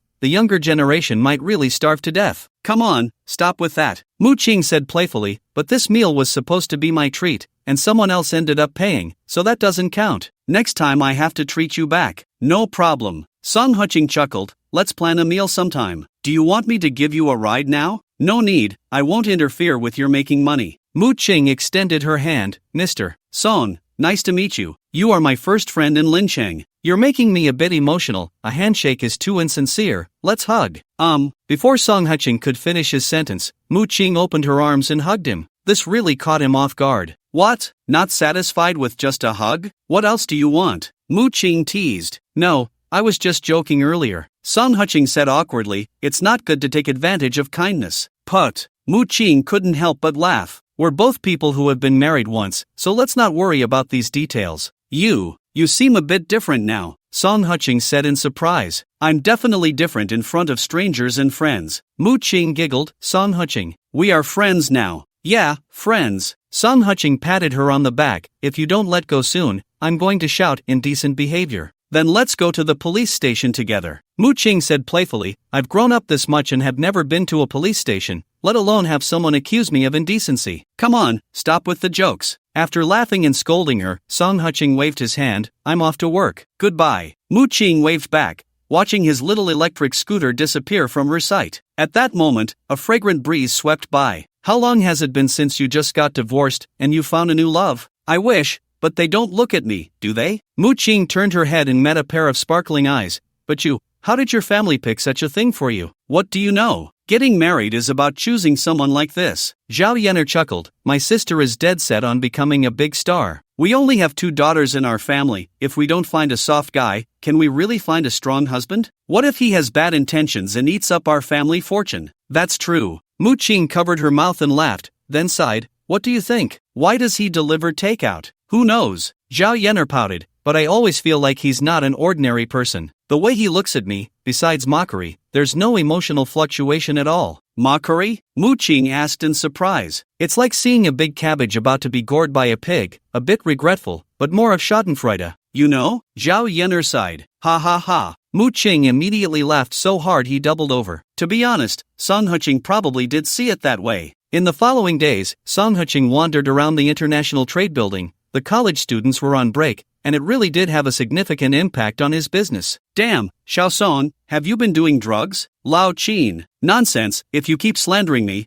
I'll call the police. Lao Lu. What's going on? Lao Wu. Check the leaderboard. Lao Qin. Damn, Xiaosong, you made it to number 1? Lao Zhou. Seriously, at your age, still so reckless. Lao Lu. After Song Huqing finished replying, he opened the leaderboard. First place, 72 orders. Lao Lu. Damn it, we have to treat you to barbecue. Lao Qin. Right, this meal can't be skipped. Lao Wu. Okay, how about 6 o'clock at Jiuge? Lao Lu. 6 o'clock won't work, let's do 7:30, and don't go to Jiuge, they're closed for the next couple of days. Let's find a stall under the Lincheng Bridge. Lao Zhou. No problem, whoever arrives first orders the food. Lao Lu. After sending the message, Song Huqing casually accepted 3 more orders and ran towards Lincheng Bridge. At exactly 8 o'clock, he finished his last delivery and arrived at the night snack stall under Lincheng Bridge. Are you out of your mind? Lao Qin laughed and scolded, you said 7:30. What time is it now? What can I do? Did you expect me to refuse an order if it was sent to you? Song Huqing joked as he sat next to Lao Zhou. Lao Zhou immediately opened a bottle of beer and placed it in front of him. By the way, in a few days, Lao Qin's son is getting married. Shall we go and join the fun? Lao Wu said cautiously. Wow, that's great news. No doubt about it, we'll definitely go. Song Huqing laughed heartily. He understood Lao Wu's concerns. They considered themselves friends, but for such matters, it's a good thing. But when you go, you have to bring a gift, right? Everyone works hard for their money, and giving red envelopes still feels a bit awkward. Xiaosong, we need to clarify something first. Lao Qin said seriously, even though we're friends, the gift should be 200. Not a penny more. If something good happens in your family, I'll also give 200. Alright, you're the big brother, you call the shots. Song Hutching readily agreed, then raised his glass and said, come on, brothers, let's have a drink. Cheers. Lao Wu and the others all raised their glasses. After Song Hutching had 2 drinks, his phone suddenly rang. He answered it casually, and a charming laugh came from the other end. Oh, where are you drinking? Under Lincheng Bridge with a few friends. Want to come? Song Hutching teased. Lincheng Bridge? What a coincidence. I'm shopping at Taiyue City with a few sisters. Send me your location, I'll be right over. The other party said happily. All right. After laughing, Song Hutching hung up the phone. Wait, Xiaosong, who was that? Lao Qin couldn't help but ask. That voice sounds a bit unfamiliar. Just a friend. Song Hutching raised his glass and smiled. Another friend? Lao Wu said, feeling annoyed. Xiaosong, don't think I'm being nosy. You can't keep doing this. Isn't that right? Lao Qin also said helplessly, you keep talking about friends, sooner or later something will happen. That Su doesn't seem like a person with a good temper. Lao Zhou hesitated to continue. Stop. Song Hutching said helplessly, I know what I'm doing, but I'm not the kind of person you think I am. The 3 exchanged glances and silently raised a middle finger. Hi, you still don't believe me, I was just saying. Song Hutching was about to say something when suddenly a fragrant breeze brushed past him, and then someone wrapped their arms around his neck. Song Hutching. You're here? Song Hutching hurriedly introduced, this is Li Qingmu. Old Zhou, Old Wu, Old Qin, they are all my colleagues and friends. Hello everyone, my name is Li Qingmu. After Li Qingmu greeted them gracefully, she sat down next to Song Hutching. Hello. Old Wu and the others looked a bit dazed. This is really something supernatural. The girl next to Song Hutching is more beautiful than the other, and today Li Qingmu was wearing a gray professional suit, with a pair of black backless high heels. Her figure was explosive, making several of them even afraid to look at her for too long. What brings you out shopping today? Song Hutching poured her a glass of beer. Well, our project team is currently responsible for Zhao Xinyan, right? She just released 2 new songs, and now she's busy promoting them everywhere, so our business here has temporarily stopped, Li Qingmu said with a hint of reproach. Zhao Xinyan? She's from your company? Old Wu exclaimed excitedly. Isn't she the one who recently released Fallen and Red High Heels? Those 2 songs are really good. Of course, they've been all the rage lately, you can hear them everywhere. Old Qin laughed and scolded. I even heard someone say that someone wrote them for her in a bar. Said it was her fan, Old Zhou said mysteriously. What's so special about fans? She was a star to begin with, Old Wu dismissed. No, the problem is that the fan said they were her body fan, only liking her body, not her talent. Old Zhou laughed and scolded. Damn, that brother is a real man, Old Wu praised, with Zhao Xinyan's looks. Who wouldn't like her? I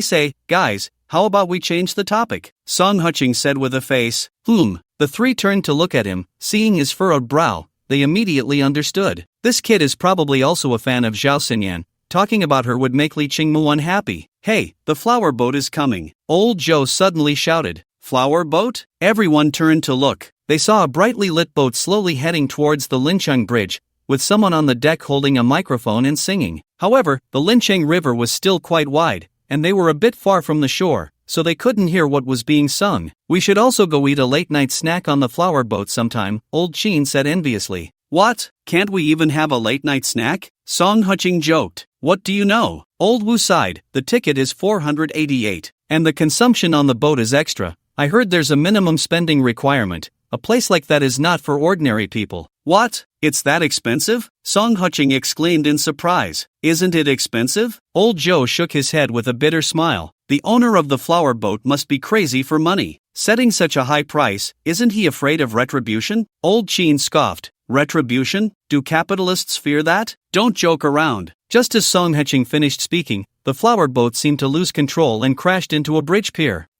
Screams erupted from the shore. The flower boat was split in 2 by the pier, and people on the boat fell into the river like dumplings. Damn, did I just jinx it? Old Qin muttered to himself. Stop talking, hurry up and save people. Old Wu shouted angrily and quickly ran towards the riverbank. Song Hutching didn't hesitate either and followed right after. Song Hutching, don't go. Li Qingmu tried to reach out to pull him back but ended up grabbing nothing. The 4 of them quickly ran to the riverbank. Old Qin was the fastest, taking off his outer clothes and pants before jumping into the river. Old Wu and Old Zhou were more cautious. After finding 2 broken tires on the shore, they jumped into the river as well. When they turned back to look for Song Huching, they found that he had already disappeared. At that moment, Song Huching was submerged, quickly swimming towards the flower boat. He silently recited the water avoidance technique. Although he was not troubled by the need to breathe, the water resistance greatly drained his stamina. Underwater, many people had already lost consciousness and were sinking. After grabbing hold of two individuals, he suddenly shot up to the surface. Damn! As soon as he surfaced, he startled old Zhou, who exclaimed, "How the hell are you swimming so fast? Stop talking nonsense." Song Huching dragged the two people up and lay on the tire. "Quick, find a board to put them on. I'll go down and see if there are more people." Old Zhou was about to say something, but Song Huching had already disappeared beneath the water. With no other choice, he began searching for a board while pulling the two unconscious individuals. 3 minutes later, Song Huching surfaced again, bringing up two more people. "Xiao Song, over here." Old Qin was sitting on a large board, waving his hands continuously. "Get over here. I can't swim with these people." Song Huching shouted, "Coming." Old Qin jumped into the water and swam over, pushing the board. After getting the people onto the board, Song Huching dove back under. He didn't know how many people he had pushed onto the board, but it was crowded with nearly everyone. Meanwhile, old Zhou and the others were still searching for broken boards, waiting for him to drag more people up. When he surfaced again, he suddenly heard someone scream, Zhao Xinyan is missing." "Who?" Song Huching turned to old Qin. She seems to be calling for Zhao Xinyan, right?" Old Qin said uncertainly. "No, she is definitely calling for Zhao Xinyan." Old Zhou swam over with a board, sighing, "I heard someone say that the one singing at the bow was Zhao Xinyan. She was a guest invited by the flower boat. But it's been so long, she's probably gone. I'll go down and take a look." After dropping that line, Song Huching dove back into the water to search. He ignored those who had already sunk and remained motionless. After all, it had been over half an hour since they fell in, and even if he pulled them up, it wouldn't matter much. Just as he was about to give up after searching for a while, he spotted a flash of bright red floating in the water, slowly sinking to the bottom. Song Huching immediately swam over, reaching out to grab her. When he pulled her in front of him, he realized it was none other than Zhao Xinyan. Luckily, she was wearing a bright red dress. In the dim underwater light, he might not have recognized her otherwise. At that moment, Zhao Xinyan let out a few bubbles. Song Huching immediately wanted to swim up, but she suddenly hugged him tightly. Damn! He cursed under his breath, trying to pull her up, but Zhao Xinyan either got scared or was driven by instinct, clinging to him tighter and tighter. With no other option, Song Huching pinched her nose and kept blowing air into her mouth. He didn't know if it was the oxygen that did the trick, but Zhao Xinyan slowly opened her eyes. However, the murky water made it hard for her to see him clearly. Song Huching couldn't speak underwater, so he tugged at her hair, signaling her to let go. Zhao Xinyan understood and slowly released her grip. Holding her, Song Huching began to float upwards. Just as they broke the surface, he heard old Qin wailing loudly, Xiao Song, where are you?" Zhao Xinyan heard the call and, using the light from the bridge, recognized the person holding her, exclaiming, "It's you. You owe me a favor." After a chuckle, Song Huching pulled over a wooden plank and tossed her onto it, while he himself sank into the water. Qin Chu. Zhao Xinyan immediately shouted anxiously, but received no response. At that moment, a head popped up behind old Qin, grabbing his foot. "Damn!" Old Qin screamed in fright, turning around to curse, "Beast, you scared the hell out of me." "Ha!" Song Huching teased, "I saw you crying so sadly, I just wanted to mess with you a bit." "Mess with your grandpa, hurry up and come up." Old Qin cursed as he reached out to pull him, but unexpectedly, he dodged. "Don't be like that, you're the hero here. I'm leaving, don't mention my name, okay?" Song Huching laughed. "What do you mean?" Old Qin was somewhat taken aback. "We'll talk about it later, just don't mention my name. The ones saving people are you three, remember that." After leaving that line, Song Huching submerged into the water, disappearing from his sight. At that moment, two wooden planks floated over. "Wait, where's Xiao Song?" Old Wu asked curiously. "I think I heard him talking just now. He ran away." Old Qin frowned. He said not to mention his name. "Let's do as he says." Old Zhou said seriously. "Why?" Old Qin asked curiously. "Isn't he smarter than us?" Old Wu scoffed. "Since he doesn't want people to know his name. There must be a reason. We shouldn't do him a disservice and get him into trouble." "That's true." Old Qin sighed as he looked at the approaching rescue team. Zhao Xinyan sat dazed on a plank, occasionally touching her lips, lost in thought. By the riverside of Linchang, as Song Huching climbed ashore, he saw a figure rushing towards him. Slap! The other party raised a hand and gave him a hard slap, then immediately hugged him and cried loudly. Song Huching was slightly taken aback, then tightened his embrace. It's okay, this is just a small matter. Go to hell. Li Qingmu said angrily, do you know how many people drown every year while trying to save others? What does this have to do with you? Are there any relatives or friends of yours on the boat? Not really. Song Huqing replied leisurely, but you're right by the shore, aren't you? I know you're waiting for me, so I definitely won't be in trouble. You're my lucky goddess. You. Li Qingmu's face turned red at his words. Before Song Huqing could react, she stood on her tiptoes and kissed him on the lips. But before Song Huqing could say anything, he suddenly received another slap. Who did you kiss? Your mouth tastes so sweet. Damn. Song Huqing covered his face, greatly shocked. How the hell did this happen? That night, at Guamao apartment, after Song Huqing finished showering and brushing his teeth, he tiptoed into the master bedroom. At that moment, Li Qingmu was lying on the bed scrolling through her phone. When she saw him come in, she snorted coldly and turned to the side. Song Huqing was happy to have some peace and lay down on the other side. After running deliveries all day and swimming for so long, he was indeed a bit tired, and soon fell into a deep sleep. But before he could fully drift off, he was suddenly shaken awake by Li Qingmu. Wake up, I said, girl, stop messing around, okay? Song Huqing said irritably, didn't I tell you, it was to save someone? No. Li Qingmu's face was pale. Ruan Xingye was here.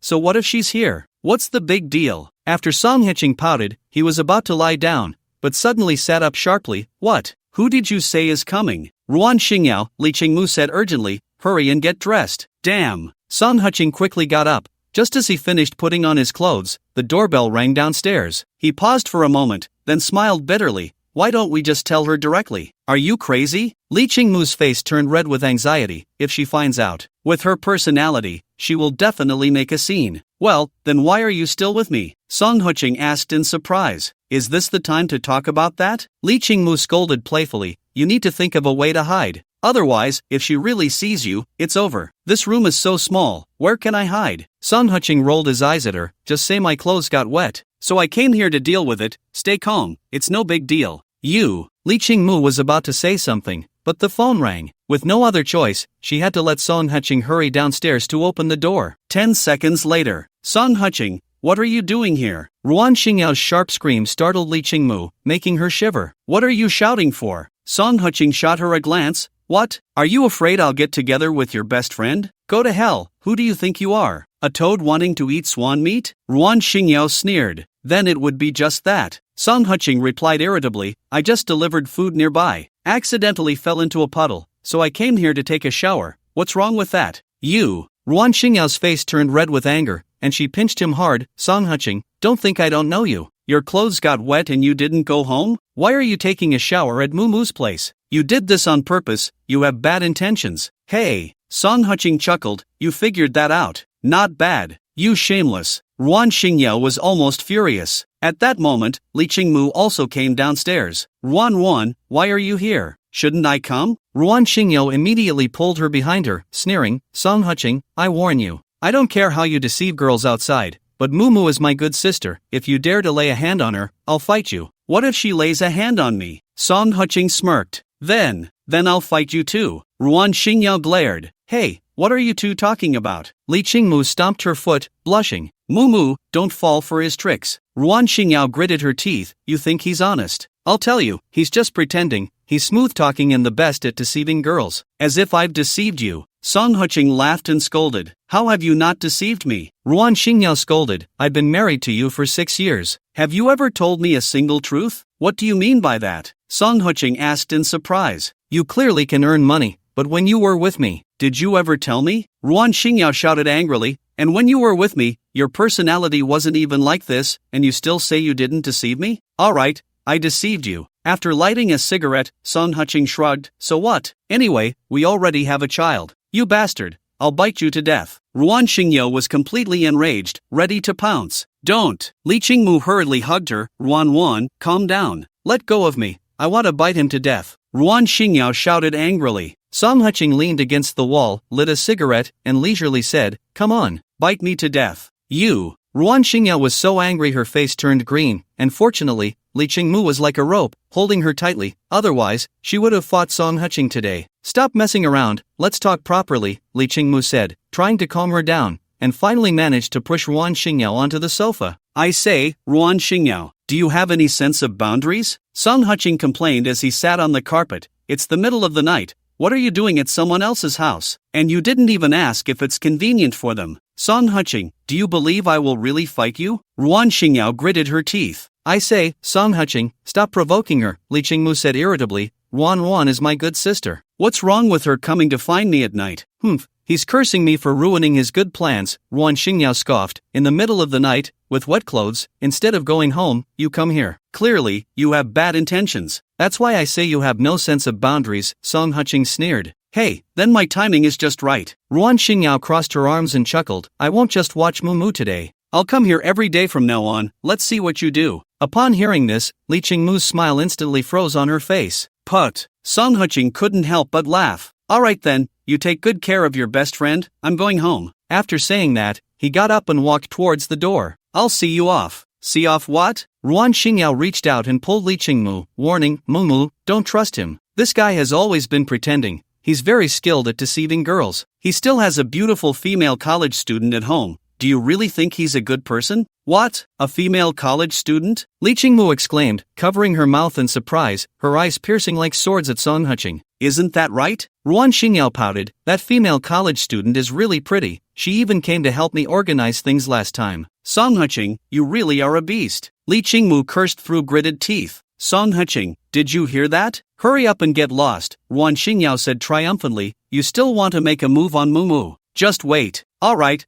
I admit you're impressive. Song Huching shrugged. If you have the ability, guard your best friend for life. Otherwise, sooner or later, I'll send you and Li Qingmu a wedding invitation. You. Ruan Xingyao was enraged by this statement and picked up a cup from the table, ready to throw it at him. But Song Huching was too clever. He turned around and slipped out, conveniently closing the door behind him. Ruan. Don't stoop to his level, Li Qingmu said helplessly. Mumu, do you have a crush on him? Ruan Xingyao asked quietly. Ha? Li Qingmu's eyes widened, unsure of how to respond. With your personality, if you didn't have a crush on him, why would you let him come to your house? Ruan Xingyao sighed. I've known you for years, but I've never seen you invite a man to your home. Isn't he your husband? Li Qingmu said with a bitter face. We're friends, and if he has difficulties, I have to help him, right? You, just kind-hearted, Ruan Xingyao said, pulling her hand impatiently. Song Huching is just taking advantage of that. Don't fall for his tricks. How could that be? You still don't know what kind of person I am? Li Qingmu sighed. Song Huching is good-looking and has a nice personality. But that doesn't matter. Does he have money? That's true. Ruan Xingyao immediately perked up again. Although Song Huching hasn't told me a single true word, he really doesn't have much money, so let's not fall for his tricks. Li Qingmu is famously money-oriented. If you don't have money, she won't even bother to say a word to you. In Li Qingmu's eyes, Song Huching is the kind of person she wouldn't even glance at. When Song Huching got home, it was already past 1 o'clock. After he opened the door, he found Yun Ning lying on the sofa watching TV. Hey, still not asleep? Why would I sleep so early when you're not home? Besides, tomorrow is the weekend, no work. Yun Ning teased. Why are you back at this hour? Did a woman outside kick you out? Ha ha. Song Huching immediately laughed.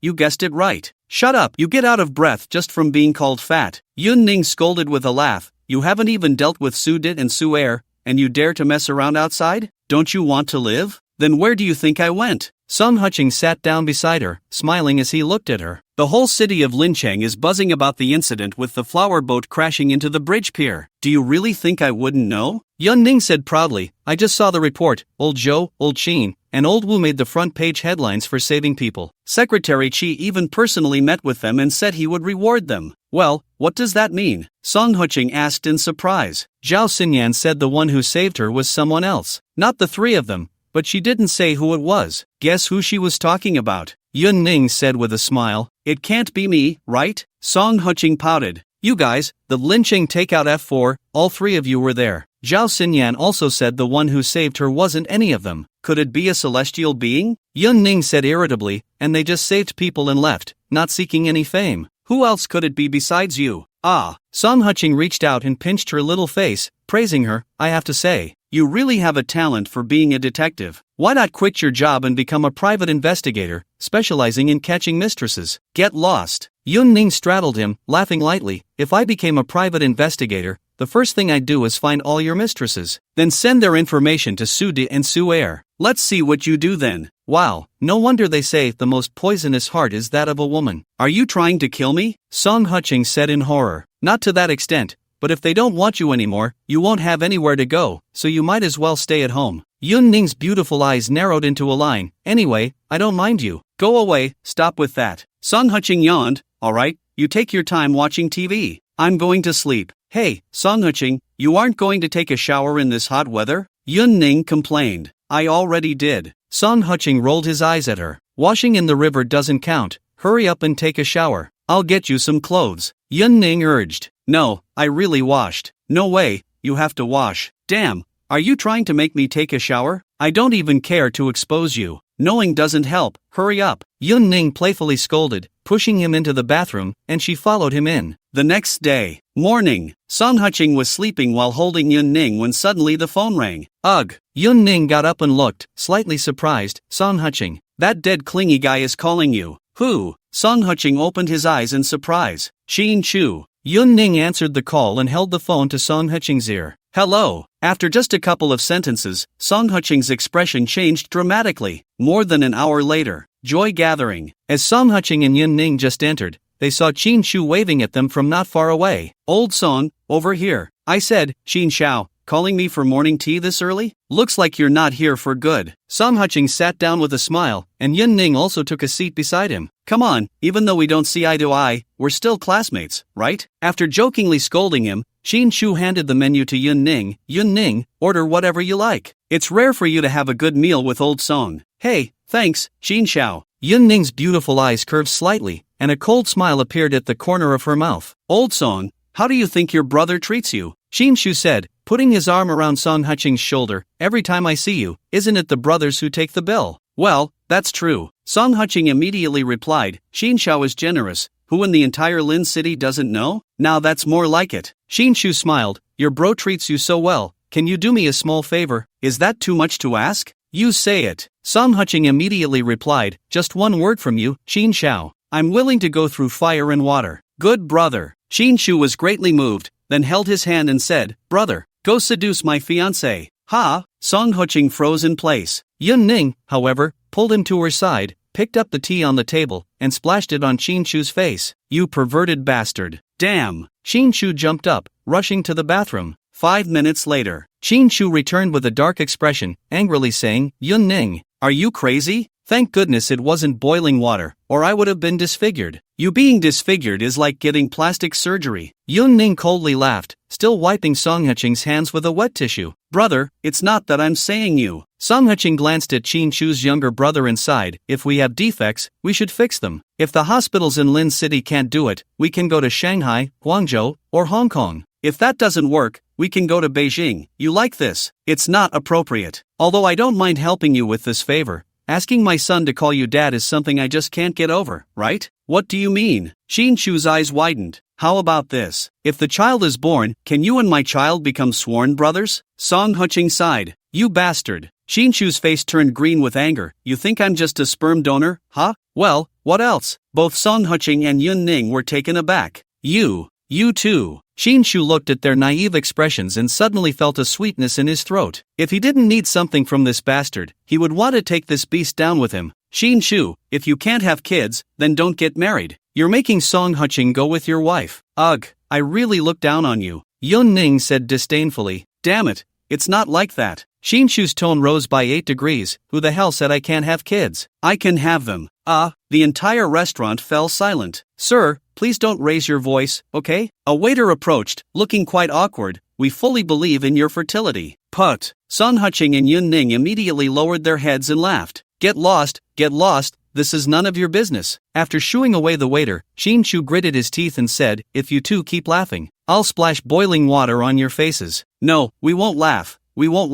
Song Huching and Yun Ning quickly composed themselves. Oof. After calming down, Qin Shu sighed. Song Huching, you know, Zhao Yener's sister is actually Zhao Xinyan. Ha, is it really her sister? Song Huching exclaimed in surprise. Is there any doubt? Qin Shu rolled her eyes and said proudly, the flower boat had an accident yesterday. Zhao Xinyan was on the boat, and in the middle of the night, I even took my parents to visit her. You took your parents to visit Zhao Xinyan? Song Huching was taken aback. So you were the driver, and you didn't see Zhao Xinyan? Are you sick? Qin Shu replied irritably. What kind of person do you think Xinyan is? She's a big star, you know? Big stars aren't just someone you can meet whenever you want. Wait, Xinyan? Yun Ning's eyes widened. If I remember correctly, you just said fiancé, right? Zhao Yener? That's the tricky part for me. Xin Shu sighed and then looked up at the ceiling. Sometimes, I really feel that being too charming isn't a good thing. What do you mean? Song Huqing and Yun Ning exchanged glances. After I took my parents back yesterday, Xinyan added me on Facun. She said she had been looking for me for a long time, Xin Shu said, her face turning red.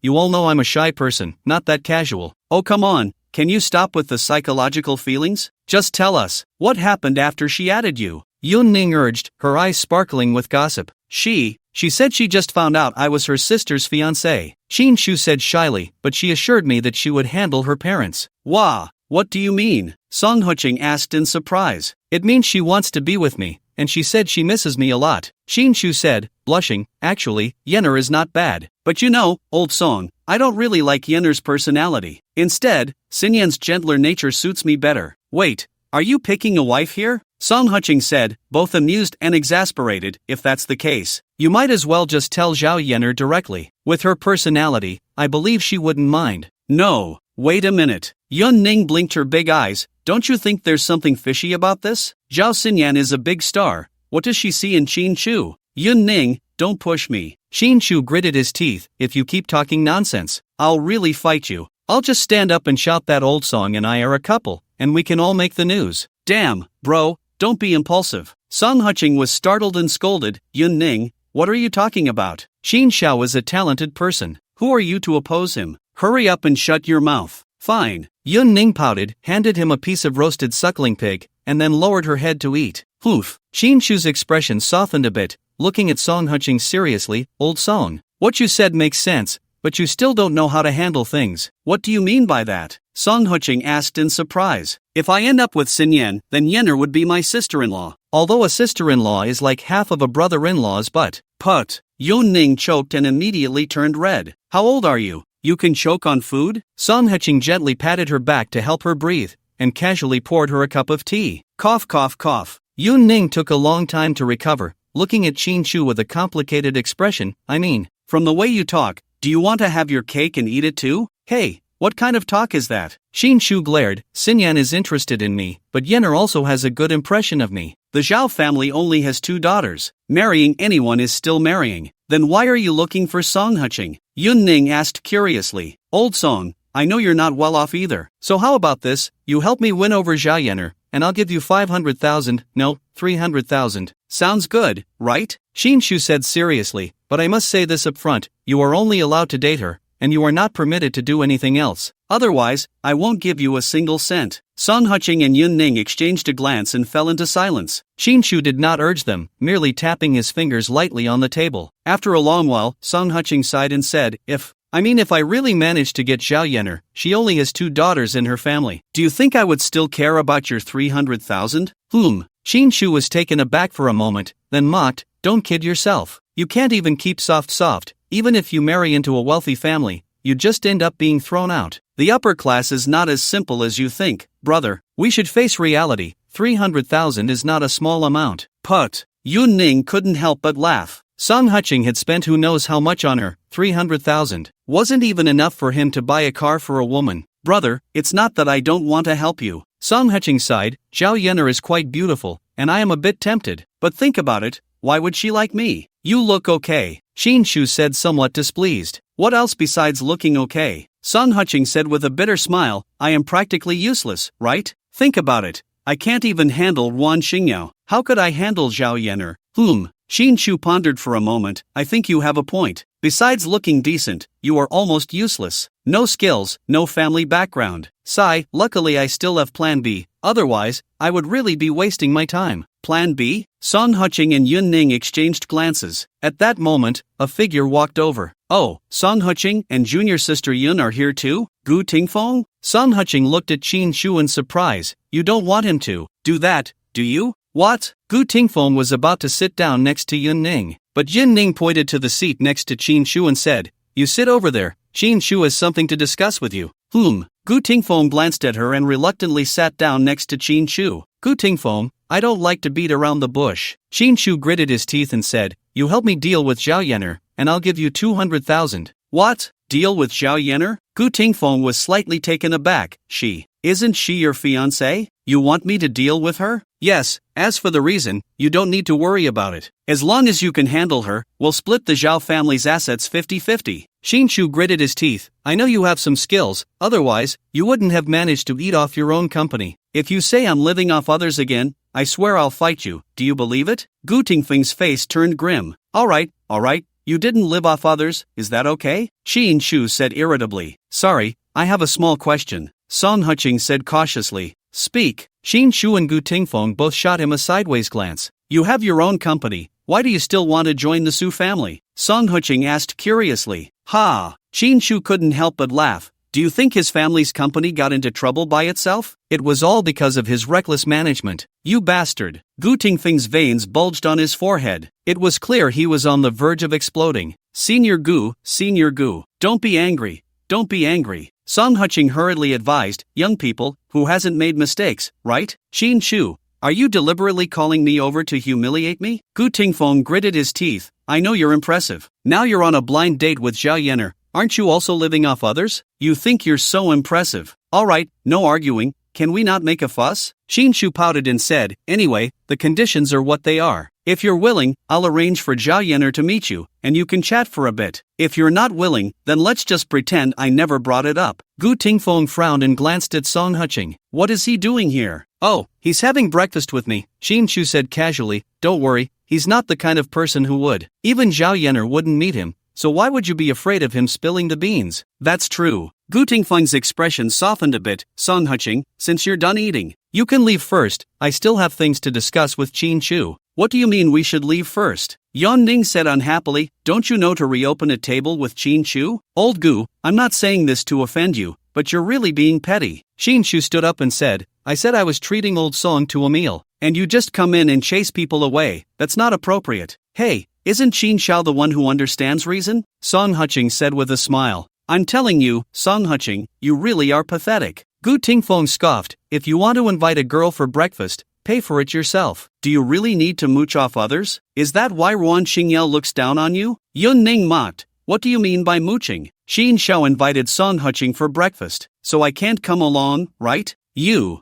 Gu Tingfeng's face turned green with anger. If it weren't for the situation, he would have choked this woman. All right, Xinshu said impatiently. Let's go, we'll talk somewhere else. Waiter, check please. The waiter immediately jogged over and said respectfully, Sir, your total is 5,400. Just give 5,004. How much? 5,004? Xinshu's tone rose by 8 degrees. Damn it, what did we eat? So expensive. Here's the bill. The waiter handed over a menu. Roast suckling pig, sunflower white-cut chicken, tiguanyan. The corner of Xinshu's mouth twitched, and he almost cursed, but seeing Yun Ning's wide, unblinking eyes, he swallowed the words back. Song Huqing, you really are something. Gu Tingfeng clicked his tongue in amazement. Look at you being so stingy. Yun Ning scoffed. You claim to be from a big city, but Xinshu wouldn't care about such a small amount of money. Exactly. Xinshu gritted his teeth. Gu Tingfeng, even though you studied in Lincheng, you're still an outsider. Spending over 5,000 on breakfast is quite normal for us. Normal? The corner of Gu Tingfeng's mouth twitched. Do you think Lincheng is like Shanghai? Over 5,000 is normal? Your heart must be bleeding. Alright,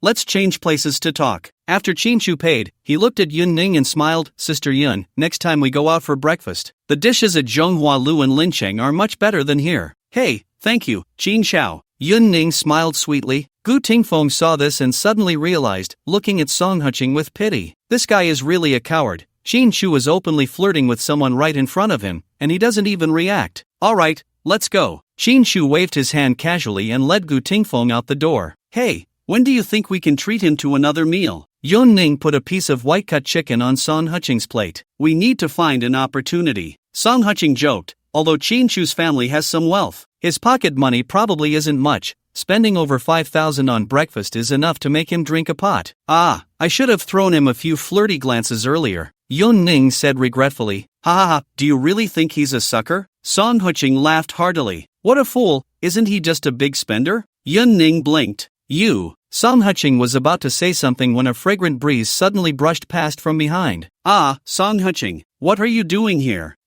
Yun Ning and Song Huqing turned around at the same time and saw two stunning beauties looking at them playfully. How did you two end up together? Song Qing asked in surprise. I don't have many friends in Lin City, and Mu Qing doesn't have many friends here either. Besides, we're both from the same place, so we decided to have breakfast together, Zhao Yen'er said, glancing at the table and clicking her tongue in amazement. Song Qing, I didn't expect you to put in so much effort to woo a girl. Song Qing, aren't you going to introduce us? Mu Qing smiled at Yun Ning. I'm Yun Ning, his daughter's nanny, Yun Ning quickly replied. I specifically pick her up and tutor her. Oh, so you're really committed, Zhao Yen'er said, plopping down next to Song Qing with a light laugh. This meal must have cost several thousand, right? The dishes haven't even been touched. Anyway, I don't have to pay, Song Qing shrugged. How about you join us for a meal? Isn't that bothering you? Mu Qing said, blushing. Look, she's already started eating, what's the bother? Song Qing pointed at Zhao Yen'er and laughed. Yen'er, Mu Qing couldn't help but call out. Didn't you hear what he said? Zhao Yen'er said casually. This must be some big spender treating us. Since we're not paying, we might as well eat. This roasted suckling pig has barely been touched. It's mostly been eaten by Song Qing and Yun Ning. With your attitude, you don't seem like a young lady, Song Qing teased, lighting a cigarette. A young lady wouldn't eat what others have eaten, right? Nonsense. Zhao Yen'er shot him a glare. Do you think my family's money comes from the wind? But you, which big spender did you fleece this morning? Your fiancé, Song Qing said with a smile. Ah, that bastard Qin Chu? Zhao Yen'er looked shocked. He would be so generous, treating you to this meal? Is she? Yun Ning looked at Song Qing in surprise. What is it? Zhao Yen'er frowned. It's nothing, just that Qin Chu called Song Qing early this morning, saying he found a beautiful girlfriend. Isn't that just showing off? Yun Ning said immediately. Put. Mu Qing couldn't help but laugh. Who is his girlfriend? Zhao Yen'er said disdainfully. I haven't agreed to him yet. Wait, didn't you run into Qin Chu? Song Qing asked in surprise. He just left when you arrived. No, Zhao Yen'er shook her head. But I probably won't end up with him. Don't call him my fiancé anymore. Oh, why's that? Song Qing asked curiously. Don't ask, it just is what it is, Zhao Yen'er said, tilting her head to look at him, narrowing her eyes. Song Qing, why don't you just settle with me? You can spend the money as you like, we'll have a child with my surname, and I'll help you raise your daughter. When she gets married, I'll prepare her dowry. Put. Mu Qing and Yun Ning immediately sprayed their tea out. Yen'er, what are you talking about? What do you mean, what am I talking about? Zhao Yen'er laughed lightly. Since I'm going to get married anyway, what's the difference? At least, I find Song Qing quite pleasing to the eye. No, this isn't getting married, this is looking for a son-in-law, Song Qing said, speechless. Zhao Yen'er tilted her head and looked at him. If you think that sounds bad, how about this? We have 2 kids, the first one takes your surname, the second one takes mine. Yen'er, stop messing around. Mu Qing stomped her foot in anger. Song Qing is not the kind of person as Qin Chu. What kind of person? Zhao Yen'er dismissed. Everyone in this world is pretty much the same. Once they have money, they're all the same. You. Mu Qing crossed her arms and glared at her fiercely. This woman is really crazy. Forget it. Song Qing shook his head. I'm doing well now. I don't want to get involved in your family feuds. Sigh. Zhao Yen'er sighed. If you really don't want the child to take my surname, we can discuss it. No, you're mistaken. Song Qing shook his head. I don't care about the child taking my surname. I just simply don't like you. Ha ha ha. Mu Qing immediately laughed so hard she bent over. Yun Ning couldn't help but chuckle a bit too. You don't like me? Zhao Yen'er looked at him in surprise. Sister, I'm not saying this to offend you, but aren't you a bit too confident? Song Qing sighed. Although you're not bad looking, I'm not in my 20s anymore. Looks aren't the most important thing to me. What? What do you mean? Zhao Yen'er was a bit stunned. What he means is, you're too skinny. Yun Ning said with a smirk. He likes a bit of meat on the bones, a better figure. Like your friend, he likes that the most. You. Zhao Yen'er felt insulted and was about to pick up the teacup on the table, but someone pressed her hand down. Hey, don't go crazy, that was Yun Ning who said it. If you want to throw something, throw it at her. Go to hell, I'm just translating for you, okay? Yun Ning laughed and scolded. Alright, stop messing around. Mu Qing hurriedly advised. Song Qing, don't take it to heart. She was just joking with you. I was joking with her too. Song Qing shrugged. Zhao Yen'er released her hand, gritting her teeth. Song Qing, stop looking down on people. Mu Qing's chest isn't any bigger than mine. Hey. Mu Qing quickly covered her mouth and scolded. If you keep talking nonsense, then you can go sit at another table. Zhao Yen'er, feeling quite displeased, swatted her hand away, signaling that she wouldn't say anything more. Only then did Mu Qing let her go, blushing a bit. Mr. Son, where's your daughter? She's spending the summer at her grandparents' house. After a while, I'll bring her back. Song Huching smiled. I also really like kids. Mu Qing pursed her lips. So, I was going to invite you to dinner, right? When she comes back,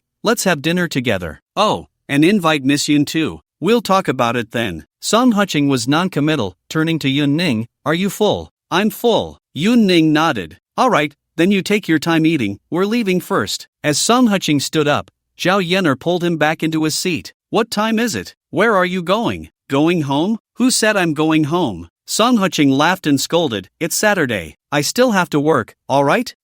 Working? Delivering takeout? Zhao Yenner was slightly taken aback. What else did you think? Song Huching chuckled. All right, take your time eating. Let's hang out when we have time. When do you rest? Zhao Yenner couldn't help but ask. Not telling you. Song Huching dropped that line and dragged Yun Ning away. You bastard. Zhao Yenner was about to get up to chase after them, but Mu Qing held her down. Hey, what are you doing? Poof, Zhao Yenner said irritably. This bastard, he's just a delivery guy, and he dares to look down on me? Put. Mu Qing couldn't help but laugh. He knows you're joking, otherwise with your temperament and looks, how could he possibly look down on you? Who said I was joking? Zhao Yenner tilted her head and said, anyway, if I have to get married, does it matter who I marry? At least, that kid Song Huching is much more interesting than Qin Shu.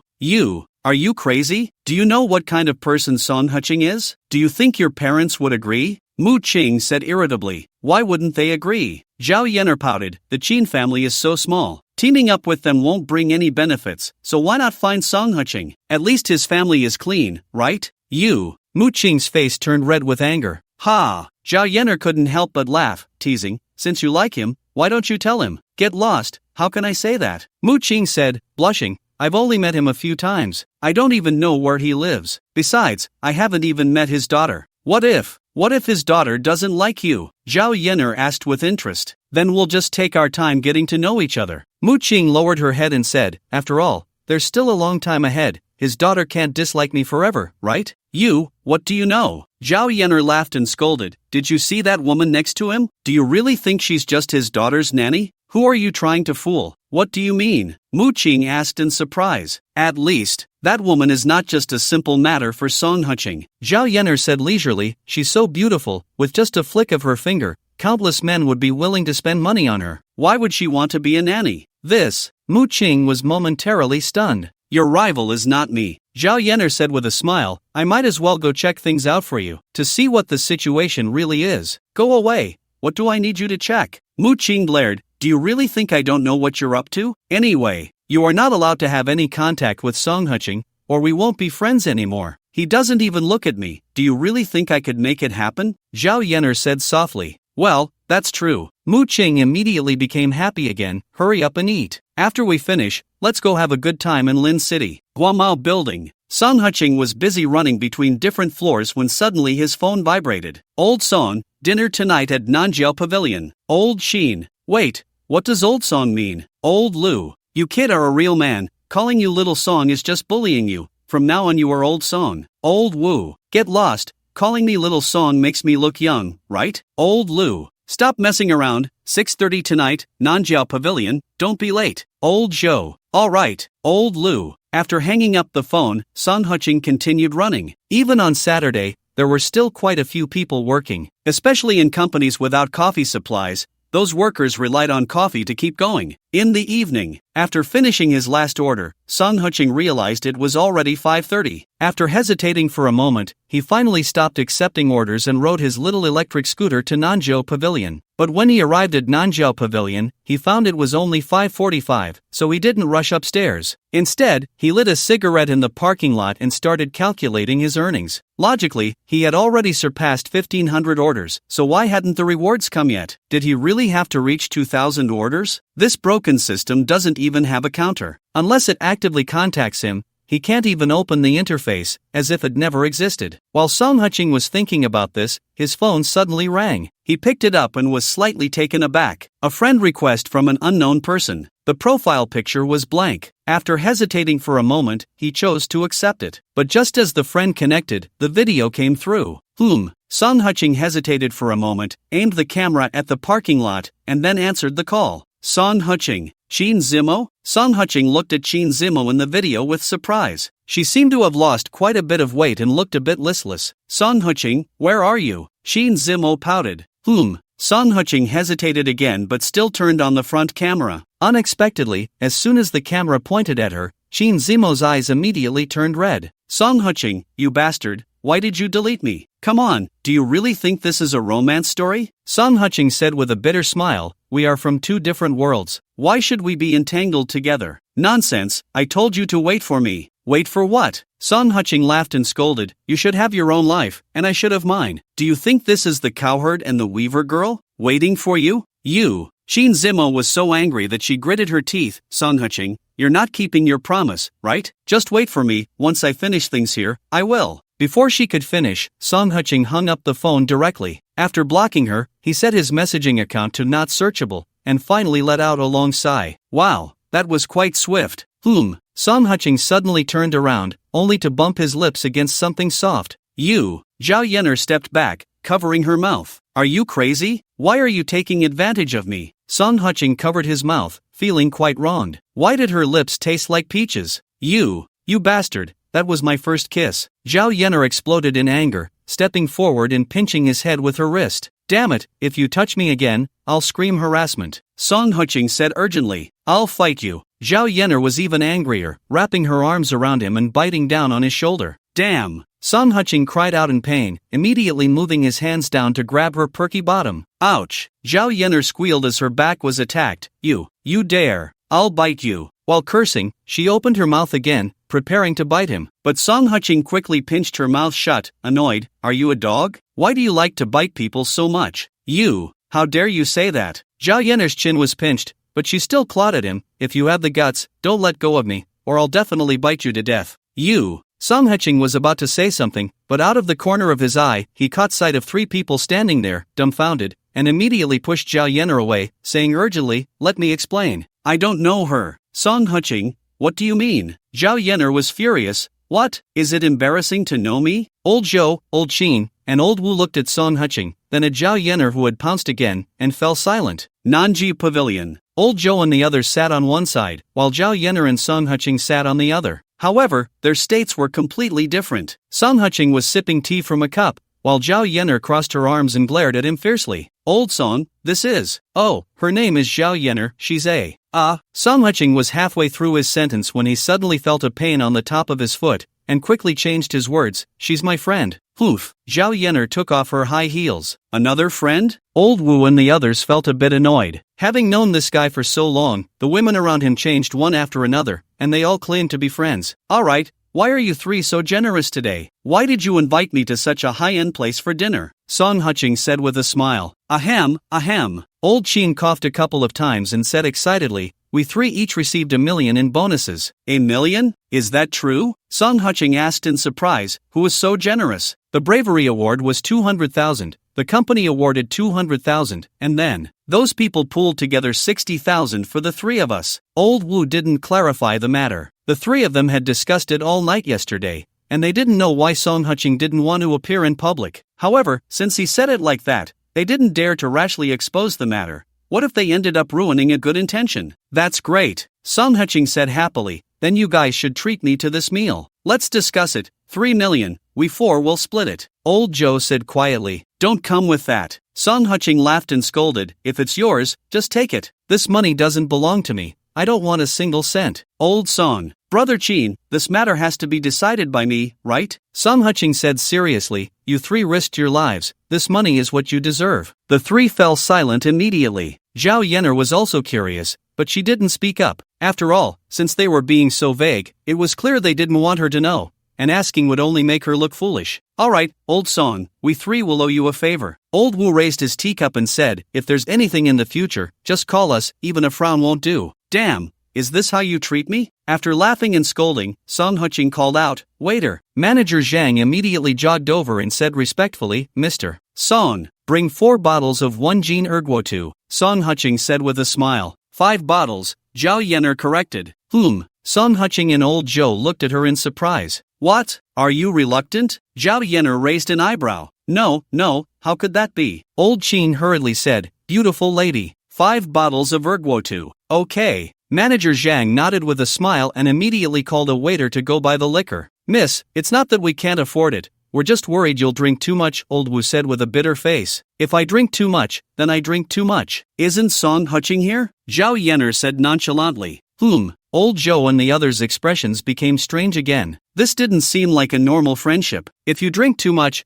I'll just throw you out on the street, and then if a homeless person takes you away, don't blame me, Song Huching said with a smirk. Then go ahead and try, Zhao Yener laughed lightly. Anyway, no matter what happens to me, I'll blame you first. TCH. Song Huching rolled his eyes at her, too lazy to talk. After a while, the ergwotu arrived. Manager Zhang also brought 5 small cups, wanting to pour the drinks for them personally, but was stopped by Old Qin and the others. Manager Zhang, we're all rough people, we can do it ourselves. Alright, if there's anything, just call me. Manager Zhang smiled and then stepped back. How do we drink? 1 gulp or what? Song Huching said with a smile. Damn, don't scare me, Old Zhou said, his hair standing on end. This cup is 2.5 taels. If we down it in one go, is there anyone left? Exactly, Old Wu hurriedly added. Drink slowly, as long as we all keep the same pace. Fine. Song Huching shrugged indifferently. I say, don't go spending this money recklessly. Get lost. Do you think we're that unreliable? Old Qin rolled his eyes at him. We've all thought it through. Each of us will buy a house, and the other 2 will bring their wives and kids to Lincheng, settling down. Hey, that's good,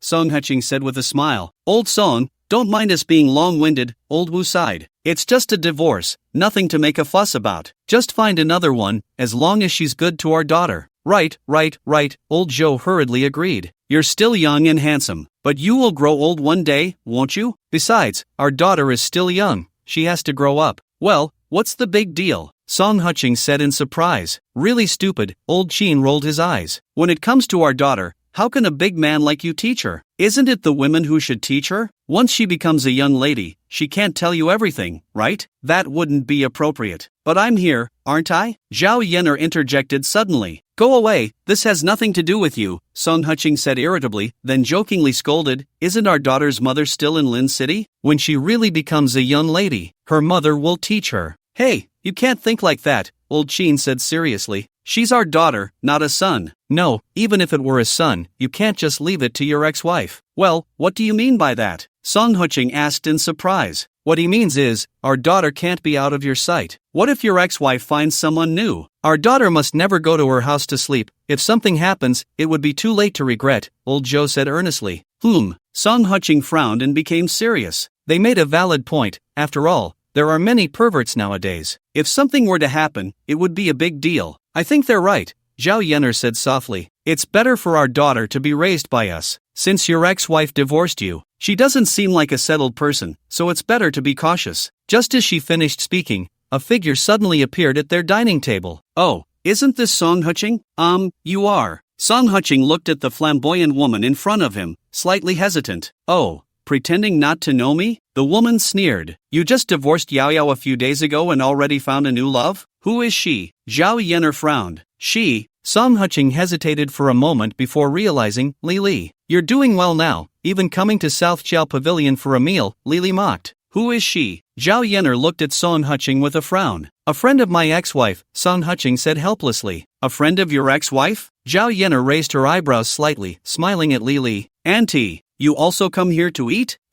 Auntie? Song Huching and Old Qin's mouths twitched slightly. Li looked like she was just in her 30s. Calling her auntie seemed excessive. What did you call me? Li's eyes widened. Auntie, Zhao Yener said, linking her arm with Song Huching's, softly adding, you look so young. Like you're just in your early 40s. Put. Song Huching couldn't help but laugh. Old Qin and the others lowered their heads, pinching their thighs hard. You bastard. Which of your eyes sees me as over 40? Li shouted angrily. No, I meant, you look like you're just 40, Zhao Yener quickly clarified. You mean I'm not just over 40, right? Li's teeth were grinding. Zhao Yener glanced at her and lowered her head, saying, Auntie, you're getting old. Li was almost driven to death by anger. However, she didn't have time to argue with Zhao Yener and hurriedly ran to the restroom. Impressive, Song Huching clapped. What's impressive? Zhao Yener exclaimed in surprise. I'm just speaking the truth, okay? On such a hot day, still wearing leather pants, boots, and stockings. My mom doesn't even dress like that. Put. Song Qing immediately burst into laughter. Come on, guys, let's have a drink. Let's have a drink. Old Qin and the others also raised their glasses. At that moment, Song Qing's phone rang. Ruan Xingyao, your ex-wife? Zhao Yener asked curiously. How do you know? Song Qing looked at her in surprise before answering the video call. Song Qing, what's going on? Why are you arguing with Lily again?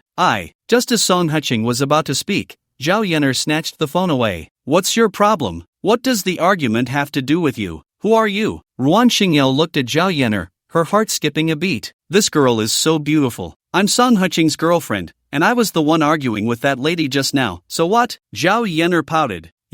How can you be so rude? Ruan Xingyao shouted angrily. Lily is a friend of mine and Song Qing's. Hey, she's your friend, not mine, Song Qing corrected. Did you hear that? Zhao Yener said proudly. Auntie, you can't be like this. That old lady came in saying things like doing well and it just makes people sick. She doesn't even look like she spent more than 1,000 yuan on her outfit, pretending to be rich. And no matter how high-end the place is, it's just a meal. Who can't afford that? What? What did you call me? Ruan Xingyao screamed. Auntie, what else could it be? Zhao Yener pouted. That lady looks like she's at least in her 40s or 50s. You take care of yourself well. But if you're friends with that lady, you should be around the same age, right? You.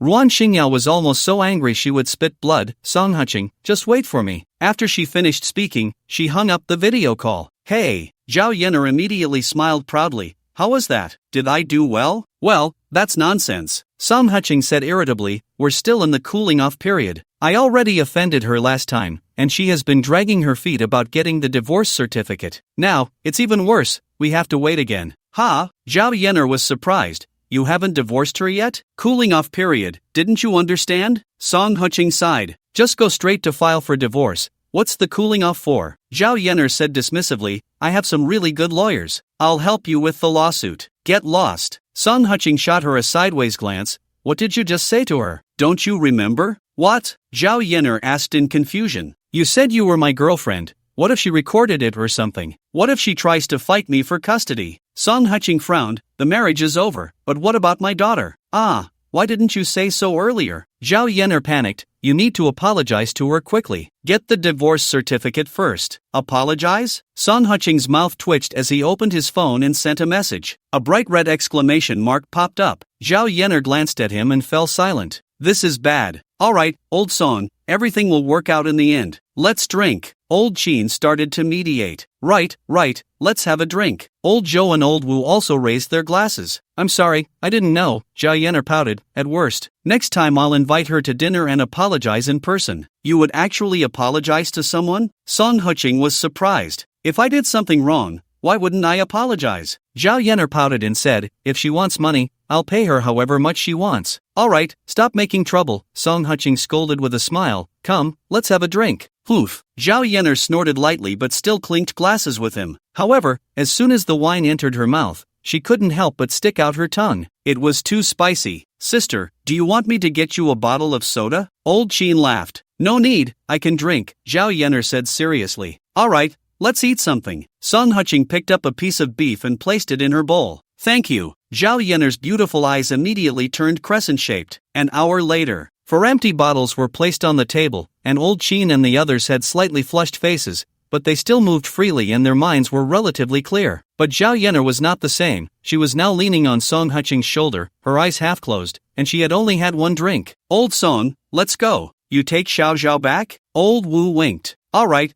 you all be careful on the way. I'll handle her, Song Qing smiled. Okay, tomorrow is Sunday, you probably won't be working. See you on Monday. Old Qin patted his shoulder. We brothers really got a good deal this time. Go to hell. What nonsense are you talking? This is what you deserve, Song Qing scolded with a smile. Be careful on the way, send a message in the group when you get home. Okay. After the three settled the bill, they walked towards the door. Song Qing took out his phone and had just dialed Mu Qing's number when Lily came rushing over with a middle-aged man, looking fierce, and slapped his hand. Thud! The phone fell into the hot pot. You brat! You're quite arrogant, the middle-aged man sneered. Do you know who I am? Song Qing glanced at the boiling hot pot. then leaned Zhao Yenner against the wall and stood up. What's the matter? Trying to scare someone? Lily sneered. This is Nanjiao Pavilion, do you dare to make a move? Smack! After slapping her to the ground, Song Qing directly grabbed the middle-aged man's hair and pressed his face onto the table. I say, are you asking for it? You brat, do you know? Damn! The middle-aged man was halfway through his threat when his face was pressed into the hot pot,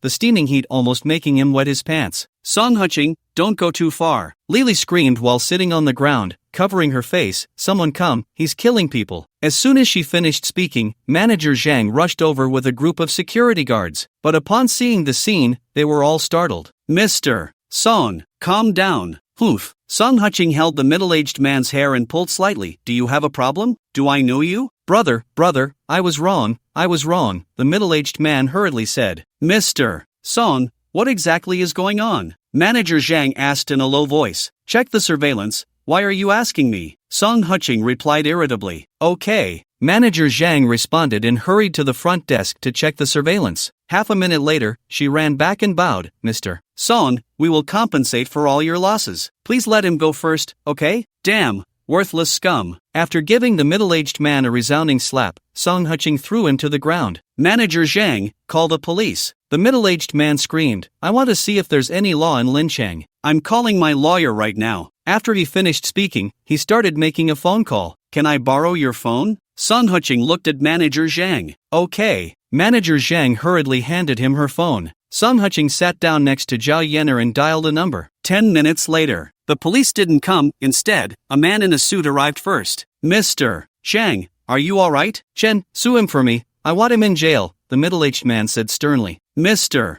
Zhang, let me handle this. Chen was about to step forward when he was stopped by Song Qing. I don't want to talk to you right now. Discuss it with my lawyer. Your lawyer? Lily scoffed. Song Qing, what are you pretending for? Look at you, you look so poor. Do you even have a lawyer? Madam, please mind your language. If you dare to offend my client again, you will face a lawsuit. A light laugh rang out, drawing everyone's attention. A group of people approached, led by a man in casual clothes, smiling. Lawyer he. Chen Dazhuan's expression changed drastically upon seeing him. Oh, I thought it was someone else. Turns out it's little Chen. Lawyer he chuckled and walked over to Song Qing. Mr. Song, if you have other matters, you can leave. I'll handle this. All right. Song Qing helped Zhao Yenner up and walked towards the door. Little Chen, we haven't gone head-to-head in a long time. You better perform well this time. Lawyer he smiled at Chen Dazhuan. Lawyer he, how about we settle this? Chen Dazhuan's forehead was already sweating. Chen Dazhuan, Mr. Zhang quickly pulled him aside and whispered, is this lawyer he a big deal? Not just a big deal. We have no chance at all. Chen Dazhuan looked warily at the group behind lawyer he. Any one of those people, we can't handle. Is that true? Lily frowned. Song Qing is just a low-level employee. How can he afford such a powerful lawyer? Let me put it this way, the starting fee for the people around lawyer he is 500,000. As for lawyer he, even if you have money, you can't hire him. Do you understand what I'm saying? Chen Dazhuan gritted his teeth. If you don't settle, that's fine. But be prepared, he will likely target your company. What? What do you mean? Mr. Zhang asked in terror. Do you think he can just send you to jail for a fight? Chen Dazhuan sighed. If he really wants to send you to prison, it will definitely start with your company. Mr. Zhang, you know whether your company can withstand an investigation. Since that person invited lawyer he, it's likely aimed at sending you to jail. Look at lawyer he's team, civil, criminal, financial. They have almost everything covered. Isn't that aimed at sending you to jail? Damn. Mr. Zhang was so scared that his legs felt weak. Just as he approached lawyer he,